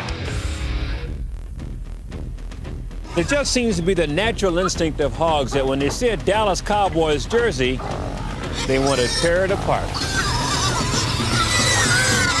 The start of the Dallas-Washington rivalry, one of the best ever. How about some fight song blackmail? As we mentioned, Washington had come up with their HTTR fight song in the 30s. The team didn't own the rights to the song, though. So when their owner, George Preston Marshall, has a falling out with the team's band director who wrote the tune, he sells it to Clint Murkison, the eventual owner of the Cowboys. He actually tried to buy Washington from George Preston Marshall and move them to Dallas, and George Preston Marshall had no interest in selling. Safe to say Murkison and Marshall were not fond of each other, so when it came time to vote on whether Dallas would be admitted to the league, which required approval from all league owners, Marshall threatened to vote no unless Murkison gave the song back. This is the story of a brand new team on the Texas scene, the Dallas Cowboys. The two clubs first played in 1960, Washington taking it 26-14, the Redskins' only win that season. The 70s was all about Tom Landry and George Allen. Allen took over Washington and made it clear, Dallas is our focus. George Allen, he hated the Cowboys. The bastards can't take it! The bastards can't take it! He'd tell us, I hate them sons of guns. I can hear him right now. Roger Staubach and Company. Roger Staubach, Tom Landry, Tex Ram. Allen hated the Cowboys so much he refused to call one of his own players, Dallas Hickman, by his first name. His attitude about the Cowboys ignited the rivalry. The Redskin-Cowboy rivalry is intense because the Cowboys had this division to themselves. They had a cakewalk every year. They won it every year, 8 consecutive years. So we come in and we destroy their power. We knocked them off. And anytime any club comes in and upsets your equilibrium, then There's going to be a rivalry. 1972 NFC Championship game, Roger Staubach behind center rather than Craig Morton. Washington wins easy to move on to the Super Bowl. And quarterback Roger Staubach is no longer a factor. After the game, Washington's Dyron Talbert gave the impression beating Staubach was easier than beating Morton. Staubach heard about Talbert's comment and vowed revenge. They beat us, and Dyron just couldn't wait to say, we're glad that Staubach was a starting quarterback. And that really ticked me off. I mean, he didn't say that before the game. So the rest of my career, you will not see a loss that was critical against the Redskins. There was the Harvey Martin funeral game in 1979. The division and home field advantage were on the line in the final game of the season. Ahead of it, Dallas's defensive star got a funeral wreath sent to him, allegedly by Washington. He kept it in his locker room all week as motivation. Dallas was down big, though, and appeared dead until Captain Comeback put on his cape and threw 2 touchdowns in the final 5 minutes. Cody Hill! Touchdown! Cody Hill! Martin raced to the Washington locker room after, opened the door, and threw the wreath in. Unfortunate, they were in the middle of a team prayer. 1982 NFC Conference Championship game. We didn't like Dallas, they didn't like us. We have to beat these guys. I don't want to sit here all offseason again hearing about Dallas. Fans, after beating Minnesota the week before, break out into "We Want Dallas" chants. It's what most guys think the Super Bowl experience will be like, but the Super Bowl pales in comparison to this. Dexter Manley blew up Danny White, knocking him out of the game. Washington won and went on to win the Super Bowl. Fast forward to 1985. Season opener Joe Theismann and his boys show up to face Dallas on Monday Night Football and on Theismann's birthday. Dallas picked him off 5 times, leading to him landing on the bench. Fans happy to sing him happy birthday when he got there. Back to throw. He's being pressured. He throws. It's intercepted at the 25-yard line. The strike year of 1987, Dallas fielded a team that included several of their stars. Washington was made up of all replacement players. To Cowboys fans' disbelief, the Redskins win the game and eventually the Super Bowl. To the 4, touchdown! Jimmy Johnson arrived in 1989. Dallas was terrible, only won 1 game all year, but the team they beat, Washington. They done it, Brad. They done it. Here's your 0-16. 2012, winner takes the division, loser out of the playoffs. This is our house! Alfred Morris, 3 touchdowns, 200 rushing yards, Redskins win. While Dallas and Washington started off on a sour note, Dallas-Philadelphia took some time to develop. Welcome to the Eagle Mobile. We have a room in there that's a shrine to the Dallas Cowboys. It's a place where all Eagles fans can come and express their true feelings about Dallas. Dallas sucks! Dallas sucks! This is a game between good versus evil! They first played in 1960 as well, the Eagles winning the opening stanza 27-25 on the way to what turned out to be an NFL championship for them. The Eagles strike again when they get the ball. Billy Ray Barnes turns the left side for a 23-yard touchdown. But from 1967 to 1980, Philly only won 5 games against Dallas in 28 tries. After 2 weeks, the Dallas Cowboys had scored 91 points. The turning point, the blue jersey game, aka the 1980 NFC Championship game. The Eagles purposely chose to wear white at home, which wasn't normal for them, forcing the Cowboys to wear blue, which was viewed as bad luck in Dallas. And the Cowboys in that blue attire that there has been so much controversy about. Fumbles, and the Eagles have the football. Turned out to be true in that game. Philadelphia won and went on to the Super Bowl. The NFC Championship belongs to the folks in green and white. Now let's add some Buddy Ryan to the mix. This is where the evolution of the rivalry really gets nasty. 87 strike year rolls along. Dallas pummels the Eagles 41-22 early in the season when replacements were still in play. They toss it right to Blunt, run a reverse left to Edwards. He has blockers. Edwards has a first down and more. Except, as we pointed out, many Cowboys regulars had crossed the picket line. 62-yard touchdown reverse. Ryan claimed Tom Landry ran the score up and vowed revenge, so later in the year when the regular players were back, Eagles were up late in the game by 10. Take a few knees and go home, or maybe chuck it deep into the end zone. Then when you get the PI call and the ball at the 1, you run it in. All right. I think we just showed those folks that we told them to get the hell out of Dodge. Yeah! We're going to keep their down there for a long time. Remember that. 1989, the Bounty Bowls. The Eagles shut out the Cowboys in Dallas early in the season. After the loss, Johnson accused the Eagles of setting bounties on Troy Aikman and kicker Luis Zendejas, who had been cut by the Eagles. See what he's going to do. That's what they're going to. That punch right there on Gogan. That had to be it. I watched Gogan come back, man. Those both hands are pumping up. I mean, having bounties on opposing players is not the way it's supposed to be done. Oh, I would have said something to Buddy, but he wouldn't stand on the field long enough. He put his big fat rear end into the dressing room. Johnson, their coach, is making all kinds of excuses for not preparing his team well to play. He also, I don't have any respect for him because he got my college on probation. And I'm sure those players, those veteran players he had on that team, don't believe all that high school Charlie stuff he's spreading. The two met up again later in Philadelphia in Bounty Bowl Part 2. Eagles fans more than eager to throw fuel on the fire and snowballs at the Cowboys. The next chapter called for some pork, which was added the next season. Ryan choked on a pork chop at a dinner leading up to their first meeting with Dallas. He had to have the Heimlich performed on him. Former Cowboys president Tex Schramm dubbed the upcoming game as the Pork Chop Bowl.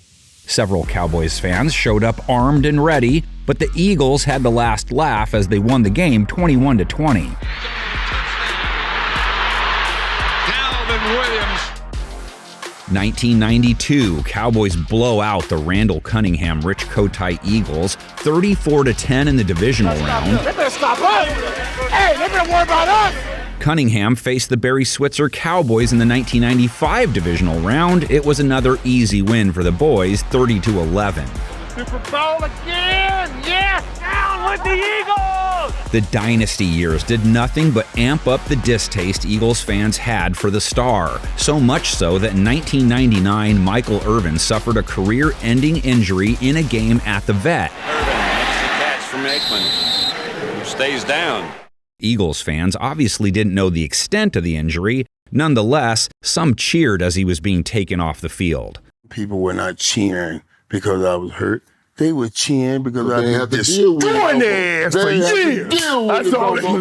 There was the return of T.O. Terrell Owens is back at the link wearing the star. Philadelphia faithful afforded the luxury of pouring it on to their former mate.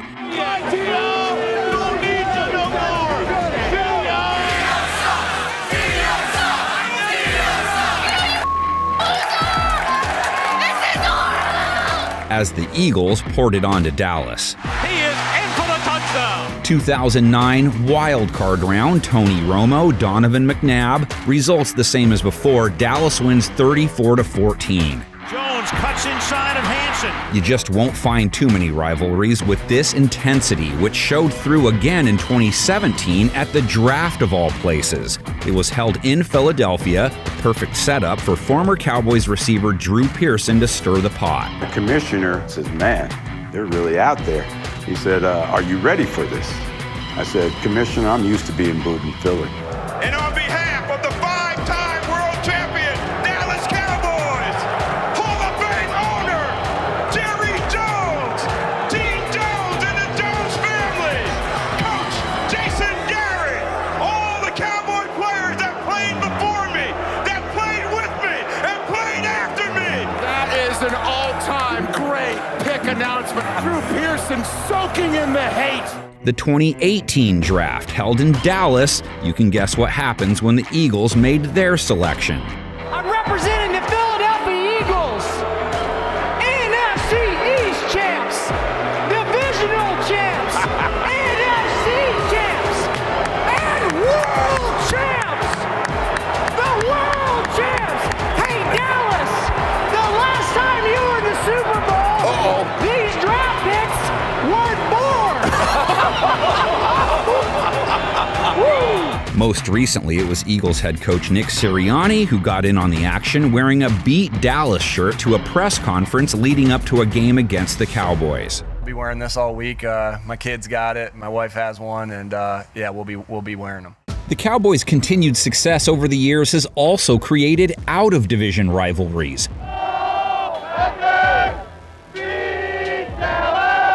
Cowboys-Packers was sparked in the late 60s. 1966 and 67 saw Green Bay beat Dallas in back-to-back NFL championships. And here in the end zone, under the blazing lights, the Cowboys' desperate title bid expired.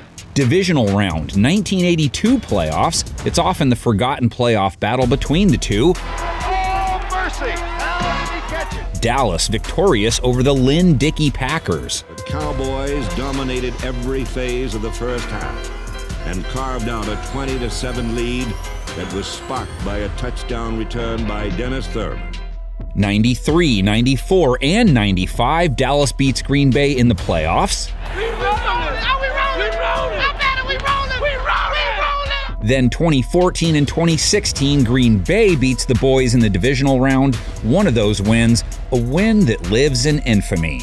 Review. It has been determined that the receiver did not maintain. Dallas-Pittsburgh. They were both making Super Bowls left and right in the 70s. They opened it up down the middle. He knocked them loose in every direction, and the Steelers go on the board with a TD. Each fan base's dislike of the others stemming from the desire to be the dominant team of that era. Fumble! Ball loose! Still loose! Dallas-San Francisco, one of the best conference rivalries and longest running when it comes to non-division opponents. Owens again heading for midfield. There he goes. There's going to be a penalty on George T because he's going to clock him. So Owens was going to show him up again, and Teague just said to heck with it. This game's over anyway. I'm just going to take a cheap shot at him. They faced 3 straight years in the playoffs in the early 70s, Dallas winning all 3 games. And struck Ron Sellers dead in the hands with the winning touchdown. They met again in the postseason in 1981, 49ers winning that bout.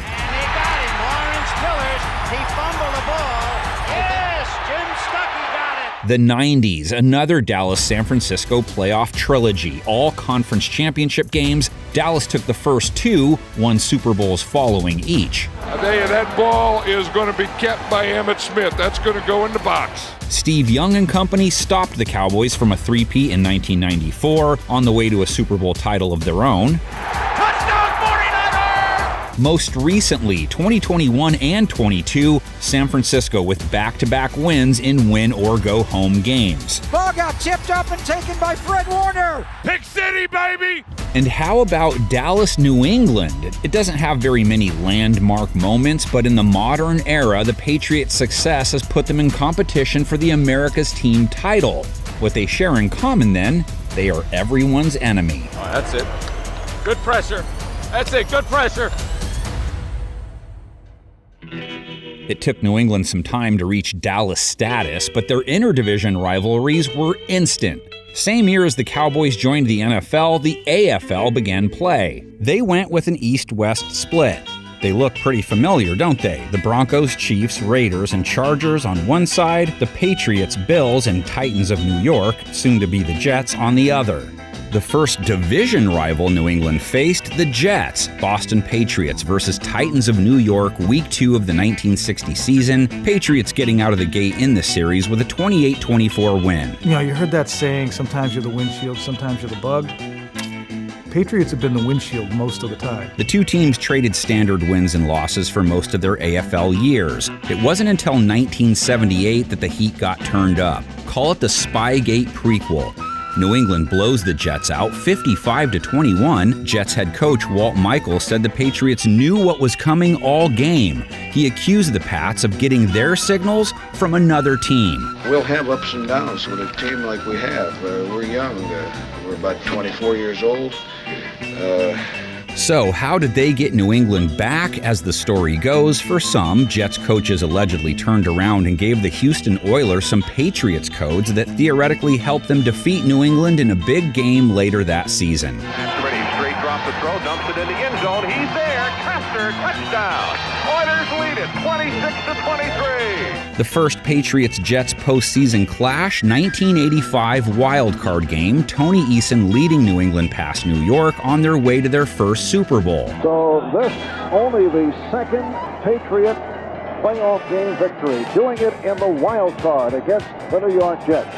Coaches have played a central role in the Jets-Patriots rivalry. Patriots head coach Bill Parcells' contract was set to expire at the conclusion of Super Bowl 31. He wanted more control than owner Robert Kraft was giving him, so after the Super Bowl, he resigned. They want you to cook the dinner. At least they ought to let you shop for some of the groceries. Parcells was New York bound. Kraft accused the Jets of tampering, and because Parcells couldn't coach for New York right away because of his contract, they decided to hire him as a consultant and would have a young coach named Bill Belichick run the team for a year. In the end, New England would receive draft picks from the Jets in exchange for letting Parcells coach. It doesn't take much to stoke the fire when you're talking about New York and Boston anyway.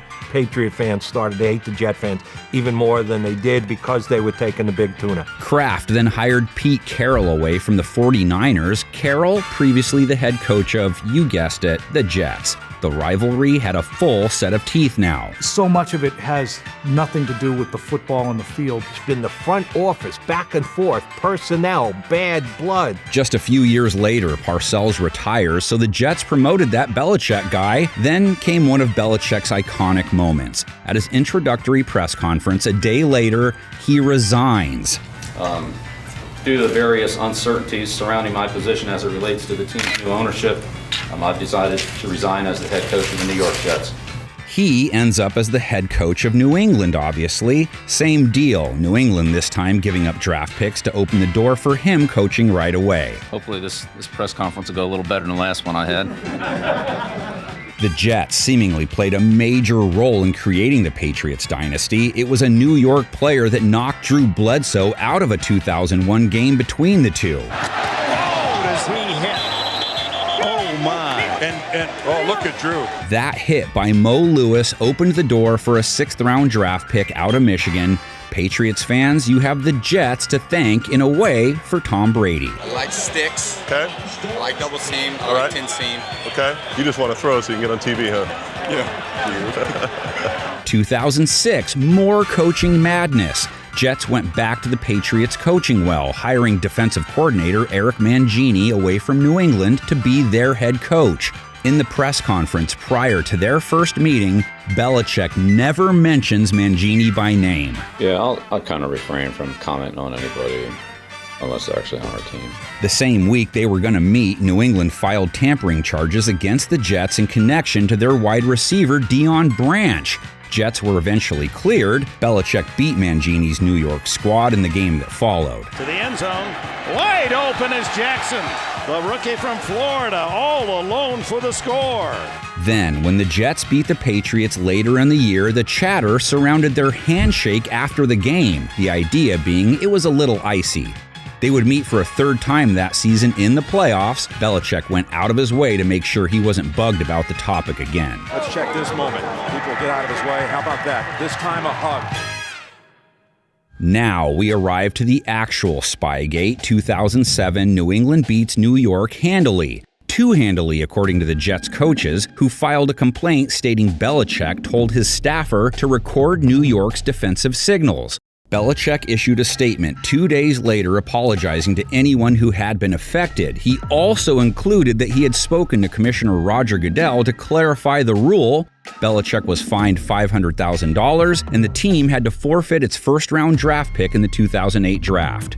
So, look, I understand there's interest out there. I understand that there are a lot of stories, but everything's in the past. It's been decided. It's over with, and we're heading to San Diego. The accusations between the two kept flying. New England claimed Jets personnel taped New England's playoff game illegally. The Jets say they were given permission to do it. Belichick said no permission was ever granted. Yeah, I said that I don't have anything to add to that. Bring in Rex Ryan now. He made sure the pot remained stirred. 2009, he kicked things off with a comment about Belichick's rings. I'm not intimidated by him. or anybody else in this business. The presence of Rex Ryan showing up, saying, I'm not going to kiss Bill Belichick's rings, and then going to back-to-back AFC championship games. 3 home teams advance, and the kind of went right up different areas of the New England Patriots fan base. Then prior to their first game against New England in 2009, Ryan records a message sent to all Jets season ticket holders. Make it miserable for Brady when we face him this week. Hey, this is Rex Ryan, the head coach of the New York Jets. I've already admitted that, hey, the Patriots have a better head coach and they got a better quarterback than us. But we're going to see who's got a better team. The reason I'm so confident is that they got to face you and they got to face the rest of our fans. And my challenge to you is we need you at your best. It seemed to work. The Jets won the 100th meeting between the two, 16-9. The next year, New England beats the Jets 45-3. New York's Antonio Cromartie called Brady an a-hole, saying he pointed at the Jets bench after one of his TD passes. We said Tom Brady's a fierce competitor, and watch this reaction after the last touchdown pass. There's one to his bench, and now he turns to the Jet bench. The two met in the playoffs later that season, and the Jets exacted their revenge and celebrated. New England's Deion Branch called their celebrations classless. The Jets doing the jet landing in Foxborough, it was a defining moment of the rivalry. 2012, Thanksgiving, the infamous butt fumble. I have never seen this before in my life. Mark Sanchez not expecting it, and it was the backside of Brandon Moore that knocked the ball out. The two teams have scuffled plenty along the way. 2013 saw the teams brawl during a Patriots 13-10 win. Oh, you know what? There's a fight over there. Flags all over, there's players all over, there's officials trying to separate them. It stung Gang Green faithful pretty good to see their star corner take a field wearing a Patriots uni. Rex Ryan said he was sick to his stomach seeing Darrelle Revis wearing the red, white, and blue instead of green and white. Revis and the Patriots won the revenge game. 58 yards to give the Jets a victory no one saw coming. No timeout. The kick is blocked! And the Patriots hang on barely for the victory. Finally, there was the IC Ghosts game. Patriots picked off Sam Darnold 4 times in a game in 2019. Darnold gave Patriots fans more ammo when the mic picked him up after one of his INTs. Seeing ghosts. Guess who's here? The boogeyman coming. Bills-Patriots started off with a shutout, Buffalo blanking the Pats in their first face-off in 1960 by the score of 13-0. Now he's in trouble again, so perhaps he was just as fortunate that it went incomplete. 1963 saw the two meet in the AFL Divisional round, New England taking it 26-8. For the American Football League championship game. Buffalo-New England doesn't have the same teeth as some of the other pairings. There aren't many that really grinds my gears moments on their timeline. Plenty of exciting games, memorable individual performances. The real anger felt by Bills Mafia tied to the fact that Tom Brady and the team owned them like nobody else. 32-3 overall, and when he retired, Brady finished his career with more wins on Buffalo's home field than any Bills quarterback did. Steps up in the pocket, throws it downfield. Oh, separation, Gronkowski! He's gone! Touchdown, Patriots! Rex Ryan did turn the temperature up a little in 2015, openly talking about Buffalo's fan base hating the Patriots, his players joining in as well. What our fans are going to be like when you have the hated Patriots. I mean, I don't think our fans need any more prompting. The result of all that chatter, a Patriots victory. Buffalo and New England's most recent playoff showdown, 2021, Buffalo sending Bill Belichick to his worst playoff loss ever, 47-17. What a performance by the Buffalo Bills and Josh Allen. 5 touchdown passes. Bills-Jets is similar in some ways. They have frequency and history, but maybe not hardcore hatred toward each other. They first met in 1960, an easy New York triumph. They had one of the AFL's best offenses. 1981 wild card round, Joe Ferguson throws 4 interceptions. Richard Todd throws 4 interceptions. Bills win 31-27. Richard Todd looking, he throws it, intercepted, and with 2 seconds left, the Bills are going to win it. From there, plenty of back and forth and eventually some wrecks. There's something about that Ryan bloodline in rivalry football, isn't there? He was New York's head man for 6 years, and then he jumped straight to the Bills. So the Jets turned and hired former Bills head coach Chan Gailey to be their offensive coordinator. Ryan brought a couple Jets players with him too, wide receiver Percy Harvin and Ike Enikpali. He's significant because he had just been cut by the Jets for breaking his own quarterback's jaw. Should have never happened. Should have walked away from the situation. It was never my intentions to hurt anybody. So what does Ryan do? He has Enikpali be a team captain for the game against the Jets. Now the rivalry was cooking with gas. And the other big story coming into the week, the coin toss. 75 there in red. Ike Enikpali, the former Jet, who broke the jaw of Geno Smith during a scuffle. As we mentioned, the AFC West didn't have to wait for its fourth member. They all started out playing together in the AFL West in 1960.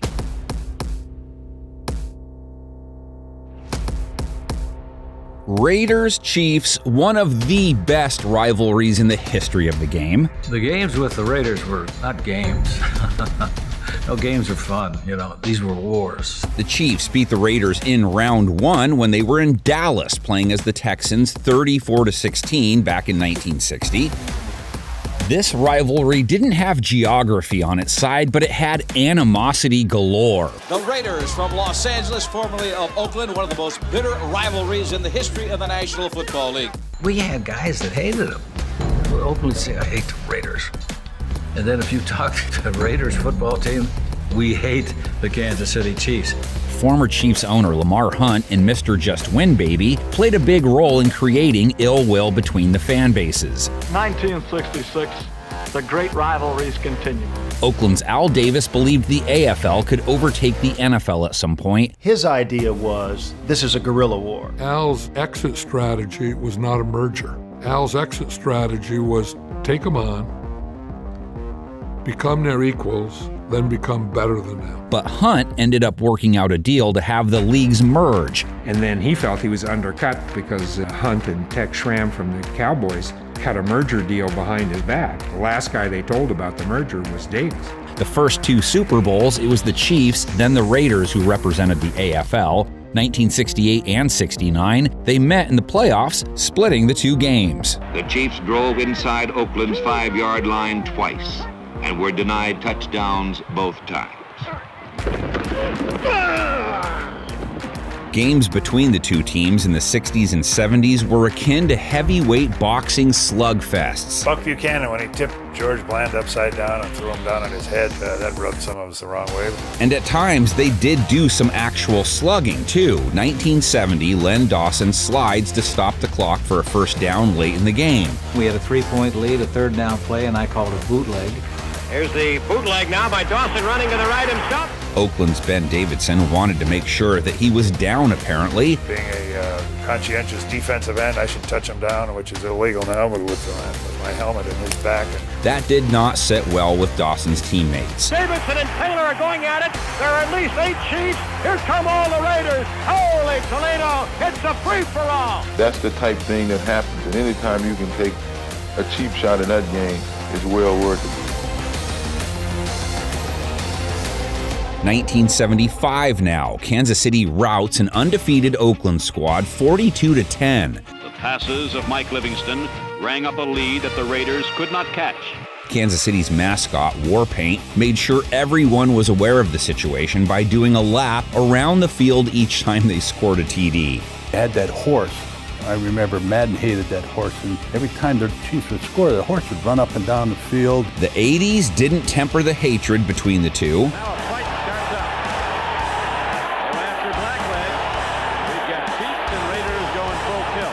1986, there was that double brawl game. Fights, ejections, suspensions were the theme of the day. Big fight going out to 23. Big fight. Major slugging. Marty Schottenheimer was injected into the fray in the 90s. The former Kansas City head coach would post signs that said Raiders Week all over the facility ahead of games against them. I always referred to it as Raider Week. It's all we ever had to talk about. Raider Week was different than any other week. He said they were disrespectful and arrogant. And I have great respect for Al. but I always felt that he thought that the Raiders were everything. Whatever works, right? Schottenheimer went 18-3 against the Silver and Black, taking a 91 playoff game along the way. Marinovich drops back, sets up, he's hit, he throws, the ball deflects, it's intercepted by Martz at the 50. They're on a roll, baby, and Todd Marinovich has been picked off for the 4th time today. Hall of Fame running back Marcus Allen's turn now. The former Raiders legend feuded with Davis and got cut. Of course, he signed on to play with Kansas City. I don't see much, man. I'm one of the quiet guys. Allen went 9-1 against his old squad. That is number 100. If you asked him, he would say that it didn't mean any more than any other game. But that team said he couldn't do it anymore. And he always wanted to prove them wrong. The Raiders' new home in Las Vegas, as the story goes, a construction worker and a Chiefs loyalist buried a Kansas City flag under the stadium's field. The Facebook message that followed, flag buried in dirt, encased in concrete, with stadium built on top of it, Chiefs 1, Raiders 0. Touchdown, Kansas City! Denver and Kansas City fans can agree on one thing. They have a shared enemy when it comes to the Raiders. And Broncos Raiders is at least a PG-13 movie. Denver got the upper hand early, beating Oakland in their first ever meeting 31-14. Oakland, though, dominated the early years of the matchup. The loathing for each other really got in gear in 1972. Al Davis takes over as Raiders owner for the first time. Denver at the time owned by Gerald Phipps. Phipps' granddaughter's quote, "Al Davis and my grandfather hated each other. I mean hated each other." She even said Davis went as far as to send silver and black roses to the funeral of Phipps' wife. Wow. Devious, ruthless, cunning. No, I'll take it. Many fans point to 1977 as the real escalation moment on the field. The Broncos beat the Raiders in the playoffs to make their first Super Bowl. Get down, Denver. Go and do the Super Bowl. We're all going to the Super Bowl. Davis's role in the Denver-Oakland feud wouldn't ever let up. Both teams enjoyed success during the 80s, which made things even more tense between the two, but it was the decade of the 90s that saw the rivalry boil over. 1993 season, Raiders rally from a 30-13 deficit in the final game of the year to win 33-30 in OT. That set up a rematch the week after in the playoffs. Time for the blood to boil.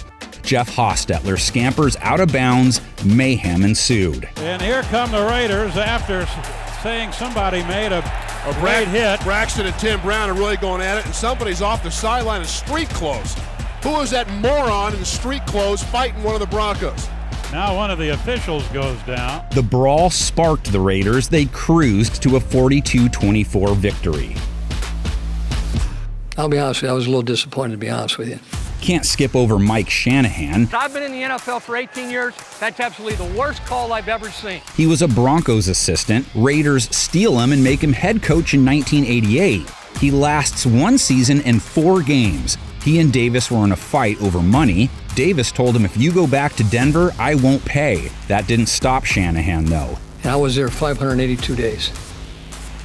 Lane Kiffin was there 616 days. So what it really means is that Al Davis liked Lane more than he liked me. I really don't think it's fair. He took over as head coach in Denver in 1995, faced the Raiders on Monday Night Football, and shuts them out 27-0. Prior to Shanahan taking over, the Broncos had lost 13 of their previous 15 games versus the Raiders. During Shanahan's reign, they would go 21-7 against them. We're on a 10-yard line and we're going out of the end zone. And Al is about the 25 or 30-yard line out in the numbers, just with his hands folded and, watching our team. And the player said, "Hey, coach, we can't run anything over there. Tell them to get out of the way." I said, "Elvis," I said, "throw a go route. And if you happen to get the ball close to that guy in the white outfit over there," I said, "you won't bother me." So Elvis takes the ball and throws it as hard as he can at Al Davis's head. The last second, Al ducks out of the way and it almost hits him. He looks over and he sees Mike, and Mike's over there waving at him. Many of those games played a big role in the continued development of the disdain for one another. 1999, the snowball fight game. Oakland's Charles Woodson and lineman Lincoln Kennedy get in a snowball fight with fans. Kennedy even charged into the stands after someone. Did you see that? They were holding his face mask and putting stuff in it. He just knocked some guy out. Things did not simmer down in the decades that followed. Aqib Talib and Michael Crabtree making sure in 2017 that the ill will between the two teams was alive and well. Wow. I mean, you just knew that this was going to happen. This is just out of control. The Chargers tend to be the overlooked piece in the AFC West rivalry scene. In general, their fans count themselves as part of Hater-Raider Nation. In their first meeting with the Raiders in 1960, they hung 52 points on them. Running inside this time, and it's good for 6 points. The grudge between the two started early. Al Davis, he was an assistant with the Chargers when they started in LA. They were the better team. They put up 40-plus points on the Raiders in their first 5 meetings. So Oakland figured that was as good a club as any to pilfer from. Davis's Raiders would sweep the Chargers in his first year as head coach. The coaching staff the year before I came was 1-13, and we went 10-4. Davis didn't just jump ship to an interdivision rival. He took something with him when he did. He also stole or borrowed, maybe, a little something from the Chargers logo. Davis had the Raiders insignia altered after he showed up, added a now very famous shield to it. Where did he come up with the concept? Yep, Chargers' original logo had one. The adage that goes around, take what they give you. That all sounds good to everybody, but I always went the other way. We're going to take what we want. Chargers fans' contempt for the Raiders grew significantly in 1978. They dubbed the play the Immaculate Deception. Most fans know it as the Holy Roller. Here comes the rush. He sidesteps. Can he throw? He can't. The ball flipped forward is loose. A wild scramble. 2 seconds on the clock. Casper grabbing the ball. It is ruled a fumble. Casper is recovered in the end zone. Not only did the league change the fumble rules after this game, but the, quote, miracle likely kept the Chargers out of the playoffs. It didn't help Oakland players wouldn't admit to batting the ball forward after the game either. The only thing I can say about the Holy Roller, you can watch it on film. I just happened to be there at the time. The ball pounced and tried to pick it up, and I kicked it back to myself. The Oakland Raiders have scored on the most zany, unbelievable, absolutely impossible dream of a play. As we mentioned, the same year the current NFC East rivalry block was completed was the same season the NFC North's 4 clubs were all together.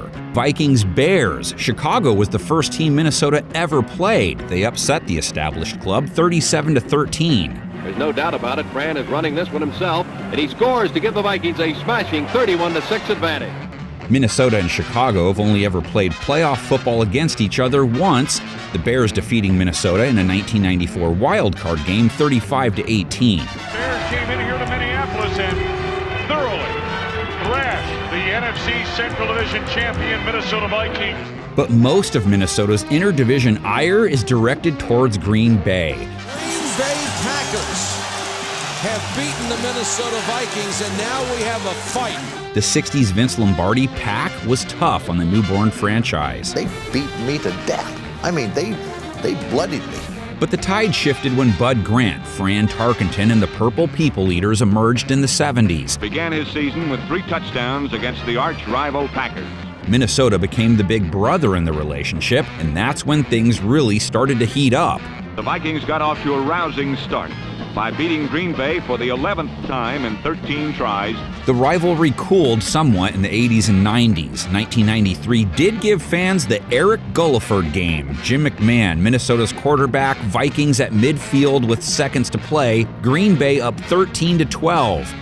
Goes deep, man is wide open.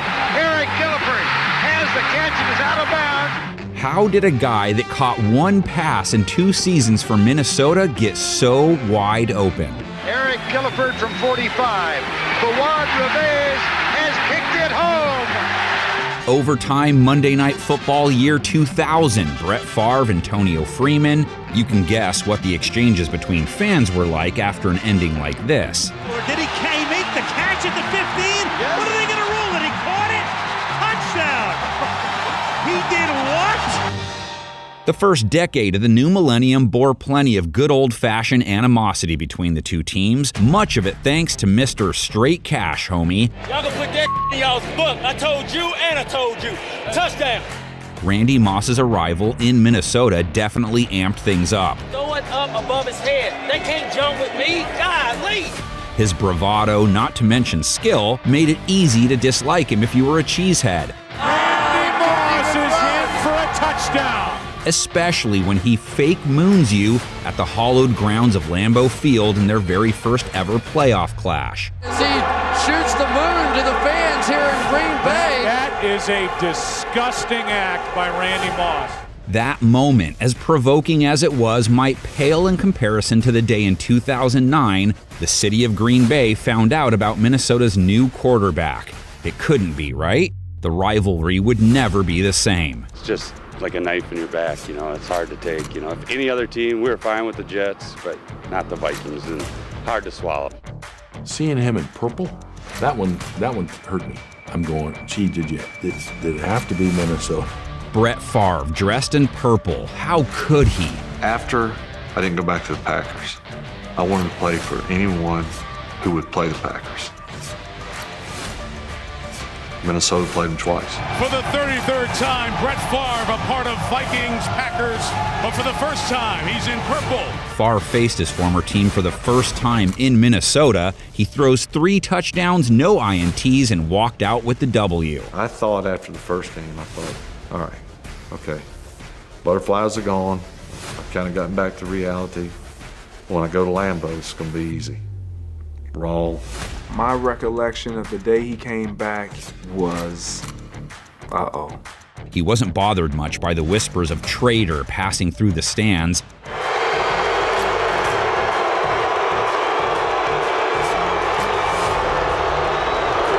He was even better than he was in Minnesota. 4 touchdowns, no INTs, and a season sweep. The ultimate nightmare for a Packer fan. The Packers did beat the Vikings in the 2012 wild card round. That's the only other time they've played postseason ball. And Webb's going to lose the ball. Taken away by Clay Matthews. And the Green Bay Packers with designs on a trip to San Francisco. 1966, the Miami Dolphins were added to the AFL fold, and that marked the completion of the current AFC East. Certainly Miami Jet game is a big rivalry. All through the 80s there was always those type of games to where the competitiveness rose another notch. I think the fans have something to do with it. Jets, Dolphins, squish the fish, down with the fish, under the water where they belong. Jets, #1. Fish on up! Dolphins Jets has provided a number of worthy evolutionary moments of disdain, one of the most contentious, the 1982 Mud Bowl. For 2 rain-soaked quarters, the team slogged and slugged to a scoreless tie. The Jets had been dominating the Dolphins heading into the '82 AFC Championship game. The game was in Miami, the stadium, the Orange Bowl. For 72 hours prior to the game, it poured. Oddly, the tarp was never pulled out to cover the field. The game featured 9 turnovers, the Dolphins won, and went on to the Super Bowl. At the line of scrimmage, it's going to be run in for a touchdown. So what was the deal with the tarp? For the rest of his life, Jets head coach Walt Michaels believed it was not an oversight. He claimed Dolphins head coach Don Shula purposely had it left off to neutralize New York's superior team speed. The result was an emotional victory that would take the team to Pasadena. The 1983 draft has always been a sore spot for the Jets when it comes to the Finns, not because of anything they did wrong. New York Jets. The Jets take as their first-round selection quarterback Ken O'Brien of California Davis. But when you take Ken O'Brien, a good quarterback, and leave Dan Marino to Miami... Dan Marino, maybe the best throwing quarterback in the history of the National Football League, was there to be taken in a year that the Jets were going to take a quarterback, and they chose not to, rubbing salt in the wounds the Miami Dolphins did. It stings when he turns around and lights you up over and over and over again. Marino will throw it. He pops it. It is caught for a touchdown. Marino threw more TD passes against the Jets than any other team in his career. Duper down there.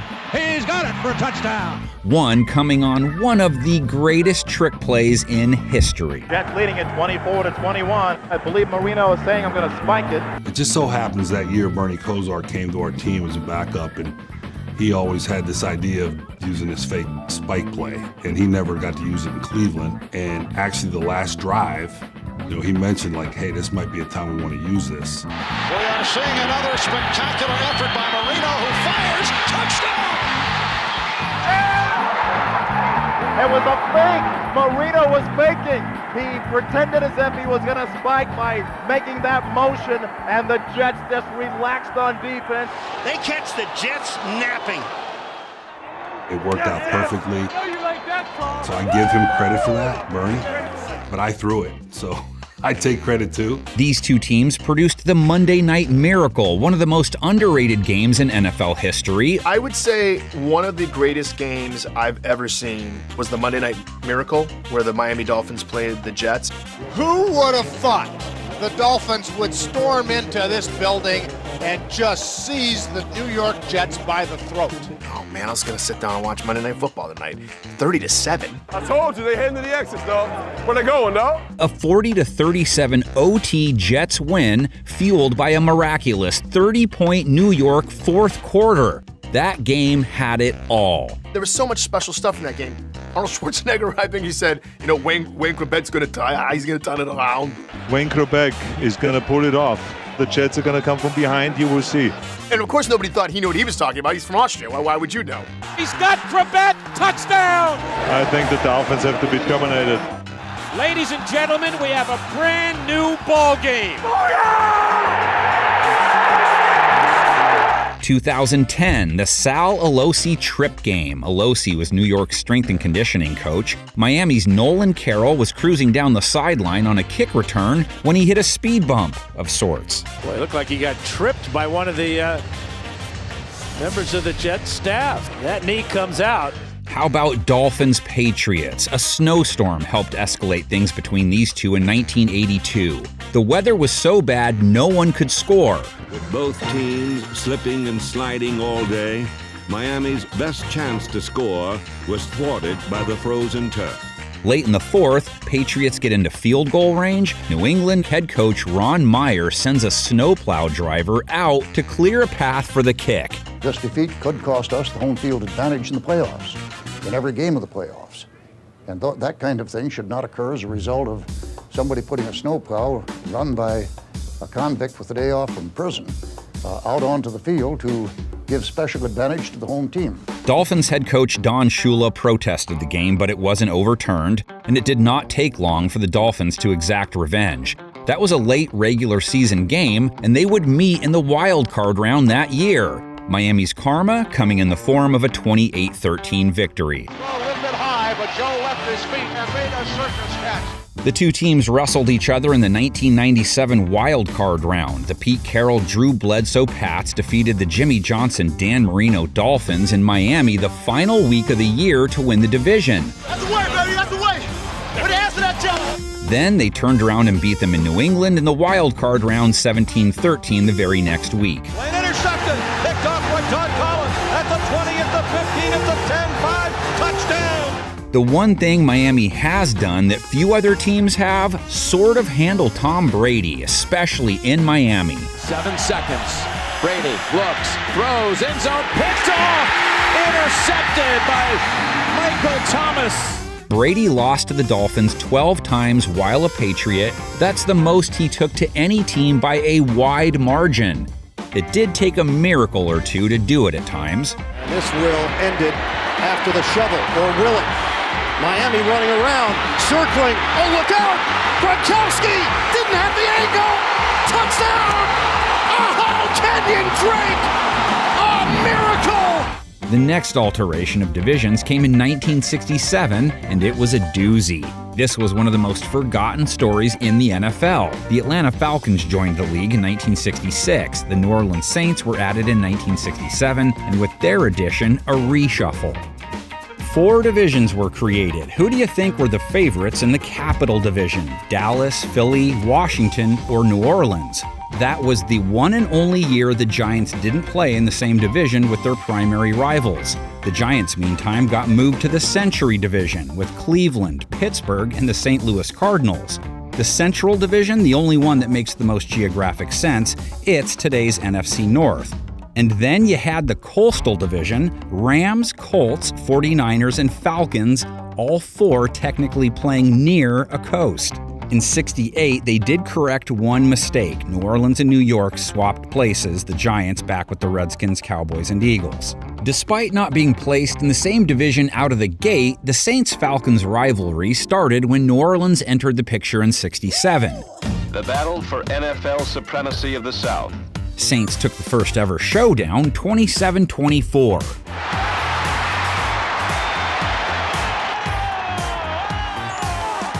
These two also gave us an all-time underrated gem, the New Orleans Miracle or Double Hail Mary game. 1978, Falcons pull off what should have been one of the greatest Hail Mary plays ever, but the ref called it incomplete. No matter, Atlanta wouldn't be denied a miracle twice in one game. 3 wide receivers, they're all on the right side. Bartkowski with a snap, drops the throw. Clock is running now, down to 17, throws long. Everybody's down there. The Saints look like they're there. There's the ball in the air. Jackson catches it. Touchdown, Atlanta. Unbelievable. There are no penalty flags. The Atlanta Falcons have come from behind. 1991 wild card, the first time there was a Southern playoff bout. Hope they can prove real good.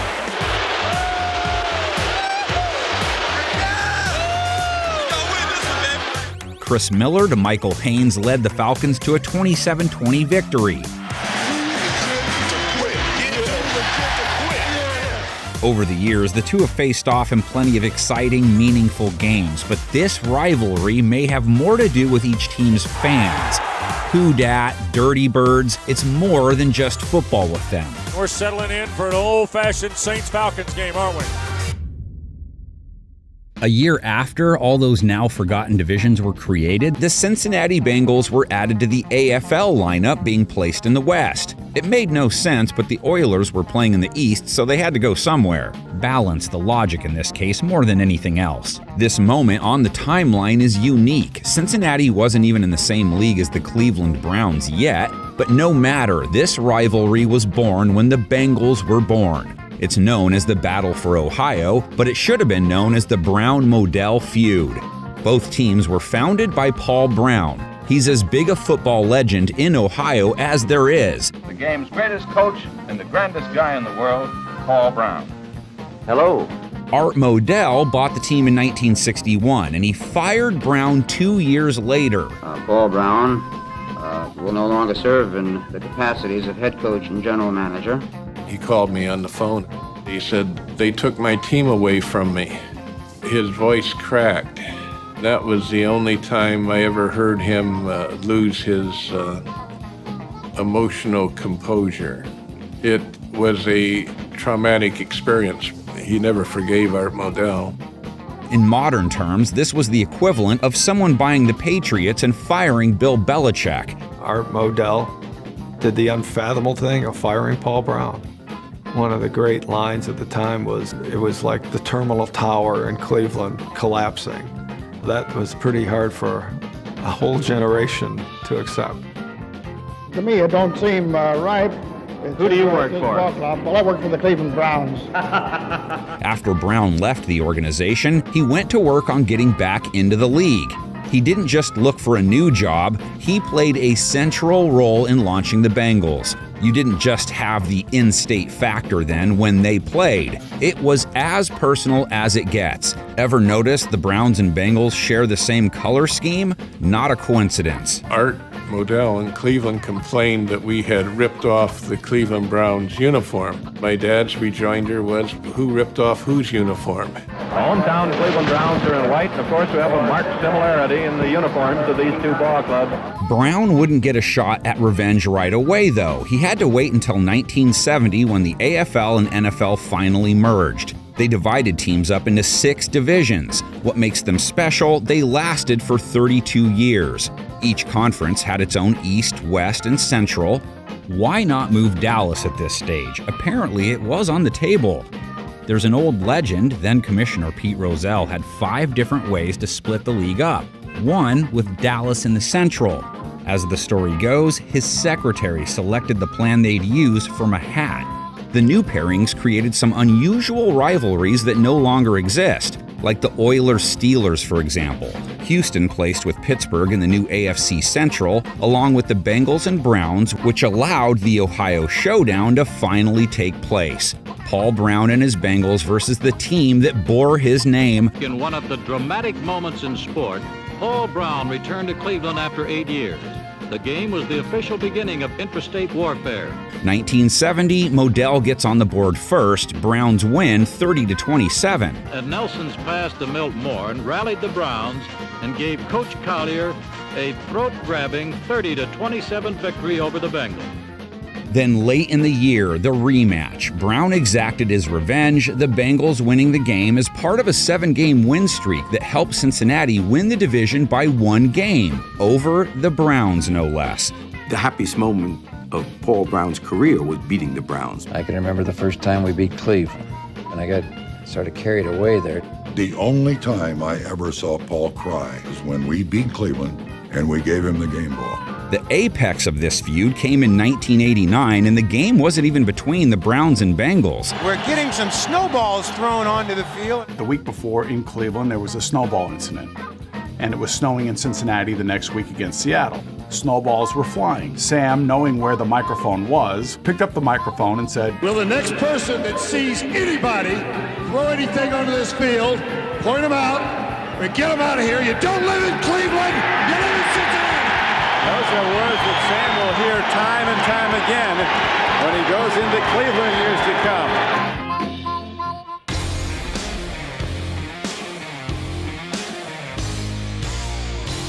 Cincinnati-Pittsburgh may not have started with too many fireworks, but it morphed into one of the fiercer feuds the league has seen. Bad blood has been the recurring theme of this Pittsburgh-Cincinnati matchup in recent years. Look at that. Look at midfield here. Jeremy Hill's about to take on 4 Steelers. Steelers beat the Bengals the first time they played them, 21-10 in 1970. The rookie had his second touchdown of the evening, while the Steelers had a thrilling come-from-behind victory over Cincinnati. The two missed each other's windows of excellence, though. When Pittsburgh dominated in the 70s, the Bengals were down. When Cincinnati rose to prominence in the 80s, the Steelers faded. Yeah, come on, Kenny! Right there, right there! Bengals quarterback Ken Anderson had plenty of success versus Pittsburgh, but he also took plenty of bruising hits. Older Bengals fans will never forget the 1983 game when Pittsburgh's Keith Gary sent Anderson to the sidelines on one of the most brutal face masks you'll ever see. Down goes Anderson. Flags it down. He might have got his hand on the face mask. I think he did. There it is. Fast forward to the 2000s, both teams playing at a high level. We hate the Bengals! 2005, Bengals win a high-scoring regular season game in Pittsburgh. After the game, Bengals wide receiver T.J. Houshmandzadeh mocked Steelers fans by wiping his shoes with their beloved terrible towel. Let me get a towel. Let me get a towel. I need to shine my shoe. Then the two end up meeting in the playoffs, the Bengals hosting Pittsburgh. Cincinnati had the lead and a feeling they could finally exorcise some Pittsburgh demons, but it wasn't to be. Carson Palmer is down. Carson Palmer is wriggling around. Timo von Oelhoffen put the hit on Carson Palmer. And now he's going to toss it back to Roethlisberger. Touchdown. Wide open down the field. It's Wilson. And the Steelers have a double-digit lead. Steelers head coach Bill Cowher didn't hesitate to pour salt on the wound either. When I say who day, you say we day. The next match point, and it would prove to be a major one, the arrival of Vontaze Burfict in 2012 in Cincinnati. Did I say bitter rivalry? 98 is Vince Williams of the Steelers, who tweeted at Vontaze Burfict. Burfict said, "Why wait? You know where to find me." They found each other at midfield today. Burfict did not care what anyone thought about his style of play. Steelers fans and Antonio Brown getting a front row seat to that style in their 2015 playoff matchup. To Vontaze Burfict, and yes. Oh my goodness. 2017, time for some payback. Steelers wide receiver Juju Smith-Schuster letting Burfict know they had not forgotten. For Pittsburgh Steelers fans, this is the ultimate poetic justice. Public enemy number one, Vontaze Burfict. The 1970 merger also gave birth to Pittsburgh-Oakland. They were both the cream of the AFC 70s crop, played each other 5 straight years in the playoffs. The first of those meetings remembered forever by the immaculate reception. Bradshaw running out of the pocket, looking for somebody to throw to, fires it downfield. And there's a collision. It's caught out of the air. The ball is pulled in by Franco Harris. Harris is going for a touchdown for Pittsburgh. Absolutely unbelievable. Holy moly.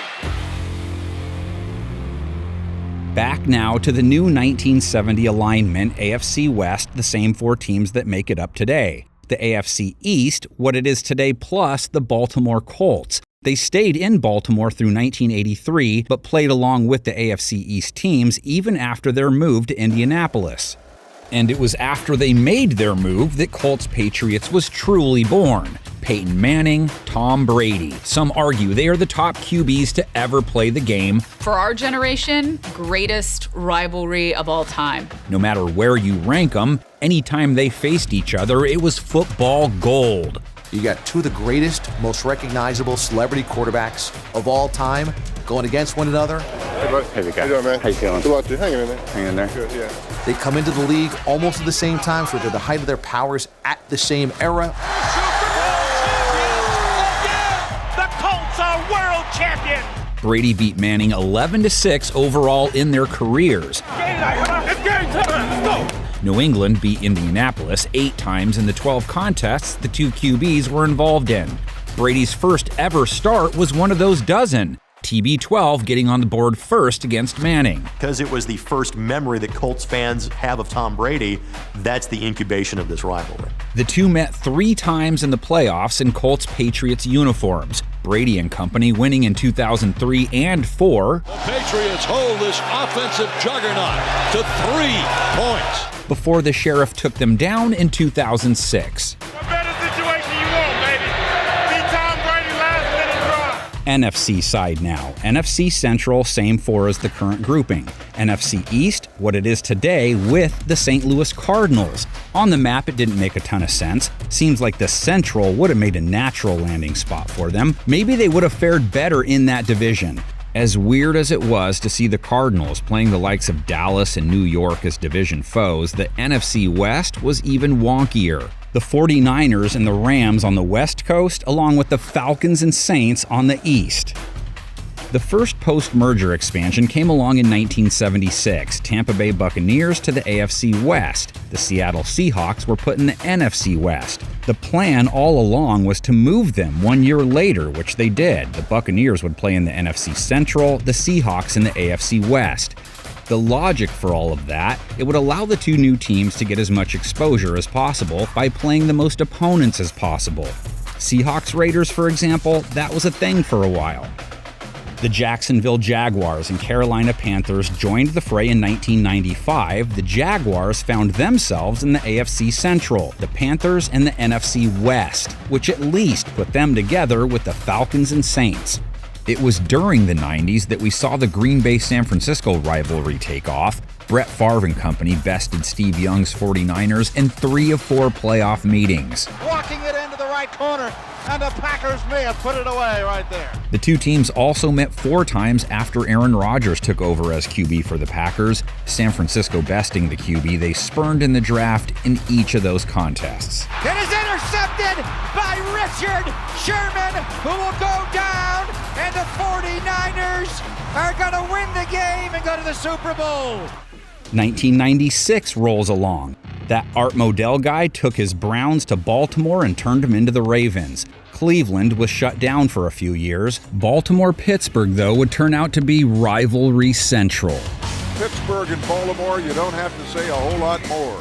You'd think Steelers-Ravens would be nothing more than a continuation of Steelers-Browns, but it's far from it. They don't like us, we damn for sure don't like them. When that whistle blow, We unleash hell today. Baltimore-Pittsburgh is widely considered the fiercest, most intense rivalry in the modern NFL. There's some hitting, there's some jawing, there's everything we thought there would be. Hit by Polamalu, the ball's out. He kind of did force Jacoby Jones back into the field. The Steelers beat the Ravens in the opening round of their ongoing bout 31-17 in 1996. Intercepted by Woodson. 35-30, 25-20, nothing but sideline. Rod Woodson back quickly. From 2000 to the present, this rivalry has seen it all. 2001, first playoff bout, Pittsburgh 27-10, defense was curtain-like. Ain't no more Raven defense, it's Steelers. We won this thing today as a team, and you sent the defending champions home. In 2008, the two face off in the conference championship game. Steelers defense again dominates. 3 sacks, 3 INTs. Picks off Polamalu. 2010, they were back at it again in the divisional round. Touchdown! More playoff action. Baltimore finally gets the upper hand, beating Pittsburgh in the wild card round. For the greatest catch in the history of football, on the interception that turned the game, Terrell Suggs.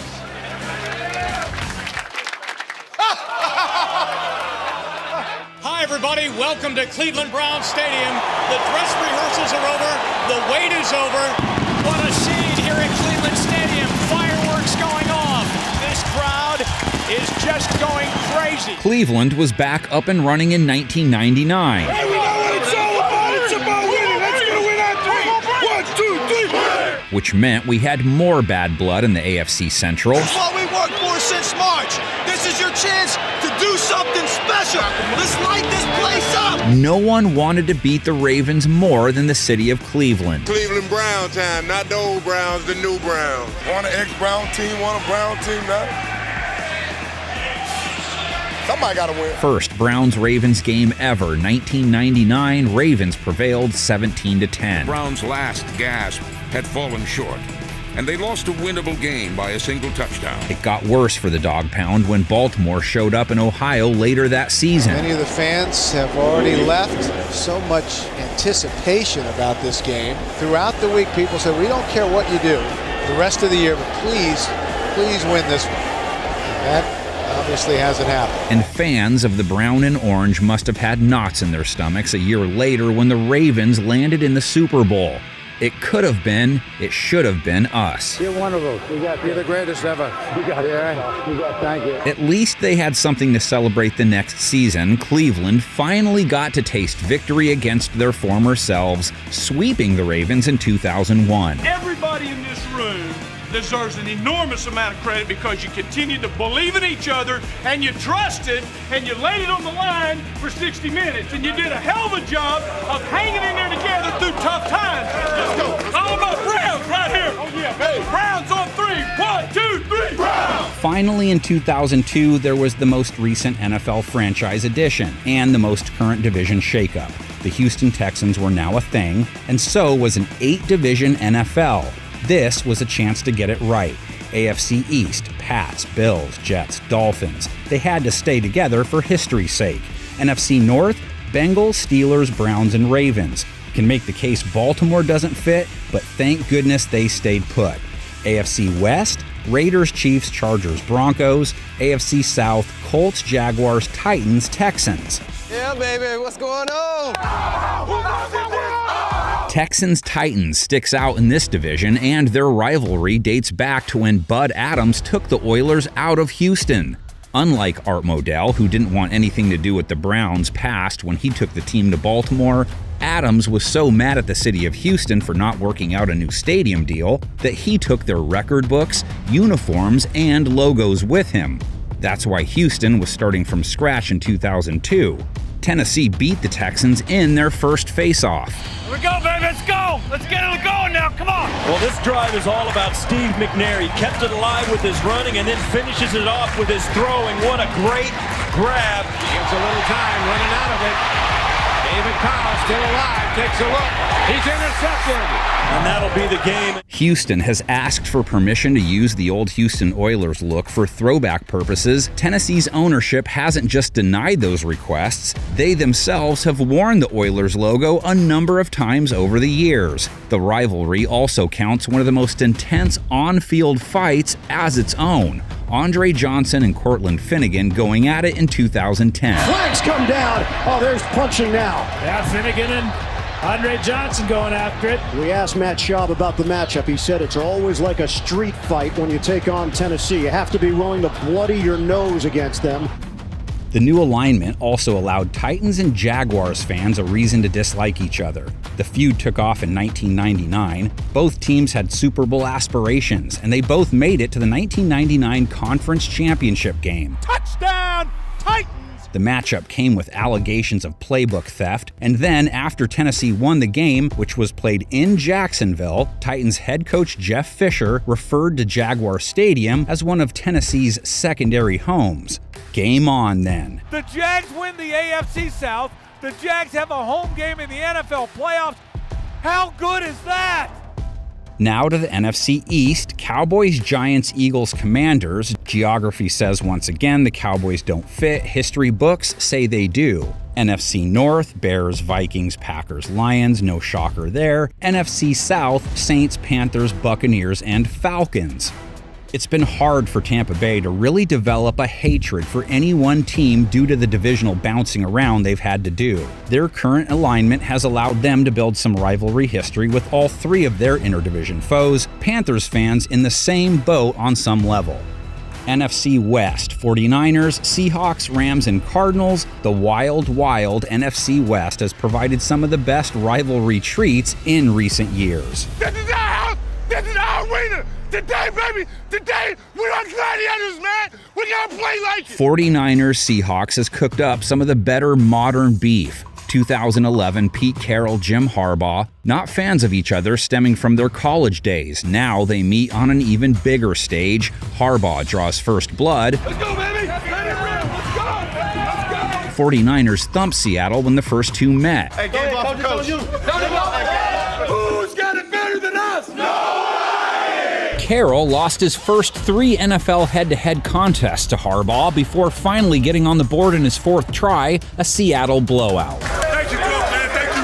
I've been telling you for a long time, you ain't done nothing yet. You did something tonight. That game was the tipping point in the rivalry, and Seattle's dominant West run would follow. Part of that run was the Richard Sherman-Michael Crabtree playoff game in 2013. Fires near side, going for the end zone. Ball is picked up and after it. Is it picked up? Is it picked off? It is! It's picked off in the end zone! Richard Sherman tips it! Malcolm Smith picks it off in the end zone! Intended in the far corner! The Seahawks are gonna run this baby down! Sherman making the game-saving play against Crabtree and then endearing himself to Niner Empire. Well, I'm the best corner in the game. When you try me with a sorry receiver like Crabtree, that's the result you're gonna get. 2018, Sherman pulls the unthinkable. The face of Seattle's Legion of Boom signs with its arch-enemy. Yeah, that look ugly on you. Seattle-San Francisco faced each other for a second time in the playoffs when they met in 2022. Control what we control. This is what we wanted, so let's take advantage of this. Let's turn it up. Give me everything you got today, man. Wait for your brother today. All out effort. The 49ers evening things up on that front. Touchdown! San Francisco! Pretty good. You're pretty good. Good job. Good job, man. Good job, man. Go win that thing.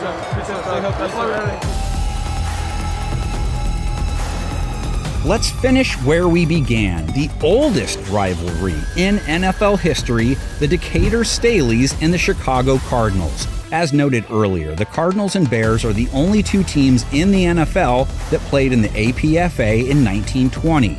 That was the NFL's first season. Cardinals won the first ever contest between the two 7-6, but the Bears, throughout history, firmly ahead in the win-loss column in what we'll call the birth status rivalry. As you can see, just covering the incendiary moments in rivalry history is taxing enough. Help complete the story by adding a written component to it. Add your favorite or most heartbreaking moments. add rivalries left out.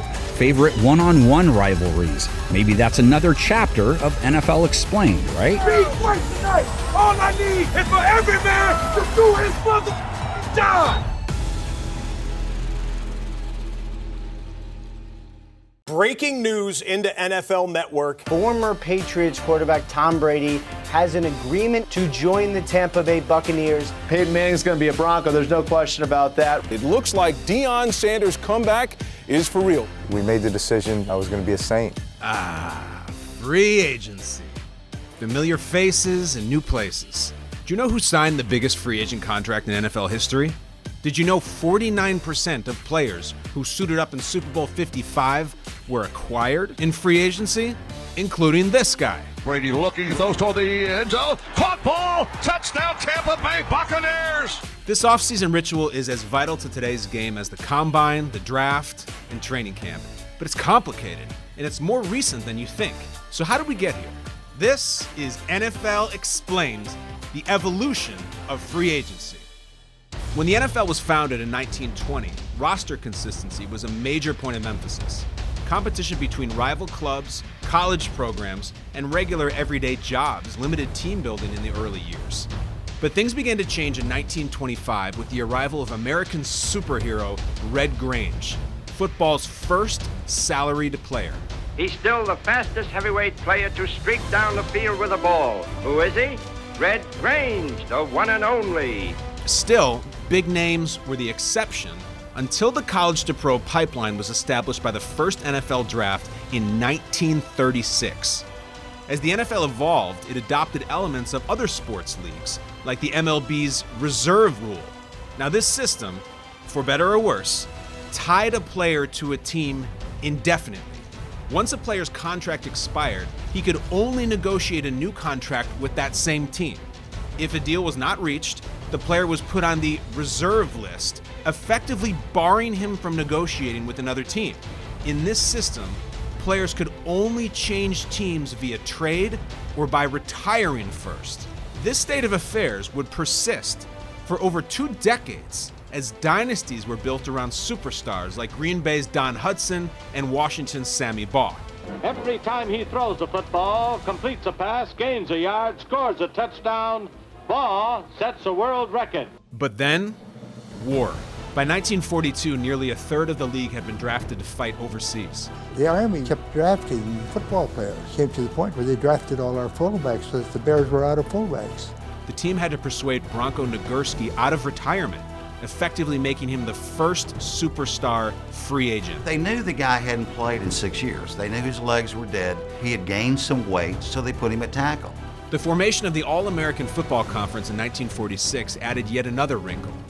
The new league's timely arrival, along with wartime uncertainty, led to some players backing out on their draft day agreements. Legendary receiver Max Speedy was drafted by the NFL's Detroit Lions in 1942, but owner Fred Mandel didn't want to sign him until he returned from duty. Meanwhile, Speedy was enticed by several AAFC offers, eventually signing with Paul Brown in Cleveland for $7,000. You snooze, you lose, Fred. Cleveland is overjoyed. The Browns are the champions of the world again. College phenom Spec Sanders, great name, was drafted by Washington in 1942, but jumped leagues to play for the AAFC's Yankees in '46. 2 years later, future Hall of Famer Y.A. Tittle rejected the Lions to sign with the AAFC's Baltimore Colts. Tittle goes angle to the right side, completes the ball, Morrison going all the way! This massive shift in player demand led the NFL to introduce the one-year option rule in 1947. Teams could only use the reserve clause once after a player's contract expired. In turn, players could then negotiate and sign with another team after their option year was fulfilled. But it took 14 years for someone to switch teams under this rule.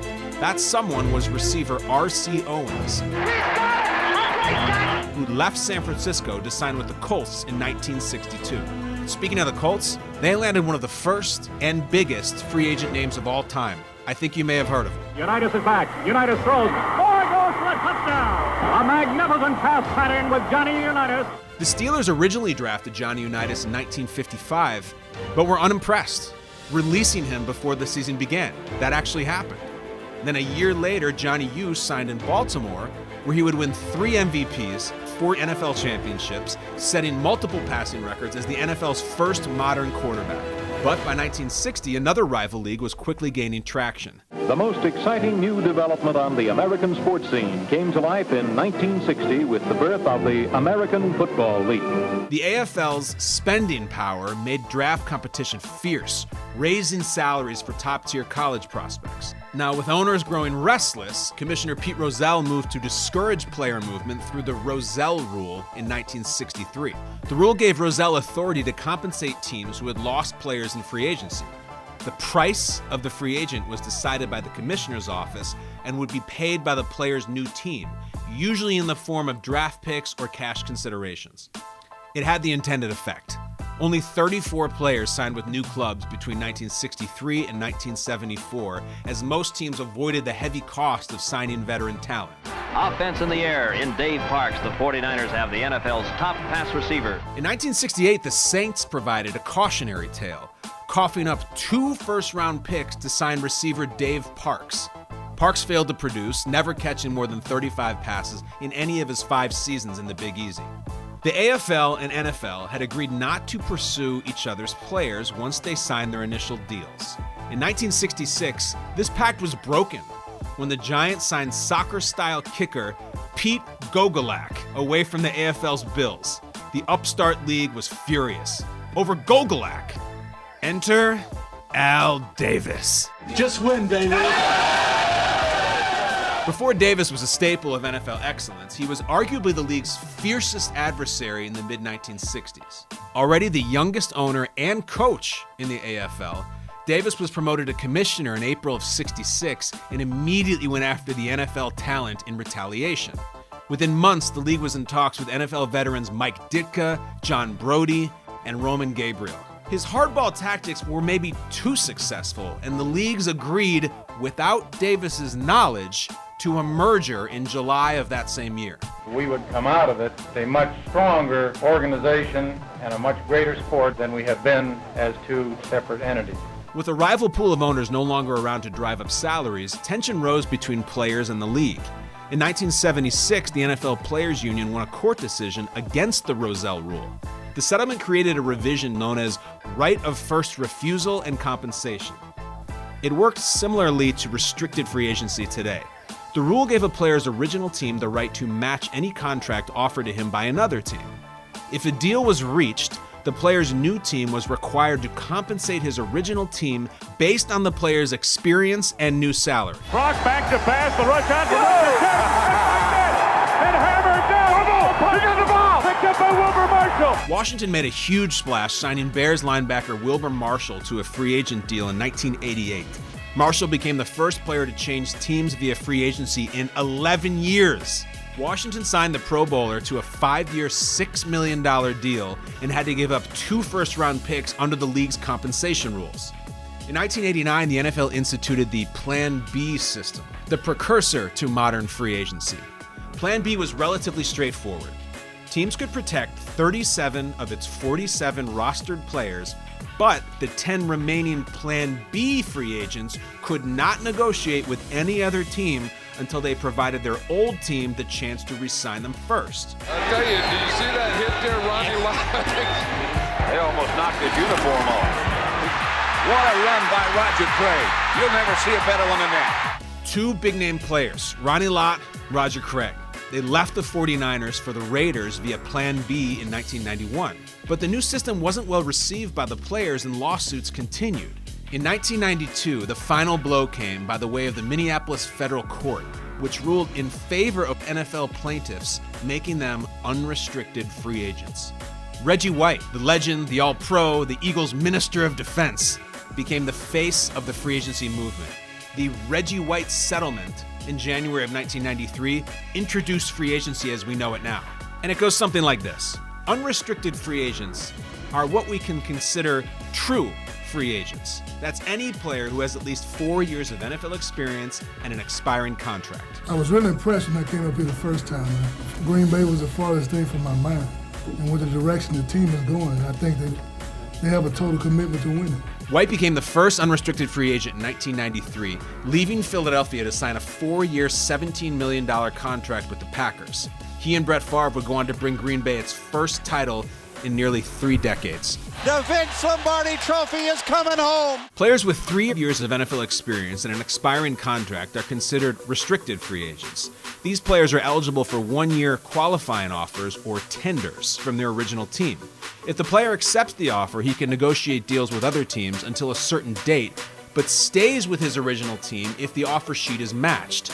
Everybody keeping up? Heck yeah! Woo! Good. The impact of free agency was immediate as some of the league's biggest stars entered the open market. The first year we saw dozens of big names swap jerseys. Raiders legend Marcus Allen bolted for the Chiefs. Linebacker Kevin Green made an immediate impact in Pittsburgh. Ronnie Lott went from LA to the Jets. Vinny Testaverde joined Bill Belichick with the Browns. And that was just the beginning. Primetime, Deion Sanders, high step to the 49ers, and a Super Bowl title in 1994. Then did it again just the following year to Dallas, where Jerry Jones served up a whopping 5-year, $30 million offer to pry Prime away from his NFC rival. This is Deion. He got one here. All of this success has led to some monster money for high-profile free agents. Let's take a look at how big-time free agent contracts have evolved on the defensive side. Reggie White's $17 million contract made him the highest-paid defender in 1993. All-Pro Javon Curse, the Freak, left the Titans in 2004 to sign in Philly, making him the highest-paid D lineman at the time. Albert Hainsworth signed history's biggest defensive contract in 2009 before Ndamukong Suh topped that in 2015 with a 6-year, $114 million deal with the Dolphins. You can't forget Charles Woodson, who reinvigorated his Hall of Fame career signing with the Packers in 2006. He went on to win Defensive Player of the Year in 2009 and won a Super Bowl in 2010. And it's picked off by Charles Woodson. Touchdown pass! Speaking of a career renaissance, how about Rich Gannon? Gannon won league MVP after signing with Oakland in 1999. 2-time MVP and 2005 free agent Kurt Warner resurrected his career in the desert, leading the Cardinals to Super Bowl 43. And then there's Brady.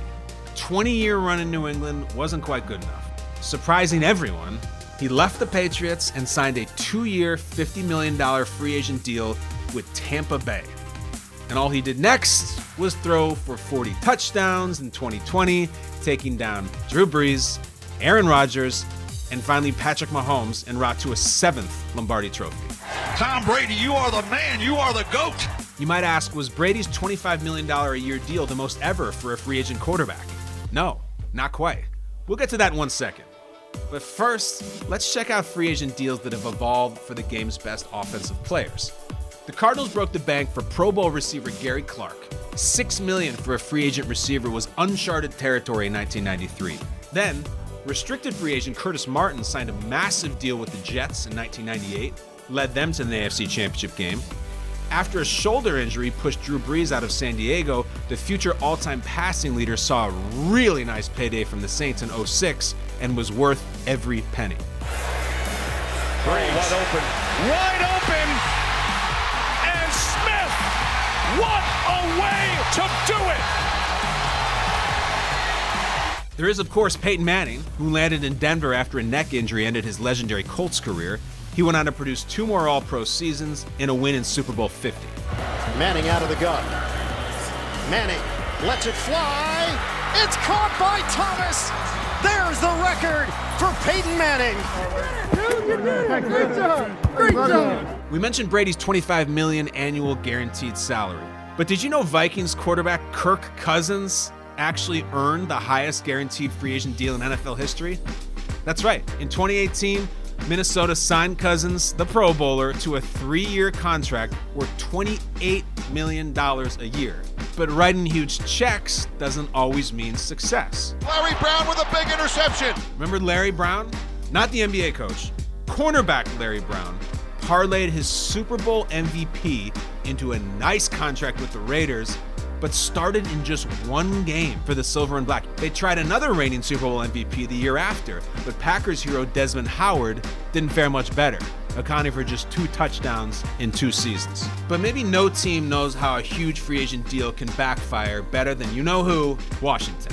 Oh man, the franchise doled out massive contracts to Adam Archuleta and Deion Sanders, neither of which played more than a single season in Washington. Maybe the most disruptive inside force in the league right now is Albert Haynesworth. And then, of course, Haynesworth.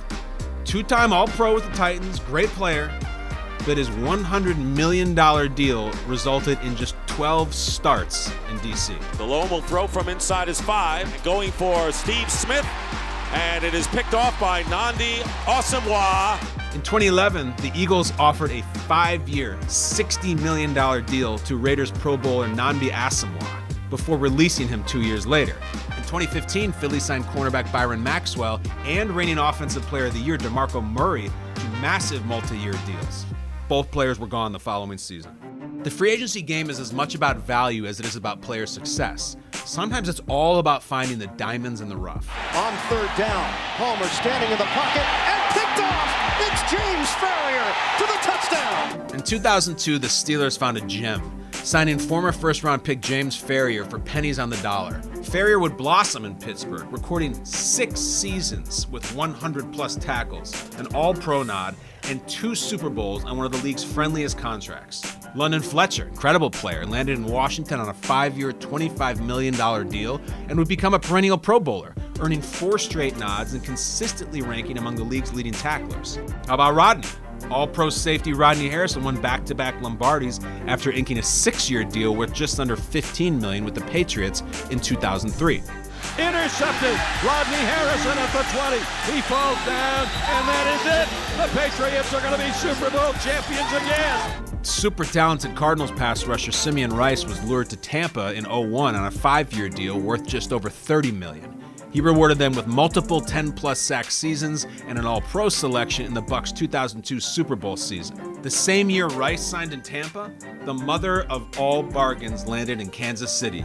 Roll the highlight reel. Here he goes. He's out there. He's in. Touchdown. And he now holds the record for most touchdowns in a season. How do you not love Priest? Arriving on a very modest 5-year, $8.5 million deal, Priest Holmes went full supernova for the Chiefs and won you all the fantasy titles. He rattled off 3 All-Pro seasons, netting a ridiculous 6,500 yards from scrimmage and 61 total touchdowns over that span. So with all this talent flying around, owners need to find some sort of compromise, and that came in the form of franchise and transition tags. During negotiations in 1993, Broncos owner Pat Bowlen was terrified that he'd lose All-Pro John Elway and demanded a method for teams to protect their top talent. The resulting Elway rule was born, creating the tag structure and adding an extra level of complexity. How does it work? Glad you asked. If a team wishes to retain an upcoming unrestricted free agent, they can use their franchise tag on a single player, which extends that player's contract an extra year. A player can be tagged up to 3 times by their team. There are 2 types of franchise tags. An exclusive tag is exactly what the name implies. The player is locked into his team and cannot negotiate with any other team during the free agency period. The 1-year deal must pay him the average of the top 5 highest paid players at his position, or 120% of his previous year's salary, whichever is higher. Needing 7 yards, Breeze throws, end zone, touchdown, and there's the record. The all-time single-season NFL passing record. This is what the Saints did with Drew Brees in 2012. Brees was able to negotiate a 5-year deal before the start of the season. The more common version is the non-exclusive tag. For a slightly lower price, it can lock up a player for another year, but does not prevent that player from negotiating longer-term deals with other teams. If a player signs elsewhere, his original team is granted 2 first-round picks. And then there's the transition tag, which allows a team to match any offer, but does not guarantee compensation if the player leaves. These 3 tags give leverage to teams and are generally used to negotiate longer-term deals with their franchise players. While Elway and Steve Young were the first to receive the franchise tag, teams soon started using the rule as a negotiation tactic for players of all positions. Tony Gonzalez refused to sign his franchise tender in 2001, arguing his worth was far beyond the salary of typical tight ends. By 2002, he signed the most lucrative tight end deal in history at that time, 7 years, $31 million. No tight end in the NFL has ever caught as many touchdown passes as Tony Gonzalez. The Seahawks tagged Sean Alexander in 2005, who bet on himself in a big way, delivering a record-setting MVP season on a one-year deal. Alexander, wide open. The record is yours. Then he signed a massive 8-year, $62 million contract with Seattle that offseason. Michael Vick's 2010 resurgence in Philly earned him a franchise designation in 2011 before the two sides worked out a long-term deal with nearly $40 million guaranteed. Rushing four, ball comes out of the hand. Von Miller did it again. They knocked it out of the hands of Newton. In 2016, Denver tagged Super Bowl MVP Von Miller before settling on a payday to the tune of $70 million in guaranteed money. And Kirk Cousins, the free agency legend, signed 2 consecutive franchise tags in Washington, and that was before his record-setting deal with the Vikings. Roethlisberger on a hit. Le'Veon Bell, the cut. Bell breaks a tackle. Bell trying to go all the way. In 2017, Le'Veon Bell had an all-pro year under the franchise tag, but sat out the entire 2018 season after the team tagged him yet again. He would garner $35 million in guaranteed money from the Jets the following season. All right, my friends, before we wrap this up, let's dive into free agents of the undrafted variety. We love these. Undrafted free agents are treated as unrestricted free agents and can negotiate and sign with any team. These players date back to the 1940s, when the AAFC's Browns discovered gems like Marion Motley and Lou Groza.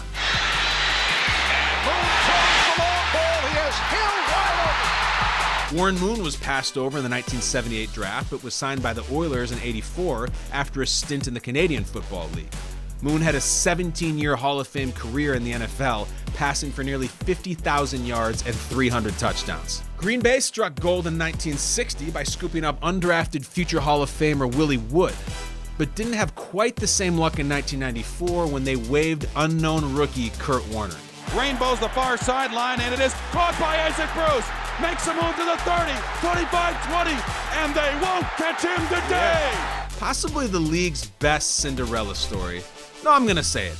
Definitely the league's best Cinderella story. Warner went on to sign with the Rams in 1999, leading St. Louis to a win in Super Bowl 34. In 2001, Warner's second title was snatched away by Adam Vinatieri, another undrafted Super Bowl hero. Legendary slot receiver Wes Welker was skipped over in 2004, as was Steelers linebacker James Harrison 2 years earlier. The aforementioned Priest Holmes is also on that list, as is Broncos legend Rod Smith, the Cowboys' Tony Romo, and Canton-bound tight end Antonio Gates. 112 career touchdown catches. That's the most by an NFL tight end. But maybe the greatest undrafted free agent ever is Hall of Fame defensive back Dick Night Train Lane. Signed by the Rams in 1952, Night Train picked off 14 passes as a rookie, still an NFL record. He retired with 7 All-Pro seasons and the second most career interceptions in NFL history. So there you have it. You are now schooled on all things free agency, and I hope you had a little fun. The veil of mystery is finally lifted. See you next time. Can you name the 4 teams who have never drafted first overall? Did you know the Raiders are the only team to draft a punter and a kicker in the first round? And who are the 4 Hall of Famers taken with the top 5 picks in 1989? The draft has seen its share of incredible moments. Atlanta has selected Brett Favre. May be a while for him back there in the green room now. Another big-time low moment. Hey, Coach. What was once a behind-closed-doors business function has become a traveling, made-for-TV extravaganza. But how did we get here? This is the evolution of the NFL draft. In the early years of the NFL, signing college stars was a total free-for-all. Legends like Red Grange, Dutch Clark, and Don Hudson signed with the league's most prestigious teams, or those that would offer the most money. But all that changed when Philadelphia Eagles co-owner and future NFL commissioner Bert Bell took a stand. Struggling to sell tickets without marquee talent, Bell proposed an idea in 1935. Rather than the Bears, Packers, and Giants dominating the league forever, the NFL should level the playing field and hold a draft so that every team had a chance to sign top college talent. The vote was unanimously approved, and on February 8, 1936, at a Philadelphia Ritz-Carlton, the NFL draft was born. Here's how it went down. 9 rounds, with the order going in inverse of the previous year's standings. The worst team picked first, the best team picked last. No film, scouting, combines, or pro days. Selections were untimed and made based on newspaper clippings and word of mouth. Each team submitted a list of the 10 best college seniors it had heard of, and the league pooled all 90 names on a blackboard. Bell's Eagles secured the #1 overall pick and took the first ever Heisman Trophy winner, running back Jay Berwanger. He never played it down in the NFL and would go on to sell rubber. The first draft pick ever turned down the NFL to be a foam rubber salesman. This is true. This would be a common theme in the early days of the draft, in fact, as many chose to skip football altogether, making more money in other ventures. Pro football players made $100 a game at best in these days. In 1946, Rams owner Dan Reeves changed the course of draft history. He hired Eddie Codall, the NFL's first full-time scout. In turn, the Rams would go on to have the deepest team in the league throughout the 1950s. Norm Van Brocklin drops back, throws an arching pass upfield. Rangy Tom Pierce gathers it in on the dead run and races all the way to score for Los Angeles. The emergence of a rival league in 1946 would foreshadow one of the draft's biggest dilemmas over the years. In 1949, Indiana University halfback George Talaferro, number 20, joined the Los Angeles Dons in the All-American Football Conference. The All-America Football Conference, better known as the AAFC, would poach stars like Y.A. Tittle and Otto Graham after they'd already been drafted by NFL teams. To shake things up, the NFL implemented the bonus pick from 1947 to 1958. Rather than the #1 overall selection going to the worst team in the league, it would now be decided by lottery. In 1948, the Eagles finished 9-2-1. They were awarded the first pick in the 1949 draft and happily took future Hall of Fame linebacker Chuck Bednarik. Shaw sends the ball flying in the second quarter with a completion of Frank Gifford. During the 1960s, the draft was forced to evolve again in the face of competition. With strong TV deals, the upstart AFL had the revenue to support the signing of big-time college talent.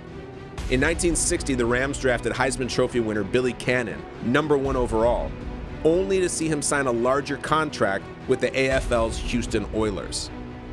The competition for talent was fierce. In 1962, receiver Lance Allworth had been drafted by both leagues. That's when Al Davis, then with the Chargers, surprised Allworth with his AFL contract on the field of the Sugar Bowl just as Allworth finished his college career. Al was a legend. San Diego Chargers are fortunate to have Lance Allworth in their stable, pro football's finest receiver. While both leagues duked it out for top players, the Cowboys were on the verge of something special. Led by general manager Tex Schramm, Dallas was the first pro football franchise to introduce computerized scouting. With the help of personnel guru Gil Brandt, the Cowboys went on to draft 6 future Hall of Famers in the 1960s alone. Well, the Cowboys need a miracle. Roger, he's going long. Down the near sideline for Drew Pearson. Pearson makes the catch at the 5. Touchdown! Staubach hit Pearson on a 50-yard touchdown. While he didn't join the team until 1969 because of military obligations, Roger Staubach was a 10th-round selection in the 1964 draft. Many call it the best class ever. A record 10 future Hall of Famers in one group, including Carl Eller, Paul Krause, and Leroy Kelly. The bidding war took another turn when the Rams had team officials develop relationships with prospects before they were even drafted.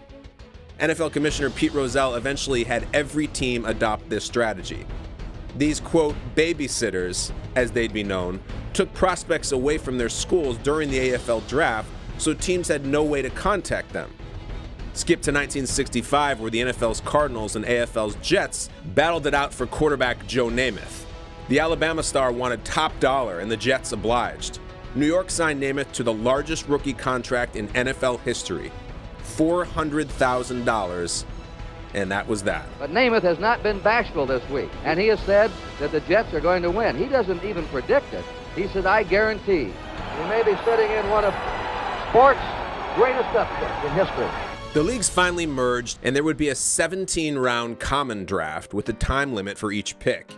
While we've seen consistency in the amount of rounds over the last 3 decades, it changed a lot in the draft's early years. We mentioned the first draft was 9 rounds. By 1939, it jumped to 20, then all the way up to 30 rounds in 1943. Due to World War II, teams weren't sure how many players would actually sign based on their military duties. It went down to 25 rounds in 1949, then back up to 30, down again to 20 rounds in 1960, 17 rounds in 1967, 12 rounds in 1977, then down to 8 rounds before settling on the 7-round format we have today. So would Tom Brady have been a 16th round pick if the draft stayed at 30 rounds? Doubtful. But let's take a look at more late round gems through the years. Knocked in the air off the hands of Richard Sherman. Well, I'm the best corner in the game. When you try me with a sorry receiver like Crabtree, that's the result you're going to get. Dominant defenders like Richard Sherman, Rodney Harrison, Kevin Green, Lester Hayes, and Robert Mathis were all 5th-round selections. Terrell Davis and Antonio Brown somehow fell to round 6. TD's Denver teammate Shannon Sharp went in the 7th. Super Bowl 20 MVP Richard Dent was an 8th-round pick. Hall of Famers Johnny Unitas and Ken Houston were both 9th-rounders. Legendary Rams receiver Tom Fears waited until round 11. George Blanda dropped to the 12th, while Deacon Jones, maybe the greatest defensive player of his generation, went in round 14. Dave Jones is in to drop him for a 17-yard loss. The Packers stumbled on Bart Starr in the 17th round. And then you have Colts legend Raymond Berry, who went in round 20. And in 1953, the Giants found 6-time All-Pro tackle Rosie Brown in the 27th round. The 39th annual National Football League selection meeting is now in session. If there was one team that owned the draft in the 1970s, it was the Pittsburgh Steelers. Their future was decided on a 1970 coin toss where they won the first pick in the draft. Louisiana Tech quarterback Terry Bradshaw. Then in 1974, they had arguably the greatest draft haul of all time. 4 future Hall of Famers, receivers Lynn Swann and John Stallworth, linebacker Jack Lambert, and center Mike Webster. Throughout the 1970s, Pittsburgh drafted 8 players that went on to be enshrined in Canton. The Pittsburgh Steelers are the champions of the National Football League for the 4th time. The 70s also saw the birth of Mr. Irrelevant. Coined by former NFL receiver Paul Salata, the moniker would represent the final player selected in the draft. Dayton wideout Kelvin Kirk was the first official pick coined Mr. Irrelevant after the Steelers took him last in 1976. And over the years, we've seen some of these guys turn in surprisingly relevant careers. Fullback Jim Finn was the final pick in 1999 and paved the way for Edgerrin James and Tiki Barber for 7 years. 2000 Mr. Irrelevant Michael Green racked up 118 tackles for the Bears in 2002. Then there's kicker Ryan Suckup. This is 52. Suckup's kick. Good. 77 was a big year for the draft. Cut down to 12 rounds and moved to the spring, we also saw the creation of the supplemental draft. It accommodated players who missed the filing deadline for the regular draft or had their college eligibility affected. Teams aren't required to participate, but if they do, they can bid on a player by telling the league what round pick they are willing to give up. If no other team submits a bid, they're awarded the player and lose a pick in the following year's draft. The highest bidder gets the player if multiple teams are involved. The very first supplemental draft pick was Notre Dame running back Al Hunter in 1977. The Seahawks used a 4th-round pick on him, losing their 4th-round selection in the subsequent 1978 draft. And you may know these guys: Chris Carter, Bernie Kosar, The Boz, Terrell Pryor, and Josh Gordon, all supplemental draft picks. All right, let's fast forward to 1980. ESPN had just launched this network and approached Commissioner Pete Rozelle about televising the draft. His reply? Who would watch the draft? Rozelle ultimately gave the okay, and on a Tuesday morning in late April, the NFL draft was live from a ballroom at the New York Sheraton. National Football League selection meeting is now in session. ESPN's coverage provided the drama for the at-home audience. Passionate fans filled the ballrooms while draft expert Mel Kiper critiqued every pick. Give me a break. That's why the Colts are picking second every year in the draft, not battling for the Super Bowl like other clubs in the National Football League. Who in the hell is Mel Kiper, in a way? Putting the draft on TV proved to be an instant hit, and it didn't hurt that the greatest quarterback class of all time was right around the corner. Baltimore selects as the first choice in the draft quarterback John Elway of Stanford. John Elway, Dan Marino, and Jim Kelly were among 6 quarterbacks selected in round 1 of the '83 draft. And if that's not enough, you also had Eric Dickerson, Bruce Matthews, and Darrell Green just in the first round. Best draft of all time. That's the draft people point to as the gold standard. The Broncos are one of 4 teams who have never drafted with the first overall pick. They're joined by the Seahawks, the Ravens, and the Jaguars. But Jacksonville, of course, does have the first overall selection in 2021. Elway leads the Broncos 98 yards. Denver traded for Elway in 1983 after the Stanford star threatened to play pro baseball over signing with the Colts. Then there was one of the most memorable slides in draft history. 5 quarterbacks would be selected before Miami found a once-in-a-generation talent. Marino, wide open field, throws for a touchdown, and there's the record. Breaks the all-time NFL record. The NFL found a new competitor in the 1980s. By holding its draft in January, the USFL had the first crack at top talent in the mid-80s. Herschel Walker, Reggie White, Jim Kelly, and Steve Young couldn't say no to the new league's lucrative offers. The dominant sports story is the $40 million contract signed by BYU's All-American quarterback Steve Young with the Los Angeles Express of the USFL. But by 1986, the USFL folded and it was back to normal. In 1988, the NFL moved the draft from Tuesday to a weekend TV slot. That draft didn't see a quarterback taken until the 68th pick. The Cardinals drafted Ohio State quarterback Tom Tupa, who'd later make the Pro Bowl as a punter. Tupa was a legend. The Buckeyes have had 459 players drafted since 1936. That's the third most of any school. USC tops the list with 501, followed by Notre Dame, Oklahoma, and Michigan. He's gone for a touchdown! Barry Sanders! This is one of the best linebackers in America. Finds an alley. It's going to be a touchdown, Deion Sanders. Does it get any better for a top 5? The 1989 draft saw 4 absolute superstars taken in the first 5 picks. Barry Sanders also became the first college junior to enter the NFL draft. But a few months later, there would be another running back to shake up the draft.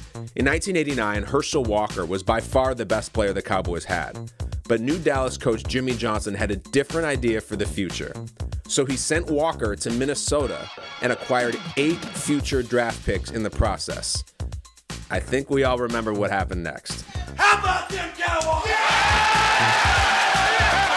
Johnson was the first coach to assign a point value to each draft pick. The draft value chart gives a numerical representation of each pick to balance out trades.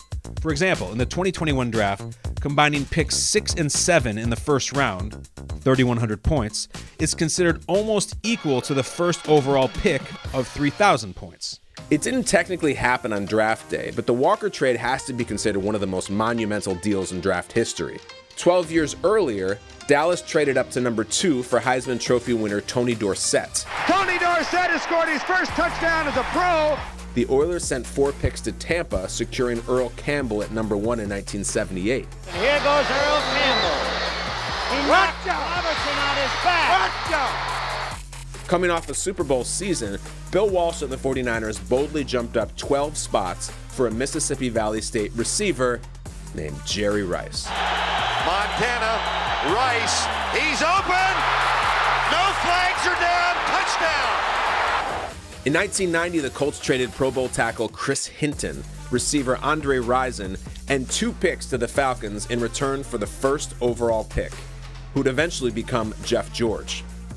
8 years later, the Chargers traded up 1 spot to presumably take their franchise quarterback, Ryan Leaf.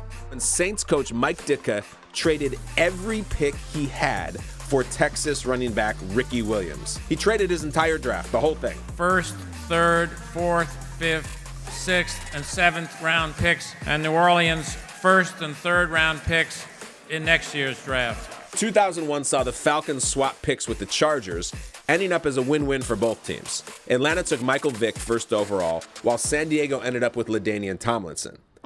Tensions were palpable in 2004 when, against his wishes, Eli Manning was selected with the number 1 pick. San Diego Chargers and the New York Giants have exchanged their draft picks, Eli Manning and Phillip Rivers. The 2004 draft had 17 quarterbacks go off the board, the most ever since the draft moved to 7 rounds.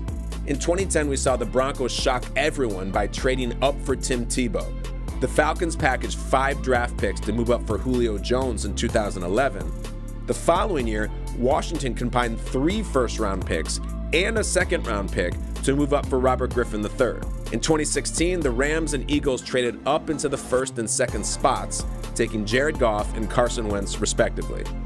The quarterback hunt didn't stop in 2017 as 3 teams move up for their future signal caller. The Kansas City Chiefs select Patrick Mahomes. The 1984 and 1992 drafts produced 0 Hall of Famers. But you can thank the USFL in '84 for taking Steve Young and Reggie White. 1992 had no such excuses. Among the top 10 were Steve Emtman, Dave Klingler, and Michigan Heisman winner Desmond Howard. In 1994, compensatory picks were introduced. The league can assign as many as 32 of these picks, which allow teams that have lost free agents try and fill the void. Compensatory picks take place from the end of the 3rd through the 7th round. The value of the compensatory free agents gained or lost by each team is totaled, and a team is awarded a maximum of 4 picks of equal value to the net loss of compensatory free agents. Got it? Over the years, we've seen teams make the most of these picks. Dak Prescott, Mike Vrabel, Hines Ward, Larry Allen, Brian Dawkins, and yes, Tom Brady were all compensatory selections. How about that, baby? How about that one? We got peak Jets fan at the 1995 draft, and the New York faithful wanted defensive tackle Warren Sapp. Sapp is the man. Bring Sapp to Sapp New York, we'll player. take care of him. They didn't get him. The New York Jets select tight end from Penn State, Kyle Brady.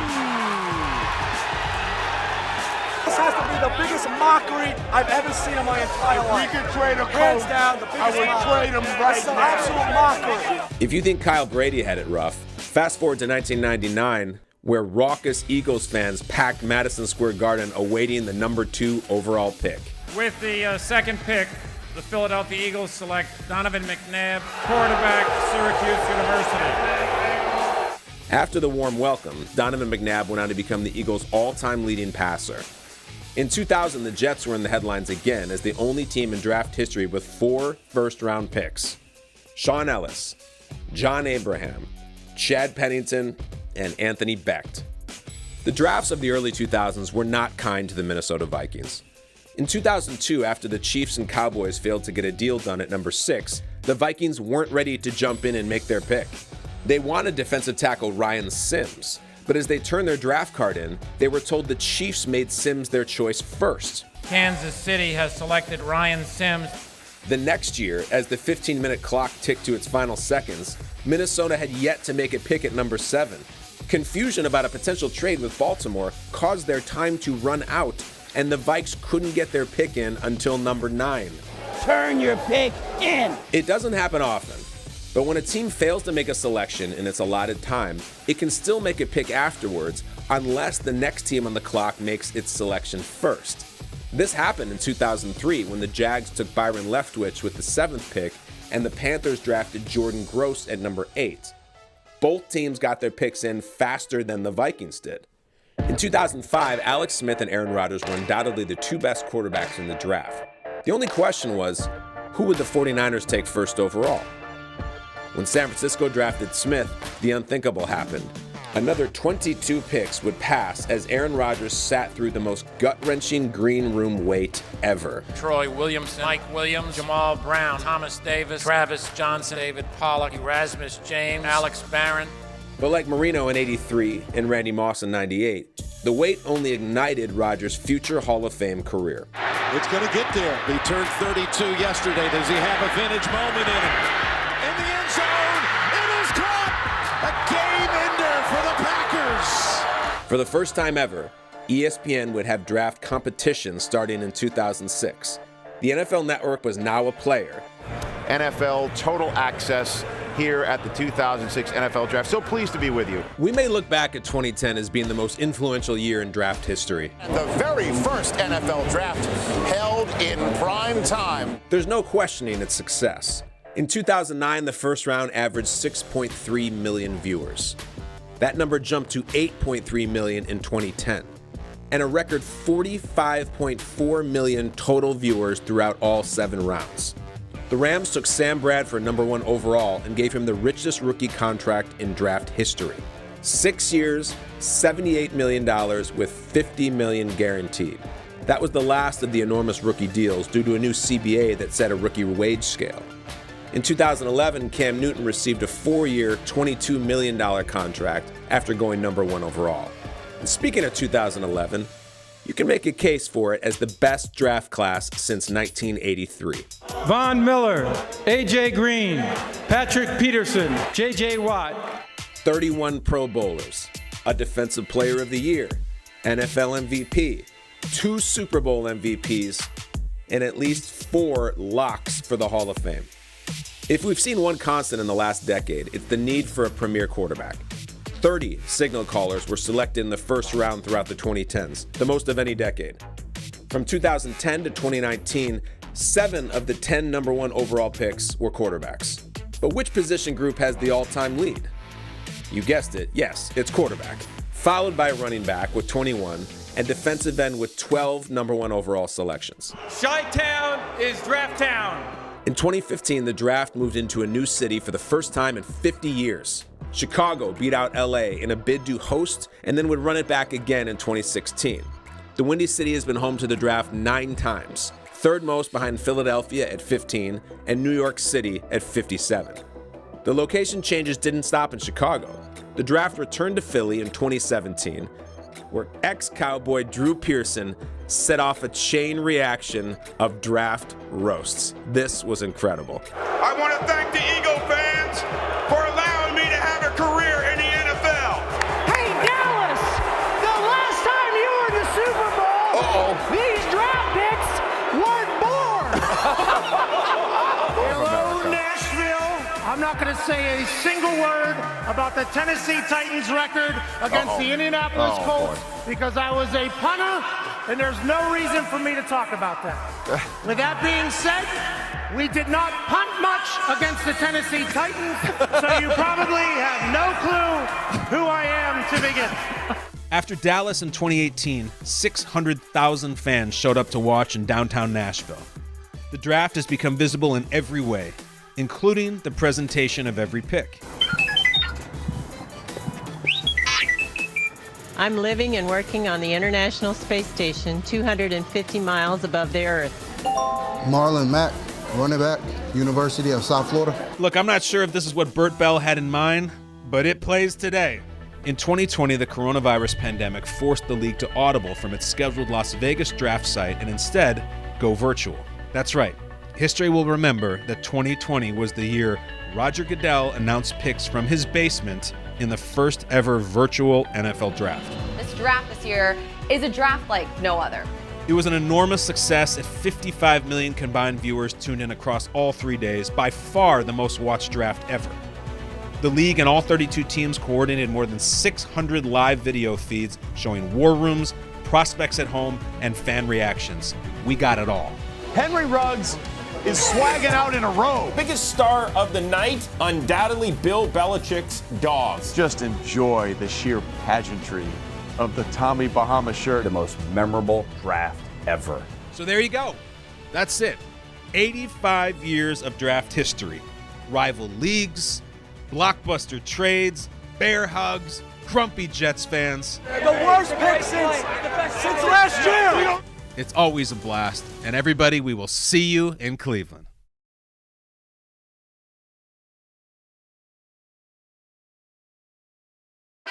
It doesn't matter how much snow falls. When we said a snowstorm, we really mean it. How strong the wind blows. Look at the wind, take that one. Or how hard the rain comes down. I've never seen so much rain in my life. NFL football always forges ahead.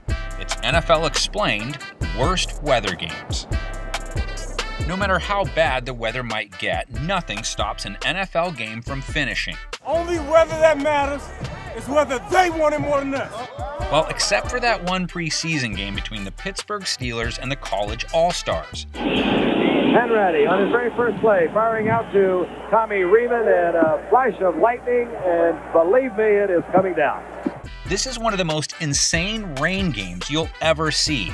The storm that hit that game in the third quarter, straight out of a disaster movie. I don't think I've ever seen it rain this hard at a football game, Frank. I don't believe I've ever seen it rain this hard. It's crazy enough to think about an NFL team playing against college players, but it used to be a tradition that came to an end under what might be the wettest game in NFL history. I don't know whether I'd want to stay under an umbrella because unless you've got a plastic shaft on it, you might be in deep trouble. Fans at the game used the terrible conditions to storm the field mid-game. So between college kids running all over the place, lightning, and a ridiculous amount of rainfall, they called the game off in the third quarter. It was the last time an NFL team would play against college players. I have no idea what we're going to do.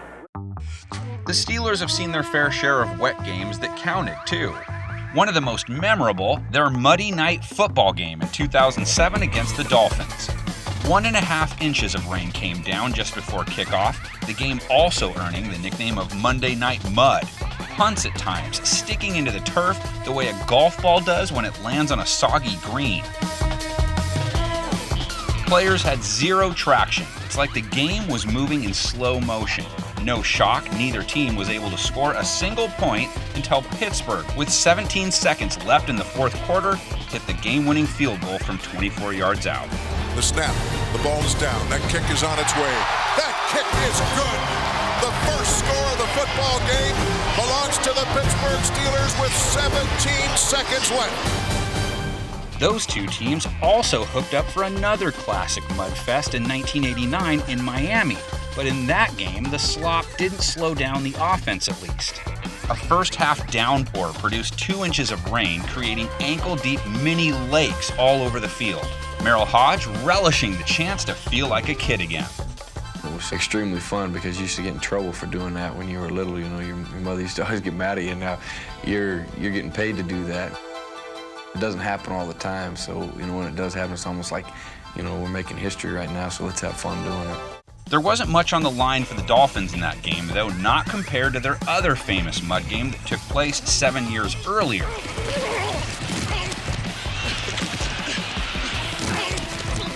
1982 AFC Championship game, Jets-Dolphins, known forever on as the Mud Bowl. The Dolphins won the game 14-0. Miami's A.J. Dewey, the one guy who seemed to relish the muck, coming up with 3 interceptions of Richard Todd. It's intercepted at the line of scrimmage. It's going to be run in for a touchdown by A.J. Dewey at the 10-5. He scores! New York players and coaches were skeptical after the game, though.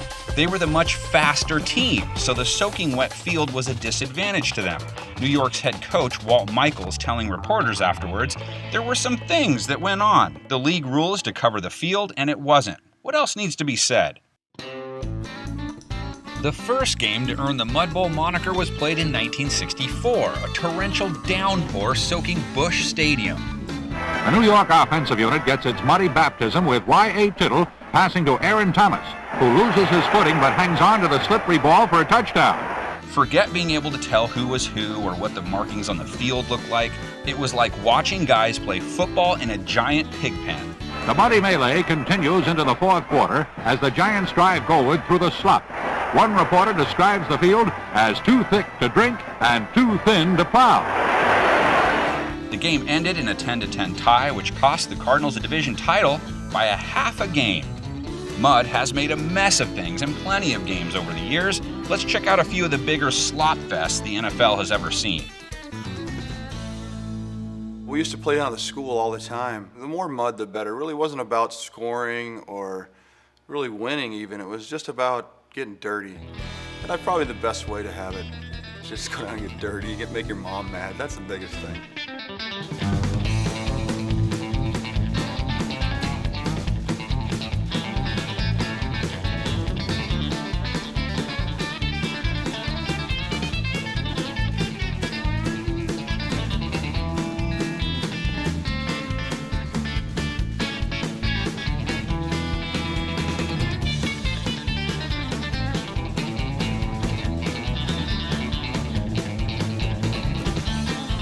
Gale Sayers, NFL Rookie of the Year. A one-man Gale, dashing 85 dazzling yards on the longest punt return of the season. Here he is, galloping Gale, carrying the mail.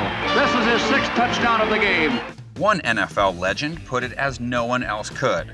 Take it away, John. It used to be when you would ask a kid, what happens when you mix dirt and water? The answer is mud. Now you ask a kid what happens when you mix dirt and water, and they say erosion. I don't know why you can't get good mud anymore. They got stuff they call prescription turf now. They're mixing grass and plastic, and they're messing with things too much. It's like tomatoes. You never get a good tomato anymore. You never get a tomato that tastes like tomato. The Mud Bowl nickname also got slapped on a 1998 game between the Seahawks and Chiefs, but it was more like the Flood Bowl than the Mud Bowl. The storm aimed to outdo El Nino, showering both teams in its fury. Kansas City was in the midst of one of its worst floods on record. On game day, there was actually a tornado watch. The game itself was delayed in the second quarter by thunderstorms. And the referee's on the phone. That's the crew chief, Phil Luckett. As the Lightning now more intense than it's ever been. KC won it in the end by a score of 17-6 in a game that included 9 turnovers and up to 5 inches of rain on some parts of the field. Can't talk Chiefs and rainy games, though, without bringing up the Monsoon Bowl. The mayor called for them to open a floodgate, and that allowed us to play the game. 1979, Kansas City was in Tampa Bay for a game dominated by Mother Nature, who helped hold both teams off the scoreboard for most of the game. On their most promising offensive play of the game, Jerry Eckwood, rookie running back, broke loose and was on his way to what looked like a 70-yard touchdown run. The ball just kind of squirted loose like a greased pig. The whipping rains basically made passing an afterthought. Kansas City was held to just 80 total yards for the game. The Buccaneers actually had something to play for, too, as a division title was on the line for them. 19-yard field goal attempt. Neil O'Donoghue awaiting the snap from Steve Wilson. It is a low snap. The kick is up. Good!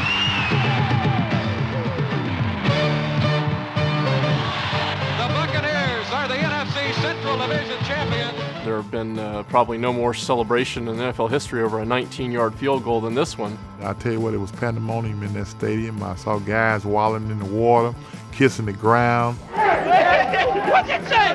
What's it say? From the Monsoon Bowl to the Tsunami Bowl we go. 2011, the Jaguars were in Carolina, and it didn't look so bad at kickoff, but then midway through the second quarter, it hit.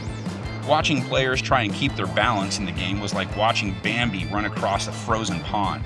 Guys had zero balance and were hydroplaning all over the place with little to no ability to stop themselves. He slid 7 yards after he hit the ground. 4 inches of rain fell on the field in less than an hour. Water was everywhere, fans having to bail out of their seats as small waterfalls poured down on them. He's going to be shoveling water for a while, I think, to get that boat empty. From Cam Newton's first season in Carolina to his first in New England. Fast forward to 2020, the Patriots hosting the favored Ravens. It is miserable in New England, and the rain continues to blow sideways at Gillette Stadium. But luck favors the prepared, and the Pats had practiced for the rain all season, and it showed. Slippery snaps and bobbled balls kept the Ravens from taking control of the game, giving New England the upset win. Holy cow. Look, again, that horrible snap, and this time a big loss on the play. And just in case you don't think it ever rains in LA, we offer up this beauty of a game from 1977. The Vikings were in town for a divisional playoff game against the Rams. A funny thing happened on the way to the Los Angeles Coliseum, however. A 2-year drought ended. A 2-year drought that maybe the Rams wish had lasted a little bit longer. The legendary John Facenda summed it up perfectly. Aqueous slime had the players moving like ponderous leviathans, sliding and slogging in primeval ooze. The cleverly camouflaged Vikings, who would be at home playing in quicksand, squirted to a 14-0 lead. Then, as one of those gloomy Scottish poets might say, in the misty gloaming, the Rams closed with a gallant rush. But alas, they fell full 7 short to retreat in defeat from a field of mush. LA was favored, but the Vikings were more used to playing in adverse elements. Big one off skinny minute. They were able to pick off Pat Hayden 3 times, once in the end zone and all 3 in the red zone en route to a 14-7 win. Now, before we dry off and hit the powder, let's take a quick look at a few other wet and wild games from the past.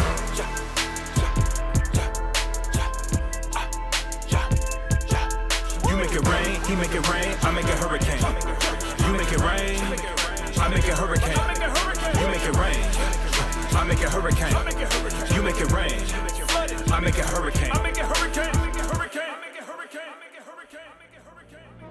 Okay, time for some snow angels now. And how do you not start with a game that earned the nickname the Blizzard Bowl?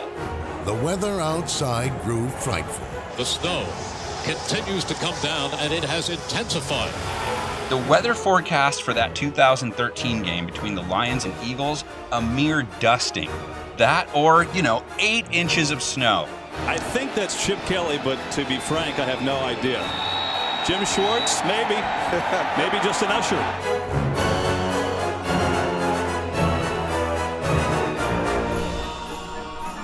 The Lions, 7 fumbles. Neither team even bothered with a field goal attempt, and only 1 extra point attempt. It's blocked. You got to battle for every inch out here. Any play can turn it, right? It is 2nd down and 10. Foles gives it off to McCoy.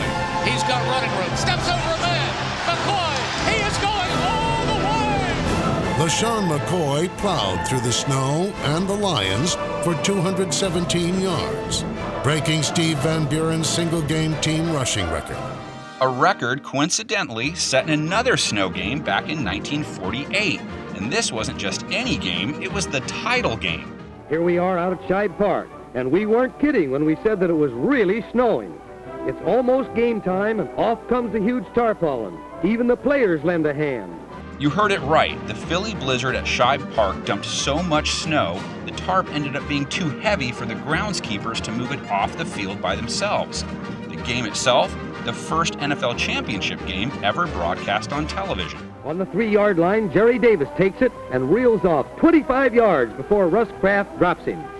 Now, fans didn't get to see a lot of scoring. The game was scoreless into the 4th quarter before Steve Van Buren finally ran it in for Philly's first title. And the Philadelphia Eagles become the 1948 World Champions by a score of 7-0.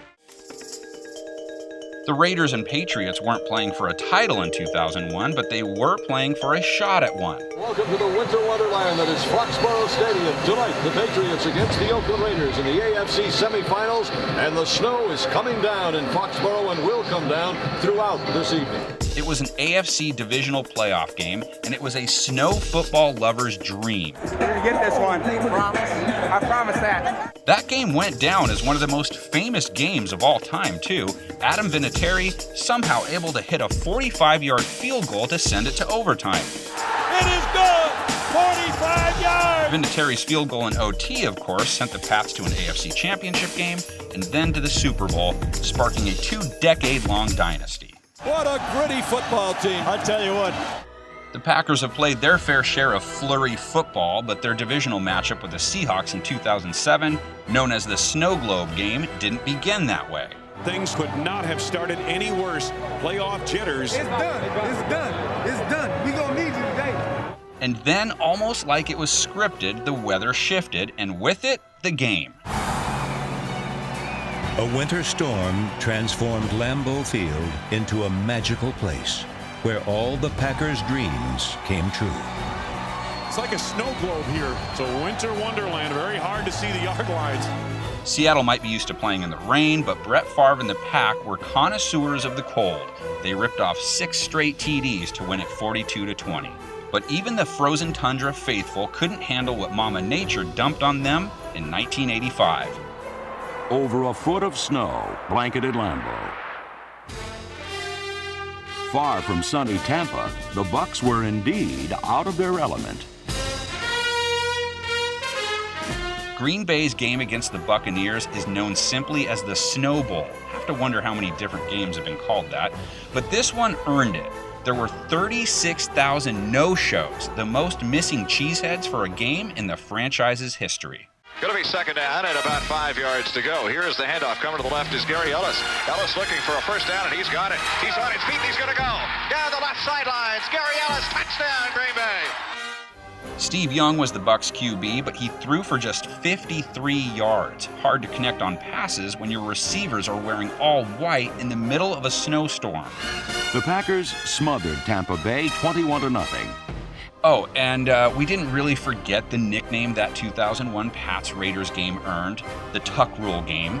We just wanted to see how many people would blow up the comments section prematurely. Woodson showing blitz.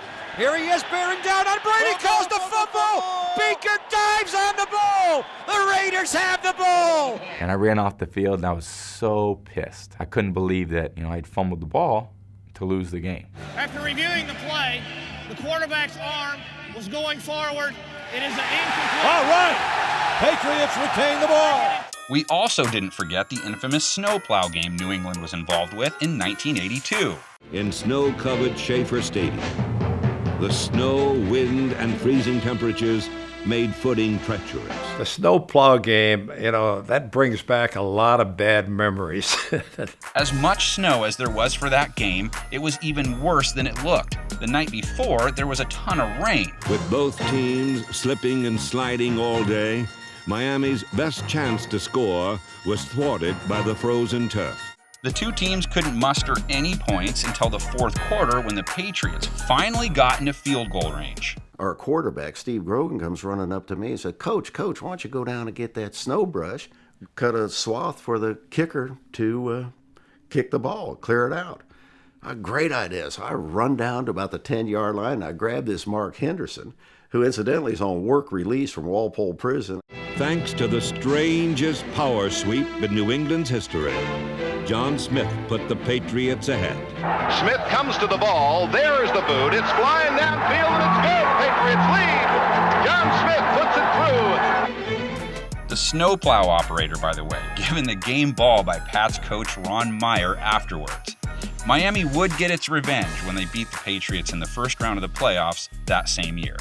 An unlikely snowdrift in a corner of Miami's Orange Bowl served as a pointed parody. But come on now, Dolphins swimming in the snow, Thanksgiving dinner, and one of the most bizarre endings to a game anyone has ever seen. It's none other than the Sleet Bowl, or as some like to call it, the Leon Lett game. As bad as all the snow was, it was all the sleet that fell during the game that made the players look like first-time ice skaters at a local ice skating rink. But this game is famous for how it ended, because if you were watching it live, it was one you'll never forget. It was supposed to be a routine field goal. Instead, it became the wildest sequence of the entire season. Stoyanovich will decide it. Doug Peterson to hold. Blocked. The Cowboys will win. Wait a minute.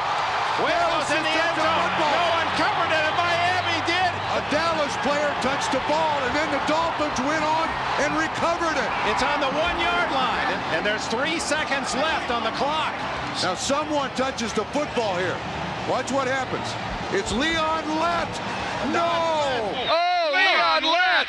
Leon Lett! The kicking team gets awarded the ball at the spot in the field of play. First down. Oh, boy. Well, you heard it. 3 seconds on the clock. And they're still trying to clear off a space down there for Stoyo to plant his foot. All right, waiting the snap. It's Peterson.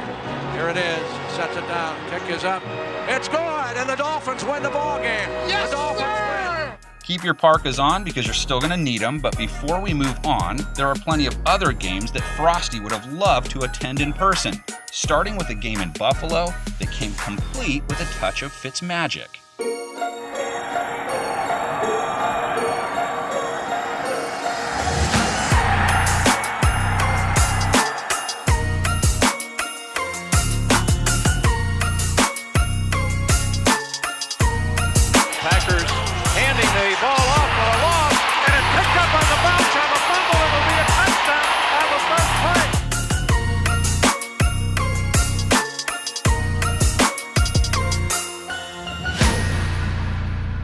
We move on now to those games many players wish it had snowed, because playing in the bitter cold is actually worse.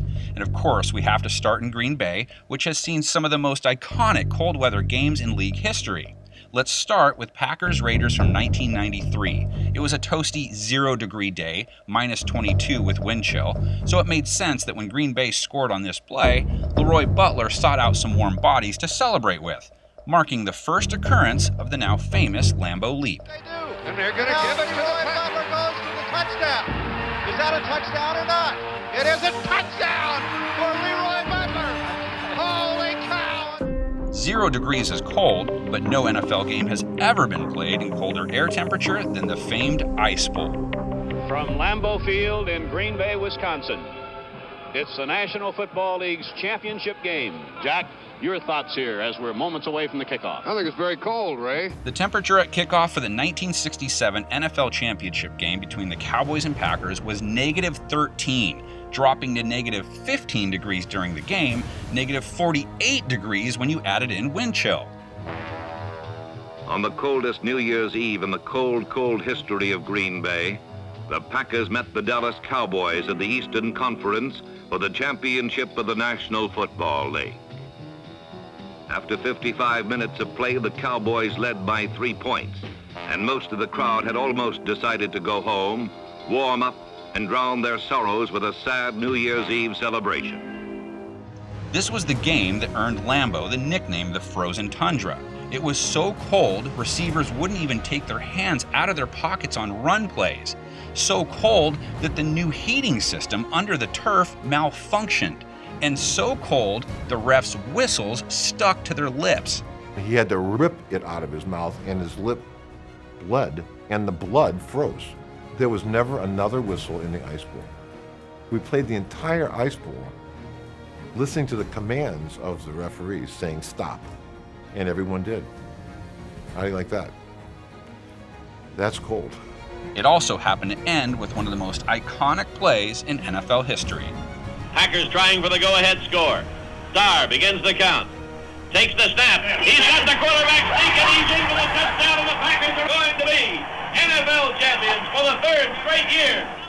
Green Bay has obviously been at the center of plenty of cold playoff games. In 2007, a week after the Snow Globe game, the Giants were in town for the NFC Championship, and all you had to do was look at their head coach, Tom Coughlin's face, to know it was frigid. Heroes of the past and present gathered at Lambeau for another Ice Bowl. The thermometer reading for that game, minus 1 degrees, wind chill of negative 23. It was so cold, marching band members had to warm their instruments over a grill to melt the spit to unfreeze the valves.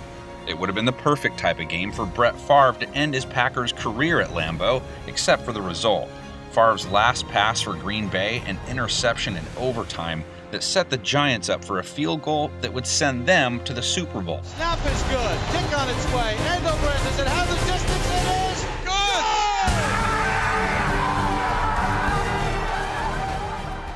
good! Arctic conditions have played a role in plenty of big playoff games, the most famous early on, the sneaker game.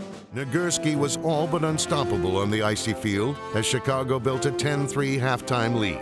The Giants seemed to have little hope, but they did have an idea. Ray Flaherty was our assistant coach. He said that one year at Gonzaga, which is where Ray had gone to school, we won a game by using basketball shoes on the field, on a frozen field just like this. He volunteered to go up to Manhattan College and get the basketball shoes for the basketball team. The Bears spent the rest of the afternoon fruitlessly chasing the sneaker-clad Giants. They just outsmarted us, I guess. That was about the size of it. It was legal. There was nothing wrong with it. 12 years later, the Rams played in their final home game in Cleveland against Washington for the 1945 title. I can't say I blame them for moving to LA after this game. The Cleveland Rams are cold. The Washington Redskins are cold. And shiver my timbers if the crowd isn't cold. More than 32,000 died in the wool fans, and we do mean wool, braved the frigid wintry blasts of zero weather, dressed in everything from earmuffs to such mysterious get-ups as this. Hiya, stranger. Temperature at kickoff was a cool -8 degrees, making fans take refuge in blankets, stashes of hot coffee, and piles of hay that had been covering the field the night before. Cleveland's ace Bob Waterfield takes to the air, hits Jim Benton on the 12-yard line, and he goes over to give Cleveland an 8-7 lead as the crowd tries to keep from freezing. Then there was that 1993 AFC Divisional matchup in Buffalo, the Bills and Raiders playing in 0 degrees, -32-degree wind chill. Once again, the game-time temperature hovered around 0, conditions which suited the Bills and their fans just fine.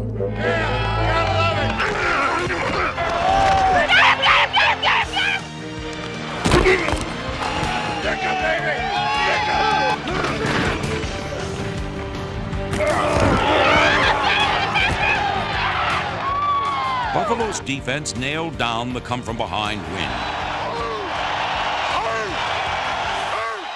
Then 1975 AFC Championship game. Oakland Raiders were in Pittsburgh. It was a balmy 23 degrees out, but -10 with wind chill. The temps causing the turf field to freeze over, though. The weather had been bitter the whole week in Pittsburgh. It had snowed, and they had actually put a big tarp over the field and tented it. The night before, it split or something, and because it split and all this moisture from the heaters they had underneath it had run to the side. And when it split, there was still moisture in the field, and it became an ice skating rink. Raiders owner Al Davis even complained after that he believed Pittsburgh intentionally let the field freeze over. He was especially upset because the Steelers won the game in dramatic fashion. Our game was the throw-in, the deep ball. So with that ice, we had to move those receivers in, and that narrowed the field for us. I'll never forget Pete Rozelle said to me, "Well, it's the same for both sides." I said, "Damn it, Pete, you don't even understand what you're talking about. It's not the same for both sides." In 1980, it was the Raiders once again having to bundle up, showing up to Cleveland for an AFC Championship game with the Browns, played in 4-degree weather. The weather, it is brutal beyond belief. The wind chill factor at this moment here on the lakefront in Cleveland is -36. It's treacherous going, but as they say, both teams have to face the same conditions. The Raiders prevailed in this one thanks to Cleveland's kicking game, or lack thereof. While they had 2 successful field goal attempts, they also missed 2, had 1 blocked, and had another botched by a bad snap. So despite reaching the Raiders' 12-yard line down 14-12, the Browns decided to forego another field goal try, which in hindsight might not have been the best call. All season, the Browns lived by the forward pass. In the playoffs, they died by it. Vikings fans know that feeling all too well. They were at home for a wild card game against the Seahawks in 2015. Sort of. They were playing at the University of Minnesota's outdoor stadium. It's Minnesota's first outdoor home playoff game since 1976 on a record-breaking cold day for Minnesota football. The thermometer reading -6 with wind chill -25. I don't care what nobody say, boy, it's cold. It is cold on the stadium surface. In the sun, it's not even relatively balmy. It was the coldest game in Vikings history, and so bad their Gallahorn shattered before the game started. The end of the game, though, shattered Minnesota's hearts. Down 10-9, the Vikings were set up for a 27-yard game-winning field goal. Snap good, spot down, Walsh's kick is up, and it is no good, he missed it! Are you kidding me? The season can't end like that! He missed it left, and the Seattle Seahawks are off to Charlotte. Are you kidding me? But the king of all cold weather games took place in Cincinnati in 1981, the AFC Championship game between the Chargers and Bengals, appropriately known as the Freezer Bowl. The temperature in greater Cincinnati has dropped to 9 below, with winds out of the northwest gusting at 35 miles per hour. We're talking a wind-chilled 59 degrees below zero. And the Bengals are playing the San Diego Chargers for the AFC Championship today out by the river. And frankly, folks, you've got to be crazy, nuts, to be out there today. You heard it right. negative 59 degrees when you added in wind chill. Even a team of sled dogs would have bowed out of that game. We had a very tough head coach in Forrest Gregg that I think had us mentally prepared. He says, men, it's going to be a lot like going to the dentist. You know it's going to hurt, but you got to go anyway. The wind was blowing at a sustained rate of 27 miles an hour, players saying it felt like 100 steel knives were hitting them. I remember vividly the first play where I had to throw a forearm, and I thought I shattered my arm, because it's just so brittle. Well, getting my helmet on and off was a challenge because it was frozen. It had no pliability anymore, so it was it hurt a little bit on the ears getting it on and off. The Bengals won the game handily, the Chargers not only unaccustomed to playing in conditions like that, but the conditions they played in just 1 week earlier, the exact opposite. On a hot, muggy day in Miami's Orange Bowl, the Chargers and Dolphins prepared for the first round of the playoffs. The Chargers were in Miami a week earlier, playing in stereotypical Florida heat and humidity in a game now known as the Epic in Miami. No team ever having to make such a huge adjustment from one climate to another in a 1 week span. Now, there have been plenty of games played in triple-digit temperatures. In 2001, the Falcons and Cardinals sweated their way through a game in the desert that hit 104 degrees. Well, the stadium living up to its name today, Sun Devil Stadium here in Tempe, Virtue, Arizona. The guys in the truck working already. 100 degrees at kickoff.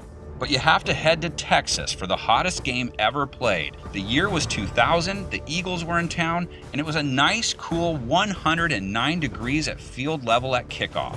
And anyone there will tell you it got hotter than that during the game. Before the game, I pointed out to Troy Aikman that in the middle of the field, the temperature was 175 degrees. He shrugged it off and said, hey, just tell me what the temperature is in the end zone. Throughout the game, Cowboys players were dropping like flies in the intense heat, but for some reason, not as many Philly players. So how did the visiting Eagles not wilt under the Texas sun? Pickle juice. Philly's athletic trainer had all the guys drink it before the game, and it must have worked because the Eagles blew out Dallas 41-14. We're here with Coach Andy Reid, and your trainers have been giving a lot of the guys pickle juice to prevent cramping and dehydration. Something you believe in? Yeah, well, I do because it works, so we're okay with it. Had any yourself? I haven't. I'm not playing, though, DJ. Intense heat may make it miserable to sit and watch a game, but at least you can see it, which wasn't the case for a couple other matchups that were obscured by heavy fog.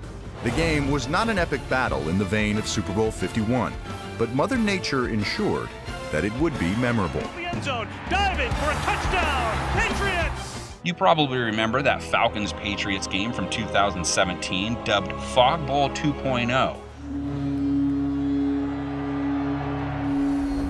Television cameras barely able to track the plays, save for the wire cam, which was able to get right up in the action.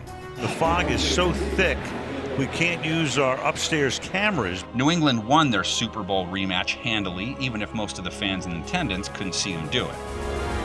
Gabriel in motion left to right. He takes the jet sweep, handoff. He's wrapped up at the 5. Taken down by Kyle Van Noy. That game had the 2.0 added to it, of course, because it had to follow in the footsteps of the OG Fog Bowl played in Chicago in 1988.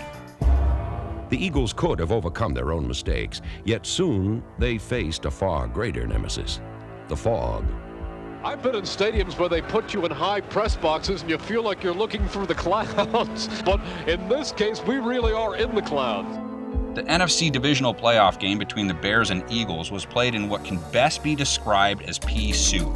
The ref had to announce each play because not even the players on the sideline could tell what was going on.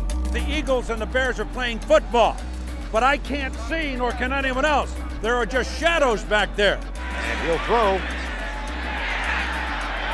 Not sure whether it was caught or not. Somehow, Randall Cunningham was still able to pass for over 400 yards, throw a short pass, and hope the defenders can't find the receiver, right? But Cunningham also couldn't see the Bears' defenders all that well. He threw 3 interceptions, the Bears winning the game 20-12. Here's the snap now to Cunningham on 1st and 10 with no huddle. He fires the left side, and it's intercepted, I believe. Intercepted by the Bears and returned downfield. I can't see. I cannot see him.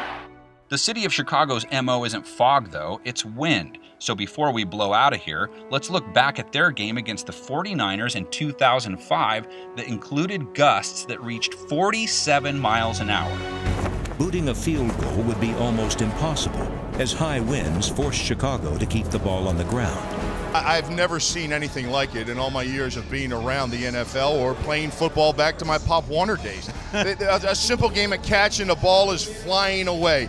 That's Sam's game notes taking off.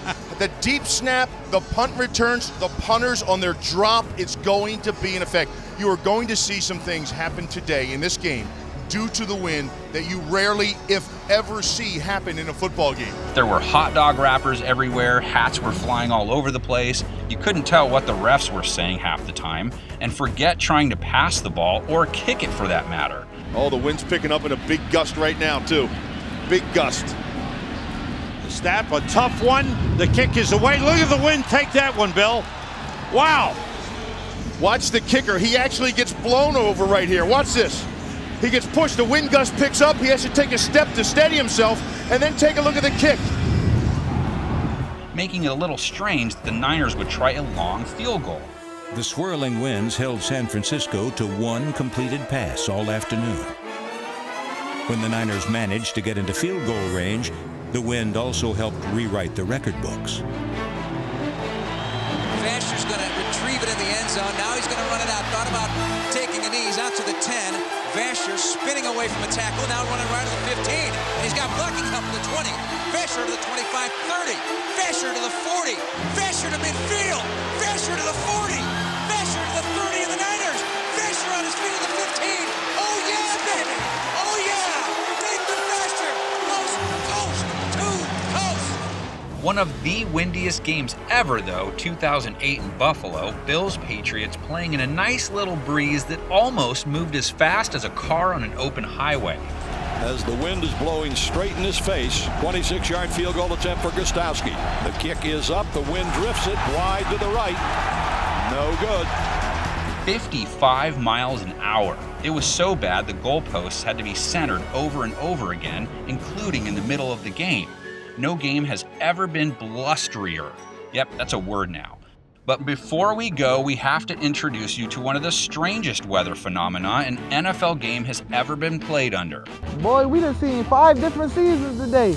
As we all know, 2020 is no stranger to strangeness, but when the Raiders visited Cleveland, even the weather got into the bizarro year that it was. 1 minute it's sunny, 1 minute it's snowing, next minute it's raining, and then the next is hailing. The meteorological term for it, as I found out because social media tells me everything, it's grapple. That's right, grapple, a rare mix of sleet and hail or soft hail. Maybe it was the first and last time we see it during an NFL game, but at least the announcers appreciated it while it lasted. You got to be able to run and throw and make a play in the grapple. You got to grapple with the grapple. It's the rules still stay the same, whether it's grappling or not. So which game was your favorite bad weather game? Are there any we left out? Did you already know what grapple was? Whatever it's called, it's absolutely affecting everything. Let us know in the comments section below. Look at that thing bend, and it clanks off the upright. No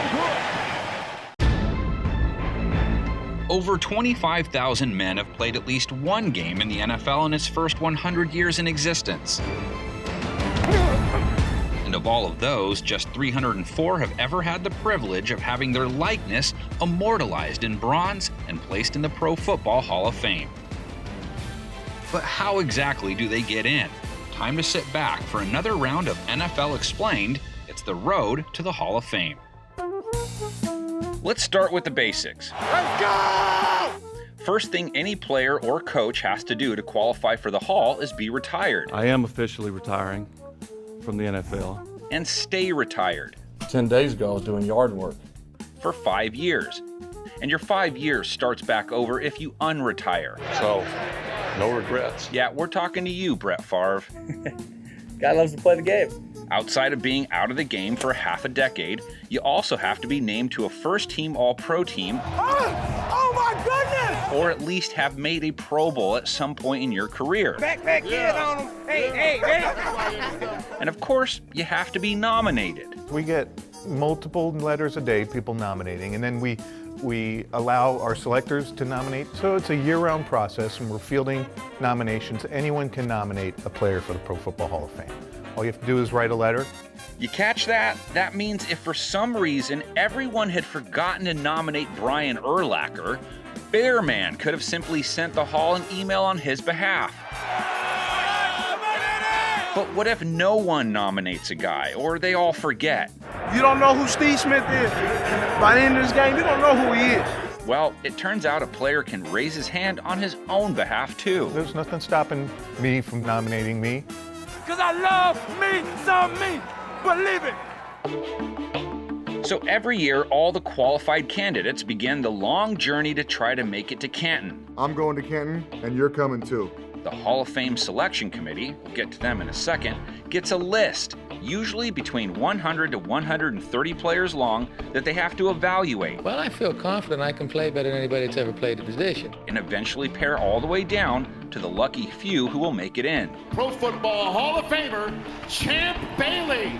But before we explain how they go about doing that, let's stop and talk about who makes up that committee, because they are the ones who either say yay. I'd like to personally thank the 44 men and women that went into a room on February 5th and deemed my play on the field worthy of this prestigious honor.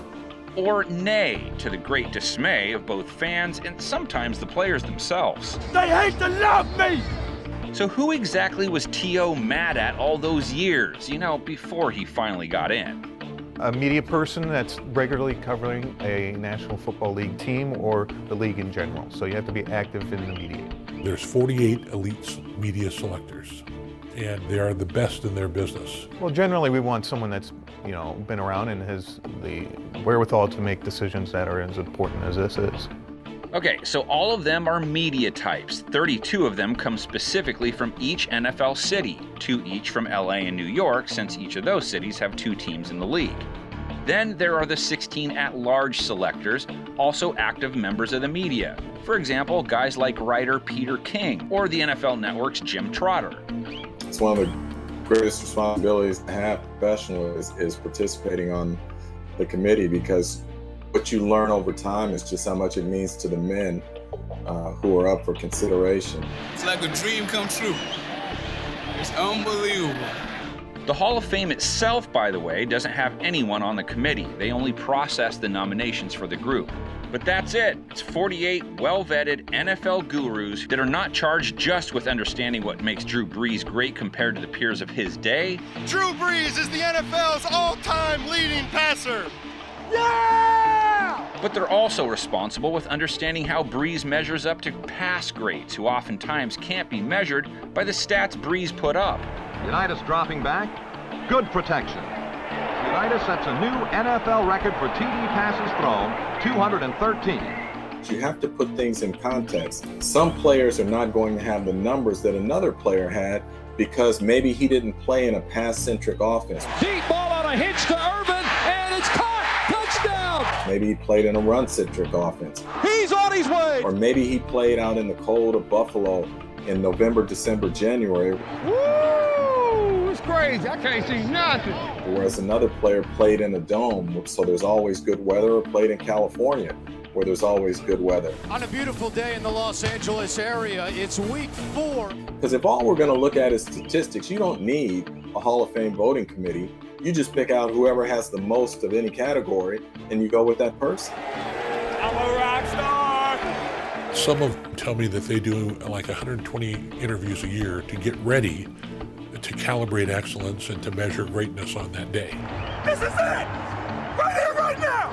It's our turn! I have been blown away by the fiduciary responsibility that each of our selectors take. They are responsible people, and they take this duty very seriously. Welcome to the Gold Jacket Contenders. Today, we'll introduce you to the 130 modern-era players who have a chance to be part of the Pro Football Hall of Fame class of 2021. Every year by March 1st, those 48 voters get that initial list of 100-plus players sent to them. First ballot's going to be a real interesting discussion for Jim and the other voters.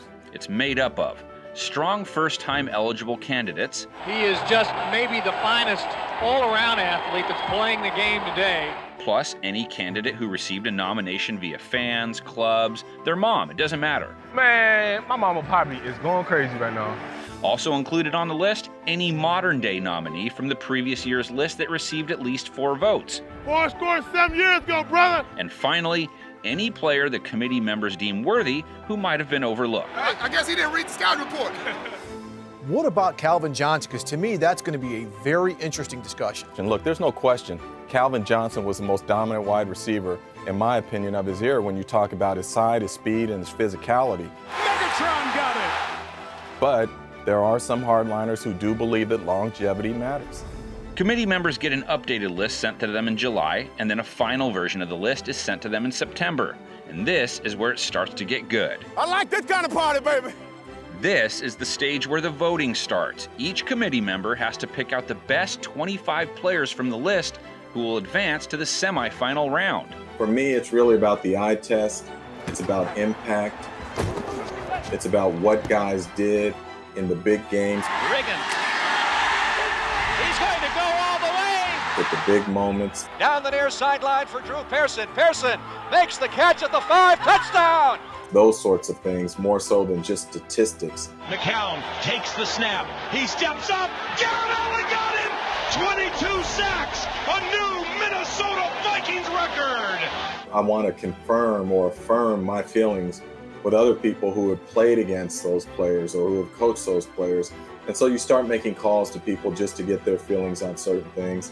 Once all their votes are tallied, the top 25 move on. Let's get this show going, man. And no special scoring. Each member's vote counts as 1. Then, come November, each voter gets the new slimmed-down list. And this time, they vote for their top 15. Where it starts to get more difficult is that after you cut to 25, and let's say you're going to 15, then you're doing a little more homework, because to me, the candidacies become more equal. With the list now down to the final 15, it's on to Selection Saturday. The day when the 48 voters finally all come together face to face in the hosting Super Bowl city 1 day before the big game is played. And we would get there, we start arriving by 6:37 or so in the morning, and we might be there sometimes 9 hours.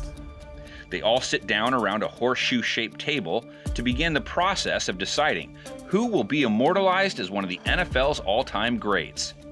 And to begin the discussion on Kurt Warner is Bernie Miklasz of 101 ESPN. Bernie? A selector, usually from that player's city, would stand up and give a 7-minute presentation as to why this person deserves to be in the Hall of Fame. Multiple Super Bowls is not the template for how we judge Hall of Fame coaches. We judge them by impact. But how much weight do those presentations and debates carry? It's a room full of NFL experts, mind you, so you'd think they'd be hard to sway. But Trotter says the last-minute pleas can often make a difference.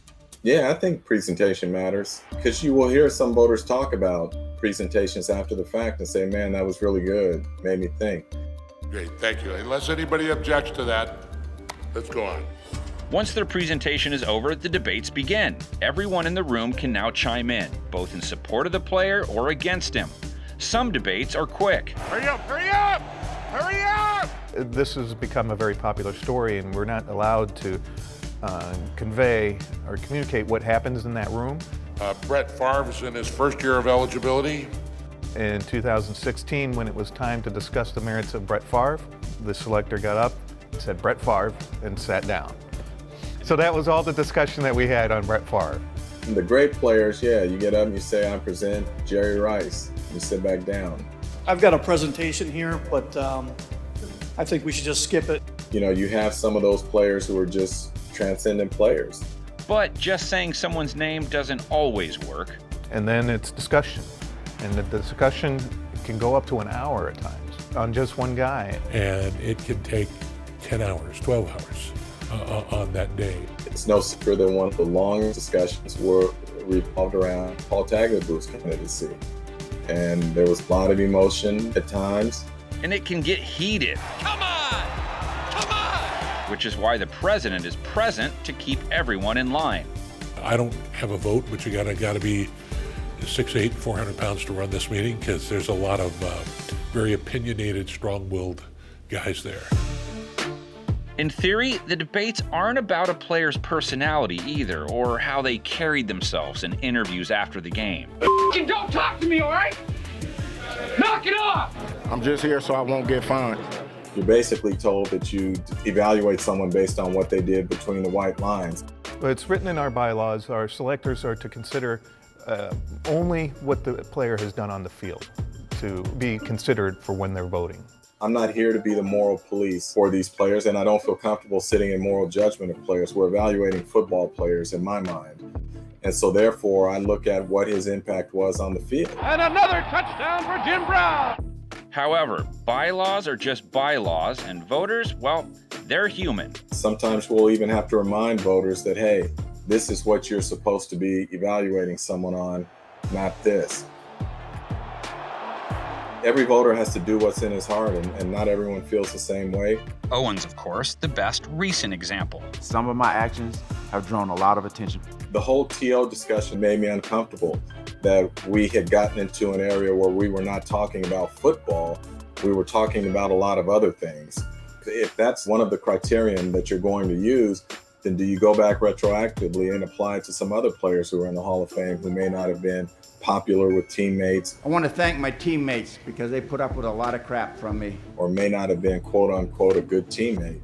Another rule the voters are supposed to follow, secrecy. While cameras are allowed to record the presentations, they aren't allowed to do so for the debates. To allow the selectors to be candid. I mean, not everything that they discuss in that room is positives. This ain't gonna be pretty the way we gotta finish this out! And so to allow them the ability to discuss confidentially the merits of whether someone should or should not be elected in the Hall of Fame, that allows them to do that. It is sometimes razor thin in terms of who goes in and who goes out. And it is deeply debated. So I think to protect the confidentiality of those that are in there, you don't want it to be taken out of context. But you do want it to be a full, open, and complete debate. Many fans, though, and even some voters, think the meetings and votes should be public. Make it public. This is not the Pope. We're not going into a secret room. It shouldn't be that way. If you want to have that, if you want to have this privilege, then you should make it public. As journalists, it's kind of hypocritical of us to say we want transparency in our day-to-day job, but we don't want to be transparent when it comes to us in this voting process. But he's hesitant to get behind the entire process being televised. I don't want to turn this into theater. It's too important to the men that we're voting on it. Regardless, once everyone's finally had their say, they sit down and vote, narrowing the list from 15 to their top 10. It gets tough in there because once you get to 15, you know, those are the cream of the crop. And then they vote all over again, having to decide on who the final 5 are going to be. It's grueling sometimes to go from 10 to 5. You walk out of there and people think you didn't vote for so-and-so, and it's not that you didn't vote for them because you don't like them. So you didn't vote for them because you only got 5. If you get your feelings hurt, that's too bad. Then, after they've eliminated 5 players from the list, they have to vote again. But this time, their vote is a yes or no question about the remaining 5 nominees. Do they belong in the Hall of Fame? To gain enshrinement, the player has to receive 80% of the vote or better. It is a difficult choice. And they all, I'll tell you, they all understand how difficult it is because everybody second guesses each of our selectors. But you know, it should be hard to get into the Hall of Fame. For goodness sakes, it's the Hall of Fame. That's what makes the Pro Football Hall of Fame so special, is the exclusivity of it. Now, for those who don't hit the 80% mark, there is a silver lining. Every player or coach remains eligible for election for 20 years. And even if they don't make it in that 2-decade window, they get moved to the senior pool. You're too old! You're too old! A calculation that Joe Horgan and Salim have shared with me is that if you've been a finalist twice, you've got an 82% chance of being in the Pro Football Hall of Fame.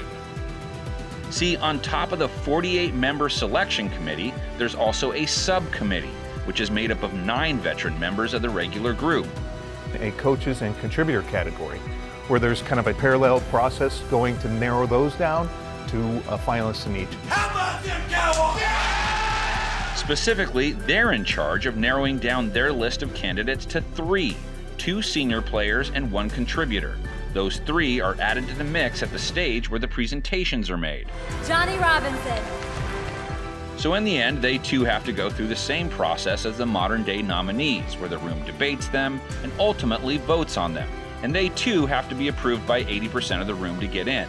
But because so few from the senior pool make it in each year, it can often take some time.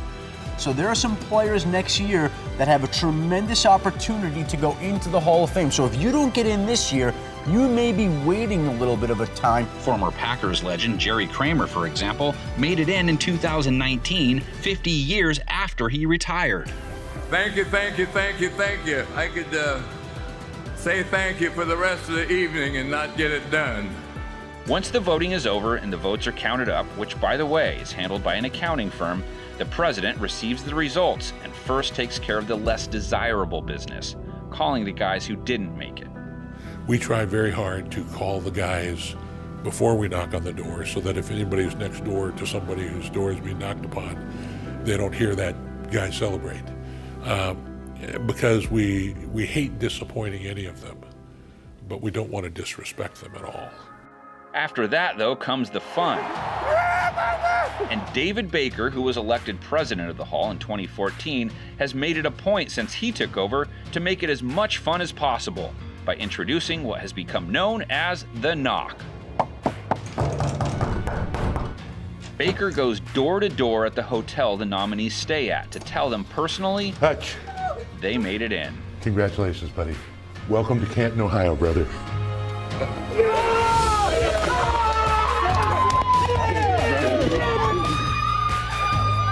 Come on, Yes, sir. We in, baby. Okay. Well, that's incredible. Okay, now we need you to put some pants on. Okay, yeah, I'll do Okay, that. because you're going to be on national TV tonight, Ron. Okay.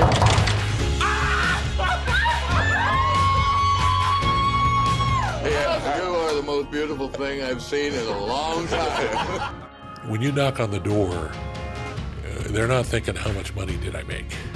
They're not thinking about their records or their stats. They're thinking about their mom that drove them to practice when they were 10 years old, and their dad that encouraged them and wouldn't let them quit, or their coach that inspired them, or their teammates that believed in them.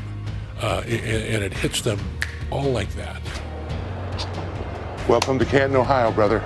Okay, God bless you, buddy. Baker took the premise a step further in 2020, surprising a couple of coaches who were in the middle of doing their jobs. But there's always room for one surprise guest, especially when it's this man coming in right now from the Pro Football Hall of Fame, David Baker, the president. Good to see you, Kurt. How are you? Good to see you. How are you doing, Good. It's my great honor to tell you that you're going to be the 328th Hall of Famer. This is so special to me. Yeah, he is special. And you know, Bill, there's something else special here. Hey, who's this big fella? And I want to welcome you to Canton, Ohio, where your bronze, your legacy. How about that, Bill?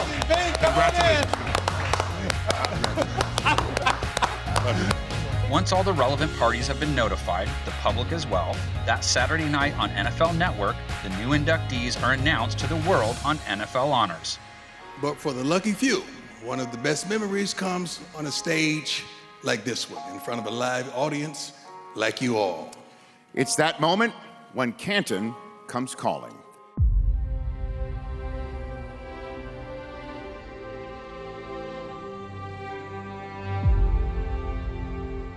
And from there, it's time to get ready for the party. Hey, let's party now. Or induction in this case. That means getting fitted for one of those illustrious gold jackets. John Stallworth said that when you put on the gold jacket, it's like wrapping the history of the game around you from the day that they first laced up a pigskin to the last time they presented the Lombardi Trophy. They also have to smile big for the camera, or in this case, the bust maker. Well, we have our sculptor, our main sculptor, Blair Buswell, who has a studio in Utah. And he's at the Super Bowl every year having a discussion immediately after the selection meeting occurs with the newly elected members when they start that process. and they talk about, you know, what you want to look like. As far as expression-wise, what are you leaning towards? I'm leaning toward happy to be there or want to bite someone's head off? No, happy to be there. Most of them are depicted as they looked when they played. There's a couple that wanted to be depicted as they looked when they were trying, so it's interesting. Woo, that's pretty. Making sure it's perfect is important because making into the Hall is as much about making it into this room, the Hall of Legends. This is where NFL immortality is truly achieved. I believe that the busts talk to each other. And I can't wait for that conversation. I really can't. Of the 330 million that have played the game, of the 5 million that have played it in college, of the 27,000 that have ever been paid to play it in the National Football League, well, there's 326 guys as of today who have a bronze bust here. So it's a huge honor. The process ultimately culminates with the grand ceremony held in Canton at the Hall itself on the day before the season's first preseason game, known as the Hall of Fame game. The jacket is placed upon their shoulders and the tears begin to flow.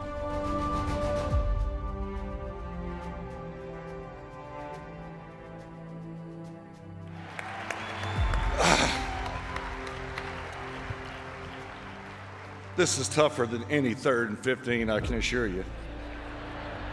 I know it ain't no crying in football. I apologize. My bad. We're not standing up here because of our own merit or because of something that we've done by ourselves. Football is a team game, and it takes everyone on that team to make a product such as these Hall of Famers that are sitting under this tent and the ones that are being inducted here today. I've had the distinct pleasure of playing on some pretty good football teams. And today, I joined the greatest team in them all, the Pro Football Hall of Fame. To be able to join these men on this stage in football heaven is the greatest day of my life.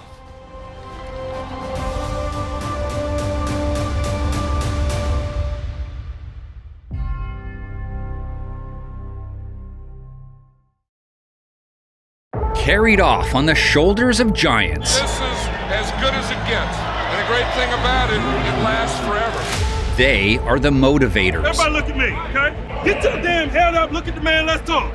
Let's communicate, let's be mentally tough. The innovators. It looks like confusion to anybody who doesn't know much about the game. But as you learn the game, it becomes very scientific. The ultimate leaders. One stupid play, one stupid penalty, one mistake ends it for all of us. It's time to explore the legacy, history, and evolution of the NFL head coach. It's NFL Explained, evolution of the NFL head coaching universe. In our business, there is no second place. Either you're first or you're last. What Patrick Mahomes does on a football field is mind-boggling at times. He looks like the dad playing in the backyard with all the kids and they can't get him on the ground. His style of play, the new bar everyone else is chasing. Shout out my teammates, baby. We're Super Bowl champs, baby. Let's go. Would Mahomes be Mahomes, though, without Andy Reid? Just easy throws. Okay, yes, sir. What would Tom Brady have been had his coach been someone other than Bill Belichick? I can't stand it. Run it again. Huddle up and run it again, Brady. What's Joe Montana without Bill Walsh? Woo, pretty. That's great. Okay, let's try it again. And furthermore, how are they all connected? The NFL head coaching universe is over 100 years old, made up of 10 key solar systems and 2 small asteroid fields. Within them, every Hall of Fame and Super Bowl winning head coach, as well as every team's most iconic lead man, mapped out so we can see how they're ultimately all related. And so it's clear, for this exploration, just serving as someone's assistant at some point does not place them in that head coach's orbit. Sean McVay, for example, is connected to Mike Shanahan, but that's not the moon he circles. We start our journey with the largest head coaching solar system there is, beginning at the edge of the universe, where we find the newest and youngest moons in the game. Appropriate we begin with McVay then, because when the LA Rams hired him, he was a mere 30 years old, youngest in NFL history. McVay's importance historically already evident as he set off a wave of hiring focused on youth that's never been seen before. Excited to get going. Getting the job was one thing. Succeeding at it would be the key to opening doors to other 30-somethings. Let's get the age thing out of the way. Sean McVay is young. And Sean McVay, a winner in his debut. You're sure you're only 30, right? Yes, sir. It took McVay all of 2 seasons to make his first Super Bowl. It's great, right? Feels like Super Bowl should feel.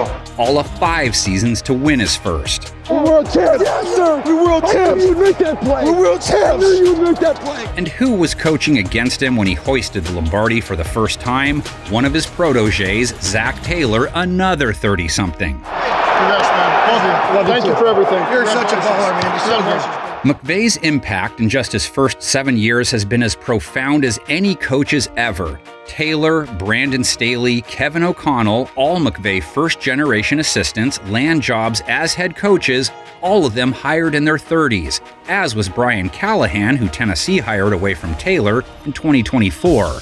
Mike McDaniel, Mike McDonald, Matt LaFleur, D'Amico Ryans, Shane Steichen, Gerard Mayo, all hired in their 30s post McVay's showing up on the map. When the 2024 season began, half of the men leading the charge were coaches who got their first lead gigs before their 40th birthdays. He's really shown a lot of us young guys that you can do it your own way. It doesn't have to be the way it's always been done, for the last 20 years, maybe around the league. The way the players have ownership of their culture, their football philosophy, how they want to play, how they want to operate on a daily basis. So much of it is built by Sean. It's all built by Sean. Yeah, Sean is a tremendous leader. I think a lot gets made about his age and whatnot. I think he's wise beyond his years. I just learned so much from him in terms of how important that communication is, not only with your staff, but with your players, and developing relationships and ultimately being true to yourself. So, where did McVay's moon come from? His lineage passes through Jay Gruden, who he was an offensive coordinator for in Washington for 3 years prior to taking the LA job. Gruden, former Minnesota lead man Mike Zimmer, who has Kevin Stefanski as coaching offspring, Vance Joseph, and Hugh Jackson, all descendants of former Bengals head coach Marvin Lewis.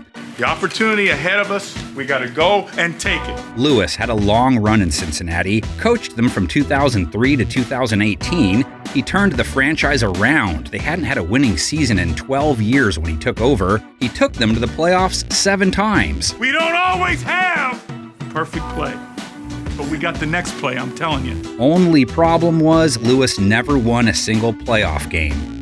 Prior to taking the Bengals job, Lewis was defensive coordinator for Baltimore Ravens head coach Brian Billick. 1 season spent under Steve Spurrier as DC in Washington in between those 2 roles. You said you're disappointed in the media. You've called us 3 or 4 different names already. What is your purview that you could stand up there and tell 200 people how to do their jobs? Is that I have the podium and you all are here to listen to me.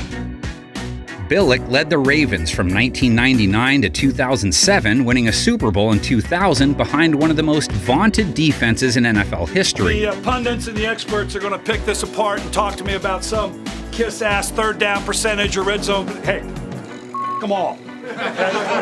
When you go in the Lions' den, you don't tippy-toe it. You carry a spear, you go in screaming like a banshee, and you kick it, you kick whatever door's in and say, where's the son of a...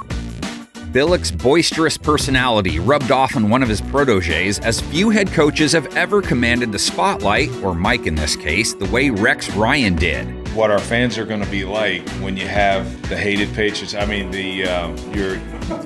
Let her rip, man. 2 pair of socks, got the long undies on. It might take me a half hour, but other than that... 3 home teams advance, and the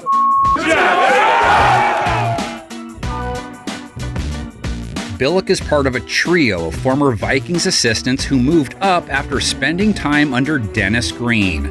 Mike Tice and Tony Dungy, the other 2. Dungy was Green's DC when he left for Tampa Bay. He quickly built a Super Bowl contending team. The Bucs was nothing before Tony got there. He built the pyramid right in front of us and said, this is how we're going to do it. We got to practice doing things right all the time, little things, details. When Tampa Bay decided to trade for Raiders head coach John Gruden, the Colts jumped on the chance to sign Dungy. He molded the defense into a top-tier unit, Peyton Manning led the offense, and Dungy became the first African-American head coach to hoist the Lombardi. I'm proud to be representing African-American coaches, to be the first African-American to win this. That means an awful lot to our country. Dungy is responsible for 2 head coaching moons. Herm Edwards, he held down the head job for the Chiefs and the Jets. And Jim Caldwell, he replaced Dungy in Indianapolis and also led Detroit. But back to Green, you can see that ultimately he was the head coach to start the ripple effect that led to McVay. He ran the show in Minnesota from 1992 to 2001. He led them to the playoffs 8 out of the 10 years he was there, made 2 NFC Conference Championship games. All right, let's rock and roll here. Here we go. Green captained the Cardinals for 3 years as well. That's where he was when he unleashed one of the most famous post-game rants on record. That's why we took the damn field. Now, if you want to crown them, then crown their ass. But they are who we thought they were, and we let them off the hook. Green, not the only significant coach found in his orbit either. He's 1/4 of one of the most important offshoots there is in any system in the universe. Green, Sam Weish, George Seifert, Mike Holmgren, all San Francisco assistants under Bill Walsh prior to landing their respective head coaching gigs. Weish left the Walsh nest in 1982, spent 1 year at Indiana, eventually taking the Bengals job in 1984 and holding it till 1991. Weish, a Cincinnati icon for leading the Bengals back to the Super Bowl and for putting an unforgettable stamp on their in-state rivalry with the Browns. Will the next person that sees anybody throw anything onto this field, point them out, and get them out of here. You don't live in Cleveland, you live in Cincinnati. Weish also coached the Buccaneers for 4 years from 1992 to 1995. Several significant men circle Weich's moon. He begat Bruce Coslett, who landed with the Jets at first, from 1990 to 1993. His defensive coordinator those 4 seasons, Pete Carroll, who took over in New York when Coslett left. Well, I basically believe football should be played with great aggressiveness and an attacking style and in a very physical manner. Carroll only lasted 1 year as the Jets head coach. He went to the 49ers as their defensive coordinator, then took over the Patriots head coaching job, lasting 3 years there. What lies ahead? I'm sure will be challenges, and I'm looking forward to taking on those challenges as new beginnings. Carroll would leave the NFL ranks for USC, but after winning 2 titles, returned to the big leagues, taking the job in Seattle, where he would morph into a Hall of Fame caliber coach from 2010 to 2023. Hey, Mark, you got to have a big day today now. Let's go. Absolutely, Coach. Let's go. Please let me know what's going on, okay? I don't know nothing over here. I'll talk to you. I'll talk to you. Carroll led Seattle to back-to-back Super Bowls, winning one of them. And the first world championship in franchise history. Pete Carroll, the Seahawks are world champs. Carroll, meantime, sent Gus Bradley and Dan Quinn, among others, into the head coaching ranks. Quinn made a Super Bowl with the Atlanta Falcons, and he gets credit for San Francisco head coach Kyle Shanahan. Shanahan, of course, owes his father a great deal, so easy case can be made he belongs with him, but he was Quinn's OC for 2 years before landing the 49ers job. You ready? You ready? Let's go, dude. Don't injure me, man. You can me up after. Go, baby. Didn't take long for Shanahan to show the apple doesn't fall far from the family tree in his case. He took San Francisco back to the Super Bowl in his 3rd year on the job. And what a moment for the Shanahan family. San Francisco going to the Super Bowl with a big win tonight over Green Bay. 3 of Shanahan's assistants have already been hired as head coaches as well. Robert Saleh, who went to the Jets, DeMeco Ryans, hired by Houston, and Mike McDaniel, another one of the recent 30-somethings to land the top job. Despite all, there was a lot of adversity over the course of this entire season, but not one person in here flinched all year. Hello? Yellow, is anyone alive? It was a swag, you're misinterpreting. I love the way y'all fought every single week, no matter how bad it got, no matter how hard it got, everybody kept freaking fighting. Talk about determination, pure grit. Everybody fights to their last play. That's what it's about, man. And we punched our ticket. Back to the Walsh offshoots now. George Seifert, he took over for Walsh in San Francisco when he retired. Seifert led the 49ers from 1989 to 1996. When he resigned, at the time he had the second highest win percentage in NFL history, and among head coaches with 100-plus career wins, he holds the NFL's 7th highest winning percentage all time.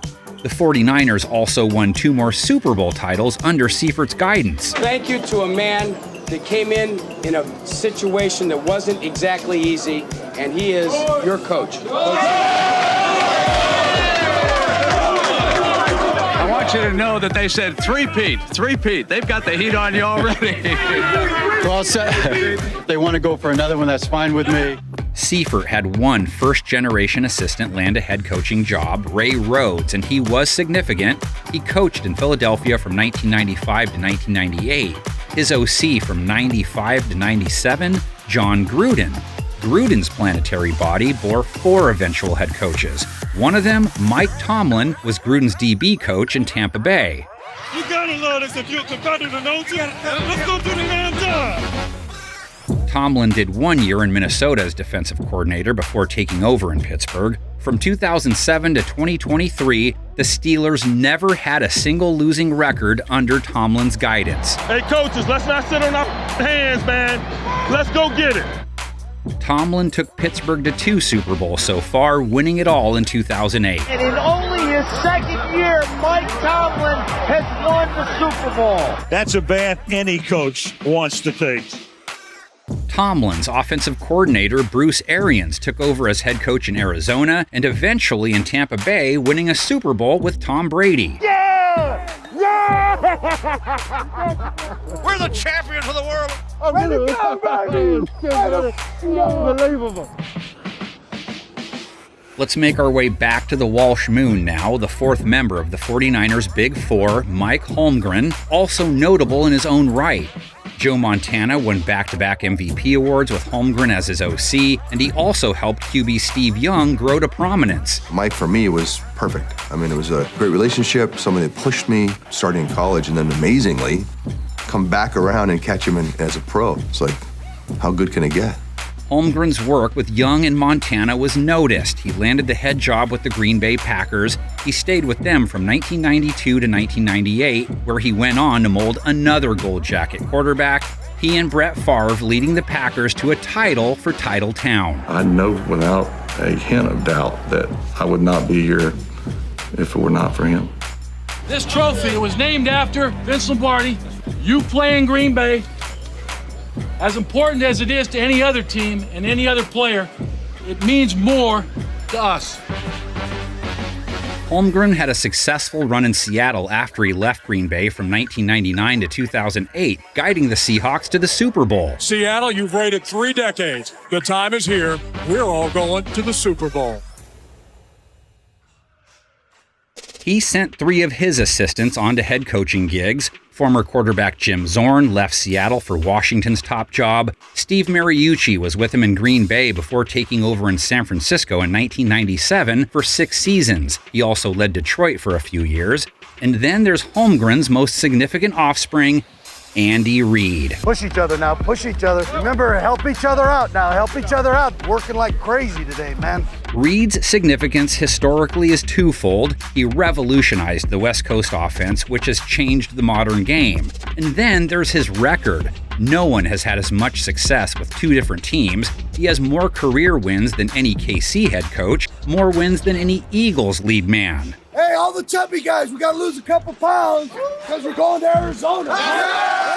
Reid is the only head coach to lead 2 different teams to 4 conference championship games. Oh, it's great. I'm so proud of these guys right here. When Reid got out from under Holmgren's wings, he was hired by Philadelphia, where he stayed from 1999 to 2012. He took them to the Super Bowl in 2004. Hey, where are we going next week? That's what I'm talking about. That's what I'm talking about.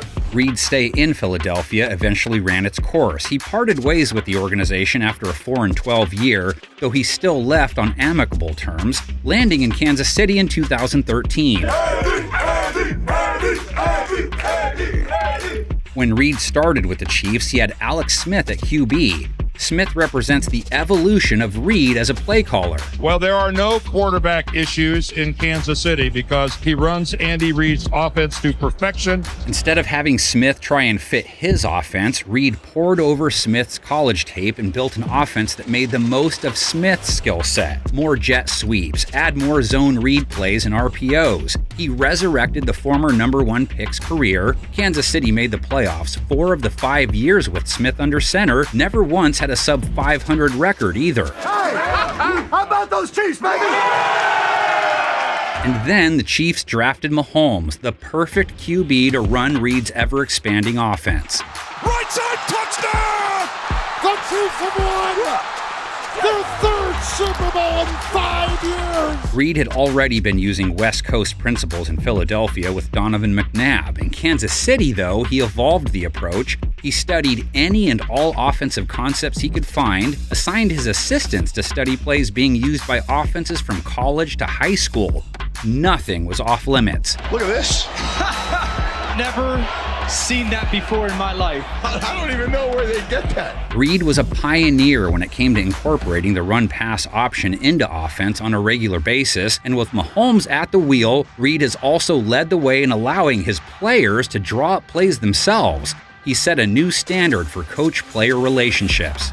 It's always fun to see what's really possible and what we could really do out there on the field. And the fact that Coach Reid is kind of always, he's open ears at least. He might not agree to everything. He's got, as he says it best, he's got 51%, so. And then there is Reid's influence. His resume so far includes 4 assistants who left as guidance for top jobs. Brad Childress was OC for Reid in Philadelphia. He landed the Minnesota job in 2006. He eventually ceded that spot to his defensive coordinator, Leslie Frazier. Matt Nagy, one of Reid's KC assistants, was head coach in Chicago for a spell. The Walrus' other first-generation protégés both won a Super Bowl. Doug Peterson, who reached the top of the mountain with the Eagles. The Philadelphia Eagles are Super Bowl champions. Let the celebration begin.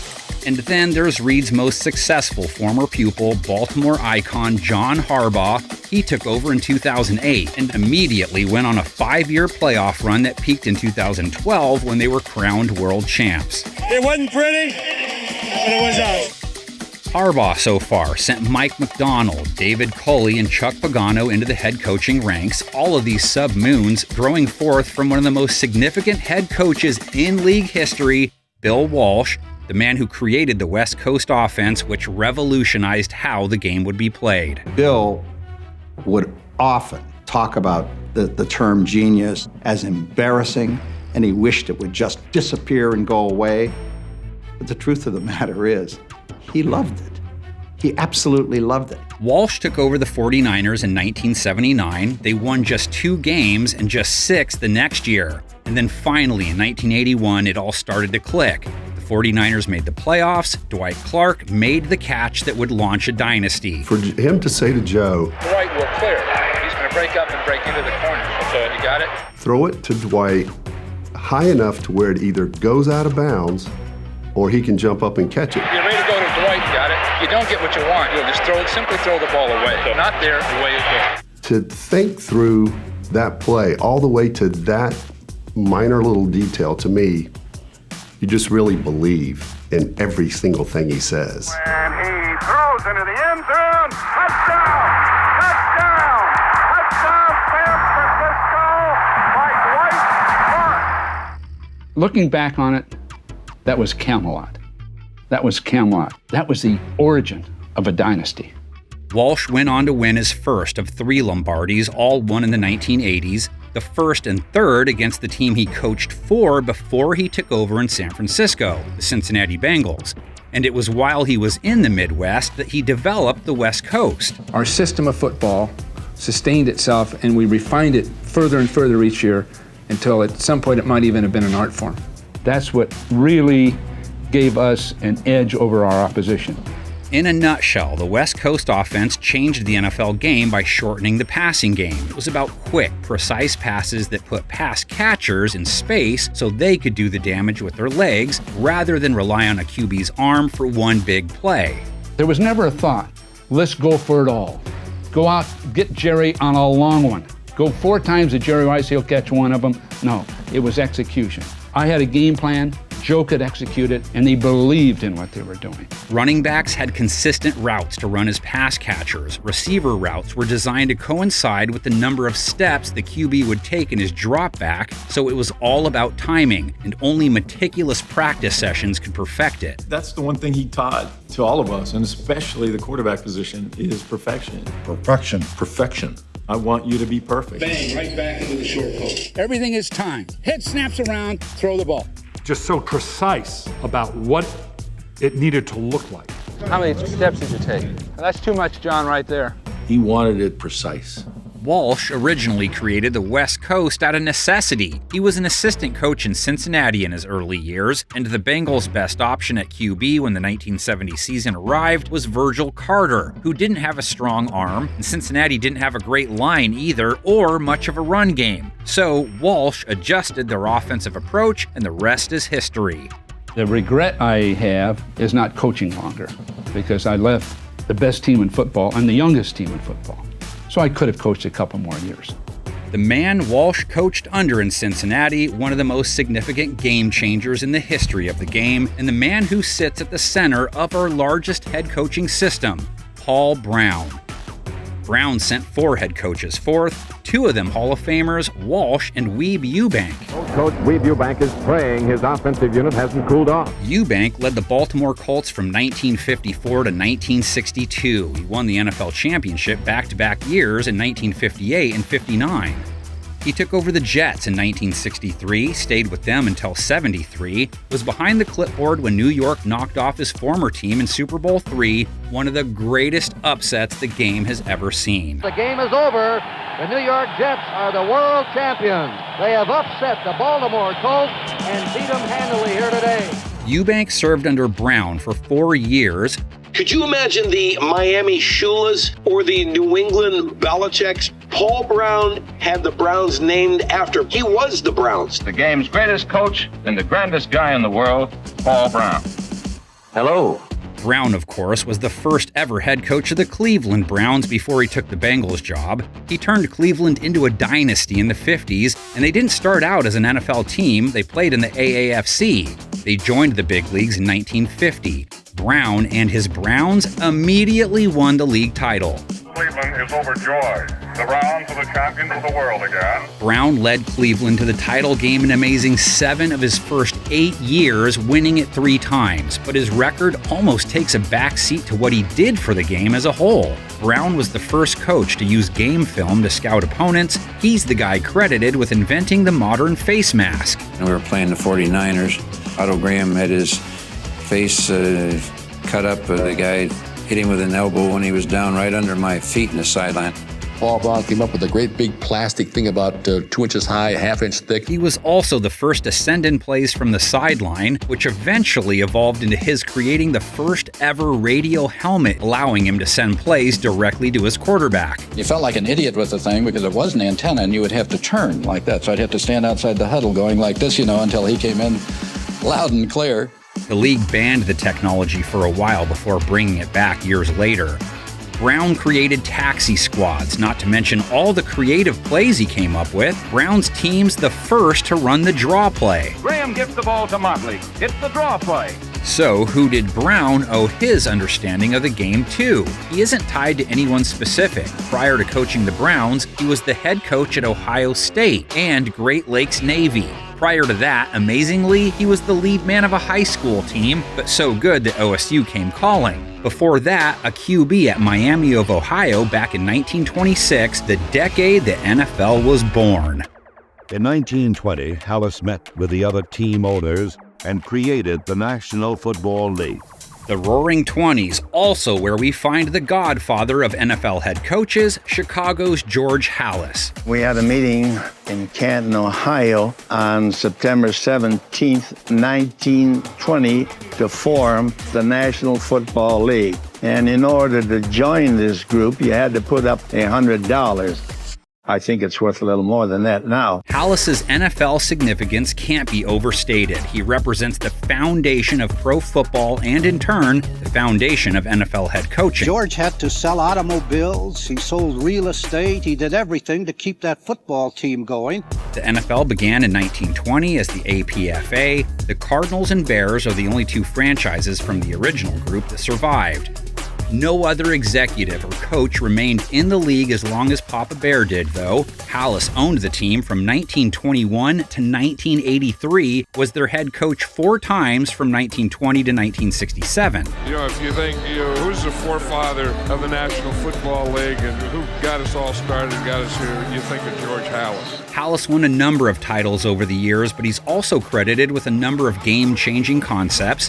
First, he signed Red Grange out of college, which was a huge step in legitimizing the pro game, which wasn't as popular as college at the time. In the mid-1920s, the name Red Grange was synonymous with football in the same way that Babe Ruth was synonymous with baseball. As a head coach, he was the first one to implement a number of approaches that Brown and every other head coach have emulated ever since. Halas's innovations kept pro football moving forward. He was the first pro coach to hold practice sessions every day, the first to hire a full-time staff. Halas has direct ties to 5 other men who went on to land head coaching gigs. One of the most important is defensive coordinator in 1965, Hall of Famer George Allen. Have a lot of fun tonight. Have a lot of fun. Hit people, knock them down.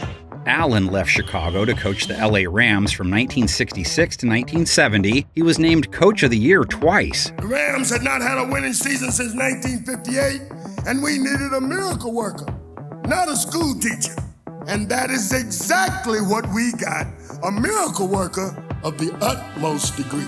He is most famous, though, for his time in Washington and for his hatred of the Dallas Cowboys. He is one of the most colorful and brutally honest head coaches the league has ever had on its sidelines. Great win. We beat them out their own game. You out hit them. Now we bring those damn Cowboys next. Allen gave head coaching life to 4 guys. Mike McCormick was his assistant in Washington. He led Philadelphia in the mid-70s and then the Colts in 80 and 81. He pushed Walt Michaels up the ladder. He took over the Jets from 1977 to 82. When his tenure ended, his OC, Joe Walton, took over the job and held it until 1989. Former Cleveland frontman Bud Carson and former Eagles and Jets head coach Rich Kotite both hail from this space. Allen also tutored Bills Hall of Famer Marv Levy. He was with Allen in Washington for a couple years. Levy then went on to lead a CFL team for 5 years before returning to the NFL in 1978 as the head man in Kansas City. Went to college with that official. Yeah, I did. I went to college with him, huh? You blind bat! That's not interference! Throw the flag on that jerk! Levy next landed in Buffalo, where he would lead the Bills to an unprecedented 4 straight Super Bowl appearances. No other team or head coach has ever accomplished that in league history. It's a long, hard struggle to get there, and our players have been resilient enough to bounce back from one disappointment after another. But we put it behind us quickly. If you're going to have a chance to go back again, you have to put disappointments behind you, not dwell on them. Bills, of course, didn't win any of those Super Bowls. Levy is only responsible for one NFL head coach, Bobby Ross. He was in San Diego from 1992 to 1996 and Detroit from 1997 to 2000. But Bolt fans will always remember Ross for being the first head coach to take San Diego to the Super Bowl. The other significant Allen assistant to move upward and onward, Ted Marchibroda. Marchibroda, former head coach of the Colts and Ravens, was Allen's OC when he was with the Rams. From Marchibroda to Vince Tobin, he called the shots in Arizona from 96 to 2000. From Tobin, you get to Dave McGinnis and Jim Fossil. McGinnis took over the Cardinals full-time from 2001 to 2003. Fossil left for the Giants job in 97, held it down till 2003. While he was in New York, he had a guy named John Fox on his staff. Fox made the Super Bowl twice with Carolina and Denver. Well, I'll tell you what, it's a great tribute to these players, this staff. I couldn't be more proud of a group of men ever in my life. Fox sent forth 3 of his assistants, Mike McCoy, Adam Gase, and Jack Del Rio, who led the Jaguars from 2003 to 2011 and the Raiders from 2015 to 2017. Smell blood in the water, let's go! Smell blood in the water, let's go! Have some fun, make plays! Halas also gets a lot of credit for really getting the passing game in the NFL going, which he pushed forward with the help of another eventual NFL head coach, Clark Shaughnessy. Shaughnessy had taken over a one-win Stanford team and won the Rose Bowl in his first year. Halas took notice and brought Shaughnessy in ahead of their 1940 championship game with Washington. The two developed the T formation, which in simple terms allowed the QB's arm to play a much bigger role in the game. Worked pretty well, led the Bears to putting up 73 points, Chicago shutting out Washington in the most lopsided championship game in history. All the sports writers came in the dressing room after the game. They came over to me and they said, "What do you think the score would have been if Malone had helped that pass down there when y'all first drove down the field?" And I told them it had been 73-7. Halas represents Shaughnessy's entry point to the pro game, so we're placing his moon in the Halas universe, even though he didn't depart directly from Halas airspace. He ended up as a head coach of the LA Rams before returning to Halas's orbit as an assistant. When he left the Rams, he handed off to Joe Stidehar, who was their coach in 1950. Shaughnessy's passing game influence alive and well in Stidehar's approach, as he was behind the wheel when Norm Van Brocklin set the record for passing yards in a game that still stands today, despite the likes of Dan Marino, Peyton Manning, Drew Brees, and Tom Brady, among others, having come and gone. Norm Van Brocklin drops back, throws an arching pass upfield. Rangy Tom Fears gathers it in on the dead run and races all the way to score for Los Angeles. A 72-yard touchdown play. Van Brocklin would also go on to be a lead man when his playing days were over. He was the big man for 13 years, split between Atlanta and Minnesota. He was the Vikings' first ever head coach. He taught me professional football. He gave me the grounding in football that few people had. Van Brocklin went from playing directly to head coaching, his head coach's last 3 years playing in Philadelphia, Lawrence Buck Shaw, the two men leading the Eagles to an NFL title. The world champions defeat the Green Bay Packers 17-13, and the Eagles are carrying Buck Shaw off the field. Shaw, by the way, the San Francisco 49ers' first ever head coach, starting in the AAFC. Two of Van Brocklin's assistants received promotions. Harry Gilmer, who was in Detroit for a couple years, he handed off to Joe Schmidt with the Lions from 1967 to 1972. And that's where Chuck Knox comes from. Knox had a very successful 22-year career. 1973 to 1994 was with the Rams, Bills, and Seahawks. You'll be the best and you got to pay a little price. If you want it bad enough, you got to do the little extra things to get it. 4 of his assistants over the years moving up the coaching ladder, the most notable Hall of Famer Dick Vermeil. He was top boss in Philadelphia from 1976 to 1982, took the Eagles to the Super Bowl. I'll tell you where you're going. You're going to the Super Bowl. No, he's going to the Super Bowl is where he's going. Vermeil took 15 years off serving as a TV analyst, then returned in 1997, taking over in St. Louis and winning it all with the Rams and their greatest show on turf. So it all comes down to this. 6 seconds to play. All right, guys. Last play of the game. McNair drops. Throws right side for Dyson. He dives for the end zone. Didn't make it. That's it. We won it. He rounded out his head coaching time with a stint with the Chiefs. Kansas City's resume of head coaches as impressive as any franchise's. Hall of Famer Hank Stram began his pro football coaching career there, and his tenure led to Marty Schottenheimer, Bill Cowher, and Mike McCarthy, among others. Stram was Kansas City's first ever head coach. They started out as the Dallas Texans in the AFL in 1960. The big rush is on, the kick is up, the kick is good. Dallas is the champions. They had to go into the second overtime period to win it. Stram was a college assistant before being hired by the expansion team, never the head coach either. He found his way to the Hall of Fame by winning 3 AFL titles and led the Chiefs to victory in Super Bowl IV. Just keep matriculating the ball down the field, boys. That quote, now a rally call for current Kansas City players. Matriculating the ball down the field, baby. Stram's legendary play call from Super Bowl IV, even more revered throughout Missouri. 65 toss power trap. Look for 65 toss power trap. What does it look like? Hey, look for a 65 toss power trap. See what it looks like. Gloucester, tell him 65 toss power trap.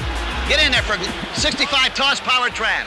65 toss power trap, a fake toss sweep that ended up as an inside handoff to Mike Garrett, who ended up in the end zone. Running play coming to Garrett on a trap. Touchdown!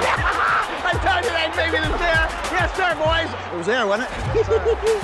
Stram was one of the most innovative head coaches the modern game has ever seen. He was the first pro coach to use a 2 tight end formation, the first to design a moving pocket to help his quarterback, Len Dawson, find passing lanes easier. All right, this is our playbook. It must be studied, understood, and then executed properly on the field. Stram laid the foundation of mini camps by bringing in players monthly. He's loosely credited with introducing the league and its players to Gatorade of all things. He was close to the University of Florida head coach who brought it to fruition there. Uh-oh, give it to him, give it to him, give it. Good timing, good timing. Oh, and he dropped the ball. Stram never employed an offensive coordinator or defensive coordinator, but after leaving Kansas City, he coached the Saints for 2 years. His wide receiver coach, Sam Ratigliano, went on to lead the Browns from 1978 to 1984. His defensive coordinator, Marty Schottenheimer. Light the ignition, man. Light the ignition. Let's get this rocket ship going up now. He was the lead man in Cleveland from 1985 to 88. The Chiefs from 89 to 98. He spent 1 year in Washington before closing out his career in San Diego from 2002 to 2006. We're gonna keep pounding and wear them down. Grind them in the damn dirt. Power football. That's Marty ball. You run it, then run it, and then run it again. And then, okay, we can throw a pass. But after that pass, let's run it, and then run it, and run it again. That's Marty ball, to wear you down. Stay after them, wear them down. Break them, break them. As of 2024, Schottenheimer owns the dubious head coach record for most wins without winning a Super Bowl. He won an even 200 regular season games. Schottenheimer's playoff record wasn't sparkling, but the postseason losses he took were not the average variety either. In Cleveland, he was on the wrong side of the drive in 1986. 20-13 Browns. The look, the throw, touchdown! John Elway has just thrown the touchdown to Mark Jackson, 98.5-yard drive. A year later, in 1987, it was the Ernest Biner goal line fumble. Biner inside the 5 to the 4 to the 3 to the 2. He fumbles the football and the Broncos have it. Denver has it at the 2-yard line. He was so close to getting in for a touchdown. Oh, my goodness. Doesn't seem fair. Perhaps it just wasn't meant to be. 1995, he and the Chiefs lose to the Colts 10-7, his kicker Lynn Elliott missing 3 field goal attempts, and then with the Chargers there was that 2006 loss to New England, marked by a should-have-been game-sealing INT by Marlon McCree, who proceeded to fumble the ball back to Tom Brady and the Patriots late in the game. It is bobbled and picked off! Marlon McCree! The Chargers have the ball back! Oh, I think McCree fumbled it. Oh, New England! New England's got it back at the 32. McCree dropped it as he was hit. Schottenheimer sent 4 of his assistants forth: Gunther Cunningham, Cam Cameron, Lindy Infante, and his most prized pupil, Bill Cowher. Let's go! Let's go! Just go! Just go rush! Let's rush! Rush! That's what I'm talking about. And he's going, and the spit is flying, and it was kind of one of those things that you wish you had that windshield wiper. You can just kind of. Cowher, a Hall of Famer, another Super Bowl winner, his 2005 Pittsburgh squad reaching the top of the mountain under his watch. Oh, baby! Cowher also gave rise to 4 assistants: Dom Capers, Mike Malarkey, who then saw his OC Ken Wisenhunt move up, who begat Todd Haley. Cowher can claim Chan Gailey, who claims Dave Campo, and finally Jim Haslett, his former offensive coordinator.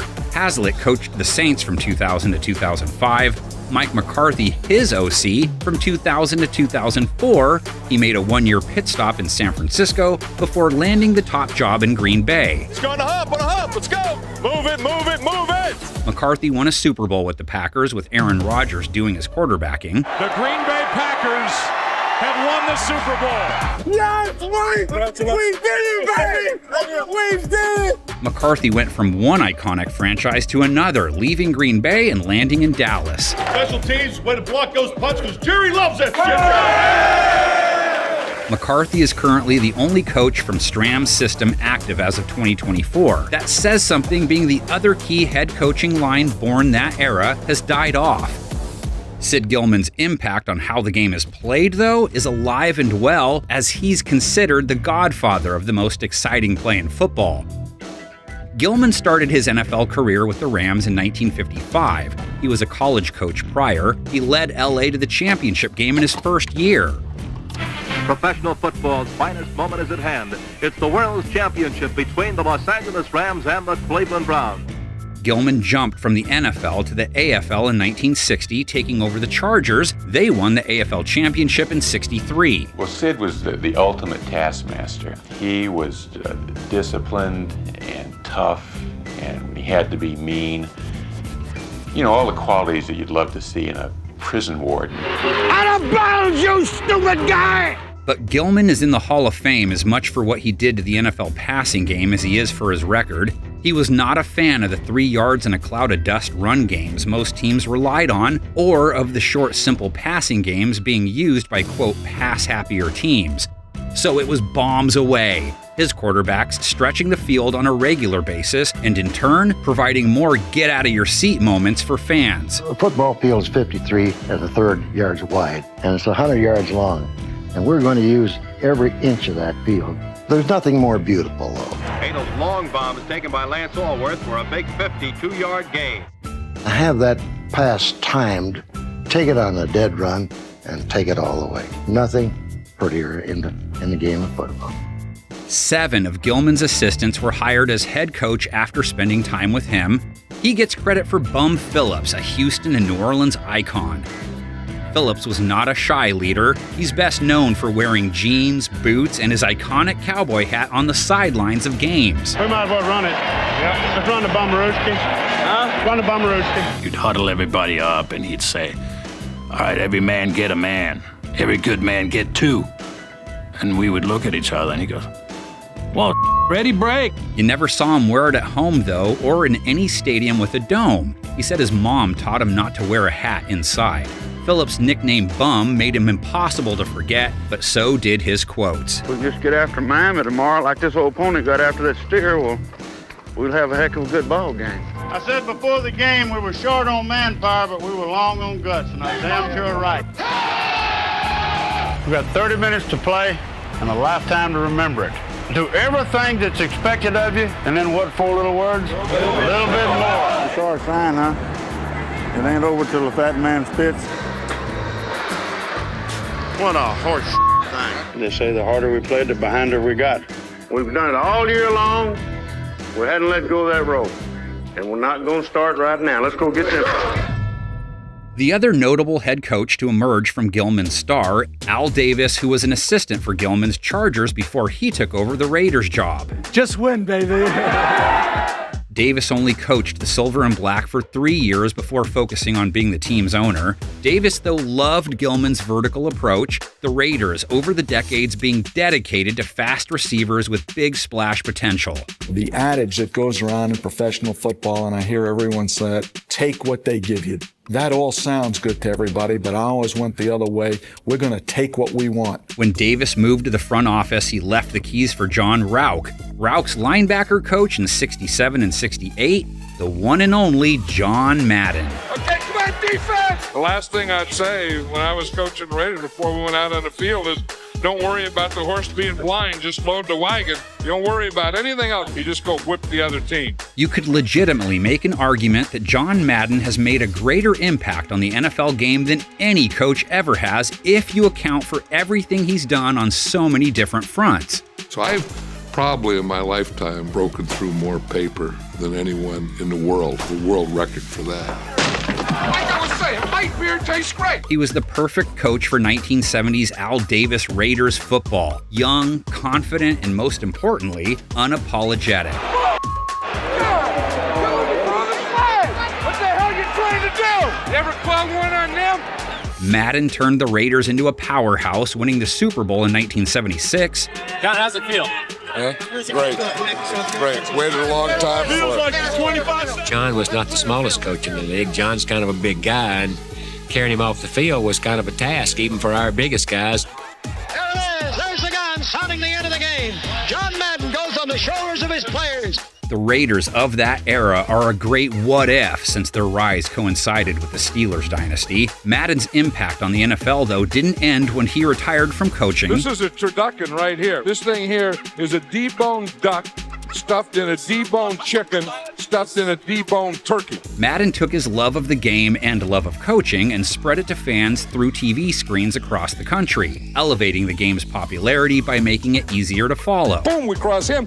The left goes to the right goes to the left. This guy crosses here, he crosses here. They have no idea where we are, who we are, where we're coming from, or who we're throwing to. Very interesting. And then came the video game, Madden Football, not only world famous, but one of the most educational sports games on the market, as both players and head coaches have acknowledged learning playbook concepts as kids playing the game. And when you clicked Ask Madden, he'd be like, hey, give this one a try. And when you would call that play, Madden would say, I don't know what he's thinking. The Raider head coach lineage was very simple in the early years, from Davis to Rauch to Madden. And when Madden left for the broadcast booth, his wide receiver coach, another future Hall of Famer, Tom Flores, took over. Flores was Oakland's first ever QB back in 1960, made him the first ever Hispanic starting quarterback in the league. Then he added being the first ever Hispanic head coach in NFL history, culminating with him being the first ever Latino to win a Super Bowl in 1980, which he did with Jim Plunkett at quarterback. We were the best team. We deserve to be world champions. Baby, I'm proud of you. The pair repeated the feat, too, beating Washington in 1983.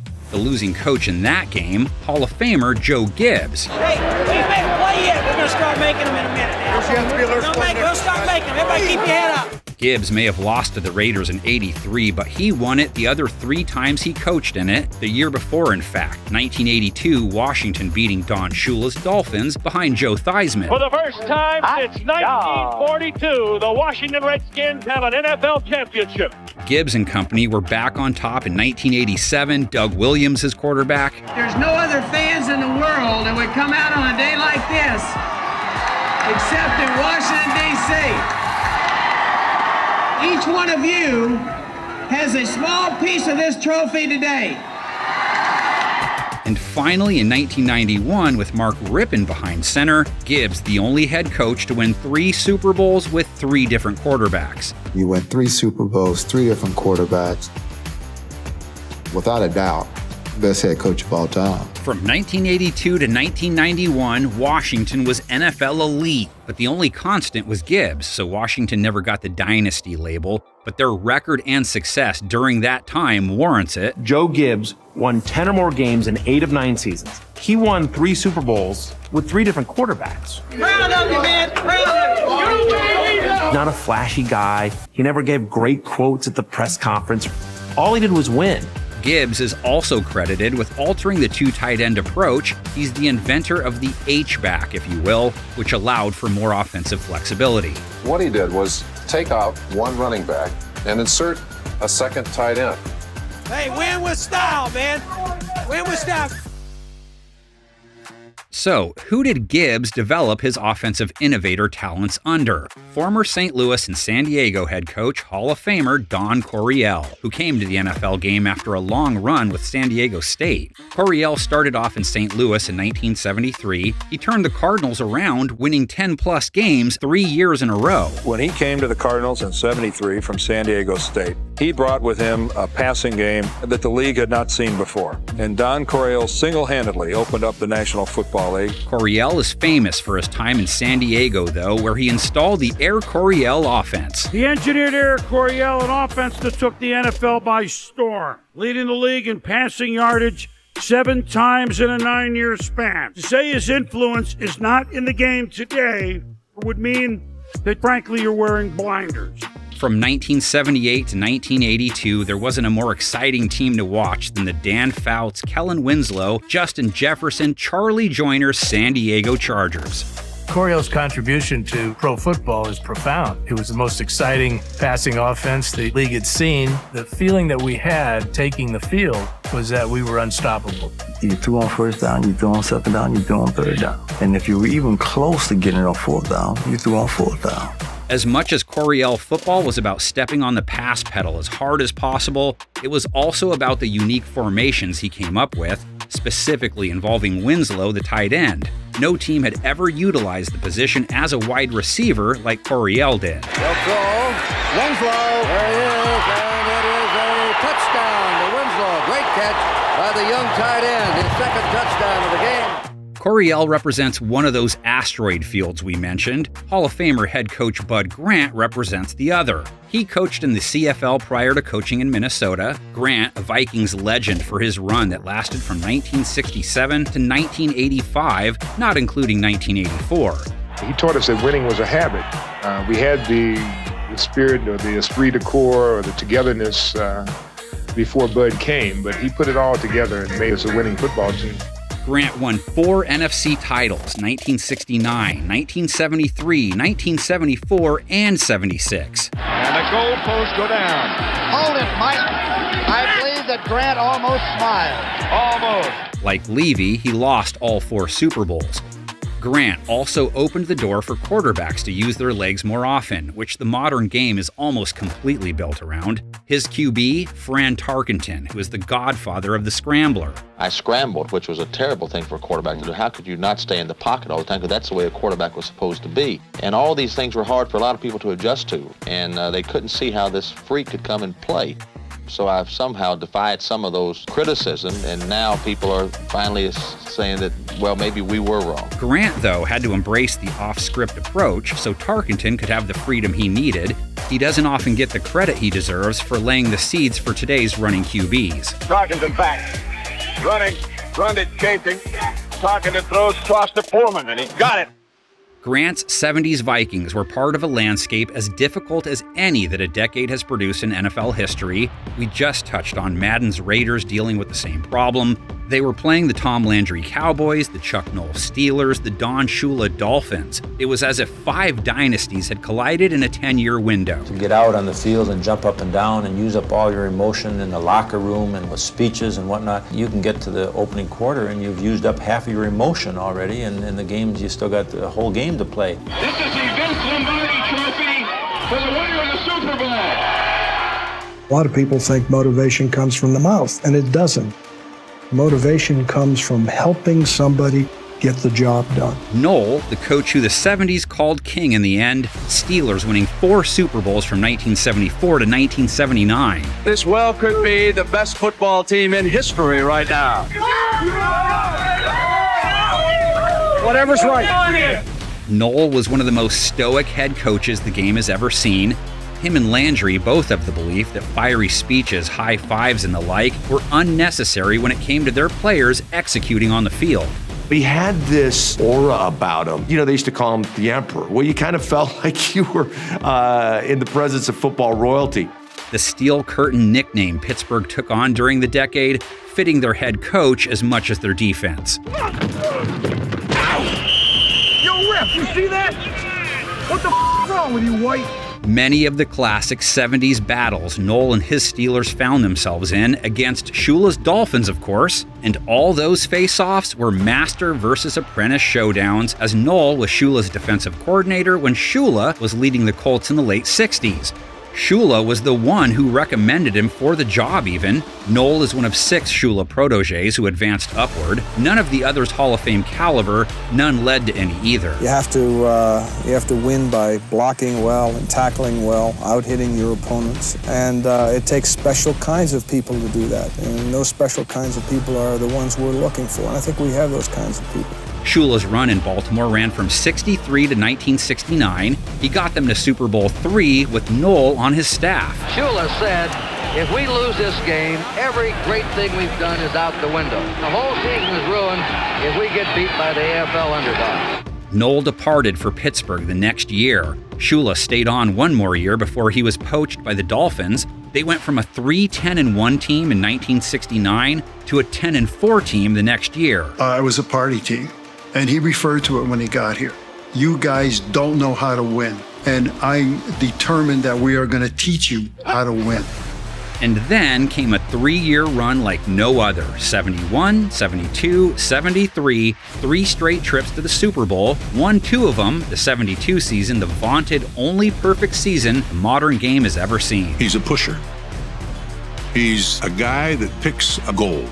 Get in there! Let's go! He looks at you and figures how far he can push you. Look at him! You can't come up unless he blocks! And he takes you right to that breaking point. Get set! What the hell are you doing? And sometimes a little beyond it. Soccer! As a result, we went undefeated. Shula coached Miami from 1970 to 1995. What stood out after he was done was his adaptability. One year, they were a running team. The next, it was defense. Another, it was an aerial attack built around Dan Marino. Most touchdown passes, 48. Most yards gained, 5,084. Most passes completed, 362. Most 300-yard games with 9.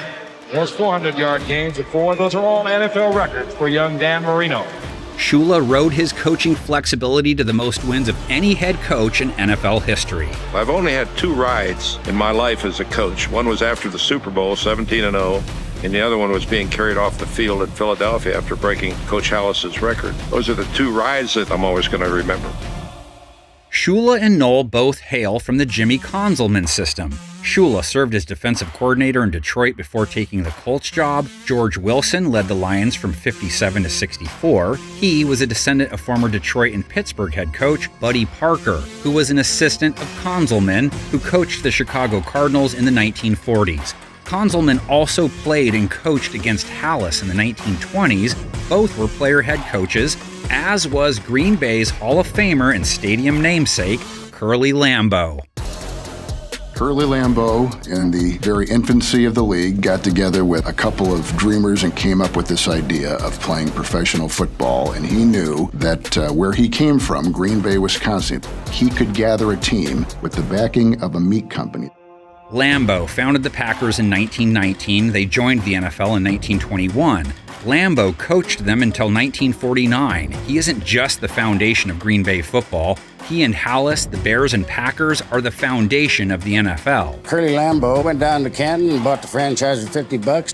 Where would you ever suspected that a town of 45,000 would get a franchise and compete against the big cities in the National Football League?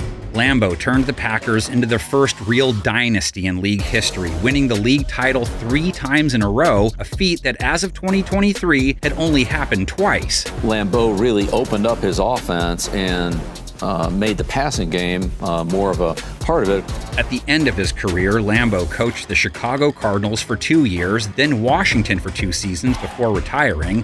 His name, of course, synonymous with Packers football, a distinction he shares with Mr. Vince Lombardi. Winning isn't everything, but it's the only thing. What the hell's going on out here? Lombardi isn't a descendant of Lambeau's, though. Only one of Curly's assistants ever landed a head coaching job. The Packers and Cowboys owing thanks to the New York Giants for the greatest 2 head coaches their franchises have ever enjoyed. This is another system that sprung up in the early years. It started with Giants Hall of Famer head coach Steve Owen. He was their head guy from 1930 to 1953. He turned things over to Jim Lee Howell, one of his players who lasted for 7 years. Howell had Lombardi running his offense, Tom Landry running his defense. No NFL head coach has ever had a coordinator duo on that level. Tom Landry coached in the defense, had Vince Lombardi coaching the offense. How in the world could they come up with something like that? This time it's intercepted by Landry, and Tommy takes off. Nice going, Tom. Landry played for both Owen and Howell before joining the coaching ranks. He went on to lead the Cowboys from their first season in the league in 1960 to 1988. From 1965 to 1985, Dallas never had a losing record, and from 1966 to 1983, the Cowboys only missed the playoffs once. If you're concentrating, you're not smiling a whole lot. I enjoy smiling, but I don't enjoy it on the sideline. I'm all business. Landry led the Cowboys to 5 Super Bowls, winning 2 of them. What do you think, Coach? I think it's pretty nice. There you go. Congratulations. I'm really happy. I don't think he expected the players to pick him up. That was one of the high points. They thought that much of him. That might have made me happier than winning the game. To see a big, huge smile. All of us were so happy for Coach Landry because we knew where this man had been and how he had stood up for us.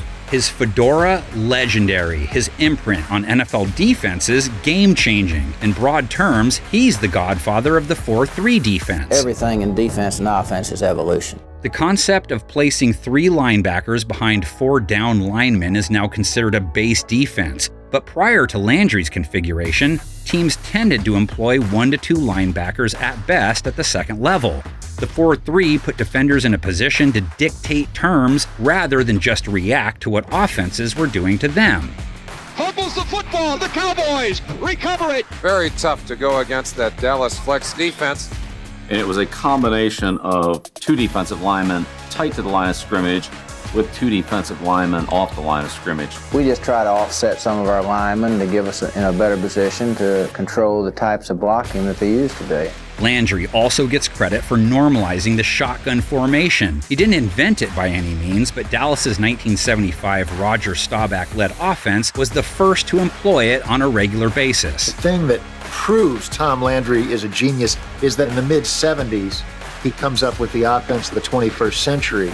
Now, some teams in the NFL use a shotgun more than 50% of the time. Landry's long run produced plenty of first-generation head coaches. Dick Nolan I, he left Landry's wings in 1968 for San Francisco, stayed there through 1975. He turned the 49ers into a contender, too. San Francisco and Dallas faced each other 3 straight years in the playoffs from 1970 to 72, the teacher getting the best of his pupil each time. Well, it feels, you can't imagine how it feels, because you never suffered with us like we suffered, in those losses in the last 4 years. It's a great reward for these fellows who work so hard to get there.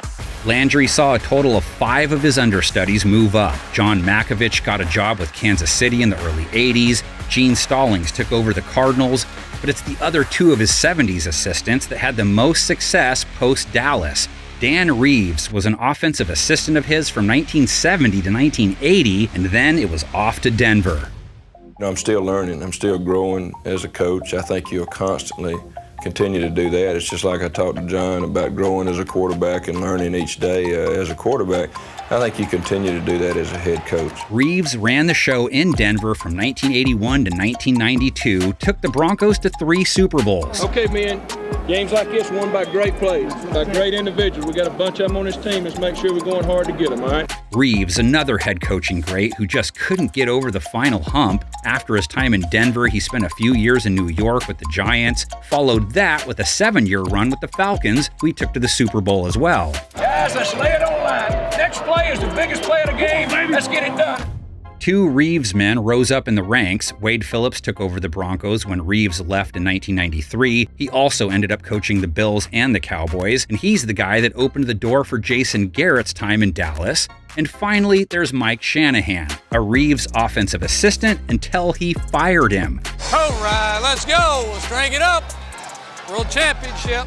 Yeah, Mike Shanahan got his head coaching gig with the Raiders after being fired by Reeves for insubordination. Reeves felt like Shanahan was driving a wedge between him and quarterback John Elway. Making it crazier, Shanahan eventually went back to Denver, leading the Broncos where Reeves couldn't. He coached Denver to back-to-back Super Bowl titles, the second coming against Reeves. Never been more happy or more proud of a bunch of men in my life. And you did something that most people never get a chance to do in a lifetime, and that's win 2 Super Bowls. Congratulations, everybody in here. Now, off-season starts tomorrow because we're going. Shanahan also did 4 years in Washington before retiring. Shanahan's mark on the modern game can be found in many of the young coaches you see today. He's seen all sorts of his assistants land head coaching jobs eventually. But only Art Shell and Gary Kubiak are first generation, and Shell spent more time under Flores' guidance, so Kubiak is his only true head coaching offspring. Kubiak started out in Houston, also eventually going back to the Broncos, who he won a Super Bowl with. The first in the history of the game to win a Super Bowl as a head coach with the same team he played for. That's you. Back to Landry's final offshoot, Chicago's beloved Mike Ditka. All you got to do is want it as much as we know we want it. You want it that much? Ditka was a Landry assistant from 1973 to 1981. He played tight end for Dallas prior to that. He took over the Bears in 1982. Didn't take him long to put them on the map. Ditka, one of the most boisterous lead men in NFL history. See that? That's your IQ, buddy. 0. All the turnovers. I'd rather talk to him. Ditka's style epitomized by attitude and fire. He was never afraid to speak his mind and relished turning the opposition into enemies. Man, this is what it's all about. I mean, people are getting snot knocked out of them out there. This is a good football game, boy. His personality and passion, the perfect fit for the city of Chicago, who saw Ditka turn the '85 Bears into one of the greatest Super Bowl champions the league has ever seen. First and goal from the 1-yard line. Hand off to the bridge. That Bears team, fueled by a historically great defense known as the 46 defense. It was most effective against two-back, two-wide receiver sets that were common in the 80s. You could see certain games where someone couldn't pick up blitzes up on that 46, like 1, 2, 3, boom, just going down. The formation placed 8 men in the box with 6 on the line of scrimmage. The name 46 didn't have anything to do with the formation the way 3-4 does. It was coined by defensive coordinator Buddy Ryan because safety Doug Plank's role was vital to it working, and he wore the number 46. Ryan himself was quite the character too, which would be highlighted when he took over the top job in Philadelphia. He only lasted 5 years there, but boy did he make it entertaining. Hey, 55. Who you think's got this? They play like pussycats, I know. What about your team? We don't play like pussycats. Ryan also coached the Cardinals, but no head coaching spawn to speak of. Remember, his head coach son, Rex, served under Brian Billick, though one is free to move sons to their coaches' orbits if they choose. But before we move on to our final system, back to Lombardi. He left his offensive coordinator job with the Giants after the 1958 season, transformed Green Bay into one of the greatest dynasties in league history. You gotta remember something. Vince worked so hard to get where he got. Failure could not be an option because he always believed in his heart he'd never get another chance. Tell you how proud we are to have you as part of the Packers, just as you should be proud to be here to be a part of this team. Lombardi's level of detail was on another level, and his expectation that every player on the team should master those details was too. When he walked into the meeting, he looked us right in the eye. He said, "Gentlemen, we're going to relentlessly chase perfection." He said, "I'm not remotely interested in being just good." Lombardi's players bought into it all. The loyalty and respect they had for him was father-like in most cases. I jumped off sides one time in a scrimmage, and he got in my face and he said, "Mister, the concentration period of a college student is 5 minutes, high school is 3 minutes, kindergarten is 30 seconds. You don't even have that? So where's that put you?" The NFL as a whole owes a great deal to Lombardi and his Packers. Football had established itself as a major sport, but it still paled in comparison to Major League Baseball. Lombardi's General Patton-like persona, along with Green Bay's success, allowed the league to make serious headway toward becoming the nation's new national pastime. I want you to be proud of your profession. It's a great profession. You be proud of this game, and you can do a great deal for football today. Great deal for all the players in the league and everything else. Go out there and play this ball game like I know you can play it. And no NFL head coach has ever had as successful a stretch as Lombardi did from 1960 to 1967, the Packers making the title game or Super Bowl 6 of those 8 years, coming out on top 5 times. Sar begins the count, takes the snap. He's got the quarterback sneaking, he's into the touchdown, and the Green Bay Packers are going to be NFL champions for the 3rd straight year. All of this is why Lombardi was, and still is in many circles, regarded as the greatest head coach in NFL history. Paul Brown certainly was in the conversation, as is a gent we're about to hit. But Lombardi's .738 winning percentage, 3rd highest of any NFL head coach ever, his postseason winning percentage of number 1 all-time, and all the hardware, he was the head coaching GOAT. And then the New England Patriots of all teams hired Chuck Fairbanks to be their head coach in 1973. He was coaching in Oklahoma before that. With new head coach Chuck Fairbanks up front, the New England Patriots began their season of 73 with many questions yet to be answered. Chuck Fairbanks, the great-grandfather of the modern head coaching GOAT at the very least, Fairbanks guided the Patriots from 1973 to 1978. 3 of his guys moved onward, one of them Ray Perkins, his wide receiver coach, who the Giants hired. Perkins held the job from 1979 to 82, his defensive coordinator in 81 and 82, the man who took over the job in New York, Bill Parcells. You know, you're never going to remember how much money you made playing this game. You might have some idea. You're going to remember what you did and what you achieved. Parcells ended up being top boss for 4 teams over his career. His journey began in 1983 with the G-Men. Running through the 1990 season, he's another lead man who was not shy about being the lead in front of the camera. Tell that undisciplined center we got to get his head out of his ass. Let's get this operation moving. Shut up. Time out. Parcells wasn't just a personality, though. He was a defensive mastermind who played a big role in maximizing Lawrence Taylor's talents. Bill Parcells will always be my guy. No matter, what happens, number one on my list is always going to be Bill Parcells. He just rode me every day, every day, every day. Some of these guys got to get their head out of their ass around here. Every once in a while, we get into it a little bit, but he's my boy. That's the way it is. Parcells led New York to 2 Super Bowl titles in his 8 seasons there. This, without question, is one of the greatest victories I've ever had as a coach. After a short retirement, he took over in New England, taking the Patriots all the way to the Super Bowl. What did you tell the guys in the locker room? I told them, don't worry about winning the Super Bowl, just worry about beating the Green Bay Packers. Bro. Great, Coach. Thanks a lot. Best of luck to you. After a falling out with Patriots owner Robert Kraft over control, he took over the Jets from 1997 to 1999 and spent 2000 as their GM. These guys here, I'm telling you, this is hard. Yeah. We're doing a little better, but it's hard. Parcells retired for 2 seasons, then unretired again for a 4-year stint in Dallas. One more time. It's going to be, just try, and I'll do the best I can, and I'm handling it a lot better than I used to. 4 Parcells underlings ascended. Ray Handley took over in New York when Parcells left there. He is the least known of the quartet, though, and least successful. The other 3, all Super Bowl winning coaches. From 2003 to 2005, Parcells' assistant head coach, Sean Payton. There were all sorts of things that would come up. He'd whisper to you on the way out to the practice field, "Hey, I'm going to be a little harder on you today at practice." And he wasn't going to get after the quarterbacks. He was going to get after the guy coaching them. You're too nice to these guys. What are you guys doing in the meetings? Toasting marshmallows?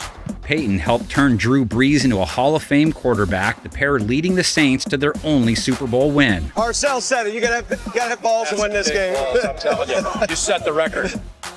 This system still has lots of life left to it, with Payton still going. Took over in Denver in 2023 and has a moon that's growing bigger by the year. Dan Campbell just started his head coaching career in 2021, and by 2023, the energetic young coach had already guided the Lions back to the playoffs. And it's been 30 years since that championship. It's special, man.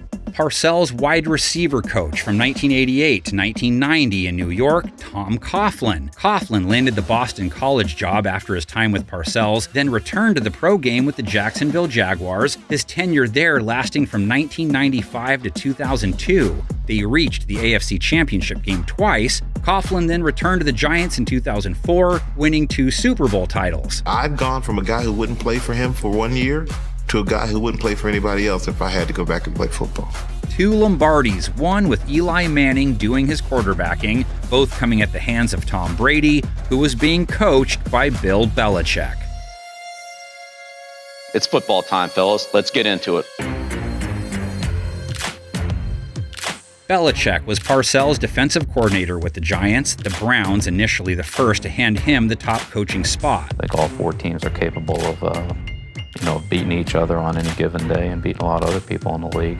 Belichick was there from 1991 to 1995. He led them back to the playoffs too, but it was his only winning year with them, so he went back to Parcells as his DB coach in New England in 1996. 97 is when Parcells leaves for the Jets, takes Belichick with him. When Parcells retires in 2000, the job was Belichick's, except that at his introductory press conference, he turns the job down. Due to the various uncertainties surrounding my position as it relates to the team's new ownership, I've decided to resign as the head coach of the New York Jets. He ends up, of course, in New England, where the rest, they say, is history. I'm not a scientist. I will move on to Cincinnati. That's what Mr. Kraft's paying me to do, and that's what I'm going to do. Oh, you, Mason. Just you, will ya?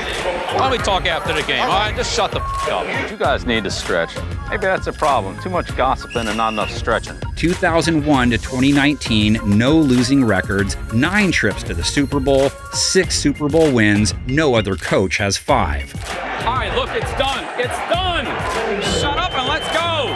Belichick is considered a defensive mastermind as well, but he also inherited the control Parcells previously wanted as GM. He was ahead of his time, balancing talent against contract value, which allowed the Patriots to remain elite for an unprecedented 2-decade window. Oh, we're champs! We're champions! Belichick's coaching style also steals a page from the Landry Noel Paul Brown book, Do Your Job. His famous motto was a directive to always remain focused on the details, the outcome of a play or game, almost secondary in Belichick's mind to whether players were executing the task at hand. Tom, look, settle down now, buddy. Step into the throw, okay? I drilled when I threw it. Did you get hit on that? Yeah, he was blitzing. I tried to lob it over him because the guy was standing right in his face. Like the one to Maroney? It was right in his hands. It was over his head. Oh, that one. Yeah, just step into it, okay? Yeah. All right. Belichick has produced all sorts of offshoots. He had 8 first-generation assistants land head coaching jobs. Nick Saban, the most successful, though most of his success came at the college level. Belichick is currently survived by Matt LaFleur, who hails from the Mike Vrabel tree. He was his OC in Tennessee before moving on to Green Bay. Vrabel, an assistant of Bill O'Brien's in Houston before he took over in Tennessee. O'Brien, an OC of Belichick's multiple times during his career.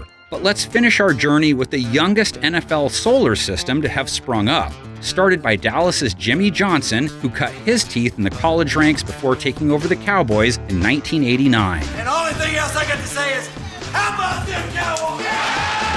Johnson turned Dallas into a dynasty in the 90s, won back-to-back Lombardis, and was the first head coach to win a Super Bowl and a college national championship. Irvin is open. Touchdown. The party has begun in Miami. Look at Jimmy Johnson. The demons are gone. He's a national championship coach. Johnson and owner Jerry Jones would eventually have a falling out, and that led to Johnson's departure. He rounded out his career by replacing Don Shula in Miami in 1996. Dolphins made the playoffs 3 of the 4 years he was there. It was disappointing because we didn't win a championship, but we're in the playoffs 3 straight years. We won a couple of playoff games. So we did okay, but for me, that was disappointing. His system is in jeopardy of drying out, though. He had 4 assistants leave the nest for top jobs: Dave Wannstedt, David Shula, Butch Davis, and Norv Turner. Turner went on to lead 3 teams: Washington, Oakland, San Diego. In 2009, he and his Chargers squad finished with a 13-3 record. We know what it means to him for us to win and for us to succeed, and he definitely got the respect of that locker room. While in San Diego, Turner's defensive coordinator, Ron Rivera, who took Carolina and Cam Newton to the Super Bowl. Rivera also coached in Washington, but his defensive coordinator with the Panthers, Sean McDermott of the Bills. We don't care how anybody else wins. This is how we win. As a team. As a team. Extremely proud of you, man. That's playoff caliber all the way through, baby. McDermott responsible for Brian Dable, his offensive coordinator in Buffalo and subsequent New York Giants head coach. 524 men have held the position of NFL head coach over the league's first 104 years. Palace holds the record for most years with 40. Shula coached the most games at 526 if you include playoffs. Lambeau, the most consecutive seasons with 1 team at 29. Belichick, the record holder for Super Bowl titles with 6. Some people have trouble with math. Other people have trouble with the English language. I have trouble with both of them. Who's up next, and where do they take the game? When do we see a 20-something-year-old take over? Will we ever see a system as full as Paul Brown's? The answers appearing soon in the NFL's forever-growing coaching universe. Holy cow, what a run. He made a heck of a move down there. And all-stop rumbles. Oh, boy. Nice cut by Fred Taylor. And the All-Pro will take it the distance. This is going to be his day. MVPs, Hall of Famers, and budding young stars. Throughout the history of the NFL, 31 players have rushed for at least 10,000 yards. 15 of them played in the 2000 season. George on his feet, into the end zone. He's a magician! That was pure running. Man, that's a pretty sight. You can make a strong case that 2000 was the single greatest running back season ever. And odds are, we will never see one like it again. This is NFL Explained, the year of the running back. Airs away from tackle. Big pickup, no. heading for the corner. That's all heart and soul, number 28. If you want production, look no further. The first season of the new millennium saw an NFL record 23 rushers hit the 1,000-yard plateau. 23 1,000-yard rushers. I said 23. Here's some perspective. On average from 2016 to 2019, there were just 11,000-yard rushers per season. Only the 06 season had as many 1,000-yard rushers. And it didn't come close to the star power we saw in 2000. 11 plays, 11 passes for the Rams, and here comes number 12 into the end zone. Touchdown! It's Marshall Faulk. We have to start with league MVP and future Hall of Famer Marshall Faulk. The three-time All-Pro was at the peak of his powers, the engine that powered the greatest show on turf. The reigning Super Bowl champion made a joke out of opposing defenses, scoring a then record 26 total touchdowns. Faulk ran for over 1,300 yards and continued what would be a 5-season streak of 80-plus catches. Holt, Bruce, Akeem, but the leading receiver with the most catches is Marshall Faulk. He was the prototype for the new breed of versatile, pass-catching backs that would come to dominate the NFL. In a sea of all-time rushing talent, Faulk reigned supreme in 2000. Marshall Faulk leaping and scoring, and Marshall Faulk has set an NFL record with his 26th touchdown of the season. And if we're talking insane numbers, did you know Eddie George had 453 touches in 2000? That's the third most in NFL history, and Edgerrin James had 450 himself, good enough for 5th all-time. Two of the most physically demanding seasons you will ever see. On the toss, Eddie George. George breaks a tackle. Eddie George for the clear. He's got running room. George cuts it, and he's in. Touchdown, Tennessee. George rushed for over 1,500 yards and 14 scores while finishing 3rd in yards from scrimmage. He was a feature back in the truest sense, the centerpiece of the Titans' offense. Edgerrin James, meanwhile, was just on another planet. In his second year, he one-upped his All-Pro rookie year, leading the league with over 2,000 yards from scrimmage. Along with being the NFL's leading rusher, he also hauled in 600 yards and 5 touchdowns receiving. Edge had 9 100-yard games, including a 219 3-touchdown romp in Seattle. Here comes the blitz. It's by Bellamy, and he got a hand on James, who spins away. It's a block from Tolbert and a block from Wilkins. Touchdown! He got in over the pylon. Meanwhile, Broncos' 27-year-old rookie Mike Anderson exploded onto the scene, finishing 2nd in rushing touchdowns and 4th in yardage. Anderson's story is amazing. He spent 4 years in the Marines before landing in Denver as a 6th-round pick. Then all he did was put up close to 1,500 yards and 15 scores, winning Offensive Rookie of the Year. In Week 14, he set a then-rookie record with 251 rushing yards and 4 touchdowns against New Orleans. Handoff. Anderson gets in. Draw play. Anderson almost tripped up in the second effort. What a day it's been. Anderson broke Corey Dillon's rookie record on that day. And speaking of Dillon, the Bengals back surpassed Walter Payton's seemingly insurmountable single-game rushing total in this very 2000 season. Coincidentally, the Bengals back outrushed Anderson in Week 8, making history along the way. Here's Corey Dillon again. And Dillon takes it inside the 20, runs over another guy. He's going in again. An absolute moment in history. Corey Dillon, 278 yards to surpass Walter Payton. Dillon would start his career with 6 consecutive 1,000-yard seasons. In 2000, he gained more than 1,400 yards on the ground, making the 2nd of 3 straight Pro Bowls. All right, so we talked about Mike Anderson. But how about another star rookie? Jamal Lewis. This guy quickly became a huge problem for NFL defenses, racking up 1,364 yards and leading the Ravens to their first Super Bowl. The pitch out to Lewis. He got a block from Gage. He'll drive into Barrow, and he's in for a touchdown. Lewis shared the backfield with Priest Holmes, who still managed to gain nearly 600 yards in 2000. He would go on to 3 straight All-Pro seasons with the Chiefs. NFL record for Priest Holmes. But Holmes wasn't the only relative unknown who went on to stardom from this group. You had Arizona rookie Thomas Jones, who mustered just over 300 yards sharing duties with Michael Pittman. Jones later became a Pro Bowl back by mid-decade. And then there's Sean Alexander, who backed up the great Ricky Waters in Seattle. They hand it off to Ricky Waters over the right side. Waters, one man to beat, puts it back in, and then turns At age 31, Waters amassed almost 1,900 yards from scrimmage. The rookie Alexander took advantage of his rare opportunities, but he didn't truly break out until Waters' departure. Then from 2001 to 2005, Alexander scored a ridiculous 98 touchdowns and won league MVP. Look out! Alexander to the 30, 25, cuts right into 25, end zone, touchdown, Seahawks! The league's collective backfield talent was at an all-time high, and almost everywhere you looked, there was this dominant running back. In Pittsburgh, bucking that small and shifty trend by a long shot, was Jerome Bettis, the bus, who bulldozed his way to a 7,000-yard season in 8 years. Handoff for Bettis. Jerome Bettis remaining on his feet, rumbling towards the end zone. If there was any guy who was more bruising than the bus, it was the Buccaneers' Mike Allstott. He wasn't even technically a running back. He was listed at fullback, and he continued to punish opposing defenses in 2000, making one of his 6 consecutive Pro Bowl appearances. Allstott. Look at Allstott go. Look at him go. Touchdown. And somehow, Allstott wasn't even the best runner in Tampa.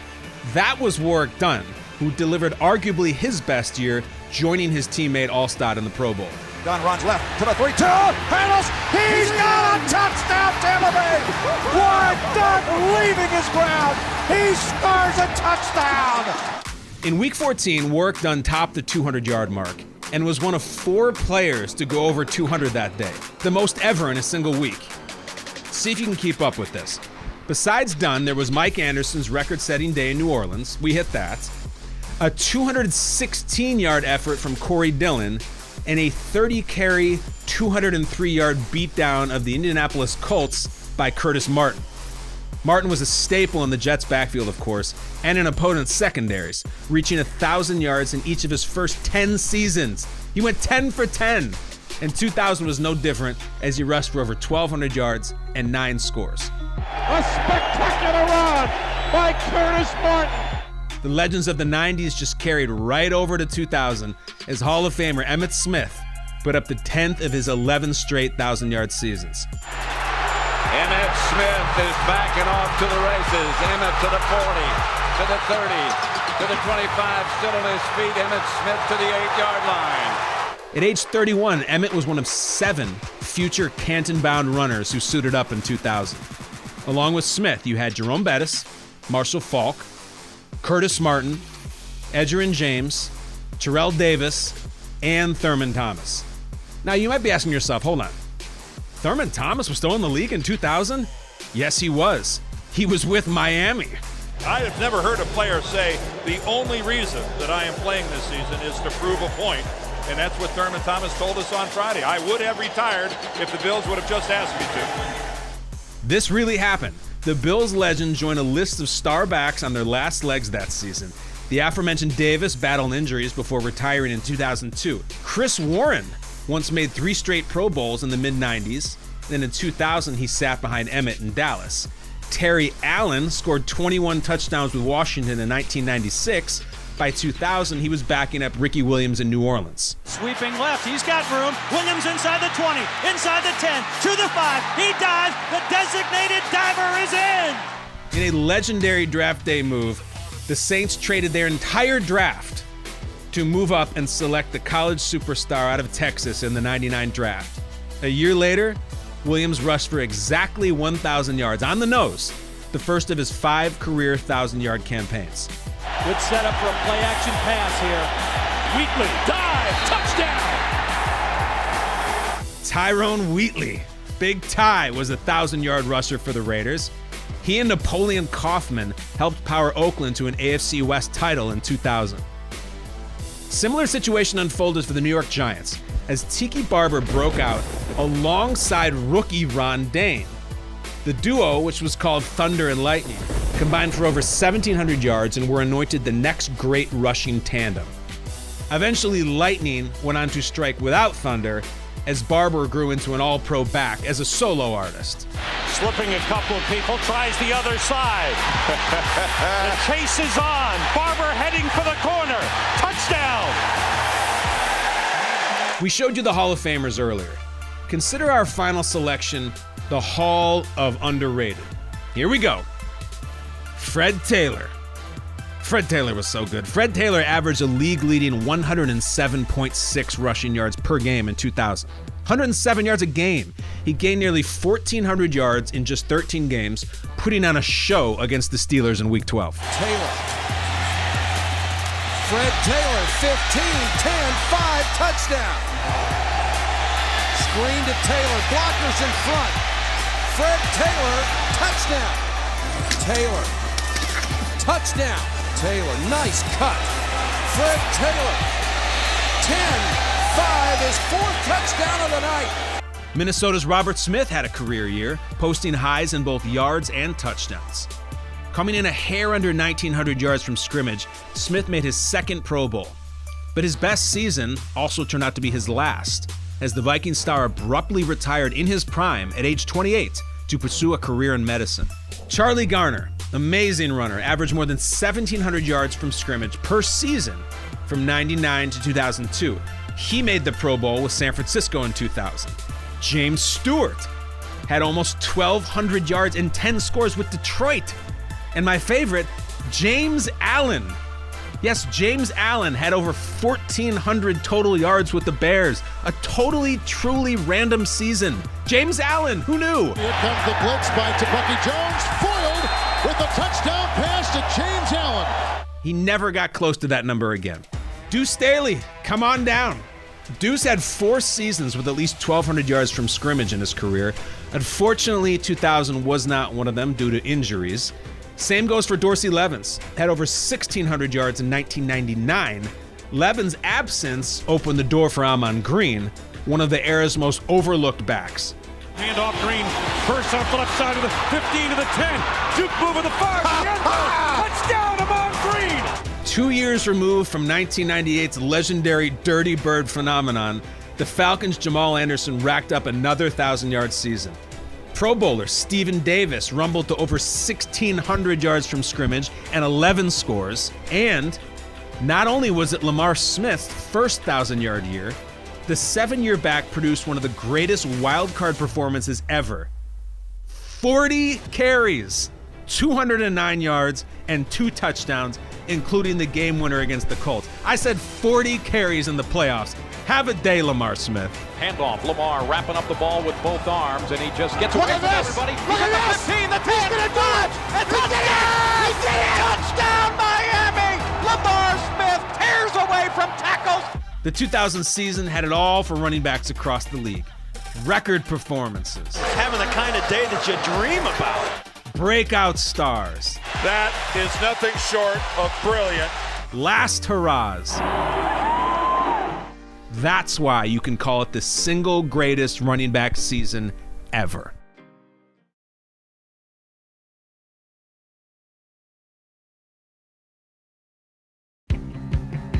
Most fans are aware of the NFL's London series at this point. Several teams each season making the trip to play a regular season game on foreign soil. Let's go, baby! Let's go! Taking over the UK, baby! Go, Jack! But the league's international forays are actually decades old, covering 9 different countries across the globe, having made pit stops in Japan, Sweden, Germany, and Australia, to name just a few. Woo! So it's time to do some globe hopping as we take you around the world and explore the evolution of the NFL's international games. We begin in Ottawa, Canada, all the way back in 1950. The New York Giants crossed the border to take on the Canadian Football League's Ottawa Rough Riders. The convenience factor would allow the NFL to play 9 more games in Canada throughout the 1960s. But then, in 1976, the league made the bold move of holding a preseason game all the way in Tokyo, Japan. The game between the St. Louis Cardinals and San Diego Chargers was dubbed the Mainichi Star Bowl because it was sponsored by the Mainichi newspaper.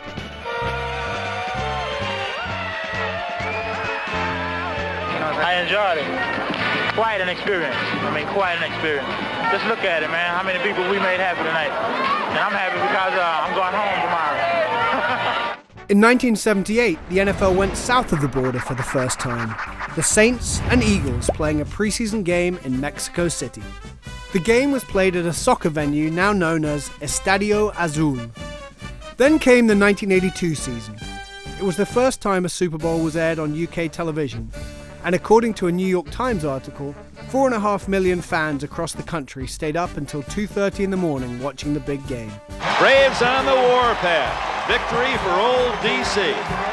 So of course, the NFL was off to London the following season. The Vikings and Cardinals facing off in what was dubbed the Global Cup. The Vikings and Cardinals may have planted the American football seed in the UK, but the Cowboys and Bears were the ones who watered it. I don't think the Chicago Bears are used to singing. Every time they get the ball or do something well, the crowd sings and supports them, and it's a tremendous atmosphere here. Chicago was fresh off its Super Bowl 20 win, and the Cowboys, well, they were the Cowboys. You know what's amazing to me? Looking around this stadium, less than 30 seconds on the clock. These people are they're going to stay till the last second ticks off. That maybe they want to stay longer. I don't know, Dick. That game is considered the true turning point for the NFL in the UK. It featured the likes of Tony Dorsett, Ed Too Tall Jones, Jim McMahon, Walter Payton, and of course, the then world-famous William the Refrigerator Perry. You can put all the teams together. They didn't get as much publicity as William Perry did himself this past week in London. Dick has put 2 plays in for him earlier this week. Let's see what they run. Perry, is he in? He struggles, and he's got a touchdown. The game was more spectacle than scrimmage, but that was the point of it all. It was a promotional tool the league would reap the benefits from for years to come. We played loads of pre-season games across multiple countries to grow internationally and become more relevant as a global sport. London would host an American Bowl for the next 9 straight years. Serve it up, right, Riders. Hey! We're Sponge Eggs. Sponge Eggs! Let's go Eagles! We come here every year, and every year we'll be here next year, and the year after, and the year after that. They're going to win the Super Bowl this year, definitely. But there was more international pond hopping ahead for the NFL. In 1988, the Vikings and Bears packed up and headed off to Sweden. And there was the first block that's going to get these Scandinavians aroused to what football is all about. Germans got a taste of the NFL in 1990 when the Rams and Chiefs met up in Berlin. In 1993, the league sent the Niners and Steelers to Barcelona, Spain. Let's get it on in Barcelona. Ain't nothing but a Spain thing, baby. 4 years later, it was the Steelers and Bears in Dublin, Ireland. And in 1999, the Chargers and Broncos set up shop in the land down under, the NFL showcasing its game in Sydney, Australia. Then, in 2005, it was back to Mexico, but this time it was the real deal. The first ever regular season game outside the United States. The Arizona Cardinals defeated the San Francisco 49ers 31-14 in front of a crowd of 103,000 fans, an NFL record for a regular season game at the time. Arizona's Neil Rackers treated fans, used to watching soccer, to a little legwork of his own, going 6 for 6 on field goal attempts. They may have been a little easier to hit, seeing as Estadio Azteca is 2,000 feet higher than even Denver. And now that the ice had been broken on regular season contests being held outside the US, it made sense that London would be next. The 2007 game between the Dolphins and Giants marked the first time a regular season game was held on European soil. We welcome you to historic Wembley Stadium in London, England, where better than 90,000 fans gather to witness the first regular season game played outside of North America. This place erupted when the teams came out to warm up. 90,000 people screaming at the top of their lungs. Noise is going to be off the charts. This is more like a playoff or a Super Bowl rather than a regular season game. An estimated 1 million ticket requests were made for that first game. It took just 90 minutes before it sold out. 81,176 fans buying tickets for the game. For perspective, the average attendance for an NFL game at the time was just over 67,000. The mayor told me the other night that they've had so many responses they could have sold this game out 9 times over. So you can see that there's a lot of demand for it, and we're going to try to get back here on a regular basis because it has been so extraordinary. The Giants won the low-scoring, rainy affair, 13-10. But the scoreboard was almost irrelevant. The response was what mattered, and it was clear that London fans wanted more. Seen just about every single NFL team's jersey represented. Even a couple throwback jerseys. So I was really amazed at that these people, even though their teams weren't playing here, they were representing and supporting the NFL. What's great is for us, compared to a lot of sports over here, it's not tribalistic. So fans congregate from every team, socialise, and it just feels like a real celebration. It was also not a coincidence that the Giants were chosen to play there. New York's Osi Umenyiora, the first British-born NFL player to play in front of his home crowd. Congratulations, first international win. First international win. That was just the start, though, with British fans being treated to all sorts of landmark moments over the next decade plus. We got a chance today to show who we are in front of the world.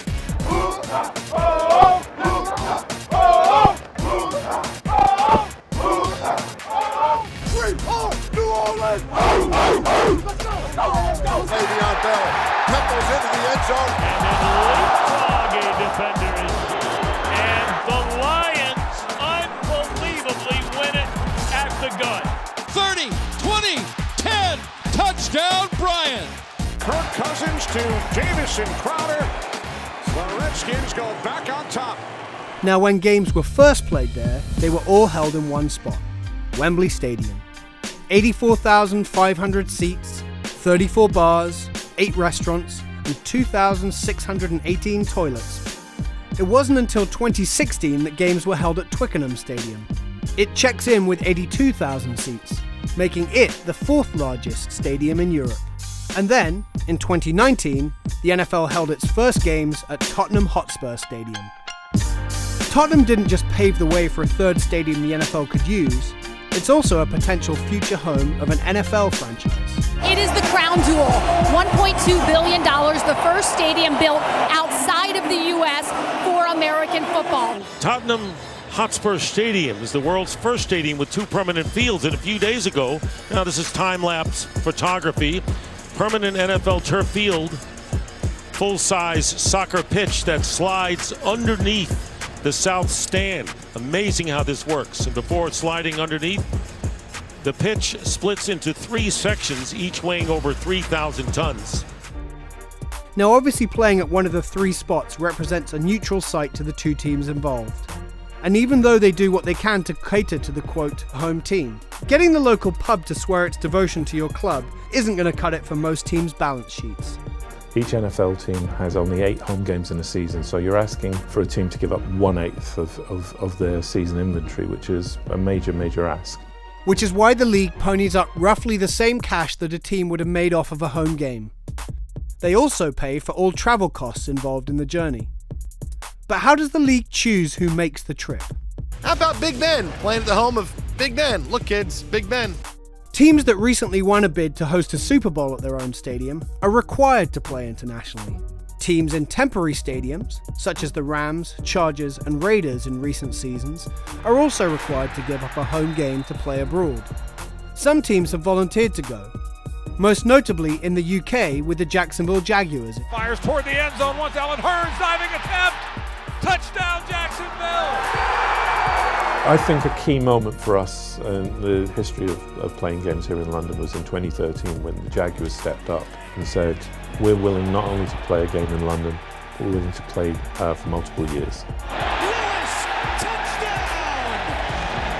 The Jaguars played their 7th game in London in 2019, more than any other NFL team. Their owner, Shahid Khan, was the one who signed off on their original deal that has made their return trip so common. Playing games there regularly was kind of looked at as kind of a wacky idea. London is vital for us, and I think it's really turned into something sexy for even other teams. So it's gone from wacky to sexy. Exactly. On the flip side, Green Bay is the only team that hasn't made a trip to London as of 2019. That's due in part to the Packers being the only publicly owned NFL franchise. Plus, games at Lambeau Field are sold out for at least the next 3 seasons. Packers president Mark Murphy, who answers to shareholders, has said that the team would love to play in London, as has their star quarterback. I mean, I know that I've made my feelings known about how I want to get over there. Our president has made it known, but it's tough for these, we're not going to give up a home game because we're sold out for the next 30 years. And nobody wants to give up a home game when we come to town. So hopefully at some point the league will intervene and make us go there, because we all want to go there. But Murphy says the loss of a home game would have an economic impact of roughly $15 million, which is too much for the league's smallest city to handle. Balance sheets may top the list of factors that have to be accounted for when it comes to overseas play, but there are plenty of others that have to be considered as well, starting with time zones. Fans on the west coast of the United States know that for a handful of the games in the UK, it requires waking up by 6:30 a.m. to watch, but there's actually a good reason for it. When we play early kickoffs that are 2:30 in the afternoon here in the UK, that's 9:30 in the morning on the East Coast, 6:30 in the morning on the West Coast. It's also a really good time zone for fans in Asia because it's late in the evening but not too late, which is great exposure for the teams, the fans, and ultimately the league. Those differences in time zones don't just hit the folks watching the games either. The athletes are the ones who really have to be ready to adapt. We had to travel a little bit further. That ain't no reason for us not to come out and perform the way we're supposed to perform. We are accountable to each other. We gonna get off the plane and go to practice? Yeah. From America? We gonna fly from America? We're gonna practice. Yeah. Over there. Right now it is 5:27 a.m. I'm standing with my eyes open, asleep. Looks like I'm woke, don't it? From sleep. I don't mind playing over here. I don't mind playing we played in Winnipeg, Canada. We're playing here in London. All our home games are all over the world. We're a global franchise. On the back end, schedulers make sure each team gets a bye, though they've tinkered with some East Coast teams simply playing games the next week, seeing as they only face a 5-hour time difference. Still, it's a long journey, even if you're flying from New York. The flight takes around 7.5 hours. For a team like Chicago, that jumps to 8.5. And if you're flying from LA, it climbs to roughly 11 hours. What we've seen though is now that we're at a stage where by the time these games are played in 2019, many teams that come in now tend to come in late in the week. So they practice Monday, Tuesday, Wednesday in their home markets, come over for Thursday, land on Friday, and then play on the Sunday. Hey, young fella, you was born to do this. You get one shot at the first impression. Let's make it a good one. But it's not just getting the athletes there in time to acclimatise to the time change. There's all the accommodations that teams are used to. Like hot sauce. I mean, some of the brands in London are not quite the same. So like something as simple as Gatorade, the formula in Europe is not quite the same as here. So they ship over we have a boat that comes over in October, and on that, teams can put whatever they want. The vast majority of teams would bring over their own chefs and make sure that it was focused on that. Uniquely and infamously, the New York Jets brought in their own toilet rolls. Toiletries are just one of the hundreds of items teams pack up for their trip. Let's look at the checklist Jet staff had to work with when they made their trip in 2015. 263 boxes of food, 315 power devices, 472 pieces of athletic equipment, 1,268 promotional items, and yeah, they weren't joking, they also loaded up with 350 rolls of American toilet paper. All of it making its way across the Atlantic on a boat that every team making the trip loads up in August so that it gets there in plenty of time for the games. But overcoming all the hurdles seems to be worth it. The NFL's popularity in the UK has been steadily on the rise. Recent research shows that there are over 15 million fans in the UK. I didn't expect this, to be honest. Thought I was going to be able to be more low-key and, I guess they love me all across the world. I won't complain. The games aren't just creating fans either. It's providing a groundswell that's starting to churn out NFL talent. The number of British players that are playing it in the NFL is at a record high. Some of those guys were actually trained from people in this office and inspired from seeing games being played here. The next steps for the NFL in London? Well, it depends on who you ask. Maybe, down the road they might have them a team here, huh? Though it may not be the team you're thinking. The reality is that the Jags are incredibly happy playing in Jacksonville. They get greater international exposure, they get to build their fan base, and we've certainly seen in the last few years that the number of young fans that have got used to seeing the Jags play means that it's good for them and ultimately good for us. And of course, there's also the possibility of the NFL's crown jewel being hosted in London. Super Bowl is an absolute magical and important fabric of the US, both from a sporting and also a cultural perspective. It's not something that you should just hand around just because it would be something new and different to do. If we were over the next decade to have a team here, then I think it would be part of our culture and part of our sporting infrastructure. And then I think it makes a lot of sense. When either of these takes place is hard to tell at the moment. But what isn't is the idea that London is just the beginning. Could China be next? Australia? Brazil? Who knows where the game of American football will land next?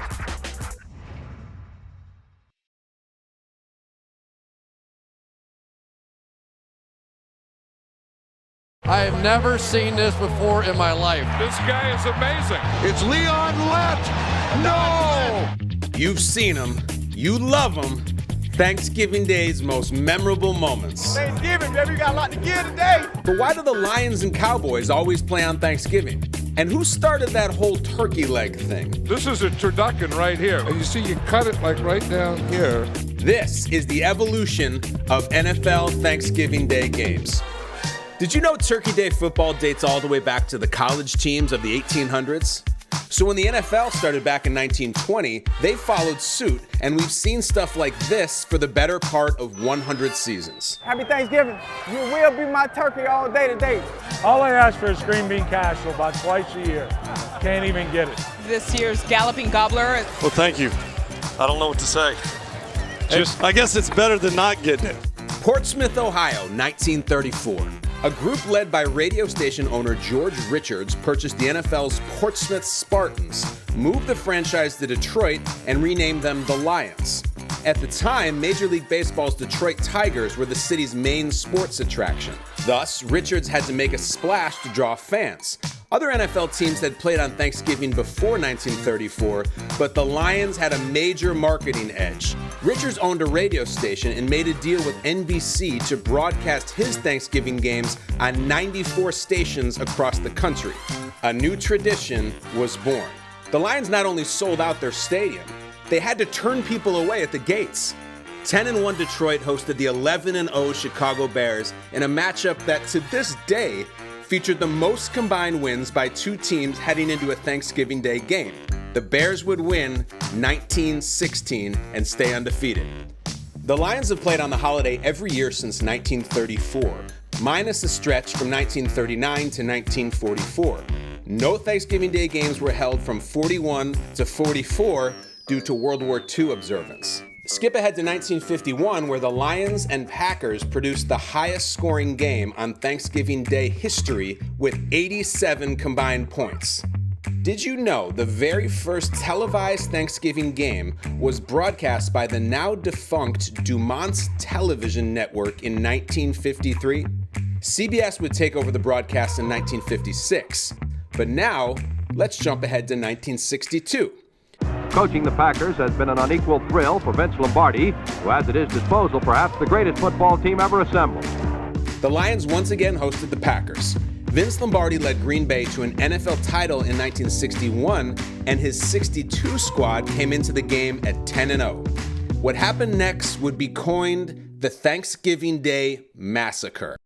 Detroit's defense shut down Hall of Famers Bart Starr, Paul Hornung, and Jim Taylor. A national TV audience watched the Lions dominate the world champs in convincing fashion. Green Bay would score a couple of late touchdowns, but ultimately suffered their only loss of the season. What the hell's going on out here? All right, here's a fun fact for you. After Chicago plays Detroit in 2019, the Bears and Packers franchises will have each played 36 Thanksgiving Day games. That's tied for the most all-time by any team other than the Lions and Cowboys, of course. Speaking of America's team, fast forward with me to 1966. Dallas GM Tex Schramm saw an opportunity to get the Cowboys in the national spotlight by playing on Turkey Day. Sure, the Lions had filled their stadium, but there was no guarantee that Dallas could do the same. Schramm signed the Cowboys up anyway. and fans showed up in droves. The team broke its attendance record as 80,259 people crammed into the Cotton Bowl. The Cowboys defeated the Browns 26-14, and a second Thanksgiving tradition was born. Back to pass, throws deep, the ball high in the air, racing for it, touchdown! He is arguably the biggest one-game wonder in NFL history. On Thanksgiving 1974, unknown backup quarterback Clint Longley replaced the injured Roger Staubach against the Redskins. Down 16-3 in the third quarter, Clint Longley rallied Dallas to an improbable 24-23 victory in his first game ever. Have a day, Clint Longley. He's going long. Down the near sideline, Pearson makes the catch at the 5, touchdown! Pearson goes in for the touchdown! Since 1966, the Cowboys have missed hosting Thanksgiving games only twice. That's because in 1975 and 1977, the NFL chose the St. Louis Cardinals as its second host. That did not go so well. They were defeated 32-14 by Buffalo in 75, and in 76 they faced the Cowboys in Dallas, losing 19-14. Then as the host again in 77, the Cardinals allowed 6 touchdown passes to Dolphins quarterback Bob Greasy in a 55-14 loss. He's in the open, he's got it, touchdown, Dolphins! Greasy's 6 scores are matched only by Peyton Manning, who tied the Thanksgiving record in 2004. And while all that was happening in the mid-70s, O.J. Simpson broke the NFL single-game rushing record against the Lions in 1976. O.J. running to the left, turns the corner at the 30. O.J. at the 25, the 20, and falls ahead of the 15. That does it. He broke the record. From 1970 to 2005, 3 NFC teams and 1 AFC team played every Thanksgiving. Detroit has always played the early game, followed by Dallas in the late afternoon. The Lions get the early game because the 12:30 p.m. Eastern Time kickoff would be 11:30 a.m. in Dallas. And really, who wants to kick off before noon on a holiday? I'm not even awake yet. The first game starts at a special time of 12:30 rather than the typical 1 p.m. start. It allows an extra 30 minutes to prevent overlap into the late game in case of overtime. And oh, by the way, the first ever overtime game on Thanksgiving, it lasted just 13 seconds. Williams breaks out of the pack. Dave Williams to the 30. Touchdown, Chicago. They win it on the kickoff after overtime. Surprisingly, there have only been 5 overtime games to date on Thanksgiving. You might remember this one. We'll have a toss to determine who receives. Who will call it from Pittsburgh? Number 36, heads, tails, tails, heads. Call it plays in the air. Heads is the call. He said heads, it is a tails. Oh, I believe he said tails. He did. Take the ball. Look at Jerome Bettis. What's going on? You're changing the head. Which way? Oh, man. Detroit has won the toss. Will receive. Jerome Bettis said tails. All right, so there were major questions about that coin toss in 98, but there was no doubt who was the best player on the field in 82. First down, Lions. Here comes the rush by Taylor. And you talk about strong. You talk about athletic ability. Look at that. Danielson looking outside. He throws. Picked off by Lawrence Taylor. 97-yard touchdown interception. I tell you, there are some defensive players that are great players. They play well. There are some that are great enough to dominate a game. And that's the type of defensive player Lawrence Taylor is. It is perhaps the most dominant effort by any defensive player ever. Battling a knee injury, Lawrence Taylor notched a sack, a forced fumble, and a pick six all in one half as New York took down Detroit 13-6. Jump ahead to 1989, Hall of Fame coach and then CBS broadcaster John Madden awarded the first Turkey Leg Award to the game's most valuable player. Eagles defensive end Reggie White won the award, and from there a Thanksgiving star was born. And I'm not talking about Reggie. This is a turducken right here. This thing here is a deboned duck stuffed in a deboned chicken, stuffed in a deboned turkey. Turducken. Yeah. Picture. That is it. And you see, you cut it like right down here. Now there is a turkey. I mean, here's a leg, then we got 3 here, we got 3 here, 4 legs, couldn't hold them, so any turkey that gets this big needs 8 legs. All right, 1993. Dolphins and Cowboys in a snowy Texas stadium.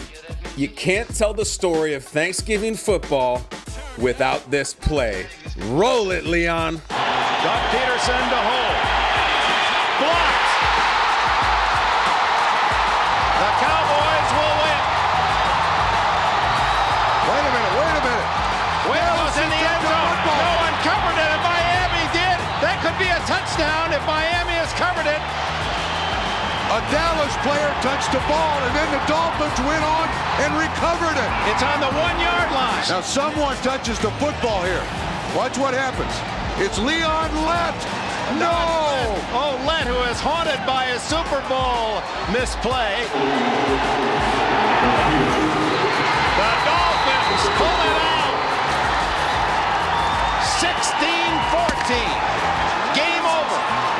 Even with Leon Lett's mistake, Dallas went on to capture its 2nd straight Lombardi Trophy.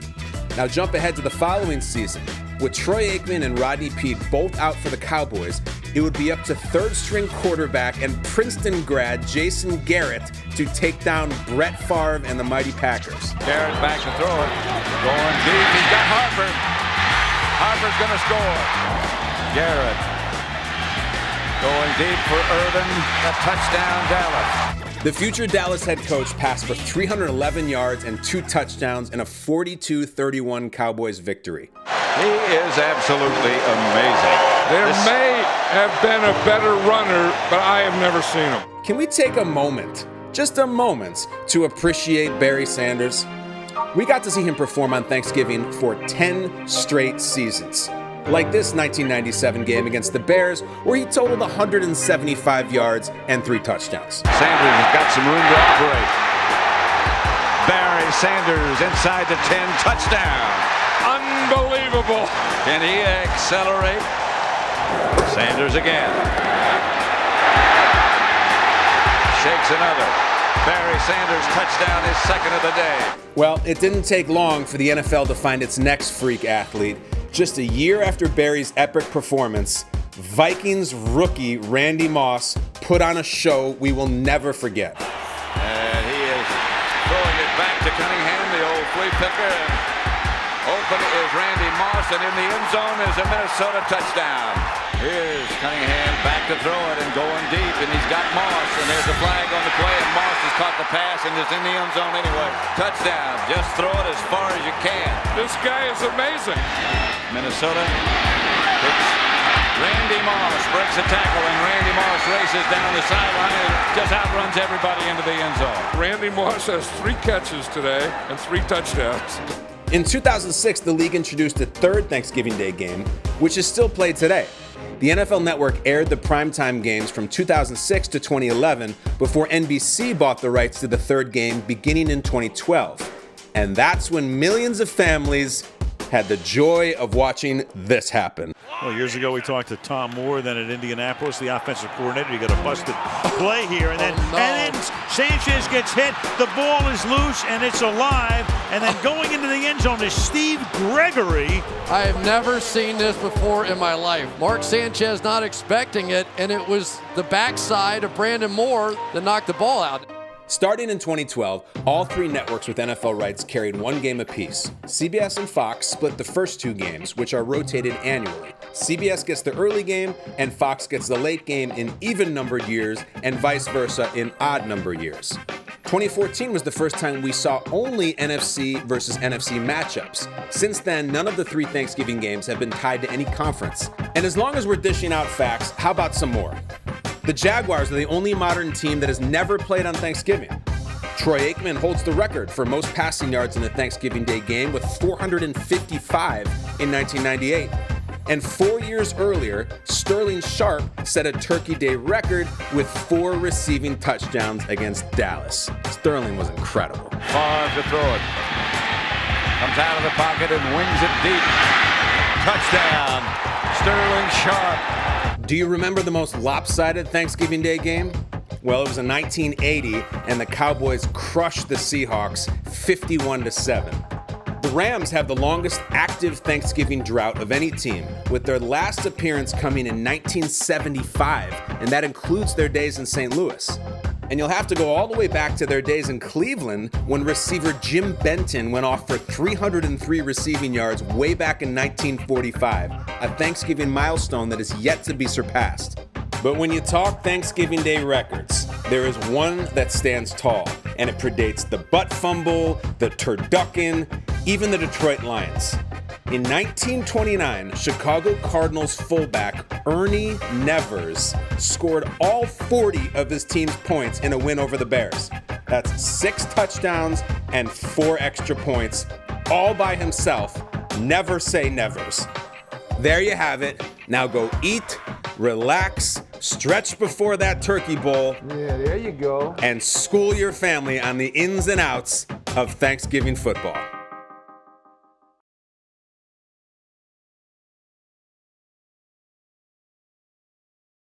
After a long, circuitous route to get here, the 2020 football season is underway. 2020 will undoubtedly go down as one of the most unique seasons in NFL history. But it won't be the first time the league and its fans have had to adapt to the times. From rule changes to mergers and expansion, we present to you the most unusual seasons in NFL history. Rewind 88 years to one of the most pivotal moments we've gotten on the gridiron. It's a de facto 1932 NFL championship game. The Chicago Bears defeated the Portsmouth Spartans on a Bronco Nagurski jump pass to Red Grange. But here's the thing. At the time, you couldn't attempt to pass if you weren't at least 5 yards behind the line of scrimmage. That was the rule. The Spartans argued that Nagurski's score shouldn't have counted. But officials allowed the go-ahead touchdown, and in turn the NFL would legalize the forward pass from anywhere behind the line of scrimmage starting in 1933. It opened up the game drastically. Yow, and completed. Yes, sir. In 1932, NFL teams averaged 55 passing yards per game. That's it. After the subsequent rule change in 33, that number jumped up to 77 yards through the air. Packers quarterback Arnie Herber led the NFL with 45 passing yards a game in 1932. Just 4 years later, he would more than double that mark with 103 yards per game. Herbie gets ready to hurl it, and Hudson streaks down the field to receive it. Here it comes. Look out, fellas. Now skip ahead to the early 1940s when World War II took its toll on American sports. Hundreds of NFL personnel would serve in the armed forces. Enlisting were star players like Ernie Nevers, Chuck Bednarik, and Sid Luckman. Even team owners. George Halas of the Bears, Rams owner Dan Reeves, and the Giants' Wellington Mara all served in the mid-1940s. You're seeing the mighty Bears for the last time. 10 of them are leaving for the nation's armed forces. Luckman's farewell to football for the war's duration. A touchdown pass to Clark. The Bears win 41-21, and Luckman joins the U.S. Maritime Service with the best wishes of the entire world of sports. Rosters were significantly depleted due to the exodus of players. The Cleveland Rams, yes, the Cleveland Rams, were forced to suspend operations in 1943. Some teams even merged. The Pittsburgh Steelers and Philadelphia Eagles became the Steagles, and they split home games. This is true. Not to be lost in all of this, the league made helmets mandatory and free substitution was allowed. In 1944, the Steelers merged with the Chicago Cardinals, creating something called Card Pit. They finished 0-10. And just 2 years later, the All-American Football Conference would kick off its inaugural season, rivaling the established NFL with an 8-team league. But it only lasted 4 seasons before folding in 1949. The Cleveland Browns won the league title all 4 years. Cleveland is overjoyed. The Browns are the champions of the world again. In 1950, the NFL took 3 of the AAFC's teams in the first major multi-league merger. The Browns, the San Francisco 49ers, and the first iteration of the Baltimore Colts joined the existing 10 teams in the NFL. I'm glad you're going to meet our boys. I'm very proud of them. You'll find they're a typical, high-class, clean-cut bunch of young businessmen. Prior to joining, Cleveland challenged the NFL champ to an interleague title game each year. They were rejected on every occasion. At that time, the AAFC was widely regarded as a JV league compared to the NFL's powerhouses. But in 1950, Commissioner Bert Bell scheduled a special Saturday night season opener between the debuting AAFC champion Browns and the back-to-back NFL champion Eagles. It was on, and it was billed as the World Series of Pro Football, drawing a record 71,000 fans. The Browns had shocked the professional football world with a rude 35-10 jolting to the Eagles. Philly just had no answers for Cleveland's passing game as the Browns made an emphatic statement in their NFL debut. Paul Brown's squad went on to win the 1950 NFL Championship and played in 10 consecutive championship games from 1946 to 1955. Another upstart league formed a decade later when the AFL took off in 1960. Its teams delivered an exciting on-field product, while off the field it battled the NFL for TV rights and the nation's top college players. By the late 1960s, a merger was inevitable, and the two leagues combined in 1970. Perhaps one of the most difficult things was for the National Football League to determine what franchises would now join the new American Football Conference to even out the two conferences. The NFL ballooned from 16 franchises in 1969 all the way to 26 in 1970. The 10 AFL teams would be slotted in the new American Football Conference. Now with 16 teams in the NFC and 10 in the AFC, the NFL needed 3 teams to move conferences to balance out the league. Traditional powers like the Bears and the Packers wanted no part of realignment. So Commissioner Pete Rozelle offered $3 million to any team that moved to the AFC. The Colts said, "We'll take it." They went first. Then the Browns and Steelers eventually joined the AFC Central. The 10 original AFL teams won a combined 9-21-1 against the NFC in 1970. 1970 was a time for determination, a time of learning, and a time to grow. That season also saw the debut of Monday Night Football on ABC. It became an American fixture with a high-end production that featured more cameras, fancy graphics, and a 3-man announcing booth. The 1970 playoff field expanded from 4 teams to 8. The reigning Super Bowl champion Chiefs failed to make the postseason, while the Colts met the Cowboys in Super Bowl V. A very NFL-heavy start to the new merger. And he winds up and throws, intercepted by Blunt at the 20. More than 45 years after Bronco Nagurski's jump pass, the NFL again took steps to open up the aerial attack. Mel Blount was so effective at jamming receivers that the league had to change its rules. Defenders were no longer able to make contact with the receiver 5 yards past the line of scrimmage. And Lee going high and deep for Sammy White, no good, a flag on the play. The passing game was revived as the league became more fan-friendly. In 1977, only one player averaged more than 200 passing yards per game. But by 1978, 5 quarterbacks were well over 200 a game. Ironically, the Steelers benefited the most of any team. Terry Bradshaw went on to win league MVP, throwing a league-high 28 touchdowns. And then he won Super Bowl MVP as Pittsburgh took home its 3rd of 4 titles in the decade. The first team in the history of the NFL to win it 3 times. In 1982, players went on an unprecedented 57-day strike, calling for 55% of the league's gross revenue. Sure, now there had been player strikes before, but nothing of this magnitude. We've lost half the season now with the cancellation of next week's games. We're very close to losing the 1982 season. By the time it was over, both sides agreed that the players would get a 5-year, $1.28 billion payout through 1986. The 82 schedule was shortened to 9 games, and a 16-team Super Bowl tournament was implemented to determine the NFL champion. If you think a 16-team Super Bowl tournament was strange, wait until you hear this.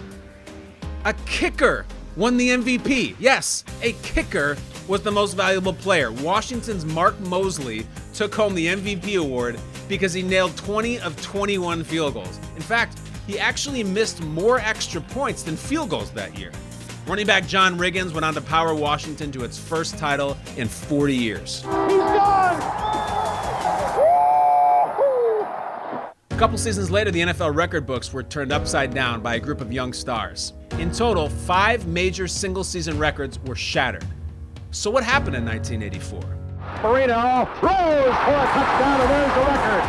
Well, the 23-year-old phenom Dan Marino became the first player in NFL history to throw for 5,000 yards in a season. The Miami quarterback also broke the single-season record with 48 touchdown passes. Now, this is back in the 80s. Most touchdown passes, 48. Most yards gained, 5,084. Most passes completed, 362. Most 300-yard games with 9. Most 400-yard games with 4. Those are all NFL records for young Dan Marino. Marino's go-to receiver, Mark Clayton, set a record of his own. He finished with 18 receiving touchdowns in '84, passing the previous record of 17 held by 3 different players. Clayton scored in all but 2 games, breaking the record on a game winner in the final week of the season. He sets, fires the middle. Clayton's got it. 50, 45, he may go. 30, 25, 20, 15, 10, 5. Touchdown, Miami. Clayton has the new record.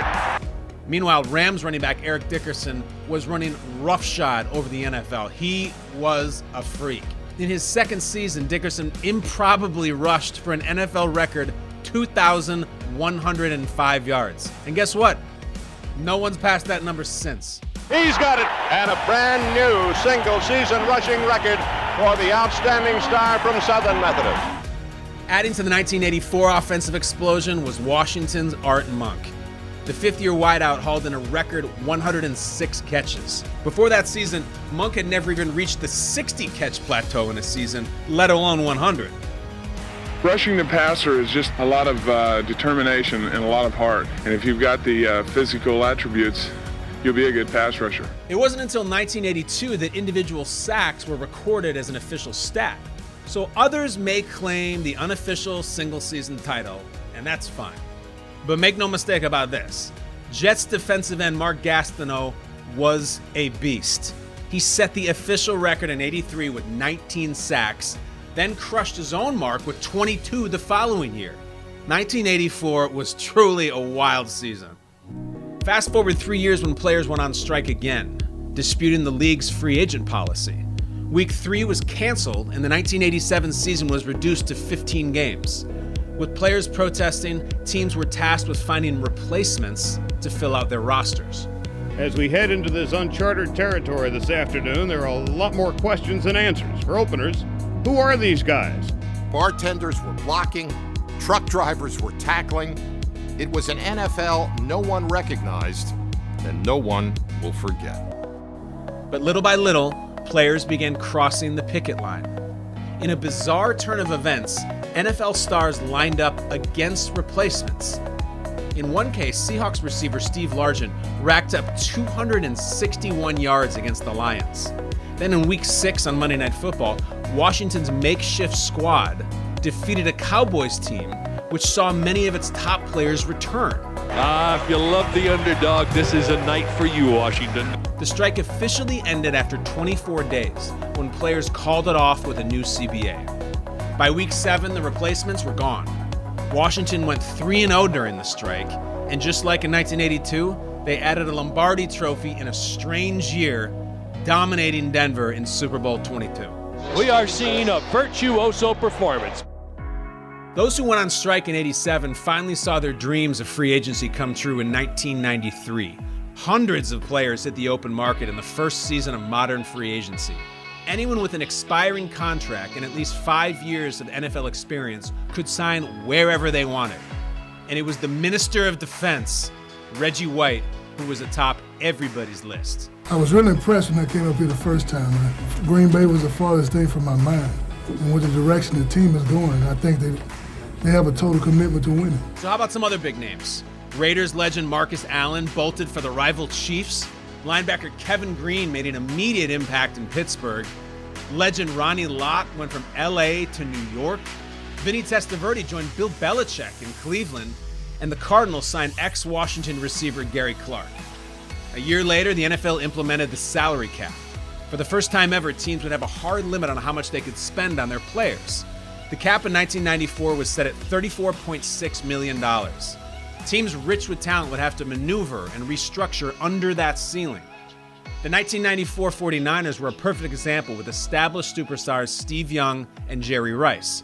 They worked the cap and still managed to sign free agents Ken Norton Jr., Richard Dent, Ricky Jackson, and primetime Deion Sanders. It's intercepted. They're not catching it. Down the sideline. Deion Sanders is dancing. He's looking backwards from about the 40-yard line. Oh, is he going to do a number on the crowd here?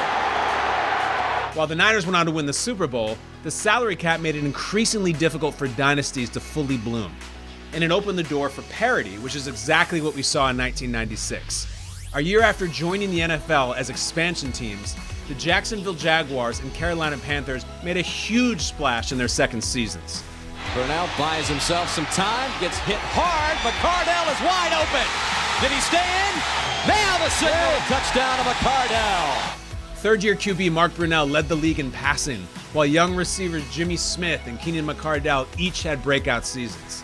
Led by Tom Coughlin, the Jags went 9-7 and won 2 huge road playoff games. They took out Jim Kelly's Bills in the wild card round, and then John Elway's Broncos the following week in a shocker. Meanwhile, Dom Capers' upstart Panthers went 12-4, sporting the league's number 2 scoring defense. He fumbles, lost the football. He's gone. Green's gone. Kevin Green will go all the way. He looked like he was going into the swimming pool. Sam Mills and Kevin Green were each named All-Pro, and Carolina won its final 7 games of the '96 season. They sent the Cowboys packing in the divisional round, joining the Jaguars as 2 of the 4 teams remaining. While neither team advanced to the Super Bowl, each made a conference championship game faster than any other true expansion team in NFL history. But if you want to talk unique, it does not get more out of the blue than the 1999 St. Louis Rams. Now we got Trent Green down. Newly signed quarterback Trent Green suffers a season-ending knee injury in the preseason, leaving no one but Kurt Warner to step in and take the reins. We will rally around Kurt Warner, and we'll play good football. After getting cut by the Packers, Warner stocked shelves in a grocery store before starring in the Arena Football League. But when his number was called, Warner was ready. Warner takes, scans the secondary. And it is caught by Isaac Bruce. Along the near sidelines to the 20, to the 15, to the 5. Yes. Touchdown, Rams. What a pass by Kurt Warner. I love this, Michael. What a perfect pass. Caught by Torrey Holt. Touchdown, Rams. For Kurt Warner. Now in the 40 touchdown pass club, there's Dan Marino and there's Kurt Warner. Unbelievable. They became known as the greatest show on turf. Warner, Marshall Faulk, Isaac Bruce, and Torrey Holt set a new standard for offensive football. Warner miraculously won league MVP, leading the Rams to the greatest team turnaround ever, from 4-12 to 13-3. Dick Vermeil's squad made it all the way to Super Bowl 34 and won on the game's final play. Can he get in? No, he cannot.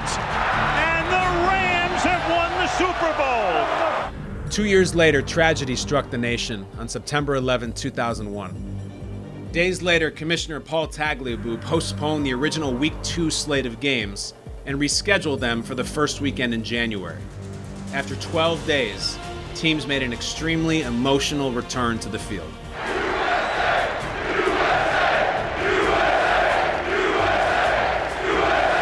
As a result of the schedule shift, no bye week was held between the conference championship games and the Super Bowl. Led by a late drive from a young Tom Brady, the underdog Patriots stunned the St. Louis Rams as the clock hit 0. The Super Bowl has been played on the first Sunday in February, all but one time since. By 2006, the NFL expanded to Thursday nights on the NFL Network. It began with an 8-game package, including 5 Thursday games and 3 Saturday games. While we'd seen the NFL on Thursday before, 2006 marked the beginning of a consistent Thursday night football schedule. And good evening. Welcome to Primetime Football on NFL Network alongside Chris Collinsworth. I'm Brian Gumble. Good to have you back, by the way. Thank you, sir. Throughout its run, Thursday Night Football is aired on NFL Network, CBS, Fox, Twitter, and Amazon, expanding to 18 games in 2020. A tumultuous, unprecedented offseason. Folks, It wasn't easy, but let the games begin. So how does a football season happen during a global pandemic? The league took drastic measures to mitigate risk due to the 2020 coronavirus. A canceled preseason, delayed training camp, and vigorous testing of all personnel. Still, dozens of players opted out of the season, citing uncertainty. Tonight's crowd will be 16, 17,000, somewhere in that area, and they are all spaced apart. Some stadiums had limited capacity. Others had no fans at all. Cheerleaders and mascots were barred from the field, as were sideline reporters and pregame shows.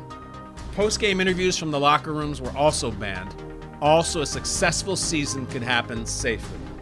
So will 2020 be remembered as the most surreal year ever? When will the next grocery store clerk win the Super Bowl? And when are we finally going to see another kicker win MVP? Everybody, here's to making the most of a very unique season.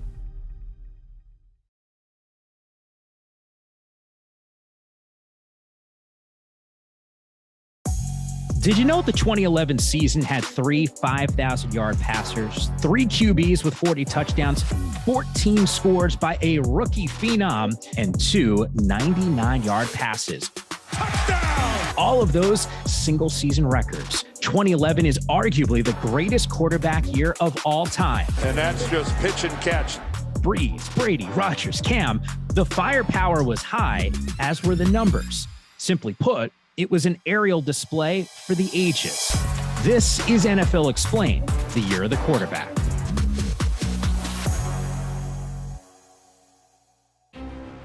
The New Orleans Saints, winners of Super Bowl 44, and the defending Super Bowl champion Green Bay Packers. The tone was set opening night with a marquee matchup at Lambeau Field. They go to the other side.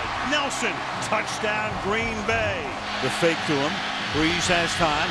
Breeze going deep. He throws, caught, touchdown. The last 2 Super Bowl MVPs went blow for blow as a 419-yard, 3 TD night from Drew Brees wasn't enough to best Aaron Rodgers' 3-touchdown performance. The 2 superstars were the first pair of quarterbacks to each throw for 300-plus yards and 3 scores in an opening night game. That was just the beginning. Brees was a Triple Crown workhorse in 2011, exploding for a league-high 46 touchdowns and a record 5,476 passing yards, all while completing nearly 72% of his passes. The yardage mark shattered Dan Marino's 27-year-old record, which many thought was unbreakable until 2 different players topped it in 2011. There's the record! The all-time single-season NFL passing record. The future Hall of Famer toyed with defenses game after game, posting 5 touchdowns on 3 separate occasions. In a Week 7 drubbing of the Colts, Brees finished with more touchdown passes than incompletions. Not bad, but not good enough for the MVP. That went to Rodgers. In the first of his 3 MVP campaigns, A-Rod led the reigning champs on a 19-game winning streak, going 14-1, while posting 4,600 yards and 45 touchdowns. He threw just 6 interceptions and earned the highest single-season passer rating in history. Rodgers to throw, and it's caught for a touchdown. Against the Broncos in Week 4, he became the only player to record 400 passing yards and 4 passing TDs and 2 rushing scores in the same game. Second and goal, and Rodgers inside the 5 and for a touchdown. Aaron Rodgers had multiple ways to touchdown that time. The very next week, Denver turned to this guy at QB. It's all Tebow to the 5, touchdown. Tebow mania. Tucked away among the gaudy passing numbers of 2011 is a stretch of pure insanity. Tebow for Decker. He's got it. My goodness. In 11 starts, Tim Tebow tallied 16 total touchdowns while pulling victories out of Denver's thin air. Tebow trying to run around the corner. Tebow's got a first down and more. He might score. Touchdown. Something magical about this kid. Between weeks 11 and 14, he produced 4 consecutive fourth-quarter comebacks. For the win, the kick is good. Tim Tebow, yet another comeback. Tebow finished the season with 6 game-winning drives and one of the biggest stunners in playoff history. And here we go. First snap of overtime. The Broncos have been in 3 overtime games this year. They won them all. Got him. Got him at the 40. Thomas at the 50. Stiff arm got him free to the 30, to the 20. Thomas to the 10. Denver's going on to New England. They win it on the first play of overtime. But Tebow time ended abruptly in Foxborough. The Broncos ran into a sizzling Tom Brady, who was in the midst of another prolific season. Brady threw for 39 scores and a ridiculous 5,235 yards in 2011. Wide open, thank you, touchdown. The Patriots are finding more ways to throw the football down the field. He joined Breeze in topping Dan Marino's long-standing record. Against Denver in the divisional round, Brady casually tossed 6 TDs in just over 33 minutes of game time. The long ball, Branch has it in stride. Deion Branch is in for the touchdown. Preparing for this one. Brady's got it. Touchdown and an NFL record in the postseason for the quarterback. 2 games later, he found himself in Super Bowl 46 against a familiar foe, where the unthinkable would happen yet again. 4-man rush. Eli throwing into traffic on the sideline. They had a rule and a catch by Manningham. Let's look at Eli. Does he look off the safety? He looks down the middle of the field. This is absolutely brilliant. It's not quite David Tyree, but that is pretty close. An epic follow-up to his legendary Super Bowl run in 2007. Eli Manning finished with a career-high 4,933 yards and a league-leading 6 game-winning drives in 2011. It's Nix for a go-ahead touchdown.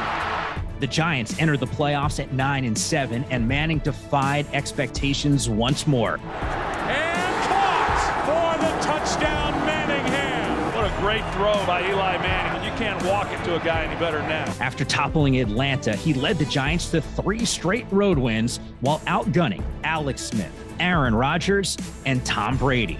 In fact, no other quarterback in NFL history has thrown for more yards in a single postseason than Eli Manning. We have 55-yard drive from here, and now instead, they're going for it all. The pass, caught for the touchdown. He added 9 touchdowns and a 103 passer rating on his way to another Lombardi. The Giants have finished off the Patriots in the Super Bowl for the 2nd time in 4 years.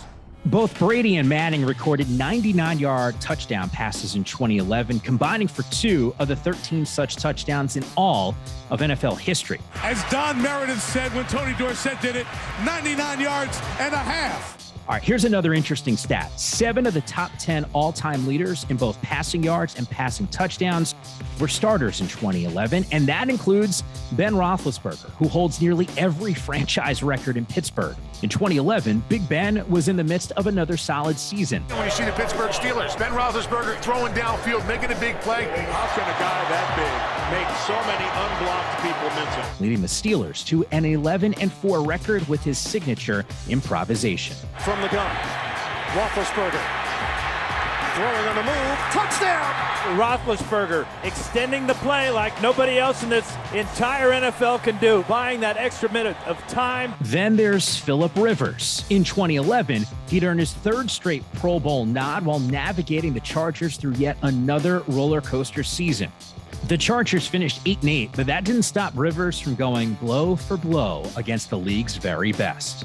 Matt Ryan is also a top 10 all-time passer who produced big numbers in 2011. Matty Ice posted the first of 10 straight 4,000-yard seasons, leading the Falcons to 10 wins. One of those was a 16-point comeback victory in Carolina. Grant looks, throws, Julio, caught! He got in, touchdown Atlanta. Straight drop, looks, throws, middle of the field, Julio the catch!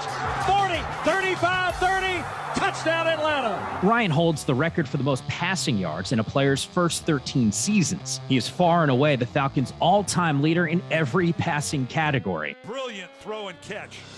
While Matthew Stafford is not yet in that group of top 10 all-time passers, he did have a stellar 2011 season, drumming up hope in Detroit. On 4th and 3, Stafford, Calvin Johnson, touchdown Lions. At just 23 years old, Stafford delivered the best passing season in Lions history, throwing for over 5,000 yards and 41 touchdowns, while leading them to their first postseason berth since 1999. Now, we talked about Tebow, but Stafford was the true comeback king of 2011. The former first overall pick became the first QB to produce 3 17-point comebacks in a single season, including a masterful 5-touchdown performance in Week 11. End zone, touchdown. Matthew Stafford's second 5-touchdown game. The Georgia product would again throw for 5 scores and a league-high 520 passing yards in a wild season finale against the Packers, a game that produced 6 lead changes in the second half alone. Sounds like an epic Stafford-Rodgers shootout, right? Touchdown! Think again. In a season brimming with superstar talent, it's only fitting that a backup would steal the show. Matt Flynn provided the finishing touches on a historic regular season, tallying a whopping 480 yards and 6 touchdowns. 6 touchdowns. They might be asking Aaron who. Yeah, we got a quarterback controversy in Green Bay, you think? That tied for the most in a single game in Packers history. What's that name again? Matt Flynn.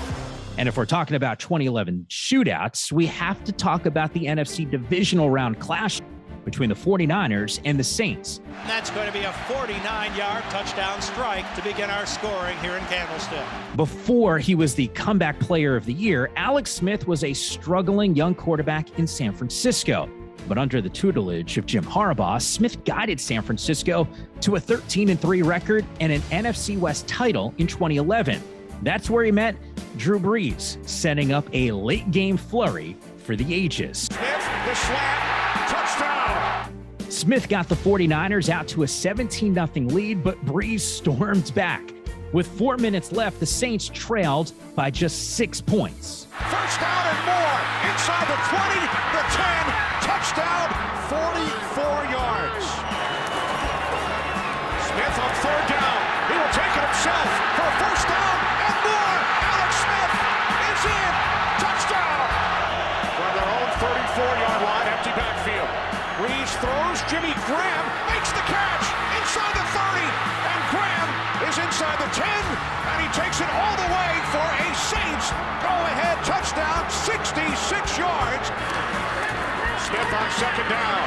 He throws it, it's caught by Vernon Davis, and Davis is inside the 30 with 31 seconds remaining, 47 yards from Smith to Davis. Smith on 3rd and 3. He throws to the end zone, and the catch is made by Vernon Davis for a Niners touchdown. Alex Smith with the play of his life.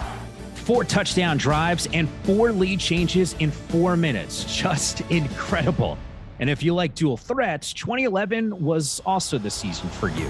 Mike Vick, fresh off a comeback campaign of his own, threw for a career-high 3,300 yards while adding nearly 600 more on the ground. Vick with a clear lane, takes it outside, gets the first and then some. And that is the vintage Michael Vick that Eagles fans have been waiting for this season. In Week 5, Vick cemented himself as the most prolific running quarterback in NFL history. Here he goes. Big run by Michael Vick. Picks up a block from LeSean McCoy.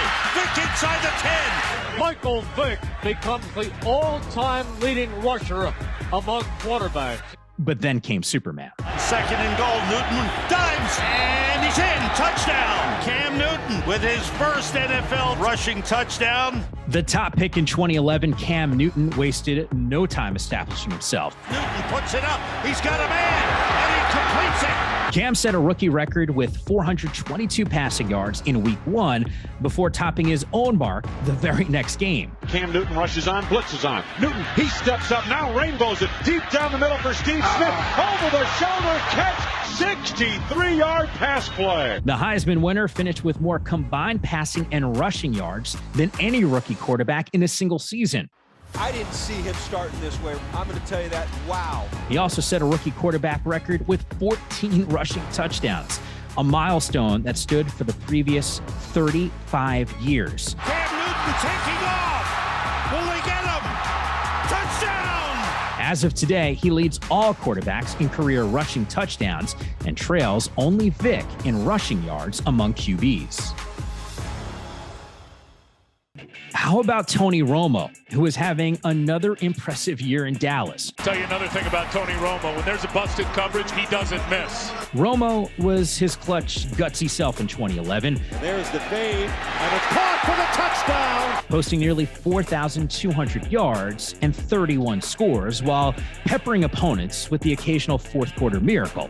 Against the Niners in Week 2, playing through cracked ribs, the undrafted vet put on a signature performance to orchestrate a late-game comeback. What a throw! Touchdown! Nope. They're going to go for the big vet down the middle. Oh, my goodness. Jesse Holly is tackled inside the 5 all the way down to the 1. Dallas rallies from 10 back in the fourth quarter. In fact, Romo was the offense, accounting for 82% of the Cowboys' touchdowns that year, the highest such mark in the league. He's the Cowboys' all-time leader in passing yards and touchdowns. And oh, by the way, he's the highest-rated passer with at least 4,000 attempts to never appear in a Super Bowl. Before we put a bow on the year of the quarterback, let's rewind to 2011 Week 3, where a hero emerged in Buffalo. The Patriots may have been familiar with the Minutemen, but they certainly weren't prepared for the Amish rifle. Fitzpatrick looking to the end zone, got him, touchdown! That's right, we're talking about Ryan Fitzpatrick. After 2 turbulent seasons with the Bills, the legend of Fitzmagic was born in an epic clash with Tom Brady. Down by 7, 11-24 in the fourth quarter. Left side, got a man open. And it is caught by Donald Jones. It's at the New England 35-yard line. Oh, yeah, first down. Fitz under center. Fred Jackson gets the call. Drive forward. Touchdown, Buffalo. Fitzpatrick takes the snap. Sets up, fires, caught by Freddie at the 35, at the 30. 25, 20. Touchdown. There's no way they're catching him. They're going to rule down at the 1-yard line. For the win. 3 seconds left. The kick is up. The kick is good. And the Bills have defeated the New England Patriots. To date, Fitz is the only quarterback to both start and throw a touchdown pass for 8 different NFL teams. In 2018, he became the only player in history to post 3 straight 400-yard passing games. During that Week 3 shootout, both Fitzpatrick and Brady were among the 8 different quarterbacks to throw for at least 350 yards. At the time, that was an NFL record. One of the others was Ravens postseason hero Joe Flacco. Looking left, nothing there. Fires right. Flacco going deep. Far sideline. He's got Torrey Smith, and he's down the sideline. Touchdown! The Delaware product torched the Rams for 3 touchdowns in the first quarter alone. This is amazing! And finished the year with his 3rd consecutive 3,600-yard and 20 touchdown season. Flacco, too, is a franchise passing leader, leading the Ravens in career completions, yards, and touchdowns. He also has the best career numbers of any quarterback to never make a Pro Bowl. In fact, that season, 12 teams boasted a starting quarterback who was or would become their franchise passing leader. That's right, over a third of the league was being led by their all-time quarterbacks in 2011. And that doesn't include Donovan McNabb, who is no longer in Philly, or Andy Dalton, who ended his career with the Bengals just behind Ken Anderson, or Aaron Rodgers, who is still chasing Favre. And the name we haven't heard yet in this tale of legendary signal callers, Peyton Manning. Biggest story of the opening weekend of the NFL season, easily. The first time we have ever seen Peyton Manning's name on the inactive list. In an ironic twist of fate, the most dominant passing season ever was missing the most dominant passer of its era. An off-season neck surgery in 2011 put Manning's career in serious jeopardy, and the future Hall of Famer missed the entire year. The Colts parted ways with their franchise player. I truly have enjoyed being your quarterback. Instead targeting Andrew Luck with the first pick of the 2012 draft. The Sheriff would punctuate his career in Denver, winning his record 5th league MVP and 2nd Super Bowl with the Broncos. Now, records are meant to be broken, and this new era of passing prowess will certainly break a few. Touchdown, Buffalo! Yet no singular season in history has provided more quarterbacking firepower than 2011. That season cemented the legacies of all-time greats, provided unforgettable finishes, and rewrote the history books. As far as combined quarterback talent, it was in a league of its own.